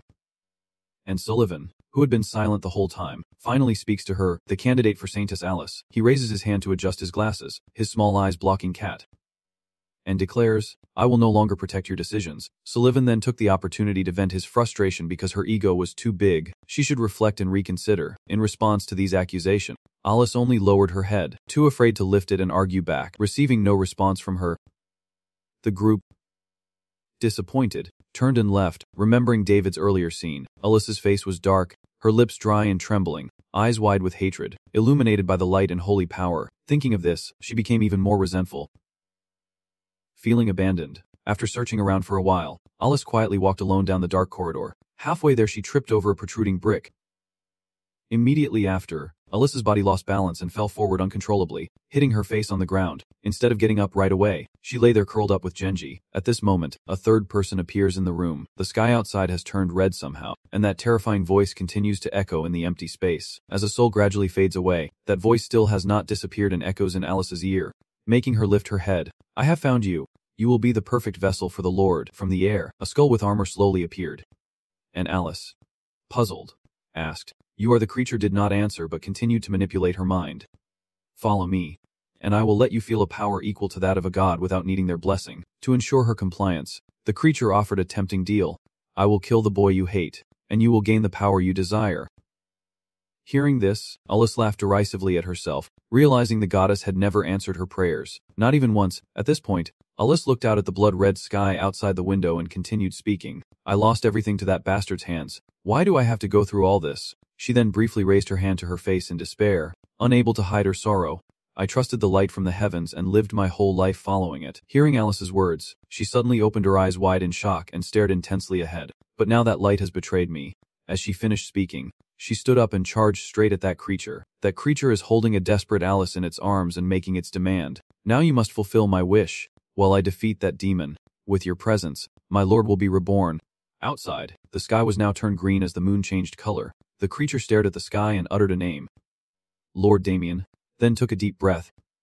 After that, the creature turned back to gaze at the sky, raising its hand high as if it had never been defeated. He has lived longer than me, and is the great figure behind the death of the first Saint Davy. But before he could say more, 2 clean cuts were made. Impressive indeed. With that strike, its head flew from its body, which collapsed forward. Lifeless, Davy, hands in pockets, calmly approached from afar, familiar sword at her back.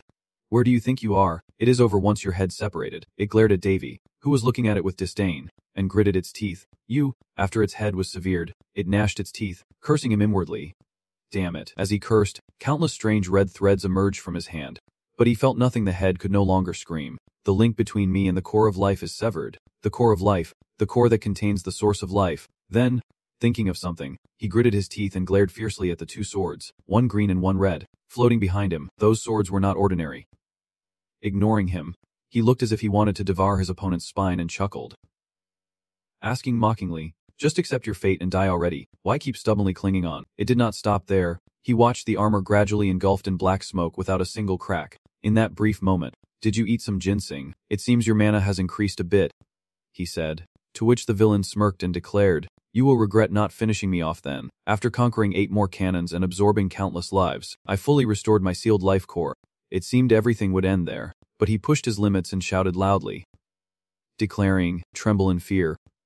Criminal, your end is near. Why is Davy brushing his teeth and thinking about something, then asking himself a question? It seems he is planning to use the candidate's body as a vessel for his lord, but before answering directly, he circles around the 3 kingdoms.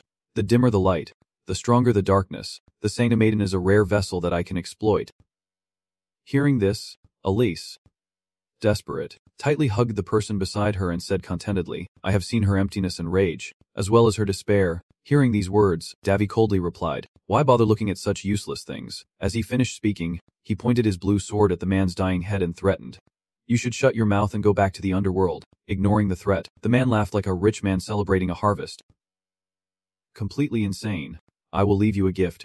Something a mere mortal like you won't be able to handle, he declared. As soon as he finished speaking, a blinding blue light burst out everywhere, forcing Davy to shield his eyes. When he disappeared completely, Davy lowered his hand and quickly looked at the floating purple mist in the air, then muttered irritably, Tusk. After he disappeared, the white fog looked at a worried Davy with a blank face and spoke, Davy, you do not respond to her words. Let us go. Outside, the sky was a beautiful mix of blue and orange with birds flying gracefully everywhere. In that beautiful scene, a large ice sheet suddenly appeared, causing many soldiers to freeze, and then countless white dragon-shaped clouds emerged from their mouths, gathering a white-blue light. These were the ice dragons. Just as it was about to attack, Katerin suddenly charged forward and delivered a powerful punch, her fists clad in black iron, glaring at the dragon with a look as if she wanted to devour it alive, pounding relentlessly until it cried out in pain. But Katerin showed no intention of stopping. In another corner, Sullivan stands on the city wall, shouting loudly to give orders. Everyone prepare the stone slingshots. Seeing something amiss, he directly commands to bring a thicker rope. As things grew more tense, Davy suddenly appeared, Looking around to check the situation, Sullivan was overjoyed to see the visitor, exclaiming, "The Prince Davy has arrived," but before he could rejoice for long, a soldier hurried over to report that a dragon had appeared, a fog dragon to be exact, and hearing what everyone was saying, Davy could only be speechless and asked Purser beside him if that thing really looked like a dragon. That question was just asked when Sullivan, suspicious of life itself, loudly retorted, "What else could it be?" And immediately after, powerful force descended from the sky. When the dust settled, the ground shattered and Katarin's figure appeared, sitting there rubbing her head, sighing heavily. "Oh, I see who just fell. It is the Prince Sullivan. Please gather the army commanders immediately after you finish handling everything here." Hearing this request, Sullivan stiffened and hesitated before asking, "Yes, I am," so as not to keep him waiting too long. Davy smiled brightly and announced, "We will begin the attack on the enemy's main base." Following his words, he took a step forward and commanded his power to quickly lift the surrounding earth and rocks, which then soared into the sky, enveloped by a blue light. At the same time, Rong's calm voice echoed, "Note, accept my request and appear." This scene leaves Catherine sitting frozen on the ground like a statue, while Sullivan is in a state of shock. Prince Davy, right after the bridge of his speech, a gigantic stone arm appeared and punched straight into the air. A few more minutes passed, and a colossal stone body floated up from the ground. In a corner where no one knew, as he and I secretly exchanged messages, "I accept the request of the false god." Above, the sky over Kriyas and Suroth still shines brightly. Inside the city walls, Noda still fiercely destroying each creature one by one. When the soldiers outside saw that gigantic creature, they were stunned and felt that the human emperor was no longer interesting. Oh my god! Some were so scared they turned pale, took off their helmets, and looked at the creature in panic. What am I seeing? After resolving the issue outside, in a familiar, spacious, and beautiful room, the number of participants was quite low compared to the beginning. Davy stood on the high platform, hands in his pockets, and spoke in a calm voice. "Well, there is not much time, so I will keep it brief." After a moment of vague talk, Davy seriously looked at the dead-eyed people and explained the current situation. The enemy commander is at least an 8th level soul mage. Does everyone understand that? Hearing this, Eula stood up suspiciously. Level 8. Huh. The most powerful elder of the magic tower is only at level 7, so that means... When faced with this doubt, Davy smiled but shook his head to deny it. "Yeah, I guess you all know, not every place has an 8th level mage. I just want to remind you to be careful." After clearing up a question, Davy casually put his hands in his pockets and asked a question. But instead of heading straight to the capital, he took a detour, with 8 fortress defenses here. Can you figure out the reason? This question was just raised by a hat-wearing man who voiced his suspicion internally. If that is the case, then he probably enjoys this war and wants to crush us rather than win quickly, which is why his statement helped me instantly deny it without hesitation. After dismissing that idea, Davy stood straight and calmly explained in detail with full knowledge. If that were the case, he would not force his troops to attack regardless of the initial losses. He will just fight while probing us and planting the hope that he won't march toward the capital. Hearing this, the man was speechless.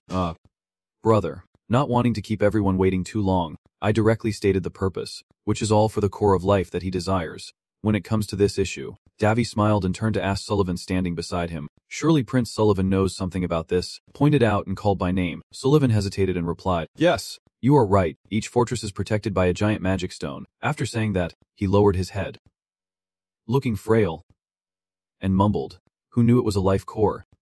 Just then, Alina raised her hand to speak.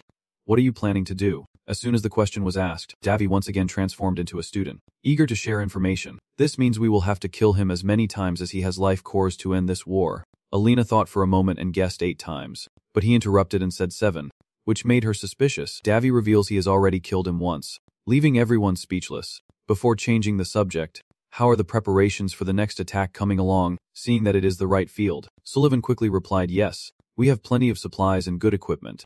However, the morale of the soldiers is lower than ever." Despite this, he remains confident and hopeful. "It is okay. Just gather them up." Davy, with his hands in his pockets, turned away without looking back, saying, "We will march as soon as morale is raised. Please prepare immediately." This sudden decision startled Sullivan, who desperately called out to him, "Wait." Suddenly, passing by someone, Davy stops and calls out Anna.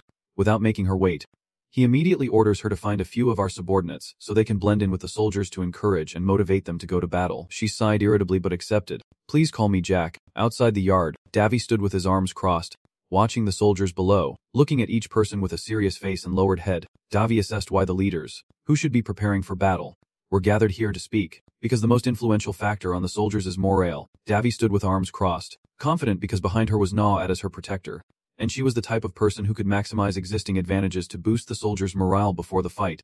The stronger your faith, the more potent the holy spell becomes, so preparations are key. Snapping out of her thoughts, Davy begins to manipulate the crowd. Speaking of Alice, the saint candidate you fought alongside, amidst the murmurs and whispers, Davy turned the tables. Noticing that the enemy general was crossing through our front lines, she stepped forward to confront and fight him, but was overwhelmed and cornered. Seeing everyone's reactions, he was somewhat satisfied. Even if he did not stand on Alice's side, he could use that to his advantage. Thinking of this, Davy raised his hand high and shouted loudly, "But are you willing to accept defeat? Feel free to pack your bags and leave if you are scared. I do not need you. But if you are willing to fight, then listen up." In this moment, Davy pointed to himself and shouted, "Who is standing before you?" The soldiers quickly responded, "Long live the saint, Prince Davy hooray." From one person they cheered. Others followed, "Long live the saint." Witnessing this scene, Davy smiled proudly. "Well done, Anna. I'm Jack." In the bright starry gaze of Davy's soldiers, he continued to speak. "Well done. I can feel your will. Those who stay behind are the ones ready to return."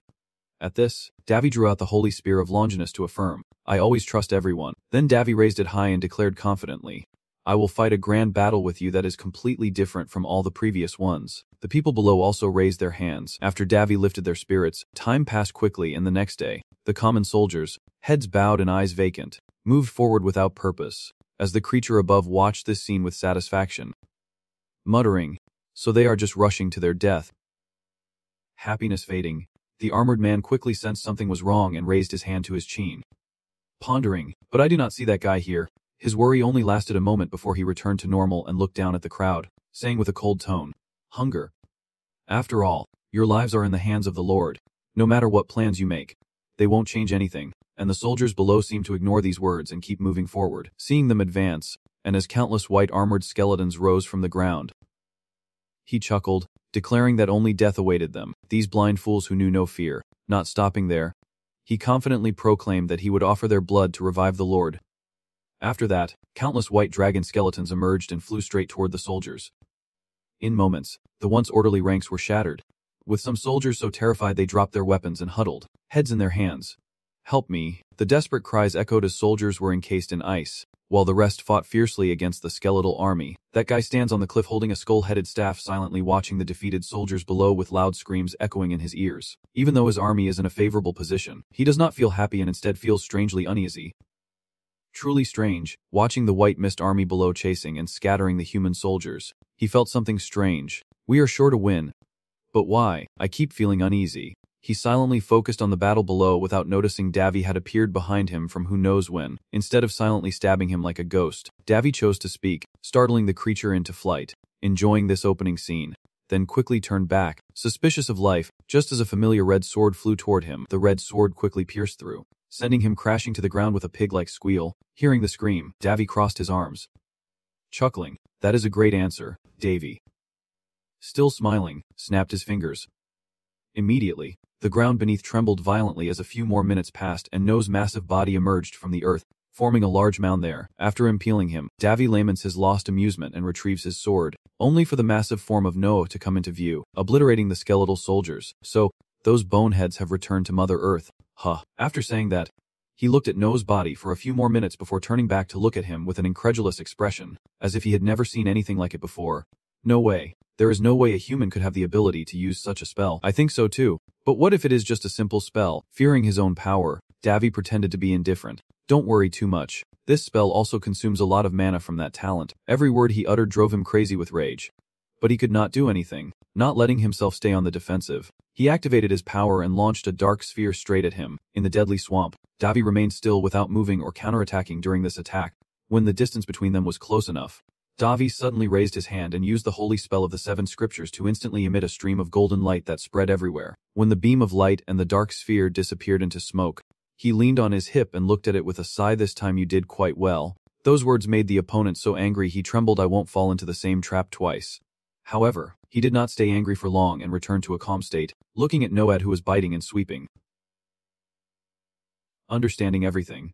So the secret ace he is hiding is the Spirit King, and I am sure the mana he is using to summon the Spirit King is not small. Hearing these words, Posuok perched on Davy's shoulder looked at him intently, 3 parts helpless, 7 parts resigned, and spoke up, "You really make things difficult for yourself." Davy also quietly admitted his helplessness. Immediately after that, a small explosion erupted from the stone beneath them, drawing the attention of the Noad attacking the soldiers. In another corner, a figure was flying from one side to the other. After a long and tedious debate, Davy finally stopped, bracing his hands on the ground to steady himself while the skull scepter of the other guy was pointed directly at him. After a moment, he sensed something strange, raised his hand, but saw nothing, only a purple aura enveloping his hand, which was the essence of the untamed storm of the ancient gods. Unable to see his own hand, he was not panicked but rather admired. While the fool was losing his mind, he truly exhausted all his strength, did not he? Davy, seeing him not worried or scared but smiling calmly, she hurriedly urged him to quickly purify, but Davy refused without hesitation.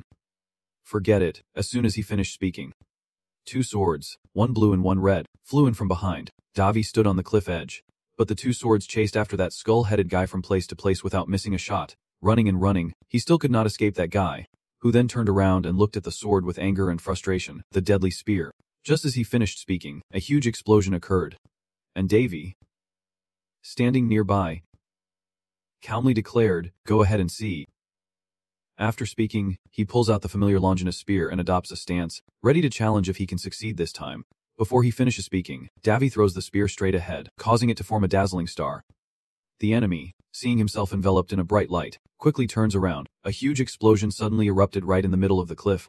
Before the dust could settle, Davy appeared out of nowhere. That is right, when you are strong your attacks become weaker. After a moment, he stood, confidently approaching Davy with his hands in his pockets, saying, "You have reached your limit. You can't kill me now, Davy." In response, simply sighed, contemplating the situation in silence. Taking a breath, Davy's sinister face broke into a bright smile as he reached out and took out a familiar red orb. "That thing is nothing but a life core. Is it really true? I do not know what this is." Seeing what you are holding in your hand, that guy was stunned and shouted loudly to stop you. How could this be? But Davy ignored those words and kept squeezing it without hesitation. Right after the sphere was destroyed, his body quickly turned into dust before completely disappearing. He shouted in pain. Davy stood above, letting the dust fall, then declared, "There are only 6 left now." As he withered away, Davy casually dropped a bombshell. He was not the only soul master who could use soul arts. Those tricks were child's play. Stunned, the dying man gritted his teeth, barely able to choke out, "Damn it. I do not understand." It seemed like everything would end there, but he added, "How could a blessed human use soul pearl techniques and spirit magic at the same time?" When she asked that, Davy just smiled inwardly, secretly adding more information. "He would be terrified if I told him I could also use elemental magic." Breaking free from his thoughts, Davy turned to look at Purser, as if to dismiss her earlier actions as not that bad. "Purser," she crossed her arms and replied bitterly, "whether there is more war or not, when this is over, you also need to rest, although I know you mean well." Davy stepped forward and kicked off the helmet, saying, "Do you think my enemies will let me rest peacefully? Because of this love affair, I never get a moment of peace," each word making Purser explode with anger. Davy, observing her explosive state, Davy said something that froze Purser in her tracks. "Only a few people know. I do not have grand goals like saving the world or anything, but I need to make them pay for messing with me." Davy turned around, put his hands in his pockets, and walked away. After his soul returned to his body, Purser sighed and watched his silhouette. So stubborn. The battle continued until the fog dragons could no longer endure and used all their strength to fly away. Davy watched the shadow of the dragon and sighed in relief. They are retreating now. When the army withdraws, Purser shifts from his light form back to his true shape and asks inwardly, "What do you plan to do next?" "He will dodge you," he confidently replied as soon as the question was asked. "So I will go find him myself." Standing at the center of the beam of light, Davy smiled knowingly and asked, "Are you ready?" Without waiting for her to answer, a flash of light erupted everywhere and shot straight into the sky. At this moment, in another corner, Davy with the face of a traitor appears like a god in the air. Surprising him, "I am here." Seeing him suddenly appear before him, the man is so shocked he steps back. "Teleportation magic, how is that possible?" Davy ignored his question, drawing his familiar blue sword and attacking. "You did not know I was coming, you bastard."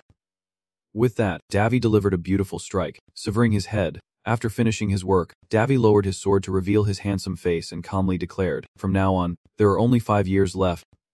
Just then, bright light suddenly shone from afar, and immediately after, the piercing scream of that creature echoed throughout the forest in pain. That guy crawled out from the ground, and a few seconds later Davy appeared out of nowhere like a god. Seeing his appearance, he shouted like he would never shouted before, "Stay away from me." Davy ignored him and retorted, "Yeah, why are you so bad at this?" After his taunt, Davy put his hands on his hips, leaned in, and grinned wickedly like a madman escaped from the asylum. "I told you I would let you live again." And hearing this, the other guy squealed like a stuck pig.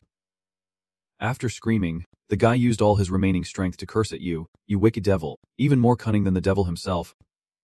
Hearing this, Davy paid no mind and stepped on his head, asking back, "So since you are a butcher, let us not talk about devils anymore." "Okay, Before he could retort, Davy laid out his terms. 10 seconds left. Sensing an opportunity, the man shouted, "Let us negotiate." Afraid Davy would refuse, he desperately offered a plethora of enticing conditions. "I admit your strength, so please stop this endless and senseless war of slaughter." As if that was not convincing enough, he shouted as if he had never been allowed to shout, showing a weak appearance. "I surrender." "Yes, I am surrendering now." Hearing these words, Davy's eyes narrow as he looks at him and says sharply, "What kind of nonsense are you talking about?" Then Davy stares intently at the crouching man in front of him, and says something that makes him freeze stiff. "Those people you have cut down so far, have they ever tried to surrender to you before?" The atmosphere is silent as Davy takes out his familiar blue sword, places it on his shoulder, gives a few punches, raises an eyebrow, and confidently states that it seems you only have 2 more lives left. Then Davy swings his arm in a smooth, powerful strike that beheads it, and says a very friendly farewell. "See you later." Some time has passed since he finished off his 6th life, and Davy swung his sword again, causing him to once more meet the fate of having his head cut off. After that strike, Davy held his sword and spoke to Perserk through a beam of light beside him. He only has 1 life left. Then he sheathed the 2 swords, turned to look toward the forest, and asked himself, "So let us see, where is his last known location?" There are countless faint yellow energy streams swirling around him now. Still no sign of that guy, Davy muttered with dissatisfaction, which made Perserk curious. After a moment of dissatisfaction, Davy crossed his arms, returned to his normal relaxed state, and casually said the shocking information that the transmission was cut off and the mana was sometimes unstable. Listening to Perserk's floating analysis beside him, he thought for a moment and then guessed that he would continue to revive in this area. "If I were him, I would be sure that the safest place for me would be the old place where he was sealed." Davy snapped his fingers. "That is right." Hearing Perserk's answer, he disappeared into a beam of light, and Davy stood with his hands in his pockets, smiling as he controlled his power to be enveloped in a stream of light. "And I was wondering how the route to that place was strangely cut off," and Perserk agreed with that idea. "Indeed, it is quite suspicious." After a while, he disappeared from that spot and reappeared in another corner of the forest where the light was shining again. A few more minutes pass and Davy's body slowly touches the ground. Taking a moment to stabilize himself, Perserk then asks his own question. "Why is this place like this?" He did not answer, only looked at the cave in front of him and sighed. This place has changed. Standing by the forest for a moment, Davy went behind a nearby rock, peeked out to scout the situation, and what caught his eye was countless black skeletons fully armored. This place is filled with powerful mana waves even stronger than those on the battlefield. But the main issue is the flow of mana here. Davy raised his hand to feel the atmosphere, which sometimes was a pale blue and other times a faint purple, and he remarked that this place is truly chaotic. Perserk was not too surprised and even provided more information. "It is not unusual for mana explosions to happen here at any time." When it came to this issue, Perserk could not help but feel a bit worried and hesitated, looking at him nervously. "Are you going to be okay?" Before he could answer, Davy raised his hand and seriously replied, "Well, acting alone will probably be more difficult." As he finished speaking, he called Reddy out, and the girl immediately hugged his waist tightly. Davy looked at him with eyes brighter than car headlights, calling her a star, but Davy did not answer and only gently stroked her head with affection. After a while, a large explosion occurs inside the tunnel, blue smoke filling the air. The guy inside, able to see who has arrived, angrily raises his scepter, suspicious of everyone around. "You bastard. You have been following me here." It seemed like it would end there, but the man, still not learning his lesson, declared that he could never be defeated. Hearing this, Davy, knowing no fear, calmly retorted, "If you want to stop me, you should not have let me find you in the first place." Right after those words, a strange light appeared in the air and countless small shards of light fell down. Davy faced him and waved his hand, summoning a flame that engulfed everything. Not only is there fire in front of him, but behind him a massive tornado of flames appears. This fire is the level 8 fire magic, Prometheus. However, the glory did not last long as Davy weakened, gaunt and gasping for breath, causing Perserk nearby to panic. "Are you alright?" Davy leaned over and softly replied, "I am definitely in trouble now." Through the flames, he saw the man pinned by his sword, unable to stand, and mused, "Without Honky and Lanky, I could not have done much." After a while, the last flames were extinguished, and Davy slowly approached the kneeling man whose shoulder was pierced by Lam Kai. Despite being weakened and injured, he still used his dry lips to smile at something. "I curse your life, but if you curse me, I will break that curse too." Before sending him to his final resting place, Davy, holding the Than's sword, asked one last question. "Have you left anything behind for this world after all you have done?" Before that question, he remained silent, head bowed in deep thought. "What do I leave behind?" After a moment of reflection, he answered with utter despair, "That is right, in the end, I have nothing left." Noticing something strange, Davy stared intently, observing him carefully for any clues. He suddenly stood up, despite his wounds with holes in his shoulders, and with his last bit of strength, he shouted out a shocking declaration. "I swear my loyalty to the truth will always remain. Lower your head, human," as his purple eyes begin to twitch as if trying to pull you in. Despite every word he says, Davy remains unafraid and even gives him a contemptuous look. "So what, are you crazy? Just as he finished speaking, Davy widened his eyes in shock as he sensed something happening inside his body. Davy lowered his head, eyes wide open, mouth agape, staring as a beam of light shone directly into him. After a moment, Davy clutched his stomach and sat down on the ground, his mouth trembling in pain. And witnessing this scene, he laughed wildly like a prosperous merchant. Soon, a pain from his stomach spread throughout his body, making his face grimace and his teeth grit to suppress the groans. While the bystander watched this with constant worry, Davy, that guy is even more satisfied now, calling your name affectionately.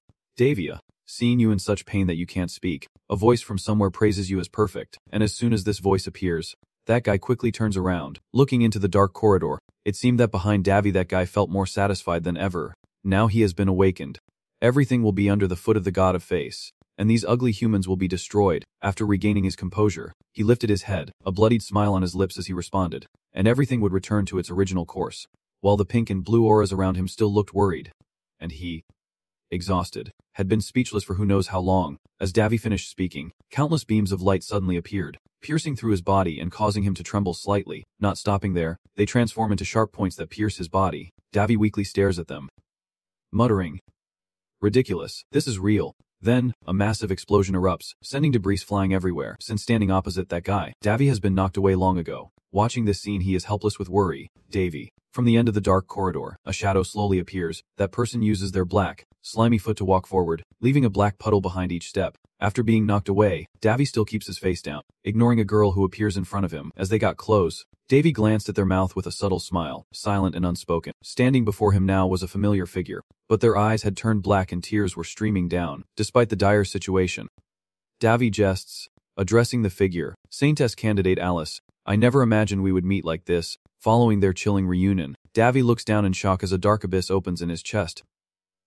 Witnessing this, the man laughed like never before. He glanced at the purple mark appearing on Davy's stomach, who was standing there dumbfounded, and smugly declared, "The power of the Dark Lord is now emanating from your body. Even if they carry the Holy Seal, they would not be able to withstand the power of the Lord at the final stage of the 8th magic circle." Hearing those words, Purser quickly flew over and called his name, Davy, but he did not respond, a forced smile on his face as he reached out and gently touched the reverse glass, whispering, "I can't believe he is in that display level. Seeing you weaken to a certain extent." Death King Damien's side Alice slowly approaches, and as she passes by the armored man, he uses all his remaining strength to raise his foggy hands and call out, "My Lord of Lords, Damien the King of Life." As if to attract her attention more, he mentally summons all his remaining beauty, saying, "I have been waiting to witness this since the beginning of the resurrection plan." And hearing this, Damien finally turns his head back. Seeing her glance at him, he felt fulfilled and believed there was nothing left to regret in life. "I can't believe I will witness your power with my own eyes. Now I have nothing to regret anymore." As he finished speaking, Damien raised his hand and immediately a stream of purple-blue energy enveloped and lifted the armored body, feeling the power surrounding him. That guy, despite dying slowly and wasting away, tried to say his last words, "My lord," but before he could finish, Damien intervened, serving my will, and with his strength, he lifted his body and uttered empty praise. "I will remember your devotion." As she finished speaking, the green smoke surrounding him thickened, and even then, he spoke with all his might, all for the greater good. Before passing on, he mustered his last strength to shout as he never had before, "For the Lord." Immediately after, the armored figure exploded, devoured by the green smoke. After he disappeared, Damien closed his eyes and felt his body being lifted by a beam of light shining from below. Davy, after a while, was no longer in pain and sat nearby, watching from the beginning to the end, and gave a somewhat critical assessment. He really is a loyal dog. After dealing with his subordinates, Damien turned to look at the large window, raised his hand and shouted loudly, calling out to my subordinates in the underworld, "Wake up and spread my message to this world." She raised her hand to the sky, then spread her arms wide with a big, increasingly wild smile, declaring that a king whom everyone fears and respects, the slaughtering king, has finally returned to the mortal world. As she finished speaking, a green energy burst out from outside this ruined fortress, centered on her. Inside the city walls, the ground was also illuminated by a blue light that shone on Davy standing upright with his arms crossed, observing everything and making an unrelated remark. He looked better than Clean Fan. For sure. Hearing his voice in her ear, she remembered something and smiled as she turned around. "That is right, you are still here." Seeing that she had noticed him, Davy entered a deep state, put his hand on his stomach, and looked down with a frown, while the other hand supported himself against the wall. Damien asked, "Are you here to prevent my resurrection?" "Hey, pawn of that god." Davy, still holding his stance with his arms crossed and clutching his stomach, Replied, I do not care whether you are resurrected or not. In case she does not understand what I mean, Davy listed reasons from A to Z about your subordinate, the one you just absorbed to increase your strength. He has destroyed this place and disturbed my rule. Damian was stunned by this answer, questioning his very existence. That is the only reason you are stopping me. He remained silent but resolute, and with confirmation, Damian turned to leave, announcing, very well, I am in a good mood, so I won't kill anyone today. To make herself seem more noble, she chased him away, thanking me for my tolerance, and then disappeared from sight. Hearing this, Davy chuckled knowingly and sighed, your arrogance truly knows no bounds.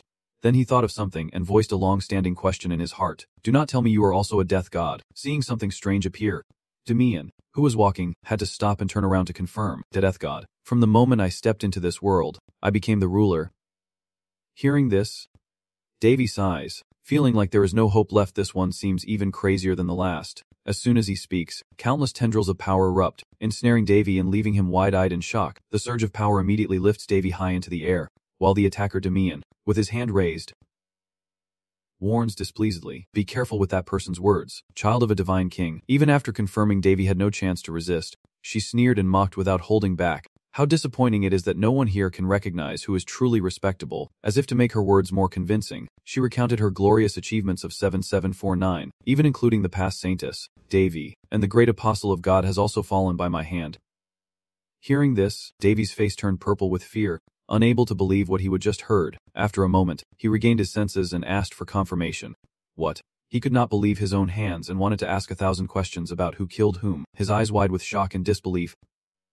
Damian satisfied, leaning on his hand and asking back sharply, has time passed so much that the world has forgotten her name? The first Saint Davy. Damian looked up at Davy, who was bowing her head, her limbs held tightly by his power and unable to resist, and he happily added more information. That is the name of the apostle of God I killed. After going from surprise to shock, he finally calms down and speaks slowly. I do not care if she was an apostle of God. Davy, calmly confirming once more, asked if you had killed that old woman, Daphne, and despite these repeated questions, she not only remained patient but also looked very pleased. Observing her satisfied and slightly smug expression, Davy turned back with his usual arrogant attitude and sarcastically remarked, with that weak display of power. No sooner were these words spoken than Damian, unable to contain her rage, sent Davy flying uncontrollably backward, colliding with the earth and stone in a massive explosion. Your tongue seems to be the problem, apostle of God. One flick of my finger is all it would take to kill you. With that, she raised her hand, her fingers sharp, and declared, but I won't let you die so easily. You will languish for millennia in endless hellish torment, until your soul is finally destroyed when your spiritual body is utterly exhausted. After she finished speaking, Davy finally spoke up, I was just asking out of courtesy. Though, saying these words softly, Davy raised his head and looked directly into her eyes, expressing his own curiosity. What do you intend to do after being resurrected through such a difficult ritual? Though the question was puzzling, she honestly answered, the destruction of humanity. Mentioning this, Damian raised his head with an excited face and spoke a long monologue, saying that this place had long been occupied by the terrible humans, but now that will no longer be the case because my loyal subordinates are lying deep beneath these ruins, and at this moment, countless dark, sluggish waves of death appear moving forward. Knowing Damian's true purpose, Davy closed his eyes tightly, feeling disgusted and annoyed at how those words made the opponent freeze stiff. Seeing her stiffen, Davy curled up his knees and rested his chin on his arms, continuing to mock, you do not even have a body. And it does not end there, Davy coldly declares. Die here, mocked like that. Damian, with a dead eye, coldly proclaims, criminal, I am an immortal being. Not giving him a chance to respond, she poses a difficult question. Does he think he can kill her just because she lacks a physical body? Hearing this, Davy lowers his head and chuckles. Immortal, you say? Immortal. As he spoke, the black hole in his chest deepened, swirling menacingly as Damian declared, those who do not know their place must be punished. Without delay, she pointed a finger, and behind him, a skull wreathed in serpents emerged, ominously proclaiming, I sentence you to eternal oblivion. After she finished speaking about the black hole in his chest, Davy vanished. This miraculous disappearance made him curious and unable to resist looking back, observing all his actions.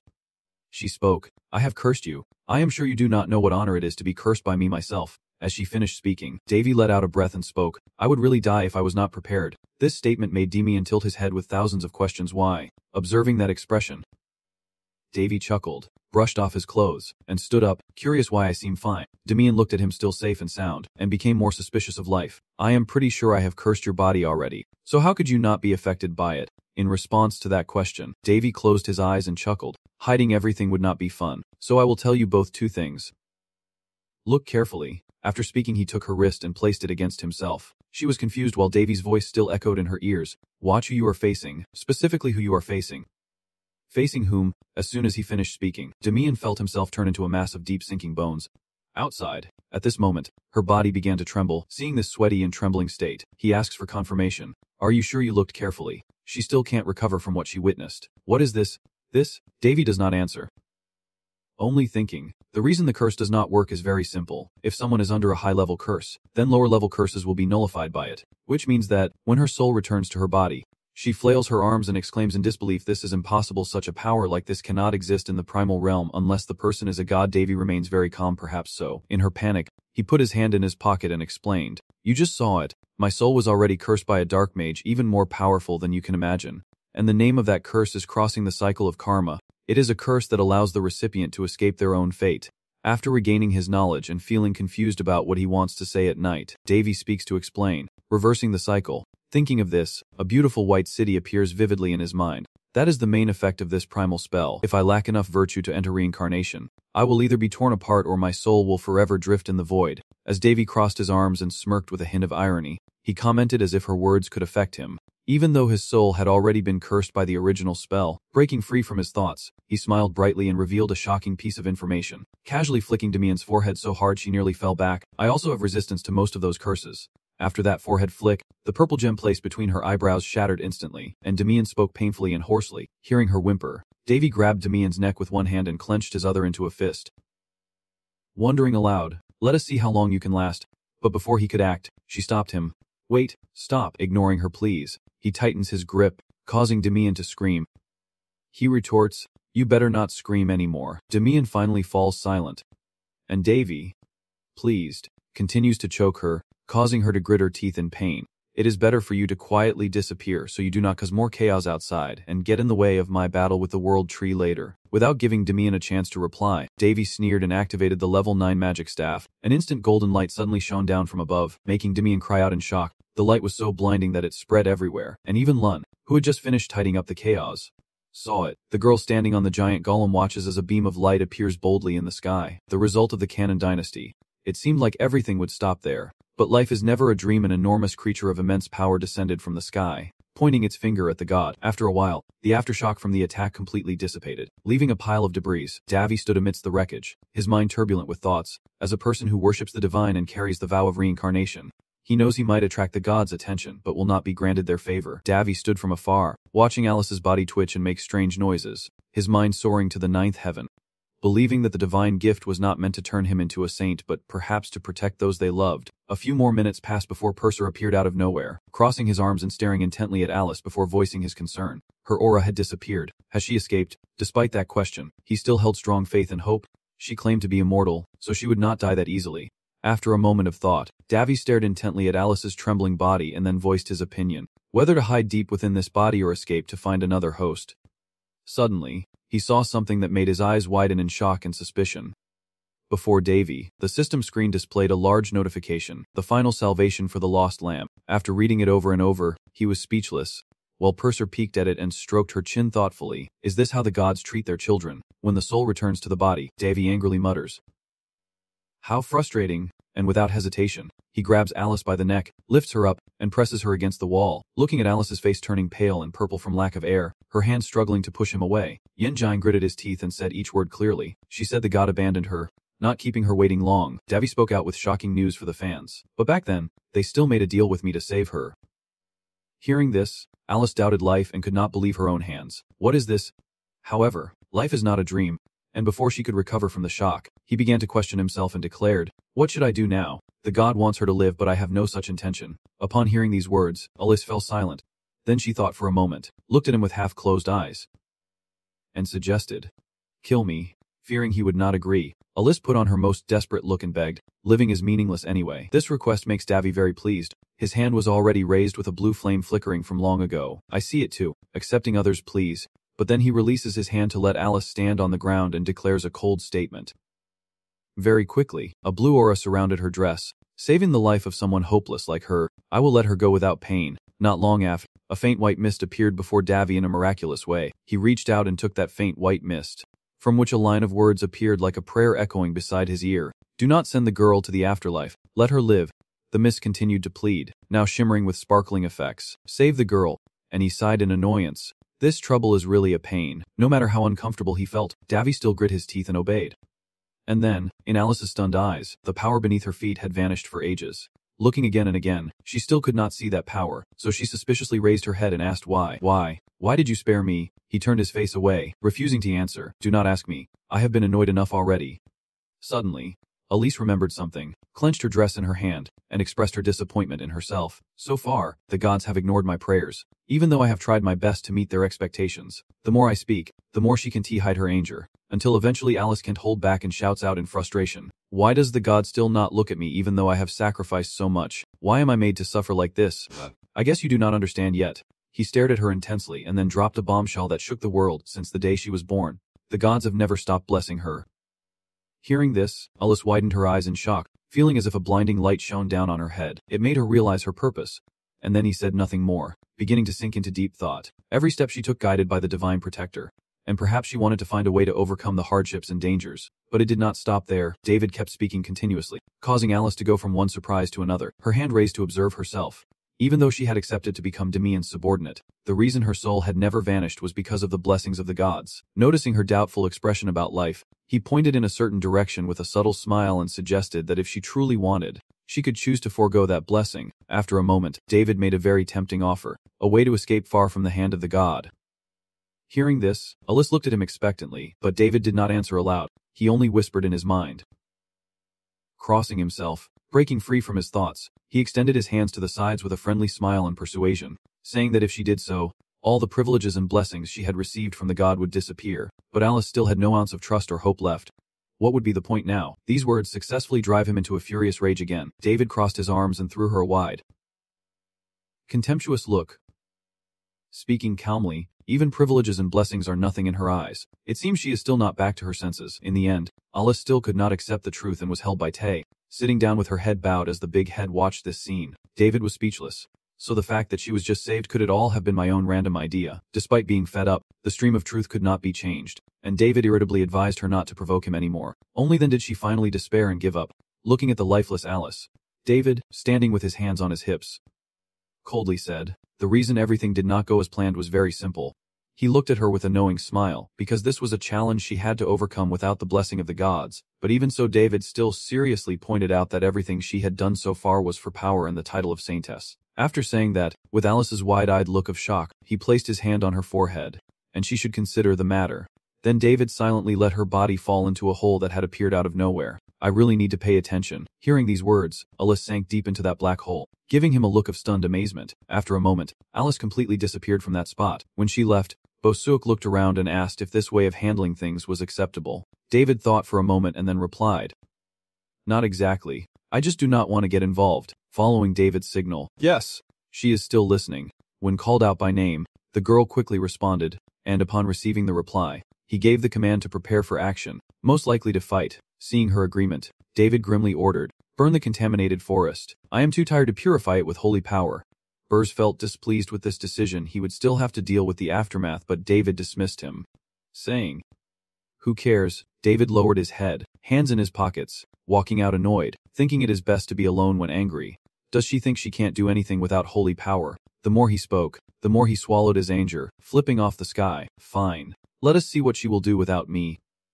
Damn goddess. Witnessing this scene, Bosuke is speechless and does not know what to say. Then suddenly the system screen appears with a message. He looked at the screen with a sigh of annoyance, while the goddess was a bit puzzled. And now the words "Purify the Cursed Land" appeared prominently on the screen. Reading that message, David's face hardened.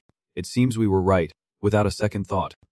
He refused, saying he would not do it, but the system, never tiring, kept popping up, and David kept refusing, even encouraging it, saying, keep trying. But no, I am not interested. In the end, the system chose to change direction and even waved him off dismissively, saying I already said I would not do it. I am going home. I am done. You handle it yourself. but the system's screen stubbornly kept appearing, much to David's annoyed and displeased face. Suddenly seeing something familiar, he turned around excitedly. To persuade him to take on the mission, the system added a reward condition.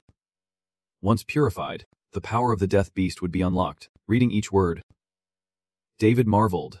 That is why you should not mess with those people. Then he put on a reluctant look, hesitating before raising his hand to agree reluctantly.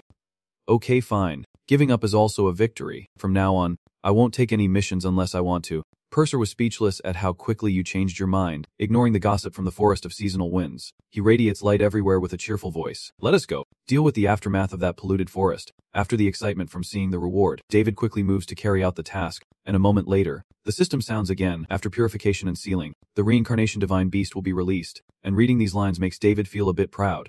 Oh my, just looking at it makes his nose itch. The more he reads, the brighter his eyes become like stars, and his face is smiling so much that his hand looks like that of a pervert. Thinking about how she changed the world's rules just to set up a bet, when it comes to this issue, he can't help but ponder and search for the reason behind this excitement. Both magic and divine beasts do not exist on the continent of Theonis. When mentioning divine beasts, David automatically recalls information about that creature, the divine beast, which is a being created from human wishes in a world without gods or magic, so allowing those divine beasts to be here is like superhumans appearing on Earth in my previous life. Thinking about this, my mind drifts to countless other issues. It is not about fate or rules that can be changed, because even for the gods, this is not an easy choice. Seeing David's confused expression, Purser wondered what was wrong, why he had not heard a response, until Purser called out, David, and that single word made him startle like he was about to jump out of his skin, realizing his blunder. David blushed, turned away, and stammered, "It is nothing." She just suddenly got so big. This reaction left Purser utterly bewildered. Noticing her gaze, he cleared his throat to break the tension and suggested, about the reward for purifying the remnants. Actually, I am not really interested either, but it is not that bad. And as David hesitated, Purser became a bit more curious. Not wanting to keep her waiting too long, he turned his head back, eyes shining like car headlights, and shared his opinion. Would not it be better if we discussed it further? This scene makes Purser feel more helpless than ever, as if the person is a fallen human. Before the misunderstanding, David quickly objects. I only managed a few words before his eyes clouded over and his body started to shake in this strange state. Purser immediately realizes. David, his ears gradually dulled, and he could no longer hear anything, his body starting to shake, but David remained calm and composed. I remember I have been through this before. Unlike his calmness, Purser was anxious all over. David, amidst her desperate cries, he suddenly remembered something else now that he thought about it. He recalled completing a mission. After fainting, David's mind was suspended in another space where the sky was a hazy gold, with strange structures and stairs of various shapes and lengths. Looking around, he assessed the vast sunset-colored sky and the white creatures dressed in white robes. David sat below, hugging his knees and raising his other hand, helplessly watching the angels soaring above. So this is the place. As he looked intently at the golden sunset sky with countless white clouds and tiny shining stars, he felt more convinced that this was the world that truly captured his heart. Standing out in that space is a wall with a celestial being above, completely different from the others, with enormous wings. David looked up only to gaze, his mind's divine power real but fragile, and thinking of this, he remembered another matter, connecting with someone, which would appear in the most familiar form to that person. Just then, something fell from the sky and David reached out both hands to catch it, making him curious. In his hand now is a small, beautiful, shiny jade green orb, and as he observes it, David wonders more. What is this? Back to reality on a sunny, cloudy day. Two maids were hanging clothes and whispering to the girls around them. Have you heard the rumor about Prince David yet? Oh, I see now. I heard that he was in a coma back then. Everyone gets interested in this story, but when asked why suddenly like that, all they get is ignorance because who could know? At the same time, girls silently speculated to herself.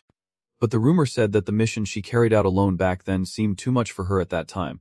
It seemed like everything would end there, but the gossiping spirit kept the girls talking about this and that endlessly. But back then, he concealed his pain all this time to avoid burdening everyone.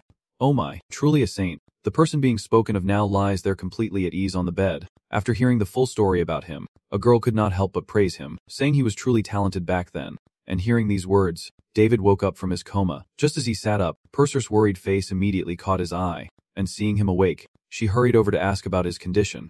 David, are you awake now? Ongkai Lamkai, seeing him wake up, quickly rushed to embrace David emotionally, ignoring the girls pressing against him as they focused on asking about his current condition. How long have I been asleep? Purser thought for a moment before saying a number. About 4 days. As the number was mentioned, David felt both helpless and speechless, then took out a familiar blue gem. seeming to realize we really have been overworking ourselves. Both Kai, Ong Kai, and Purser leaned in closely, curious and excited to observe the gem. Oh my god, it is a spirit stone. But it looks a little different. As she finished speaking, a system screen displaying information from A to Z about that item appeared. The spirit crystal, after a month of accumulation, can be used to regenerate the user once when the body and mind are exhausted, with the number of uses automatically determined by a special condition. After reading the information from that table, Purser was so amazed he could not stop praising it. It was not that different at all. As she finished speaking, Davi immediately denied it, saying no. Actually, it is even better. Fearing she would not understand his intention, he explained everything from the beginning in detail, leaving no word out. The previous crystal could only be used when fighting a super or higher level entity, but this spirit stone has no such condition and also includes the mind, not just the body. Before she could be surprised by this, Davi took Purser from one shock to another. He pointed to the word that can be regenerated once when the body and mind collapse and then said, "It is not just that. Look at this word regenerate. Do you recognize it, teacher?" As soon as the question was asked, Purser suddenly realized, transformed after death. Before she could speak further, Davi held the gem to his mouth with a satisfied smile and added, "Although it certainly would not come to that.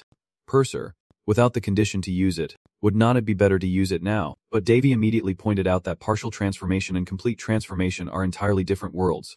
Then he raised his hand, as if reversing the exhaustion within his body, which now felt like countless explosions happening.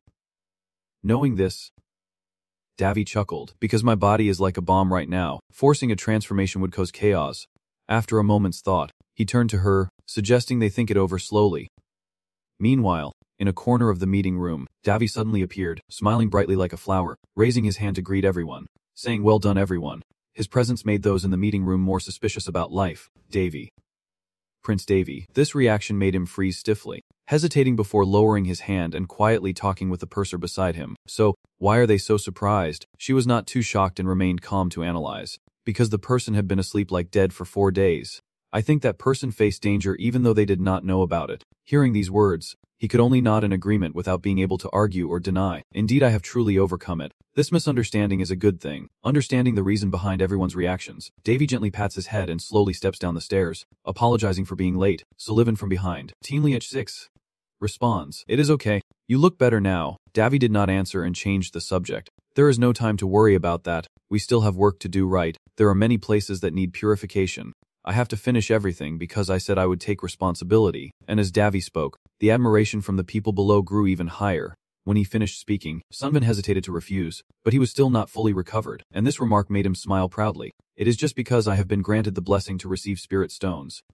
Actually, my body is strong enough to fly around now." Seeing the hesitation on his face, Sunvan was determined to refuse to the end. "But you do not have to do that, Prince Davy. The priests are already purifying the land. It will take a few years to complete, but you also did not hold back in asking a crucial question. So what if death energy escapes during that time?" He did not give him a chance to argue and spoke at length. "Our goal is to prevent any sacrifice." Sunvan stubbornly refused to give in, using all the reasoning he had. "But you must protect your body, Prince Davy. Even if you are not connected to the holy nation, you are still the only saint." And recognizing the opportunity to declare that is why I had to act, to appear more trustworthy, Davi raised his hand in a determined gesture. "Those loved by the Holy Spirit cannot afford to be lazy." But deep down, he scoffs at himself and wonders what kind of love that really is. "I prefer to be lazy, but the only ones who truly know your nature are Alina and Ulis, who despise you when you declare I will clear the forest right here." Then Davi raised his hand to cover his blushing face, pretending to be brave. "Cough cough, do not worry. When I am present, everything will be fine." The people below do not know the truth and look at him with eyes brighter than their future. After a while, they start to rejoice. "Our great saint." While Davi has loosened everyone in the alliance, in a desert full of sand and wind, a foot wrapped in white bandages is slowly walking. Meanwhile, in the western part of the Fat Ran Empire, strangers are heading toward another land of the empire. Now in the western part of the kingdom, Palin has 2 figures dressed in white and blue walking alone through the desert as a fierce sandstorm rages around them. Halfway there, one of them asks, "Lord Eugens, are we doing the right thing?" The man in blue also takes off his hat, revealing a familiar face, eyes looking at the other with contempt. Then he says coldly, "Do not doubt yourself." Fearing that the other might not follow his advice, the man completely turns around and asks another question. "What will happen if you doubt the word of the tree god? Remember that the basic principles will be affected if you waver before these words." The other person sprays on some glue, but, advising the other person, Eugens turns his head to look up at the sky and takes a deep, light breath. Covering, he looked up at the sun shining above, pondering for a moment before speaking. "After all, elves are a social race. They cannot live in isolation forever." Then, recalling a certain matter. The image of Davy extending his hand with a sinister smile and unleashing his power appeared. Moreover, if we cannot avoid a battle with that human Davy, it would be best to find a way to benefit the elves. At this point, the man in the white robe finally spoke up to inquire about the situation, asking if the Palin kingdom was the largest among the human kingdoms. But there was still some hesitation in his voice, so we need to negotiate before he can say more. Fearing that the other person would not believe what he said, he turned around and presented numerous convincing arguments, each more persuasive than the last. The race known for greed. Humans will not refuse our offer if we present them with something truly valuable. The god of the tree has also decided to cooperate with us. And only now does the man in the white robe finally relax a bit, even convincing himself, yes. It is clear they would prefer to strengthen their good relations with the elves rather than with a prince from a small kingdom. But life is not like a dream. There is one thing they are mistaken about, which is the political effort that the small kingdom of that prince has put in to prepare for the special occasion. At this moment, at his place, David leads a group including Suleiman Alina Ellis, and wherever he goes, the soldiers present their follow and scatter. After the entire battle ended, the scene returned to the peaceful days of green fields, white clouds, and golden sunshine. After Claire Orphan's death, the undead who had lost their master all returned to the earth. However, life is not like a dream. Things are not as peaceful and simple as they seem. If there is something to worry about, it is that the Night King is still alive, and the truth is, a large number of undead still remain in the remnants of the underground world. If they start attacking, it would be a great blessing. But for some reason, no undead are seen anywhere. Time passes quickly like a dog running in the field, and soon dusk falls. David sits atop a tall tree, carefully observing the surroundings as if they are preparing to gather elsewhere. In another corner, Lina nervously approached and kept holding Alice's hand, asking about her constantly while she remained silent with her head down. Meanwhile, the saintly candidate Alice was confirmed to have been captured and returned safely. It would have been better if she had died fighting valiantly, so I could return and tell everyone. But she is alive and well, and I can't deny that God is protecting her. Resigned, David raised the holy spear, letting its light shine everywhere, deciding to just go with the flow. Let the holy weapon stay there for a while and everything will eventually return to normal. Thanks to that, I am now here doing this annoying cleaning job.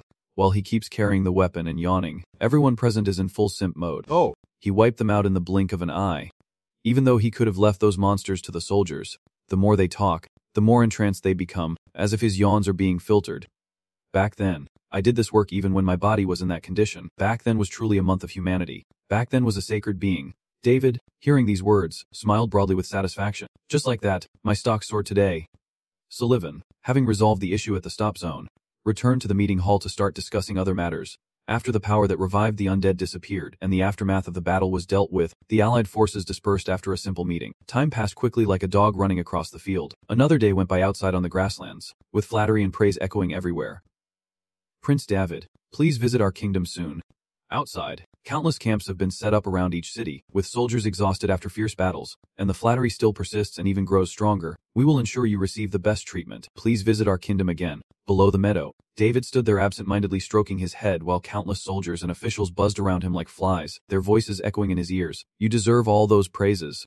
It would be an honor for us if you visit our kingdom. Don't rush at my son-in-law like that. David, it is more like you are the one rushing at others. Just then, someone behind called his name, Prince David, and he quickly turned around. The owner said it was a man in a tight shirt with purple hair, and when he saw David, he turned around, smiled brightly, and shook hands with the man while asking about the situation. Director Kulin, are you returning soon? In response to that question, the other person honestly answered, with a hint of regret, I also want to stay a little longer to help you, but I can't leave my kingdom unattended for too long. It seemed like this would just be a simple social greeting, but from afar, a girl with purple hair and a blushing face slowly approached. Hey, come here quickly and greet him. And under that urging, the girl blushed even more. In the end, she lowered her head to hide her embarrassment and mumbled her introduction. My name is Hula Mendes. Thank you. Unlike the shy Kulin beside her, who was smiling brightly and introducing herself like a professional matchmaker.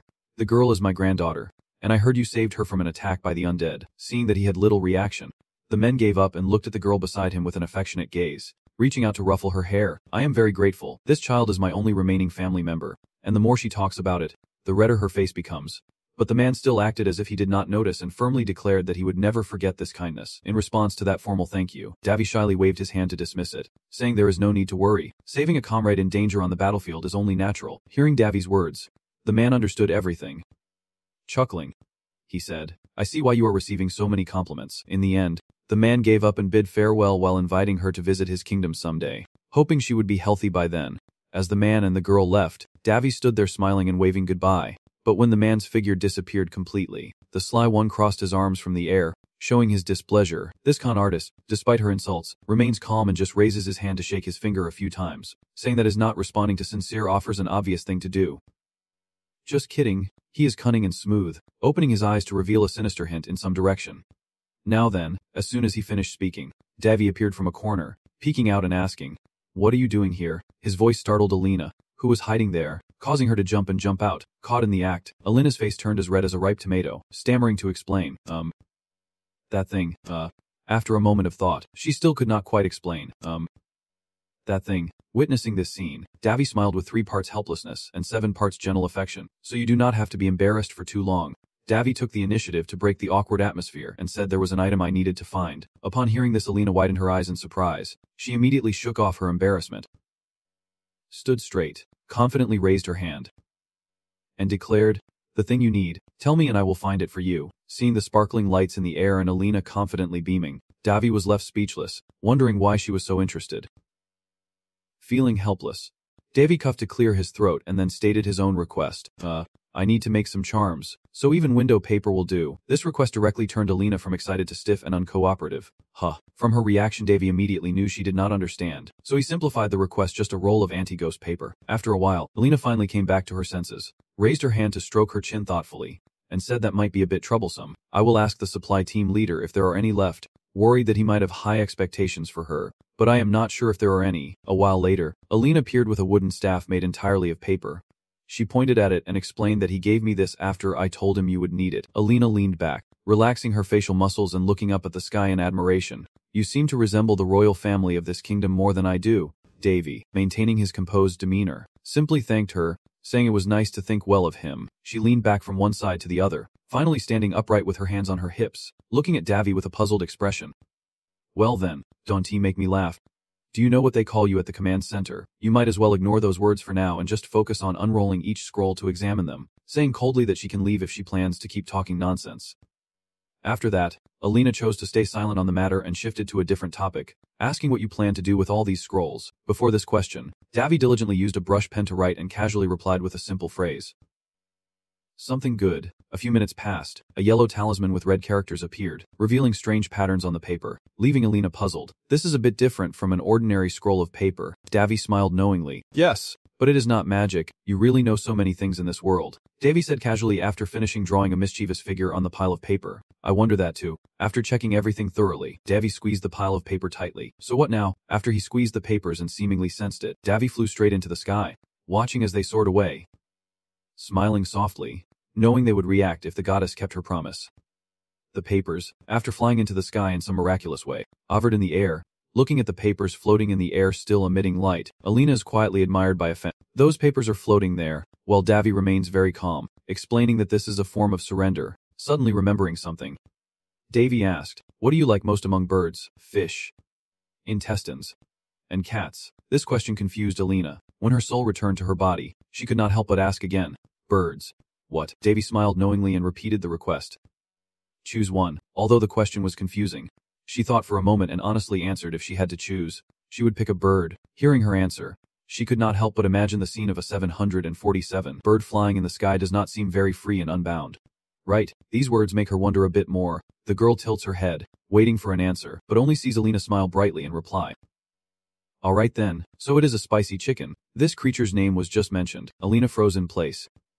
A chicken. What does a chicken know about flying? But Davy did not answer her question and began performing the ritual. "I accept to recall the person in my name. Chutuk." Immediately after those words, the ground began to shake violently. Princess Alina Zephyrin felt uncomfortable with the surrounding black mist and thought to herself, "How astonishing." She asked, "Davy, what are you doing?" Davy Andron replied, "This is a secret technique." Princess Alina Zephyrin was terrified. A secret technique is simply a power born from hope and longing. Elves naturally possess spiritual magic, while humans have secret techniques. Still, on a continent where gods and abundant mana like Chanas exist, there is no need for secret techniques. In places lacking mana and facing many dangers, with no gods to protect them, humans must copy the powers of other creatures to survive. Davy Andron thought that humans always have the instinct to imitate and develop. The 4 main divine beasts are artificial spiritual forces. He mused, wondering how Nolet would react if he saw this. At this moment, Daviandron ordered Lun to fetch more oil to put into the bottle, and Lun responded, "Wind." Princess Alina Zephyllin was very surprised. "I have never heard of a power that only humans can use." Daviandron explains that in a place far away, in a land without gods, humans can only use mana. Princess Alina Zephyllin asks, "Does such a place really exist?" Daviandron replied, "Yes, but due to the lack of mana, they can only be at level 1 in this area, even after many years of training." Daviandron recalled that the hero who taught me the secret technique was the one who came from the same world as the demon John Gogel. Otherwise it would just be a matter of the place being taken over by Oka, to be able to fight. Humans are on the brink of extinction, beginning to gather records and notes left by their ancestors, from which secret techniques are born. Princess Alina Zephyllin remained stubborn. "Impossible. In Shyness, there is no place lacking mana, and the mana here is considered scarce." Daviandron said, "Because that place is not Shyness." Princess Alina Zephyllin asked, "What are you saying?" "So that thing is artificial. It looks just like a flower enveloped in flames." The flower of fire gradually bloomed, and Princess Alina Zephyllin exclaimed, "How beautiful." A phoenix burst forth, only to suddenly ignite in its own flames. Princess Alina Zephyllin was stunned and covered her ears. While Daviandron anticipated this, just as he predicted, as the phoenix let out screams, Daviandron pulled out a yellow piece of paper and sighed. "It is too noisy." With a single gesture, he cast a level 3 spell. The magic reached its limit, and the chains wrapped around the phoenix, tightening and making it scream in agony. Princess Alina Zephyllin was panicked. "Davi, what is happening?" Daviandron replied, "We have to be strict with it from the start, or its rebellious fire-starting attitude will never be under control." Princess Alina Zephyllin was still confused and impulsively set things on fire. Daviandron patiently explained that the phoenix was born from human rage and its innate nature is. The chaos of the explosion erupted, and before I could finish speaking, a vivid image appeared, an illustration of a phoenix struggling in the sky. Even though it looks like a young hawk just born, it is still a spiritual beast. If it is allowed to grow freely with that temperament, no one can predict what might happen. Princess Alina Zephyllin is scared now. "Davy, is this okay?" Daviandron said with the demeanor of a CEO. "So I had to teach it a little discipline." After unlocking the level 3 seal and imprisoning the phoenix, Daviandron finally defeated it and smugly said, "You are sealed now." "You fool." Always saying. "Master Davy, I brought the oil in the jar." Daviandron nodded and said, "Well done." Daviandron then teased, "This spicy chicken." The phoenix shouted to show, "Do not call me that." Daviandron said, "I need your help, even though I know you get angry and proud easily." Daviandron gradually shifts to threats, "But if you keep stubbornly defying me like this, I have no choice but to punish you." Someone once said that Davy, the spirit beasts, are truly all a bunch of troublemakers. Dwarves bite at anything, dragons are ferocious, and white tigers have an arrogant aura, but phoenixes are the worst because of their explosive tempers. Look, if it wants to do something, would not that cause chaos? Daviandron asked. Just like that day, the man only knew to shout back at this guy. When Daviandron thought about it again, he realized that being persistent can be useful. The best way to deal with the phoenix is to destroy its arrogance. Even if it is no different from a fireball, a phoenix without fire is just a chicken. Daviandron said, "Spicy chicken if you do not follow the instructions." The scene of boiling water and bubbling pots is truly brutal. With a gentle smile, Daviandron says, "Should I break your neck and pluck all your feathers, then turn you into fried chicken?" The phoenix pales in fear. Daviandron asks if it wants to take a swim in the oil, saying he can fry it up real nice. "What is wrong? No special sauce." "Don't worry, he is not picky." The demon Daviandron says grimly, "There is no other way." "Is there? Since you won't listen, I will just have to fill my belly first." "Don't worry, I will cook you up real nice." Good and spicy, the phoenix could only scream. The screaming cry of the phoenix breaks through the darkness. Thanks to the successful training, Princess Alina Zeppelin must marvel and repay the evil keeper. Daviandron standing beside is smugly smiling. "No matter how much you hide your head in the ground, you can't escape. Just listen to me and you won't have to be bathed in oil. Do not worry, now try flying." And the phoenix suddenly becomes weak in front of this white knight. Daviandron says, with a staff in hand, "You also need a carrot. Fly freely. You must be hungry too." The phoenix's eyes sparkle as it wants to call the handsome hero in front of it master again. The phoenix shines once more in the sky. Daviandron complained, "A little heat is fine. Just keep playing until sunset." Daviandron did not forget to threaten. "You know the consequences if you hurt innocent people, so think carefully." In the end, a few hours later, Daviandron helplessly asked what you picked up. The phoenix was eating happily, but it is also a creature of elegance, a divine beast, or a spirit. This body was created from human desires. Divine beasts and spirits, a being born from fire. Although I was given the shameful nickname of spicy chicken, I am still a divine beast. The phoenix thought about this because of its eating and drinking, but its owner was a strange person. He could create it himself, and instead of worshipping it as a divine beast, He was trying to throw it into boiling oil. I am once again afraid of the very temperature I am familiar with. Yes, I am afraid of the human who created me. The phoenix enjoys its time. Its first meal in this world is very delicious. According to the memories inherited from its master, it seems they are called monsters. They get what they deserve. I only punish them for not knowing their place and attacking me. But they are incredibly tasty.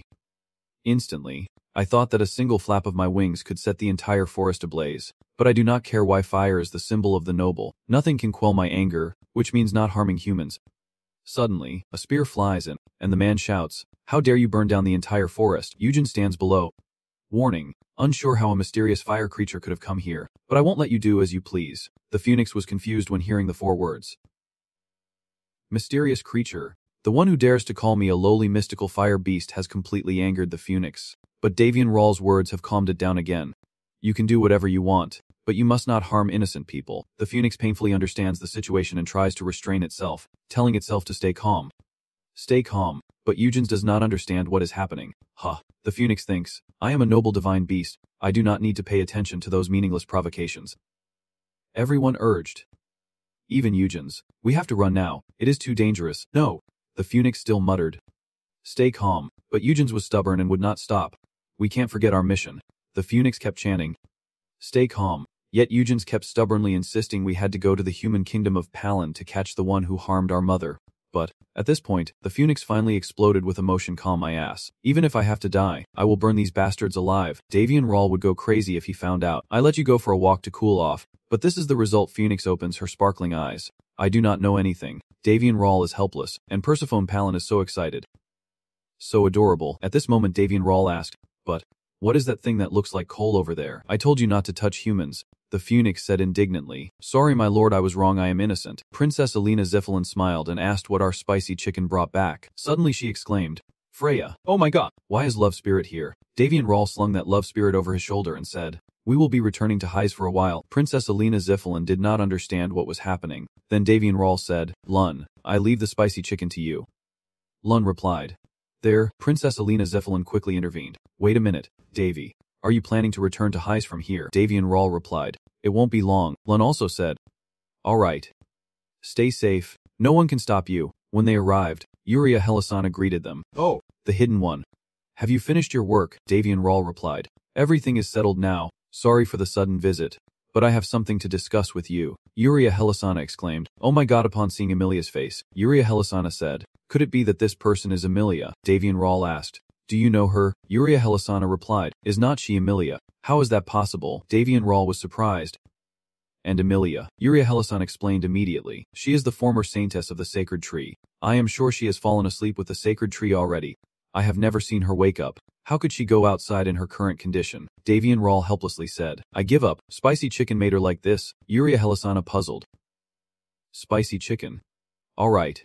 Then you will be the hostage. Yuria Helisana replied with a worried attitude. You are handling everything recklessly, but I will follow your mercy. If possible, allow me to take care of her at the school. Davian Rawl said with a determined look. Do whatever you like. Contact me as soon as she wakes up. Transition to the south of the Kingdom of Palin. Main Command Tower. At this moment, Davian Rawl was wondering what was going on. Did Keiko's trouble again? It seems they discovered the Prince of the Palin Kingdom's secret, which is really unfair to the little girl. They announced Lena as the candidate for the Saintly Maiden. What is that staff? And the crystal too? Lina replied. I am in charge of memorial services. Look at me, do I look more like a saintly maiden now? Davian Rawl silently marvels. So it is not the saintess but the candidate for saintess.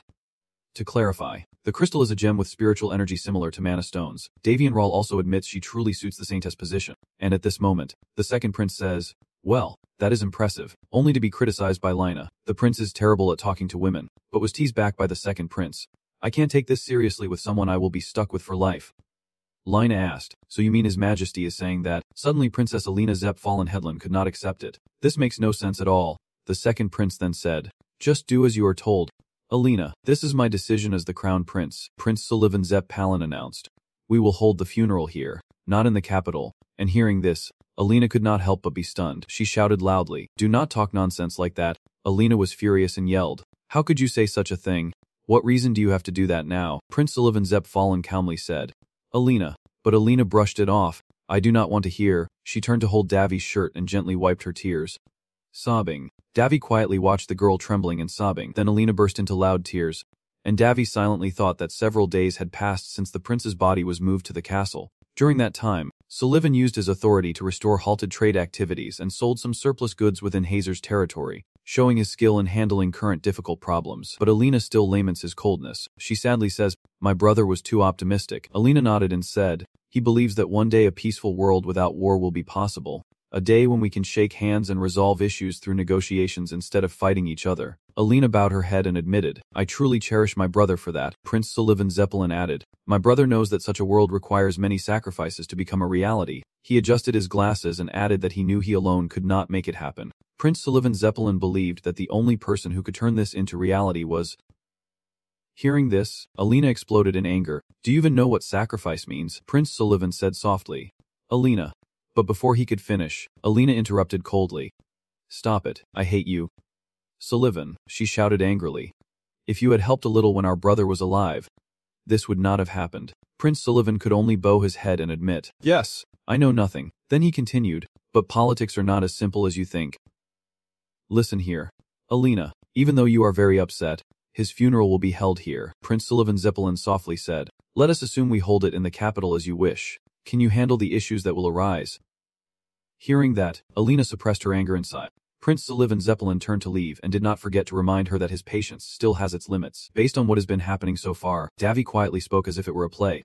"Berserk, do you want some popcorn? Surely you plan to sit back and enjoy the drama." Hearing that, Berserk commented critically, "You are really serious, huh? Are you just going to stand by and watch? Is not Alina just a little girl you care about?" At that moment, Davy focused intently on the mission board. The information appeared. Eliminate impurity. Purify contaminated souls through the cycle of reincarnation. There is also a warning that disobeying the rules could lead to consequences in the cycle of reincarnation in the future. Davy quietly muttered, "Tech," threatening himself while interfering unnecessarily in this matter. Berserk looked confused. Intervening, G arrived outside, and Prince Sullivan Zeppelin sighed heavily.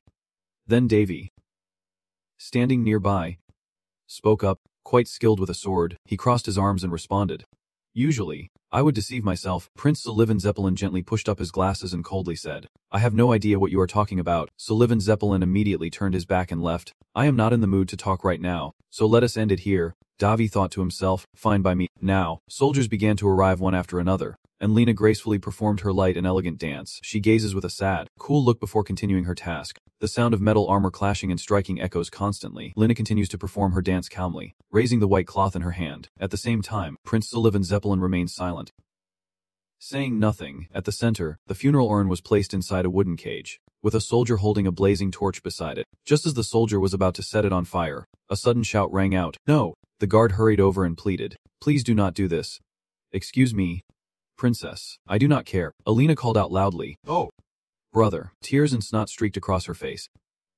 Alina shouted, "Please wake up, I was wrong." This scene makes Davy recall his unhappy past, when he once knelt beside his mother's body and helplessly called out, "Mother, mother." Davy's lips trembled slightly, but he did not know what to say. The noble side of the river gently whispered that you are not doing well inside. Davy replied coldly, "It is just some unpleasant memories coming back," and at the same time, Lena advised, "Your Highness, please do not do this.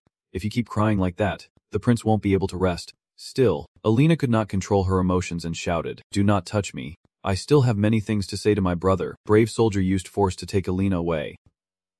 "Your Highness, please forgive my rudeness," Alina shouted loudly. "Let me go." She angrily shouts that she could have them all beheaded. When suddenly, Prince Sullivan Zeppelin approaches and slaps Alina's small face. Sullivan Zeppelin coldly snapped, "You fool." Alina's cheek was now flushed red. Gazing at the raging fire, Prince Sullivan Zeppelin sternly commanded, "Get Alina out of here, and do not let her leave her room until the funeral is over." He stepped forward in front of the soldiers and apologized for letting everyone witness such an unpleasant scene. Sullivan Zeppelin looked up slightly with a cold, sad gaze. He looked up at the sky, where the seventh magic circle was being cast. Dark clouds gathered, accompanied by small raindrops, and the soldier softly asked, "Is it a rain spell?" Now, Davy casually throws a talisman towards the fire. Then, he activates his skill, inscribing the ancient rune, Fire Spirit Seal. Then Davy turned and walked away. Alina was very confused and exclaimed, "Oh." Davy passed by Prince Sullivan Zeppelin and softly said, "This is my honor, I must ensure that the fire will not be extinguished." Davy continued, "I hope the souls of the dead find peace in the arms of the gods." Sullivan Zeppelin nodded briefly and said, "Thank you." Hearing that, Davy briefly wished he did not know what to say. He looked at Sullivan Jeppelin's back and silently thought, sorry. The rain grew heavier and heavier. The gloomy atmosphere enveloped the entire castle. The princess's room had lost all vitality, leaving only silence. Seeing Alina sitting alone in the corner with a sad look, Davy softly said, "She looks terrible." Teen came over and announced that the ceremony had ended successfully. Alina raised her head and called out Davy. Hesitant, she said. Davy gently tilted his head and asked, "Is death just a normal thing?" He replied, "I was about to say that, but please forgive me for what happened." Alina tried to smile and said, "Thank you, and I am sorry. I should not have done that." Davy thought that feeling sad over the death of a loved one was only natural. Alina looked outside and softly asked, "Do you think he is crying because of the rain?" Davy actually said, "Do not be silly, the rain only happens when warm air condenses into droplets." Hearing that, Alina felt like a bucket of cold water was poured over her face. "If it was a joke, I would give it less than 2 out of 10. Davy then said, "I am not here to joke, and I am not just here to see you look so gloomy, so come here." Suddenly, Davy turned back with a strange object that made Alina jump in surprise. "What is that?" he softly said. "You said you had something to say." And hearing that, Alina widened her eyes. Davy crossed his arms and said to the glowing spot beside him, "You probably have a lot you want to say to her too. You have 5 minutes at most. Go ahead." Immediately, Crown Prince Amadeus Sapalin appeared with a gentle smile. Nodding softly, now, Alina seemed to disbelieve what she was seeing and called out in surprise, "Big brother." Davy snapped his fingers to activate the 8 circles of salvation black magic. He turned away and silently wished that the soul of the one cursed by the turtle would soon let go of the past and look toward the future. In a blink, Davy subtly left a message not only for the Palin brothers.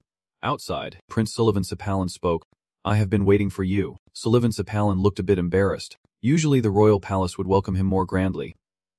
Davy replied, "It is okay. We are both busy, so it is just a waste of time." Sullivan Sapalin gently smiled and thought that here he would be safer. As the place hides many dangers, he could not trust anyone. Prince Sullivan Sapalin asked, "I heard you went to see Alina. How is she doing?" Davy straightforwardly replied, "That won't make you any better either, because you are the root of all this." Hearing that, Prince Sullivan Sapalin could not help but laugh. "Haha, you are right, I will be straight with you." Sullivan Sapalin directly addressed the issue, asking for an alliance with the Palin Empire as compensation, and Davy replied yes. But the Ron Kingdom has roughly already allied with the Lindis Empire. According to my sources, because you are close to Emperor Zioth. He handed Davy a piece of paper and said, "So this is the response from the Palin Empire. The content can be summarized in one sentence. We refuse." Sullivan Sapalin continued, "The Palin Empire wishes to maintain a neutral stance." Then he took back the letter and added that the official reason was that we neither wanted to form alliances nor confront any other nations. Prince Sullivan Sapalin casually tore the paper and said, "But those are just the words of fools who stay in the same place all day." Yem replied confidently, "I am different. The Palin Empire I know will settle all debts." Sullivan Sapalin added, "But there is something I need to know first. Why do you demand such an important matter from my country?" At the same time, Davy casually responded, placing the tea down on the table, and said, "I believe you also know what I am harvesting in my territory." Sullivan Sapalin gently stroked his chin and said, "You have exchanged a large amount of food and materials for defense, which I already know, and you also sell weapons to other organizations." Sullivan Sapalin asked curiously, "You are preparing for a war of aggression?" Davy replied, "Yes, but I am on the defensive side." Sullivan Sapalin pretended to be thoughtful. Excited, probably not human. Davy quickly confirmed, "Exactly." Prince Sullivan Sapalin continued, "There are many issues across various nations, but as far as I know, there are no disputes involving the Lon Empire within Heist territory. That means we have not discovered it yet, so it must be related to the Lon people or those living in the forest. I make a guess, but I can't be certain. I boldly suspect it is the elf race."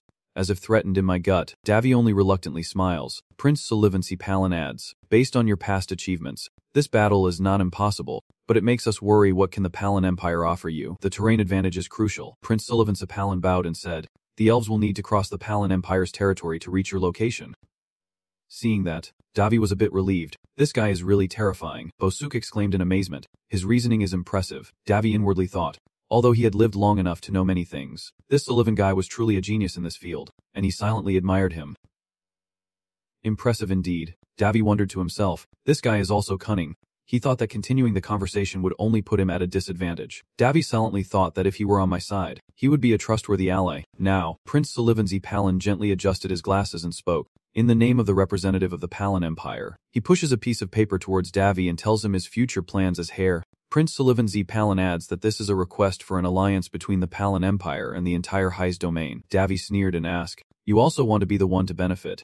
That will change a lot. Prince Sullivan Palin believed that this was beneficial for both sides. With the Palin Empire as the drafter and the Empire as the signer, both sides agree to form an alliance to protect and utilize all resources to support each other. After glancing over it, Davy whispered, "This kind of lengthy explanation makes me hesitant." Prince Sullivan Palin tilted his head and asked, "The one who wrote the contract and the one who signed the alliance?" Davy coldly replied, "Why bother with such a trivial matter?" and then casually tore the paper, as if to respond to Sullivan Palin's earlier action.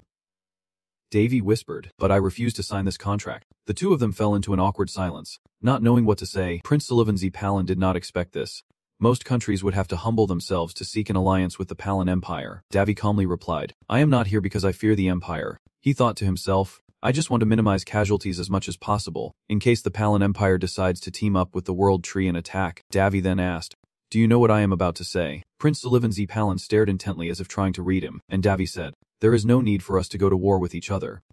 He added, "Of course we are ready to withdraw if the Palin Empire demands it, but we do not want to do so just because of contractual obligations." Hearing that, Sullivan Palin involuntarily sighed and thought, Alina once said this. Alina advised that no matter what happens, we must never oppose Prince Davy because it is vital for the survival of the Palin Empire. Sullivan Palin clasped his hands and said, "I did not think much of it back then." Then, Sullivan Palin gently asked, "Are you really a human?" "Prince Davy," Davy replied casually. "Well, everyone can see that I am 100% human." He continued, "I also have no intention of opposing the Palin Empire." Sullivan Palin helplessly said, "All right. Then I will consider this as my ace in the hole." Then, the prince spoke, "But I hope you won't abandon us just because of some silly reason." Suddenly Davy interjected, "There is another issue." He pointed to the content on the paper, the part about Princess Alina Palin. Davy said frankly, "I do not like political marriages without love. You seem to be overprotective of your sister." Davy silently thought he had no intention of acting as a babysitter, then crossed his arms and asked, "So I want to ask you something. Alina, why did you leave?" Prince Sullivan Palin once said that this was his decision as the heir apparent, but Davy knew full well that it was a lie. He is not an idiot. What kind of heir apparent would use his authority just to organize such a small funeral for the crown prince? He knows the etiquette. No way he would not. Davy thought that doing so would only invite criticism from the other princes. He asked further, "Surely you know Lord Sunvan?" Now the prince can only clench his fists. Sullivan Palin replied irritably, "Nothing escapes your notice. I need to keep my close relationship with Alina a secret from the Empire's nobles. If they find out, her safety and the life she dreams of will no longer be guaranteed." Prince Sullivan Palin continued, "My brother sent me a letter before his final journey. Even if he called it a letter, we all understood it as his last will. He said his body was already breaking apart and he would not survive." Sullivan Palin thought cremation here was just his childish wish. The reason in the letter was that he wanted to be buried here with his people, which is not even worth honoring. After a moment, Davy softly said, "Well, at least he can still be considered a respectable person." Sullivan Palin irritably added, "If that was all, I would not have mentioned it." The prince continued. However, his request was not just that. The message in the letter also said that the only one left who can protect our little sister is you. Sullivan Palin softly asked, "Do you know who commands the army in this area?" He added, "They are the White Ravens."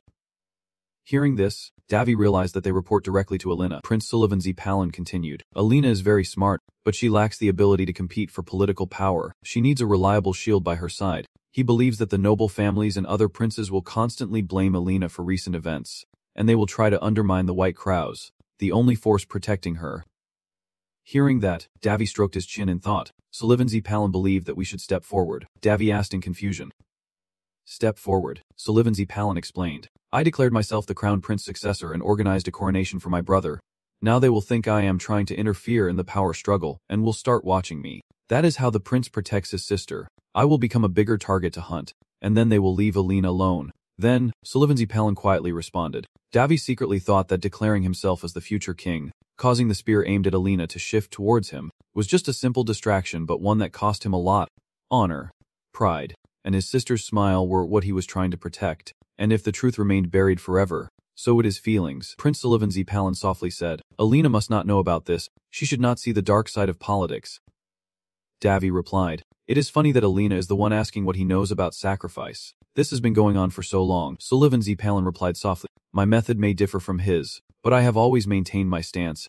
The prince whispered, "Everyone has their own way. I just prefer this one more." Then Sullivan Palin smiled knowingly. "I just want to see my sister get married." That is when Davy suddenly remembered. Oh right, if she were to marry into a completely new, strong, and trustworthy nation, She would be safe from the political struggles at home. That would be the best scenario to protect Alina, Davy replied honestly. Unfortunately, the next day, Alina's voice echoed through the garden. You have gone missing, Davy softly answered. Just for now. I still have matters here, so I will visit regularly, Alina shyly said. I will do what you said about focusing on training, her face blushing like a ripe tomato. Alina firmly said, I won't give up until I achieve results, and seeing that, the butler raised an eyebrow in curiosity. Did she decide that while talking to the crown prince? Davy quietly placed his hand on Alina's shoulder and encouraged her, saying she would achieve it soon. Hearing that, Alina chuckled softly and said thank you, Davy. See you soon. The maidservant happily announced that the lord had returned. Amy tiptoes to greet him, welcoming him back. Amy's cheerful face reminds Davy of Alina, who was also very excited to call him Davy. Seeing Davy pat her head, Amy blushed and spoke shyly. Davy quietly thought they look exactly alike. He softly said, Thank you for your hard work, to me. Suddenly, Willie ran into Davy's arms, calling out loudly, Brother, and Davy happily asked, So, how have you been lately? Willie, the little girl cheerfully said. Come on, are not you a bit neglectful of me? Davy nervously replied. Haha, I'm sorry. After checking her past training, Davy was a bit surprised. Whoa.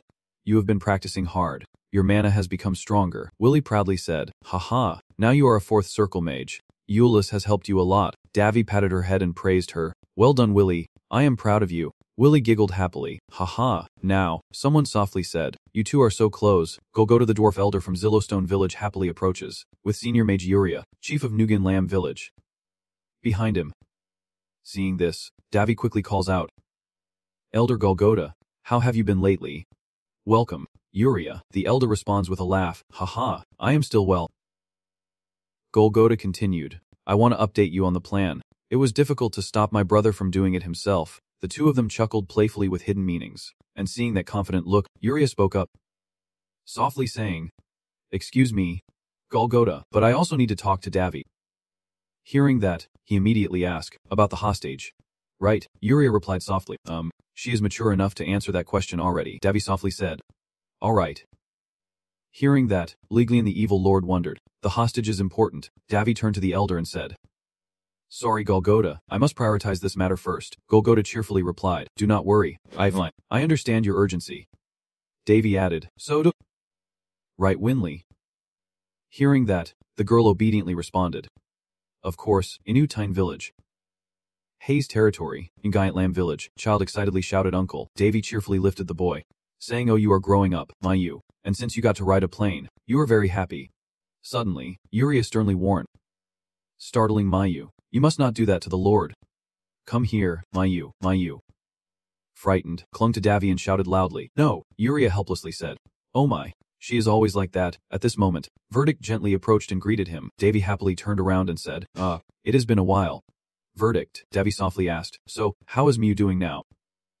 Hearing that, Verdict looked a bit confused and hesitated. Well, yes, Uria then judged. You really lost out on this one. Verdict simply replied, I just wanted to teach Mew about the cruelty of the world. Hearing that, Davy understood the situation. Meanwhile, Mew was still clutching him tightly. Davy softly asked, I understand now, Mayu. Do you want to live with me? The girl happily answered, Yes, I want to. Hearing that, Uria quietly sighed. Feeling sad, the two continued walking forward. Uria spoke. Emilia said she is connecting with the spirit, so she will be here soon. Crossing the grassy field, they reached the place of the green-haired elf. Uria softly said, finally meeting her, the former maiden of the divine tree. The girl in front of Davy and Uria was a high-level fairy. A maiden. Emilia. Uria called out, Miss Emilia, and the maiden turned around with a bright face. Oh. Uria. Seeing Davy behind her, Emilia could not help but be surprised. Oh. A human. The high elf immediately raised her guard, ready to attack at any moment. Emilia growled softly, but she was not carrying any weapons on her side. She anxiously wondered where her sword was. The young lady shouted loudly, Uria, what is going on? Why are humans here? Seeing that, Davy whispered softly, It seems she does not realize this is human territory or how this situation came to be. Uria gently said, Sorry, I lied to them that this place is a small elf village. Davy looked confused, but Uria just smiled and said, Well. Davy was even more puzzled. Well. Uria shyly hugged her reddening face and said, Is not it true that if they run away, it would be very suspicious? She looks like she is easy to bully. Davy thought to himself, Is this how elves treat the ancestors' hidden ones? He turned to the young woman and said, First, stay calm. Emilia shouted loudly. You humans, how dare you? Davy grabbed the young woman's hair and loudly asked who should be the one to stay silent, while Emilia continued shouting loudly. Let go. Human, she yelled loudly. Why are you so rude? Suddenly hearing insults, Davy annoyedly said. Rude indeed. What is that? He narrowed his eyes with a mischievous look. Truly a joke. Then, Davy activated the power of the abyssal eye. At that moment, Emilia cried out in pain. Let me go. After analyzing her, Davy thought. An elf. But she feels like a mix of something else. When I first met her, I sensed an indescribable familiarity. I must have met her somewhere. But why does she feel so foreign? My curiosity led me to use the power of hell to explore her inner thoughts. Now, Emilia angrily cries out, The young lady reaches out to Yuria for help, even in this desperate state. Unexpectedly, Yuria was still busy laughing loudly, even drooling all over herself. Seeing that, Emilia became even more furious. After a moment, Davy lets go of Emilia, who collapses to the ground, and says, Done. Emilia immediately starts ranting. You caveman. Really, I know your kind are very uncivilized, but at this level, I never expected that in 300 years. You would change this much, Davy whispered softly. All right then, girl. Emilia struggled and said, Do not call me girl, Davy helplessly said. Should I just call you an old hag throwing a tantrum?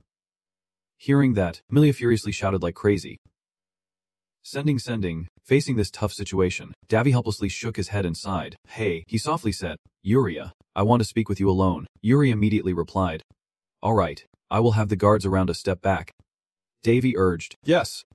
Hurry up. After they left, Davy let out a long sigh of relief. Hey, he sat down against the tree trunk. I did not expect this to happen. Seeing that he looked unwell and was worried, I called out to Davy. Davy tried to catch his breath. And suddenly, he let out a loud shout. Boom. Startling everyone, Davy shouted loudly and started defusing the bomb immediately. Emilia was restrained, and the young lady cried out in pain, but the golem, unmoved and cold, ordered Line to proceed quickly. The dwarf cautiously checked, needing to be precise and careful. At this moment, a weapon was brought before the female warrior. Emilia screamed in fear, and kept babbling, What are you doing? The dwarf had to ask the master. Lord Davy, what kind of bomb this is? Davy sighed tiredly. Oh, this is madness, he muttered to himself. See, this is why I am cautious about everything. When we look deep into hell, hell will look back at us. Davy ponders, using the power of Persephone to peer into Emilia's soul, wondering what is hiding behind her eyes as she looks at him. Bosuck nervously calls out, Davy. She proceeded to report that Lord Davy's heartbeat suddenly accelerated, indicating enchantment. Bosuck looked confused. Enchantment, Davy coldly said, requesting more detailed information. He grabbed Emilia and began questioning her. What is wrong with her? Does she have no conscience? The saintess was so annoyed. What are you talking about? Emilia kept shouting, It hurts. Please let me go. I want to stay close to the river, Davy said quietly. She is hiding Sukapa's enchantment magic inside. Because when I look at her, I am affected immediately. Davy, do you have any conscience? Using that body to hypnotize others, are you planning to destroy others? Emilia shouted loudly. What the hell are you talking about? Seizing the opportunity, Emilia fires back. You think I do not want to grow up because I do not want to. I also want to grow up, but I can't. The young lady grows up. So what is the thing that captivates you? Now, Lon softly asked. Lord Davy, what is it that bewitched you? Davy replies. Your eyes. Hearing that, Lon innocently asked. The eyes of Lon, Davy angrily said. Damn Lon's eyes. Hearing this, Emilia screamed in fear, faced with Lon's cold-blooded expression and the sharp weapon in her hand. Emilia begged for mercy. No. Do not. Please do not. Lon remained indifferent, and Emilia cried out, What did I do wrong? Now, the young lady is so frightened that she stops crying. No, please stop her. Seeing that, Davy gently comforts Emilia and says, Stop. Facing this whining girl, Davy feels extremely annoyed. This is driving me crazy, he thought to himself. This seductive charm with tears is really hard to resist. Davy gritted his teeth and panted, then proceeded to activate the 8th circle of the mind enlightenment and memory opening. Davy sternly ordered, Lin. Silence her. Lon obediently replied, Yes. Hearing that, Emilia was utterly stunned. Before she could speak, the maiden fainted. Davy continued, and the pliers. Lon raised her weapon. Confused. Pliers, Davy softly said, Give it to me. Hurry up. After a while, Davy came out looking miserable. Yuria was surprised and asked, Oh my god, but where did this affection come from? Davy snapped irritably, Do not worry. I was just a bit off guard. Yuria could not help but worry. What is going on? Oh my god. Lon replied, A succubus named Emilia. Hypnotic. Very powerful. Yuria could not believe her own hands. Hypnotic. Impossible, Davy softly asked. Do you know anything? Yuria stroked her hair and replied, Yes, I have heard that she uses enchantment magic. Yuria thought. Maybe she also has similar power. Davy asked again. Similar power? Yuria replied. Yes, animals are very fond of Emilia, Davy softly exclaimed. Oh. And he asked further, is that all? Yuria pondered for a moment then continued. No, if she truly had the power to hypnotize everyone, the elders would have known by now. Davy stroked his chin thoughtfully, causing the animals to be attracted at his pheromones, but still, it is too powerful. He thought to himself that even if he looked directly at the source of its power, it was too strong. It resembled the demons in his dreams known as Sakyubi, and at least matched the strength of a Sakyubi queen. Davy wondered if she had already evolved. He continued to sink into his tangled thoughts when Yuria anxiously called out, Davy, are you okay?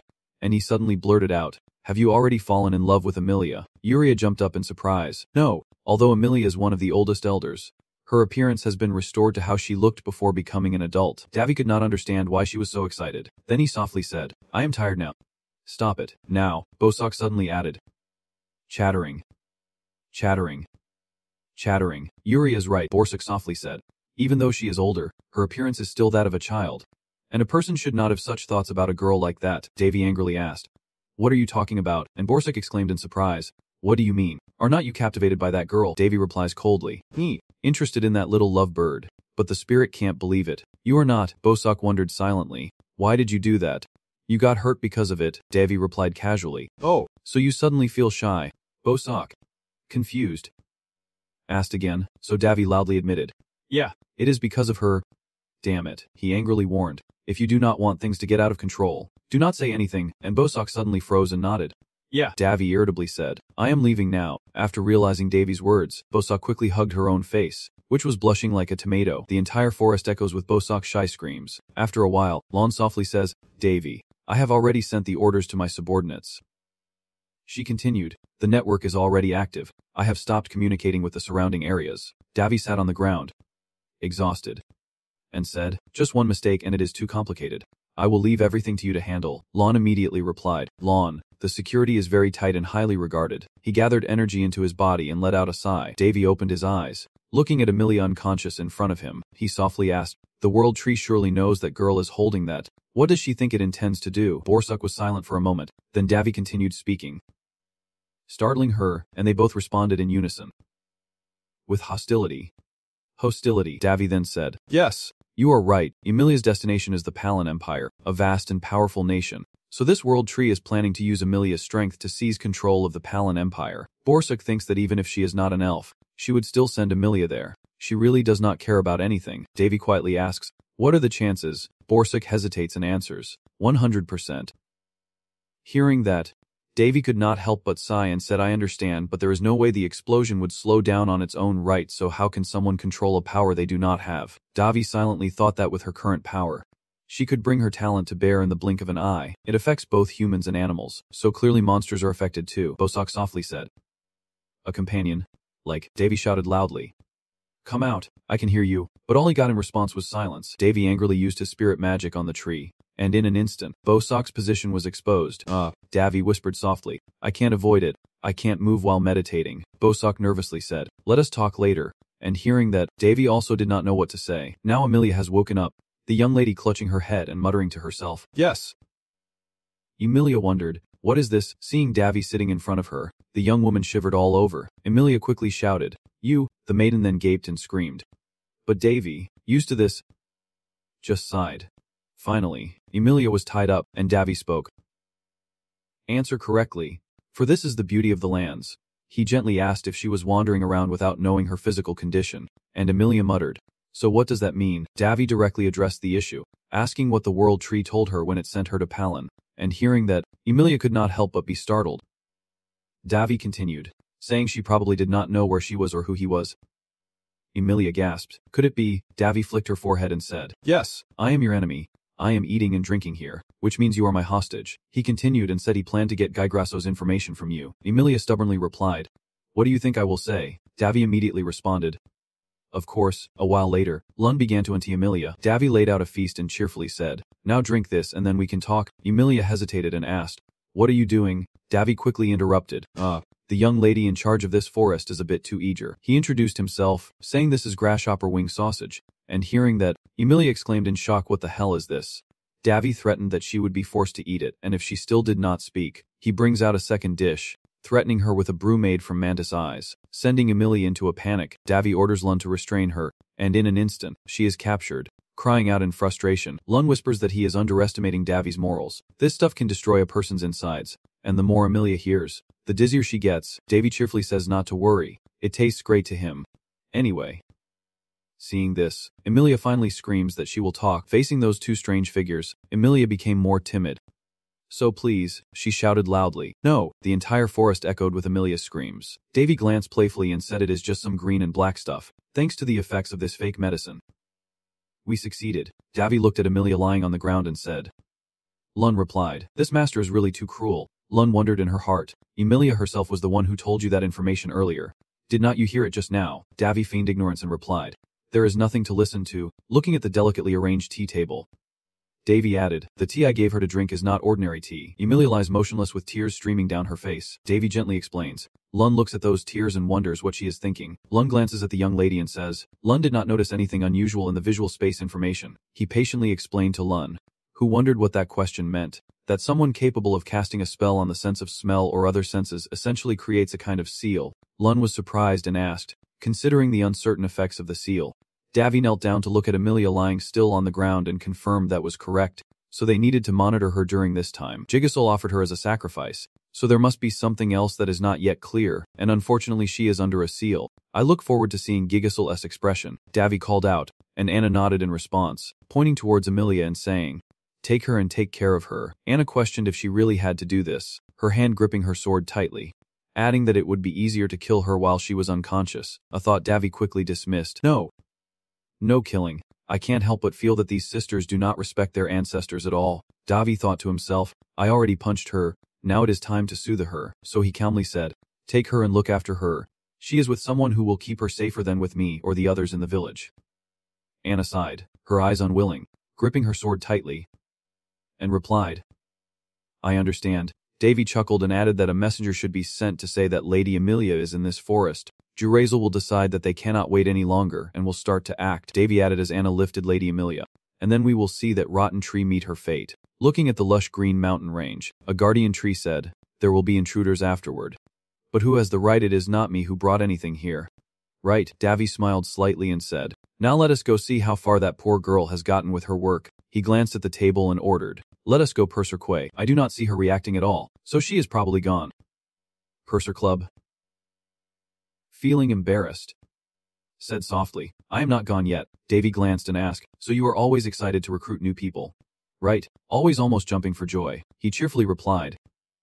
Very excited, and I smiled and added, yeah, you have been waiting for this for a long time, have not you? Come on. In front is a magnificent giant castle set amidst beautiful mountains. Below the Hanser family estate is the Deception Arrowanger workshop. Willie clings tightly to the wall, cautiously stepping down the dark staircase. Wondering.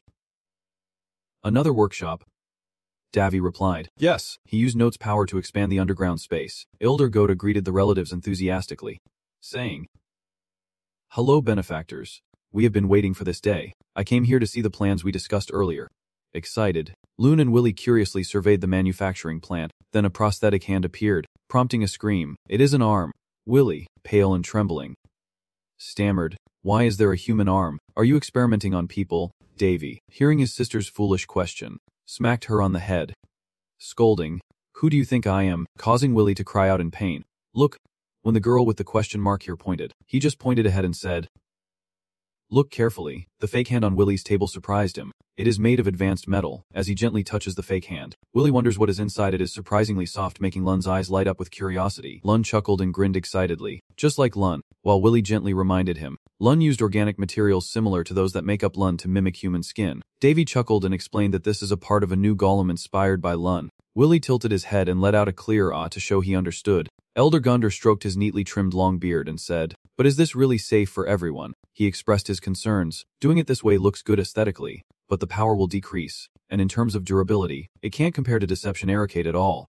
Willie asked if it was true that earlier they said they could not copy Lun's technology with current technology, but he was thinking to himself, we do not have those materials. Davy nodded in agreement and replied, that is true. Not to mention copying Lun's performance. Avenger Arrowcade specializes in non-physical abilities, not physical ones, so this was created using ancient alchemical mana stones from space along with mana technology. In terms of cost, It is not the most expensive, just more costly. This is explained in detail. This was developed by researchers at Nin Lam using soul fusion technology, combining souls and magic to supplement any incomplete parts.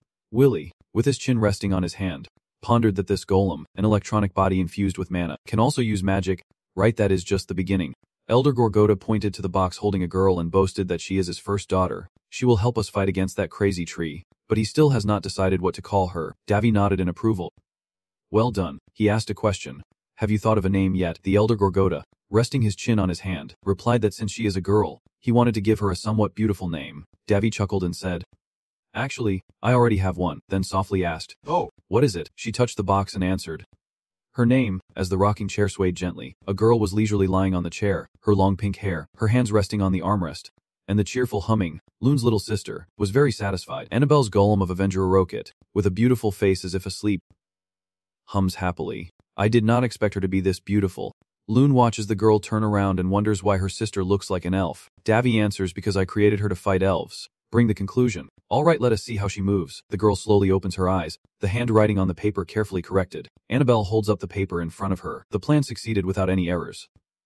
She responds, I will improve her speaking functions, so please wait a moment. Holding up the paper in her hand indicating she was very satisfied with the method being considered. She thought she might have heard this kind of conversation before. A golem is still just a golem no matter how much technology is thrown into it. Annabelle is not like Loon, who has already reached a fully autonomous state, as this girl's intelligence is still limited. Basically, we can only hold simple conversations and say basic things. The solution we found uses Loon's computing ability, and with a sigh, Annabelle said, All right, let us have a little chat. In the room, questions rang out about height and weight. On the paper, it was written that a woman's weight is a secret. Annabelle felt uneasy, and there was a squeal, followed by Loon's response. As Loon did this to protect her pride, Davy helplessly ruffled his hair and said fine. Next question, what do you like? The pen chewed and scribbled on the paper. Davy opened his eyes in surprise, thinking she had stopped. Annabelle's hand gently touched his face, her cheeks blushing shyly, faced with his cruel gaze. Annabelle sat writing nonstop, returning Annabelle's notebook. Davy wondered, does she like so many things? His eyes darkened as he looked at Annabelle. Seeing his strange expression when he dropped the notebook, Loon immediately called out to Davy, looking at the notebook filled with words, swinging the chair. Plane chase? Davy, Davy, Davy.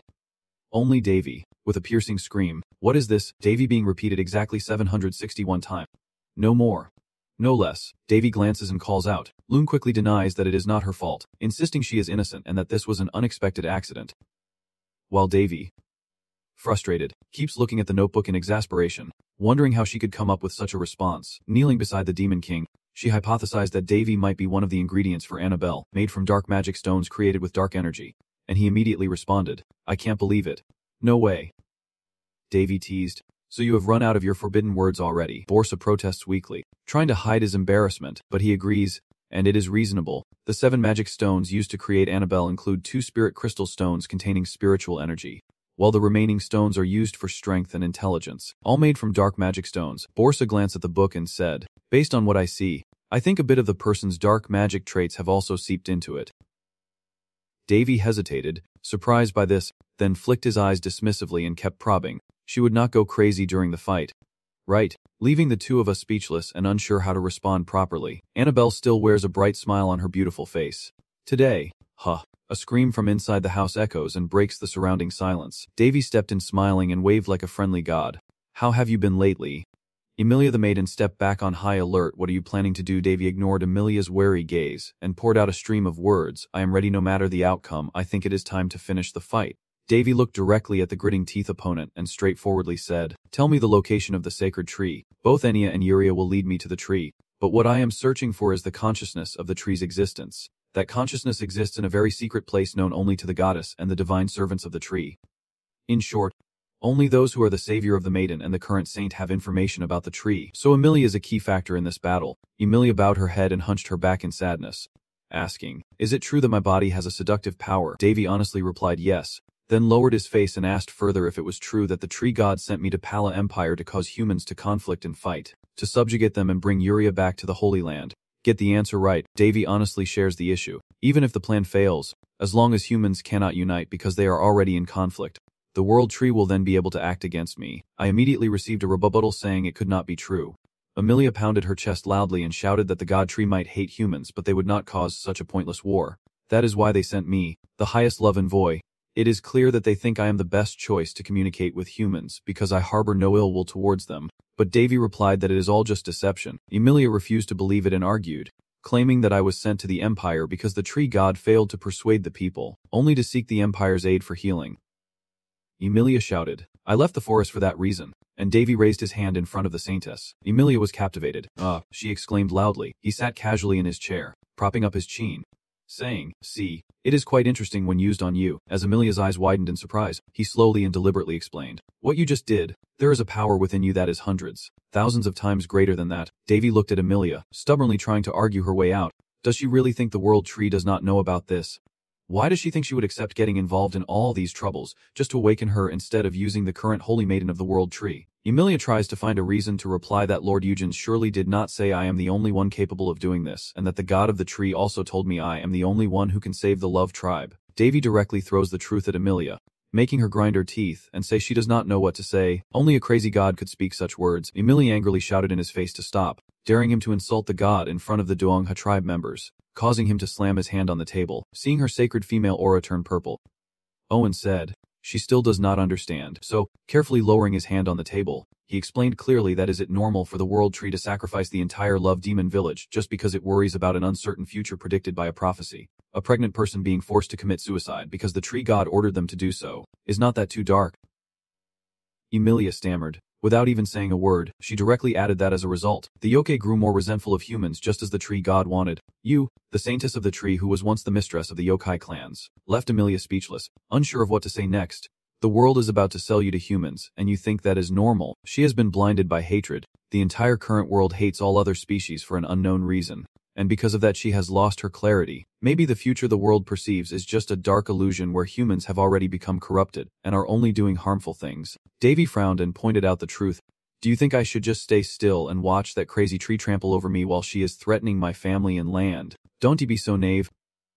He continued, what you think is not necessarily true for everyone, and Emilia remained silent and still. Emilia crossed her arms and, hearing Davy, asked, so what do you want? I want to prevent things from getting worse. The saintess asked, even if it means killing the world tree. He honestly admitted, so tell me where the divine consciousness of the gods originates from. Emilia pursed her lips, her shining eyes unsure of what to do. I can't give you much time. If I am ready, it means they have also prepared thoroughly. Davy crossed his arms and gazed out the window in deep thought, knowing that now the world is aware of her plan and she will resort to the most extreme final solution. She knows that guerrilla tactics won't be effective, so she will face me head on. Today the sky looks beautifully blue, and just as I thought, rumors spread across the land in less than 4 days, and the world tree Razel has begun mobilizing its elf army and declaring war. Because she has declared war, the kingdom of Von is very worried, and the cry echoes through the castle, which is absurd. People are whispering and debating loudly, with some hot-headedly protesting that Prince David has gone too far and that he decides everything himself. The person next to him agrees that Your Majesty must bring Prince David back and have him explain himself to everyone. A loud cheer of agreement follows. Yes, he must be held responsible for his actions, as the king sits on his throne, holding his head in thought. Paris stood up and replied that all of this happened because my brother considers the elves his subjects. Their becoming subjects of Highs is entirely voluntary. The real issue is the world tree. Paris loudly declared that it was because he did not acknowledge the power of the world tree and because she acted as if she owned all the elves. A blond man stood among the crowd, questioning whether he should look into the forest rather than the tree. So are you saying that we should bring back the prince and negotiate with them? In front of the crowd, with such a commanding and scolding tone, what exactly do you intend to do? Are you planning to weaken the prince's power, the most influential person in the kingdom? Or do you want to sell this kingdom to the goblins? The other person immediately explained clearly, Marquis Politics. I did not mean that, but the Marquis is so hot-tempered.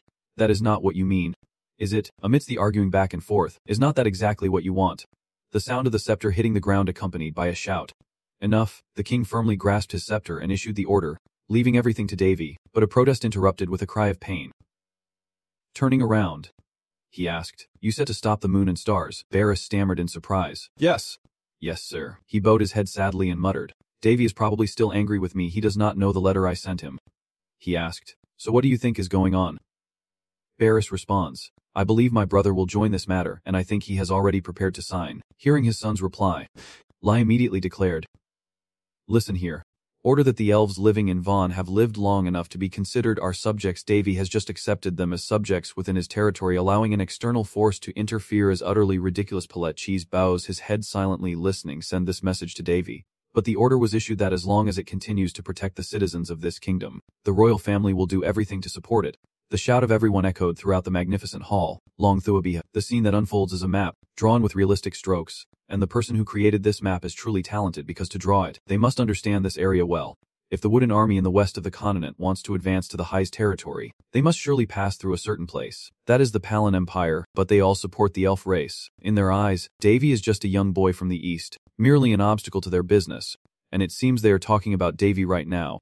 The image of him standing with arms crossed next to the colorful world tree led them to believe that forming an alliance with a new race like the elves would be more beneficial for them. In this situation, the Palan Empire, acting as a bridge between the two forces, stepped forward to propose a peace conference to protect the continent's harmony. The venue for the Palan Empire's talks looks stunning with its classic architecture that enhances its noble and majestic aura. The fourth Lord Zeugl, with a calm expression, introduces himself to everyone. I am Lord Zeugl, appointed by the Mother Tree Goddess to lead. Davy, with a suspicious look, glanced at Zeugl and thought, Zeugl, huh? He must be the elf who escorted Emilia and got beaten up by Budak. Then he introduced himself to everyone. I am the first prince of the Lawn Kingdom. Zeugl, who looked at him with a serious expression. When Zeugl heard Davy introduce himself, his face darkened with anger, thinking the Lord of the Haste territory. Davy Lawn. Zeugl, with a displeased expression, said briefly, humans are indeed an impolite race, and Davy responded challengingly. The one who started the war and then dared to threaten as if you still care about so-called manners. You two are just like 49 meeting 500. Neither willing to give in. Suddenly, the two guards beside Zeugl, hearing this, drew their swords to attack Davy, saying, You bastard. When Lin saw those two guys about to attack him, she also jumped onto the table to fight. Lin is too big. Lin, warning him, if he does not lower his weapon, Lin will use the weapon Lin always praises. And at this moment Lin looks really cool, like a hero saving a beauty. The two of Zeugl's subordinates spoke with a mocking tone. The one who started the war. How ridiculous. Zeugl did not even bother to stop his subordinates from speaking. Let him continue. Our forest residents are a race that truly loves peace fiercely. Davy with a teasing face and a sarcastic tone says, if you do not start trouble with us. Your smile might be a bit crooked, but your words should be straightforward. Those who interfere and restrict the actions of people peacefully living on my land probably want to be feeling very good. It is that crazy tree you worship. Hearing this, Zeugl stood up angrily, his eyes wide with rage, shouting, Those humans.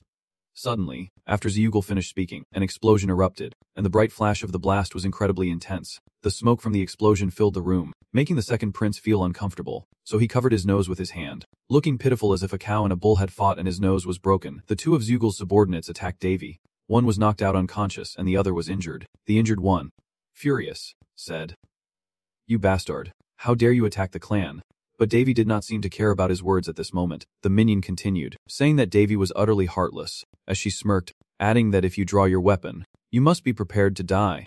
Enraged, Zeugl issued an ultimatum, release the forest's inhabitants, Prince Davy, and he would spare his life, preventing further bloodshed. He thought he could scare Davy with those words, but Davy smirked, looks like you have not grasped the situation yet. Suddenly, a flash of light struck Zeugl's neck, leaving him no time to react. Davy uses his strength to attack Zeugl. You can ignite this battle, but in the end it won't be you who wins. At this moment he can't do anything. When Davy releases him, he collapses, clutching his neck, and he approaches the second prince to speak. The second prince calmly replied to Davy, Well then, the pointless meeting is over, and Zeugl just sits there clutching his neck in pain. And as night falls, the scene appears truly beautiful. An ancient house emerges, surrounded by trees, with stars shining above and a bright moon in the sky. Inside the house, candles are lit, and suddenly a voice echoes, Are you really here? Yes, I have received Lord Davy's order. Emilia asked, Are not you afraid to fight against your own people? When Anna heard that, she asked Emilia if she still had anything to say.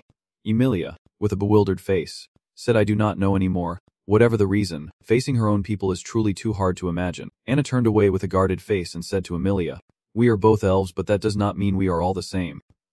Lady Emilia, at this moment, looked at Anna with a mysterious and sinister expression. Anna drew the dagger from her waist and said, The elf race will blame me, Yulia, and the residents of the Moonlight as traitors. Even after this battle ends, there will probably still be people like that. Emilia asked further, But what then? Is it just because of fear of public criticism that we can't protect our family? The one to blame is that divine tree.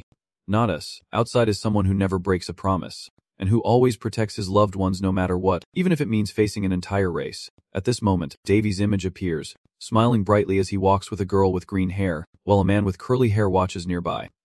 Anna asked, on the contrary, is the divine tree currently protecting those who follow it like that? Think carefully about it. Hearing this, Emilia felt sad and lowered her head without saying a word. That is a cavalry unit rushing forward, their large numbers and fierce attack kicking up a thick cloud of dust, although not considered a very formidable force against an entire race. Since this is their first attack, the numbers are expected to multiply many times in the future. At the foot of the advancing army, they divided their troops into 3 directions to attack. Your Highness Davy, second prince, stands high above, holding a small telescope to observe the army. It seems our reconnaissance team to prepare for guerrilla warfare has failed. They appear to have wide-range detection capabilities. When Davy hears this report from the second prince, he immediately asks everyone how far we have prepared to advance. Everyone confidently responded, "We are ready to fight and win." Davy took the staff, and the team said to him, "We are prepared to attack as soon as the enemy formation is disorganized." Hearing that, he was very pleased and told everyone, "Well done." Davy stood proudly with his staff, looking at the army and said, "I will personally command this guerrilla battle." It seems that at this moment he is craving victory. Davy instructed everyone, saying, "Lun, order the deception squadron to attack immediately." Lun, upon hearing the mission, obeyed the order seriously, raised her hand to her head, and shouted, "Understood." Davy continued to give orders. Elder Brain received the command, initiating overwhelming firepower tactics, while the remaining troops held back Lun and received additional instructions. The Megadrone's divine punishment mode was activated, unleashing a majestic barrage of divine artillery. Ready for battle. They say it will take time to recover mana, but Davy says, "It is alright, fire." Upon hearing his command, they begin firing level 6 artillery, a series of explosions that turn the sky crimson. Stones flew through the air, and the destructive power of these cannons seemed to obliterate everything in their path. As they continued to fire upon the enemy, who appeared to be engulfed in a sea of flames, Davy loudly ordered the entire army to attack as the second prince, with a worried look on his face, raised his sword to signal the assault, and Davy's troops all drew their swords and charged toward the enemy. When Eugen saw Davy's formidable army approaching, causing his troops to panic, he quickly raised his sword and shouted, "Do not panic, advance and hold your position. Fire arrows from the rear guard. Keep attacking without stopping." The defensive line immediately raised the divine shield, as Eugen's had to exert effort to protect himself against Davy's overwhelming army. When Davy saw Eugen's pulling out his magical artifact, he said, "So you are bringing out your treasure too." Eugen's army was encased in a protective circle, with the power of the divine tree countering all other magic forces. Eraser seems to care deeply for his elf noble, so he must have prepared 2 methods to counter them. "I can't just sit still anymore." Davy's army keeps firing cannons at the protective circle. Davy confidently said, "If it is about treasures, I have something even more powerful, the divine Longinus, the ultimate form. Cross diviner," he said as he raised his staff with a confident look, as if he already held the victory in his grasp. He raised his staff and recited the spell.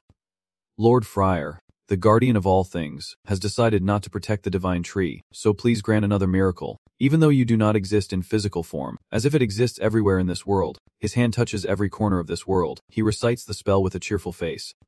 The army, seeing the situation was dire, reported to Davy, "Prince Davy, the enemy is attacking fiercely. Please act quickly." Davy said calmly as he watched the battle and asked, "What is all that fuss about?" Davy recited the spell, pointing his index finger, asking for mercy, and the sorceress looked at him with a fierce gaze. "Why are you suddenly reading so seriously?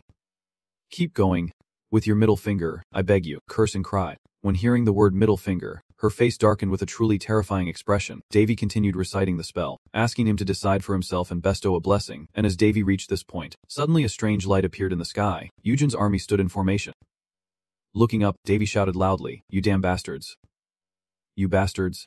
And as he finished speaking, Eugen's face changed, his eyes widened, and his mouth opened as if he was about to scream something. The 9-tailed dark guardian of the magic city caused the scene to explode, with stones flying everywhere in the air. All that could be seen now was a sea of fire, as the power of the staff was so immense that it seemed to have destroyed everything. Surveying the desolate scene of smoke and ruin, one person could not believe their eyes, exclaiming, "Oh, God!" Second Prince Suleiman Zeppelin, eyes wide with shock, stammered, "Is this truly the sacred magic of a saint?"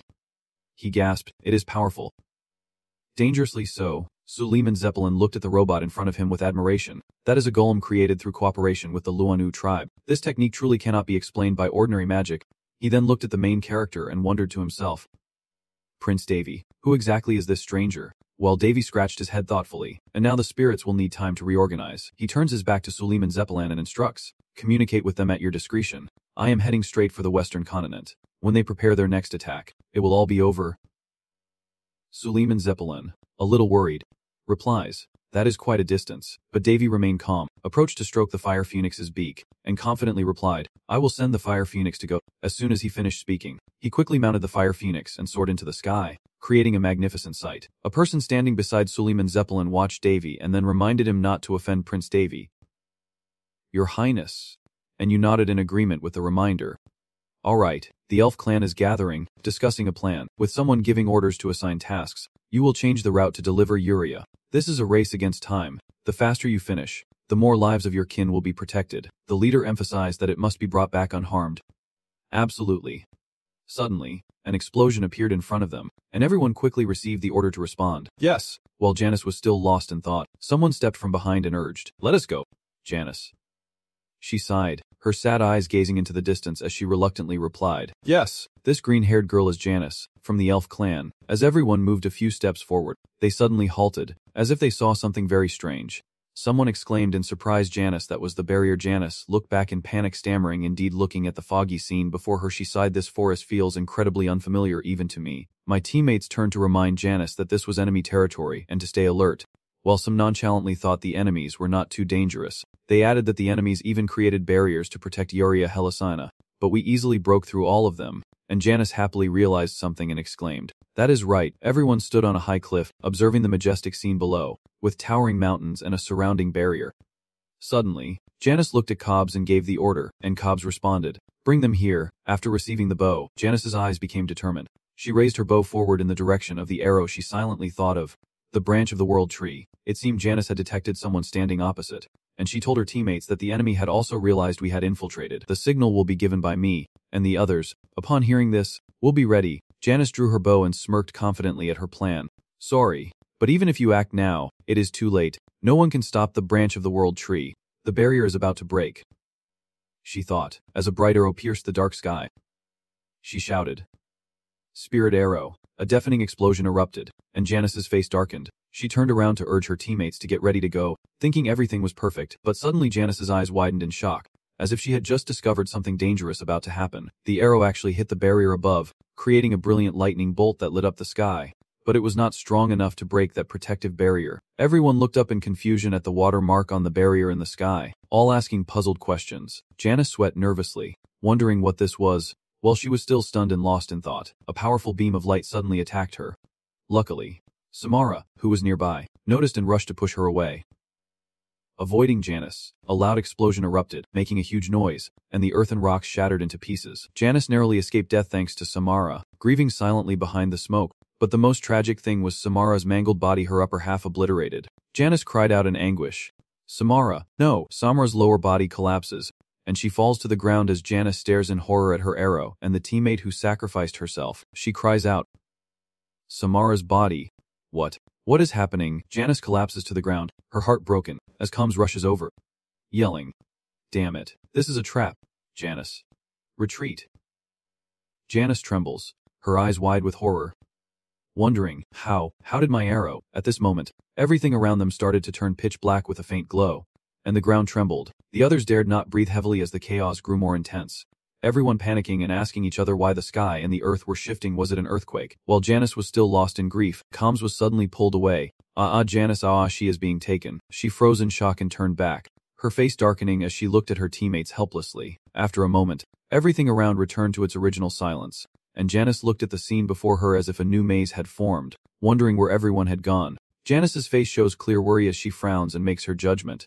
Could it be that everything has dispersed and this is truly a complete maze? She glances around at the hazy scene before her, assessing whether such a barrier could affect the entire forest. Something she has never heard of before, and it can't last long. Janice looked up to the sky, sighed heavily, and wondered how such a barrier could exist. Just as she was frozen in confusion, a familiar voice explained that this maze was just an illusion, a grand illusion, recreated in every detail. That voice calmly explained that you can't imagine opening a small barrier that covers the entire forest. Janice clenched her wound and listened intently, seemingly unable to endure any longer and collapsing to the ground in helplessness. Janice looked at the person with green hair in front of her and asked curiously, but Anna coldly replied, what is wrong if a sister protects her younger sibling? Janice's face was filled with unbearable pain. her mouth still blood-stained. She frowned in amazement and said, "So you are here, Anna," with a cold expression.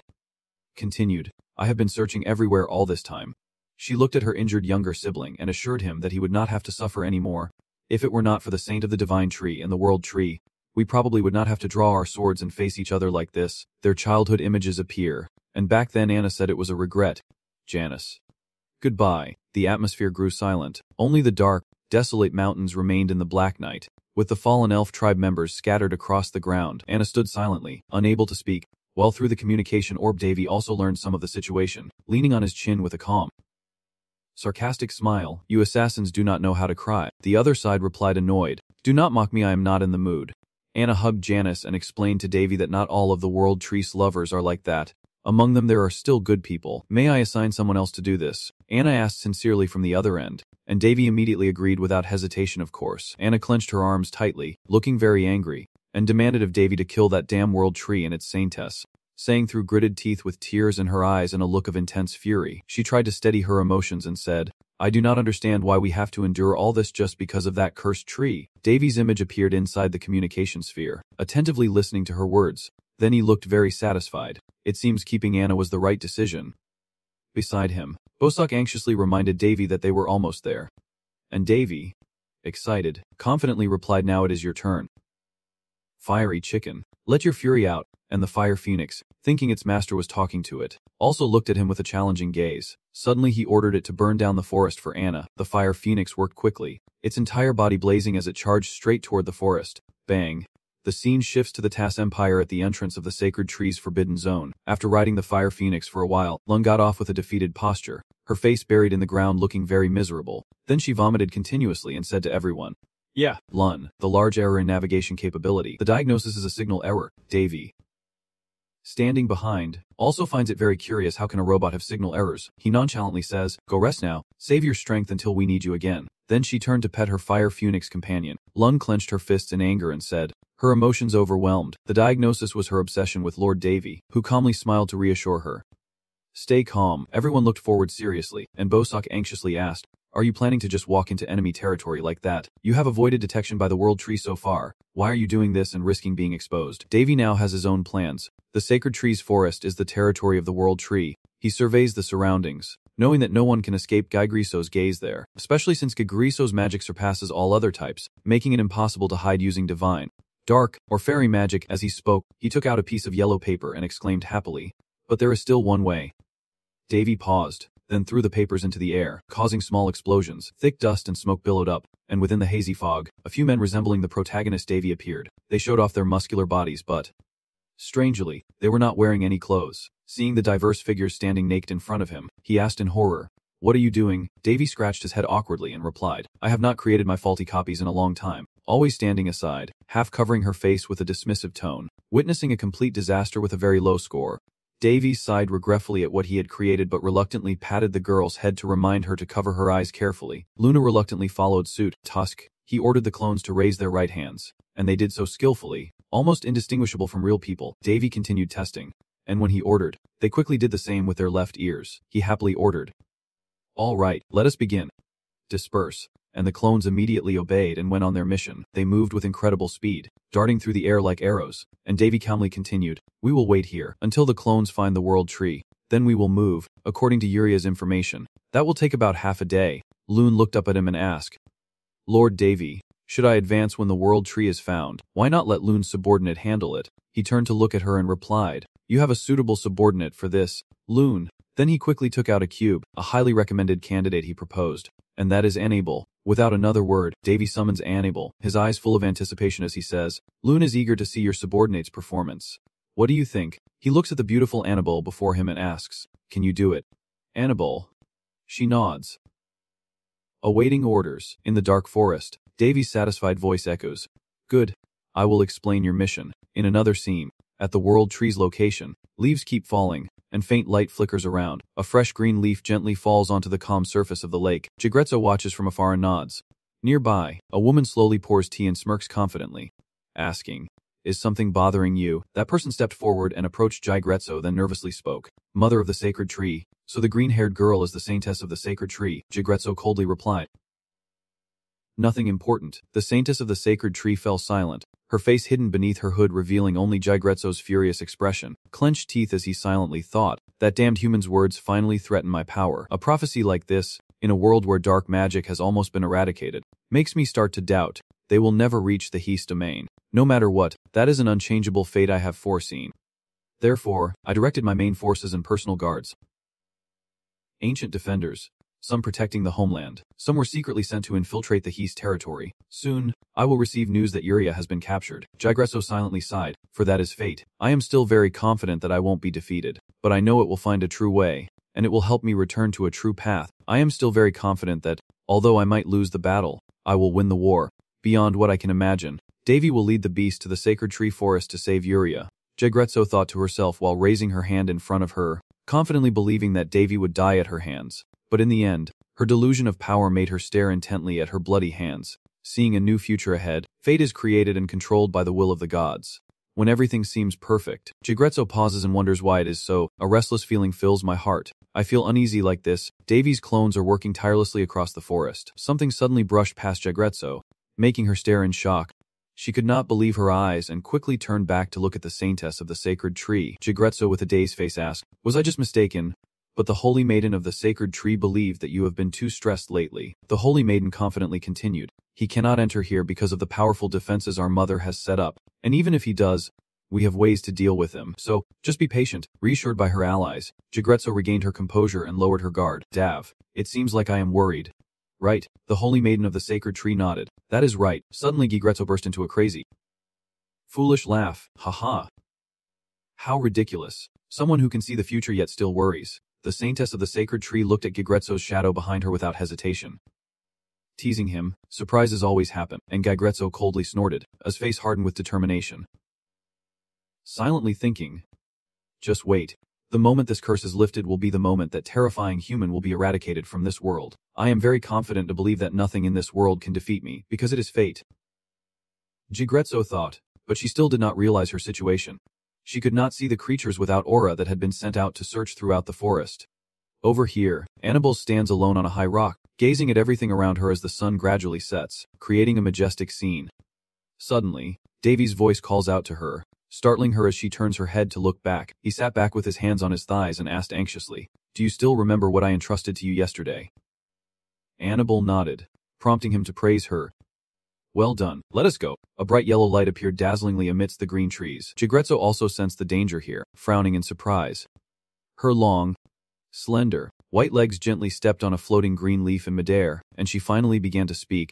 "You have also made it here, human child." Jigretso hovered in the air, her hair flowing wildly in the strange dream. "I am furious, grinding my teeth as I glare at you." Davy glanced sideways, smirking without a hint of fear. Jigretso asked loudly, "I wonder how you managed to deceive my gaze and get all the way here, but you think I am easy to deal with." Davy's confidence never wavers. He sneers and praises himself, speaking very cleverly. Suddenly, Davy loses patience and says, "Enough. It is better to focus on protecting the elves you cherish. Your strength is only this much. Is it?" "Oh." You laugh loudly and challenge me. "Go ahead and try to cause chaos. I will enjoy your clown show." Davy calmly emphasized that Jigretso understood, unable to distinguish whether it was a joke or a disaster. So he looked at him with a puzzled expression and asked, "What did you say?" Davy's face lit up with determination as he calmly repeated, "I warned you." The demon queen beside him impatiently reminded him it is time to use the auxiliary spell. Davy earnestly advised his opponent, "If you do not want to die, remember my words." The method still uses magic by reversing part of the magic circle to create a thrust. A blinding light appeared, whether a level 2 or level 9 mage. They can do it, but without relying on magic spells. This method requires great mastery to use. Even the hated demon god Odin has to use it carefully. As he spoke, he poured all his strength into his arm, which now glowed with a red flame tinged with a hint of purple. Seeing that just now, I was very worried and shouted to stop. Davy, pouring too much mana into the fireball, suddenly ignoring her words, he calmly released spiritual power, reversing the fiery storm, and before the windstorm and chaos, a strange source of power appeared. Even Jigretso has never seen anything like it and asked in horror what it was. Davy calmly replied, "Do you think that is just a simple fireball? I poured almost all my elemental magic into it, just waiting for a little more to finish." He warns Jigretso with a playful smile, "That might hurt." And before he finishes speaking, Jigretso strikes back first, unleashing a powerful force directly at him. Jigretso soars high into the air, looking down at the thick smoke below, awaiting the outcome of her attack. But unexpectedly, Jigretso was stunned and exclaimed, "This guy." At this moment Lun appeared with two sharp blue swords in his hands, surrounded by terrifying lightning bolts. The dust gradually cleared, and Davy appeared unscathed behind Lun. Gigrasso does not give up. She continues to attack him, culminating in a strike with her magic staff, followed by a massive explosion that affects everything around her. A dazzling light suddenly appears. Gigrasso looks up and shouts, transforming into a giant. At this moment, only the sound of screeches is heard, heading straight for the world tree, creating a rainbow of light that illuminates everywhere. Small beams of light gradually fall into the area, causing the other elves to gape in amazement. The light source speeds downwards at incredible speed. Suddenly black chains appear below. The black chains relentlessly attack Gigrasso, wrapping around her body and making it difficult for her to move. The woman grits her teeth in anger as Davy proudly says, "Whoa, you can withstand this." Just as he finishes, he coughs violently, and the worried person beside him calls out, "Davy." He looked at the blood spitting out and sighed, "Oh my, what a waste of my blood. How dare you?" He still remains calm and says, "I can't use it again for a while now." Seeing Davy still able to wield weapons, Gigrasso, unable to believe his eyes, asks in doubt, "The sword, you still have enough magic power to use both the Than Than and Hong Dan?" "Right," I confidently reply. "There is no reason not to use the two-lane magic." I casually sling my sword over my shoulder, threatening the opponent. "These two will cause you some trouble, Gigrasso," he shouted loudly and swung his sword, a surge of purple energy rushing toward her, leaving her no time to react as she gritted her teeth in panic. Davy kept launching attacks, his mighty strength cutting straight toward Gigrasso. He chuckled smugly, arrogantly telling his opponent, "Do you think I will let you break my magic? Think again."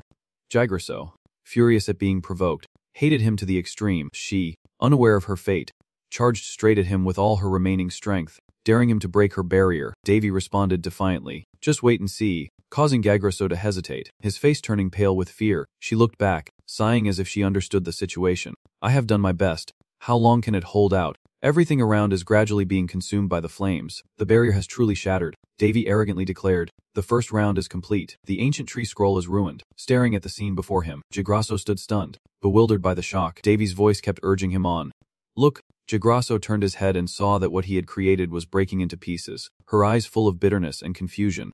"Always breaking through the barrier with strength?" Davy smugly asked. "See, it really works." While Gigrasso was lost in anguish, he lunged forward, stabbing her from behind, a treacherous move no one saw coming. Caught off guard, Gigrasso turned to face him, her eyes filled with resentment, before she cursed in anger, "You bastard." Davy tightly grips his sword, plunging it deep into her. Then with a satisfied smile he says, "The first step is done. That damn tree." As he finishes speaking, he strikes a deadly blow at Gigrasso, who is left to suffer in despair, her body turning into a withered tree. Then her body collapsed to the ground and shattered into many pieces. Looking very tragic, after dealing with Gigrasso, he quickly ordered the next plan. "Always be ready for the deception team to unleash full firepower." He glanced back and commanded, "Target the main trunk of the world tree," which was now surrounded by flickering flames. "Annihilate it without mercy." The dwarf quickly received the order from him and carried out the mission. She shouted loudly, following the Elder Brain's command, and all unit commanders gathered their full firepower, with Deception appearing like a god, their guns raised high, ready to destroy.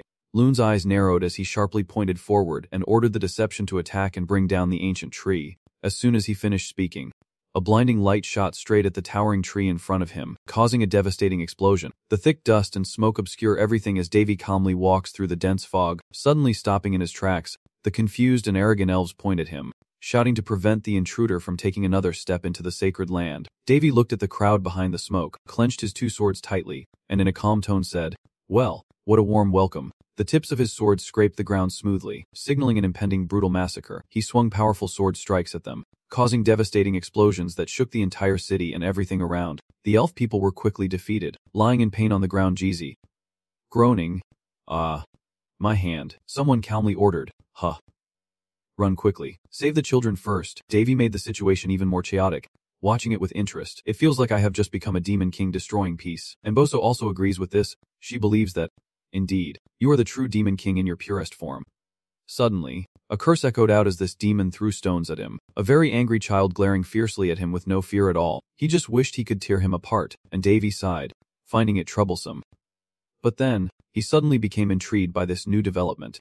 If he was going to be a demon, then he would sow true terror. As the words left his mouth, he uttered a level 8 necromancy spell, and a dark source of power appeared mysteriously beneath his feet, spreading fear in a dark, deadly aura around him. The confused elf suddenly collapsed to the ground in pain, saying, "I can't see anything anymore. Someone is crying and making my eyes wet."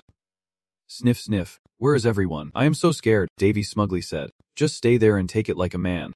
Right now I am the main character in this world. Jigraso finally appeared in a very discreet outfit, wearing a cloak that covered her entire body. Davy was not surprised at all. It seemed he had anticipated this, and he even casually extended his hand in greeting. Happy to see her again. He looked at the person in front of him with interest and said, "This is the first time I see you in person." Jigraso also remained silent, lowering her head to hide her angry face inside her hood. Davy quietly questioned, "Surprised I thought you would gather all the excess elves to make something boring." Jigraso, appearing noble yet furious, replied, "Do not insult them. Even I do not take pleasure in seeing sacrifices." Davy was a bit surprised, praising in a tone that continued, "Truly a transformation. A presence completely different from the other clones." Amidst the tension, suddenly Davy smiled and asked, "And it seems that the original's words have indeed taken effect." With that fully covered outfit, he scratched his head and asked, "So where are the remaining elves?" Jigraso's face remained expressionless as she replied vaguely, "The attacker here was a fate arranged long ago. I can only save as many children as possible from your attack." Davy, hearing Jigraso's hypocritical words, sneered and said, "The more children you save, the better. If so, you should have hidden them all from the start." Jigraso pretended to dodge his question, raising her hands above her head, muttering to herself, her eyes seeing the fate of the person has become dimmer.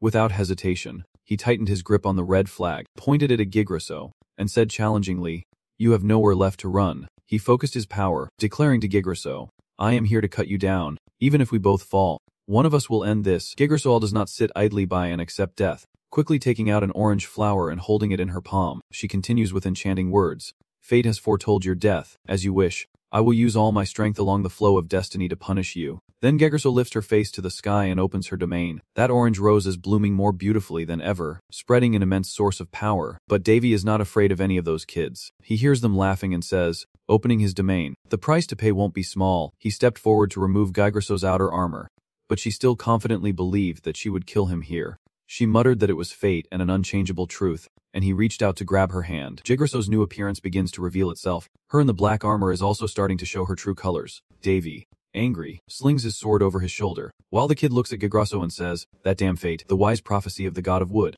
The special power of the great tree that has maintained the world for a long time will never be wrong. Even if the flow is distorted, the outcome always converges in one direction. Even when a variable appears, the flow will adjust itself to return to its original direction. Of course, with the primordial resistance to flow that we possess, that cannot be applied at all." A massive explosion erupted, shattering the surrounding earth and rocks. Unprepared, Davy was thrown far away, agony coursing through him. "Yes!" Jigraso continues to shout, "8th level holy magic." He lowers his head, his lips beginning to form the words, "I command." Here, the power arising from divine will is completely forbidden. Davy's face is shockingly pale when he hears this, his eyes wide with utter astonishment. He stared intently at his arm, recognizing it as the absolute silence of divine magic. His face seemed quite pleased, and at this moment his hands changed. He silently thought to himself, "The divine magic has been sealed. It is truly unbelievable." While Davy was lost in his tangled thoughts, a loud explosion erupted beneath the ancient tree, shattering everything around it. Davy quickly grasped the situation and activated his domain, a power possessed only by beings of a higher level, capable of bending the laws of the world to his will, a power far beyond the divine realm. He had heard of the power of the world tree Jigraso, and as it completely exceeded his imagination, it stopped all of his magic. Opposite him, Jigraso was preparing to unleash all its strength to defeat Davy. She kept attacking non-stop, leaving no chance for the opponent to fight back, making the air heavy and suffocating. But Davy was not afraid. Instead, he showed a clear interest. That sword, even though made of wood, was truly special. "Of course, it is nothing compared to my scarlet." With that, he cleaved Jigraso's blade in two with a single stroke. As his body fell, a deep shout echoed through the space nose, stopped the insane power of that tree. His strong body bearing the mark of the spiritual king immediately activated. Truly unafraid of anything, a lowly human daring to oppose the world tree, he has truly lost his mind. Jigraso was stunned. Meanwhile, Davy was still falling freely since attacking Jigraso. Then, thanks to his teammates' support, he was able to stabilize himself. "Thank you." Davy joined forces with Lunti to unleash the Demon King Path and the Shadow Arrow. At this moment, the hatred wrapped in an arrow ready to be shot through the sky. He tightly grips his twin swords and charges at Jigraso with lightning. Just then, a cold voice echoes like a verdict. "First, I will shatter your sword." The weapon in her hand immediately shone brightly and emitted a dazzling golden light. When Davy approached, a powerful burst of light erupted from Jigraso's body. Those beams of light spun around him and made his face freeze, his eyes wide open as if he could not believe what was happening. Then, the eerie vines from that light took shape and tightly wrapped around Davy's arm. Then, it quickly bound his entire body in mid-air, and Davy struggled in vain as he saw Jigasso rushing towards him with murderous intent. But he could not move, and was forced to take her attack head-on. Seeing this, Pashik screamed in horror, "Davy!" Immediately after, a deep voice echoed, "I command." Jigasso stared at him coldly and said, "Removing the dark magic. At this point, no one can use it anymore." Another power was sealed instantly, the ancient voice of Nose echoing with authority and remorse. Jigasso's voice responded emotionlessly, no longer containing any attribute magic, divine spell, or darkness. Nose now carries the mental strength of the person. Therefore, he has lost 4 types of power. I do not know how you managed to acquire so many powers, but your fate was sealed the moment you entered my domain. Hearing this, Davy repeated softly. Then, she coldly pointed her sword at you. The one who will perish here. Your blood will nourish the fields for future generations. As Jigasso was about to deliver the final blow, Davy whispered softly as if reminding himself that he had almost exhausted his attribute magic when performing the White Heart technique. Therefore, Jigasso saw no need to seal her attribute magic, and immediately afterward, she sensed something unusual. Before she could understand what was happening, Jigasso's face was tightly grasped by Davy's hand. Seeing that he had regained his strength, Jigasso was extremely surprised and stammered, "How is this possible?" But Davy simply replied nonchalantly, "I just needed to borrow a little of Scarlet's attribute magic." He smirks, adding a bit more force. Like this, in that moment, Jigasso could not resist. Even if she wanted to, Davy hurls her gun and body into the earth, a cloud of dust erupting as he wonders if his efforts to conceal it were effective. Davy's laughter echoed arrogantly. Of course, but the battle was not over yet. Jigasso shot up from the deep hole, her body almost unharmed. Facing Davy, Jigasso softly lowered her voice and gave the order. Her cold, sharp eyes remained steady, sealing off all the youthful energies of the world. However, he remained unshaken and responded with a contemptuous tone. Unflustered, at the same time, Loon charged from another direction to attack Jigasso and support her teammate. She just raised her brow briefly before commanding in a cold voice, "I have not allowed anyone to appear here just yet." With a single move, she knocked Loon away and told her to get lost. Then Jigasso gently landed on the ground. Facing Davy, how did it feel to realize that everything you once took pride in was useless? He was not afraid but calmly responded. Nothing special, but she ignored that response and continued speaking. "That is fate. You do not exist in any future I have seen." "All right." Jigasso approaches Davy's neck and says, "You are truly strong but still not my match. It is a pity you were born a filthy human instead of a spirit." He is not afraid and even taunts, "So strong yet you choose to attack humans out of fear of the Demon King." Hearing that, she spoke cautiously, not knowing what he was capable of. No living creature can escape his gaze, and no creature dares to lift its head in his presence. Hearing those words, Davy barely smirked. "It is quite funny. The Demon King will not return." At this moment, Jigasso confirmed while casting magic, predetermined future cannot be changed by a gentle breeze. The current situation is quite dangerous. If that light sphere hits him, Davy will surely die. He still has a little hope from his duty to protect the weak, but it is not worth using here, and even as Jigasso unleashes her full power, she still does not notice something unusual happening. And though I have to use almost all my strength, I have no regrets. What is happening seems to be going according to Davy's plan. Yes. Well done. Then she sternly called on her teammates and began to move. She immediately proceeded. The final plan to take him down had been activated. Reckhold's leader, Enaben the Avenger, only announces the mission. Loon's voice echoes throughout the space. Team leader of Enaben the Avenger begins the mission. That made Jigasso momentarily pause. Girl. What? The will of the world tree is maintained by 2 supporting elements. That is the primordial stone of the primal wood, the ancient core of the world's will, and the chosen saintess by the world tree. Even if the location of the primordial stone is still unknown, and even if it is found, it cannot be destroyed. But Jigasso's saintess is a different matter. Among the crowd, Davy stopped at a special figure, daring to hide among the fairy race without fear. That beloved saintess. Her words succeeded in startling Jigasso, who hurriedly released Davy and flew away. Saintess. Suddenly, a slight smirk crept across his face. Not letting the opportunity pass, Davy seized the moment to attack her, saying, "Enjoy it while it lasts. You deserve it." Seeing that, Jigasso stared in shock and exclaimed, "How is it possible to use magic?" In his hand, the divine beast sword Phoenix flame surrounded by blazing red fire appeared, so this is the first time he has seen such a spell. Then Davy raised his weapon and said coldly, "Try this." Without hesitation, he swung his blade down, and the fiery energy shot straight at Jigasso. Now, his face shows a triumphant yet arrogant expression. The death of the person has been confirmed. From that beast, a giant beast is summoned, blazing across the sky and rushing through the opponent. Davy kept swinging his sword, delivering a powerful blow that intensified the raging flames. Jigasso's agonized screams echoed as her body trembled amidst the engulfing sea of fire. He watched the scene and burst out laughing happily.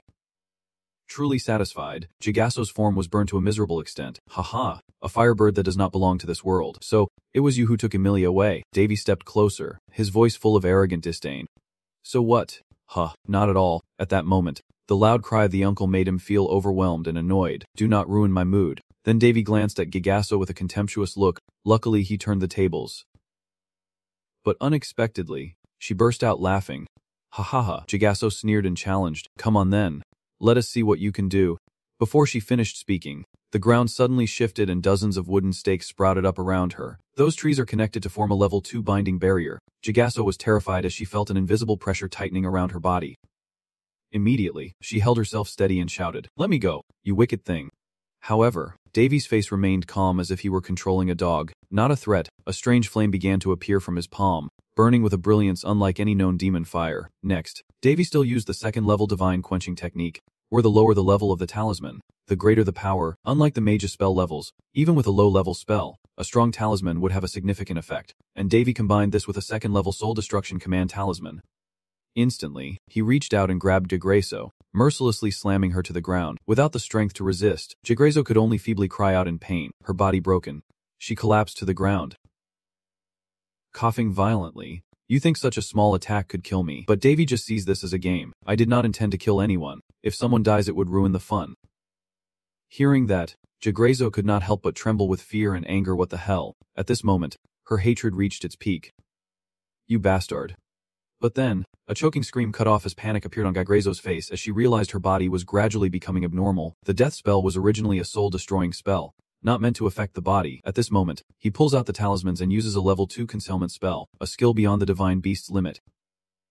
Immediately after, the divine fire punishment is unleashed, and the sacred flame spread to burn the space around Jigaso. The flames blazed fiercely, the red light seeming to swallow everything. But even in that situation, she still managed to smile. Jigaso's laugh carries disdain and a hint of mockery. Ha ha ha. It is incredible. Yes, that is right. From the beginning everyone knew about my power.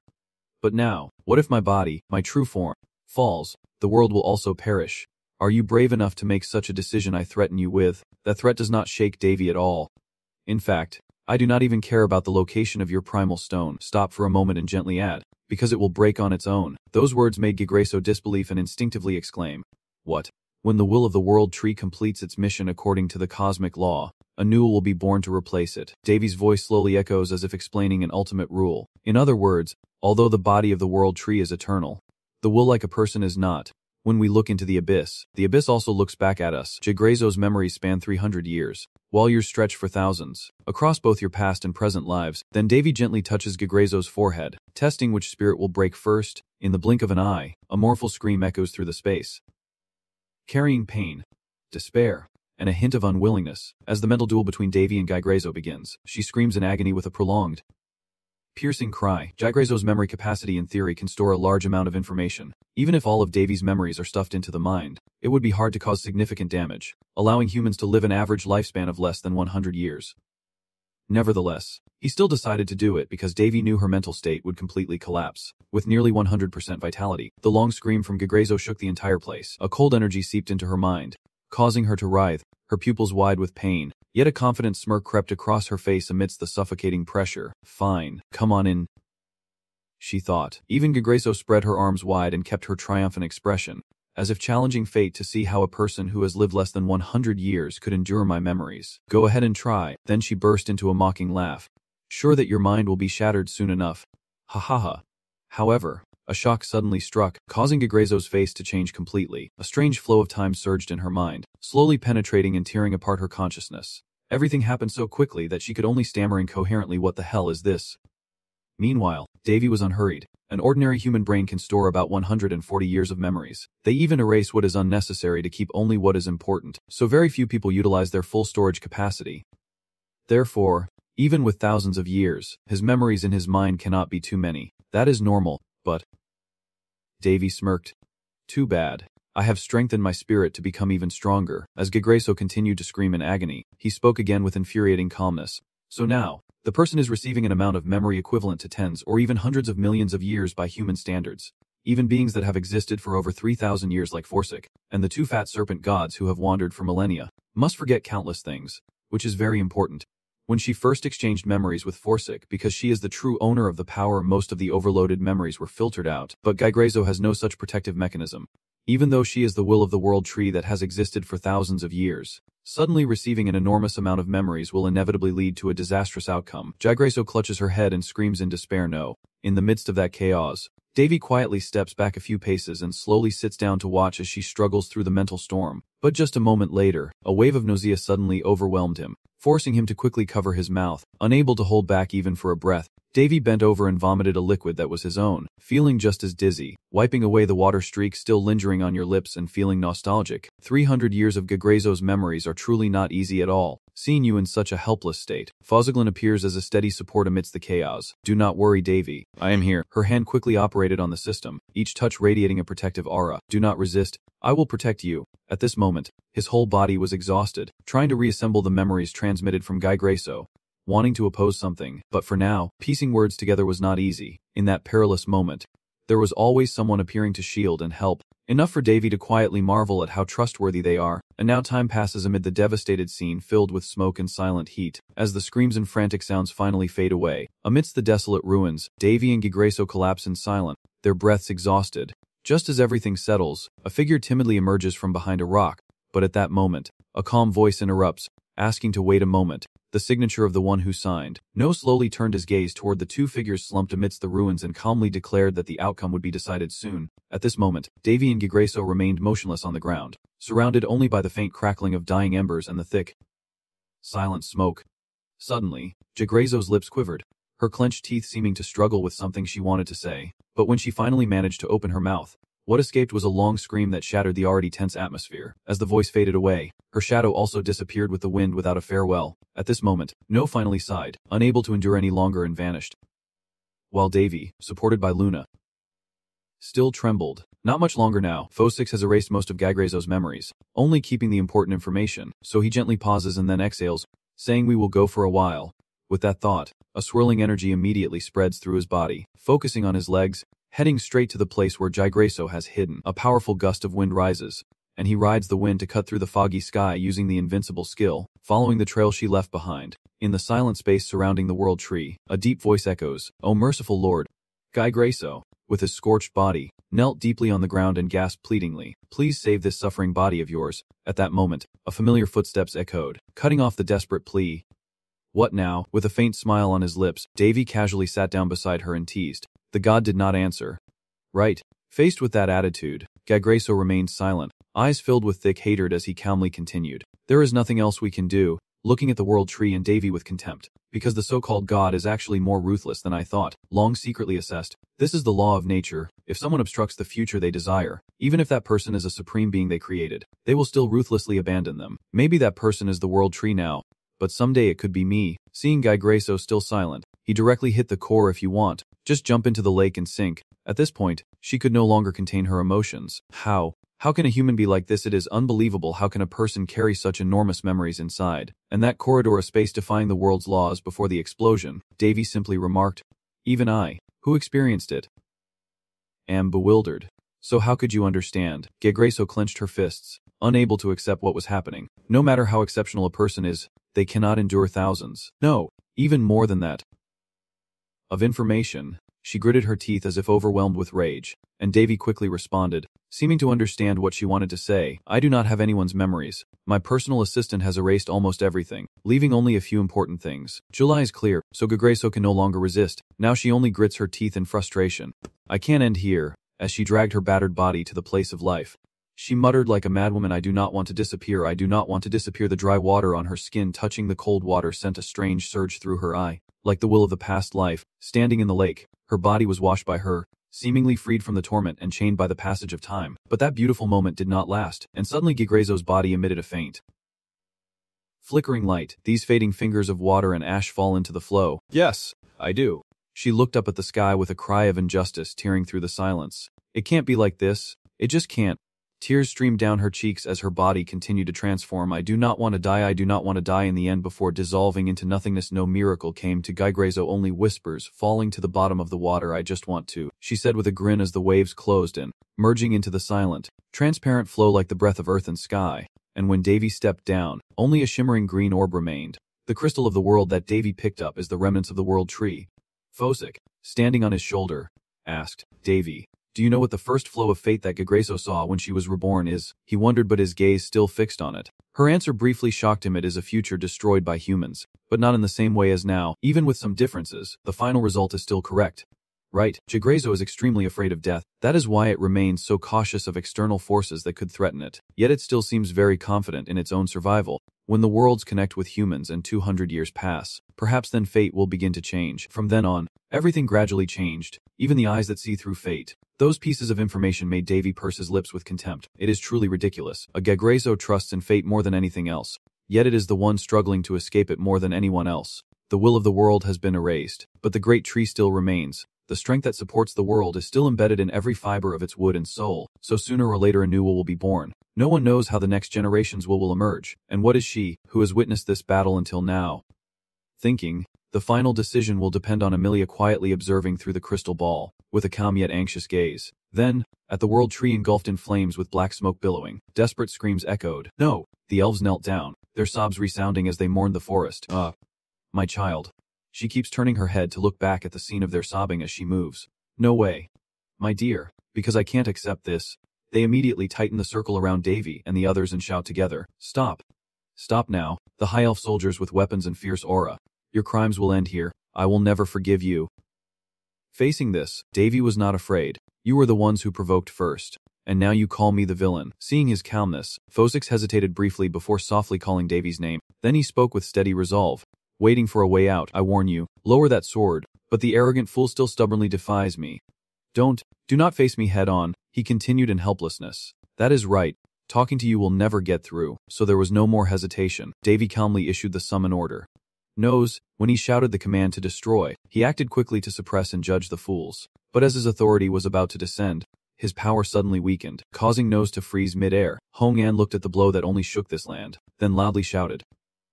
The signatory. Then turning to Davy, he asked with a mix of curiosity and reproach, Why did you withdraw your power to wait for me? You respond with a knowing smile. How can you be the Spirit King and not hesitate to destroy the elves like that? Meanwhile, his followers kneel with faces full of confusion and anger.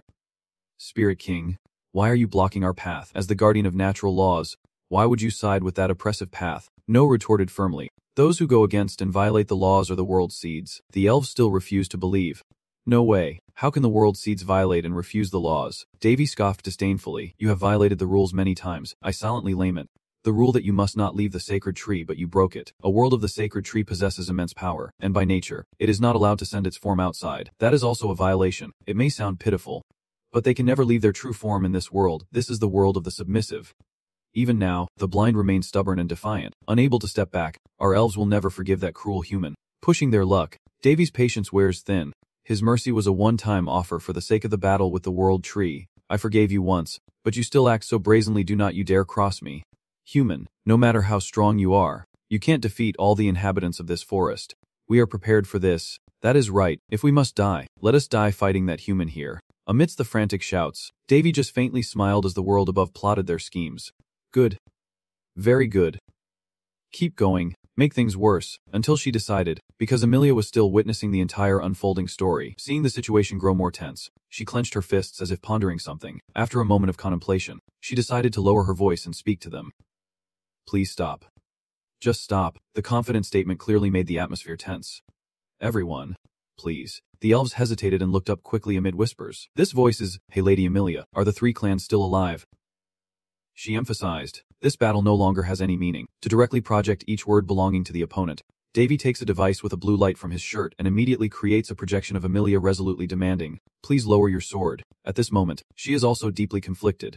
I know. Actually, I am no different from them. A coward clings to a fragile hope, avoiding the truth even though I know it is wrong. Even after hearing Asa recount everything, I still cannot cooperate, and in the end, we failed. The side betrayed by the Divine Lord is our mother, the young master. And we cannot deny that the world of the young has gone astray, but the cost of that realization was too great. Amelia pleaded, admitting her failure and begging them to stop the bloodshed, but her words did nothing to sway the elves, who dismissed her and declared that failure was impossible. Is Emilia of the three clans just willing to trample on tradition and the pride of the elves out of desperation to save her own life? Unable to bear the stubbornness unfolding before her, Emilia loudly scolds, "Why do you all use unrealistic reasons to justify killing your own kin? How much more blood must be shed for our cause? Swords and wounds can't solve everything." Vosix muttered quietly as he watched. Emilia is their ancestor, not just an ordinary official. Understanding this meaning, Davy sneered, "But the elves who respect Emilia are not many." Right. She kept fighting with all her might to stop him. We could have resolved this with words. So please. But all we got in return were rejection and opposition. No, that person invaded our territory, slaughtered countless of our kin, and ultimately destroyed the mother of the sacred tree. Their blindness made Emilia speechless, unsure of what to do, almost pushed back by those sounds. If only she had eyes. Look around, see what that human has done. Trees burned, flowers withered, and the spirit water has fled. And what about the image of the world of the trees? Our origin, how is it now? Do you still see the green of before? Emilia sobs. But it is our fault. She was extremely confused and helpless. Is there no other way anymore? A person who is only a former member of the three clans, no longer strong enough to save or persuade them. Those thoughts made Emilia unable to hold on, only whispering in despair, "Please." Tears keep falling nonstop, blending with the heavy pain in my chest. "Please listen to me." Each drop of tears falls to the ground, quietly dissolving into the noisy scene. At the same time, Davy's chest suddenly lit up and emitted a surge of energy that startled him. Without hesitation, he pulled out the relic of the world tree to examine it. This is, before he could finish speaking, the object in his hand suddenly burst into a blinding light and radiance that consumed the entire space. This purity was so intense that all the elves hurriedly raised their hands to shield their faces instinctively. While everyone was still in awe, a quiet change was spreading gradually.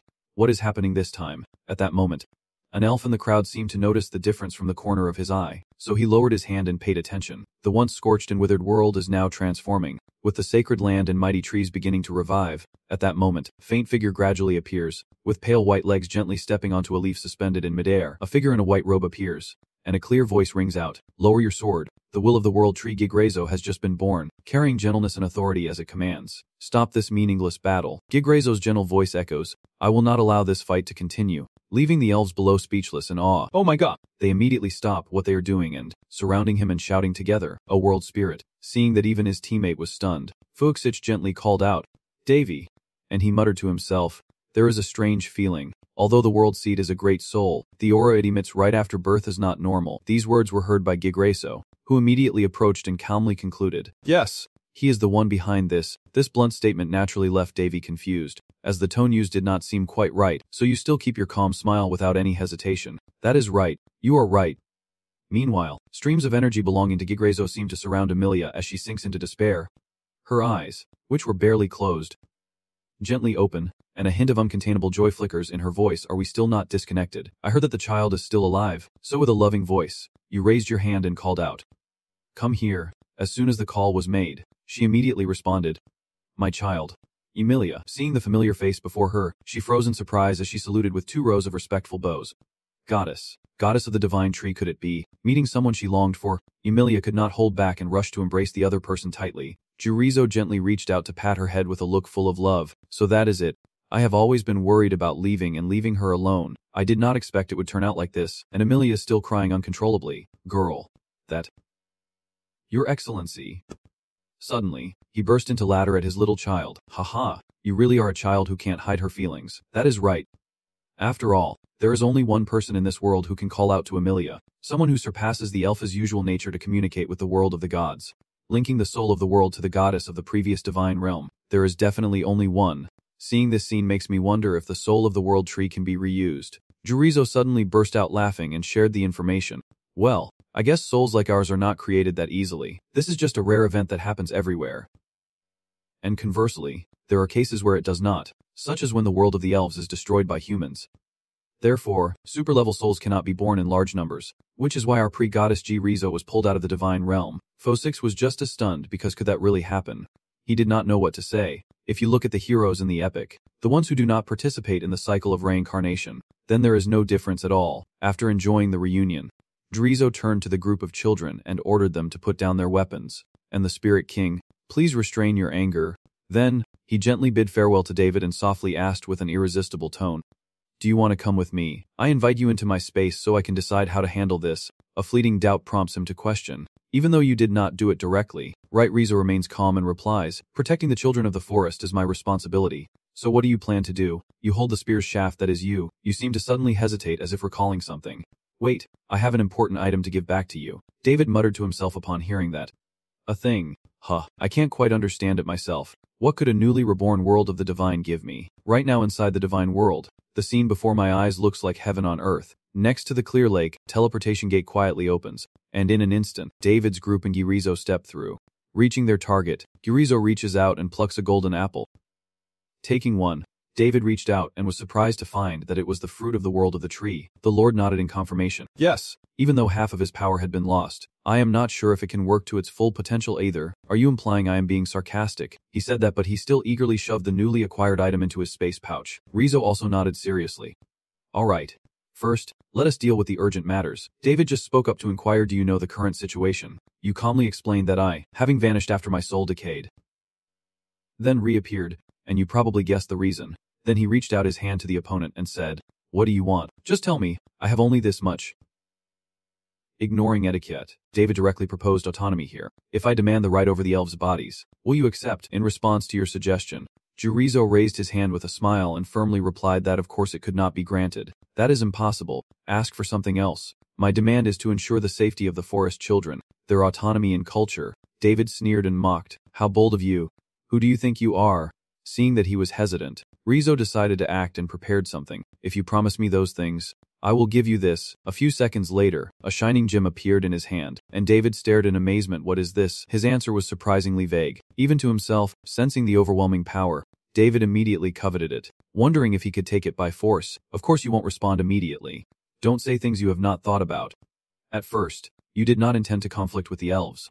Right, I beg for your mercy. Please protect their lives. But David scoffs. This negotiation is of no real benefit. Then he steps forward without hesitation, placing his hand on your chair.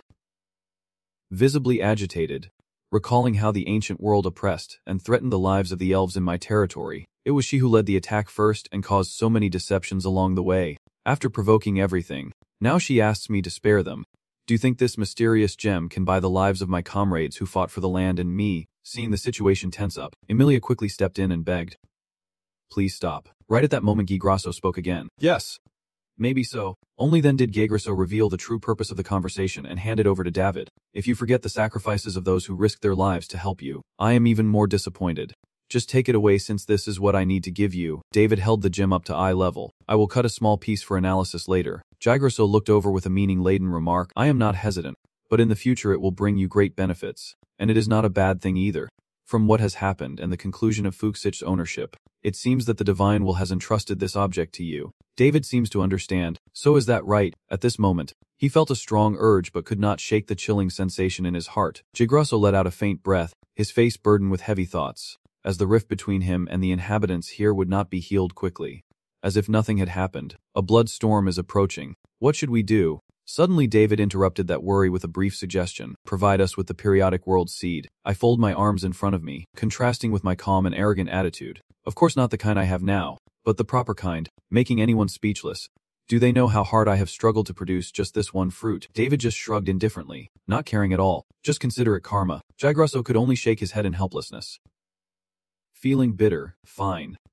Take it, but what do you plan to use it for? David only smirked and said it would be used for something important. And there was one more thing. I will guarantee the safety and autonomy of the elves. But you must transfer all decision-making authority over the relationship between the forest and the outside world to me.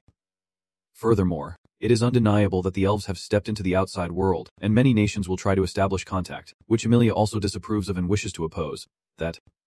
Keep going. I need someone to ensure that diplomatic authority belongs to me. The more I think about David, the more pleased I am, waiting to drain every bit of benefit from it. After this series, Gigersol finally sighed and said it was a dangerous demand, but he challenged back. If you do not like it, then no deal at all. Seeing that, he proposed a hypothesis. What if I choose to confront you? He shrugged indifferent. I have no intention of killing anyone. David puffed up his chest enough to silence his opponent. I do not really like elves that much. Although very dissatisfied, Gigersol still chose to compromise because he had no other options. Fine. I accept the conditions, he thought happily. Perfect. Then, he issued a warning and a reminder of the danger ahead, the unfortunate shadow approaching, and the prophecy from the previous world. Though vague, was still somewhat accurate. David remains very confident that the Demon King Purser will not reincarnate, and even if he does, the future you fear will not come to pass. He shakes his head and says no, the issue is not about the Demon King Purser. Gegrzol's next words directly target your existence. Think about why the goddess Freya, the supreme deity, accepts your existence and continues to make such accusations. Seeing the other party fall silent, David urged him to speak in more detail, but Gegrzol refused, saying it was not a matter to be spoken of casually, yet the person must have seen things that originally belonged to another world appear here. So was it just a coincidence? Even David had to momentarily reconsider at this point. He slowly explained what he understood. I have not seen much, but it seems that major changes beyond the control of the goddess are already beginning. He also did not forget to assign tasks to the opponent, including that you must take responsibility for handling all the noise and disturbances that arise. After hearing that, he silently lamented that it was truly a dark mission, and at this moment Gegrzol gave him another hint. I am different from the worlds you have destroyed, and if it is necessary for the future, I am willing to cooperate with you. David frowned and retorted, Elf will not submit easily. Gegrzol lost his initial gentleness and showed the determination of a leader. That is something you have to accept. Reflect on why it is not the submissive world but me, someone who has a bit of sympathy for humans, who was reborn. The atmosphere suddenly grew tense as he emphasized the last 3 words. Think carefully. Amidst the forest clearing, the sound of heavy breathing blended with hurried footsteps rushing through the dense trees. Even though his body was already broken, he still dared not stop for even a moment. As he moved, a strange object suddenly shot through the wind, heading straight for him in an instant. The elf collapsed directly onto the hard ground, unable to control the violent movements of his lungs, and suddenly a flash of words appeared, sending a chilling shiver down his spine. At that moment, the elf's whole body turned pale and bloodless. He shouted loudly, forced himself to get up again, and ran away with all his life. As the elf just left, a shadowy figure quietly appeared and followed each step in silence. As he pushed himself to run faster, he muttered to himself, Damn it. Damn it. Damn it. I did not see it coming. At first, Elf planned to run away until everything settled down, but then he seemed bewitched by something and wandered alone into the forest at midnight. Remembering the note he received about the chase game, he blamed the sender entirely. It was all that fairy's fault, not his. Elf became more certain as he dismissed that way of calling her. She was a strange creature disguised as an elf. As he desperately ran through the dark forest, a distorted smile suddenly appeared from behind. His mind was so disoriented that he could not even tell who was following him or what exactly she was.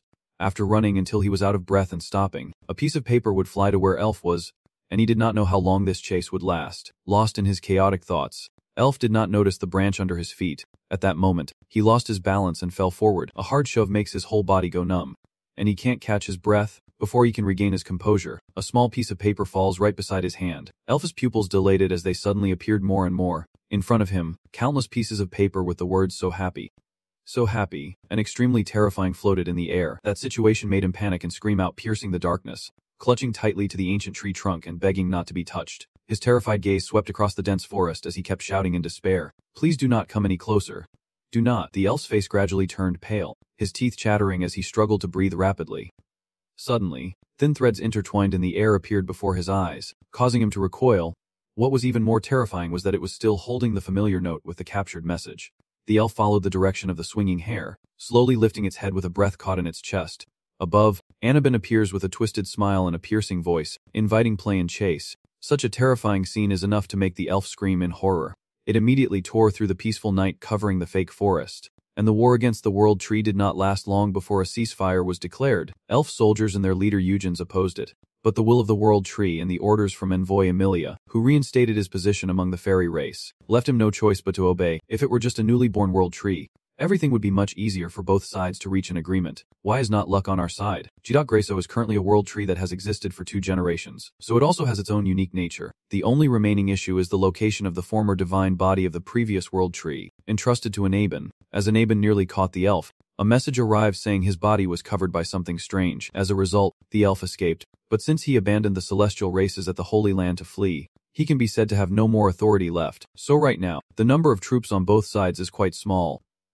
Fortunately, the casualties were minimal before the battle between the Holy Land City and Hengzer truly reached its conclusion, and as expected, Davies' group quickly received threats and protests. The biggest opposition comes from the Canis Empire, the rebels, and Min Kingdom near the World Tree Forest. The Canis Empire, concerned about the Palin and Lindis empires, has remained inactive, but Min Kingdom is completely avoiding conflict. It is under the rule of the Heavenly Emperor, who calls himself the Ancient God. So he is furious as if his territory has been stolen and demands the return of diplomatic authority over the land and the power to decide everything. The imperial decree immediately increased pressure on the Holy Land of the Saintly Tree and demanded territorial division after the war, causing someone reading the information to feel furious. So while both sides fought tirelessly, they just watched, and now they are coming back to share the benefits with us. Davy was so angry he tore apart what he was holding and shouted at the fools. He suddenly thought of something and said, "Oh right, Tanya is near Min Kwok, is not she?" Winry then spoke up to confirm. "Yes, Tanya went there to get married, now a small country in the south of Min, a princess who was forced to marry before reaching maturity,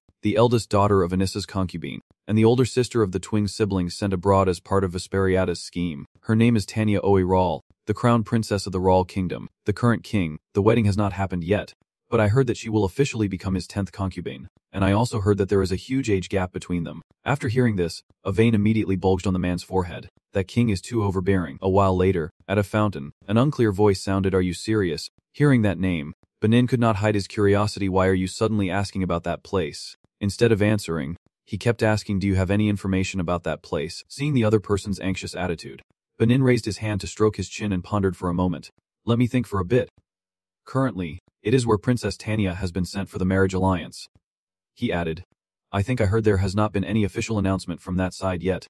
"Right," the man nodded in confirmation. "That is correct. It is now a nation with a strong belief in the legitimacy of marriage alliances, heavily influenced by the mother country, and has little diplomatic contact with other nations. In the past, it was formed by many tribes, which initially established their own territories, but eventually decided to unite into a single unified country. So," hearing this, Davy's blood boiled as he cut in. "So marriage alliances are considered legal and recognized there, right?" Burning confirmed. "Yes." This made him furious and he started tearing at his head. Does he think he is some kind of tyrant king?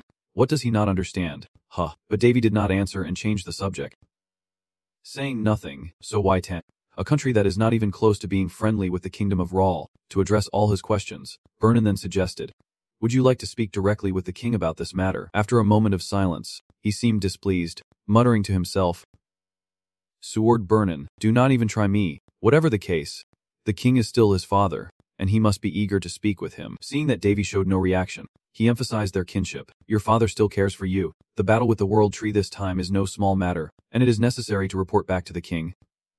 Your father, who is the ruler of the kingdom," which also made him a bit worried. Oh heavens, Davy has delayed for too long, but the problem is not so easy to solve. Due to the complications, he had no choice but to make a decision and inform the royal family that he would visit. Burn-in, waiting for this moment, quickly responded, obeying the order. "Your Highness." After Davy accepted Sword Burnin's proposal, he once again set foot in the royal palace, and the guard's voice announced, "Your Majesty, the prince is coming." Backtretch immediately issued an order. "Let him in." Even though they are father and son, as members of the royal family, it is normal for him to be cautious and formal. "Your Majesty, the first Prince Davy is here. Greetings to the son of the kingdom." As soon as you finish speaking, he immediately asks about your well-being. "No need for formalities. Are you uninjured?" I calmly respond, "Thank you, Your Majesty, for your concern. I am fortunate not to be seriously hurt." The steward smiles and evaluates, then raises a question that has been on his mind this time. "You seemed a bit rushed. Someone as intelligent as you, why make such a bold choice?" Proper etiquette but no less sincere. Davy calmly explained to himself that this time the matter was too serious to delay, so he reported slowly. In response, he could only reply with a sense of relief that the person holding real power in Muok had been replaced, and everything was resolved smoothly. If not, the consequences would be irreparable. Davy did not argue much about this and simply nodded in agreement. The monk would remember. And then, with decisive action as if giving no chance to refuse, Backtretch slowly approached to present something to the person. "Take it." It turns out to be a message from the current kingdom that the Grand Princess of the Ral Kingdom, Tanya Oiral, has come of age. She will undergo an archery trial and hold a wedding. Davy realizes, letters from the Western continent. Huh, what a joke. Then came the blunt words from Backtretch. "I know he is not very pleased, but perhaps this is the last chance to see my little sister again." Ultimately, he ended his doubt about his choice. "Do you want to go or not?" At the same time, in the Duke's residence in the current kingdom, Princess Tanya Oiral of the Ral Kingdom sighed in boredom. Seeing her listless state, the servant beside her immediately showed concern and asked, "Your Highness, are you not feeling well?" She gently shook her head. "No, it is nothing." So, no letter this time either. It is a pity that the response from the other side was not what I initially hoped for. "Your Highness." I went to the letter room but still received no reply, and Tanya's sadness was reflected in the quietness within her heart window. I see now, with all her kindness always thinking of others. No matter how confused she is, she still persists in explaining, but there is nothing more to do. The distance is too far, and I have already married. The Empress nearby feels unfair. It is not your fault. "Your Highness. How could they be so heartless? Your Highness has sent so many letters. Yet despite that, she not only shows sadness but also interrupts and says do not be angry. She even tries to justify herself, as if reminding her family, Probably because they did not send letters out of fear that I still cling to that place. The compassion and understanding so heartbreaking from Tanya leave the servants and Ina speechless. Your Highness. Her hand clenched tightly as her next words echoed. Could it be that even at this wedding, no one will come afterward? Now, Tanya slowly expressed her true thoughts. Yes. Once married, they could never meet again. Even if it was just for the last time, I still wish to see them once more. And Ina suddenly realized her mistake. Oh. This mouth, the faint moonlight blending into the quiet night, her voice filled with sorrow for the princess's tragic fate. Arpora. The next morning, on the road between Rawl and Hien Kwok, a voice echoed from the carriage. Hong Hien, do you want me to chase away that wild boar? No wonder it is just a fake sibling bond when Winry, who is sleeping soundly in Paris's mouth, is actually Davy's little sister, and he quickly denies it, saying she is adorable. Besides, she has not had a peaceful sleep these days, so let it be, he replied with a pout, not knowing what to do. How come in hens they get to enjoy guns and comfort and still complain about being tired? Because lately Winry has been immersing herself in studying magic day and night. Watching her grow up is also a joy for Davy. Then again, the atmosphere between them seemed so relaxed that Paris carelessly said, Hong Hien, to have to work like a dog day and night like this? So he was caught by his sharp eyes. Working like a dog. Wait a minute. Where did he learn to say that? He stammered nervously. In the end, unable to confront him, Paris decided to honestly confess, causing someone outside to jump in surprise when his own name was called out. Always, she immediately shivered and made an unrelated remark, always thinking of the perfect solution, though even a wooden barrier could not stop Davy's clenched teeth. Just wait and see. And at that moment, Paris changed the subject, recalling the last time they went to the Philistine Principality. At that time, I was worried about Huan more than anything else, and I usually agree. That is how it usually is, Paris lamented here. If you knew Hong Hyun had such power, you would have been less jealous.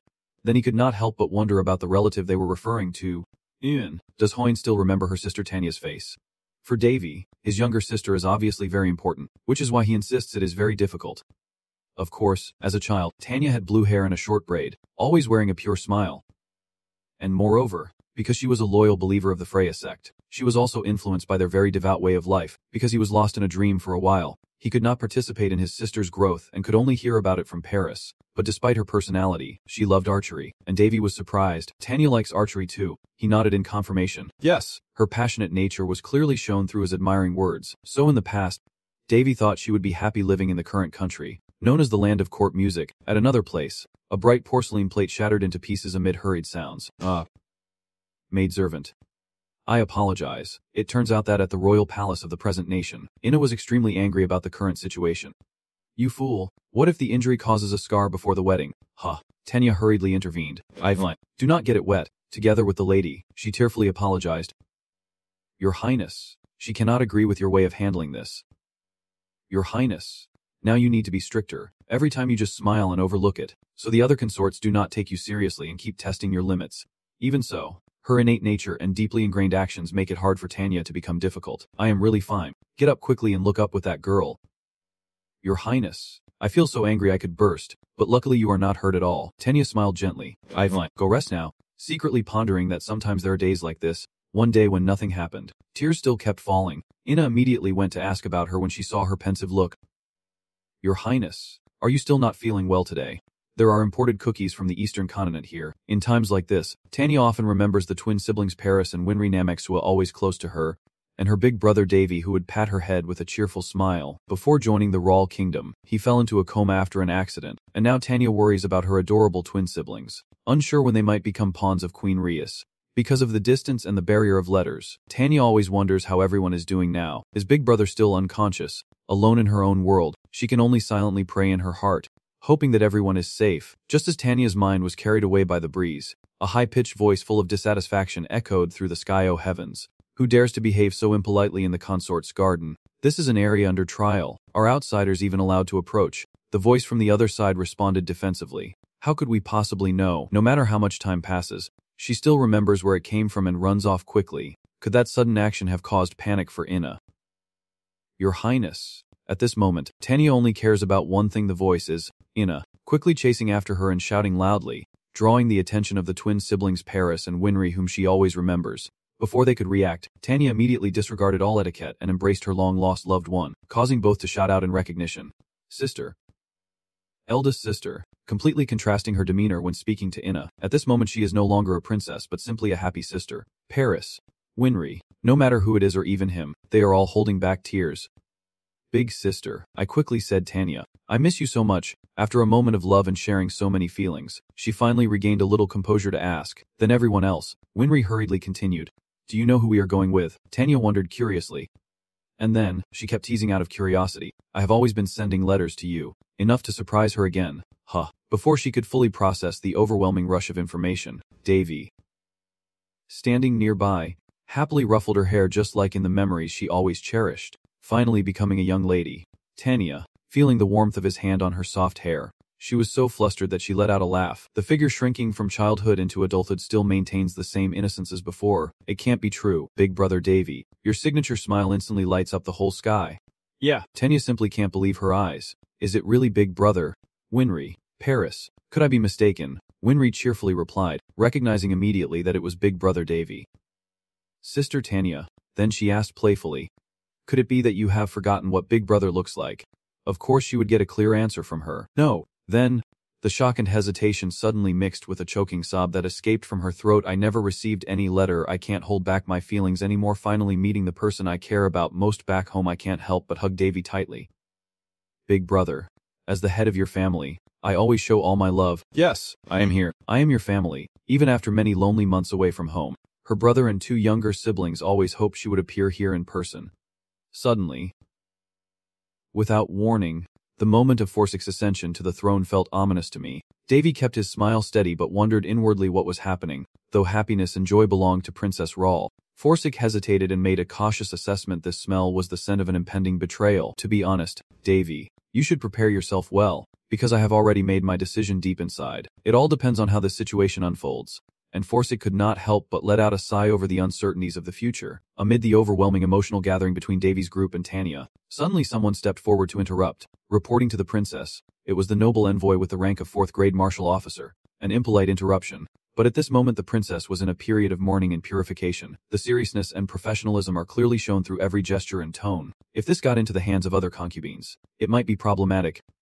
Meanwhile, Forsyth took the opportunity when no one was paying attention to indulge freely, truly a face that defines fashion status. Even this night of madness spiraled out of control, with her emitting a light even stronger than a flashlight. Truly a sensory feast. Unable to hold back any longer, Davy suddenly intervened to seize the opponent immediately. Clearly, Forsyth could not hold back and shouted loudly, "What are you doing, Davy? Let go immediately." Because of the current situation, he could only whisper, "Do not make noise. My head is right here, and she is so furious that she is about to explode. Did you think she was just an object?" Finally, Barry stepped forward to break the strange atmosphere and respectfully introduced himself as Dang Gong, who, despite many shortcomings, currently holds the position of 4th rank capital prefect. Tanya beside Davy announced, "Dang Gong has always been the one protecting Mew. Ka." And after what just happened, he only responded stiffly, "Is that so?" The exchange concluded. He then calmly resumed his duties. "Apologies. But currently the princess is in her mourning period and cannot have contact with outsiders during this time. The consequences could be unpredictable," leaving Barry stunned and confused. If even close relatives are considered outsiders, then who can truly be by her side? Clearly, Dang Gong is someone with a rigid personality in all situations. During the mourning period, the only ones allowed to see the princess are the emperor and the consorts. The last words fell. Willie's rage exploded with resentment. It is truly ridiculous before even getting married. He is more important than family. Everything seems to be unfolding so far apart, as if both sides are about to rush in at any moment. And the ruins of the house must be approached enough. Dang Gong, he bluntly said as the other person stepped forward. Princess, carrying tears of sorrow that keep flowing, she shows her deep longing for home. After so many years, this is the first time she sees her family again. Please, just close your eyes and pretend not to notice this time. As expected from someone who has known her for many years, he can only let out a long breath and step down a level to check if anyone saw, and buy some time for her. Vong Fai. Tana immediately rejoices and exclaims happily, "Thank you." Dang Gong, after making his suggestion, he turned to leave without even forgetting to leave a final word, "Hoping you will have no regrets." Princess. At this moment, the brother and sister pair, Barris, are still immersed in their intense anger, even to the point that he accidentally raised his voice. That Tannhaus skillfully shifts the conversation and restores the mood. "Come on, do not hesitate anymore. Hurry inside." Ka. Winry and Barris, I have so much to tell everyone. The sky almost turns completely dark, and her sweet voice echoes through the palace. Not long after, the group arrived and the tan house shone with energy like the sun. Luckily, Ka. I wish Winry could have woken up before I left, but at least we can talk like this now. It feels like a dream. Ho ho. Foza could not help but be suspicious. She did not know why, but David turned to question Winry, asking if she did not write about me in her letter. She replied quickly, "How could that be? I told everything that happened, including Kaka waking up in the Rawl Kingdom." Everything, so Barris had to rush in hurriedly. "Could it be that you have never received any letters from them?" Hearing this, Tanya was instantly stunned and stammered. Letters. Letters. No way. Her face at this moment was truly pale, as if she had realized the terrifying truth about the flow of time. "I have been sending letters to the Kingdom of Rawl all along." They immediately understood what was happening to Tanya when David coldly commented. But before he could finish, Barris, furious, started shouting at these damn bastards. Seeing his younger brother wanting to leave and seek justice, Tanya hurriedly intervened. "No. You can't." However, he could not hold back his rising anger and shouted, "Let me go. Sister, were not these bastards the ones who imprisoned you here and forbade you from contacting the outside, claiming it was a cleansing ritual? These damn bastards." Even Winry agrees with Barris. "Sister, this cannot be ignored, but as a princess consort, Tanya knows the story won't go anywhere, so she tries even harder to stop them." "No, Winry, Barris, if we show our emotions about this, they will be extremely upset. But Tanya's whole body is trembling from holding everything inside and maintaining the fragile peace. The royal family must always maintain their dignity, even if it means risking death." She holds onto the person. Just as the tension reaches a breaking point like a taut string, the calm voice of the dingong softly advises, "Your Highness, please quickly hide those three immediately." It is a pity he arrived just as everyone was furious, so the coat could not escape Barris's grasp. "What? Hiding from us?" Tanya shouted in panic. Barris. Unfortunately, he no longer cares about anything else. "First, I need to hear these bastards explain how they dared to imprison my sister here and even block her letters."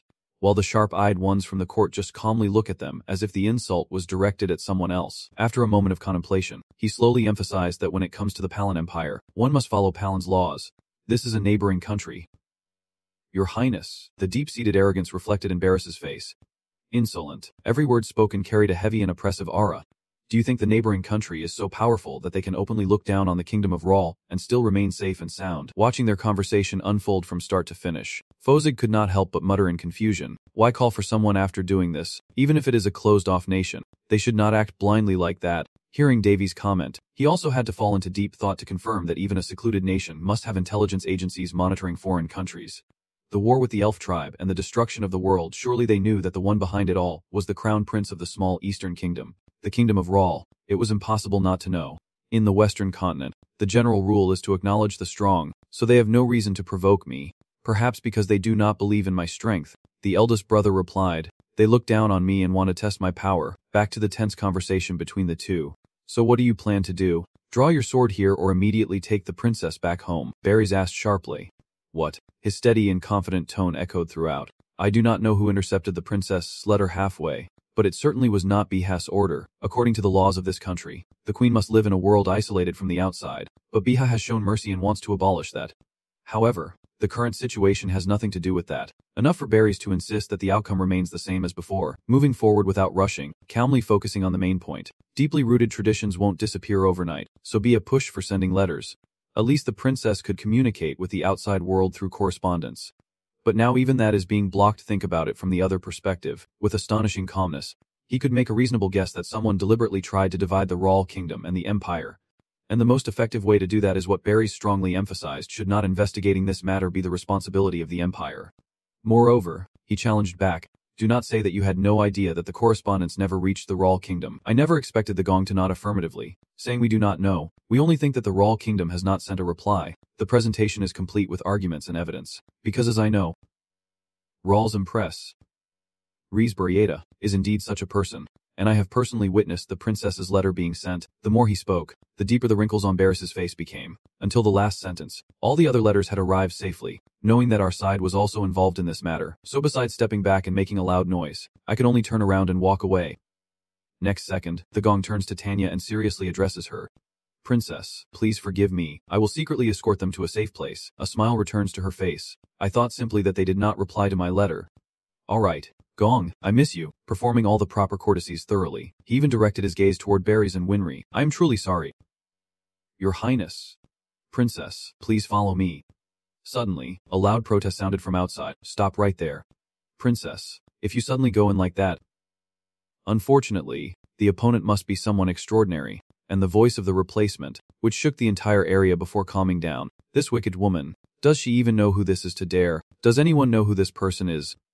Meanwhile, he began to ponder about the letter case. It is too forced. Even Deputy Red agrees. The culprit is too obvious. But because it is so obvious, it makes us suspicious. Davy secretly understands that someone has taken advantage of this situation. In other words, whoever benefits from causing chaos here is the one who orchestrated everything. If so, the current state is also a victim. And at this moment, Gong is sternly urging to act quickly. He understands the related issues well, but let emotions take over, as people can easily be swept away. And after some reflection, Davy suddenly acts, catching Willie off guard. There was not a hint of hesitation because he realized the most important thing, so at this moment he needed to stay calm. Without warning, he directly pushed his twin siblings into the space gate and let them shout out, "Brother! Brother, Kakaka, what on earth is going on here?" With no explanation except Davy's pursed lips. Stay calm and wait, don't act rashly. Even though at this moment your strength suddenly feels like it might explode, assess the situation rationally. He directly caused a shiver down Fasik's spine as the smile on his face lifted to his ears. First, overturn this place completely. Next second, Davy also did not forget to remind his subordinates, always, to take care of Tanya's siblings. She immediately saluted to ensure, always, to carry out the mission. Right after the vortex disappeared, Tanya regained her composure and asked, "Brother, how did it happen?" But before they could finish speaking, Unbi, who had been shouting outside, suddenly pushed the door open and asked, "Princess Tanya, are you in there?" And clearly, because of her brother's immersion and subsequent emptiness, she was bewildered and looked around. While she wondered about this action, what is going on? Why is everyone so surprised? Meanwhile, Tanya was too busy searching in her bag to notice her. Wani-sama, he is gone, no matter what happens. She could never have expected the shadow of someone seemingly sinking into the depths to suddenly appear right before her eyes. And in the end, where did they go? Then what was to come would come, and Umbi began to engage in small talk. "Princess, you have lost a lot of weight lately," and Tanya still remained stunned by the current situation. When did Kaka tidy everything up? Luckily she managed to recover in time to return the favor. "Someone who cares about me, so I am still healthy." Umbi's arrogance is completely evident from the way she is a consort of the current nation, and she has also thrown a little tantrum. "Thanks to that, the other consorts do not like me," she stammered. "Thank you." Everyone seemed to want to praise her. Of course, gratitude is necessary. Just as she was feeling happy, Umbi's face suddenly darkened to a truly demonic level. But with guests arriving like this, why is not their tea served? I was shocked and exclaimed. Then she quickly issued an order. "Ina, go make some tea," while she calmly replaced that empty vessel as if she were in her own palace. "I did not come here for ordinary tea. The bachnet cleansing ceremony is almost over. Just a few days until the archery test, and the princess has already passed 4 exams with flying colors. To remember those things." And finally Umbi calmly concluded, "I just hope you won't forget who helped you achieve that." Tanya regained her composure. "How could I forget?" she replied back. "Really?" The next moment, she suddenly raised an odd question. "So you can repay Umbi, the one who fed you?" "Right." She hesitated again. How to repay her? Her fingers tapped rhythmically on her leg, as if striking straight into her heart. "Hi-Fi did not want you to return to your homeland, just like before, regardless of the reasons. I also hope you stay, but there is only one thing that worries me. This time, the envoy from Ming country is coming. Have you heard?" Tanya, usually so stern when facing loved ones, now approaches with reverence and caution in every moment. "Yes, I hear that General and Prime Minister Tepian of Min country will arrive." Umbi interrupted. "So Princess Tanya, our nation's current peace is thanks to Min country's kindness, is not it? When it comes to major matters, she is always alert and attentive, and in fact, that is true, is not it?" In the end, after all the long-winded explanations, Umbi finally reveals her true intention. "So Princess Tanya, please help us out. I hear that Prime Minister Tepian is very fond of Eastern dances. He is planning to publicly humiliate Princess Tanya." When Umbi points out the absurdity. "But unfortunately, I and the other consorts do not know how to dance, so please step forward. If you do that, Titong Tepian will surely help a lot. He likes Eastern women, so who knows?" The performance was so unbelievable for women of that time that the gong orchestra could no longer stay still. "My lady, forgive me for speaking frankly, but to ask someone about to take the archery exam to become queen to do something only courtesans in brothels do, is that really his intention?" Of course, these words will become proof that he was beaten with a stick and splashed with Yambi's saliva. "Do you know where this is and dare to act so arrogantly, you worthless servant?" Witnessing the horrifying scene unfolding, even Tanya could not hold back. "Unbi, stop right now. What are you doing this for?" Clearly she has been a consort for so long that she ignores everything, not even bothering to pretend to be holy anymore. According to the unfolding events, the Gong Guardian who has always been by Tanya's side stepped forward to endure everything. She hurriedly shouted, "Dang Gong," and after Umbi finished, she looked on with thin, evaluating eyebrows truly more than ordinary. "Princess Tanya, in order to marry a powerless princess like her, this country has sent countless treasures to the kingdom of Rawl. Surely you are not unaware." Her face at this moment pales with each word. "That story.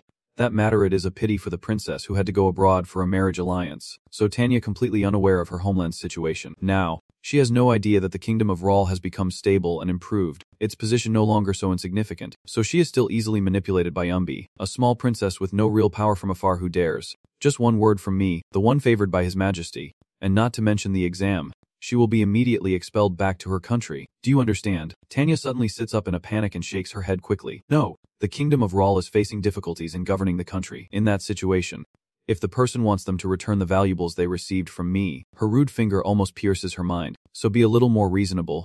And with her hot temper and arrogance from being spoiled for too long, Umbi even wants to raise her hand again and curse. She looks lively and youthful, but she does not know her place and dares to do so.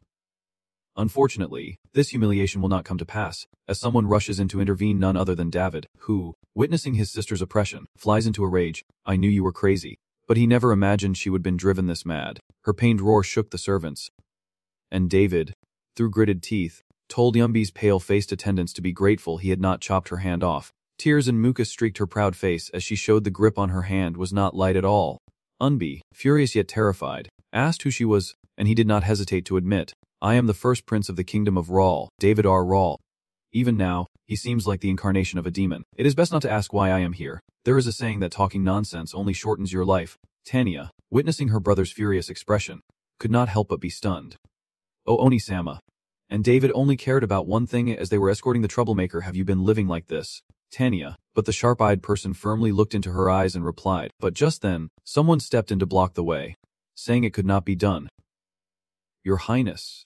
It was the guard who intervened to prevent things from escalating, begging to release Umbi immediately. Threatening like that is not enough to make David step back. He even calmly sees through his opponent's heart. Even if he does not want to, protecting the royal family is still his duty, is not it? Truly devoted, and as a powerhouse, there is no reason for him to be stunned for too long, so just a simple remote strike is enough to send the gong flying easily. Then let me lend you a hand. From the outside, it really seems like he can't escape a few days of closing his eyes, and he also reminds himself to try easing up a bit. Tanya feels like her soul is leaving her when witnessing her guard's actions that threaten the solid wall. Gong, and David just casually shrugs, which should be enough as an excuse. After dealing with one person, he slowly turned his gaze back to the person in front of him. Umbi's. Right, want to come with me for a little trip? With the gentle and tender aura of the two hanging moons, David disregarded her appearance and straightforwardly dragged the opponent toward the specific target. The guards immediately recognized the face of the person being dragged away and hurriedly rushed to Lady B. While he just leisurely waved his hand as if strolling in his own courtyard. Is this the imperial court? The commotion caused by David himself finally drew the attention of those inside the imperial court. What is happening here? I do not know whose voice it is, but the trembling words reveal their difficult situation. Your Majesty. Impressed consort, the opponent is almost completely under David's control, unable to act except to urge their master with words. Please run. The current scene is a series of guards helplessly enduring under his deadly swordsmanship. And the emperor of this realm cannot believe his eyes. What strange thing is happening here? Even now, David's face remains a bright, unwavering smile as he inwardly reflects that his actions are now different from when he fought the elves. Because this is a human empire, the images and trust I have painstakingly built up until now, no matter how good they are, today's decision will make everything fade into the past. But I also cannot simply stand by and watch my loved ones be treated like slaves and beaten in front of me. They should know how furious a person can become over such an act. No. They need to understand now the most important thing in my world is not my territory, the Rawl Kingdom, but the person who has always been by my side even when I was in a coma. Of course, the leader of the current nation must step forward despite the sweat pouring down continuously. I had to hold back from calling you immediately, worried you were still tired from the trip, but now you would better explain this behavior of yours to me. The anger gradually dispels the panic from before. Do not you understand what proper manners and international diplomacy mean? For each of the accusations before me, he simply responded calmly. If you desire peace and diplomatic relations between nations, then you should not have done such things. This confusing and ambiguous statement drives him mad. What do you mean by actions like this? I have no interest in trading jewelry with a villain. Just then, he suddenly slammed the object in his hand down and leaned in close. You better explain every detail I just saw now. The current ruler of this country has just realized the favor for Phi Unvi, and she has just gone through a terrifying ordeal, her reputation damaged. Your Majesty, please save her from this villain. It is a pity that for someone seeking justice, words are useless. So David fearlessly exuded a terrifying aura that made everyone scream. Fortunately for Phi, she was still in the arms of someone who could somewhat withstand him. Your Majesty. But he did not forget to growl with all his might. Release her now. Prince David. She carries royal blood, but the one standing before him was no weakling. His dark mood alone was enough to make everyone feel the crushing pressure. That is not what I want to hear. I want a satisfactory explanation for this situation. The sharpness in David's eyes gradually turned blood red. Like a wakened demon eager to take lives, do you think I am just leading you on? The fear emanating from him caused the current ruler of the nation to stammer. We need to hear the full story before making a decision, because in the end, his fall left the atmosphere here completely silent. He also did not make things difficult for him anymore, directly turning his gaze to the trembling and focusing on each word. It is best that the person recounts exactly what happened, without missing a single detail. Despite the fear rising to her throat, she understood the consequences awaiting her, so she immediately stepped forward with a resolute voice and a pale face. Your Majesty. This man, he is threatening me and breaking my arm, and of course, David's suspicion is not unfounded. So he spoke up, his voice steady and deliberate, clearly emphasizing that if you truly understood the current situation you are in, you would not have made such a foolish mistake from the start. No longer gentle, he drew his sharp sword and pressed it directly against the sneaky one, causing a shockwave that greatly impacted both the solid ground and her already proud heart. The Empress Dowager is desperate to save her life, and the current king of this nation quickly urges action. Yumbi explains in detail, tell me why Prince Raul of the kingdom is so agitated, and she still tries to speak despite the place almost collapsing under Davy's hand. Your Majesty, how can you look at me like that? I am completely the victim here. That rude bastard not only hid in Princess Tania's palace but also threatened me. B. Knowing his experience might only push him closer to the edge, decided to act now. Once he goes, there is no turning back. We can't rely on her steel hard mouth anymore. So the current king of the present nation turned his attention to the second person involved. Tell me what the princess said. What is happening? Tania hesitated in confusion. Well, but before she could speak, he interrupted. Prince, please calm down first. I do not know what has provoked you so much, but I have heard many words of praise about you. The king of the current nation has almost poured out all his knowledge about Davy to advise him. In situations like this, you should stay calm. Before things could get worse, he quickly returned to his normal stance. Your Majesty, I believe you are mistaken, as the rapid change caused him to panic. A misunderstanding, he calmly nodded at the moment. He smiled, indicating I have made a very calm and impartial judgment. I have carefully assessed everything before coming here. Foxatone is the one who knows the most, and if you had caused a stir, this place would have been destroyed long ago. I do not want to waste too much time on this. Davy now appears no different from an ordinary person. B. Right, I will give you 10 seconds. I think it would be best if you tell the truth now. 10. And she clearly shows no gratitude and even remains stubborn. Your Majesty, Davy's steady voice echoes. 98. At this moment, Ambi quickly shifts focus, but only to the part about changing the truth regarding the cause. I was wrong. I only did it because I feel sorry for Princess Tania, who has suffered loneliness all this time. My heart is so full of rage that it is about to burst into flames. And Forsyth was terrified. Davy. The current Davy issues a direct and heavy command. Don't stop me. Forsyth. But she just cheerfully urged me on. Who said I would stop you? Do it again. In the end, a genuine smile appeared on his face with the words she uttered. Fight then. Just fight. Right after Davy officially reached the halfway point, Anbi still shouted meaningless things. Your Majesty, please believe me. The oppressive heat still caused her spine to straighten and rise up with a demonic echo. Anabi begged in terror. Your Majesty, the number closest to the official extinction of the event has been lowered by you, both Your Majesty of the current nation and Ein B. In the end, the pressure from the spirit and the situation, which no one could save, pushed her to the brink of despair. I have done it, a voice coming from deep within my throat, no less fierce than my petty heart. I threatened and intimidated Princess Tania.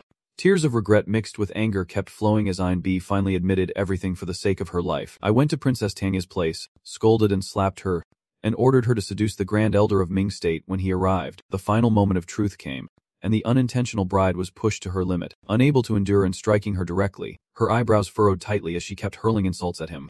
Tanhai, how could you? This is the greatest insult to the current nation. You should be ashamed of yourself. Of course, the ruler of this country will not stand by and watch. Soldiers, take this woman away. She is completely trying to hide herself and make small matters even smaller. This woman is waiting for my judgment, making David ponder.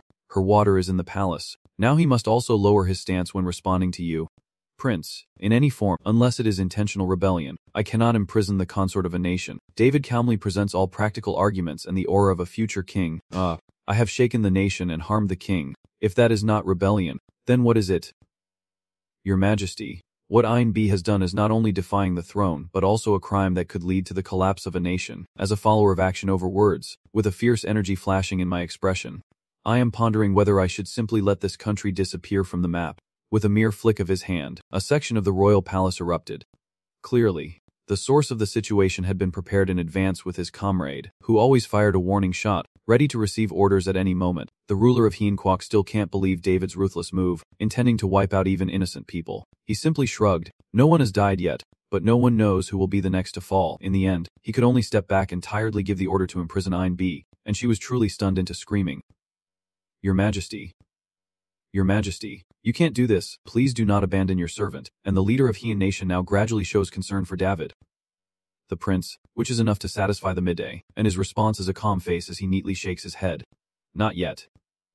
Your Majesty, it is not that easy. He has almost lost all his composure. And there is more. He never intended to give up so quickly. The magic power in his hand has been concentrated through the continuous questions. And he also needs to explain why he allowed this to happen, no matter how he shows it on the outside. David's growing rage surges exponentially within his body and is manifested through his most intense energy. Now, explain it convincingly. The energy sphere carrying a destructive aura from David is enough to shock the emperor of the present nation. According to the teachings of the goddess of mercy from the Freya sect, those who commit sins and repent can be forgiven, and all living beings that truly feel remorse can touch the heart of mercy. But Master David, who is also the first saintess, Daphne taught him something completely different. It all started from a question David once asked when he doubted whether she was truly a saintess. So, the response to that was a loud, echoing laugh in the darkness, ha ha ha. Compassion. It is just so funny. Daphne's tears kept falling from her eyes, but she still managed to scold him. David, you think you are a devout follower of the goddess, someone worthy of carrying that compassion. Ha ha. Do not tell me you really believe that. Listen carefully. David, you are not cut out to be a saint. Where have you thrown your priesthood and conscience? What I teach you is not to always be merciful, but that not using violence senselessly is also a kind of talent. Everyone, stop. She is almost overwhelmed with confusion. And what you did because of her is not worth it, if only because of her, causing discord between the kingdom of Rawl and the current nation. David shook his head and said, it is okay. My attitude towards my younger sister is completely different from those in front of me. Tanya hesitated and replied, yes, that is right. Talking back ultimately made His Majesty of the current kingdom furious. Fine. I understand. I admit I am unworthy. I do not realize that the situation of Princess Tanya is my fault. But should not this matter be resolved between me and the prince? His meaningless words are enough to make David's eyebrows furrow tightly. Just one phrase saying I was wrong could erase all the humiliation I have endured for years. The king of the present nation stammered. That, I have not gained anything yet and was cut off. Do you despise the kingdom of Rawl that much? Your Majesty, at this moment, David's patience is almost completely burned out. Do you want me to treat this as a declaration of war because the kingdom of Heian violated the treaty? And should I give an immediate response on behalf of the king? Swallowing saliva with difficulty, the emperor of the current nation slowly lowered his tone as much as possible, expressing regret about this. You showed no concern at all and uttered threatening words. If it is just regret, then the treaty between the two nations will end this time. His emotions became extremely frantic. No, it can't be. His Majesty of the present kingdom only looks more like a ruler, making the situation worse for David, who possesses overwhelming power, and all he can do is say no. His Majesty of the present kingdom can only turn pale. I was wrong. Your Highness, please forgive me. Of course you won't forgive easily. A simple apology could end the war, so if you are going to apologize, do it to me, not to him. No wonder he is the one who rose to power after the war for the throne. His defensive attitude is deeply ingrained in his instincts. Princess, I was wrong. I am unworthy and do not deserve you. Please forgive me. Tanya, though confused, responded quickly with her pure heart. It is okay, Your Majesty. Suddenly, without any warning, David quietly appeared right behind the panicked Tanya, who seemed to be overwhelmed by shock. She completely could not understand what her long-lost brother was trying to do by saying such irrational things. To the point of fainting, even the current king and the princess are still unaware of what is happening now. He silently frowns. Disbelief evident, but right after, David sneers and confirms it directly through his actions. He simply touched her lightly, enough for Tanya to be overwhelmed by everything she had just experienced. And then David, with a sinister smile that stretched all the way to his ears, clearly had no intention of stopping there. Both of them, representing the current nation, were so stunned that they could have swallowed a whole chicken egg. After the tense silence and the still smoldering smoke from Lun's explosion, only then did a loud voice break the silence. It turns out the Royal Guard team had been waiting until the food was cold before hurriedly putting all their strength into their legs. Quickly moving to the scene, the first to arrive was Gohu, the Grand General of the current nation.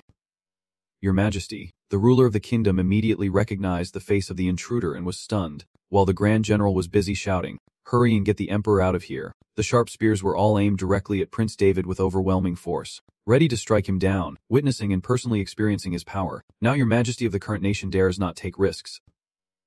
Stop immediately. Stop your hand right now. The dragon secretly feels pain. Heaven does not forgive me. Why is everything turning into chaos like this? Next, step by step.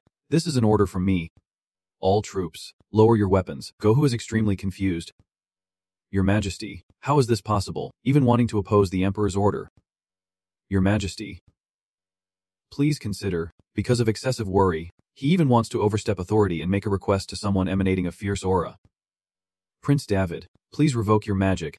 Where are we that you dare to release such a threatening presence? The guards, who had been restrained by him from the beginning, hurriedly spoke out. No, General, do not provoke the prince. However, his stubbornness and inability to see the situation clearly, Gohu's actions shattered the judgment that a warrior must have. Silence yourselves. How can you stand idly by while His Majesty is in danger? I will deal with you later. David chuckled, realizing they could not move even if they wanted to. To think Ngong's opponent is judged so poorly that his subordinates almost turn their backs on him. Could this be the current general of the nation? When did memory suddenly resurface in his mind? I have heard of him before, a brilliant warrior praised as the strongest martial god of the current nation. The energy from David's body instantly exploded, and a series of sharp cold weapons rose to prominence. Let us see what he is truly capable of. Without giving Gohu a chance to react, the fierce attack unfolded rapidly and ended with the shockwave of the imperial palace. Then he looked at the current king, who was frozen in fear, and spoke. Biha, the power emanating from him was no game. Is this his response? He quickly replied, no. Immediately afterward, he decisively issued orders for the remaining soldiers to put down their swords, to bring the general and the wounded to the healer, then almost to the point of humbling himself completely. The prince, stop, I will not let any more casualties happen, Biha said calmly, as if he doubted he still had the right to make demands. He was extremely desperate and hopeless, but he chose not to accept your anger. But as a noble prince with education and a generous nature, he also did not show anger. So if that is the case, be direct and concise enough to leave the opponent speechless with the next demand. Then the current state must be supplemented with a reward for the Raw Kingdom. The response time was too long. He could not hold back anymore, and his spiritual power erupted beneath his feet. You, with your crimson wings, gaze through anyone in your sights, revealing their innermost thoughts. Do not you want to? Just the movement of Dai's foot preparing for the next action was enough to make His Majesty of the current nation tense like a stretched string about to snap. In the midst of the reality contest that defeated all, he clenched his teeth and bowed slightly to speak. No. Go ahead, I will listen. Get straight to the point. First, let us talk about the engagement between Tanya and the current king. Quickly and decisively, as if no one could object, David declares in a firm tone to cancel this engagement. The bright white teeth of the current king clenched tightly as if fighting a battle in his mind. When he was forced to speak, he could only helplessly say that it was something he could not accept. The scene has taken up the entire evening, but the outcome is no better than doing nothing, leaving him caught in a tight spot. And with the night covering the entire capital, only one palace remains brightly lit in the darkness. A calm voice echoes, this is not a moment when His Majesty can refuse. He also has no right to say such words, even if they seem like advice. They are actually disguised orders. Inside the royal palace's reception room, the ruler of the current nation sat facing Davy, his tone stern as he reminded him. Anyway, the treaty between the Kingdom of Rawl and the current nation is still in effect, and even if the Crown Prince leads her away, it would still be a violation of the treaty between the countries. What makes this scene thought-provoking is Davy's reaction. I can't understand why he is so stubborn about Tanya's political marriage. It is not like you have a strange penchant for young girls. From the start, the Heen Kingdom pushed for a marriage alliance to solidify the tribal union. Given that, why insist on a princess from another nation for this political marriage? Davy thought they would be happy to get rid of Tanya. This ticking time bomb, you deliberately mock His Majesty to get an answer. Do you mean to say he has already spent all his assets on this political marriage? That remark is like a dagger stabbing into his pride, his clenched fist turning pale with anger. Stop insulting me right now. It is not because of a little wealth that I would give up the princess. Davy remained stubborn, trying to force him to compromise. So be it. If you persist in your stance, I will have my own tough methods. Anyway, the engagement is cancelled. Even if the wedding is held and tomorrow comes, we are not officially married yet. Cornered, he avoided your gaze, sweat soaking his fists as he showed signs of guilt, trying to salvage the situation but failing. There is no way to show mercy now. I never expected Lin Fi Lei's reckless actions to go this far. From now on, I will make sure the princess faces no inconvenience living here, and will personally ensure that no one dares to harm her. Davy drew his sword to cut across, his expression cold with a hint of threat. I can also issue a warning like that. If they are not careful, I will wipe this place out. His finger gently tapped the edge of the porcelain cup, the cold sound echoing through the silent room.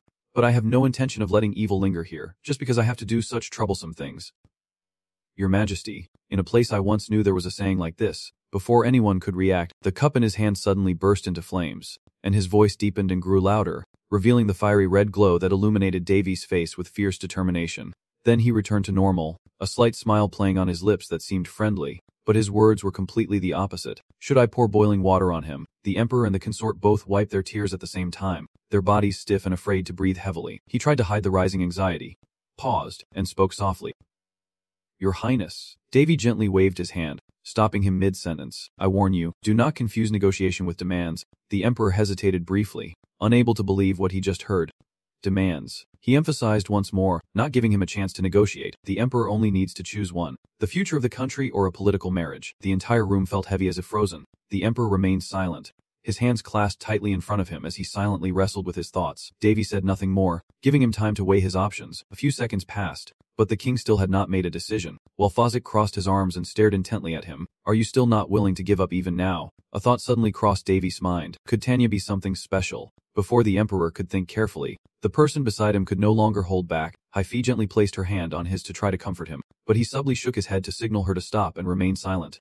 Hi-Fi. That seemingly calm statement made the atmosphere tense. Her voice rose slightly. No, I care more about your majesty's safety than some foolish prophecy. He seemed to be touched and fiercely retorted. Do not dismiss that prophecy as nonsense. His emotions got out of control, and he stood up abruptly, loudly asserting that for the past 30 years, the divine oracle's prophecies have never been wrong. Hi-Fi did not trust it at all and even became more dissatisfied because of it. But was it that very prophecy that led to this situation? The emperor ignored Hi-Fi's concerns and calmly persuaded Prince David.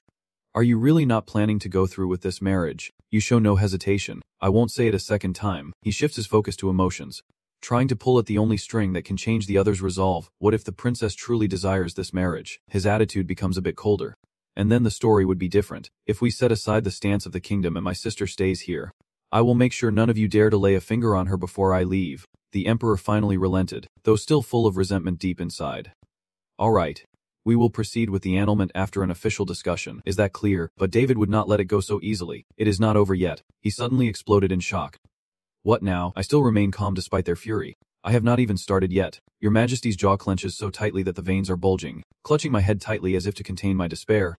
Damn it. You are truly too cruel. David calmly demanded that Len Fai be dealt with appropriately, as a rebellious criminal must be punished accordingly. These words forced him to bow and beg, pleading for mercy, as this matter involved more than just Line Phi this time. Furthermore, she is the daughter of a noble family from Menquok. That statement made David pause. Menquok.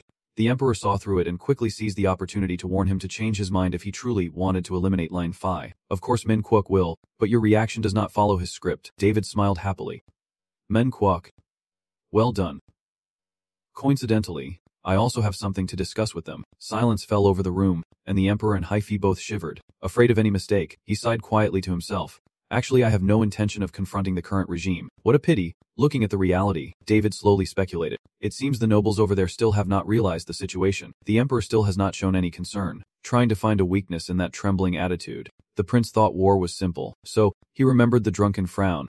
I never said I would kill her. He deliberately emphasized each word. Prince. Treason must be punished. David simply waved his hand, indifferently correcting him. Don't kill. Just make them comply with my demands. I smiled proudly, my cheeks flushing with excitement, and I told her a very interesting blessing. Fee seems a bit thin. I hope she likes it. Fuxich agrees with the other person, but curiosity still dominates. What he means is that this time it is not a curse but a blessing that no one else knows about except David. The corridor of the Great Land King flickers under the flickering torchlight, and the eerie sounds occasionally echo, signaling that something bad is about to happen. Inside the bedroom decorated in a feminine style with soft sheer curtains, Tanya sat leaning on a pillow to rest, and when she saw someone enter, she immediately straightened up, cheerfully calling out, Ka. The other person approached and asked with concern, How are you feeling, Tanya? She reassured, Ivan. The royal doctor said it is just exhaustion. Paris sat on the edge of the bed, her eyes full of resentment and anger. How dare they torment you like this? Winry begged anxiously. Sister, forget about them. Let us go home. Okay. Father misses you very much too. Tanya gently smiled, a smile filled with mixed emotions including compassion and acceptance of fate. But she has already been entangled by this political game, especially in this current country. They have reasons not to give up on her, reasons that two people could never understand. What are you talking about? The reason comes from an ancient story about the celestial realm and the six lands. And a prince born from an eastern girl with a bow will bring prosperity to the current nation for the next 400 years. David recounts what he heard. Just a prophecy, but the priest who gave that prophecy has never been wrong in the past 30 years, and he has already passed away. Fongxik stroked his chin, and all doubts were cleared. So that is why, no matter how much opposition there is, they still insist on maintaining this marriage. Currently, this kingdom has 2 princes, but the king has yet to crown anyone as heir. Why would someone fallen into deadly desire? Someone drowning in greed? At that moment, the door to the room gently opened, and the 3 of them turned around simultaneously, facing Princess Maria of the current kingdom, who slightly bowed in a noble manner. Very pleased to meet the 3 of them. Maria gently touches the thin veil covering her eyes with a shy smile and apologizes. My eyesight is not very good. Tanya cheers silently for her, and the princess responds politely yet with a hint of hesitation. Are you alright? Princess Tanya, I have heard the news. You are planning to cancel the engagement, Tanya said softly, regret and confusion in her voice. Sorry. Princess Maria. Maria shook her head with a hint of self-blame. It is okay. I understand your situation, but I could not do anything to help. It is my fault. Before she left, I want to give you this. Maria took a finely carved small mirror from a servant behind her. The light shone down, illuminating the tiny object inside, reflecting a delicate silver strand. Tanya immediately recognized what it was, her heart pounding. This is Bigo, the gentle giant monster whose horn can be used as a bowstring, a treasure of the archery world. So much so that even that huge monster is called the elf tribe best friend. Tanya quietly lowered her head, gently holding the ancient vase in her hands, and whispered. Princess Maria, a deep male voice suddenly echoed. Tanya, David respectfully asked for her opinion. Are you decided? Do you want to stay? She remained calm, her gaze faintly distant. The king has agreed to cancel the engagement and nodded firmly to give Tanya a solid support. Yes, you do not need to worry about that. Paris could not help but laugh happily. Indeed, the kingdom of Lone is no longer a small nation like before. Winry also excitedly clenched her fists. Yes, thanks to Kaka, the kingdom has finally begun to soar. Tanya gently stroked the ancient horn in her lap, her fingers softly tracing the carvings. Sorry, Kakaka, but before leaving, I want to complete the challenge with the bow. I want to keep my promise. Hearing Lady Maria's choice, Princess Tanya took a deep, emotional breath. The atmosphere fell into silence as Tanya and David locked eyes, and it seemed he sensed her determination. Softly sighing with a smile that mixed helplessness and warmth, this was the first time. Tanya blinked, tilting her head slightly in curiosity, but David just stood there silently watching her. David sat beside Tanya, gently stroking her hair, his voice tender and firm. If you want to do everything you like, I will help you achieve it all, even if it means punishing the entire continent. Tanya giggled playfully. You are joking again. In contrast to the warm atmosphere between the siblings, Fozik was choking with frustration. A scene of flashing red alerts can be imagined above, as someone exclaims, "What the hell is that? We will have to gag him later." Outside the palace, a gentle breeze blows.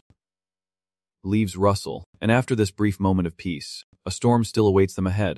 At dawn, the last remaining moon in the sky was gradually swallowed by dark clouds. The prison complex within the city was completely separate from the palace and eerily silent, with guards standing stiffly on either side of the gate. The sound of footsteps echoed steadily through the narrow, cold wooden corridor, accompanied by a voice filled with regret, saying it should have been pushed a bit further. Vosich casually remarked that he did not fit in with the Western crowd, while David walked beside him with a relaxed demeanor, hands clasped behind his head. Well, after causing such a commotion, it is understandable. Apart from Tanya's confidence, no one else. Suddenly, piercing scream tore through the silence. Who do you think you are to treat me like this? The woman inside the cell, Mb, clenched the bars tightly, her face twisted in madness, her hair disheveled, eyes filled with hatred. Let me out now. David subtly veered at the corner, his lazy gaze directed toward the sound. Fusich sneered disdainfully. This woman probably still does not realize what she has caused the country to become. I calmly tilt my head. If she had a bit of sense, it would not have come to this. Her ragged, labored breathing. How could she still be hungry? Why have not they brought more food yet? Bring more quickly. More food. Witnessing such a tragic scene of the opponent, Fusich shivered all over, but David remained calm, still holding the curse that was cast upon her. Deep, calm eyes suddenly sharpened. Fozik, it is not a curse, it is a curse. People who do not understand what a woman faces when dealing with that have no idea how terrifying it is. Losing all her hair, she can still wear a wig, but at that moment, several maids brought in a lavish feast, and despite being imprisoned, Yumbi was still served attentively. In reality, the food David used on her was just a simple hypnotic technique to increase her caloric needs. Watching her frantically devour the food, devoid of all noble etiquette, Fozik felt a chill. It was a curse even without the mark. David chuckled darkly, and when Fozik asked how long it would take, he simply replied, "A week. In another week, you will see the change." She could not help but mock. Suddenly, inside the cell, Unbi was still devouring food like a mindless puppet. David leaned against the wall, casually admiring his work, planting as he pleased, reaping what he sowed. Finally, David turned and left the prison, and as his figure disappeared, the heavy iron door closed behind him, gradually dimming the torchlight from the corridor, leaving him to choose a room deep in darkness. The next morning, a thin mist still lingered on the young green leaves, and a few tiny sparrows chirped softly from branch to branch. Her clear singing voice echoes through the quiet space, carrying a rare breath of peace after a night of darkness. Since Tanya's place is poorly managed but still secure, David wants to let her stay in a better room until she completes the challenge, but Tanya said that this place is where she feels most comfortable and familiar, so she refused to move. At the shooting range, Tanya is dressed in a neat training outfit, her slender fingers tightly gripping and pulling the string. She aims precisely, releases the string, the sound of the bowstring ringing out, each arrow flying through the air and hitting the bullseye, causing the sparrows on nearby branches to startle and scatter. The spectators look at Tanya's performance with envy, and considering what happened last night, her mood must be very conflicted. But still shooting steadily, David sat relaxed, one hand supporting his chain. Talented archers usually focus more to keep their composure. If it is called a test of skill, what exactly does it involve? Dangong stood straight beside him, expressionless. What does the challenge of craftsmanship mean? Your sister's serious attitude makes him very curious. Yes. What exactly is the challenge that made Tanya push herself so hard? Dang Gong calmly explains that behind the city of Thanhin there is a region called the Trial Forest, where, according to an ancient agreement with the first king, the guardian spirit of the forest is worshipped and offerings are made annually. That God will set the wind challenge for the participants, and those who succeed will achieve great accomplishments. This is the challenge of magic, and those who pass it are very rare, but it is also the most open path to advancement. The tribes of the Hyong nation, though allied, still compete, so it is difficult for a foreign princess like Tanya to become queen. Despite the late priest's prophecy, many are dissatisfied and unable to object directly. They have set a condition for Princess Tanya. A condition has been set. If they can pass all 3 challenges, we will accept without hesitation. Anyone who can bring prosperity to the current nation in the future must at least overcome these 3 trials. And this requirement has also been agreed upon by the king and the elders, and Tanya has passed 2 of the 3 challenges, the challenge of filial piety and the challenge of righteousness, which was the previous situation. After hearing everything, David understood the reason clearly. He was annoyed and contemplative. But since he got involved, was the ritual sacrifice really cancelled like that? There is no longer any reason to force Tanya to take the challenge. But she still wants to continue because of her promise to those who helped her in this country, and the dream she to fulfill at least once in her life. Tanya knocked another arrow, her movements decisive yet gentle, drawing the bowstring in sync with her slow, steady breath and heartbeat. Then releasing. A sharp sound echoed as the second arrow shot straight toward the target, hitting the center with precision, but a small gap remained between it and the first arrow, revealing the subtlety of her skill. Davy is skilled based on the results and calmly comments that his technique is quite good, but due to lack of experience and formal training, he still has some shortcomings. He slowly approaches and directly takes Tanya's wrist. She was startled, her eyes wide as she looked up, stammering in confusion about what was happening. Orabuni calmly adjusted her elbow position. Hold the pose. Tanya, the warmth from my hand will guide you. Aim, and I will observe. Her eyes unconsciously reddened, and she focused, obediently answering, yes, while still holding Tanya's hand to adjust her posture. He asked for the exact time of the challenge. When will it take place? She was still a bit confused because of the close distance, hesitating before replying. 4 days later. Orabuni. Davy quickly calculated. Enough time, at that moment. Dang Gong, still standing straight to one side, spoke with a voice tinged with hesitation and worry. Apologizing, but no matter how strong Prince Davy is, we are not sure if anyone can teach about the art of magic. Without looking, Davy still understood the implied meaning in those words. Fearing that he might teach her wrongly and cause her to fail, he felt embarrassed to be guessed at his thoughts. That is all. Davy was not angry at all. He completely understood. After all, there are not many swordsmen who can use magic. He turned away from the Gong's presence and looked back at Tanya. Tanya, focus. She immediately obeyed. Yes. He whispers just enough for the 2 of them to hear, counting silently to 3. She takes a deep breath, the earlier embarrassment fading away, leaving only absolute focus. Davy's hand gently rests on Tanya's back, a faint glow spreading from his palm as he softly counts. 1. The light in his hand gradually grew brighter, clear and faint but containing a hidden power that made the surrounding air tremble slightly. At that moment, Davy signaled. Now. Tanya released her hand, and the arrow left the bow, enveloped in a thin layer of light filled with energy.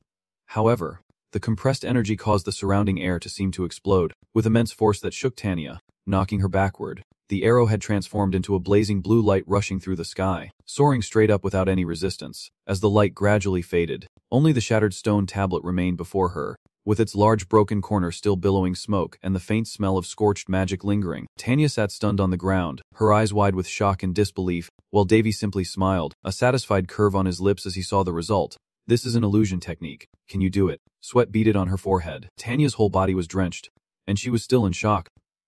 That thing. He grabs her hand and pulls her up. Try again. I will teach you 5 techniques. On the side, Argan is nearly paralyzed, witnessing the unbelievable scene. All his previous doubts vanish, and he nervously swallows, and Davy chuckled at Tanya's dazed state. Teasing softly, that is an interesting reaction. Little Archer, she could not hide the rising confusion. Eager to know how this was possible, Davy maintained his usual calm demeanor. So this must be the land of magic. Right, this kingdom's history is only about 200 years. But what I teach is the technique of the quick lingering demons called the Divine Bow, which has developed for over 1,000 years. How can it compare, even though I still have not pierced that arrow? Thinking about it, Davy's teeth clenched tightly, and the surrounding space seemed to burn, with an unusual heat spreading, making the air stifling. In his anger, he instinctively clenched Tanya's shoulder, making her jump, her face turning pale, eyes brimming with tears, afraid to breathe hard, while she still did not understand what was happening. Then he did not praise but added a personal touch. The prince is truly extraordinary but also very strange. At another place, a black carriage with gold inlay silently rolls through the vast plains. The sound of hooves mixed with the wheels crunching over dry grass. A childish voice calls out, "Chancellor, how much longer until we reach the current country?" The more mature voice gently chuckles, "Haha, you seem bored, your highness." Inside, the young emperor of Min country is lying on a velvet cushion with half-closed eyes revealing a tired forehead. He lets out a long yawn and wipes his face. "If I said I was not bored, that would be a lie." And Chuzong suggested, "Why not pause the journey for some fun?" But he sighed and shook his head in refusal. "What is the point? Just get there as quickly as possible." Impressed, Ojidukoji sat beside it, gently fanning her fan, softly encouraging, "Your Highness, please be patient a little longer. Once we arrive, you will meet the prince you long for." Hearing that, the emperor immediately became much more excited and quickly confirmed it. She gently stroked his soft hair, assuring him that everything had been arranged smoothly by her and the prime minister. "They've been, so you just need to wait." That gentle action made you a bit shy. Suddenly, Payan's eyes flashed with a sinister red light like a reflection from the depths of darkness, and Dukwago's usually calm face gradually distorted into a strange expression under the car's lights, holding the coldness of power and dominance. "You are the son of heaven, the one above all, only needing to rule the world." The icy atmosphere makes the son of heaven slightly tremble, obediently replying, "Yes, mother."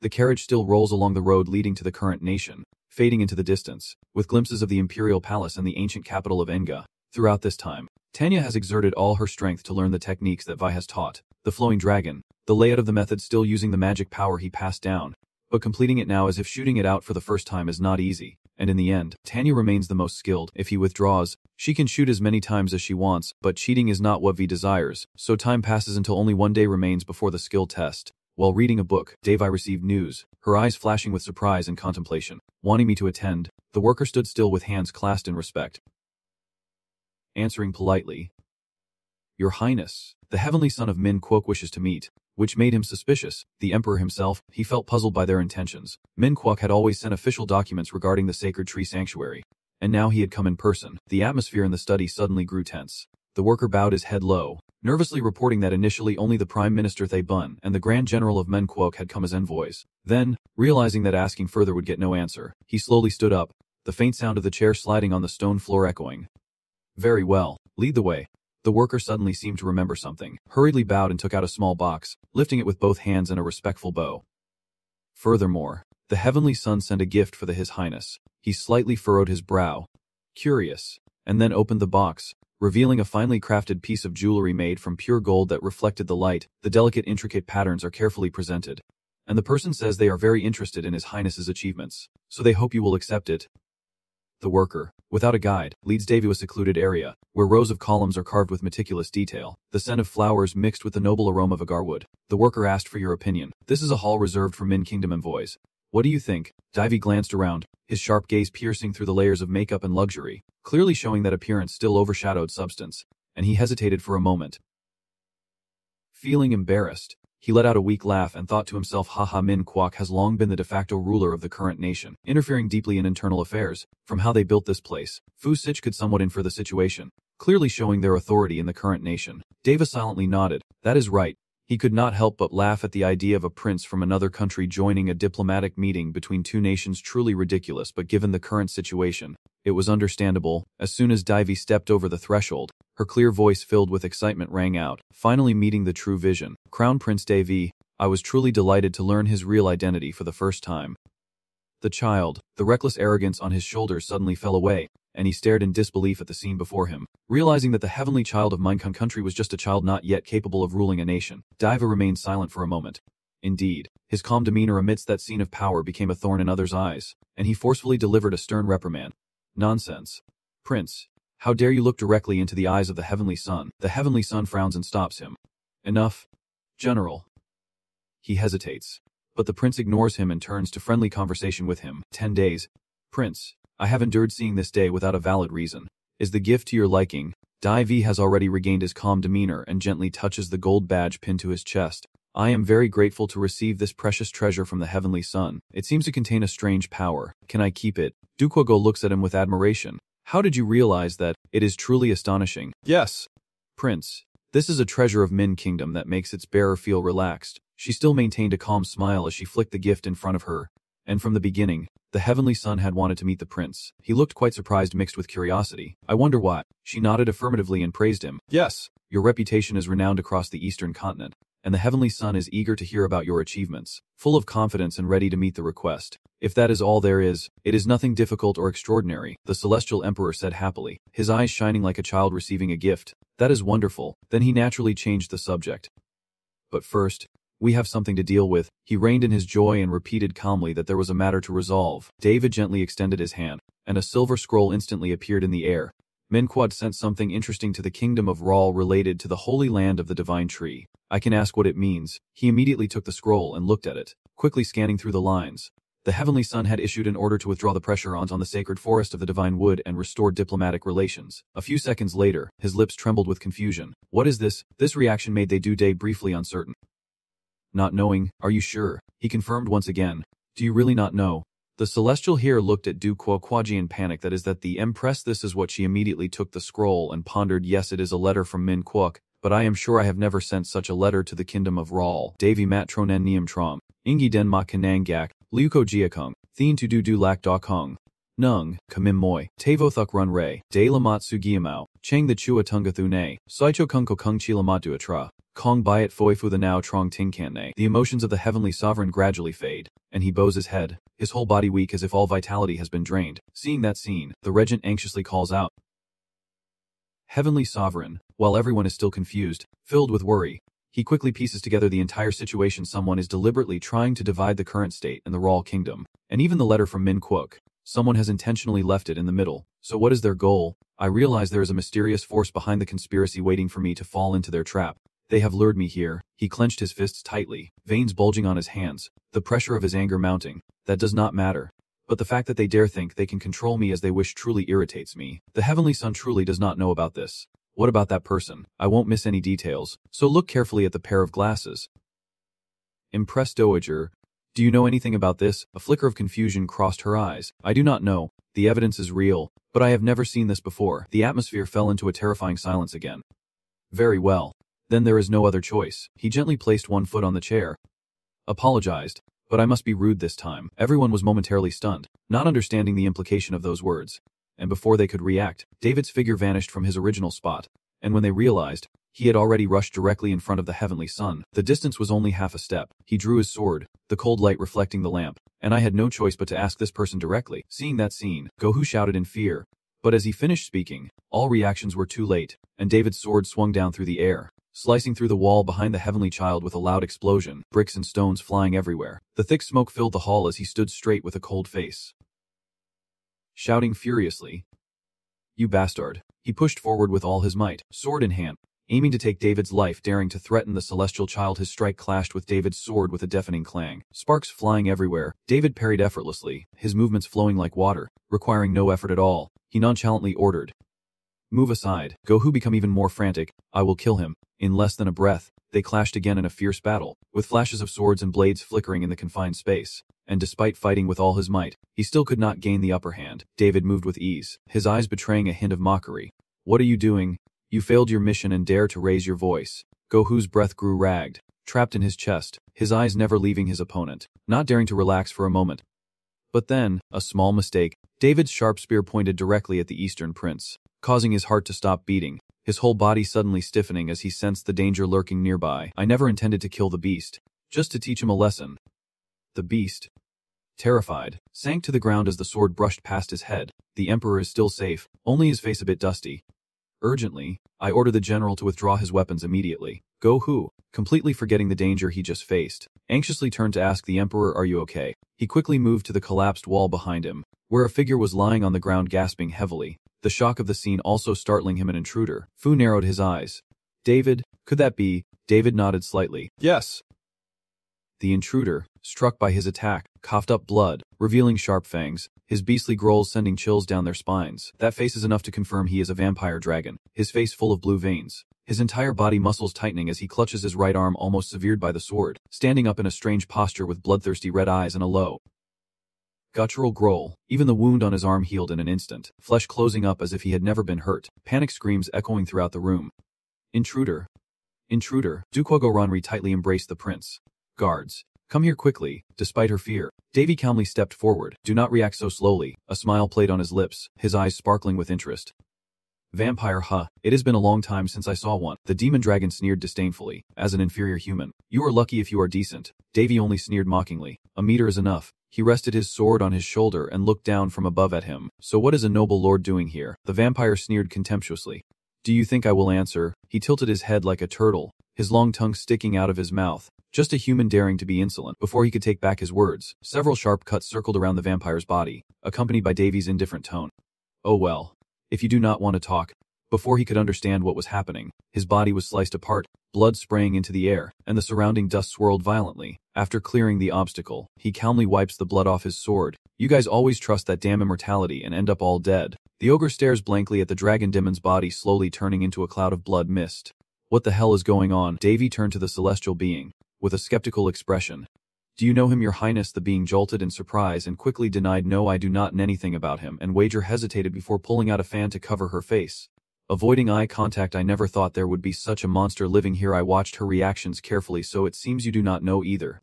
For now, nothing unusual is detected. He withdraws his sword and makes a guess. It seems these guys are the troublemakers from behind. The prince expresses curiosity. Does the crown prince know what kind of monster that is? Davy pursed his lips and replied vaguely, that is okay. Then he stepped forward, bowed slightly to the emperor, and apologized for his rudeness earlier, explaining that the monster targeted the emperor so he had to draw his sword. You still have some fear but understand the reason. Got it. Thank you. Davy suddenly saw you twist your body, your cheeks flushing pink and a shy smile on your lips, a strange feeling running down his spine.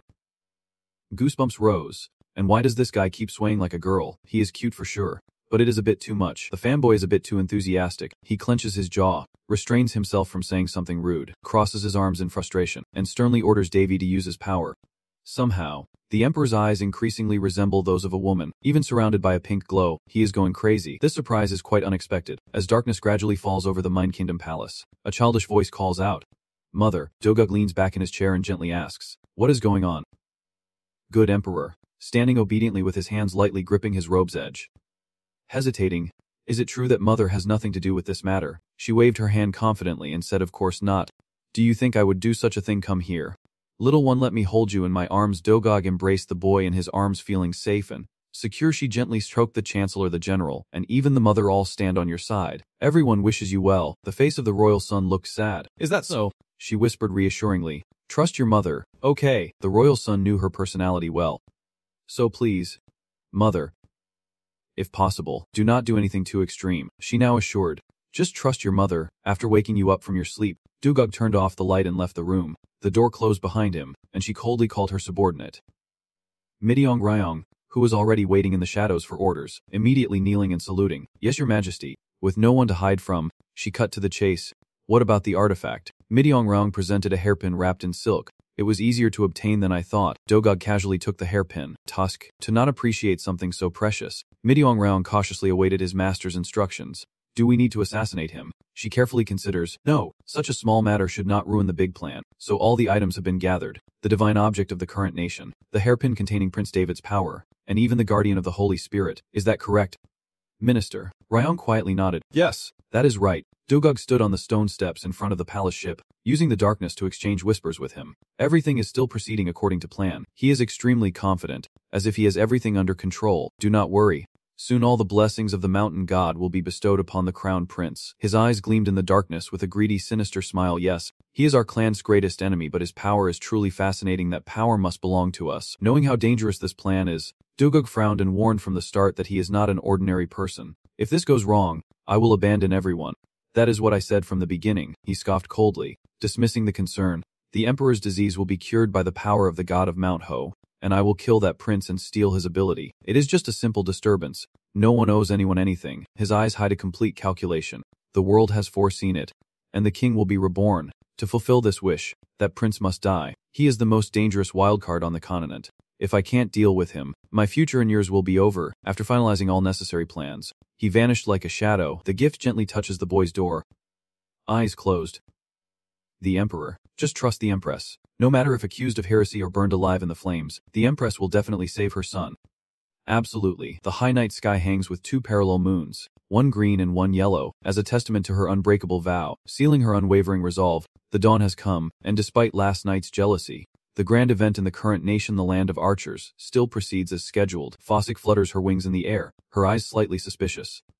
Hey Davy, where's that needle? Davy smiles casually and answers as if nothing's wrong. I gave it away, she asked curiously again. Gave it away to whom? He still replied indifferently. Who else could have given me the gift?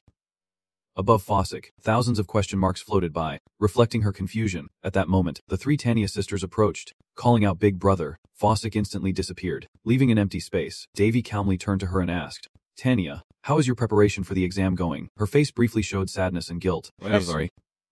Big Brother, I still have not learned the spell you taught me. He reassuringly encouraged her with confidence. It is okay. Just take care of yourself. Don't worry, I will always be right behind you. She looked at him, her heart warming with emotion. Big Brother. Winry cheerfully interrupted the tense atmosphere. Sis, we are here too. Suddenly Davy grabbed Tanya's shoulder. Feeling something? Wait, guys, I think your muscles are tense. Barris witnessed the familiar act, his eyes widening in shock. While Tanya remained dazed, unable to react, he playfully suggested that Bob stretch her out, giving her no chance to refuse, and immediately began, prompting a piercing scream. The arrow soars into the sky. Ah, Davy smirks satisfied at others' pain, then switches to a scream of agony sometimes that is necessary. Ha ha. The pounding drums echo throughout the square, their powerful rhythms signaling the start of the competition. Immediately after, the drums and gong sounded. A loud voice announced loudly enough for everyone to hear. Contestants, take your positions. Tanya and Maria quickly put on their quivers and prepare to start. Before leaving, they wave goodbye to their family in the stands, and the opposing side loudly calls out, Sister Tanya. Compared to Winry waving nervously, Davy calmly observes and assesses the situation, while Fossick keeps watch over everything around. It seems there are only 5 people in this round. He nods slightly and replies, Yeah. She glances curiously in another direction. That Princess Maria seems to be blind but still participating, and clearly just now she was walking normally like a regular person. Davy calmly explained, similar to a clairvoyant but a bit different. Definitely seeing more clearly than the eye can see. Fossick was slightly amazed. So it is real. Huh. He provided a specific example. Rememberst. Griffith, summoning a divine beast. Right, this world has that kind of ability, like Danfox Anfa. Special power. At the center of the altar, a pure light erupts from the middle of the lotus platform, spreading out and leaving behind a shimmering layer like thousands of diamonds falling to the ground. That magical scene made Tanya open her eyes in amazement for the first time, using wind spirits to start it off. Truly beautiful, Maria whispered teasingly, thinking Tanya was tense. But anyone who fights fiercely is really impressive. She closed her eyes and recalled the painful experience just now, probably thanks to her brother Bob easing her, which made Maria confused. Bob eased her. Tanya smiled brightly, looked at Maria, and sent her a blessing, hoping that all of us pass this exam. Princess Maria, you always said you wanted to see a bigger world. Maria gripped her bow, took a deep breath to encourage herself, and resolved to do her best. Together, they stepped forward, joining the other examinees, and ventured into the forest. As soon as they disappeared from sight, the sky suddenly darkened, black clouds swirling signaling that something was about to happen. When everyone's backs were completely hidden behind the space gate, the faint magical light gradually dimmed, vanished, and disappeared into nothingness. Fuchi crossed her arms and watched in the direction it went. All the contestants had already entered the trial forest, her face full of contemplation and worry. Now the real challenge begins.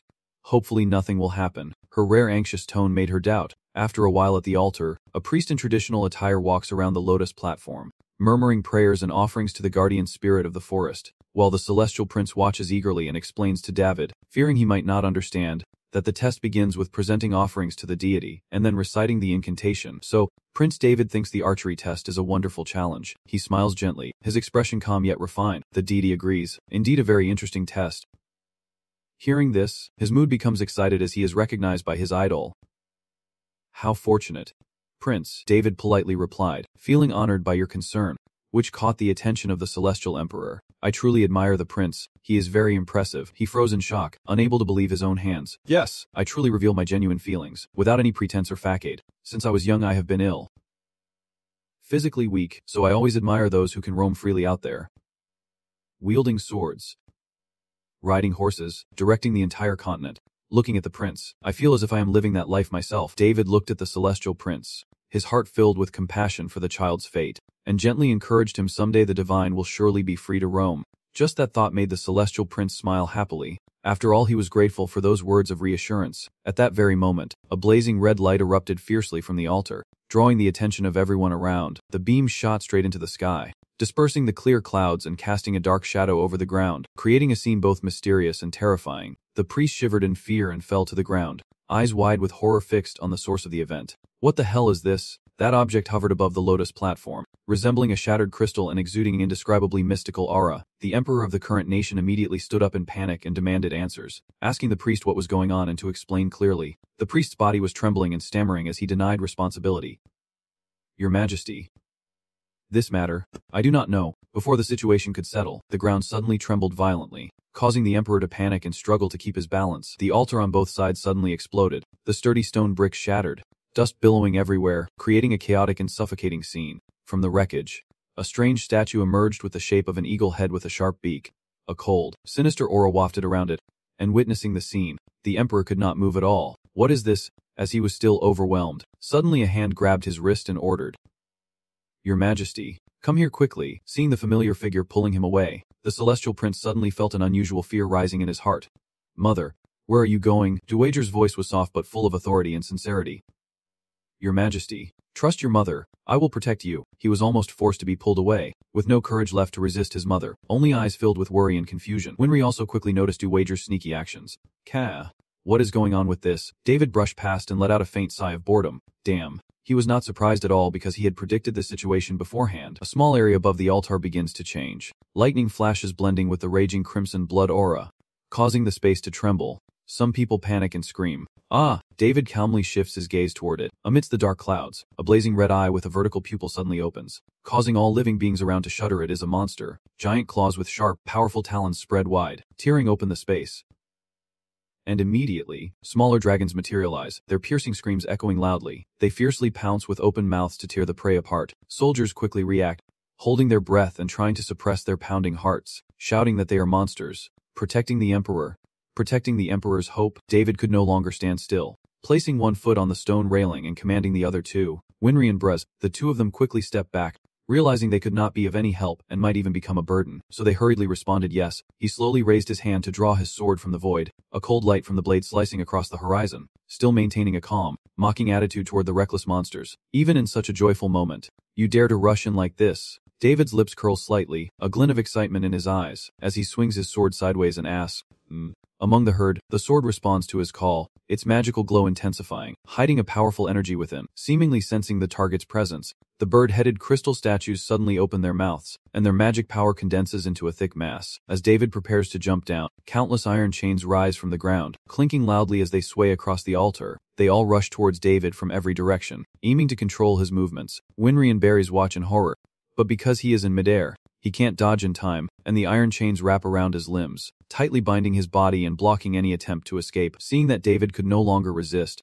a figure appeared with a strange laugh, finally capturing him. And your blue sword has also been seized. The mages held tight in their traps, looking extremely pleased, enjoying their victory. And now you are no longer a threat to us. Fuxich recognized their identities, his whole body tense with vigilance. Yet he still calmly smirked. Yes.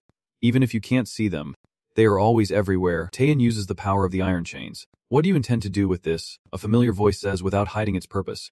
To borrow your strength. The demon creatures immediately step aside, making way for that person. Davy hesitates, trying to guess, and only after seeing her face clearly does he confirm.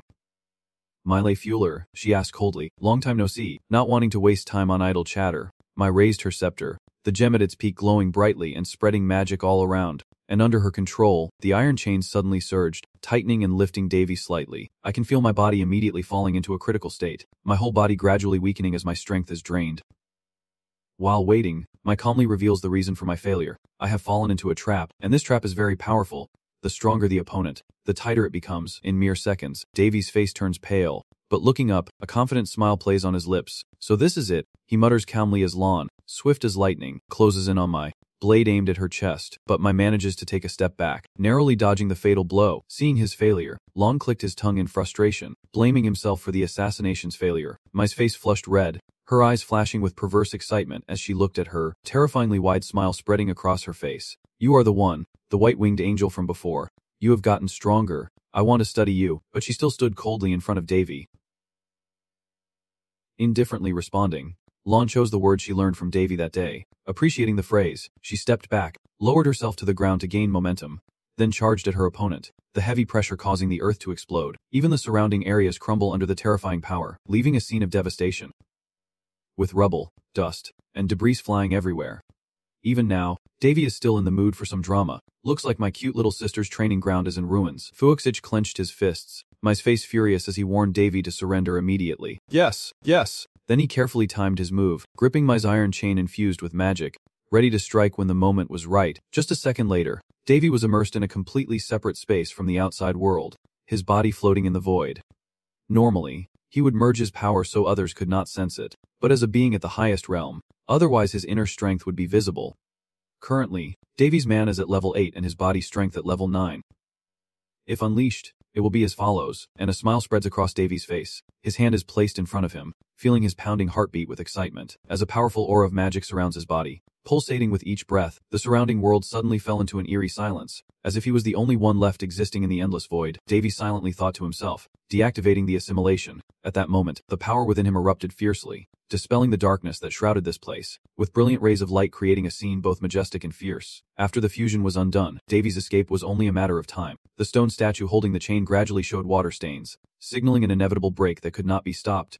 Finally, with no more magical power to defend, everything collapsed before the surprised eyes of the demon dragon. Even the giant dragon was thrown away by the immense force of the explosion. His expression was so stunned he was left gaping, wondering what had just happened, as draining all his mana would be enough to defeat him. Before he could recover, the Dragon King's eyes widened in shock at something that made him tremble in fear. It turns out to be Davy's spear, breaking free from its shackles and approaching at incredible speed. He rushes like a lightning bolt, with a heavy blade ready to strike in a swift and decisive motion, enhancing his ultimate sword to encompass heaven and earth. Davy and his spear swiftly cut through the demon dragon and its minions. Just as he finished the final blow, Mai collapsed from the sky onto the ground, stepping out of the devastating disaster to face her. Davy's question was full of arrogance. So, have you gotten what you wanted yet? Still lying on the ground, Mai could only silently accept her defeat. Truly a monster. Now that she is immobilized, especially with his sword pointed at her face, there is no escape this time. Her meticulous plan is destined to fail, though Mai calmly retorts to Davy, even while pinned down. Not necessarily. Our goal has been achieved. We tried to set up your sister and cause trouble with Hoi and Kwok to lure people here. At this point, Davy calmly raises a question. I smell blood on the weapon. It is you, right? With Mai, there is no longer much point in hiding.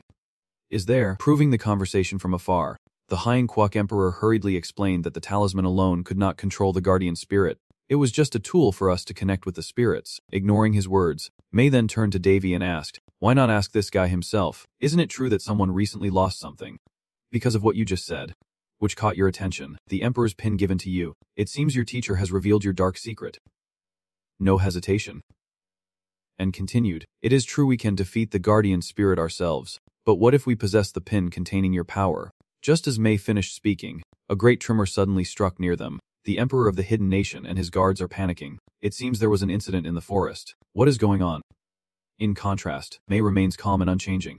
As we have embedded the charm into the guardian spirit's heart, we will use the power hidden in your pin to extract the spirit's strength. And finally Davy understood that this was your true scheme. Perhaps that is why the guardian spirit fell into madness. And then she began to reveal that the mother of Emperor Mine had cooperated with us to save her son, providing information and items necessary for the plan. Then Davy approached Mai lying nearby, spoke clearly, and confessed honestly that it was she who had deceived him about saving her son and plotted to steal the guardian spirit and my power. Then he grabs her by the neck and lifts her up. Listen carefully, and your entire lineage. You did not steal the hairpin. I let you take it. You do not understand what I am saying. Do you? Feeling that Mai had lost all value for his purposes, Davy immediately threw her down, then drew his weapon and activated the second form of the Holy Spear Longinus, confirming his power. Sitting on a high rock, he begins to sense the wind direction. Seems like it is this way. Mai tries to stop him from behind, but it is useless. He does not know where the guardian spirit is. Without explaining much to her, Davy simply repeats, Do you think I allowed you to take the charm because of nothing? The trial forest is filled with the Guardian's energy, making it difficult for even Davy to pinpoint the exact location without searching directly. But if the Guardian's spirit carries a charm containing his power, there is no need to search, simply sensing the energy will lead to the Guardian. A moment later, the ruler of the current kingdom noticed Davy preparing his weapon and asked him, "Prince Davy, what are you doing? Turns out you have made a homemade bow. Are you going to shoot it?" With that, Davy drew back his bow, preparing his first shot. Before releasing, Fozik thought he heard him mutter, "One day, I hope my sister." The rest was lost in a whisper. Davy tightly grips his ranged weapon and channels all his energy into it. Calidum. Metal enhancement. Each arrow pierces through the air the moment he releases his hand. The holy weapon shot straight toward the target he had previously aimed at. The peaceful area suddenly erupted in a burst of light, enveloping everything. The moment Laknat lands, the entire area erupts with a surge of energy and chaos. Watching from start to finish, May exclaims in amazement, "How is this possible?" But Davy does not pay much attention to her, thinking whatever he wants. "You think I have never dealt with things like this before?" You could say that memory is real combat experience. In the grand arena of heroes, where they can freely manipulate matter, the heroes there have resurrected all the enemies they have ever faced and forced me to learn from their experiences over hundreds of years. Human imagination has its limits. The smarter a person is, the more their thoughts tend to resemble each other. Sitting on Davy's shoulder, Fosip asked curiously, "But how can you predict what I will do?" And he responded with a smile, "I can only guess half of it." "Dwarf, how is Anna Ben doing now?" The dwarf quickly reports that she has completed all her tasks and is currently guiding the contestants. Davy looks pleased and says, "Good, tell her to keep monitoring and not let them leave their positions." Without hesitation, the dwarf responds, "The order has been sent." Before leaving, he did not forget to remind many times to hold her tight. "I still have things to do. Do not let her escape." Understood. From behind, the current kingdom's envoy called out, "Where are you planning to go?" "Prince Davy," he calmly explained to him, "I will handle this. Sorry about your forest. I will try not to cause more damage." If possible, after passing through the gate, I saw his feet gently touch each sound wave. It seems Davy has traveled to the forest, blocking that attack. Interesting. Let us see. It seems like you are the guardian chimp of the forest, facing the ancient giant monster. You are ready for another fight. You look very familiar. The guardian beast of the guild, a spectral spirit originating from the Lux continent where Sanskrit once lived. Though called a spectral spirit, the giant monolith is actually a manifestation of nature itself on the Lux continent. In other words, this creature should not exist on the Theonis continent. Standing before the forest guardian, he was unshaken and turned to ask Forsyth, "Does not this scene seem familiar?" She was also suspicious but had not remembered yet. "Do not tell me it is Pandora." Then, a memory appeared in both of their minds, like the embodiment of Sandra Minnie when she lost her mind and became furious. Meanwhile, Monolith showed no signs of movement. It only growled softly. It seemed like Monolith had lost its mind, and Davy heard a faint voice saying, I can't believe its first words are kill me." I muttered nervously, "It knows how to speak. Just use your weapon." You start talking to the Monolith, so you still have consciousness. Tries to communicate slowly and tiredly. I am the guardian of this forest. This forest is my home and the only sacred place that keeps me here. But I was defeated by strange creatures. I resisted, but they did not stop. They knew my weakness and exploited it. In the end, I lost. The power of the forest took my mind away, and I returned to my former form. Although I tried to tell the story in detail, Monolith's story still leaves Davy confused and vague. Is there anything clearer?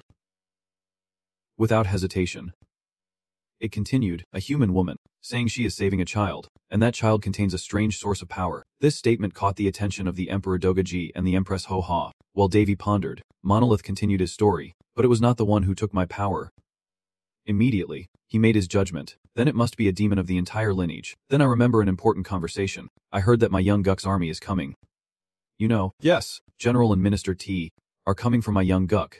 However, the more Davy learns, the more questions he has to be answered. And now he remembers that TP still has not shown up. There is no way the second strongest after Queen Dogaji would overlook this. He tries to avoid Ud. After thinking for a while, Fozix offers his personal opinion. Maybe he is behind everything, but I can't confirm or deny it. Probably so, but I am not sure until we meet him. A faint blue energy aura surrounds Monolith, struggling just to speak. My power is running out. Once it is all gone, I will become a monster driven by instinct. Powerful human, each going you use calms my rage, if only for a moment. Humankind, you who know me, Davy replied briefly. You are smarter than a rock. Monolith explained its condition. But if this continues, I will lose my mind again. So, before it could finish speaking, I understood Monolith's desire. The one who wants me to kill people before that happens. I do not deny it. It just keeps whining. But I will destroy the forest. I will kill humanity. That destruction must not happen. Monolith, the giant creature, the long-lived being, is an intelligent shadow monster, with intelligence matching its age. And its instincts are sharp, yet it also has a gentle nature. Based on what Davy saw, he assessed the current situation and it seems like it was abandoned here. Monolith asked Davy if he knew about its lineage. He quickly responded, to some extent. But first, I want to ask a few things. He is trying not to lose his mind. I do not have much time left to stay rational. The first question Davy asked was whether there were other creatures like humans. It responded briefly. I do not know. It seems Davy has not uncovered much information. Alright. I will change the question. Who sent someone here? Monolith remained silent and did not answer. Like Sandra Mingner's incarnation, defeating it is impossible. But the guardian here, the giant monolith, is different. Clearly, it has a reason and has lived in harmony with humans for a long time. In other words, it is the only creature I found from another world that still retains its own will. After a while, the monolith finally spoke softly. I have no memories. I do not remember anything. When I arrived, I was already in this forest. I instinctively absorbed the forest's power and regained my will. Davy nodded to confirm what it had said. So the person has no memory of what happened before coming here. And Monolith did not deny it. That is right. Humanity remembers nothing. So you keep trying to extract more information from it. Who did you fight against? No, this is a dead end. Monolith continued. But I am not sure. I think I saw a light. Then it said nothing more and just stood still, surprised by Monolith's sudden silence. Davy looked at it with confusion. As soon as he finished speaking, Monolith's eyes widened and a fierce red glow emitted from within them. Immediately after, a powerful attack struck where he stood. Fonsic anxiously shouts Davy's name. Luckily he reacted in time. It has lost its mind, but it is still quite skilled. Still, we won't leave empty-handed. She wonders. Do you have any guesses yet? Davy reluctantly replies, of course not. We have only just begun. How could we? But one thing is certain. What he is talking about is a high-level Toiko capable of crossing dimensions and intends to send these creatures to the continent where Davy is. This is not a natural phenomenon, and he still does not know the true reason or purpose behind it. And no matter what that entity is, there is no guarantee it won't send more in the future. Right now, the monolith has completely gone berserk and rebelled. Davy throws something at the monolith. Thanks for the information. You can rest now. It struggles with the talisman on its body. No, it is okay. I speak soft. No, I won't run away. And you won't die either. Ready. Davy unleashes his move. The third spirit talisman activates. Chains shoot out from the talismans, sealing the monolith's soul. Instantly, all of the monolith's body is tightly bound. The spiritual energy has been sealed away easily. Just a little more like this. Everything will finally be fine. Luckily I have spiritual power, or things would have been worse. Meanwhile, inside the city of the current nation, lightning tears the sky apart. The scene ahead catches Dogaji's attention as she looks at the celestial being on an energy plane. Muttering about Davy and the power of the guardian, the celestial body's body seems completely still and unresponsive. Suddenly, Dogagi turns as he senses someone approaching from behind. He reassures her. Wait. The girl will awaken after successfully absorbing the power of the prince and the guardian. Dogaji sighed and replied, I understand now. Then she muttered to herself that it was good. She took a moment before speaking about all these matters, for the sake of the Empire's safety, and then fell silent, saying nothing more, gently placing his toes on the flat stone surface.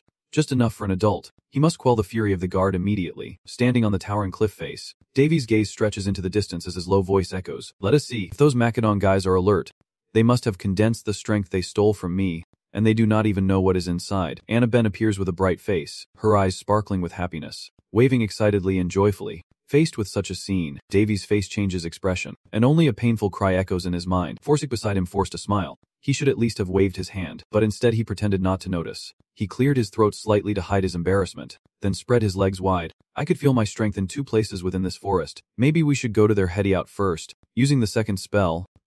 Tracking. From within the blue light shield, Davy clenched his sword and stepped out confidently. His steps gradually touched the circle of power radiating energy. He stood tall and defiant, facing the towering rocks, and sarcastically said, in other words, it is just a theft. Forsic also approaches to observe with a natural demeanor, but hiding in a place like this, Davy's eyes are full of sarcasm. Breaking into their nest is quite something. It is time to give them back double. If they take, then we will give 10 times more. Let us go. In the ancient city, the flames burst up, causing everyone to panic and scream. Monsters. Run quickly. A desperate scream echoed. Stopping him, he must not let him go any further. Amid the chaos, Davy smiled brightly. Level 8 Holy Magic. Divine Fire. The immense energy released burned everything and everyone around. Standing before the raging fire, Davy looked into the distance and cheerfully said, "I knew it. No wonder I got addicted to looting." His eyes flashed with determination as he silently thought, "I will take all the materials and relics needed to resurrect the Demon King, including information about the Mecha Dragon and their artifacts delicious." He casually waved his hand and replied, "After their attacks, this revenge is nothing." Fuxich beside him also remained cold, saying that for every one you take, you must pay 10. Hearing this, he continued speaking, not just about the Mecha Dragon. Sensing the hidden meaning behind his words, she asked with concern, "Do not tell me." While Davy's expression was full of cunning, "Yeah, I am talking about this country when Guk took half the forest for his experiments. It just so happens that one of the 4 divine beasts is perfect for protecting that land." Suddenly, she interrupts, "Wait, do not tell me that the reason you sealed the stone giant instead of healing him is..." Davy replies shrewdly, "There is a price to pay for living." The vice captain calmly says, "Once I stop, everything will become chaotic. You really hate them, do not you?" A fierce explosion erupts, along with things being launched out. Of course there would be things like this. Macadong's treasure. Davy looked at the pile of valuables and sighed. Just like the dragons, the Macadong also love hoarding treasures. They are all the same. Meanwhile, Fuxich came over, pondering and asking, "Hey Davy, is not it strange that no high-ranking Macadong has appeared?" He calmly said, "I see. I can guess why. Judging by the architecture, this underground asset was not built by Macadong. Come to think of it, like the climate-controlled ruins at Hansa Real Estate or the Pandora ruins where we found Lun, this place must be at least 10,000 years old. Macadong only lived there for about 100 years or more, so the absence of high-ranking Macadong means this is just a pile of debris with nothing valuable." Immediately, Fuxich retorted, surprising Davy a bit. "Not exactly. Davy, look over there, does not that symbol look familiar?" He widened his eyes, stared intently at the symbol, then coldly said, "It is just a scribbled doodle." She quickly reminded him, "No. Look closer, those are exactly the symbols we saw in Pandora." "Most likely, they overlooked a hidden space," Davy repeated unconsciously, "a hidden space," thinking to himself, "an hidden space in the ruins within Pandora." Sihor ended there and fell into the ground. "Honestly, my detection ability is basically not enough to find it." Breaking free from those thoughts, Fuxich coldly ordered, "Surprising Davy, take Lin out here. Lin might be able to access this place's system, and with her unique abilities." Listening to her explanation makes him realize and secretly think about intervening and rebuilding Photon, the Great North, the Ixaben, and other things Lin creates. She analyzes, interprets, and actualizes them on her own. With that ability, Lin can find any hidden space within this pile of debris. Davy's face full of confidence as he relaxedly declared, "All right, we will return after finishing the inspection." In a dark, mysterious corridor filled with an eerily silent atmosphere, the howling wind roars as a group of people together create a dazzling energy sphere. The bright light obscures Dogager's vision, while General Pion's face is filled with a sinister smile at his time. The green energy source surrounds the celestial being, as if trying to seep into every cell of his body, and then he gradually falls to the ground before everyone's eyes. Dogager hurriedly ran over, shouting loudly "Biha Biha," calling out repeatedly, but he remained motionless and silent. Seeing that, she looked on intently, then asked anxiously mixed with doubt, "Titong, does it really work?" He asked coldly, then he turned back and hesitated before asking, "So the illness of Biha?" Titong Pion's tone was calm. "The disease has been cured." "Yes, he is healed." Seeing his cunning expression, she shouted out, "What do you mean if he is cured? Why does not he open his eyes?" A soft cry suddenly sounded, causing Dogager to panic and call out desperately, "Biha, Biha, please open your eyes. I am your mother." Despite the desperate cries, he kept his eyes closed, his face pale and full of pain. General Pine coldly interrupted, "I kept my promise. We have definitely cured his internal illness." With a worried look on her face, she hesitated and asked, "So why?" He smirked smugly, sneering with narrowed eyes. "With such a fragile human body, do you really think he can survive after absorbing the power of the guardian soul?" Those words hit like a thunderbolt, and Dogog gnashed his teeth in anger. "What the hell are you saying?" Pion's voice, rough and sinister, echoed. "Of course, he will live, as a vessel to awaken the Demon King." The Hein Guk priest delivered a prophecy. The Emperor's ailment was beyond any ordinary disease, and even the Central Disease Control could not cure him. Faced with that situation, the Empress Dowager had no choice but to despair. Her child could not survive with ordinary methods, which was no different from being told that the Emperor had little time left. And so, she broke the rules and used every possible means to save him. She hired countless mercenaries to search for the legendary elixir of immortality and secretly looked for anyone who could cure his illness. And the one who approached her at that moment was none other than General Tepi Jiang himself. It was the only way, so the Empress Dowager was willing to negotiate with him, even though he was a demon, and that decision ultimately succeeded in prolonging the Emperor's life. He constantly injected her with doctrines, claiming that if it was the power of a protector of humanity, It would purify and completely cure the Emperor's illness. With the cunning persuasion of General Tepijong and the dragon demons, the Empress Dowager finally made a choice that drastically altered my Wangak's fate. And so, we arrive at the present. Tepijong's face full of arrogance and satisfaction. The Emperor will survive. Of course, like an empty vessel waiting to awaken the soon-to-be reborn Demon King. Unafraid, upon hearing his words, Empress Dowager Dowager realized she had been manipulated. He continued with a cold and arrogant tone, both necessary for the resurrection of the Demon King into a pure body and divine power, the body of the Emperor and the strength of the guards combined. They have used the power of the Emperor from now on because with this, our long-held wish will be fulfilled today. Dowager's voice trembled as she clenched her fists until her knuckles turned white. Dine grabbed his collar and shouted desperately, "Please save the boy. I am begging you. Just save the boy. Save my child. T-Toom. My child." Right now, in that suffocating atmosphere, Dowager's eyes flashed with horror. Blood soaked her clothes. Her breath grew ragged, and she could hardly believe what was happening. Dowager gritted her teeth, blood trickling from her lips, but the arrogant high priest Payan merely sneered. "Lowly human. Tell me, have I ever lied to you?" Her voice hoarse, tears mixing with blood at the corner of her mouth. She suppressed her inner anguish. "The traitor," he calmly replied. "That sounds painful. Calling me a traitor. I never intended to help. From the very beginning." "Yes. To help." Sensing the killing intent, he turned, his eyes wide with shock.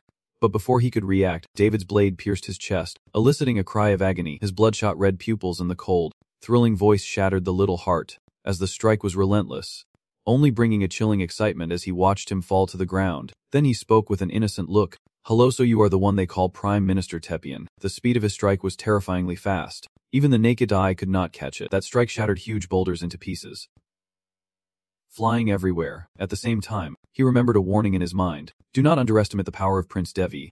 Galist.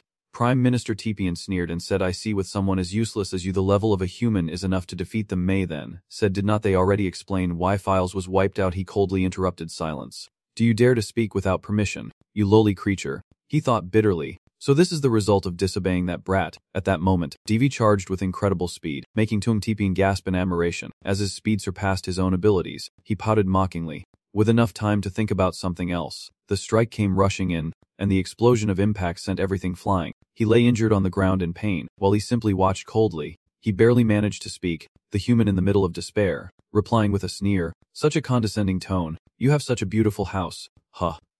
Thank you. I have made good use of your treasure." General Tepian was stunned. Then panic and fear appeared on his face before trembling. "You can't. Our hiding place has been discovered." The ultimate display of contempt. "What a mess you have made, you idiot who stole my power without knowing how valuable it is." "I think, serves you right. I already know about your power. And even if it belongs to you, you won't be able to retrieve it.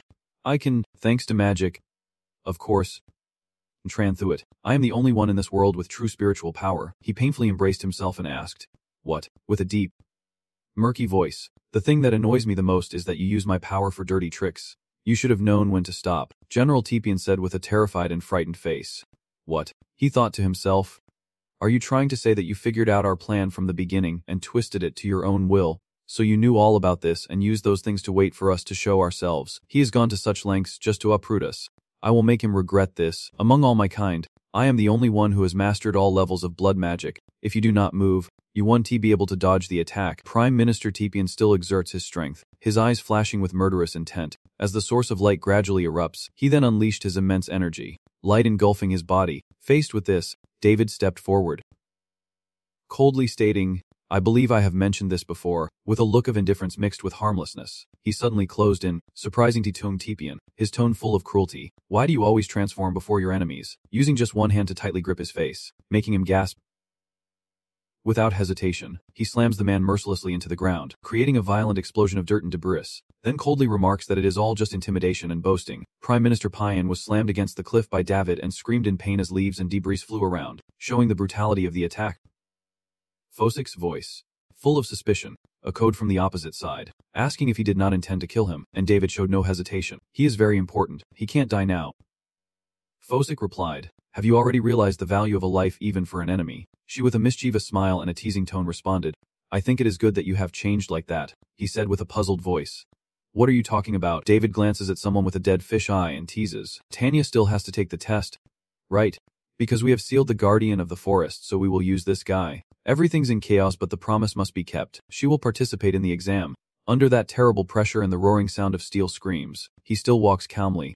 Always. Let us start. Tell Annabelle to apply the debug I mentioned. Tanya relies heavily on sight, so first take that from her. Fozik's voice full of menace echoes in the tense atmosphere. You really are a cunning boss. David appears confident and a bit cunning. Passing the test is not the only thing that matters. Fozik, I briefly consider that in my mind. I won't show mercy. Not even to my close little sister. David's resonant voice naturally reaches where Annabelle is waiting for orders, and there should not be any major problem.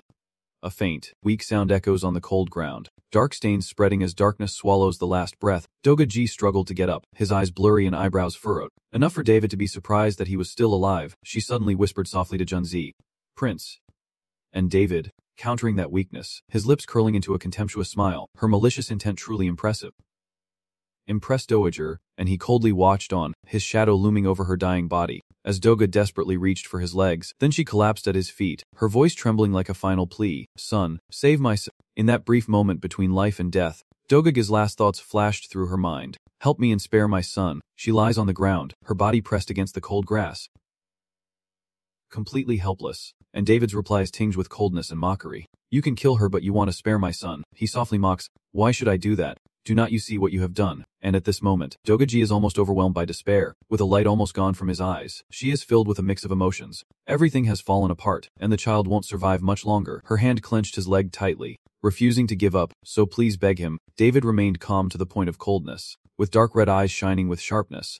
Sitting on his shoulder, Fuxich's voice echoed like a breeze. Maternal love is truly sacred. His voice with a hint of alcohol. Are you jealous? She softly laughed, her eyes shining with rare gentleness as she whispered like a confession, even though I am now only a dead soul, my dream has always been to become a kind mother. David, Doga-ji lies on the ground, riddled with wounds. And you, his enemy, will send him off in his final moments. Fuxich speaks slowly.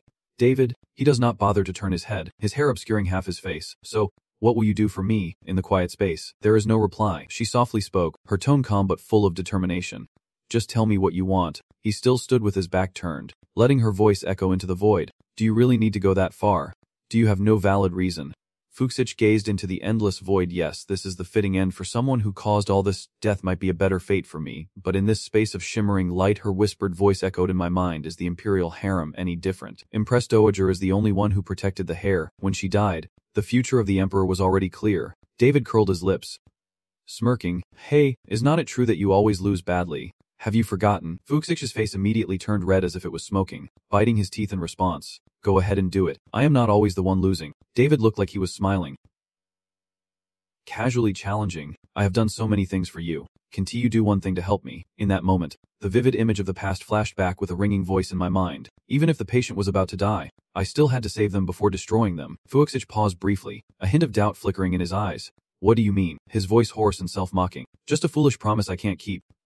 Move aside. There is no need to get involved in this. A fleeting thought flashes through David's mind, the suppressed and twisted evil energy, manipulated by the external yang energy, along with the trembling of the celestial being and a cry of pain from his lips. His eyes shine brightly. A sudden idea sparks in his mind. Wait, if I teach the Tai Chi Yin Yang technique to a body like this, it could become a strange and powerful force. Yes.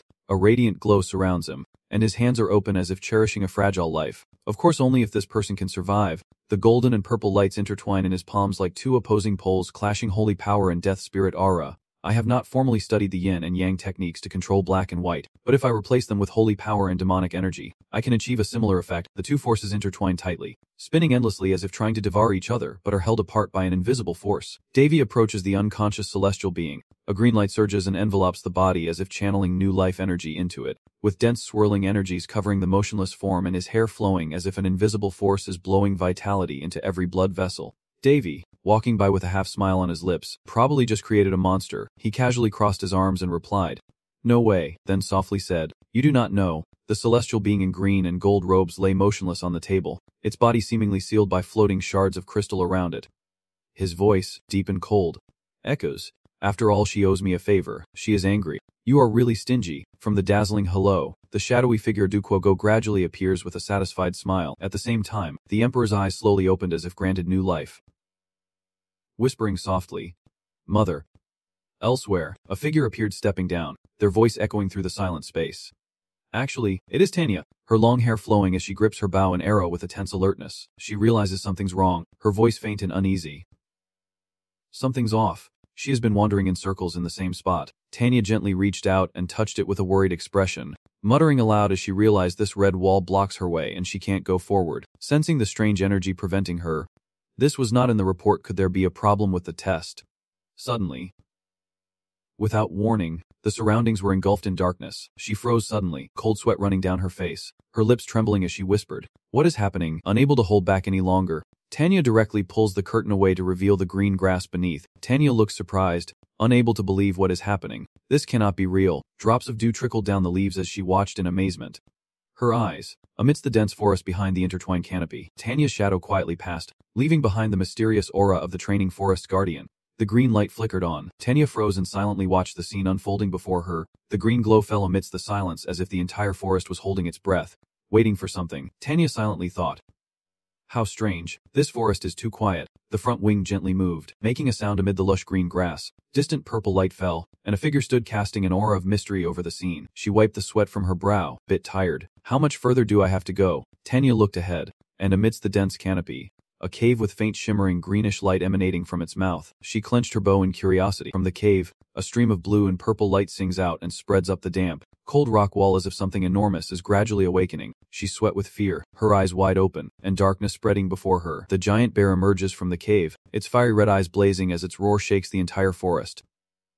Tanya startled, her eyes panic-stricken as she stared at the giant shadow emerging in the faint light, trembling and speechless, when a loud explosion erupted. The ground trembled, dust and debris flying everywhere, making the tense atmosphere and chaotic scene unfold in an instant. Her body was thrown violently against a large tree, a sharp pain spreading down her spine, stealing her breath. Tanya collapsed, gasping for air, her arm bracing against the ground to keep her from falling completely, whispering in despair, "No way." A giant foot covered in thick fur emerges from the smoke, with sharp claws as if to swallow its prey. The hazy dust surrounds it, blending with the deep growl echoing throughout the space. And a fleeting thought crosses her mind that nothing should threaten her life during this trial. The bear's mouth gapes open, revealing sharp white teeth, jagged like a saw along the edge with dark red saliva dripping down, creating a wet and chilling sensation. The beast lunges fiercely toward the girl, with dust and smoke swirling violently around, leaving Tanya unprepared. She is in a state of extreme panic with her eyes wide open, full of shock and fear, clutching her bow tightly, her body seeming stiff.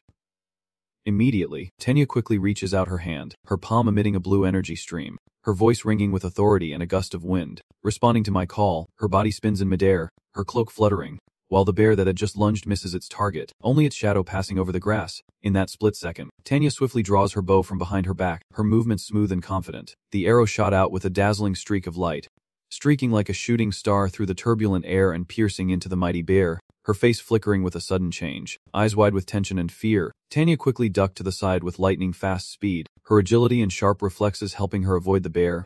She slid across the ground, pine needles flying up in a powerful arc, briefly considering her next move if direct attack was ineffective, then strike from the opposite side. The giant bear roars with a deep, guttural sound that echoes through the forest, black smoke swirling around its body like a sinister flame, as Tanya immediately raises her hands to shield her face and knees down to brace against the incoming powerful shockwave. She seemed motionless with her eyes wide open, each heavy breath like being trapped in a reverse cage, and for a few silent seconds she said nothing, quickly thinking in her mind.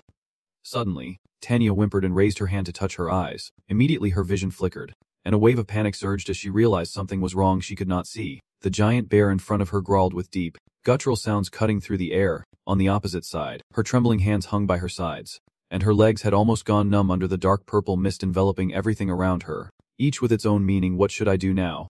The wind howled fiercely as she rushed forward with the thought that it was over, but Tanya still tried to find a way to escape. "It is too dark, I can't see anything anymore," so I lost my balance. My body wavered and then fell hard to the ground. Her trembling hands clutch the cold ground but have no strength left to respond to her will, only thinking inwardly, "Sorry, Hyan." The blazing fire rages like a giant beast swallowing the space before the fierce red light, the small figure still standing still, unable to dodge.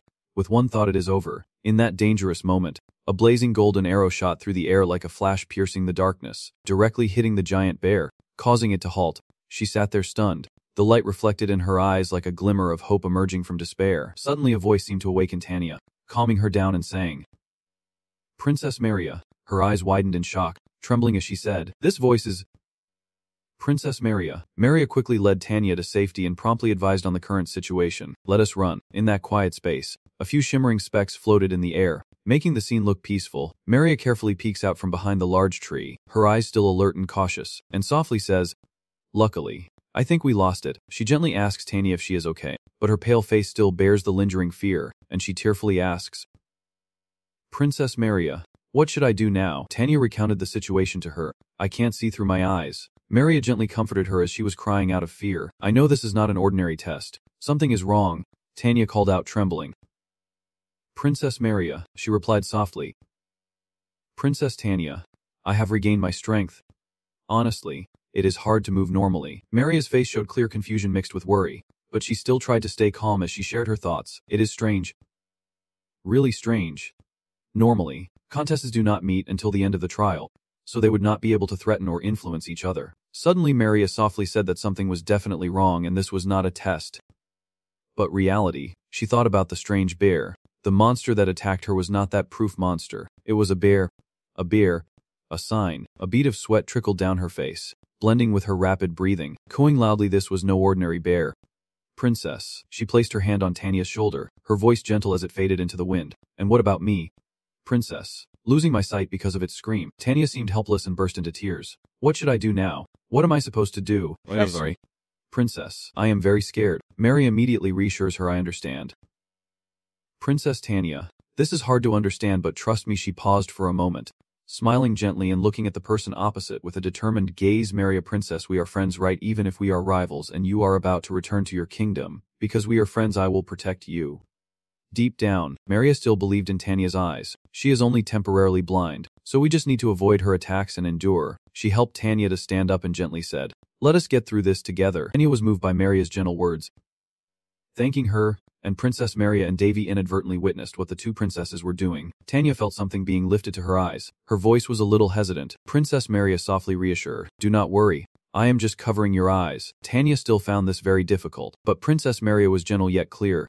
"I know. Doing this can change anything, but we won't give up helplessly like this." Tanya can only listen to her voice now to steady her mind. Even if we close our sight, as long as we focus, the opportunity will come. So she closes her eyes and accepts it. "All right, I will try." Forsik feels uneasy, but surely everything will be fine. Devi trusts both of them completely. "Just watch." He is hiding in a tree observing, and currently Tanya and Princess Maria are trapped in illusions. I feel sorry for them, as if after the test ends, they won't be able to use their sight. His smile stretches to his ears. People tend to grow when pushed to their limits. Forsik, already tired of understanding this malicious soul, realizes that the mastermind has been here all along. Devi stretches eagerly. They have rested enough. I need to push forward now. He often enjoys the frantic looks of the two girls. Hurry up. Move out, and at the same time, urge the enemy to attack. If we stop here, the entire line will use the bear illusion to swallow them up. Devi now laughs more cruelly than the Demon King again, as Maria once more pushes Tanya aside with equal strength, but running has exhausted her. Princess Maria. She rarely exerts herself to the point of coughing up blood like today. So this is what human blood is like. My vision begins to blur as if in a dream. The bear rushing towards me is completely hazy, and my sense of distance is all mixed up. I can't focus in a world so utterly unfamiliar. Tanya's worried voice echoed in her ear. Are you okay? Princess Maria. Maria wipes the blood from her lips. It is a bit inconvenient, but I can dodge its attacks. She can still stay calm and analyze. Surprisingly, its head is full of openings, but normal attacks won't work on it. So Princess Tanya. Then she suddenly pushed Tanya aside, grabbed her and ran away. She was the one who did this. Her voice trembled with confusion. Princess Maria. Maria is determined to lead the charge. I will draw its attention, shoot it in the head, and without waiting for Tanya's reaction, she took off running. Maria shouted loudly as if her voice would give out. I am here. Look at the monster. The huge bear then viciously turned and chased after its prey. Tanya was only terrified and unsure what to do, while Princess Maria heard the shouted advice, feeling the wind. Tanya, princess. Maria struggled to dodge attacks while guiding her. Listen to the sounds and feel the movement. The trembling, urgent tone urges Tanya. Can you do it? She has no choice but to draw her bow. The wind. The wind, mix of tension and anticipation. Please. Hit the mark, trust your instincts and release. Please. Of course no bear would fall for such an obvious move. It is over. Tanya turned pale and trembled at those words, while Maria tried to reassure her. It is okay. I will draw its attention again. You try once more. She had to jump high to create a large distance, yet she ran with her eyes closed. Davy widened his eyes in disbelief, while she moved so fast with her eyes closed. This can't be human speed. Still, he was quite satisfied with both of them, as they were holding their bows very well, and a question that had once softly echoed in his ear came to mind. What is the most important factor when using a bow? At that moment, Davy could only think, is not at the eyes, and Yu-Tin pushed his hat down and sneered at his foolishness. Only half right, he just pointed to his eyes. Vision is indeed important, but even a fool can shoot just by looking. Davy wondered about another question. So what is it then? The wind? He asked, turning it over. So what are you going to do with mana? In front of him is a level 1 master archer teaching his tricks. Wind and movement are also important, but to become a master hunter, you must see the flow and structure of mana. Jason's rough hand clenched from training, just like a swordsman wielding mana. If a swordsman creates a mana flow with willpower, then remember, an archer will find the flow of their opponent. The elf archer begins the training. Now I will shoot an arrow at you, but you will be blindfolded, so try to dodge by sensing the flow. Davy feels a bit nervous. What if I can't dodge? That was your final warning. You won't die, but it will hurt a lot. You are still upset about that damn elf. Sensing the mana flow is the first requirement to become a master hunter. Then keep observing the two below and do not forget Tanya. Stay calm. Maria's voice echoed in her ears. She still remembered what her older sister had told her. Tanya, steady your breath, and instinctively she followed the habit. The bowstring in her hands, familiar after all these years, the arrow gathering a blue light. Fozik was surprised and exclaimed, "Oh my, a child loved by the spirits. The wizard of the noble country truly is a sibling of mine. If Princess Maria was born with rare innate talent, Tanya is loved by the wind, and if she becomes a spirit wizard, she would now be an outstanding wind spirit wizard." Tanya tries to keep her mind steady and calm, feeling the mana swirling within her. Slowly, even slower, letting it flow into the tip of the arrow, throughout the Yangzhou district, carried by the wind summoned by the spirits. Maria stared in amazement at the scene of the 1 in 102 in the world. Princess Tanya. She drew the arrow while simultaneously channeling mana, which made him shout excitedly. 3 arrows at once afterward. Tanya, using her guiding ability, releases her hand, and the arrow streaks through the air, causing the bear to stop and counterattack, suddenly feeling pain that makes it freeze. Its arm, which seemed ready to strike down the arrow, is pierced deeply, and it screams in agony, unaware that a shadowy figure has suddenly appeared close to the arrow with deadly intent, and the arrow ignites like a blazing fire, shooting straight into the bear's open mouth as it thrashes, her calm demeanor showing no fear. The arrow was just released when a burst of fire suddenly erupted in a corner of the forest, and the bear was quickly burned to ashes. Maria approached, gripping Tanya's arm cautiously, and they hurriedly decided to leave the silent place. "Let us go." Davy now sticks his head out from the bushes, grinning and calling out, "Hey bird." The flames flare up right beside him. The owner tilts his head and listens. "Do you like your new servant? Are you implying that even the dragon trapped in the flames has side effects?" "Right." The beast growls like a turtle. "You divil." Davy's tone is intrigued and sinister. He reached out to add oil to the fire. The arrow pierced deep, and it screamed in pain. Unaware that a shadow had struck deep, he recited a spell. "I command in my name. Obey the order of..." Suddenly the sky darkened. "Your rights granted by me are wind and thunder." Davy took a few steps back, unsure what to name the dragon, when suddenly he noticed something strange on its back, a needle. So he came up with an idea. "Yes, this should work." Davy casually gave him a name. "I will call him Nat." Suddenly a bright lightning bolt from the sky struck down, revealing a strange mark on his back that caught his attention. "What is this?" "A needle." So an idea came up. "Yes, this should be fine." Davy casually gave him a name. "We will call him Nat." Then a bolt of lightning from the upper left struck down. The smell of burning spread, and he was satisfied with the result. Justice had been served. He nodded. Good. Everything went perfectly. That lightning strike had forced one of the dragon beasts to retreat. Davy suddenly roared, "Bite it," and the two divine beasts clashed. After a moment, the outcome was decided when one fell, the dragon defeated and lying sprawled on the ground. Davy casually mentioned that eating eels is very good for health. He wondered if they should stew it, while the two girls behind hurriedly prepared the ingredients, always stirring the pot and saying it is better to grill. Annabelle held up the sign with a mocking look. "You fool, that is not eel but a dragon." Annabelle greatly underestimates. During a fight, claiming she would beat her immediately, Annabelle giggled and said, "Oh my, if Davy told them to chase each other. What should we do now when the water is truly boiling hot?" Enginga asks the dragon if this temperature is enough. "I do not want it to be chewy anymore. Turn up the heat." Its pride is immediately shattered. "I am an azure dragon, one of the 4 sacred beasts. I am an immortal existence born from human wishes. It knows its true identity. I have known since I was born. I am a sacred beast who controls wind and thunder. Now that the dragon has transformed into something unbelievable, he is really planning to put me in that pot. So how can I serve him?" It growled, feeling a flicker of fear. Why is it someone so weak like him? The person in front of me is so excited.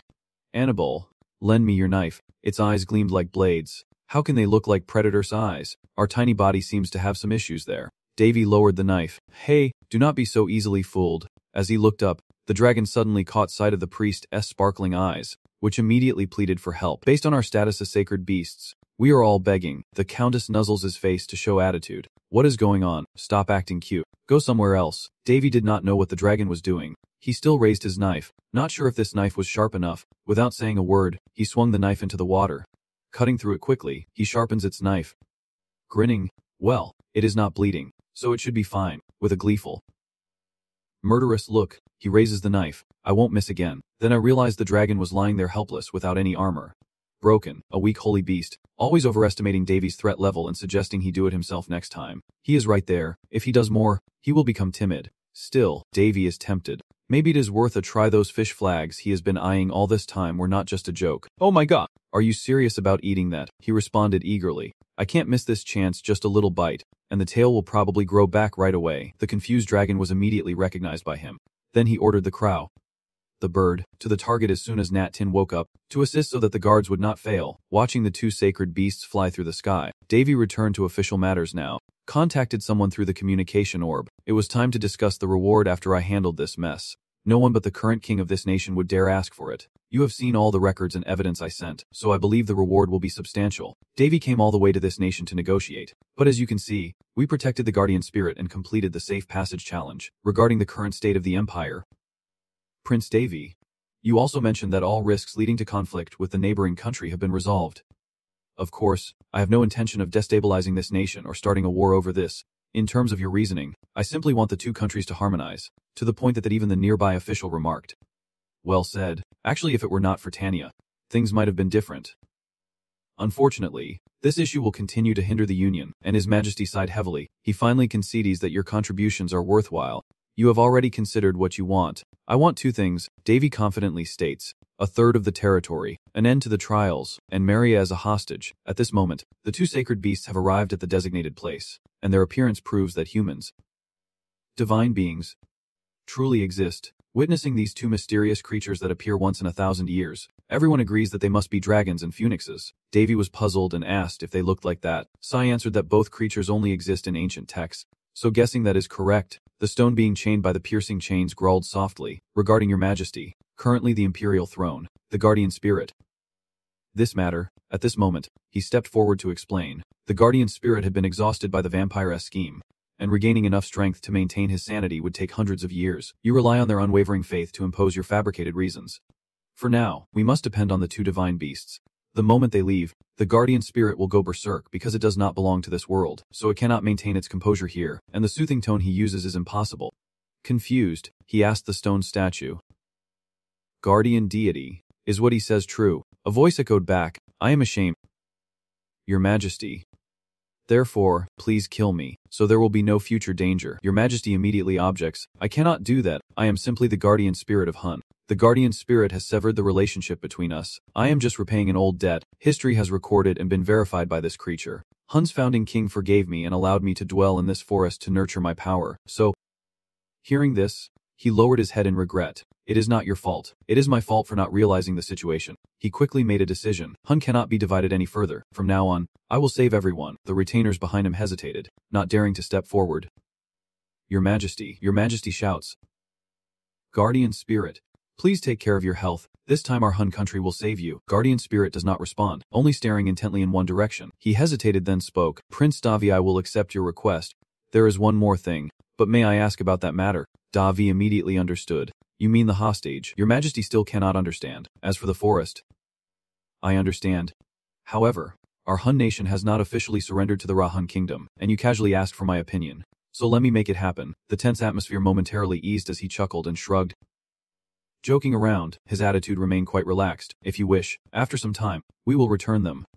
In reality, we do not need the hostages. Davy also added her opinion, suggesting that our contribution would be significant in this event, so we would not face any issues. He prompted then withdrew, stating it was only a temporary safeguard, and if things became too complicated behind the scenes, he would withdraw the proposal. He immediately agreed. No, it is fine. For the future, I think both sides should stay here. Still, I want to ask carefully, who will that person be and what are the conditions? Davy's expression was indifferent. If there are no issues, you have already chosen that person. Can I pick up Princess Maria, the daughter of Queen Hybe? As a gentle breeze blows through her hair, a joyful cheer rings out. Princess Maria, the reason Davy needs a hostage is simply because Tania needs a friend. A few days later, in the trial forest. Vampire cannons. Ancient ruins, dark voice rises. And surprisingly, you accepted my proposal. May is being blindfolded and taken away, her tone bitter and regretful. Those who trust her are not necessarily better options than trusting vampires. Davy reveals her information.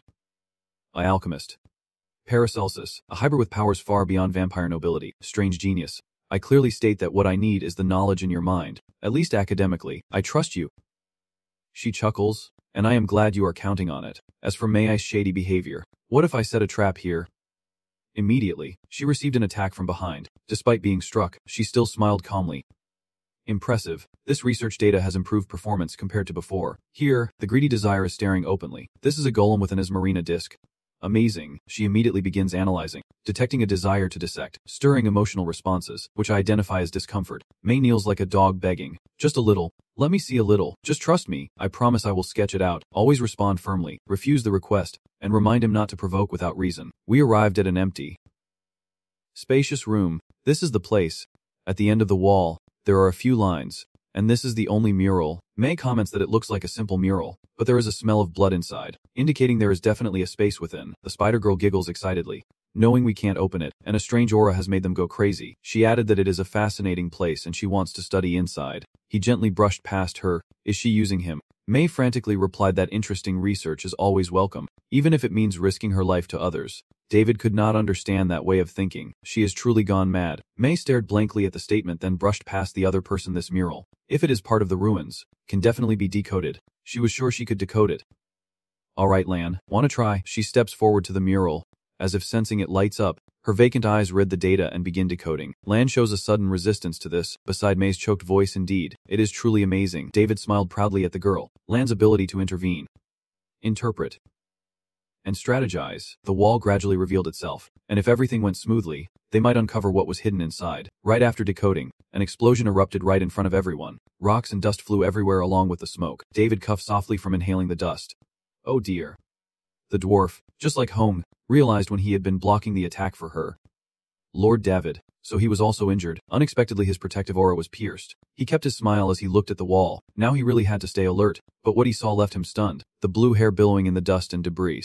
Everything in these ruins was already strange, but this is even more surreal. The one emerging from the wall is Horikos, which is extremely unusual. Wait, why is he here?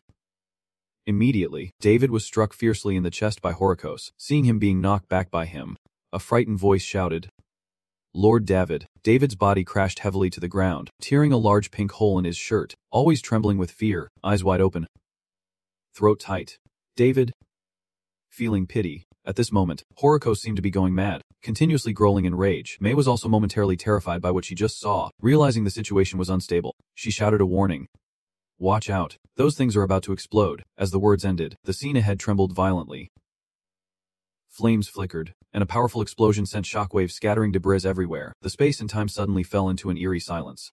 And amidst the quiet night, a faint ray of light pierced through the darkness. David reaches his hand to the wound on his chest and uses his energy to heal himself. He tries to hold on, but it does not seem to work much. He can't focus his magic energy. The seal has not completely nullified my magic, but I can still maintain my mana, so the healing spell is too weak. David feels helpless. This is terrible. His feet stumble forward in the darkness. He has not gone far when his knees give way, and David feels everything around him is empty and aimless. He frowns and mutters to himself, even the demon eye is useless here. I can't hear or smell anything. It is all just darkness.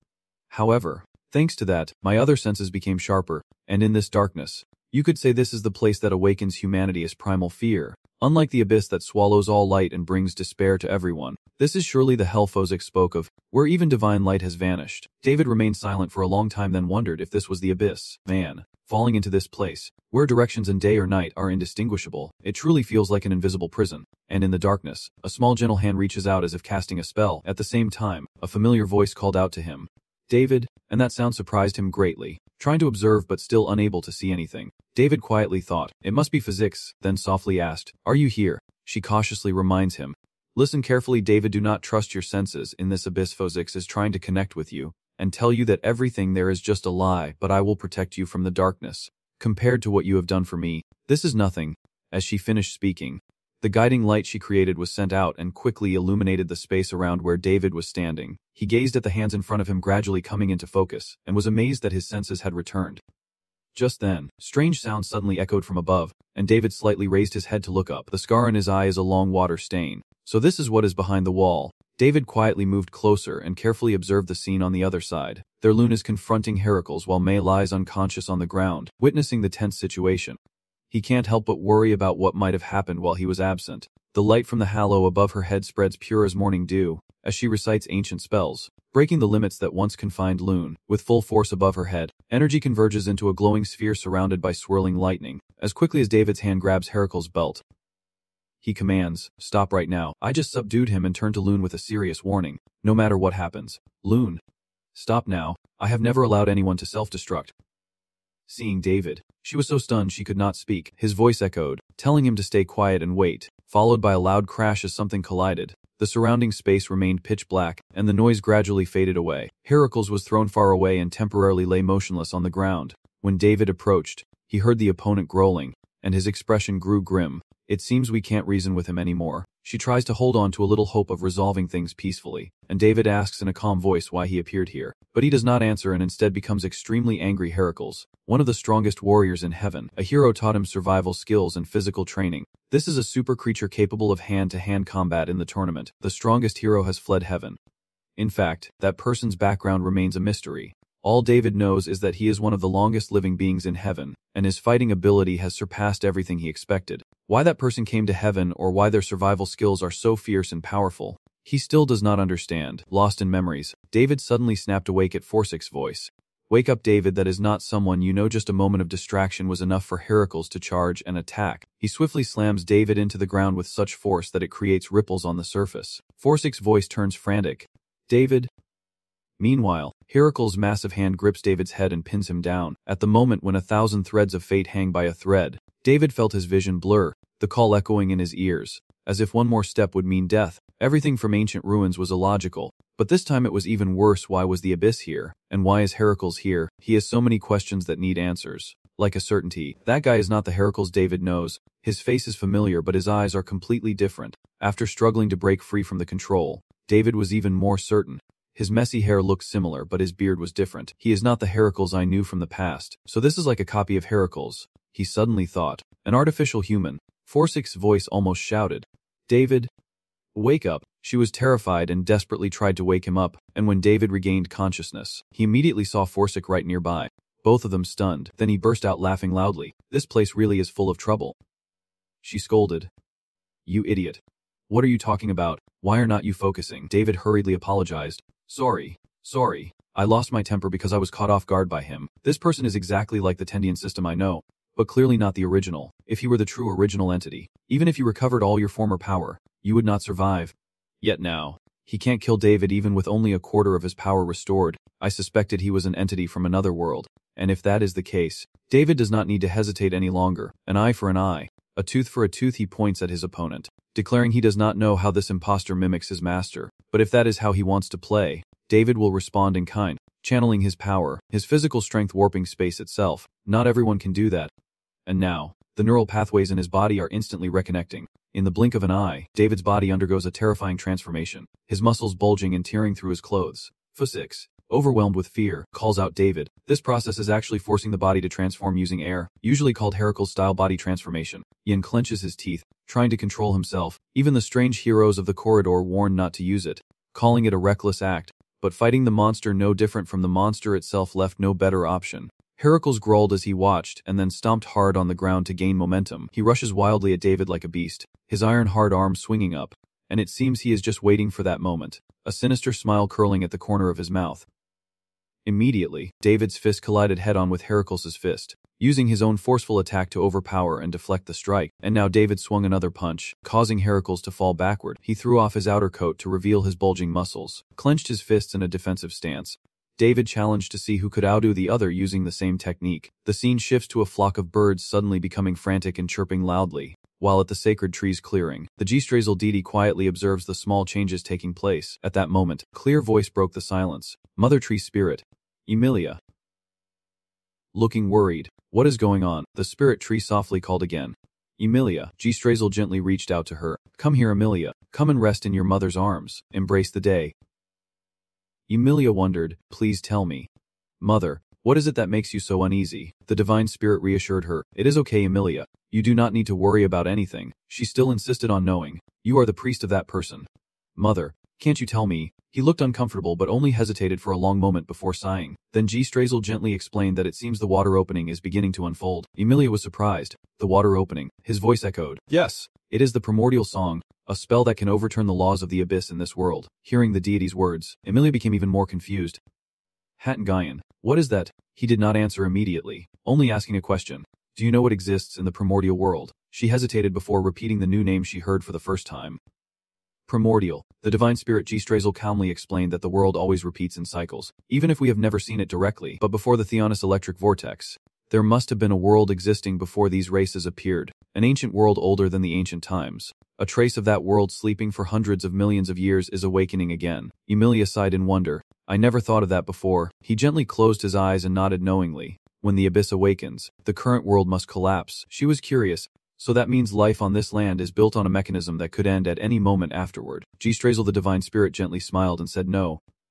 Not exactly. Think of it like the two sides of a human coin. You can flip it, but the front and back can never blend together. Light and the abyss make this clear and maintain the balance. In another realm, as Devi and Horakos clash fiercely, the rules are twisting, and the absolute abyss must not rise into this world. Emilia hypothesizes.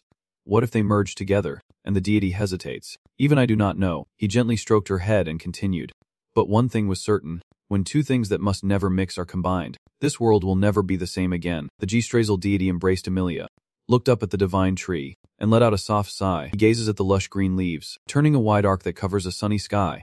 Hoping that this prediction from the divine tree will also be wrong, the entrance to the abyss appears before us. Outside is a desolate and silent scene. Inside, a fierce survival battle is raging intensely, constantly echoing ominous sounds. Davy's sky-like punch crashes into Horakor's face, plunging him into darkness that numbs his senses. He quickly retaliates with a punch to the stomach. Now, Davy only feels pain and torn flesh. It seems he cannot rely on his strength for long in the abyss, but he has someone behind him. Versik is not just a small abyss, but the very essence of the abyss itself. He suddenly lunged forward and threw a punch right into Horakor's face. Just as a whistling wind sounded, a fast-moving object aimed straight at Davy's pupil. As he stood sensing the danger, Horakor's index finger had already reached into his eye. Blood splattered everywhere, and he sneered with a savage grin. Ignoring his ruined right eye, Davy furiously grabbed Horakor's, slamming his elbow into his neck. The sound of cracking bones echoing in the arena, where forced regeneration allows for endless combat. It is a savage fight, throwing away all techniques and reason. That last blow was powerful but still not enough to defeat him. Without waiting long, while Horakor's was still reeling, Davy delivered another punch to his head. Of course, so in terms of skill, he is superior. Davy sees the opportunity to strike relentlessly, leaving him no chance to react. He realizes it may have Horakor's appearance and fighting style, but it is not fully developed, just like his past. Meanwhile, Davy's body enhancement technique is something Horakor's perfected after arriving at the corridor. Above all, it was the first thing he learned there, and the one Davy has spent the most time owning, and it is incredibly difficult. After being hit and unable to fight back, Horakor's whole body collapsed heavily to the ground. Davy approached, pressing his foot down on his left arm to pin it firmly. He relentlessly pounded Horakor's chest with his bare hands, each strike echoing ominously. Soon, Horakor's could no longer resist, his face darkening as he coughed up blood. He pulls his hands back to defend, but Davy's expression now becomes extremely strange, a smug smile appearing at the corner of his mouth. His powerful arms simultaneously lift above his head and then swing down into the shape of a barbell. Horakor's lay motionless on the ground, his breath shallow, as Davy delivered one final fatal blow. Blood pooled from the wound, spreading across the ground as he collapsed beside his fallen foe, gasping for air. While a frantic voice called out, she saw that Davy did not answer and kept panting heavily, which made her even more anxious. Davy, sit up straight, wipe his mouth with his hand, and then smile mischievously. Don't overdo it. Fuchsich, I am not dead. She is impatient. That fool is not the issue. Davy happily burst out laughing. The old warrior has now finished, leaving only him and Fuchsich in the dark space of the abyss. A painful cough echoes from his throat, and a mouthful of fresh blood is spat out. Fuchsich anxiously calls out, Davy, kneeling on the ground and coughing a few more times to clear his airway. At the same time, his body gradually returns to its original form. In reality, the Horakor's body modification method comes with random penalties. Sometimes it is just a temporary numb arm, but unlucky ones can lose control of their senses permanently. That is the price for the overwhelming power gained from this transformation, an extremely risky gamble. It needs to be completely sealed off. But as he finished speaking, he suddenly froze, feeling an invisible eye staring directly at him. Davy's expression immediately darkened, and he slowly turned his head carefully to scan the surroundings. But the space remains completely silent, and seeing his strange behavior, Fuxich hesitates, and Davy quickly interrupts. Wait a moment. She is momentarily confused and does not understand what is happening. He gazed into the dark emptiness ahead, thinking to himself that someone was watching us from within. Without saying anything more, Davy quickly put his coat back on and strode toward that direction, until he stopped in front of a giant skeleton. What is this? Davy examined the skull carefully and looked puzzled. A dragon. No, dragons are not usually this enormous. He slowly walked while recalling some information. People say that dragons no longer exist in the world, but from what Davy heard in the corridor, even ancient long beasts were only about 200 to 300 meters long, but the skull of this dragon alone is hundreds of meters wide, and its entire body must be several kilometers long. Forsyth saw Davy about to touch a nearby skeleton and worried. Do not. He gently reassured him. I just need to verify something. Then Davy reached out and touched its surface, noticing the scars of slashes, claw marks, and tears. He wondered to himself if the one who killed this giant dragon was Horakos. Forsyth hypothesized that the clone you faced was only to prevent this giant dragon from escaping, but Davy objected. No way. At that moment, a flash of light suddenly shone directly into his eyes. Following the beam of light, Davy quickly analyzed a strange object, a tiny tooth compared to the huge head, something very unusual. He reached out to grab it, but Forsyth exclaimed in confusion. Davy, what are you doing? In the blink of an eye, the space around them twisted in an unnatural way. Countless tentacles emerged, hurtling towards Davy like the wind. Forsyth cried out in alarm, seeing his arm caught so easily. Davy was caught off guard, unable to react. Then the tentacles tightly grasped Davy's arm and suddenly pull him down to his knees. Heaven and earth. The surrounding scenery suddenly becomes extremely blurry and unstable. He realized something was wrong too late. What is going on? Why all of a sudden? Davy struggled to resist its power and panic. Oh no, I am being pulled in. Once again, darkness envelops him, and his entire body feels lost in the silent, desolate world. After an unknown amount of time, the scene where Davy was pulled into gradually reappears. He is standing in the middle of a strange altar, his mind momentarily blank, then gradually stabilizing as he begins to suspect that it has stopped. Davy stands up, quietly observing the entire scene around him, neither hurried nor slow. Forsyth, I wonder if this is the original form of this place, he said. It looks like a site for some kind of ritual. Looking at the dark blue-purple stone in his hand, Davy wondered if this vast space is the origin of the abyss. The more he studied it, the more he fell into contemplation. Not noticing the surrounding changes gradually taking place, a sneering voice suddenly sounded, startling Davy a bit. So this power, the seal of the abyss, was actually a person. And as that voice continued, my queen, her face shifted from confusion to horror beyond words. After all this time, I have brought freedom to you, the one betrayed by nameless enemies. I swear to you. At this moment Davy realized it was talking to Forsyth. Seeing her face turn grim and showing no intention to respond to the mysterious person, he softly called Forsyth. What is that voice? Forsyth. She remained silent, but her eyes were filled with awkwardness and pity. After a moment, Forsyth hesitated to speak, and Davy, unable to listen further, gritted his teeth and interrupted, saying, do not tell me that just to help me stay awake in this abyss. What have you sacrificed? He demanded loudly. Say something. Forsyth Loon is still hiding nearby and is stunned to see Davy get angry. She jumps down and quickly runs over, having located Lord Davy and sending a verification signal, but she does not see Forsyth.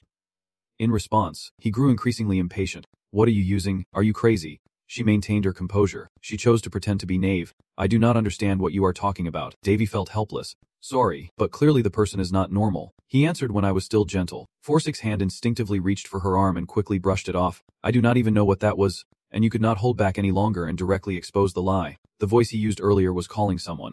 Right. At this point, she quietly admitted. Yes. The issue ends there, but Forsyth still refuses to say another word. Davy remained silent and somewhat patient, waiting for an answer, rubbing his temples. I have heard that voice before. She bowed her head, biting her lip, as if struggling internally. Then Forsyth softly spoke. Davy, I am the demon lord of the abyss, he said calmly. I know. So what? Her voice rang out, as if she knew that the demon king originally possessed 6 powers. Anger, deceit, hatred, resentment, cruelty, and tolerance.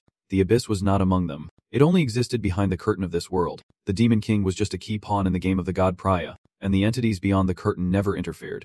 But this time was different. Davy reassures her that right now she is just a former demon king, not the current one, and Forsyth falls silent for a moment before continuing that this will happen sooner or later, even if not now, and if he is blaming himself, he should stop. She even said that this is just the way we are created. Hearing these honest words, both Davy and Loon suddenly fell into deep thought. Forsyth's words echoed in his ears. It would happen sooner or later, even if not today. Davy felt helpless, But now was not the time to discuss that. She gently took his arm and called out worriedly, "Davy, Davy."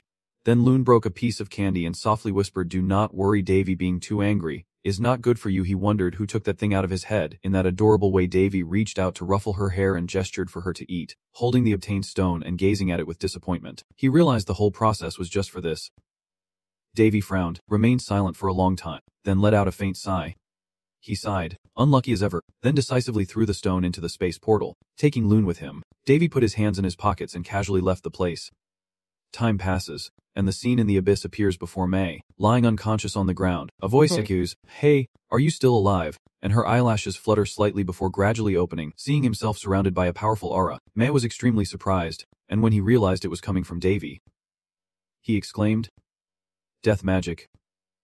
Quite unexpected, he coldly warns that he will act immediately once the person recovers because they saved Loon, so he is letting them go this time. May laughs and says, "I can't let my test subject die. By the way, that living golem is really interesting. I can't let it die before I finish studying it." Davy shouted in disbelief.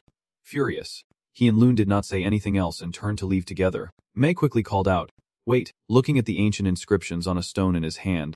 May then shares that these are old texts related to other writings on the wall. He has studied them for a while but has only deciphered a small part. Davy replied faintly, "So, did you find out anything about that damn sacrificial chamber?" Honestly, not much. A place created to imprison darkness.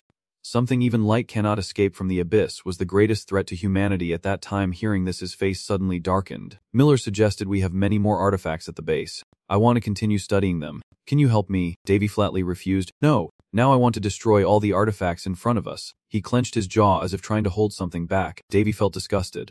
He should have prevented a greater catastrophe by defeating Heracle's clone. But in the end, Davy released the abyss when his mouth was on these ruins. But deep down, he could not help but suspect that Freya was behind everything. A loud spit onto the ground marked the end of the discussion. Davy's voice rang out, saying, "It is over. Always." Outside the entrance to the abyssal space, the scene was a peaceful blue sky with white clouds. The goal had been achieved. The pressure from the divine tree forest near Myung had disappeared, and Davy had secured a part of the trial forest from Hien Kuok. The marriage between the Emperor and Tanya has been cancelled, but Hien country has no choice but to temporarily lean to one side. The conflicts between Min country and Hien country will be left for them to resolve themselves. There is nothing for me to interfere with. However, at this moment, a scene of a silent palace appears in Davy's mind, where the son emperor of Myung, who lost his mother, sits silently in his chamber. A child had to become emperor from birth, and the emperor's health was very poor. The guardian spirit's power kept him stable, but his innate talent was completely lost after he used that energy to save himself. Even if the emperor learned swordsmanship, he would still fall short by dozens, no hundreds of times compared to others. That is the current state of the emperor after a few days have passed, and it was time for Davy to return to Ron, with the luggage neatly packed onto the carriage. As he was petting his horse, he paused slightly upon seeing something. "Tell me, Your Highness Prince Davy, do you know who killed my mother?" He hesitated, feeling sorry for you. The celestial prince clenched his trembling hand and asked me to tell him where to find them. Davy, struggling to hold back his sorrow, remained silent for a moment. Then he gently advised him to live and follow his will. The emperor slightly relaxed, not quite understanding the meaning behind the words. "You ask again. What do you mean?" Davy explains. "Do you know why the previous emperors died young? Because of exhaustion and pressure." He gently pats the crown prince's head like an older brother to a younger brother, saying that to live long you must let go of at least one of those two things. After speaking, Davy suddenly realizes he has been too forward and quickly withdraws his hand, then tends to the horse. "Are you feverish?" The guard beside you gets angry at this action, daring to touch his highness's head. The emperor hesitates, then slightly smiles, his eyes looking at the other with sincerity. "You keep your head down. I might hate you for everything that happened." The crown prince's voice wavered with sobs. "I should have hated you so much for everything." Davy saw that he was beginning to show his true feelings and slyly snapped his fingers, saying, "I want to ask you to stop acting like a child." The celestial prince figure gently trembled. The emperor was still just a child who had just lost his mother, and the chancellor, the one running the country, turned out to be a traitor. The young emperor says he no longer respects you. And Davy, now unafraid, gently holds you in his arms, telling you to cry. "And when the day comes that you need my help in the future, I will be there." That is all Davy wants to say. The little emperor's tiny hand clung tightly to his sleeve as he sobbed. "I won't forget. I will never forget." The boy cried out, tears streaming down. This moment truly reflected a vulnerable child at that age. Full of frustration, her sobs grew louder, becoming a cry of anguish, and Davy silently let the young emperor lean on him, crying until he could cry no more. Then, the cold, echoing voice from the abyss resounded. "Yes," causing Fozik to cover her ears. Not wanting to hear any more, she struggles to hold on and pleads. "Please stop." Amidst the ancient ruins, using the power of the abyss, even after escaping it, Fozik understands how foolish that action was. The monsters hiding behind the world will forever hunt their queen, no matter how much time passes. Long ago, the sword god Hares tried to save his daughter, Fozik, but he could only helplessly watch her become the demon king, because it was the only path. Fozik rejected the 6 existing demon kings and now shines with a completely new bloodline called the Abyss. To survive, she defeated other demon king candidates. Of course, Fozik knew it was all just a game orchestrated by the god Priya. Because she became an enemy of the hero father, she escaped the call of the Abyss. But due to the clash of fate, Fozik was ultimately defeated by his sword, turned into a soul, and sealed away. This is her story. Fozik reached out to touch her reflection in the mirror. Unable to hold herself together any longer, she gently stroked the small crown on her head, hoping that her sacrifice could resolve everything. If the king of the abyss merges with the abyss, the world will be turned upside down. That is why Fozik silently thought, for everyone Devi wants to protect, I must not hesitate. She clenched her lips, refusing to cry, and told herself she had to become the demon king once more. Fozik clenched her fists with determination, not as the old king but as a true reborn demon king. Watching Devi deep in sleep, she whispers softly, I am sorry, Day. Fozik's heart is full of turmoil. Even she knows this choice is foolish. But if it is fate, if it is truly unavoidable, I truly apologize. As soon as I finished speaking, her small figure flashed and disappeared. The next day, the city gate opened wide as if welcoming something extraordinary approaching. Not long after, the sound of wagon wheels hitting the road echoed loudly and quickly entered the city. The returning group to Hanser Estate had grown larger since departure, with more than a dozen people joining the original team from the very first day. Only Devi, Tanya, and the others who no longer have any reason to stay in the kingdom after the broken engagement. In the end, Tanya's bodyguard, Dang Gong, and a few of the princess's attendants. Usually, he could travel leisurely by carriage, but this time Devi had to use large-scale teleportation magic. A large crowd of townspeople gathered along the road, joyfully welcoming the returning group. Devi sits in the carriage waving goodbye to everyone. No matter what, home is still the best. He stands in the castle grounds and stretches happily. Maria just saw Devi and became curious. Going outside. Prince Devi, please tell me. Just going for a walk and maybe checking the palace a bit. She tilted her head to probe. Alone. Devi understood her meaning and smiled. I can handle myself. Suddenly, Maria leaped onto a nearby wall, excitedly declaring, okay, I am coming too. This sounds fun. Leaving Devi wide-eyed. She really was a handful. You did not have to climb the wall. He sighed, as the two maids behind them giggled. Looking at the tall buildings outside the palace with a slightly classical design coming into view, she exclaimed, wow. Maria marveled. Now that I think about it, this place really is different from the West. Devi nodded, saying that calling it Eastern culture might not be entirely accurate. It might even be more modern. As they were talking, their expressions suddenly changed when they heard a desperate cry for help. Nearby in a narrow alley, a group was cornering someone, threatening and shouting, but if they stayed quiet and obedient, they would not get hurt. Maria hesitated as she saw the frightened eyes of the blinded person. Devi was surprised. Do you know her? Before the Hansel estate expanded, that girl was a commoner in the territory rescued by her from the goblins. Named Rhina, a kind-hearted child who sometimes brought delicious steamed sweet potatoes to Maria. Watching the ugly actions of those people, Devi wondered silently why it had turned out like this, when a familiar voice echoed in her ear. As darkness seeped in with the growth of the territory, Devi, all creatures have parasites. In the end, that is what it is. When he recognizes whose voice it is, his eyes will widen in shock. Devi pretended to be furious and questioned them, playing hide and seek all afternoon, then suddenly changed her tone, as she scratched her head and recalled that statement. Parasites. Maybe she had been too neglectful of internal matters while always being outside. A bulky kidnapper saw Devi and spoke up, saying, who is this stranger and why is she here? He coldly asked, do not you recognize me? And the leader, looking awkward with a fat belly and a strained smile, replied, oh, so we are colleagues too. He sizes up Mira behind Devi.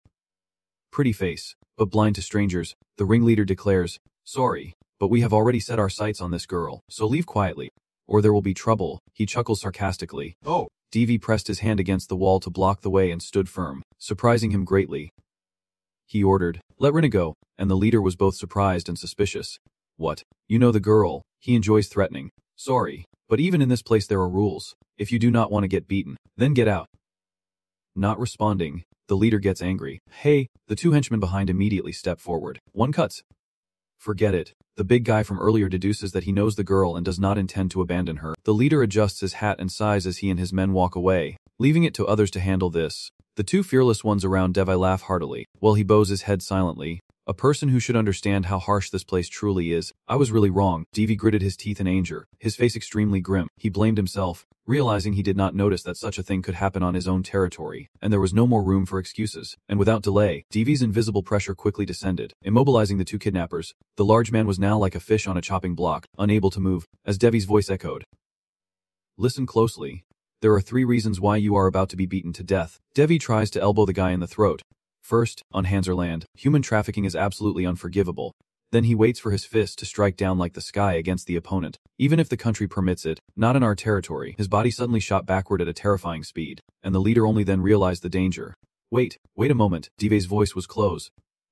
The second, at that very moment, the remaining subordinate was lifted into the air by the attack, and was terrified beyond measure. His voice trembled as he said, "You mentioned your territory. I must tell you, because the person you insulted is of royal blood. It is not something I like to say, but to deal with trash like you, I will be blunt," Devi said coldly.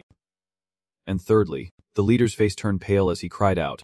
Wait, he motions a cutthroat gesture, saying his mood is terrible and he picked the wrong person to mess with. Then, like lightning, Devi's fingers mercilessly pierce his eyes. Suddenly, the space echoed with the anguished scream of the leader.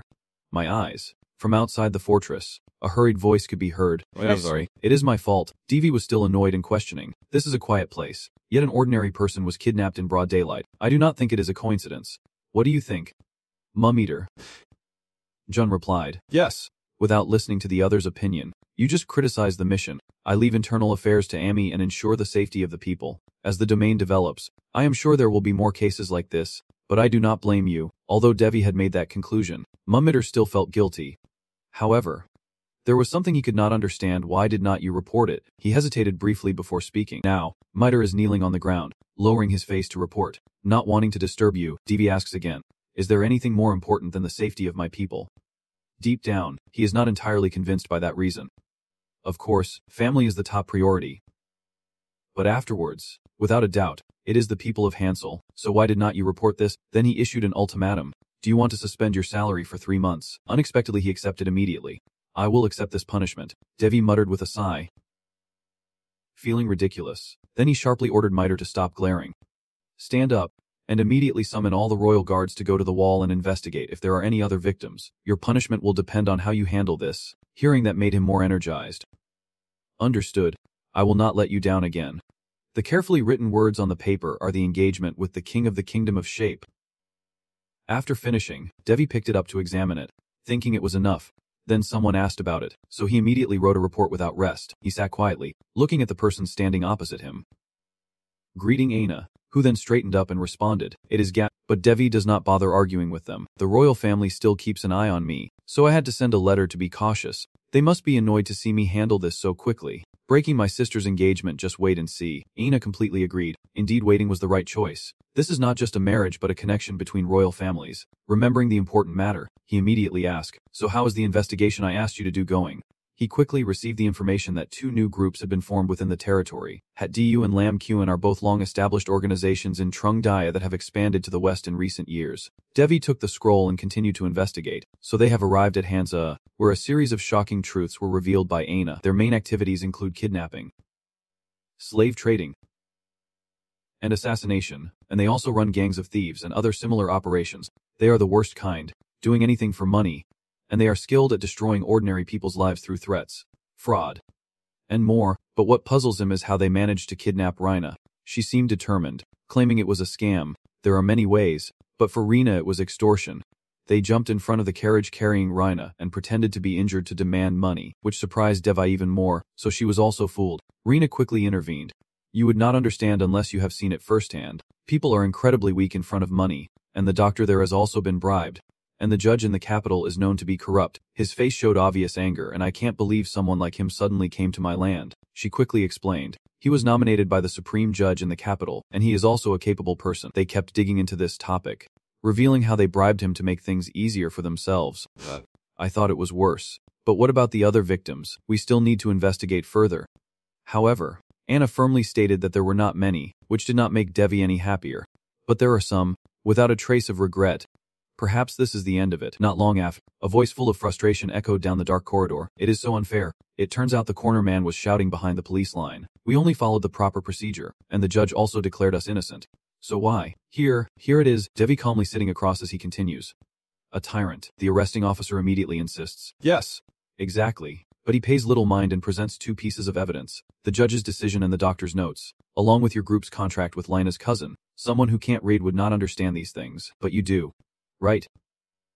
He interrupted. It is a misunderstanding. We will explain every word. But Devi would not allow it. Enough. Forget the verdict. Start with the doctor's notes, who fabricated a scam by jumping in front of Lina's car and extorting her. Right? He still stubbornly denied no, it was a real attack, so I had to present evidence and bring him here. The accomplice in the book outfit just entered and made the cornered guy choke on his words. I asked Anna to take him out of hiding and then continued with the main story. Based on the notes, recovery would take a year. Then he put on a very cheerful face, but his words were full of deadly intent, as if he had forgotten who I am. My inner voice replied, I am the city. You fool. The face of the corner man grew angrier as he listened to Devi exposing the truth. How could the victim have died and yet he still managed to go to the tavern to meet girls? From now on, I will give you and your group a chance to defend yourselves. He began to threaten in return. Even if you are a prince, you are not allowed to do this. Do you know who is backing us up? That statement made me so angry. Well, whoever it is, if they are even lower than the emperor of the empire, they should just shut their mouth. The ambush hunter was so overwhelmed by the aura that he did not bother to argue anymore and directly ordered them to take him away. Hearing a sound behind him, he turned his head to look. As soon as he saw the 2 soldiers approaching, the cornered man shouted in horror. They are the death spirit soldiers that David found in the Palan Empire. They are the suitable workforce for Hanser. He only needs to stand aside and give orders, and they will obey, sending him to the energy construction site. Don't treat him like a human. The 2 Death Knights immediately salute. He is very satisfied with his plan. We will reuse these people. They are the materials for energy development. Not bad. A few days later, at a tavern in town, David and Anna, disguised, walking casually, blending into the lively atmosphere. Still, this environment makes her feel restless inside. It is so dirty. Hearing that, he did not tease her. Does a killer even care about cleanliness or filth? A killer might have to crawl through sewers for a mission. But Anna, you are still far behind. This remark made her pout. Then he immediately asked back, I remember you calling me the demon. David sat down at the table and questioned, do you think that name suits that face? Besides, whether it is the demon or Anna, she is still just one person. Anna just lightly shrugged, and at that moment, the server approached their table. Greeting us. How can I help you? I immediately put on a mysterious look and said, I am here to sell some Kindeso's beer. Interested, he politely declined, saying this is a cheap tavern, not the place to buy it, and where even is Kindeso's. David also offered a generous deal. If you buy it, I will include Markenzy honey. The waiter did not bother to respond anymore. You really are. If you are not going to buy anything, please just leave. He suddenly looked up when he heard someone's voice. Hey, brother, are you talking about Kindeso's beer? That sounds interesting. And the appearance of the gray-haired guy surprised David greatly. He immediately probed the other person, who also runs a bar, and he seemed interested. Yeah, and with Markenzy honey, it would be amazing. Seems worth it. Right, this is business after all. Right. Then he gestured to the back. Listen up, come with me, I will introduce the buyer to you. But the gray-haired guy can't see David's smug face. Nice. Got it. The 3 of them then arrived and exchanged words with the person inside the house. First, we will verify. Read the password. The sword of the moon will someday tear apart the sun. That is right. Go. And Jacko turned his head from his seat. What? The subordinate happily reported. Boss. Just did this business. Lang was surprised to hear that. Doing business. And at this moment David responded naturally. So you are not doing business. Right. Jacko rubbed his chubby head in frustration. You are here at the wrong time. The Lord has already discovered our secret. He pretends to be surprised. Lord, what do you mean? Meanwhile, Anna could not hide her expression of shock when she heard the man explain. This country's crown prince. And he always blames his trusted aides for everything while wandering around like he owns the place.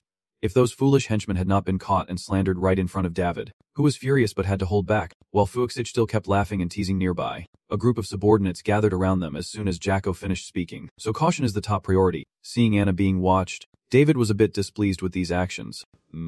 Are you calling everyone here? Isn't this a bit too hostile? The man assured him. We won't harm the guests, so do not worry. Then he signaled to him with a hand gesture. So what is that item? After a moment of silence, David suddenly pushed Anna forward aggressively. He also slowly stepped forward, thinking she was an ally of yours, pretending to be stern. But she is just merchandise. Go take her away. After sitting down in front of her, he directly examined her face and replied, she looks pretty, but just average. David appeared dissatisfied. Huh. Are you sure you can keep that opinion? The mystical ears appeared behind the cloth, causing Jacko to freeze in place, while Anna obediently cooperated so he could examine her closely and then marvel. Whoa. A fairy. This all started just a few hours ago. Before they even entered the bar, they started planning how to deal with it. What kind of code is that, Ta Lao? She explained slowly that they have their own methods, but David grew even more annoyed. It is ridiculous. He then loudly called out, Anna. But she corrected him. It is Jack. He did not beat around the bush, immediately irritating Anna by saying, I intend to sell you. I am telling you again. I am about to sell you into slavery. Even after hearing it again, Anna did not react. Surprising David.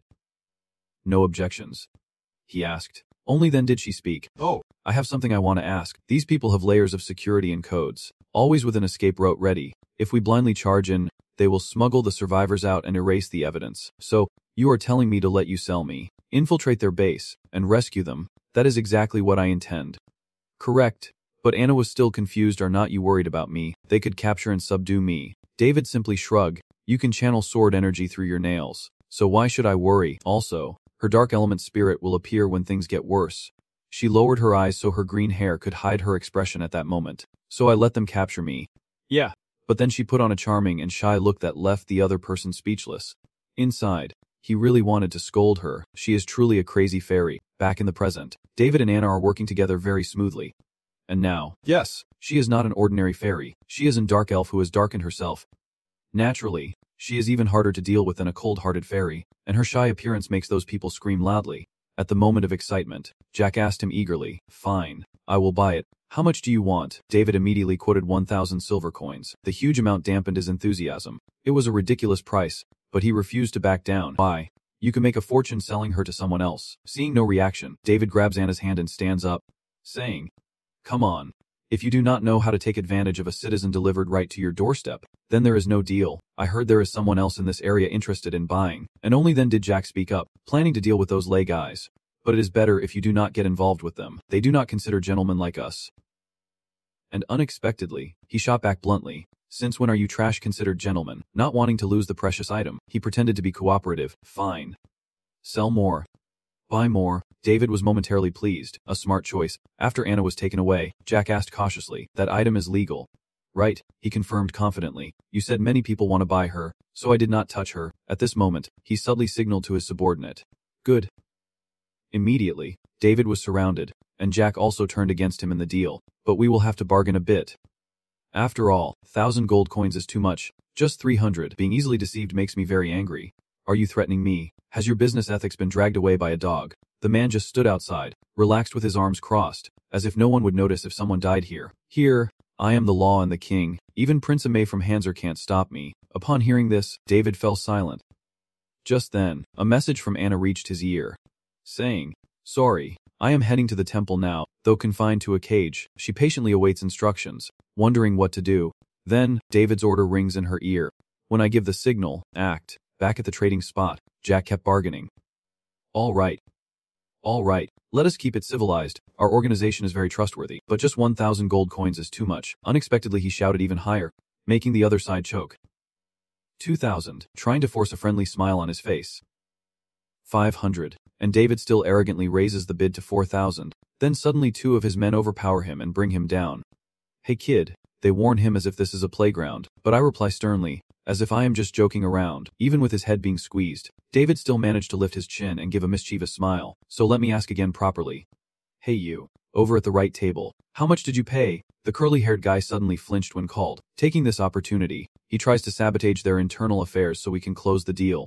You are the real boss here. That is right. He is so furious his face is twisted. He must be the one who will die here. At that moment, David suddenly grabbed the wrist of the person who was about to strike. Oh no.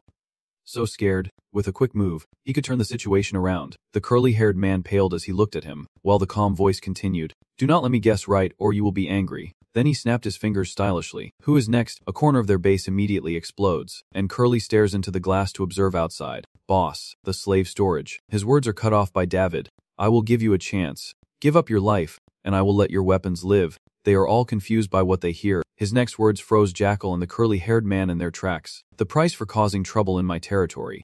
You will pay it all back, for generations to come. Now, they realized a harsh truth. You are the Lord of Hanser, David casually declared. Yes, I am the beggar you have heard about. Not long after, David swiftly moved through the weapon area, creating sweeping sword strikes on the stage. The traders looked on in awe as the stones, now glowing, released beams of light products of the transformed lunar image technique. With all things in harmony, the stones relentlessly rained down upon them, and the scene that followed was filled with despair and agonizing screams. Amidst the swirling white dust of the ruins, David walks calmly. A remaining subordinate dares to attack from behind him, die. But with a single flick of David's finger, his plot was foiled. After dealing with him, he continued forward, thinking that must have been the last of them, when an urgent voice cut him off. Wait. David appeared lenient and asked if there was anything else he wanted to say, to which the curly-haired man suggested, "I hope we can reach an agreement." But he found it amusing, thinking he had the right to negotiate. He tried to mediate. "Yes, 8 civilians are being held here, along with your subordinates who have just been imprisoned. If you kill me, you will never find them again. I do not know why you would use his clan as bait, but my people definitely acted as soon as they sensed something was wrong." To everyone's surprise, David was not worried and even smiled brightly. "Do what you want." "You bastard." The curly-haired man was furious. "What is going on?" "Fine. Then I will spill everything I know about you to those mongrels." He stroked his chin as if pondering. "So, you are even throwing away the underworld's code." "Huh." He brazenly declared war. "That is right." But in an instant, David lands a knee strike on Curly, ending the fight. He was no longer needed. He coldly watches his opponent lying motionless on the ground. "I have sent others to deal with the mutts. They will take care of them." On another front, Dangong's face turned pale as he witnessed a truly horrifying scene. Because across from him, Lon was raging and destroying everything in his path. Someone's loud and desperate cry echoed out. Lon was no less fierce, and in the end, the torn-down base was destroyed. Time passed, and as the full moon prepared to hang overhead, it shone brightly. At the same time, David returned, and the soldiers under the Hovang command drew their swords following the prince's order. He waved his hand dismissively. "Enough, skip the introductions. Report now." And after hearing the order, his subordinates quickly reported clearly. "Yes. Your Highness, we are investigating 2 organizations like Gai Trithi, but the number of cases is too large, so it will take more time." David nodded and said, "All right. Anything else?" Then, 2 people were brought before him. "We have captured the doctor and the judge you requested. One is Chief Justice Metter." "Your Highness, what is happening? Or is it Dr. Hallen?" "Yes. Making trouble at this hour." David simply ordered the house to declare, "I want you to understand the reason for your detention," but he acts as if he is innocent. "What does your Highness mean? Do you have to punish yourself?" "Let me ask directly. Can you guess why I brought both of you here?" They immediately looked resentful. "No. Your Highness. Being dragged out of the house suddenly is already too much, and now demanding an explanation is clearly coercion." But David also does not deny this. "Yes, this is indeed coercion. First, let me ask you, Hallen, a person whose bones are broken and muscles torn, can you move?" Both Medden and Hallen look up. "Your Highness, I do not understand what you are saying." Nevertheless, he obediently answered. "Impossible." They had to lie still, completely motionless, his hands gently pressed together, seeming to understand very well. Chief Justice Medden, reading Article 4 of this royal law, immediately responded with a clear statement. "According to the royal law, must be strictly obeyed, and violators will face severe punishment." A response that pleased David, precise and sharp. But then he suddenly kicked Medden to the ground. "Yet he dared to wash a dog right on my territory. If I used that very law to kill you, it would still be perfectly legal." His hand radiating spiritual power, leaving him utterly stunned. A strange book suddenly fell into David's hands. "Damn it, take the hit. You bastards." Halil knelt and begged for mercy. "Your Highness." He suddenly changed his attitude rapidly. "Do not be afraid. This won't kill you. He is temporarily out of his mind." "Your Highness." Medden, realizing he is being mocked, grows even angrier. "This is disrespectful. Daring to use the very law I have studied my whole life to attack me. I can't bear this humiliation. Report this immediately to the royal family." "Your Highness, I will personally file a complaint about this." These words make David sneer. "You want to report me to the royal family?" He continued with a long tirade. "I was appointed to this territory thanks to the recommendation of Lord Olson. You cannot treat someone like me, who brings chaos, this way. I will let it go. I would rather be killed by anyone." But what Medden did not expect was that he really dared to do it, and was very willing. The atmosphere around him fell into silence. Aunt D. Without hesitation, David raised the law book above Medden's head to see how much longer he could talk, beginning to speak loudly. "No, I did not mean that." A scream of terror would tear through the entire space. Not long after, Medden collapsed to the ground, breathing heavily. Just when everyone thought he was done for, the magic began to take effect on him. Soon Medden regained consciousness in the temple, and David read the proclamation. "With the crime of the person, whoever kills will be beheaded. The murderer must die. That is the law of another world. I never wanted to impose such cruel laws here, but this punishment only made him more afraid. Please forgive me, Your Highness. I know I was wrong." He continued to hold the law book in front of him, so he must accept the punishment. Medden was terrified and trembling. "Oh, really?" Their subsequent scene had Medden's subordinates beating him until his filthy face dared not lift up. From outside the city gate, You could see the strange light emanating from David's words. Then the atmosphere once again grew gloomy like at the beginning, only to brighten as if nothing terrible had happened, followed by more piercing sounds. A period of time passed, and Medden was so panicked that he bit his own hand tightly. Meanwhile, he remained calm on the surface, the most proper person of etiquette blinded by greed. But has Butler Berlin ever had a precedent before? Berlin honestly reports that there have been many similar cases, but no judge has ever been punished. David replied briefly. Good. A cunning smile immediately appeared on his face. Since there was no precedent, I will establish it myself. He seems to want to advise her, to me. Come inside. I won't let you handle these kinds of things. Unexpectedly, the girl insisted on staying. No. Your Highness, please continue to use the divine power. No matter how difficult it is, I will do my best to repay your trust. That sincerity and honesty caught David and Fursik off guard. In response, Amy received a gentle pat on the head from him. As a thank you, burn that list. As for the other two, announce their crimes at dawn. They will be executed outside the territory gates in 4 days. Make sure this is widely and officially publicized. The soldiers knelt in unison. Yes. Your Highness, as birds soared freely over the withered grass, where the criminals were bound in shackles, Mary approached hesitantly and asked again. So these are the ones who backed the human trafficker? David, with his hand on his hip, replied confidently, that is right. Recently, I have only shown you the worst crimes. Maria decisively concluded. No, the guilty must be punished, that is justice. Paris, standing behind Maria, finally spoke, but I do not understand.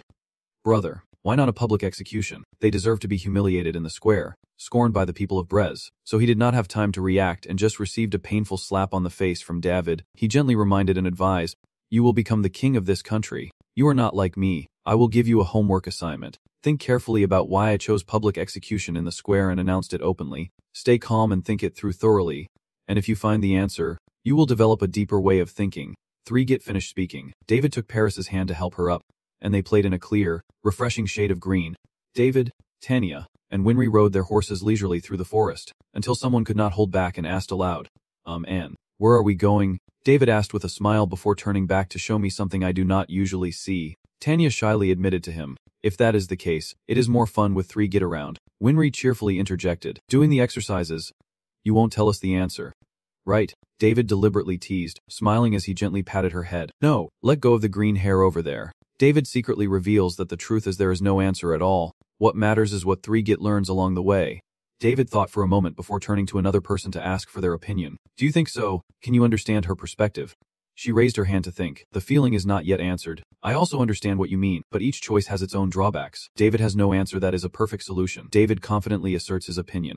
But I think there is a big difference between having a choice and having no choice at all. After walking a bit further, David stops his horse and immediately announces, we have arrived. In front of them stretched a lake shimmering with a silvery sheen. A person led their team forward cheerfully and greeted them. Oh, the day has come, Master. We have moved all the materials and preparations are complete. David simply replied with a compliment.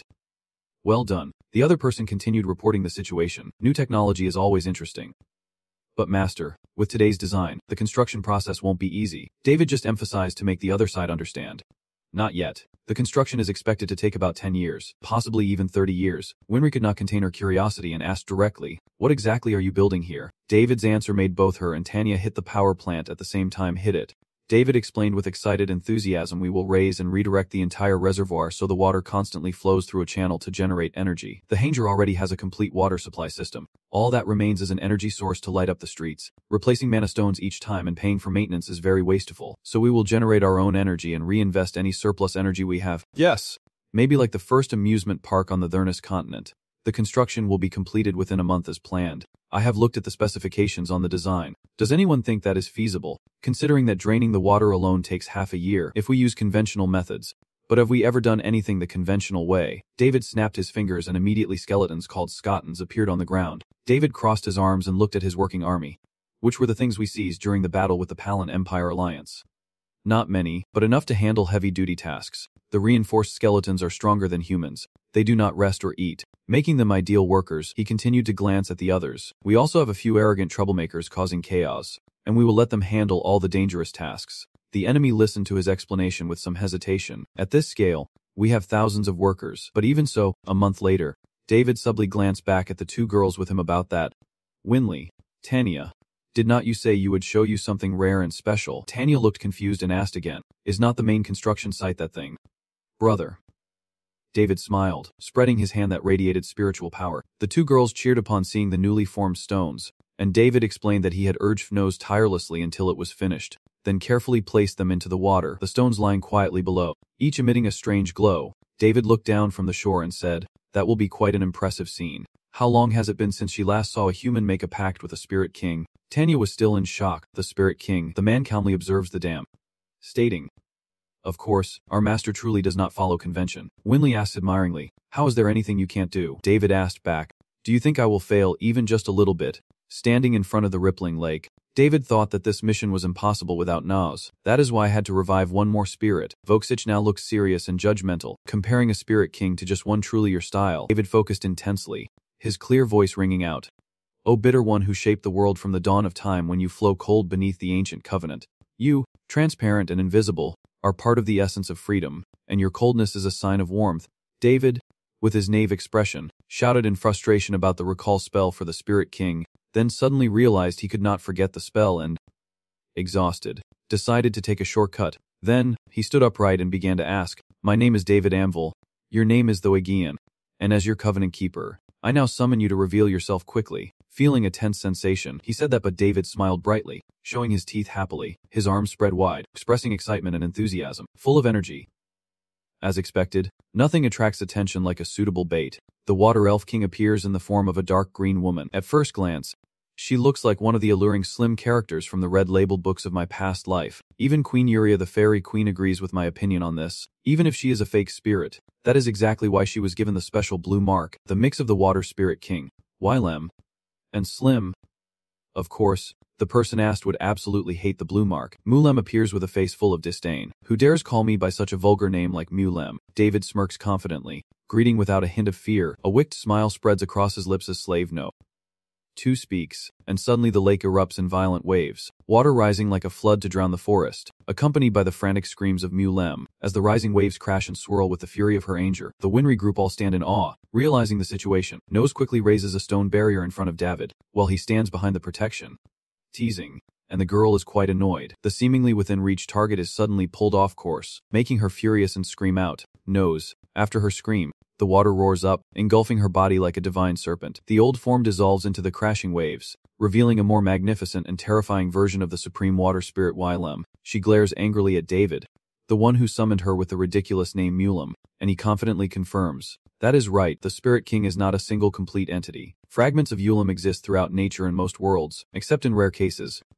But Ulem, brought here under the name Mulem, is essentially 102. David's spirit mage master and the wife of the demon king Yul. Wylem is the spirit king that Juliana made a contract with. At this moment, Wylem can no longer hide her frustration, pointing directly at David and judging him, saying he has not fulfilled the conditions to summon a spirit king, and he just shrugs as if it is no problem, because he knows it. That indifferent reaction only fuels her fiery anger. Foolish and arrogant just because of talent, unable to tolerate this condescension, Ulem suddenly spat out a cold stream of water directly at the opponent. No. Who was shielding his master, stepped forward slowly and calmly spoke to contain the rising anger. Wylem remained calm, but her advice only fueled her agitation. As if mocking and looking down on the spirit, No looked at David and then announced that my contract mark is the only remaining trace of the lady. A silence fell over the area as the last word of his sentence dropped.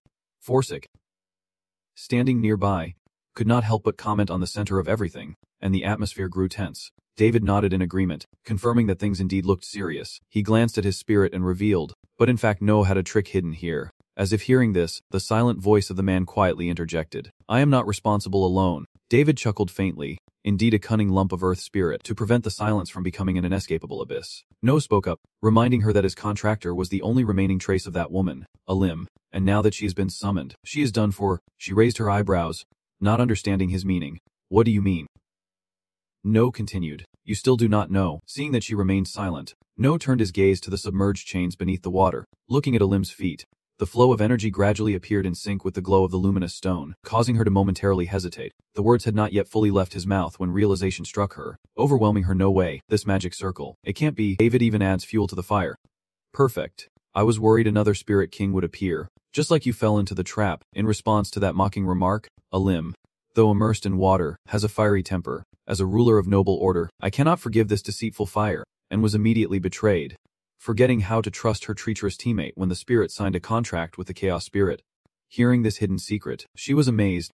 How did you know that? Huh. A high-level Spirit King entity does not necessarily have to form a contract with the person who summoned it, which is why Elim, the one David called the Helmet, almost planned to soak him and boldly return to the spirit realm. But this was already planned by him long ago. He can freely enter, but not necessarily exit. That moment made David involuntarily burst into hearty laughter. The excitement in his voice. I have always wanted to say that. As the excitement subsides, he straightens up and refocuses on the important matter. But enough delay. David wastes no moment, his confident demeanor appearing during the negotiation. I request an Elim contract, no matter the circumstances. The person has been summoned back by my somewhat reasonable desire, and I have the power to propose a contract with them. David's voice suddenly lengthens as he mentions this, and if they refuse, a loud shout from behind immediately follows.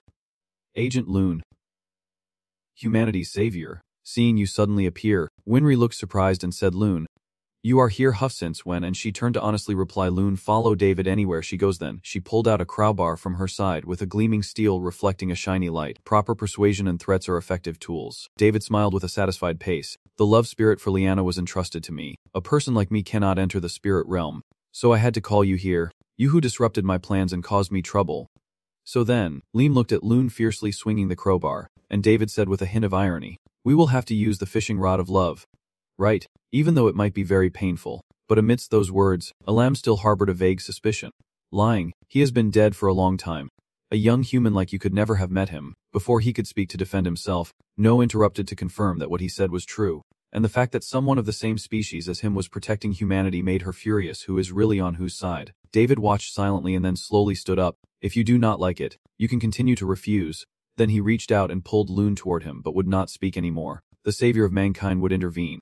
She eagerly wielded the crowbar and shouted the command. Loon, savior of mankind. Elam roared in fury, an evil human. No more games.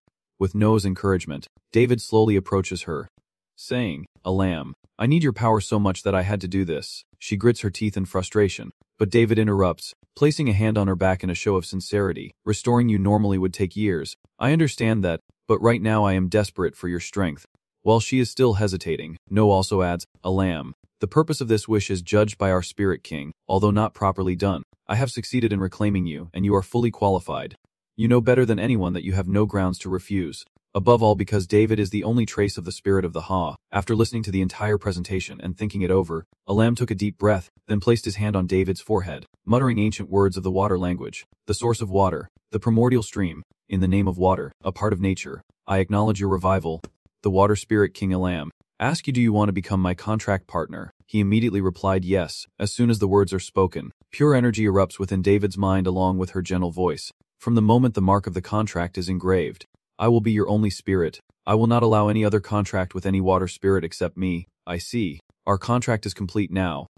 Tell me, what is so important and urgent? Then turn to the others and say I am a busy spirit, so I will handle it quickly in return. Before he could finish his sentence, David pointed at the thing, and Elam immediately observed. But aside from the water surface and the calm forest, there was nothing happening, only the cloudy sky above. Your persistent eyes narrowed and hesitated as you questioned what you meant by that. Are you sure? David eagerly examined and asked, is it possible for someone to drain all the water from this lake in an instant? His words froze her in place, and we had to build the project. Whatever Elam thought about it, he immediately turned to his earth spirit and got excited. No, are you ready? The guy nodded. Yes, master of the contract. For David, this is a top priority. Extremely urgent. Of course, but that is relative. And Elam, after realizing he was being used like this, was furious. Damn no. Watching everything unfold, Fawcett can now only deal with the questioner, the one who learned to use the Spirit King as a tool for construction. David does not care and just keeps urging. Come on, let us start. You are the king of spirits. Do your job properly. Not bad for someone of noble royal blood. You clearly show your capitalist nature. If you do not do it well, I will spread rumors among the spirit realm. She is now completely overwhelmed with despair. While No, having become familiar with it, calmly offers advice. Let go and it will be easier. Elam,